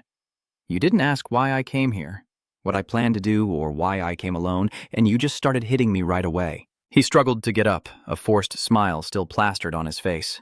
I tried to have a face-to-face conversation. Mr. Aeon, I have many people working for me, so why did I leave today? When those eyes no longer smile but are filled with madness and malice, I released many people today, mostly drug addicts that no one saw. Do you understand what I'm saying? Then the next car will kick him hard with a straight leg, your big brother told him. The snake only knows how to play with its tongue. Do you think we're fools? Aeon lowered his voice and said, Hey, Slit-Eye. You don't know two things right now. One is that you are losing in the battle of numbers. The two of them sat down facing him. And the second thing is we're a bit angry, so get ready to be beaten today. The martial arts training room is still lit. Manager Kim, with a cold-blooded face, asked, Are you losing in the game of numbers? He slightly raised his head, still appearing elegant. How many bodyguards have you hired? But what about this one? Aeon calmly faces Aeon, and Chun's car this time looks a little different, doesn't it? The senders this time are experienced in these matters. Darkness has enveloped each building. The three Hazen people walked and talked. She asked Gran if he knew Korean. He spoke in broken sentences. I understand a little, but not very well. Sorry about that. As soon as she finished speaking, she smiled encouragingly. It's okay. I'm not good at Korean either. I don't know any language. Is that right, Soon? He also smiled. I don't understand 100%, but I will learn more. Suddenly, he changed his expression. Joseph, I need to use the bathroom. Please take care of everything. Hajin helplessly watched Brian. Again, he just left. He acts like he's in the bathroom. Joseph happily agrees. All right, go ahead, he said while leaving. I'll follow behind. Go ahead. He was silent for a moment, then said, Let's go. He'll be back soon. Heinz sneaks around exposing. Joseph. Opa pretends to understand this English, awkwardly shifting his feet as he responds. English is about feeling, my friend. Brian bowed his head and walked away decisively. Then he suddenly spoke. Get out now. He stood silently on the narrow alley, as if waiting for something. Suddenly, two strangers emerged from their hiding spot, their eyes bloodshot and rolling back as they stepped out in amazement. What? How do you know? You have a good instinct? He said with a knowing smile. But what now? What happens when your intuition is only half right? He said excitedly, Get ready to disappear from this world without a trace, because there are not just two of us, but three. An elderly man with glowing red eyes appears right behind Brian. What are the people being sent this time? Tell me now. Be polite when asked. The three assailants surrounding Brian start drawing their weapons. Whether the target is adult or child, it doesn't matter. They work with weapons very brutally. The crazy, wide-eyed bastard licking his blade. How does it feel now that your heart is pounding because you're about to die? He was both reassuring and threatening. But don't worry. Brian remains calm, speaking evenly. I will end this quickly. I can't say I've lived a good life without shame. Seeing that, he immediately switched to speaking in English. What are you talking about? Brian said coldly. I may have been a bad person to some, but I tried to keep at least a minimum of decency as a human. The middle-aged man behind him puts a hand on his shoulder and says, We can't communicate, so I'll make this quick. Listen, you're going to die today, understand? His face showed clear anger like, it seems the world can go on without you. Aeon sneered, and Director Kim seriously said to him, I'm not joking, Aeon. Not. He said casually, If I don't contact privately, I can't guarantee what will happen. Can you disappear from this land without a trace? Even Hajin, do you want to see it happen? But Director Kim underestimated Aeon's brother-in-law. Agent Mu said and did without hesitation, using just a few coins to show them what democracy really is. The old man behind Brian collapsed to the ground, clutching his bleeding leg in pain. Long exclaimed in panic, What? What is this? He doesn't seem like someone who only kills once or twice. Hey, you big guy, I saw you talking earlier and it didn't seem like you didn't understand English at all. He turned back with a cold look and said, I'll keep it simple, so remember to answer the questions correctly. Understand? Brian then said, If you answer well, I'll let you live. He nervously raised his hand to signal understanding, and I know a little English, please don't shoot. He hurriedly reached into his pocket to search. I will tell everything. The one in charge of this. Their phone numbers. I have all of them on the web. That's the administrator's number. Then he pulled out a trembling piece of paper and handed it to Brian. This is the contact for this person. Send a message to this number. He asked again where the meeting was. He hesitated. What do you mean? Brian repeats the location. Where is the meeting? He was trembling all over, unable to speak properly. You mean the location? I don't know. I've never met them. They usually pay with a virtual money after the target is eliminated. Brian lifts the piece of paper to look at it. So you don't know any other numbers besides this one? You only know this one, right? He hurriedly replied repeatedly. It's me, I only know that guy's phone number. Can I call 119 now that he just started begging? As soon as he finished speaking, he was shot in the head. Brian coldly turned away and calmly said, Whenever you want, if you can. He returned to the martial arts school building. Director Kim was lying on the floor taking a breath. I really didn't expect that. He calmly asked Aeon, but in Korea, after doing such things to people, what do you plan to do? He also answered him, I think I will do it the same way you guys do. The pale-eyed guy stands frozen in the middle of the street. Do you think only you can do things like that? He clenched his teeth in frustration. The three of them are to blame. I've been very busy lately. Last time, because I hurriedly arranged people, they failed such an easy mission. Aeon replied coldly. Hospital? Because you sent too many people without thinking? He said the police have stepped up their support there a lot. Now that May realizes how dangerous this situation is, he still forces out a nonchalant expression. I see. Even when people realize the danger, they usually just boast for a few days and then let it fade because they have other things to do. Director Kim sat up and smiled. So, next time, are you going to join the fun in Jim's room? The guy with glasses and spiky hair. What about him? As soon as he was mentioned, he immediately left. I'll stay here for a while. Director Kim is quite mysterious. So it could be Sandohan? Aeon crossed his arms, appearing to be deep in thought. Sandohan, if I were you, I would absolutely not send anyone in that direction. Tijak coldly urged, Get up. No matter how long you stay down, it's still part of the training. He looked at Do-hyun lying sprawled on the floor. Do-hyun, are you fainting? Manager Kim narrowed his eyes and said, "You've stationed many people all over the place, haven't you?" Shin-soon, what did that guy really do? Aeon closed his eyes silently. "You will find out soon enough, but no, you'll probably die before that." He grabbed the back of his head by the hair, expressionless. Maybe today you should tell me if there's a reason I shouldn't turn you over to the police or kill you. Aeon coldly warns, do not try to create an opportunity by causing chaos around you like an idiot. Director Kim still calmly laughs. Yes, now I finally understand why I came here. Suddenly he spoke, Seun and Hanzungu are about to move and fight, right? My side is ready, and Hanzungu is also prepared. How should I set the date at a place like this? If possible, to have a high-quality fight, I can choose a good location. Aeon couldn't hold back and kept hitting him, shouting, high-quality fight, going crazy. He shoved his face close and contemptuously said, just a drug dealer organizing illegal underground fights and broadcasting. People might think it's a renowned global fighting organization, then let him fall to the floor. And you're not fooling anyone. I should just jump into the ring you set up and run like a damn racehorse.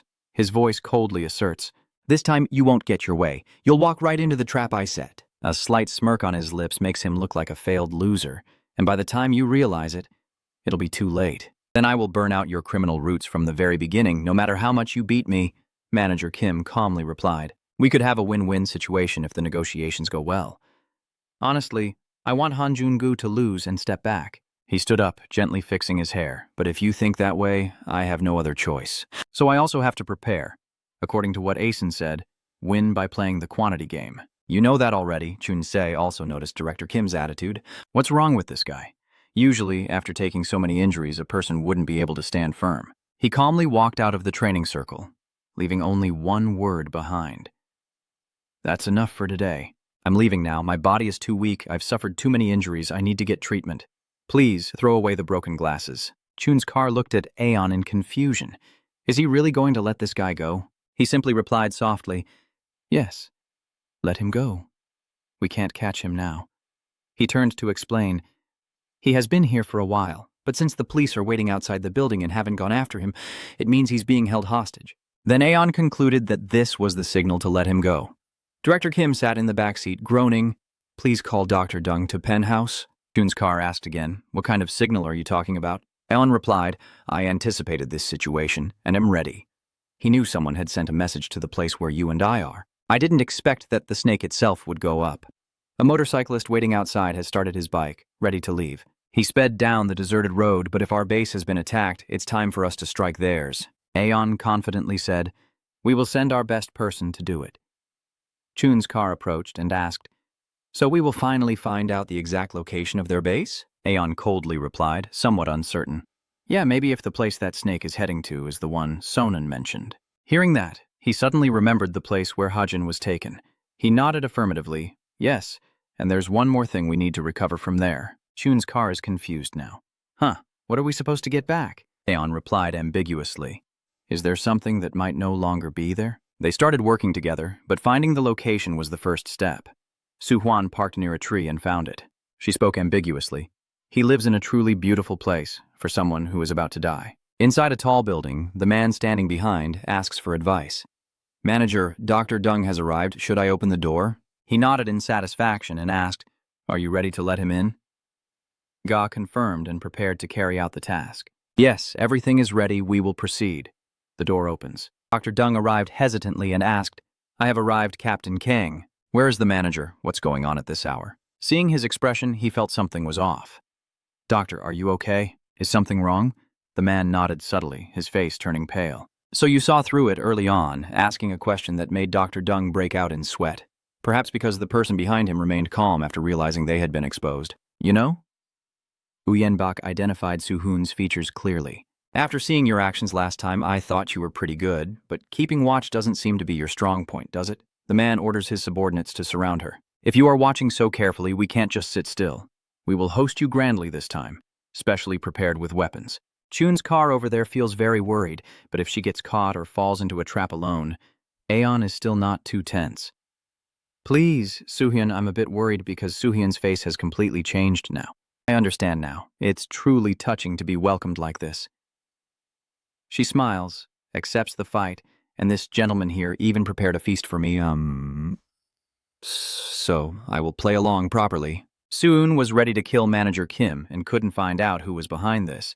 She took something out of her pocket. Then Soo-hyun leaned back to dodge a strike. Please take care of me. They are still stunned. What the guy didn't expect, he quickly ordered them to attack. What is this? She might have a gun, so we need to subdue her first. They immediately went berserk and charged to attack. You bastard, do you really want to get beaten up? Say goodbye to that beautiful face. But Soo-hyun easily dodged. Roll back and run. They angrily turned back to look at Han-hak. She's too fast. Hey, don't stop. Do you think you can escape? She immediately taunted, Run. You should try to run. Check your own leg. Slow and clumsy. While they weren't paying attention, Soo-hyun used a knife on what leg? Which leg? Only later did those two realize they were holding the bleeding, painful leg. Damn it, it hurts so much. She carefully turns the knife and warns. If I've cut the femoral artery, if you don't get to the hospital immediately, you'll bleed to death, or you can leave it to that lousy doctor. That person kept begging to be saved, blood flowing nonstop. Dr. Dung also hesitated and waved her hand to refuse. Oh no, I can't handle this alone. You should call 119 and get emergency help. What are you guys doing? Idiots! The guy behind him shouted angrily, Do you have weapons or not? Attack to make her drop her knife. Soo-hyun still calmly challenges them. Bri H was right when facing the enemy and made them drop their knives first. She was faster than those two by a step, but only if you could keep up with their movements. And Soo-hyun stepped closer to ask, Is that right? Captain Kang, are you not capable of learning? No matter what it is. This time Aeon is not here. Do you understand you're on your own? That time he suddenly grabbed her by the throat because I was caught off guard.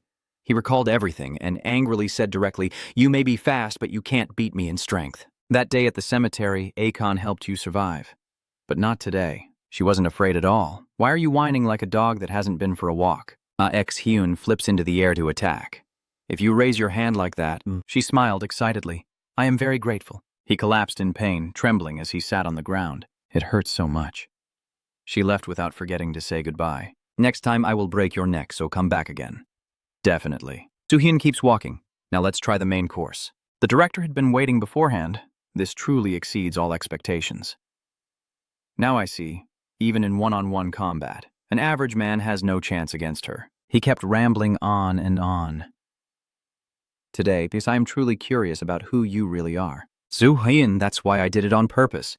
He turned back, stammering. That's not true, Soo-hyun said with a hint of meaning. Maybe she's watched too many movies about posing and turning her back like that. Her face looks sinister. In reality, you're just asking to be hit, right? Do you understand? Tran is enough. The director's face is stunned and stammering. Wait, if you kill me now, you won't learn anything, right? He boldly challenged. And what about the drug addict? I wonder if the drug manufacturer Asen knows can make an antidote. Soo-hyun remained calm and asked back. Do I say I will kill you right away, right? You're still talking nicely, huh? I only hit you because I can't stand to see you. She also emphasized that if I really wanted to kill you, you wouldn't be able to say a word and would be dead. Phew, the bastard said clearly with a wicked look. You are alive right now because I chose for you to live. She also warned you carefully. Then live each day in fear, wondering when you will die. Dream hopeless dreams of victory. Soo-hyun raises her hand high and continues to dream on now. Soo-hyun, furious, shows an extremely disgusting attitude. You bastard, I have to wash this 3 times. Doctor? Dr. Dung stammers nervously. Yes, you're calling me. She instructed me to prioritize saving him first and make sure he doesn't die. Don't call 119 just yet. What did he agree to? Oh, I see. I understand now. Soo-hyun walks inside to look around, paying attention to every detail. The kitchen next to the living room, the plant pot beside the refrigerator. Soo-hyun reached in to check under the picture frame facing the refrigerator. She saw that thing attached under the plant pot, and Soo-hyun was impressed. How did Sono-hyun manage to stick that without getting caught? He's truly talented. She shook that mischievously. Little Aeon can still handle this. This file must be well preserved. Soo-hyun decides to search around. Then let's start exploring every corner of this house. There's definitely something there. She feels a bit tired. This house is so big it will probably take the whole day. In the gym room, Aeon is on the phone checking in. Are you done? Are you hurt? Soo-hyun on this side is fine, so why are you asking all of a sudden? Fortunately, the camera that Do-hoon mentioned was still installed, so I managed to retrieve it. She is still diligently completing her mission. I searched the whole house but found nothing. It's too clean. It seems they cleaned everything except for the filming equipment. Nothing looks like an office. Suin reports back, calling the police is useless, there's nothing significant. Right, for now I will take all the phones and tablets I find. Aeon immediately praised him. Well done, I had a tough training session with the rubber car. He recounted the difficult situation here, and suddenly he was heavily affected again. I only gave him a small amount and let him sleep. Aeon says goodbye. Yeah, I understand. See you again tomorrow. I have a few places to go today. Jong-hun sat nearby, extremely worried. Is Aeon Hung-chun really okay? Shouldn't he be taken to the hospital for treatment? He stood up to give instructions. Jong-hun, take care of Chun's car. He will get better after sleeping. He asked with curiosity. Oh yes, sir. Where are you going? I didn't say much, only warned to be careful. I will be back. Today, just call me if anything happens. Stay safe, Jong-hun encourages from beside you. Yes, the stretcher. He tried to take care of him when he saw his face turning pale. Keep going, everything will be fine. On the other side, Aeon knocked on the door and someone came out holding a book. Oh, really, please. The guy sighs in relief. You really startled me. Aeon, take it easy, I'm working hard in Korea. He got straight to the point. Have you brought the antidote? What did the producer say? The guy inside was thinking differently, but appeared obedient on the outside. This bastard won't answer. Please just die. This is the sample. It's done. But Aeon also had some idea of what was coming. Don't drag this out any longer. Just say it or you'll get beaten again. He obediently recounted that they said it needed clinical trials to check for side effects, so we have to monitor for at least a month after using it. So find someone or do something to test it and report any side effects or results immediately. That's all, he asked again. Clinical trial. He confirmed and explained. Yeah, we don't want to use the drug without testing first, and the result is the child got worse. Then you definitely blame it on something. Just keep producing it. I will monitor and check if it works. At the police station, tomorrow there will be an order from the superior officer. Feel free to share your thoughts. Hai Ong-shich is still vomiting naturally. Yes, thank you. The police officer emphasized, but the person is in very bad condition. Let them in. The other one appears in a pitiful, disgusting state. The police officer advised carefully that if the condition worsened, they might need to be taken to the hospital. Just speak honestly, we will wait outside. He saw Aeon and immediately became worried. Aeon, Lai Yun's condition is worse than before. Hung Sik was terrified. This conversation might go nowhere, and he was so scared. He wondered. But what are you planning to ask? Aeon? He suddenly pulled out a syringe. I wasn't going to ask anything, just a few things to check. Aeon has some plans. I need a target, a test subject who can die. Yen, a neighborhood suddenly became noisy because of an old lady's banging. I know what's happening inside. I can hear everything hidden away. What are they trying to solve? The old woman continued to bang on the door loudly because there was no more deposit left to deduct. Pay the rent immediately or move out this week. Honestly, I feel sorry for you. I rented out the room cheaply, and this is what I got. When she received no response, she left but threatened unexpectedly. If you don't contact me by the end of the week, know that I will call the police. I'm not a charity worker. You know, if I were, that would be enough. Got it? As she stepped outside, she saw a skinny boy and softly said, Hey, young boy, are you back already? She apologized and asked, Is school over? Oh, I didn't realize you had come back.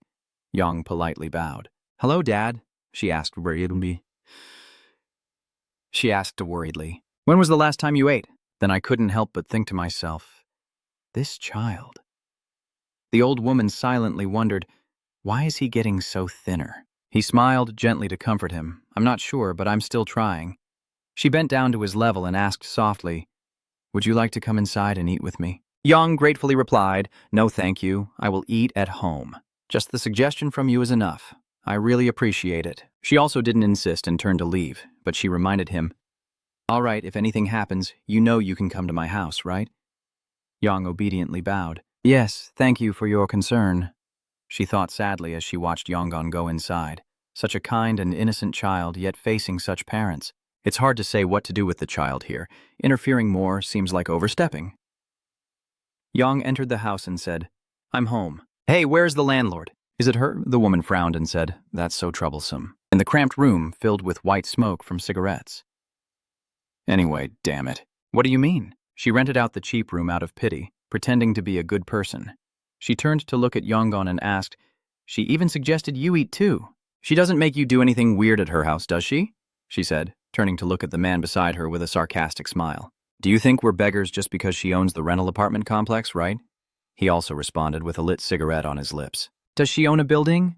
The woman frowned and kicked the man. I really let it slip. I'm serious. If I could choose a better husband, I wouldn't have to live like this. Why is it like this? Hey, make the noodles and don't eat it all. Got it? Youngin watched the scene in the room, silently thinking, I hate my mother. But there's no way out. I am still young. The only way is to endure until I grow up, save money and run away from her. When he grew up and got a stable job, he walked out of the bathroom with a bucket of water poured over his head and a harsh insult. Hey, do you enjoy being a beggar? It seems like you can't stay at home, so I prepared this water for you. How about that? Don't stop and keep pointing and mocking. Even your school uniform was a gift, right? The beggar is stretching out. Look how small it is. He sneered maliciously. This kid probably can't get money from his parents, so let him try to collect from his friends. He thought that when I grew up and saved money, it might be too late to pay rent and living expenses alone. Instead of saving and improving, you will just repeat the begging life and die like a beggar. Just like my father, living honestly and uprightly is truly a privilege of being born into a wealthy family. Those who say that even the poor can live honestly and uprightly really don't understand true poverty. The other guy, seeing him stay silent, frowns and arrogantly tilts his chin. Why are you looking at me like that? Are you crazy? Looking like a dried fish, do you want to fight? The only way for me to survive poverty. He sneered with contempt. You look like fish sauce. You know I've learned wrestling, right? Doubling someone like you is no problem at all. Before he could finish speaking, Gong Yon swung his hand and struck hard at the man's neck, causing his eyes to roll back. It's taking what belongs to others. He fell backward in surprise, while the other guy angrily raised his voice. What's going on? Is this poor guy crazy? Yes, I am that poor guy. And yes, my uniform was a gift, so please help me out. He ruffled his wet hair, revealing his pupils constricted with madness, saving a little money to buy me a fitting uniform. But stealing from others has never been for large sums, only enough to survive. Yonggun's landlord peered in through the window and angrily said, Hey, room 301, today's rent is due. Where do you think you're going without paying? If you don't pay today, I'll call the police tomorrow morning. He opened his mouth in annoyance and said, always bringing men into his room. Huh? What kind of business are you running here? You're testing my patience. But then he was interrupted as Yonggun slammed the 2 highest denomination bills onto the windowsill.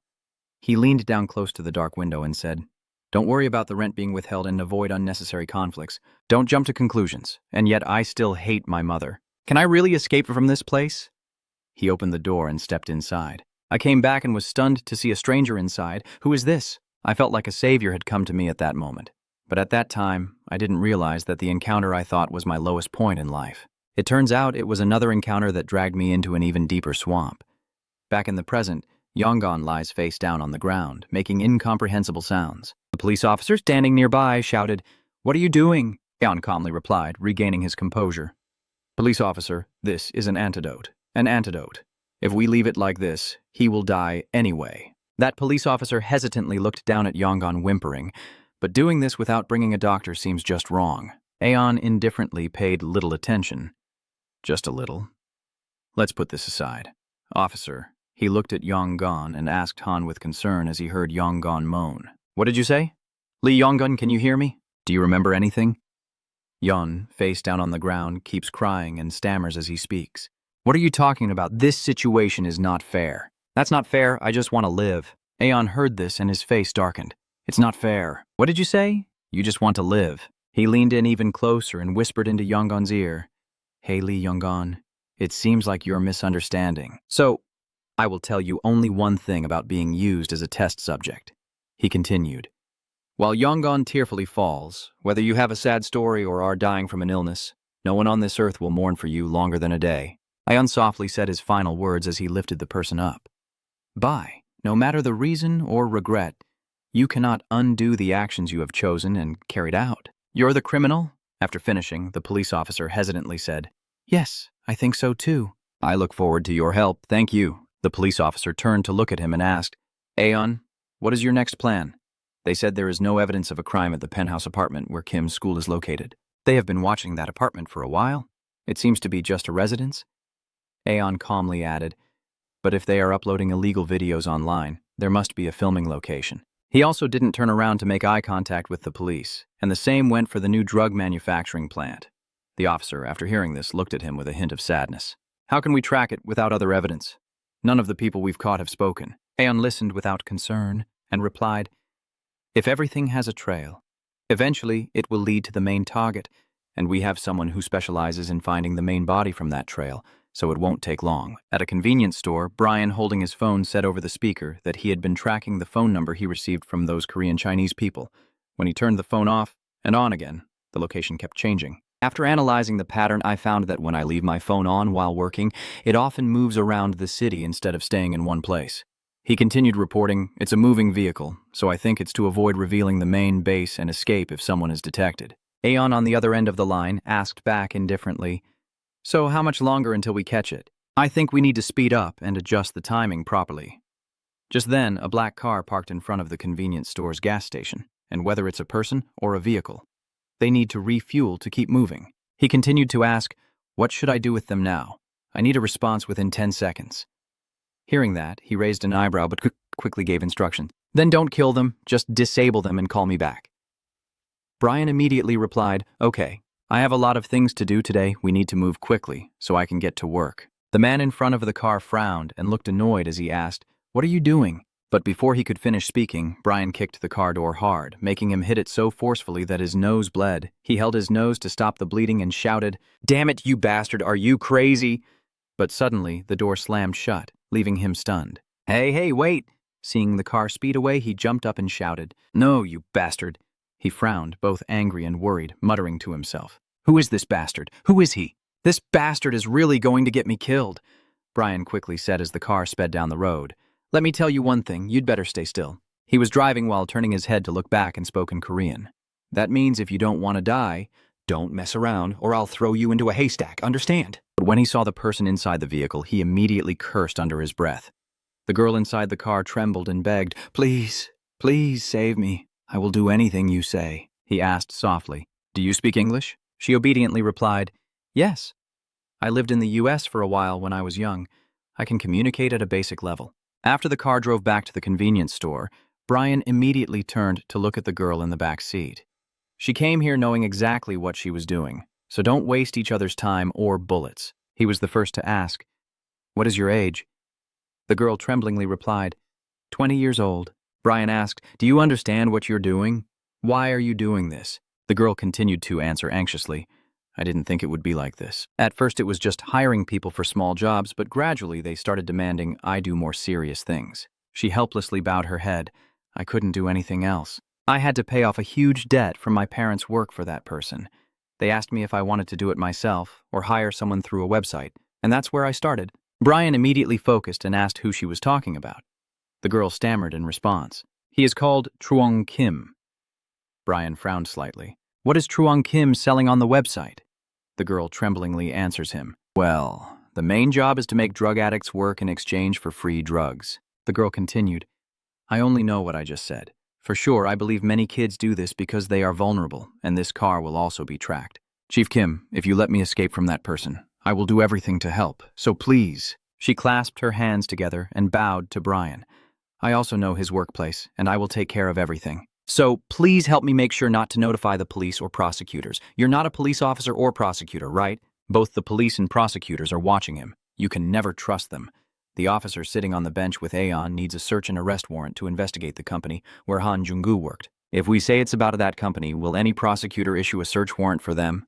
Detective Na went to meet someone, so let's wait a moment. "Is Dong-hyun entering the office? Is there a prosecutor here?" "I called yesterday." The staff member stood up when he saw him. "You're from the central department, right?" "The prosecutor is inside. I'll show you the way."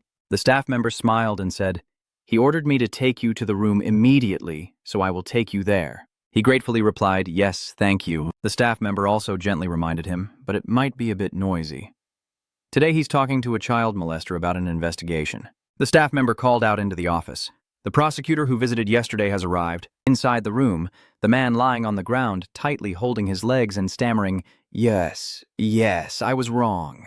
The prosecutor is on top of him, shouting, "You bastard, let go of his hands. You bastard." He stomps hard on that area of him. "This trashy guy has harassed a 4th grade elementary student. I just can't understand it. I mean, there are people who say even bastards like you should have human rights." Veins bulge on his face. Damn it! Do they think they can discuss human rights when their own families are being harmed? But rights are rights that every individual must have regardless of their character. He continued, speaking with a grim expression, facing the staff and Dung Hunder. "Human rights are not a simple concept, blah blah. I believe violent criminals like you should be beaten to death. The prosecutor smirked with contempt. Why? Because this way other criminals will hesitate before committing crimes out of fear of facing this punishment. I'm right, aren't I?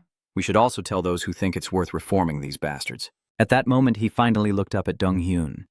That's why everyone cries when they think about paying taxes for fools like you. Detective, what do you think, as a Korean police officer? In the office, all three looked at Son-hun's computer screen as he frantically installed cameras. The girl sitting on the chair asked, Detective Jung, do you think this level of harm is possible? I don't know if taking photos like this will be accepted as evidence, but if it happens, it will definitely harm Kim's school. However, if you look at the conversation in the video or investigate it, you won't be able to hide that. Do-hun was involved in this crime. Hyung-sik muttered and asked, could he be crazy? What will you do? The black-haired girl gently said, should we keep this matter to ourselves for now? Son-hun said he's been training hard for an important boxing match. Aeon also agrees. All right, there will be plenty of evidence and witnesses, so let's leave this for now. Detective Jung, does the prosecutor you mentioned earlier have a bad relationship with Chanu's company? Over there, the prosecutor asked Dong-hyun out of curiosity. So what is the detective curious about? My relationship with Dawson Company, right? He also didn't hide it and admitted it openly. From what I hear, you'll give me orders if it involves the company. Hearing that, the prosecutor couldn't help but sigh and cut him off. Hey, detective, you're mistaken. I do have a bad relationship with those guys, but you have to make me think about that. He leaned back on the sofa and continued. Even if you hit as hard as an egg, will the stone break? I don't want anything like dust particles, understand? If they cover it up, there will be no trace. The prosecutor grinned broadly and said, if you have something other than an egg, I will have a reason to cooperate. Right? Now let's get to the point. Yes. He looked directly at Dong-hyun and said with a mocking tone, I don't want something like an egg.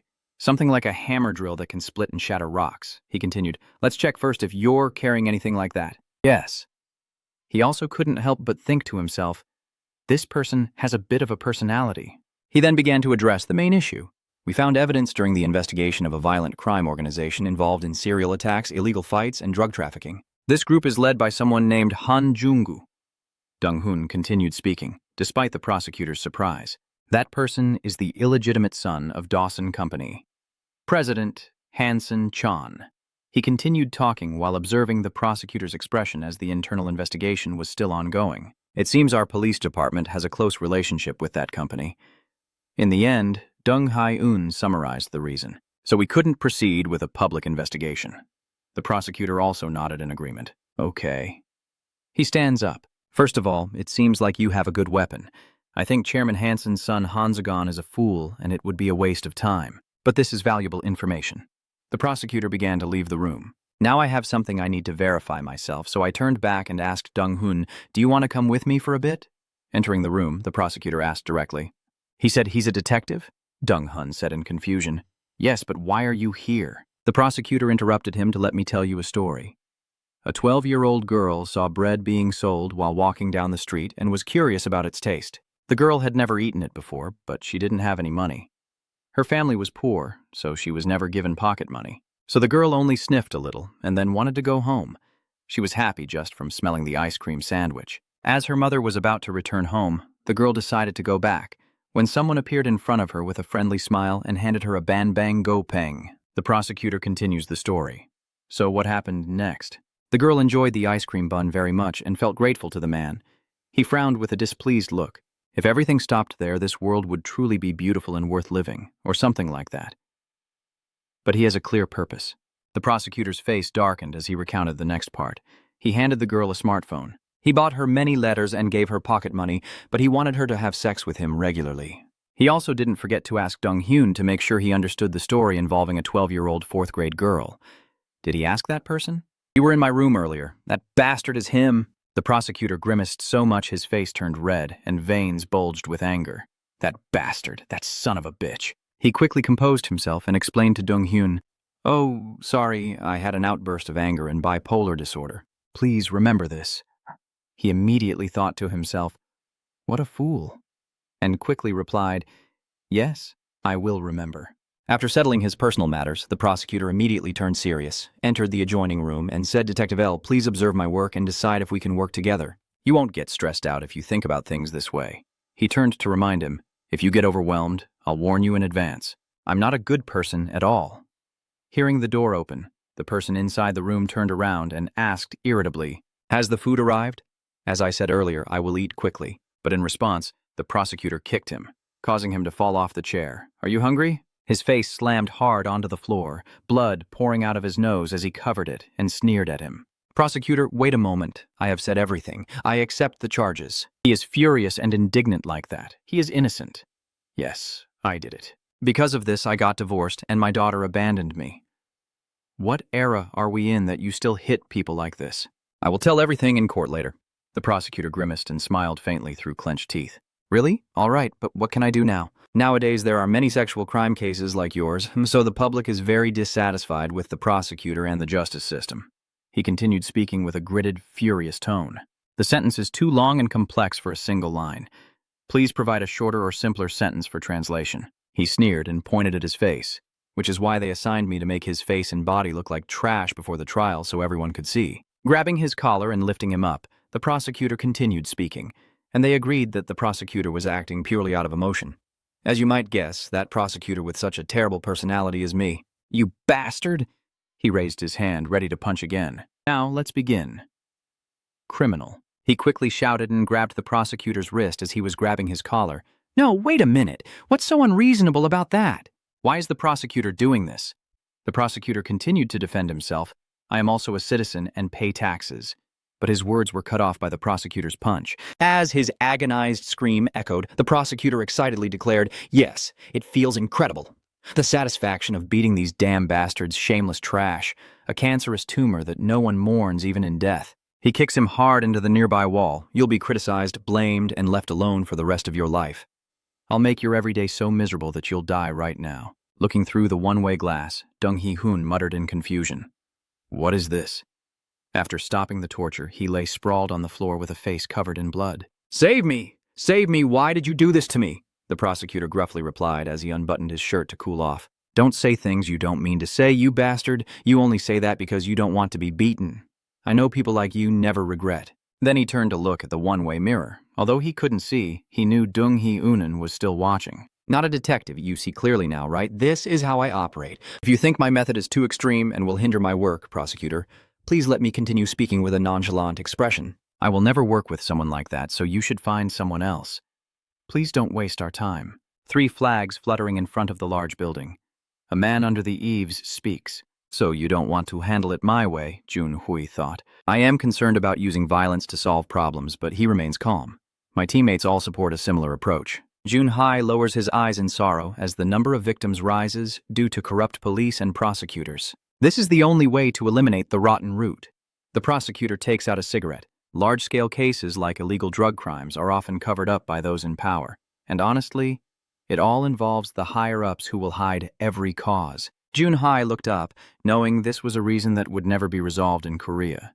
He grinned mischievously, understanding this was a problem that would never be fixed in Korea. "There's nothing like that, detective, you know. The U.S. government is currently under pressure from Korean drug traffickers.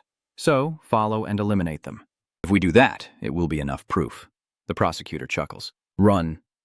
Hui looked at him in confusion as the prosecutor calmly exhaled a puff of smoke. "What? Why?" He hesitated and spoke. "First, meet my colleague who works with me and talk about it." He objects. "If we suddenly bring this up, everyone will think we're crazy." "Huh, detective?" At the brightly lit tall building, the bathroom door slightly open, Hui nervously leans back. The prosecutor follows this way. "Oh, is this a hiding spot?" "Hiding?" He has turned the gym's dressing room into a strategy room. He lifts his face, stunned. "Yeah, what the hell is this?" The prosecutor froze, staring at Aeon, who was wearing pants. "Is this a joke?" He glanced indifferently. "Prosecutor, take off your clothes first," he snapped. "What the hell? You think I'm a joke?"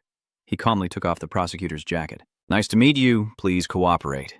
He angrily raises his fist. "What? I won't let this go." The angry prosecutor was about to strike when a hand grabbed him. "Are you all crazy? I am a prosecutor from Korea. You are trembling with pain." He turned around to look. The wait is over. "What kind of power is this?" Aeon clenched his fist. "We'll talk after you take your clothes off."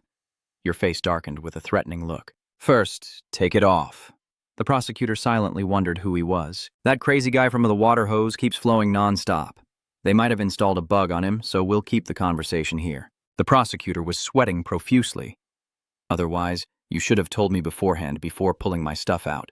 This is terrifying. Suddenly, I found myself between two huge men. Don looks expressionless. Fine, I hear you like this way. He hesitated. Announcement. An unofficial announcement. Aeon continued. Do you mind if I speak unofficially? The prosecutor is worried. Yes, you can speak unofficially. You can say whatever you want, he thought. Aeon, he's very strong. This prosecutor speaks cautiously. You're Aeson, right? What do you want to do with Dawson Corporation? Why did you come to me? He is indifferent. You've heard about Hanzunu, right? I will kill or imprison everyone connected to him. Any power he has. Aeon closed his eyes. And, since Hanzungu would have to face Zechun alone, he had to set the stage for that. I called you because I need a small favor from you as a prosecutor to catch these criminals. Whether they work for Dawson or not, the prosecutor listens carefully. Zechun, who is that person? How will he deal with Hanzungu? We need to prove Hanzungu's crimes and arrest Chairman Hans Jungen and Vice Chairman Hangugan. Those bastards will then be dealt with by Zechun. Aeon remains calm. We will proceed step by first determining if you are a trustworthy person. So tell me your story. What is your bad relationship with Dawson Company? The prosecutor speaks up. I could make something up, but how do you know it's true? He replied. I will handle it. So talk about it, but make sure of one thing. Aeon closed his eyes lightly and nodded. If you get caught cheating later, you'll disappear without a word, just like those bastards. The prosecutor gritted his teeth, pondering nervously. What the hell? Why does it feel like he's not lying? Aeson said softly. Hey, prosecutor, the water bill is high. Hurry up and say it. He lowered his face in thought. My bad relationship with Dawson Company has lasted a long time. My fiancée is the secretary to the vice president of Hannon Company. The prosecutor is standing in front of a girl. At that time, I was a new prosecutor. One day, she mentioned something unusual. Han ordered her to send him some data from her computer, and while searching for her, he discovered an external hard drive he had never seen before and opened it. Her face turned pale as she covered her mouth with her hands, staring at the computer screen filled with horrifying, grotesque crime videos beyond words. The files are well organized in Korea. The screen shows documents she says are data that seem to reveal the weaknesses of the powerful people here and there. Suddenly, a man burst through the door, just as Hanzu hurriedly entered. What the hell is this? Why didn't you answer the phone? She quickly closed the video and the folder she was viewing, placed the phone back on his desk, and said she didn't know. She stood up and said, Sorry, Vice President, I'm looking for the data you mentioned. Handu shouted, Get out! She secretly worried, feeling like her heart was about to jump out. The man suddenly called out, Hey, Secretary, think about it, stay calm. You can't show any signs of panic here. She calmly replied, Yes, Vice President, is there anything you need to do? He looked grim and asked, Have you seen anything here? Be honest. Han Du-gun looked furious. If she doesn't tell the truth now, I will consider the worst possible outcome. I'm giving you a chance for the hard work you've done so far. Think carefully. She remained calm. I haven't seen anything except what you have told me. After watching those videos, she felt they wouldn't leave her alone if she told the truth because they seemed capable of anything. He looked up with a grim expression. All right, then go outside. After watching those videos, my fiancée is haunted by the victims. She trembled, covering her face with her hands, making it difficult for her to sleep every night. In the end, she told me everything. The prosecutor stared blankly at her, trembling uncontrollably. Is there enough reason to search and seize Dion's company? I thought it was just porn floating around on the internet and told her not to worry about it. He gradually lost control of his anger. Do you believe that the prosecutor's investigation is just about doing whatever they want? And even if that's true, don't put yourself in danger to help a victim who isn't family or a friend. The prosecutor turned away. I scolded her, asking if she wanted to play the role of a martyr who couldn't tolerate any injustice. He faintly smiled. Because I am a rookie prosecutor. I ignored her because I thought she was crazy. Now that I think about it, do you believe I am ending my story? Aeon kept a cold expression. Yes, that suits you. Can you introduce me to your fiancée? She could become an important witness later on. The prosecutor looked confused. No, it's not allowed. Aeon is curious. Why are you protecting her? You are protecting her. If that's the case, we can help you. The prosecutor frowns. The protection is unnecessary. She is in a damn safe place where no one can hurt her. He is smiling brightly. It's true, she died. The skyscraper at the office building. The prosecutor stood still, worried, thinking June. Please answer the phone. Why are you doing this to me, honestly? A new prosecutor with no connection can do anything. That's just a job. You're not a martyr of justice. Think about us, Dewey Hun. The door suddenly swung open as Prosecutor Sun entered loudly. Hey, prosecutor, there's still a lot left, right? Prosecutor Sun said with a tired sigh. Let's go have a drink. I'm exhausted and worn out. You're here. Prosecutor Sun. Sun nodded slightly and smiled gently. Hello, Investigator Park. You're working hard, huh? You're still as beautiful as ever. Sun was a bit surprised and asked again. What are you doing? Are you calling your girlfriend again? I told you to leave a message and wait. Why did you act so impulsively to feel better? Prosecutor Gong nodded wearily. Yes, Senior. Go outside for a smoke first. I have something to say. Under the office porch, Prosecutor Sun spoke up. What do I mean? Sun signaled with his thumb down, giving his girlfriend more time. I heard you said something disrespectful, and then you had to wait. You can't just demand that she accept your apology. Sun looked up at the prosecutor, ready to argue about the wedding. If he has a child, that's not something to fight over. His voice was slow. No, actually, my girlfriend works as a secretary for the vice chairman of Dawson Corporation. The prosecutor took a puff of her cigarette and continued, discovering a collection of unusual crime videos and other things on the vice president's computer. She asked me, can't you search and seize that company? He took another puff of his cigarette. So I said, what are you talking about? Just focus on your work. Prosecutor Sun broke out in a sweat. What did you just say? The prosecutor was stunned. Yeah. Search and seizure. Sun stammered. No. Which company? Who does she work as a secretary for? Hearing his reply, the prosecutor's face turned pale. Hansugon, vice president of Dawson Enterprises. She has been his secretary for a long time. My girlfriend. He spoke very sincerely. If you know anything, son. Feeling guilty, quickly stepped back, stammering. No, I don't know. Sun trembled and hurriedly turned away. Oh, I forgot something important. I'll go in first. All right, do a good job. The prosecutor watches his son's figure gradually disappears, with a puzzled expression. Thanks, he wondered in inert inside. What? Why is he acting so strangely? The prosecutor takes a contemplative drag on his cigarette. I wonder how long is appropriate to wait. I don't know if I'll call her tomorrow. I should give her a gift. It was pouring rain, and the house doors swung open. The prosecutor stepped in and hid the bouquet behind his back. Jun, you're back. His eyes widened in horror. At that time, his girlfriend was no longer breathing. People say that if you have someone close to you, you should be polite to them while they are still around. Isn't it about what opportunity is later? Because there's no guarantee they'll be there later when I realize that opportunity will never come back. The next day at the company, while waiting for the elevator, Prosecutor Sun was chatting with Investigator Park. Investigator Park, did the meeting yesterday go smoothly? I can't go because I have something important to do. The prosecutor said he's not okay, right? She stood still, her voice trembling. I can't imagine how he must be feeling. I told him to take a break for a while, but I'm not sure if that will help. Bo saw the prosecutor walk in, and Sun turned to look back. I guess I thought he would choose a different path. Prosecutor Sun stepped forward with a bright smile. Good morning, have you eaten yet? Prosecutor Sun is confused. I already ate. But why did you come to work so early?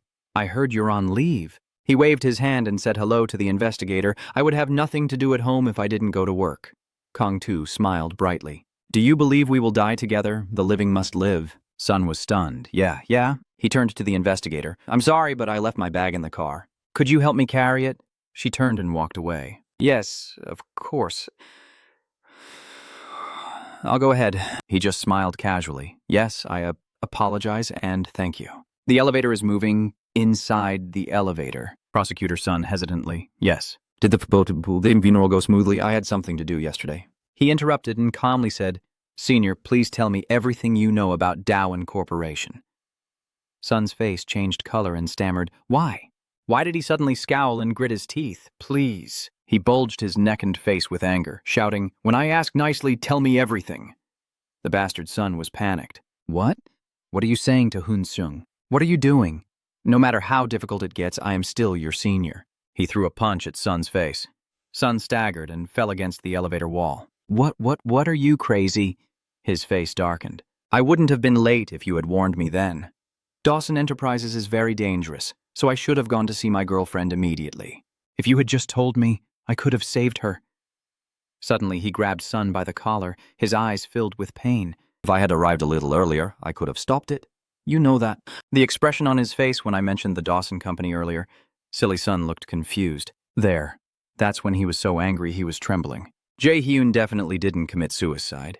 You know those bastards did it, Sun calmly replied. The prosecutor is asking me. I didn't expect this to happen. He lowered his head. Why did you do that? He shouted, tears streaming down his face. Why? Why is the Korean prosecutor so scared? Sun bows his head. I apologize. I can do that. He clings to Sun's shirt, choking back tears. I can stop that. I can save her, the skyscraper. In the room, the secretary nervously reported. Vice Chairman, sorry, but this is very urgent. Someone is causing trouble in the lobby saying they want to meet with the Vice Chairman. The Vice Chairman, blindfolded and resting, looked up irritably and said, What? Who do they think I am that they can meet any time they want? This is just my break time. It's not important. The secretary humbly said, That person is Assistant Secretary An Hyun's fiancé, and he is a prosecutor at the Seoul Central District Prosecutor's Office. Du nodded to indicate understanding, smirking. The prosecutor An Hyun's fiancé is a prosecutor too. Wow, he must be quite capable. Why didn't I know? He's in the lobby right now, isn't he? He removes the blindfold and smiles softly. Tell him to be brought to my office immediately. We can't keep the Korean prosecutor waiting like this. I knew something like this would happen. The door opens and the secretary signals, Yes, please come in. Prosecutor, Vice Chairman, I have brought him here. You two stand apart. Han forced a smile and said, You're here now. If I had known you were the prosecutor, I would have arranged a proper farewell. Du nodded sadly. I am very sorry for what happened to Miss Angon. She was a very good colleague and worked very efficiently. That really hurts me. He reached out his hand to shake and asked, How was the funeral? Did everything go smoothly? The prosecutor also reached out and scolded, Be quiet, he's hard to understand. Yes. But right after, the prosecutor punched him in the face, causing his face to tilt to one side.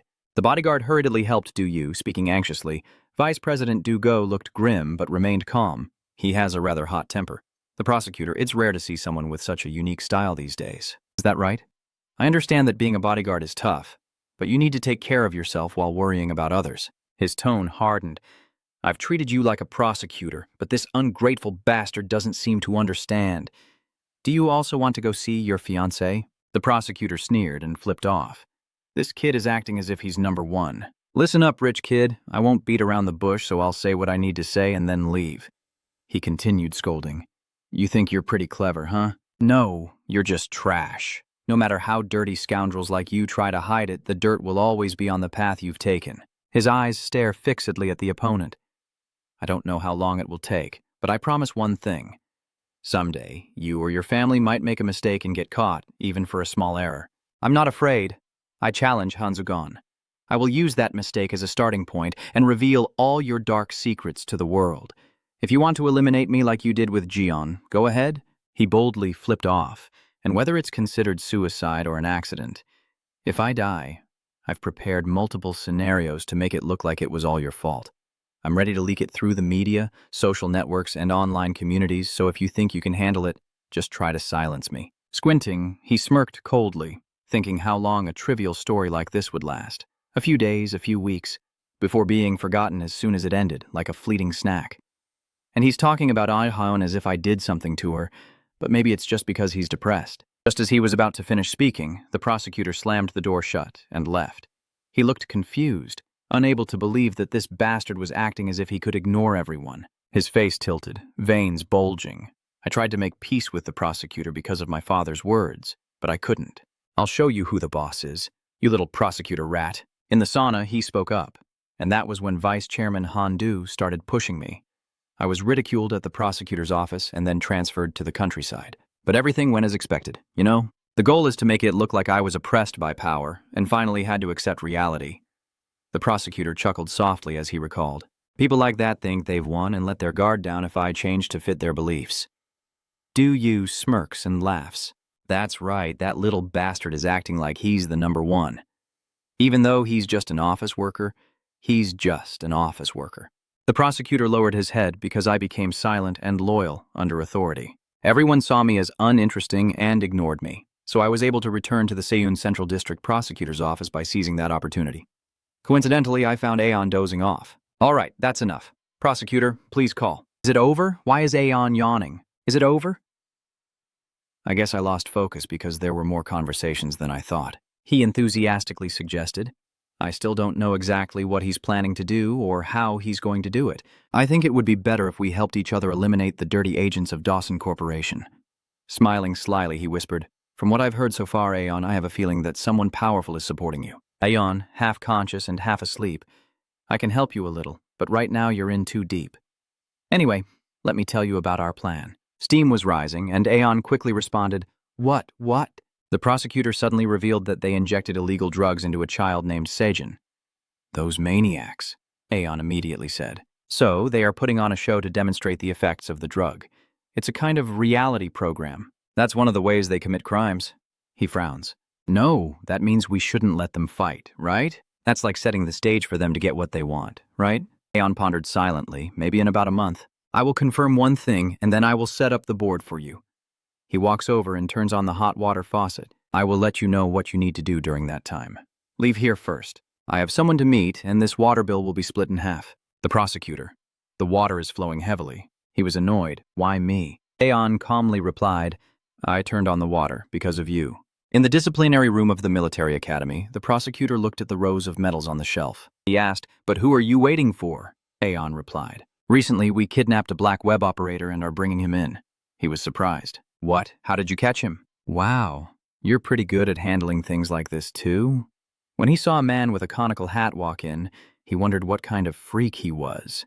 The man with the conical hat called out loudly, "Aeon, I've brought her here." He nodded and signaled for him to go in. Then a girl bowed her head in greeting. Hello, my name is Janan."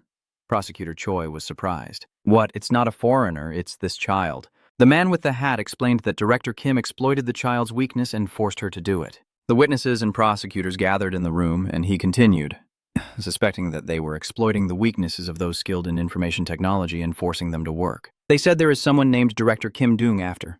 The man in the hat replied, "If the child tells us the location of Director Kim's office and the child requests to be completely removed from Director Kim, then we will consider it." He looked directly at everyone. "Hey, Jin, is there anything wrong with what I said or anything I need to add?" Jin shyly. "Yes, I need a new identity so that person can't find me anymore. My parents, too." Everyone fell silent as Jin continued, his voice filled with fear. "Do not ever mention this to the prosecutor or the police." "Never." That's Aeon's stern warning telling me where that office is. He glared threateningly. "After I check that place, I will consider helping you because I will decide whether to eliminate you or not." The golden evening sunlight bathes the luxury apartment as I stand trembling by the dining table, listening to the phone. "So now all I have to do is wait for the bait to bite, right?" Trung Fung Kim replied, "The last fish will bite the bait because they think they are at the top of everything and can handle anything." He suddenly asked, "Suppose the process takes about a month. Would you be okay until then, since it seems to have more side effects than I thought?" Jun Yu hesitated. "What are you talking about? What side effects?" Manager Kim looked confused and puzzled. "What do you mean?" "The side effects of the new drug." He turned back and said, "This is the greatest moment of my life." He laughed loudly, his eyes blazing red. "I am in the best condition." Manager Kim asked, "Really? Then lucky me," he said casually, "even though the injection has already started. Stopping halfway would be very dangerous.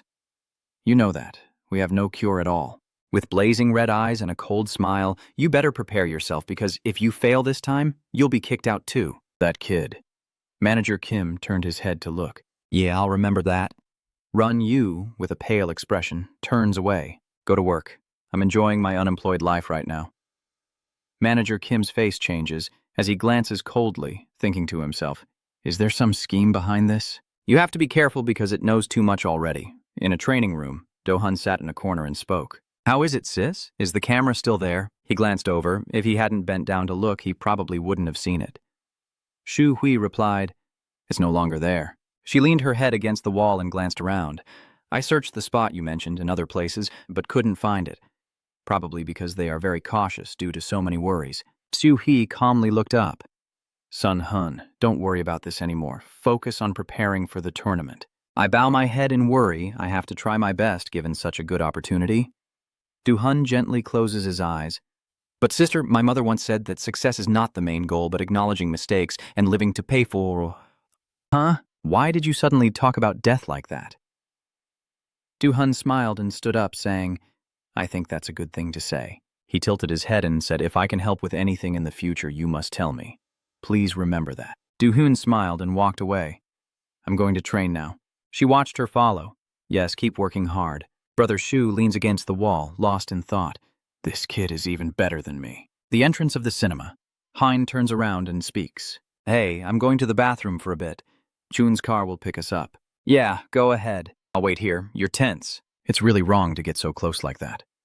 Chun's distracted and drawing too much attention. I feel so embarrassed. Chun's car is standing still. Who said you should go on a movie date in this situation anyway? Joseph grimaced and glared. That's because you weren't careful. Brian observed closely. Oh, and Hajin, her t-shirt is too short. He looks annoyed and sweaty. What? Hey guys, why didn't you say anything to Hajin and just blame me? Huh?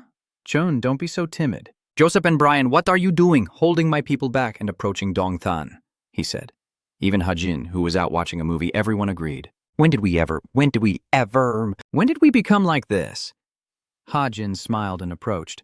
What is this, just 3 people and you're already close? Well, being close is also good. And going out like this sometimes is okay, right? Joseph remains calm. Yeah, not too bad. Brian replies. Hajin, you're here already? Just buy some popcorn. She was excited. Oh, Brian, you're amazing. How about sweet and cinnamon-flavored popcorn? Do you agree? Does it bother you? He smiled, agreed. I like it a lot. Hajin looked down at himself. But today my coat is too short. It's the first time I wear this style. Brian speaks up. No, it looks very good. It suits Hajin, too. She smiled brightly. Oh, totally American style. Chun's car stood there, confused as he watched them. Hey. In the cinema, he helplessly pondered. It was really uncomfortable. All he wanted was a peaceful date. Brian Hajin hands Brian some popcorn and says, Eat a little. He opens his mouth. She looked up happily and spoke. But why can't Oppa Ethan come? Maybe Sister Suyeon is going on a date with him again. Brian glanced over at Ethan. Aeon can't come. Does he have something with the prosecutor because Lord Do is with him? She suddenly staggered. What prosecutor? I feel dizzy now. Brian is so calm. I don't know what that means in Korean. Joseph looked over. The prosecutor is the one bringing charges. Hein praised him. Oh, come on. Joseph is truly a knowledgeable person. She eats while thinking to herself, wow, Uncle Joseph is really busy. It's also related to the prosecutor again. Hopefully it's not something dangerous. The old warehouse is filled with cardboard boxes. Aeon points at the door. Soon is standing nearby here. That's right. But as I said before, she's tense. There are thugs here. They are always around, and it would be very dangerous to just walk into a place where muscleheads gather. What is the prosecutor observing? How many of them are there? Besides, which gang dares to touch the Korean prosecutor? He shows no worry, even without a search warrant, no one dares. Aeon asked if the prosecutor had handcuffs on her because she was dangerous, and soon was frightened. What? Why is it like that? I don't want to be caught again. If something bad happens inside, I'll be taken too, right? Aeon remains indifferent. Don't overthink it. Just follow the orders. Nothing bad will happen. She's handcuffed to the pole, feeling anxious. But with my eyes covered like this, and this prosecutor really trustworthy, that doesn't make sense. The prosecutor glared and said, don't play tricks. Being exploited doesn't mean you're innocent. And Aeon, what will you do inside? What is the plan? Tell me. He turned to look. Are you planning to pretend to be a prosecutor? Anyway, with 2 prosecutors, even a large gang would have a hard time touching them, Aeon said calmly. Hey, do you know how to fight? Prosecutor for DM Nyen. Oh, you know a little. He suddenly hesitated. Could it be that Aeon is cold-hearted? He opens the door and walks in. I feel at ease only when I beat up the thugs I see. The prosecutor looked surprised. Huh? What the hell is that? What did you just say? Did I hear that right? A man spoke up. What? The fat guy frowns. Damn it, what did that bastard just say? Did I hear that right? The prosecutor, panicked, hid behind the wall and thought. Aeon, what the hell is he? I thought he had some serious plan. A terrifying guy. He turned pale, clearly thinking that Tong had said there was no aid. What are you 2 planning to do? Aeon asked. So even the Korean prosecutor is here with us. His eyes are glaring and provocative. If you're afraid, go home, and if not, get ready for the law to smash your heads open. The room falls silent. Everyone inside turned to look at Aeon and remained silent, holding back their words. At this moment, a guy with full arm tattoos stood up and spoke. I've lived all my life, and this is the first time I've seen someone dare say such words right to my face. Hey, say that again. I think I must have misheard. Aeon sneered and looked down on him, mocking the fat guy with the stupid tattoo as if his ears were full of fat and he couldn't hear clearly from the start. Hearing that, the guy angrily stepped closer to warn him. Is this dog crazy? You want to end your life right here today? Huh? I can kill weaklings like you with my strength right now. A real man should have some muscles like me, understand? He sneered as he spat in his face and acted superior. You've been watching too many superheroes. That's why you dare to be so rude. Why is your neck so stiff? You bastard! Do you want me to break your neck? Aeon, angry, slightly raised his head and said, "You should hold your head up high like this." Then he forcefully slammed his head into the forehead of the guy, hitting so hard that he spat out blood. Then he fell face down on the ground, lying at his feet. Aeon calmly rubbed the spot he just hit, not forgetting to mock, "I could crush your pig brain in one hit." The rest of the people in the room saw this and all stood up. One shouted, "You dare, you dog!" "What are those fools looking at? Why don't you arrest him then?" Aeon ignored them and turned to the door, saying, "Prosecutor, come in quickly. There are a bunch of thugs here. We need to catch them all." A fierce-looking guy thought to himself, "What is the prosecutor doing here? Damn it, do they have so much backup?"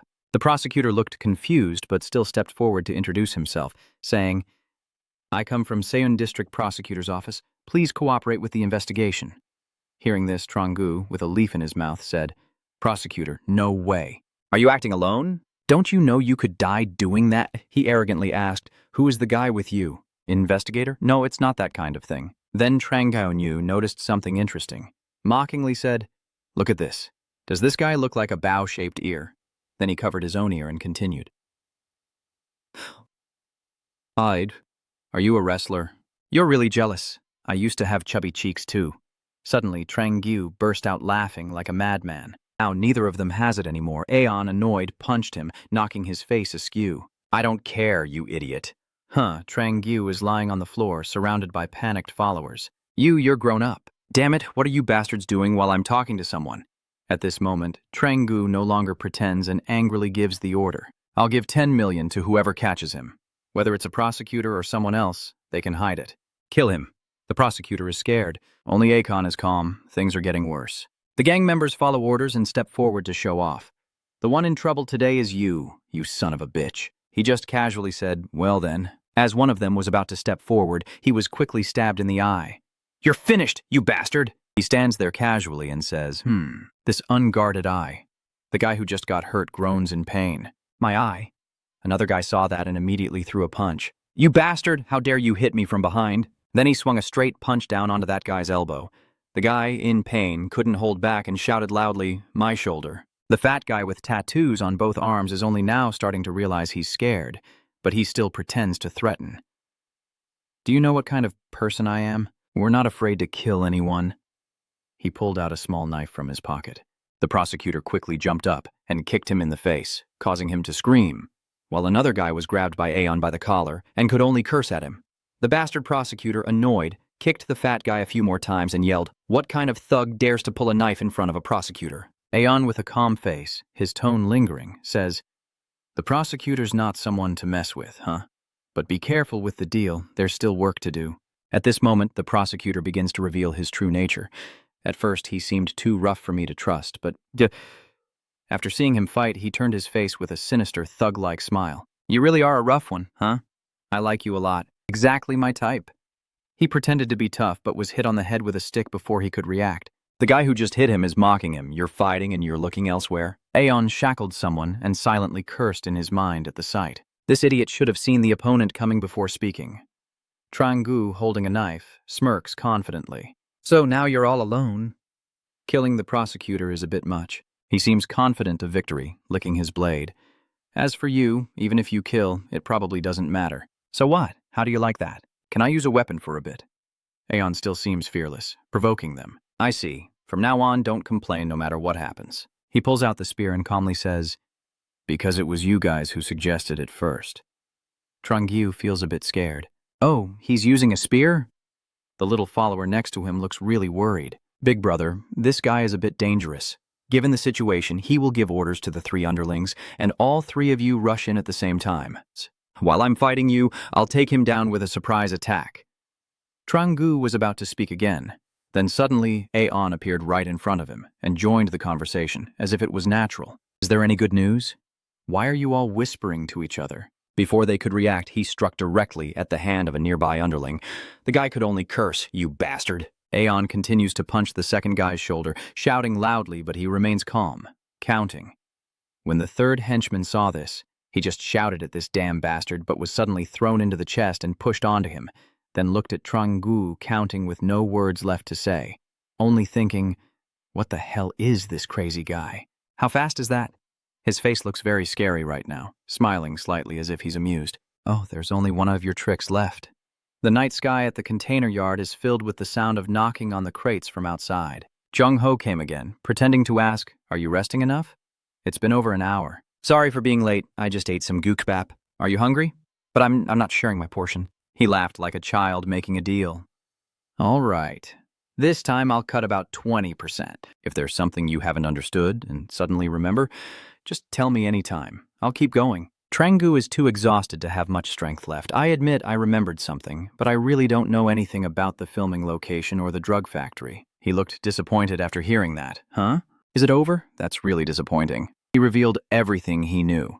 I know where Director Kim transferred the documents and the footage related to the VIPs. Dong-ho listened and thought, if that's true, it's important information. He asked me for the location, and I will check it myself. But if you're lying, you know what will happen, right? Trang-hu urged, you have to hurry. That old snake of a department head is extremely cunning. But Dong-ho was not in a hurry, his face cold as he ordered. All right, I'll call someone to check right away. But before that, I still have to cut the remaining part after pointing my finger. Trang-gyu sees that there's still no sign of resistance. Why? I've already said everything, you bastard. I told you, I've said everything I need to, you little dog. Seeing his terrified face, he burst out laughing and stepped back. Are you scared just because I was joking?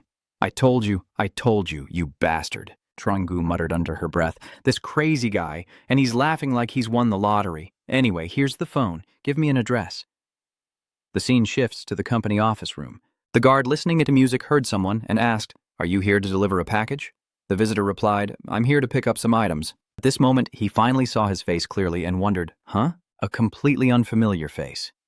He politely refused. Sorry, only the person who sent the item can receive it back, so you'd better go back. Suddenly, he was grabbed by the hair. Aeon grabbed his hair and pulled him out, causing him to cry out in pain. What the hell is this guy? The guard was furious. Warning, you chose the wrong place to cause trouble. Do you know where this is? You bastard, how dare you do that? But Aeon just dismisses it as wind passing by, looking down on it. What place? I'm curious about that too, so I came to find out. Aeon didn't let go, still speaking arrogantly. Why don't we explore it more thoroughly together? So what exactly are you hiding in there? The guard continues to deny and threatens further. Are you talking nonsense? Everything here is locked up. Are you stupid? I already activated the emergency alarm. Before you get inside, my people will come and tear you apart. Aeon scoffed. Do you mean the guards around this building? I already greeted them on the way in. Remembering how he knocked the guards out cold, Aeon seems to be joking. It seems you're overworking them because everyone says they need to rest for a bit. The guards, still holding Aeon by the hair, refuse to believe. What? That's impossible. I haven't yet, and he cut me off. Prosecutor, what are you still standing there for? Open the door. That guy heard it and thought to himself, what? This prosecutor is crazy. The prosecutor went inside to look around. All right, let's see. This seems suitable. He grabbed the fire extinguisher and smashed it hard against the lock. The prosecutor kept hitting even harder a few more times, then discovered there was another gate. There is a steel gate here. Aeon heard that and casually said, then break it. The prosecutor also hitting the fire extinguisher again is another way. After breaking the gate, he went inside and pretended to be polite. Sorry, do you mind if I come in for a bit? Wait a minute. You're not a real prosecutor, are you? No prosecutor would behave like this. Do you have a search warrant? A search warrant. Of course, the legal system is important, but do you know what I've realized lately? The prosecutor stepped closer and threatened him. I've learned more in the past few days this way than by following the rules. He sneered and said, sometimes to fight fire, you have to use fire especially against people like you who exploit the law to escape justice. Don't you think so? At this moment, Asen spoke up. I will handle this guy. You start checking the documents to see which ones could become legal weapons. Prosecutor smirked. You're doomed now, you bastard. Trust me. If you confess everything now, you'll be safer. The new guard was a bit scared at first, but now he's getting angry. Ha ha ha. Unreasonable? I'll report this to the police. Illegal entry, assault, property damage, impersonating prosecutors. All of you will go to jail. Do you understand? Aeon nodded in approval. I thought you were a fool, but it turns out you do have a point. The guard is furious. Of course, we are the ones who understand the law and live by it. All right, from now on, answer the questions properly and remember to relay my message exactly as it is. The scene shifts to another room with belongings in disarray as a man stands observing and listening to the guard recount everything. That person asked again, so you're saying Aeon and the prosecutor took everything? Turns out that person is Director Kim. He asked again, just as the boss predicted. The security here is really bad, huh? You keep bragging about being experienced in this industry. So what happened then? The guard stammered as he continued to tell the story. Oh, well, that bastard Aeon has taken out all our men and he told me to pass on a message to you. He turned back, his face expressionless. The guard continued. Change your glasses. Those look boring, please. He didn't get angry but chuckled softly, lifting his glasses. I understand. Is there anything else? He was surprised but still answered honestly. No, he just said that. Manager Kim then left, not forgetting to say, take care of yourself. He was surprised. Huh? That's all you're going to do? And what about the missing documents? He replied without even looking at him. Documents? Don't worry, we have plenty of copies. But someone has to be responsible for this, right? Hearing that, Kongak looked up and saw a muscular guy in front of him, and he immediately panicked. What? What do you mean? What is this? The muscular guy clenched his fist, veins bulging on his face, and answered, Anything else? Destroy the evidence. A scream echoes from inside the room. Director Kim smiles and walks away, as if he didn't hear anything. He pushed up his glasses, lost in thought, and said, A prosecutor, huh? It seems it's time to move on to the next step. Director Kim muttered to himself, and just as he was about to unleash the real monsters, the muscular guy from earlier appeared beside him and reminded him, You have to keep your promise, Director. Damn it, you scared me half to death. Captain, is it all over now? He didn't answer, only reminding, I have to be the one to finish Shin-hun off. Director Kim smiled flatteringly. Yes, I would be grateful if you helped me take care of that. Captain, how about it? Does the medicine work? The scar-faced captain thinks of something, grinding his teeth. It's perfect, I should have used it sooner. If we do that, those bastards wouldn't be able to humiliate me anymore. But it's okay. That's enough. I will personally tear that woman apart. In the room at the company, he turned to ask Manager Kim whether he should storm into their training room right now and tear everything apart. If we attack suddenly, we can easily take them down. But Manager Kim responded kindly, smiling and saying, Oh no, don't do that. Everything is going according to plan. Just handle it quietly when I give the order. He sighed in disappointment and said, All right, I understand. Director Kim turned away with a sarcastic look on his face. Look who's here. Just someone who only knows how to use muscles trying to do something? The scene shifts to Detective P gently knocking and politely asking if the prosecutor is there. Seeing Detective P enter, the prosecutor cheerfully inquires, Oh, Detective, you're here. Detective P asked in surprise. What the hell, prosecutor, these things are? She looked around the prosecutor's desk and asked curiously, Where did these documents come from and why are you here instead of the office? The prosecutor cheerfully explained to her, There are too many bugs in that building. I can't go there. This case is too sensitive. I will handle it here. Investigator back sighs in relief. All right, if you say so, prosecutor. I'll try to lend a hand and we can start looking for what we've been after. The prosecutor continued, You know we've been pursuing this case for a long time, right? Anything that could expose the dirty and horrifying truth about the Dawson Corporation. A few hours later, Detective Park suddenly found something unusual and called the prosecutor. Prosecutor, what is this? Curious, he asked, Did you find anything? When I investigated further, there was no clear evidence of what it was used for. I need to investigate further to see if there's any connection. But give me the address, and I will give you my conclusion tomorrow, Investigator Park asked in surprise. How do you plan to investigate so quickly? Isn't that very dangerous? The prosecutor nonchalantly said, Don't worry, that investigator is more dangerous than anything waiting for him. Trust me, I've seen it with my own eyes. Ayun, while we continue the investigation, call additional guards just in case. Soon hurriedly said, Wait, this is not part of the agreement. If this keeps going, when will it end? And if that place is really a factory or filming location, it will be extremely dangerous. The thing you care about most is the promise between us. And she softly asks, If something happens to you, who will keep the promise to me? Before you leave, you must create a new identity for me and my parents. He begged so earnestly, Please, I beg you. But Aeon simply said coldly, Hand over your phone. Huh? Here's my phone. Why did you do that? Aeon, wielding a hammer, ruthlessly smashed the phone in Soon's hand. Sun hurriedly stood up and shouted, What are you doing? Prosecutor, while I was away, I made sure she couldn't use her phone, computer, or anything connected to the internet. Before I left, I reminded the prosecutor that the detective would arrive soon, and I will get back to you later. Report to me today if anything happens. The prosecutor replied to Chumo. All right, drive carefully and don't fall asleep. Hold on, wait a minute. What's going on with this? The prosecutor sighed and sat down. Soon looked confused and asked, Huh? The prosecutor said seriously, You seem to be mistaken. Right now you are a suspect, and based on your actions, I can easily put you on trial. He then continued with a contemptuous smile. When I speak to you, kindly follow my instructions. If what you say is true, we will talk again later. Do you understand? Soon, Run so obediently replied. Yes. At the cram school, the teacher's voice thanks for studying hard. The students are cleaning up and getting ready to go home. Joseph stands there, sighing and complaining. Why does that girl never leave before all the teachers do? Why does she study so hard when she doesn't seem that good? Well, anyway, if she's trying her best, that's good. She's coming out now. Hein steps out, tousled hair, yawning as he greets the two of them. Finally done, I just went to the bathroom for a bit. Joseph also understood and told Brian, "Oh, I see. She doesn't stay late because of studying, but because she fell asleep and didn't realize class was over." Yeah, it's understandable. Studying isn't the only thing that matters in life. Joseph tiredly replied in a low voice, Yeah, you're right.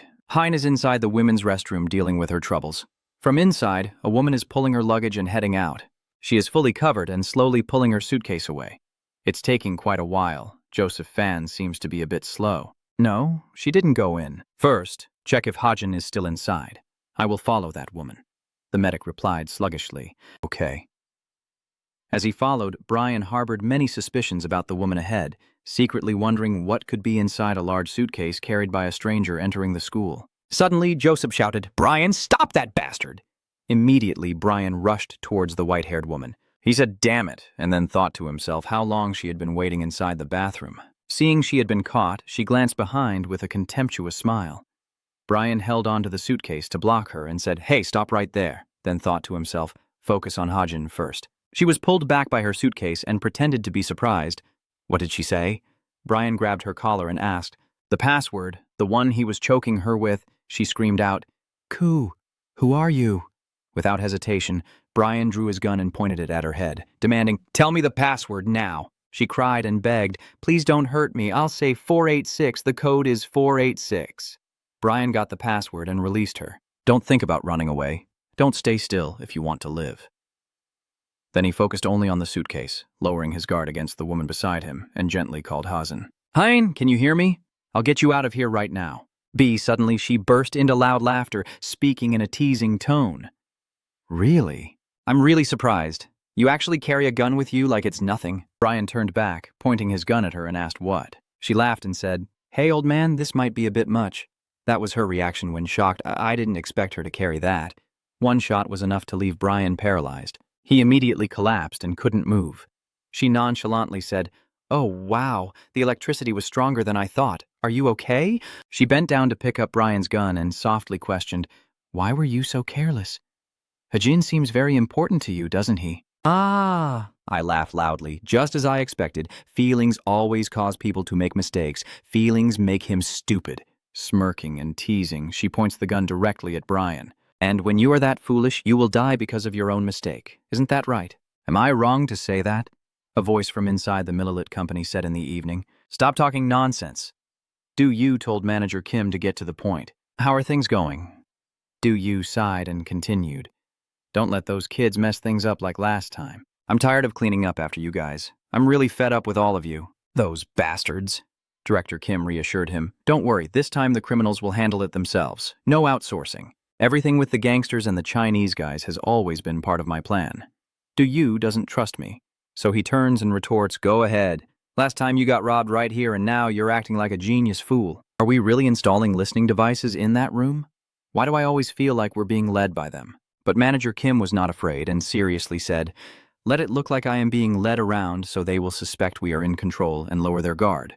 Manager Kim then turned to ask him, "And what about the prosecutor for Huiseung, him?" He replied, "Let it go. He can't request a search warrant." Do You chuckled happily and said, "Catching people is more fun than eliminating them. What can he do? A low-level official who thinks he can manipulate everything will soon be called by his superiors." He leans back in his chair, his voice tired. "So who will take that high school girl there this time?" Kim, department head, replied, "Still our original friend." Manager Kim definitely said, "You've already met her." Do You was startled and looked up to ask, "She is her daughter." Maybe Do You has remembered who that person is. That crazy girl? It's the image of the white-haired woman. She pointed a gun at Brian without any fear, mocking and saying, "If you keep making mistakes like that, you might die someday without even realizing it, right?" Am I wrong? In the evening at Heinz Tutoring Center, Joseph, carrying Hazen on his back, suddenly stepped out of the women's restroom and asked, Brian, have you caught her yet? Concerned, Joseph hurried over to Brian and anxiously said that Hazen had fainted inside and that they needed to take her to the hospital. But when he saw Brian being defeated by her, Joseph was surprised. Damn, when she saw him, she greeted him. Oh, hello there. The bald guy immediately turned around and pointed a gun at Joseph. I have to take him away now. You go ahead. The bald guy is done. See you later. But I didn't expect her to say it and actually do it. In one shot, a bullet sped towards Joseph. Luckily, he carried Hajin and dodged in time. What the hell is going on? First, get Hajin to a safe place. The security guard there is very scared, she thought to herself in shock. What? A security guard? She said she was a witness. The security guard kept begging for mercy. Please, I didn't see anything. Let me go. But she had no intention of letting the guard survive, coldly saying, I don't believe it. You must die. Luckily, Joseph managed to get Hazen back into the women's restroom, and they are still safe.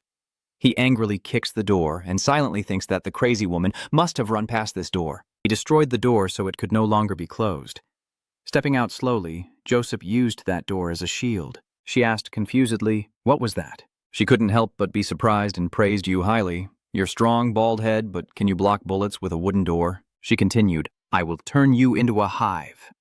Joseph threw the door at her, causing her to lose her footing and fall to the ground. Damn it, throw it! Joseph shouted to the security guard, hurry up, this way. The security guard immediately ran inside to hide.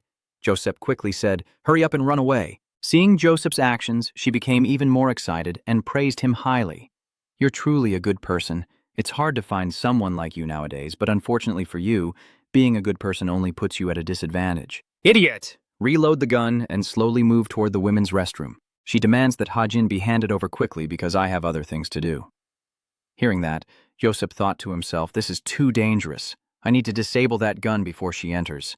Then turned to the trembling security guard and said, hey, take her to the bathroom right now.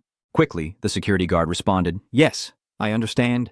But he was too complacent and did not follow your instructions, immediately injecting the drug into Joseph's neck. But he was still sweating, trying to figure out how to deal with her. How on earth did Brian get caught? Who is that woman? I've figured it out. What the hell? That bastard just casually said, so? You're caught in the trap now. Sleep well. The sedative is very strong, don't worry. While still conscious, Joseph quickly threw a punch at him. He reassured her that he would take good care of the girl. But this guy's reflexes are quick. He dodged Joseph's punch just in time, which surprised me. His hat fell off, revealing his bald head. This bald man kept praising him. Not bad. You know how to use your big body well, but that punch was really heavy. It's just a pity you tired quickly. The drug has taken effect, and Joseph gradually collapses to his knees. This bald guy calls her in. Sophia, it's over. Go ahead. She happily stepped in. Got you now. You idiot. Did you really think I would shoot here? So it just makes cleaning up more complicated. She sighed in frustration and said, that's why I told you before, don't be too forgiving. She excitedly said her last words as Joseph was completely asleep.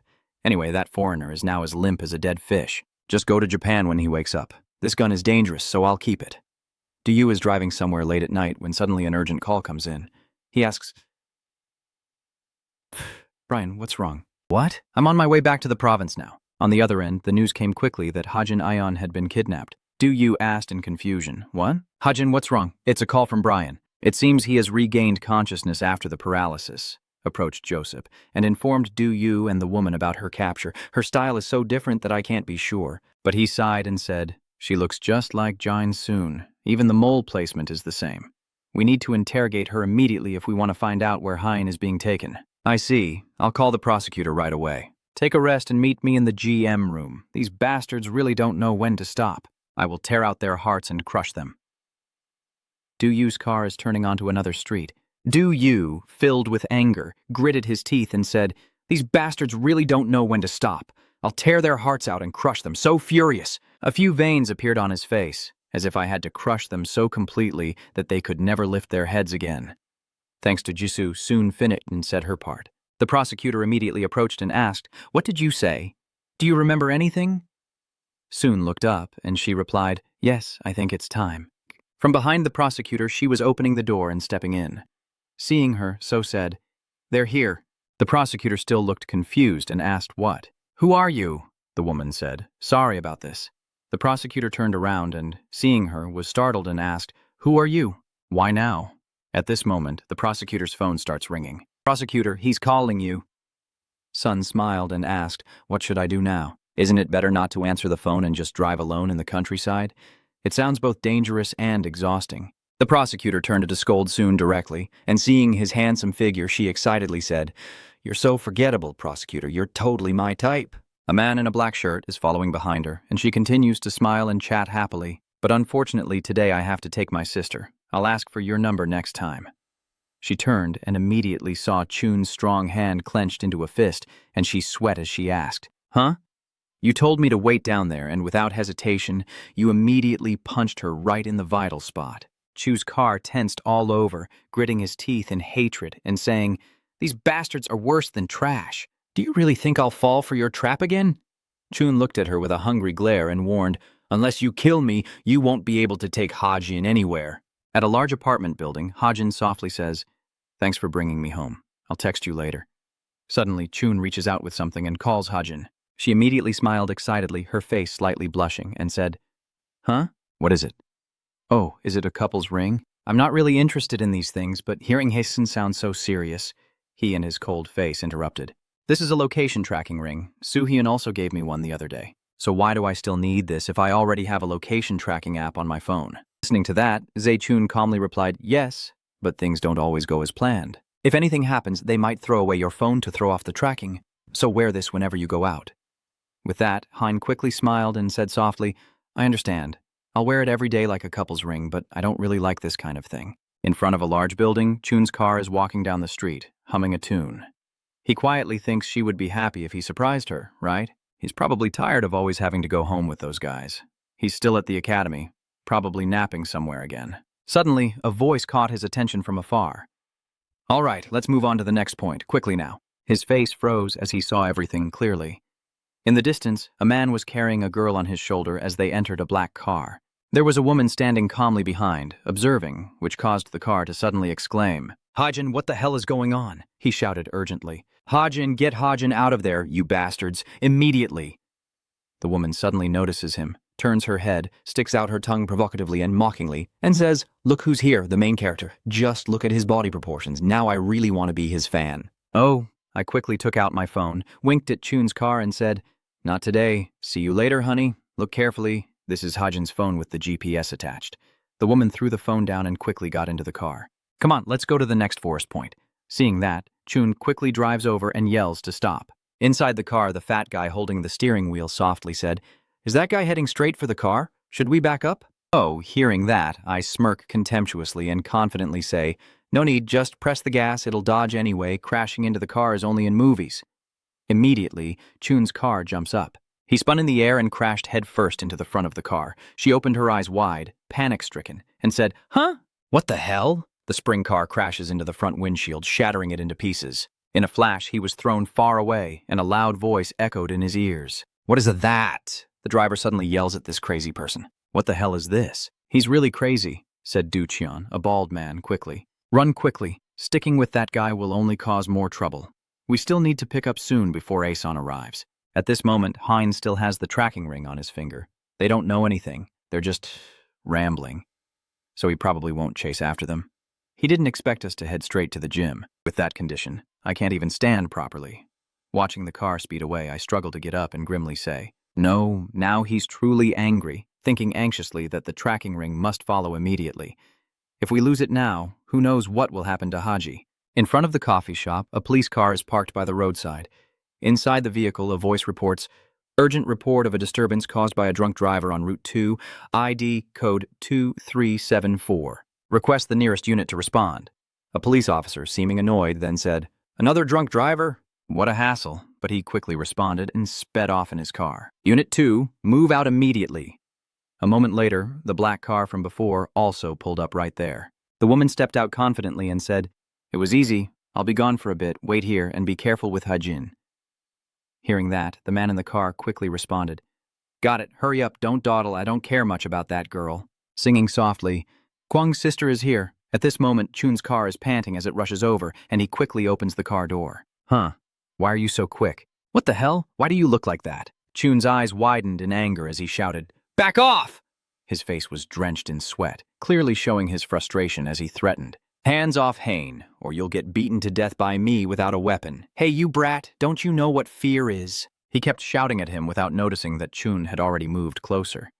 Don, the kid, hasn't learned to fight dirty like you. Before he could finish his sentence, a powerful punch was thrown directly at him, a lesson to be learned. But suddenly, an arm reached out from behind him. Earlier, Duan reached out and grabbed Chun's bike handlebar, tightening his grip, and his dangerous voice warned never to turn your back in a fight. The man's terrifying face continued. When facing multiple enemies, always back against the wall. Kid, it's not like in the movies. No one waits their turn to get beaten. Before long, he grabbed a handful of hair from behind the bald man's head. Seeing that, Duan also started to panic and stammer, "Wait, don't grab his hair, you monster." Chun's car grabbed the tuft of hair and pulled hard. He shouted, "No way." Hearing that, he cried out in pain, "Stop! Stop, you bastard! Don't give up." He threatened him in a commanding voice. "Let go! I told you to let go. Every strand of hair is precious. You guys, you crazy ones, are always like this." At this moment, Chun's car suddenly grabbed Duan's arm, and a punch flew straight to his face, leaving him stunned and bearing it.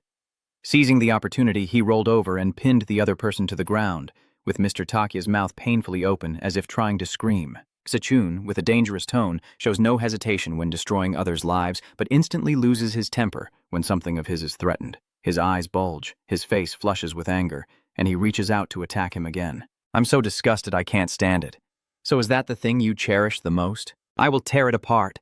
Chun yanks Duan's hair angrily, the pain from the top of his head surging through him, causing him to scream loudly, "My hair, you bastard!" Hearing that, his face remained calm as he replied, "Don't worry. I'll take care of it for you, so you won't need to wash your hair anymore." He forcefully yanked a lock of his hair. The flying strands of hair in the air made him scream in fear. Ducheon lay sprawled on the ground, still muttering, "My head." Immediately, Chun's car turned back toward the vehicle, shouting loudly, "Hajin!" He shook her shoulders gently, his voice full of concern. "Hajin, wake up quickly. It's me, Hajin." Hajin just woke up from her fainting state and muttered, "Where am I, Hajin?" Suddenly, Seun embraced her tightly, causing Hajin to ask in confusion, "Huh? What's going on?" He didn't listen to her words, holding her tightly and softly saying, "I'm sorry. I'm sorry, Hajin. It's all because of my greed. I've let everything go too far. I will end it all and I won't let you be in danger anymore." At a large martial arts school, Chun's car brought Hajin there and he helped her sit in a corner, speaking softly, "Just lie down and rest for a bit. The director is nearby and will arrive soon, as will the police." Seeing this, Hajin asked, "Where are you going?" He didn't hesitate and quickly replied, "There's one more guy inside." After saying that, he smiled, turned to leave, and still said, "I'll be back soon." Not long after, Chun walks into a room, and everyone around begins to look at him as a man speaks up. "Huh? You're Lim Shun, right?" Hearing that, Chun calmly said, "You must be a prosecutor, right? Ion told me about you. But before we officially get to know each other," not finished yet, he looked at her lying sprawled on the floor and softly said, "Clean up this mess first." The woman, still conscious, provocatively replied, "Is it a bit too much to hit a woman so hard? You get a 10 for looks, but 0 for manners. Real men shouldn't behave like that." As he finished speaking, Chun quickly kicked toward the woman and softly said, "Miss, are you crazy?" Seeing him attack her, she couldn't hold back and shouted, "That's cruelty." His face darkened with anger, and his words were tinged with frustration. "You're just a criminal. Don't pretend to be noble. It's disgusting." Suddenly, the man from earlier, Jin Soon, spoke up. "Well, now something's happened. You're rushing too much, aren't you?" "Didn't expect this surprise, did you? You've just exposed yourself." "So what's next? Are there any other tricks up your sleeve? Maybe I should just put you in jail right now." At that moment, Jin Soon from afar also slowly said, "I didn't exactly not foresee this, just the probability was low. And even if I go to prison, I won't stay long." As for what's next. Right now, Aeon is driving alone through a deserted area at night. Hearing this, the prosecutor also said with surprise, "What is this? You deliberately got caught to lure Aeon to the abandoned warehouse among the files." Suddenly, she pressed the pen against Detective Park's neck nearby, her tone threatening. Something like that. But then a foreigner, who was no pushover, suddenly jumped in to save the day, and my plan will be ruined. That person, seeing Soyeon's actions, hurriedly shouted, "Detective, wait a moment, put down your weapon and stay calm. She's not involved in this at all." Suddenly, she looked at everyone with a terrifying face and said irritably, because everyone was too cautious, "I had to set many traps to divide you and carry out my plan. Why did you let him go alone? Who knows what might happen on that dark, deserted road? The prosecutor looked at her with a frightened face and shouted, "What did you do, you bastard?" Hearing that, Jin soon said, "Aeon is the main support for your group, right? So I just need to take him down. Last time we set a trap for him for arson, but he still came back. There must be someone powerful backing them up. This time, I won't hold back. Instead of making him a criminal or suspect, I will turn him into a corpse," the prosecutor said angrily. "You think Aeon is easy to take down, but she doesn't care. She smiles and raises her voice, saying, 'It will all be clear soon.' Where is S. Hain now?" Suddenly, the woman lying on the floor spoke. "Uncle Don is holding her in the car downstairs, but since this guy showed up, he probably took her upstairs already." Hearing that, Soyeon helplessly exclaimed, "This is really troublesome, but we will still follow the plan." "The police are coming. Retreat before things get more complicated." But as soon as he finished speaking, Chun's car hurriedly said in a dangerous tone, "You guys are so boring. Are you crazy? You can't fool me." Her face darkened, but she kept the pen pressed against Investigator Park's neck and calmly said, "Oh, is that so? What if I stab the pencil into the carotid artery of the investigator and then pull it out?" At that moment, she was in her hands, trembling with fear. "Prosecutor." Hearing that, the prosecutor was startled and shouted, "Investigator, hang in there. We will free you." "Jin, put your weapon down." Before he could finish, Chun's vehicle behind immediately spoke up. "Just stab her, you bastard!" Seeing him say that, he angrily turned around and said, "What the hell is going on?" "Risking it is death." At this moment, Chun's car still remained calm as he raised his voice. She wouldn't dare to stab. "Prosecutor, that's the only way to escape." The prosecutor immediately snapped in anger. "What, are you gambling with lives?" Suddenly, Jin Soyeon stabbed the pen into her neck. She whispered, "If I stab, someone will have to hold her up so she doesn't collapse." Seeing Investigator Park get stabbed, the prosecutor couldn't hold back and shouted, "No, hurry up and call an ambulance now." But Soyeon remained calm as if nothing was wrong and softly said, "Prosecutor, your phone is over there so you can't call for help and you still have to protect Hain, right?" At this point, the prosecutor angrily shouted, "Hey, are you deaf, you bastard? Call an ambulance first. Catching them can come later, but you must call the ambulance first." Hearing that, Seun thought to himself that even though she was a woman, if she fought these two and Hajin got hurt again, it would be bad. Then suddenly, he took out his phone and said, "All right, I'll call right now." Chun's car immediately contacts the hospital saying, "Yes, there's a person stabbed in the aorta with a pencil. Please send someone urgently." Suddenly, the woman who was lying on the floor stood up and softly said, "I have to go. My stomach hurts too much. I need to use the bathroom." At this moment, he quickly said his final words to the other side of the phone. "Yes, we are controlling the bleeding without removing the object." "Understood." "Oh, I'm leaving now, waving my hand to say goodbye." "Goodbye, little one. Next time, I won't hold back. Goodbye, Hajin. See you again soon." Hearing that, Chun quickly spoke up. "You two will regret messing with Hajin. I'm not the only one who will go crazy. If Hajin gets hurt, I hope not." Immediately, Jin's expression looks quite troubled. She spoke in a dangerous tone. "Oh, thank you for the warning. Maybe Aeon is one of them." "Take care of him. Don't waste time worrying about us." "Hello, Hyun, where are you?" "Hurry to the gym now. I'm too far away." The prosecutor might have already been in trouble. Hajin could be there too. Who's flashing their headlights? Suddenly, a truck is rushing toward his car. Aeon froze in panic. What? He looked towards the bright lights as if lost in thought. Aeon is still human. Even he wouldn't survive if hit by a truck, right? The truck blocked his way, and he marveled at how terrible his turn was. The driver was angry, huh? Damn, I can't understand this. Did he just avoid the truck? Something like this has never happened before. He cursed terribly, and I had to chase after him from the beginning. Damn it, this method still works. But he saw the car revving and was immediately startled. Huh? The small car crashes into the truck. The angry driver gets out of the car and curses, "Is this crazy guy really crashing his car into the truck?" He grabbed an iron rod and strode forward aggressively. "Is this a new way to die?" That's right. How long can life really last? But there was no one on the car, he wondered. I was worried about losing track earlier, now it's convenient. Wait a minute. Where did he go? He was about to say something when suddenly a shadow darted towards him. Aeon pressed his head down to the ground, twisted his arm behind his back, and slammed him onto the road. Finally, he couldn't take it anymore and begged for mercy. "I will tell everything." Un, standing behind, said coldly, "No need. I already know if you want to live. Call and say it like this." He continued, "Like always, success." The scene shifts to Soon in the black car answering the phone. "Yes, how is it?" "You need to upload the photo to confirm and receive the money." Yes, this will be handled as a hit-and-run car accident with no clues like usual. Done. She threw her phone onto the street, and the woman beside her asked with a smile, "Did he really die?" It seems old tricks still work after all. Soon will reply. I don't know. I need a photo for confirmation. She turned back to ask, Are you okay? You got hit pretty hard earlier. She immediately replied, Yeah, I guess I need to get my nose fixed. It hurts so much. She smiled and said, But I've been used to getting beaten since I was little. It's okay, right? Soon suddenly asked, But don't you find it strange? Lim Si-chun gave up too easily. She casually said, He can't do anything now. Blood is flowing like a river. And protecting Hein has always been his top priority. She jabbed at his nose and continued, He even ran straight into a moving car back at school. He's really crazy about girls. Soon kept questioning and deliberately let Lim Si-chun go to the gym right away. Didn't I already throw S. Haynes' phone away? She replied. Yeah, I saw that earlier at school. Maybe he was just acting on instinct without thinking. Are there any other tracking devices? Let's switch scenes to the hospital. Se-chun stood sadly by the bed and said, I'm sorry I didn't expect her to really stab. The prosecutor replied, I understand how you feel. I also want to kill them, but don't gamble with someone else's life. He said softly, Losing someone important can happen in an instant. He told him to go. I will stay here.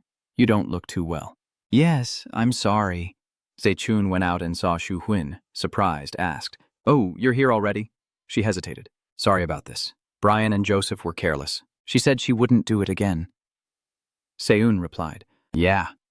Let's go back to the previous tracking circle I showed you last time. I continued to secretly attach it under those women's cars when rescuing Hajin, just in case. Tu Hui immediately praised him. Really? Good, I will check. You can rest now. Aon switches the scene, smearing blood on his head and pretending to collapse so the driver can take a photo. He asks him, Have you finished taking the picture yet? He nervously replied, I've uploaded it now. Will you keep your promise and let me go? Of course I promised, right? I even lend you my blood too. Suddenly, he said with widened eyes, But I never said I would let you stay intact in another place. She exclaimed excitedly, Is this where they're about to fight? The tension is really high. Manager Kim nonchalantly asked, Are Aeon's photos ready yet? Soon showed him the phone, and he immediately thought that now, even if he pretended to be powerful, he was just, dust. Manager Kim turned around and said with a smile, All right, turn on the lights, stop the machine, and inform the guests. Can the shuttle send out the invitations? Soon said he is losing control of his emotions. I can lure him to come on his own. In this state, he will think Sehajin is constantly in danger, which is problematic because she keeps pleading and those guys are still around. Even though Aeon has disappeared, Director Kim interrupted. Don't worry, I'll take care of it. He smiled cunningly. Hasten is finished now. Everyone will be arrested. The scene shifts to a large corporation where the secretary is on the phone. Yes, Prosecutor Han, today. Vice Chairman Handu left the office without his briefcase. She continued, I know he has an important meeting tonight and probably kept it in the safe. I don't know the password.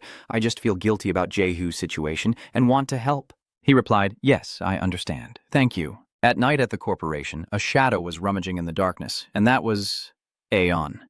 He was trying to guess the password, thinking to himself, Here it is. The password is 802. Suddenly, someone reached out and turned on the light switch. The blonde-haired man wearing sunglasses stepped into the room. He said, There's a mouse sneaking in here. Did someone send you, scaredy mouse? He continued, Do you think you know what's inside? But a flying axe made him dodge his head to avoid it. He angrily said, You bastard, if it hit you, I'd be dead, you know? Aeon calmly said, But it didn't hit. He replied, That's right. So, you're the one from the fashion show. He mocked him. I heard there's a dog wandering around loyally, isn't there? He stays up at night watching over the house for his master. He picks up the cigarette ashtray and throws it at him. He was about to say, Enough, come out, but before he could finish, the ashtray was hurled straight at his face. My joke this time really hit home. Sorry about that, but it's just an ashtray, a bit of a waste. He sneered and said, Wouldn't a crutch hurt less?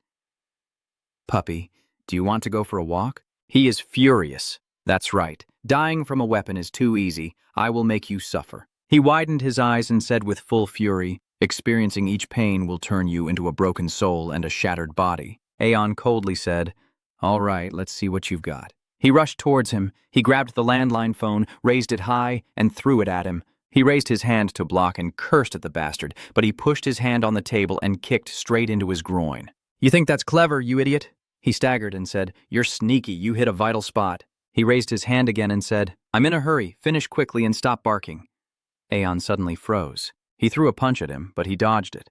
He looked disappointed, as if the punch was wasted. "Actually, that's just a trick," he continued. "So you managed to dodge." "That's right. Knocking him out would be more fun." Aeon silently watched him and then said to himself, "So what stance does this guy think he's using, Po? Why do you stand with your right hand and right foot forward? In modern martial arts, left-handed practitioners usually use the crawling stance. He keeps throwing punches and insulting Aeon. Why do you look so tense? He just spun his foot and provoked him, huh? Are you only fighting fools who are easy to deceive now?" His fist comes straight at Aeon again. He leaned back and dodged. He said again, "Well, that's a shame." As he finished speaking, he threw another punch, but he was blocked. He then swung his hand toward Aeon's stomach and delivered a precise blow to his abdomen. "That girl is useless against me. Do you know why?" He smiled and said, "Because in this world, those tricks are just childish, cheap moves of amateurs." Aeon calmly replied, "So what, I don't claim your world, but I'm confident in one thing. Your right hand is shattered." He silently looked down at his swollen, trembling hand. He silently thought that just moments after taking the punch to the stomach, it used its index finger to strike his fist, and at least it didn't break. Mr. Kyo appeared calm. "My hand? Do you think a small scratch is enough to turn the tide? A professional fighter's hand has to accept a few small scratches." He continued, "Do you think my hand is easy to break?" But in an instant, Aeon suddenly rushed straight at him. He silently thought that this coward's rush was taking advantage of the moment I blinked. He struggled to resist and said, "This coward won't be a match for me." The move was pathetic, but I grabbed his hand and squeezed hard. He widened his eyes, questioning himself inwardly. It was aiming for my hand from the start. That bastard. He twisted his arm behind his back and he shouted out in pain. "He cursed my hand." Aeon sneers, pretending to be a real man all day. "Keep going, your scream sounds like a girl's." He struggled and kicked him away, shouting loudly. Even though his hand was trembling, he still kept a brave front. "You think losing your right hand means I'm out of the game? I'm left-handed and just need one hand." Aeon still looks indifferent. "Is that so? You know how to box, right? Then you should know this." He charges again and says, "Losing your left hand makes your right hand useless too." He throws a series of punches. He dodged while thinking that just using his shoulder wouldn't last long. Now this guy thinks I can only use my left hand. He calculated that just one hit, even if his right hand is shattered, would be enough. With a single precise strike, he would swing his left hand with all his might, shouting loudly, "Die, you bastard!"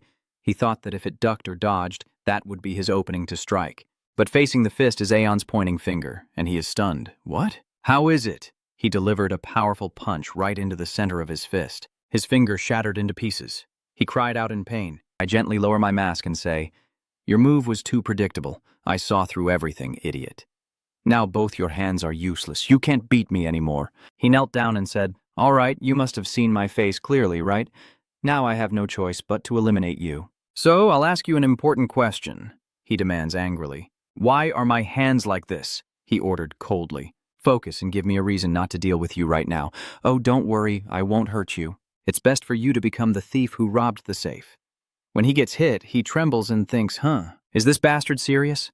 I'll just pretend to follow and wait for the right moment. He replied to him, "I'll give the safe code. I don't remember your face. My memory is very bad." "Too bad. I already know. Someone told me. I checked when you came in earlier."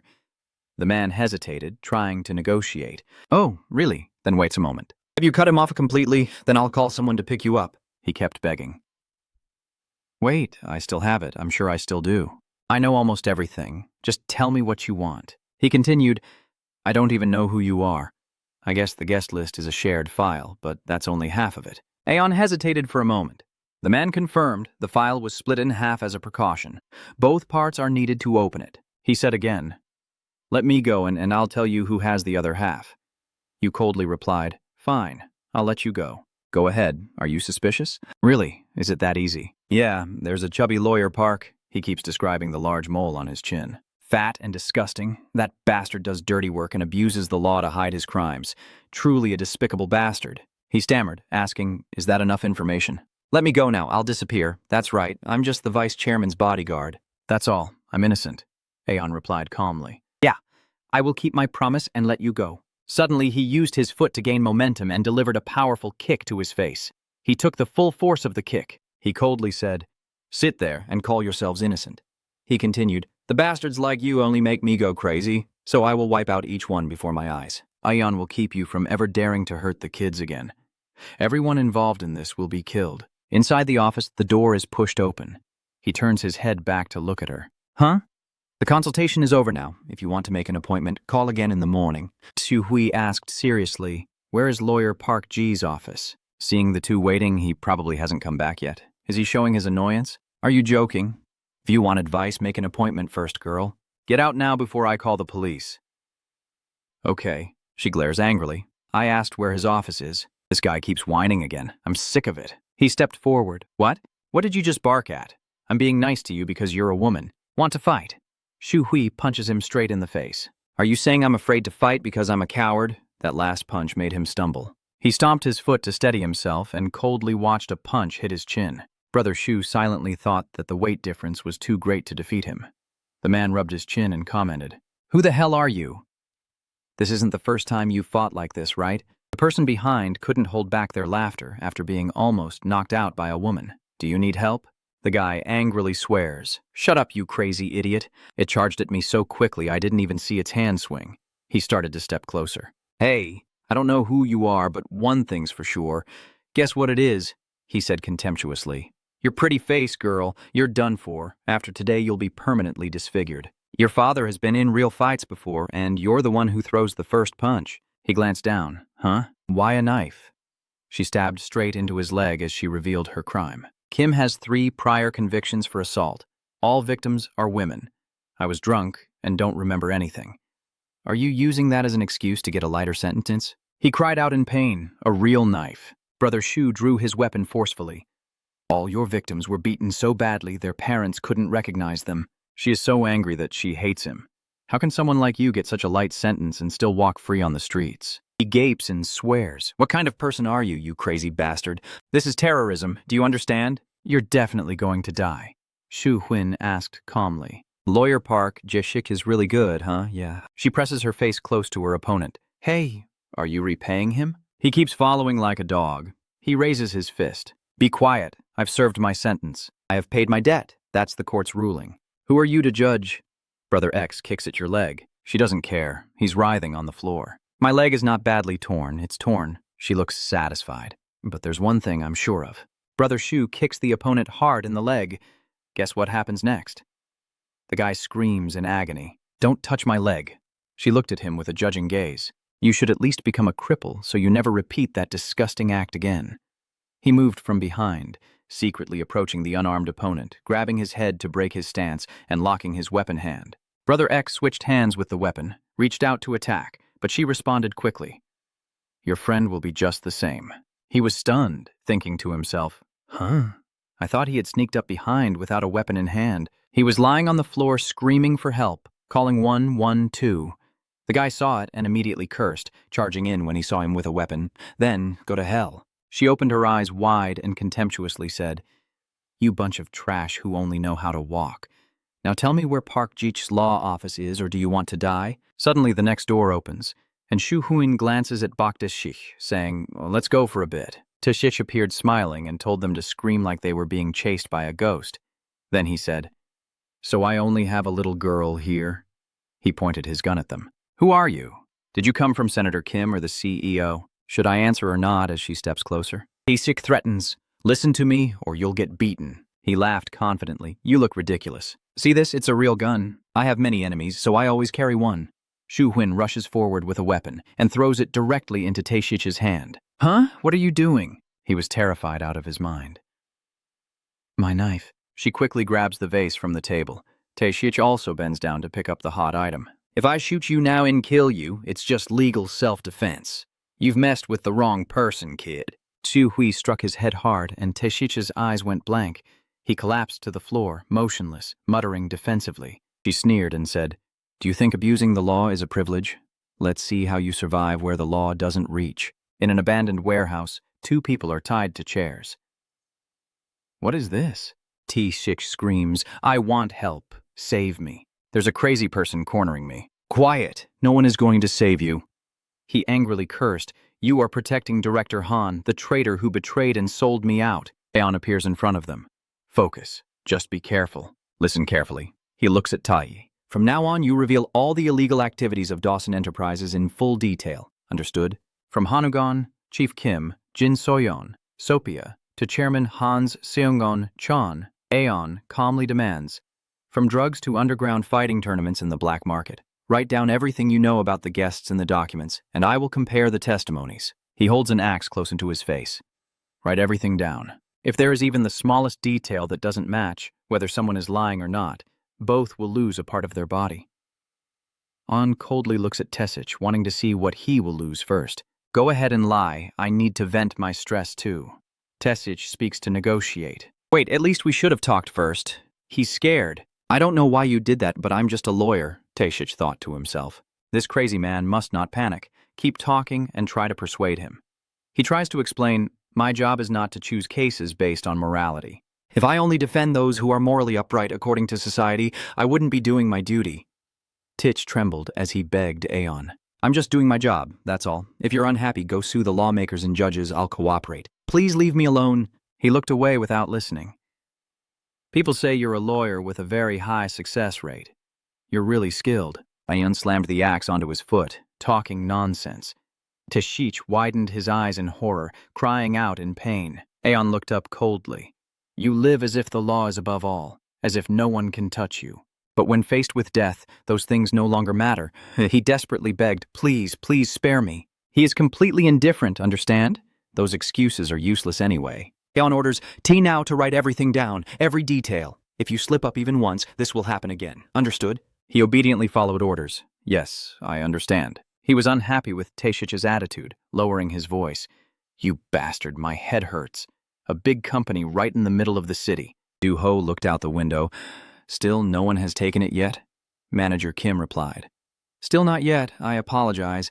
It seems that item isn't with the bodyguard, but if a VIP took it and destroyed the evidence, there must be a copy somewhere. A cigarette ash flew into his face as he spoke.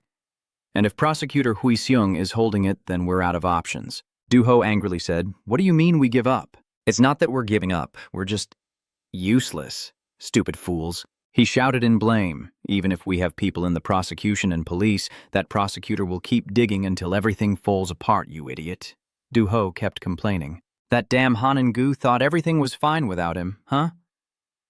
Thought dealing with Aeon was the end of it. He pointed his face and said, stop dreaming and go get the evidence. Idiot, before those two crazies dragged us to our deaths. Do you hear me clearly? Manager Kim, holding his wound on his forehead, nods and says, yes, I understand. You're here already? Did they hit your face?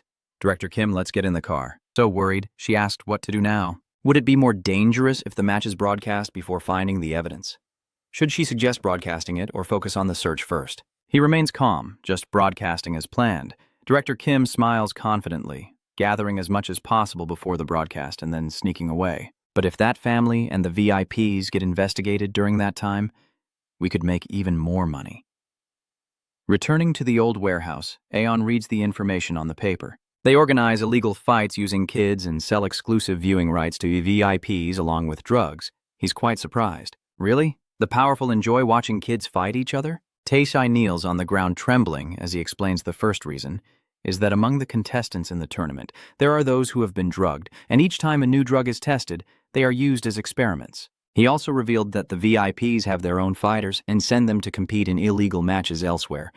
In other words, this is a twisted pastime of the elite. T knows almost everything, and the second reason is that they gather school bullies to fight each other. Watching those bastards beat each other for the prize money excites the VIPs. He reveals all the secrets. In the end, Director Han Junu will appear to teach them a lesson. It was like they were gods judging the evil. Techich didn't hesitate to report everything, but then the VIPs started demanding increasingly more extreme games. This led to illegal fights, hand-to-hand combat, and even innocent children and regular students being forced to fight each other. He looked at Aeon in panic, and at that moment, everything started to spiral out of control. I only know about what happened with Girlis Hain. He looked at her with a threatening gaze. Are you laughing? Tae-shi quickly explained. No, it's just the way my mouth naturally curves. That's how I am. Aeon asked further. So you're the one who cleans up after that filthy illegal gang? He immediately admitted, yes, that's right. I am the one cleaning up the mess. Please, forgive me. I will tell everything in court. I still have a lot of evidence. Jan picks up the axe. Is that so? That might be helpful. All right, I'll let you live, but just to be safe. If you dare run away, I'll gouge out both your eyes. I'm still really angry. Tai, step back. I'm not running anywhere. I actually prefer being locked up. I'm just a dirty pig, so can you just throw me into the pigsty? Please just come forward with your weapon. You think I'll trust a sneaky bastard like you? Better to be careful. Cutting one leg is enough, he shouted loudly, echoing across the area. There is no axe touching the chained foot. He looks and assesses. Are you fainting? I was just joking. I peed my pants. Dirty stuff. Aeon sat up and continued his actions. All right. Next is the fashion star. Besides what that pig said, do you have any other reason for me to spare your life? He turned to look at him. Han Jun-gon, the vice chairman, has many enemies. Aeon slammed his fist on the table. Stop stuttering and speak clearly. He honestly said that Hanzun has a lot of enemies, and he's not touched because he's exploiting others' weaknesses. In fact, he revealed everything. Especially to the prosecutors. I can tell you who is trying to overthrow him. Not just prosecutors, but many others as well. Aeon kept a calm face. Not necessarily, but fine. Postpone the execution. I will decide after verifying if those in the prosecution sector are capable of overthrowing him. Inside the apartment complex where Chun's car is, he turns to look at the door and says, "The food's here. Go get it." De-hun, feeling lazy, refuses.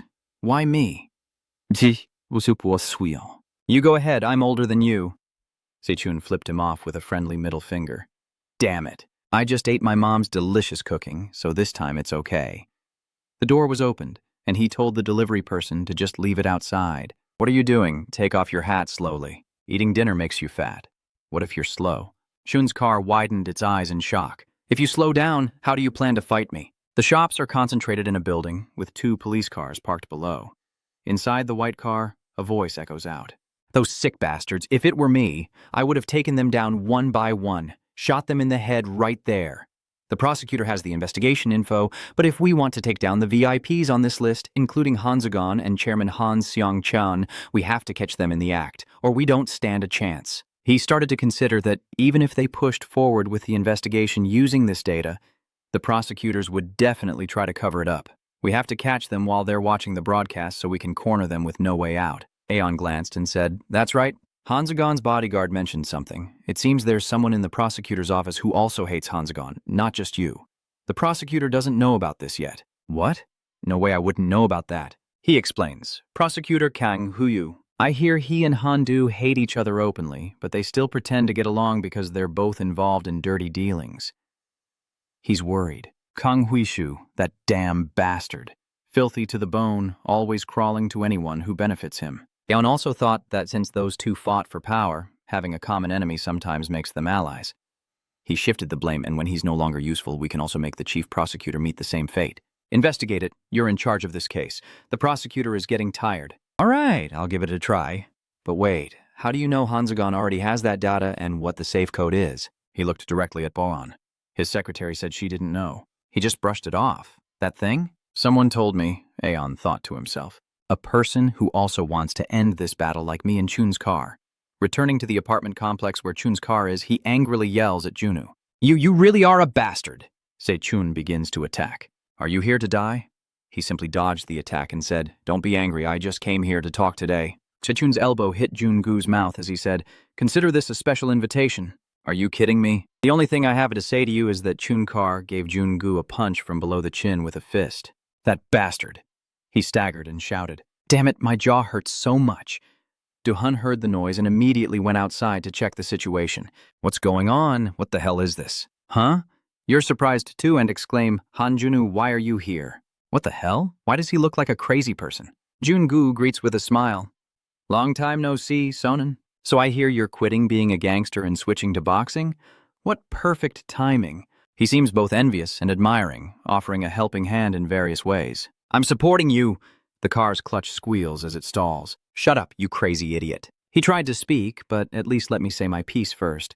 He sneered and said, "Do you have anything left to say? My only goal is to kill you." A fierce and angry look flashes in my eyes. "Right here. Right now. I don't care if I go to prison. You're just trash not worth my effort." Jun-gu's whole body starts to tremble. "Really? Your only goal is to kill me? No way. No way it can be just like that." Chun's car looked straight into his eyes. "Stop talking nonsense." What do you know about anything? Jungu secretly admits what he's done. I know very well. I was the one who started it all. He said something that surprised you. Hajin is safe. Isn't that what you wanted most? But no matter who protects her, do you think she can live peacefully? Just one small mistake and they'll come back again. Maybe for the rest of her life. Chun-Kar grabs his collar tightly. You bastard, what right do you have to talk like that? You think I won't dare to kill you? Du-hun intervenes. Lim Jae-chun, stay calm. Losing control could ruin everything.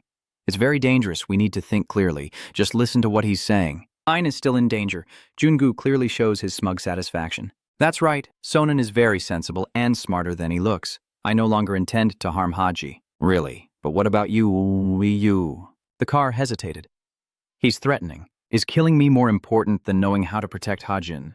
Just tell me up front. Manager Kim has no intention of stopping. Chun's car had to let him go. You really are a scumbag. Tell me, how do I keep Hajin safe? Jungu takes a deep breath, relieved. So, where should I start? You don't know what Aeon is doing, do you? He's revealing the situation. If Aeson wanted to end this, he would have done it a long time ago. So why is he letting you take the revenge? Because of you? Chun-She hesitated. Jungu says that flattery is the best bait, and now he's using you to lure out those involved. Chun's car didn't understand and asked again, so what do you mean? He shrugged and said, I didn't plan that. I even think it's pretty good, that guy. How should I put it? Jungu told everything, hesitating a bit. He only wanted to wait until you were safe before acting, but because of that, Hajin kept being pushed into danger. He laughs and says it's to gain trust. Everything is just waiting patiently for the perfect moment. Don't you see that now? If I wanted to hurt you, I would have already done it. Chun's car still carries this unquenchable anger, so let's get to the main point. Your voice sounds so annoying, so how can you protect Hajin? Jungu laughs happily. What else can I say? You have to volunteer to be the bait. He started explaining the reason. Hajin is in danger because they are using her to lure you. You know that, right? If you don't want to see her in danger, then go to where they are yourself. I also reflect on it, just like Hajin risked everything to protect me back then. Shouldn't I do the same now? It's time for me to step up. Jungu pointed out the key point. But what about you? Why are you telling us all this? Do you even have a conscience, you trash? He looks disappointed. There was never a time when you barged into the company like a lunatic. My dad cut ties with me, so now Jungu presses close to his ear, planning to drag all those bastards down with me. How does it look? Both sides are benefiting, right? He's putting on his hat, ready to leave. But we don't have much time left. Manager Kim is probably preparing the plan to catch Hajin. Seichun hesitated and asked, where is that battle taking place? Jungu simply answers, huh? I don't even know the location of the battle. That bastard Kim, the department head, doesn't believe me anymore. Are you investigating if he's working with the twin sisters? He honestly said, that's right.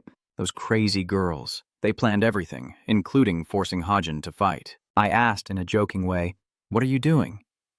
Chung-Hyam too responded seriously, just to see which side someone is on. Wherever those two women are, that's definitely the final destination. Seeing him leave, he immediately asked, where are you going? Jungu teased him. So, what about going home? Do you want me to stay overnight? The thoughts running through Chun's mind risk a big reward.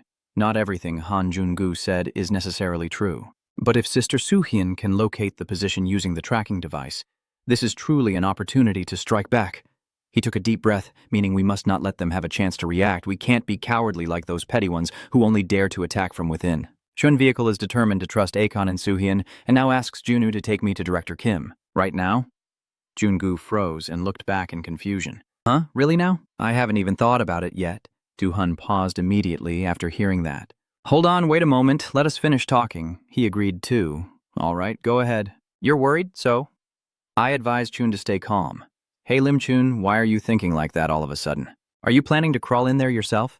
We have no idea what kind of trap they set. He calmly replied to them that I am an extremely valuable item, and that besides forcing me to fight Han Jungu, they wouldn't dare do anything else. Didn't you hear just now? I think the same way too. He glanced upward. Yeon is trying to keep everyone safe, but that only buys us more time. Before Hunin is pushed into an even more dangerous situation, I have to set the board myself. Set. Chun decides to leave. After I go, make sure to tell Suhu to find the ring no matter what. Dohun looked on. What does that mean? What did you say? He closed his eyes and replied, it's a long story. I have to go now. Jungu asks again, is it finished? Chun's car responded coldly, yes, let's go. He suddenly cares and tells you to go inside and put on warm clothes. It's very cold tonight. Leave your phone at home.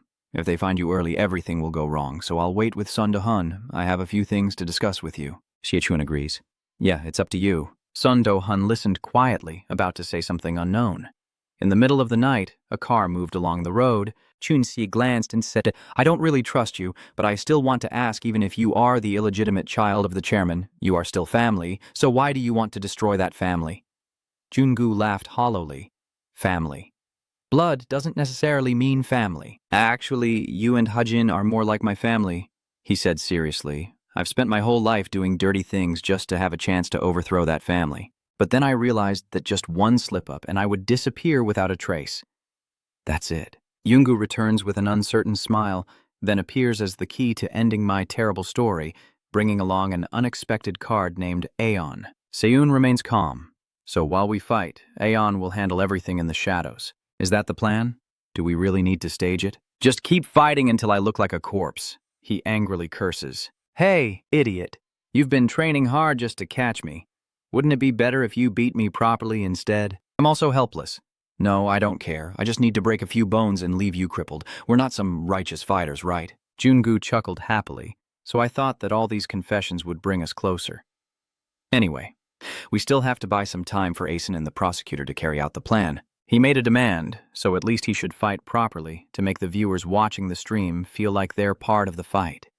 The 2 police cars are still parked in front of the shops. Aeon sitting in the car listening to the phone. What? Sun-hoon calmly repeated, so Chun's car is following whom? He lowered his head. Did he say I have to tell Yin Soo-hyun?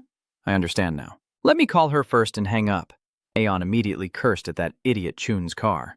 The prosecutor turned to ask what was going on. What's happening? What about the Chun car? He looked annoyed. He followed Hanzunu on his own. He was also shocked after hearing that. What? Why would he do that? Aeon understood the reason silently. Hajin had been in danger over and over, so he probably wanted to end everything himself. Now go find the chief prosecutor and meet him as quickly as possible. I will visit Lyon at the detention center and then return to the big company building. Brother X, call that kid with the motorcycle. He looks just like you when you were young. Aeon just considers it as starting our plan on his own. The situation is already turning dark and complicated. That was a really cool move. She's standing right in the middle of the house. Yeah, I just arrived at Penhousius but didn't see anyone. They probably know I've been here, so they moved the meeting elsewhere. Shu Huin reports, I've figured out their direction. I need to verify it, but this could be a golden opportunity for us. All right, since it's come to this, aside in this, we have to act now. Aeon reminds him, go back to that place again. I'll check on Lai Yong-on first before coming over. Be careful not to get caught. A guard steps out. Hello? You're here again. Yes. Hello? Thank you for your help. It's late, but this is urgent, he said happily. Of course I'll help. I was also planning to contact you and invite you in. At that time, his condition was so bad, I thought he needed to be taken to the hospital. But strangely, when the warden took the prisoner outside, he was much better. I was worried he would die from addiction when he was so young.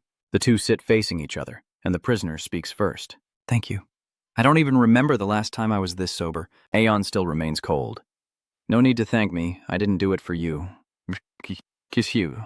I don't care if you have any enlightenment or not. He went straight to the point. What I want to know is if you heard anything while working at that drug factory, no matter how small the detail, he nervously replied. I only use what they give me and follow orders. So honestly, I don't really know what is what. I wasn't thinking clearly at the time, so I don't remember well. But the prisoner started to recall what happened before. I vaguely heard Director Jiang arguing with Manager Kim about the delayed delivery. As a company, I remember they said they were storing inventory in the basement there. He looked up, and I really don't know which company they're talking about. If you ask Director Jiang, you'll probably get more accurate information. Aeon thought to himself, if it's the company's basement, then they must be talking about Dawson CP's building basement, which means that Bastard Jiang still hasn't revealed everything. He asked further, do you have anything else? The prisoner casually replied, I haven't thought of anything else. Oh, and there's a twin girl nearby. Aeon sat up suddenly. I know about her now. If you remember anything else, tell the security guard I mentioned earlier to call me. He patted him on the shoulder to reassure him and said that if he ever had to go to court in the future, he should come clean. Aeon whispered close to his ear, threatening under the protection of the law. I mean, if you want to live peacefully, Jun-gu didn't forget to remind you on the way. Don't forget what I said earlier. He cheerfully said firmly, you have to be like that. Understand? Anyway, they can't do anything to you. Chun's car leaves with Junu. All right, I get it, go quickly. Welcome to the Office for Detective Services and Errands. Director Kim is already waiting. You're here? Welcome. The car slowed down. He stood up cheerfully to welcome them. I truly appreciate you volunteering to come. I don't know what else to say, so consider this my thanks. Just as Mr. Han said, we won't touch Haji anymore. Director Kim was about to speak, but was grabbed by the collar. Our only goal is to watch you fight, huh? He suddenly threw him to the ground and asked, What do you think you are, you bastard? You look at that and still don't understand? He kicks Chairman Kim in the face. That's a greeting. The stupid traditional fist bump. That's all for this video. Please like and support us to bring more great stories. Thank you, and goodbye everyone.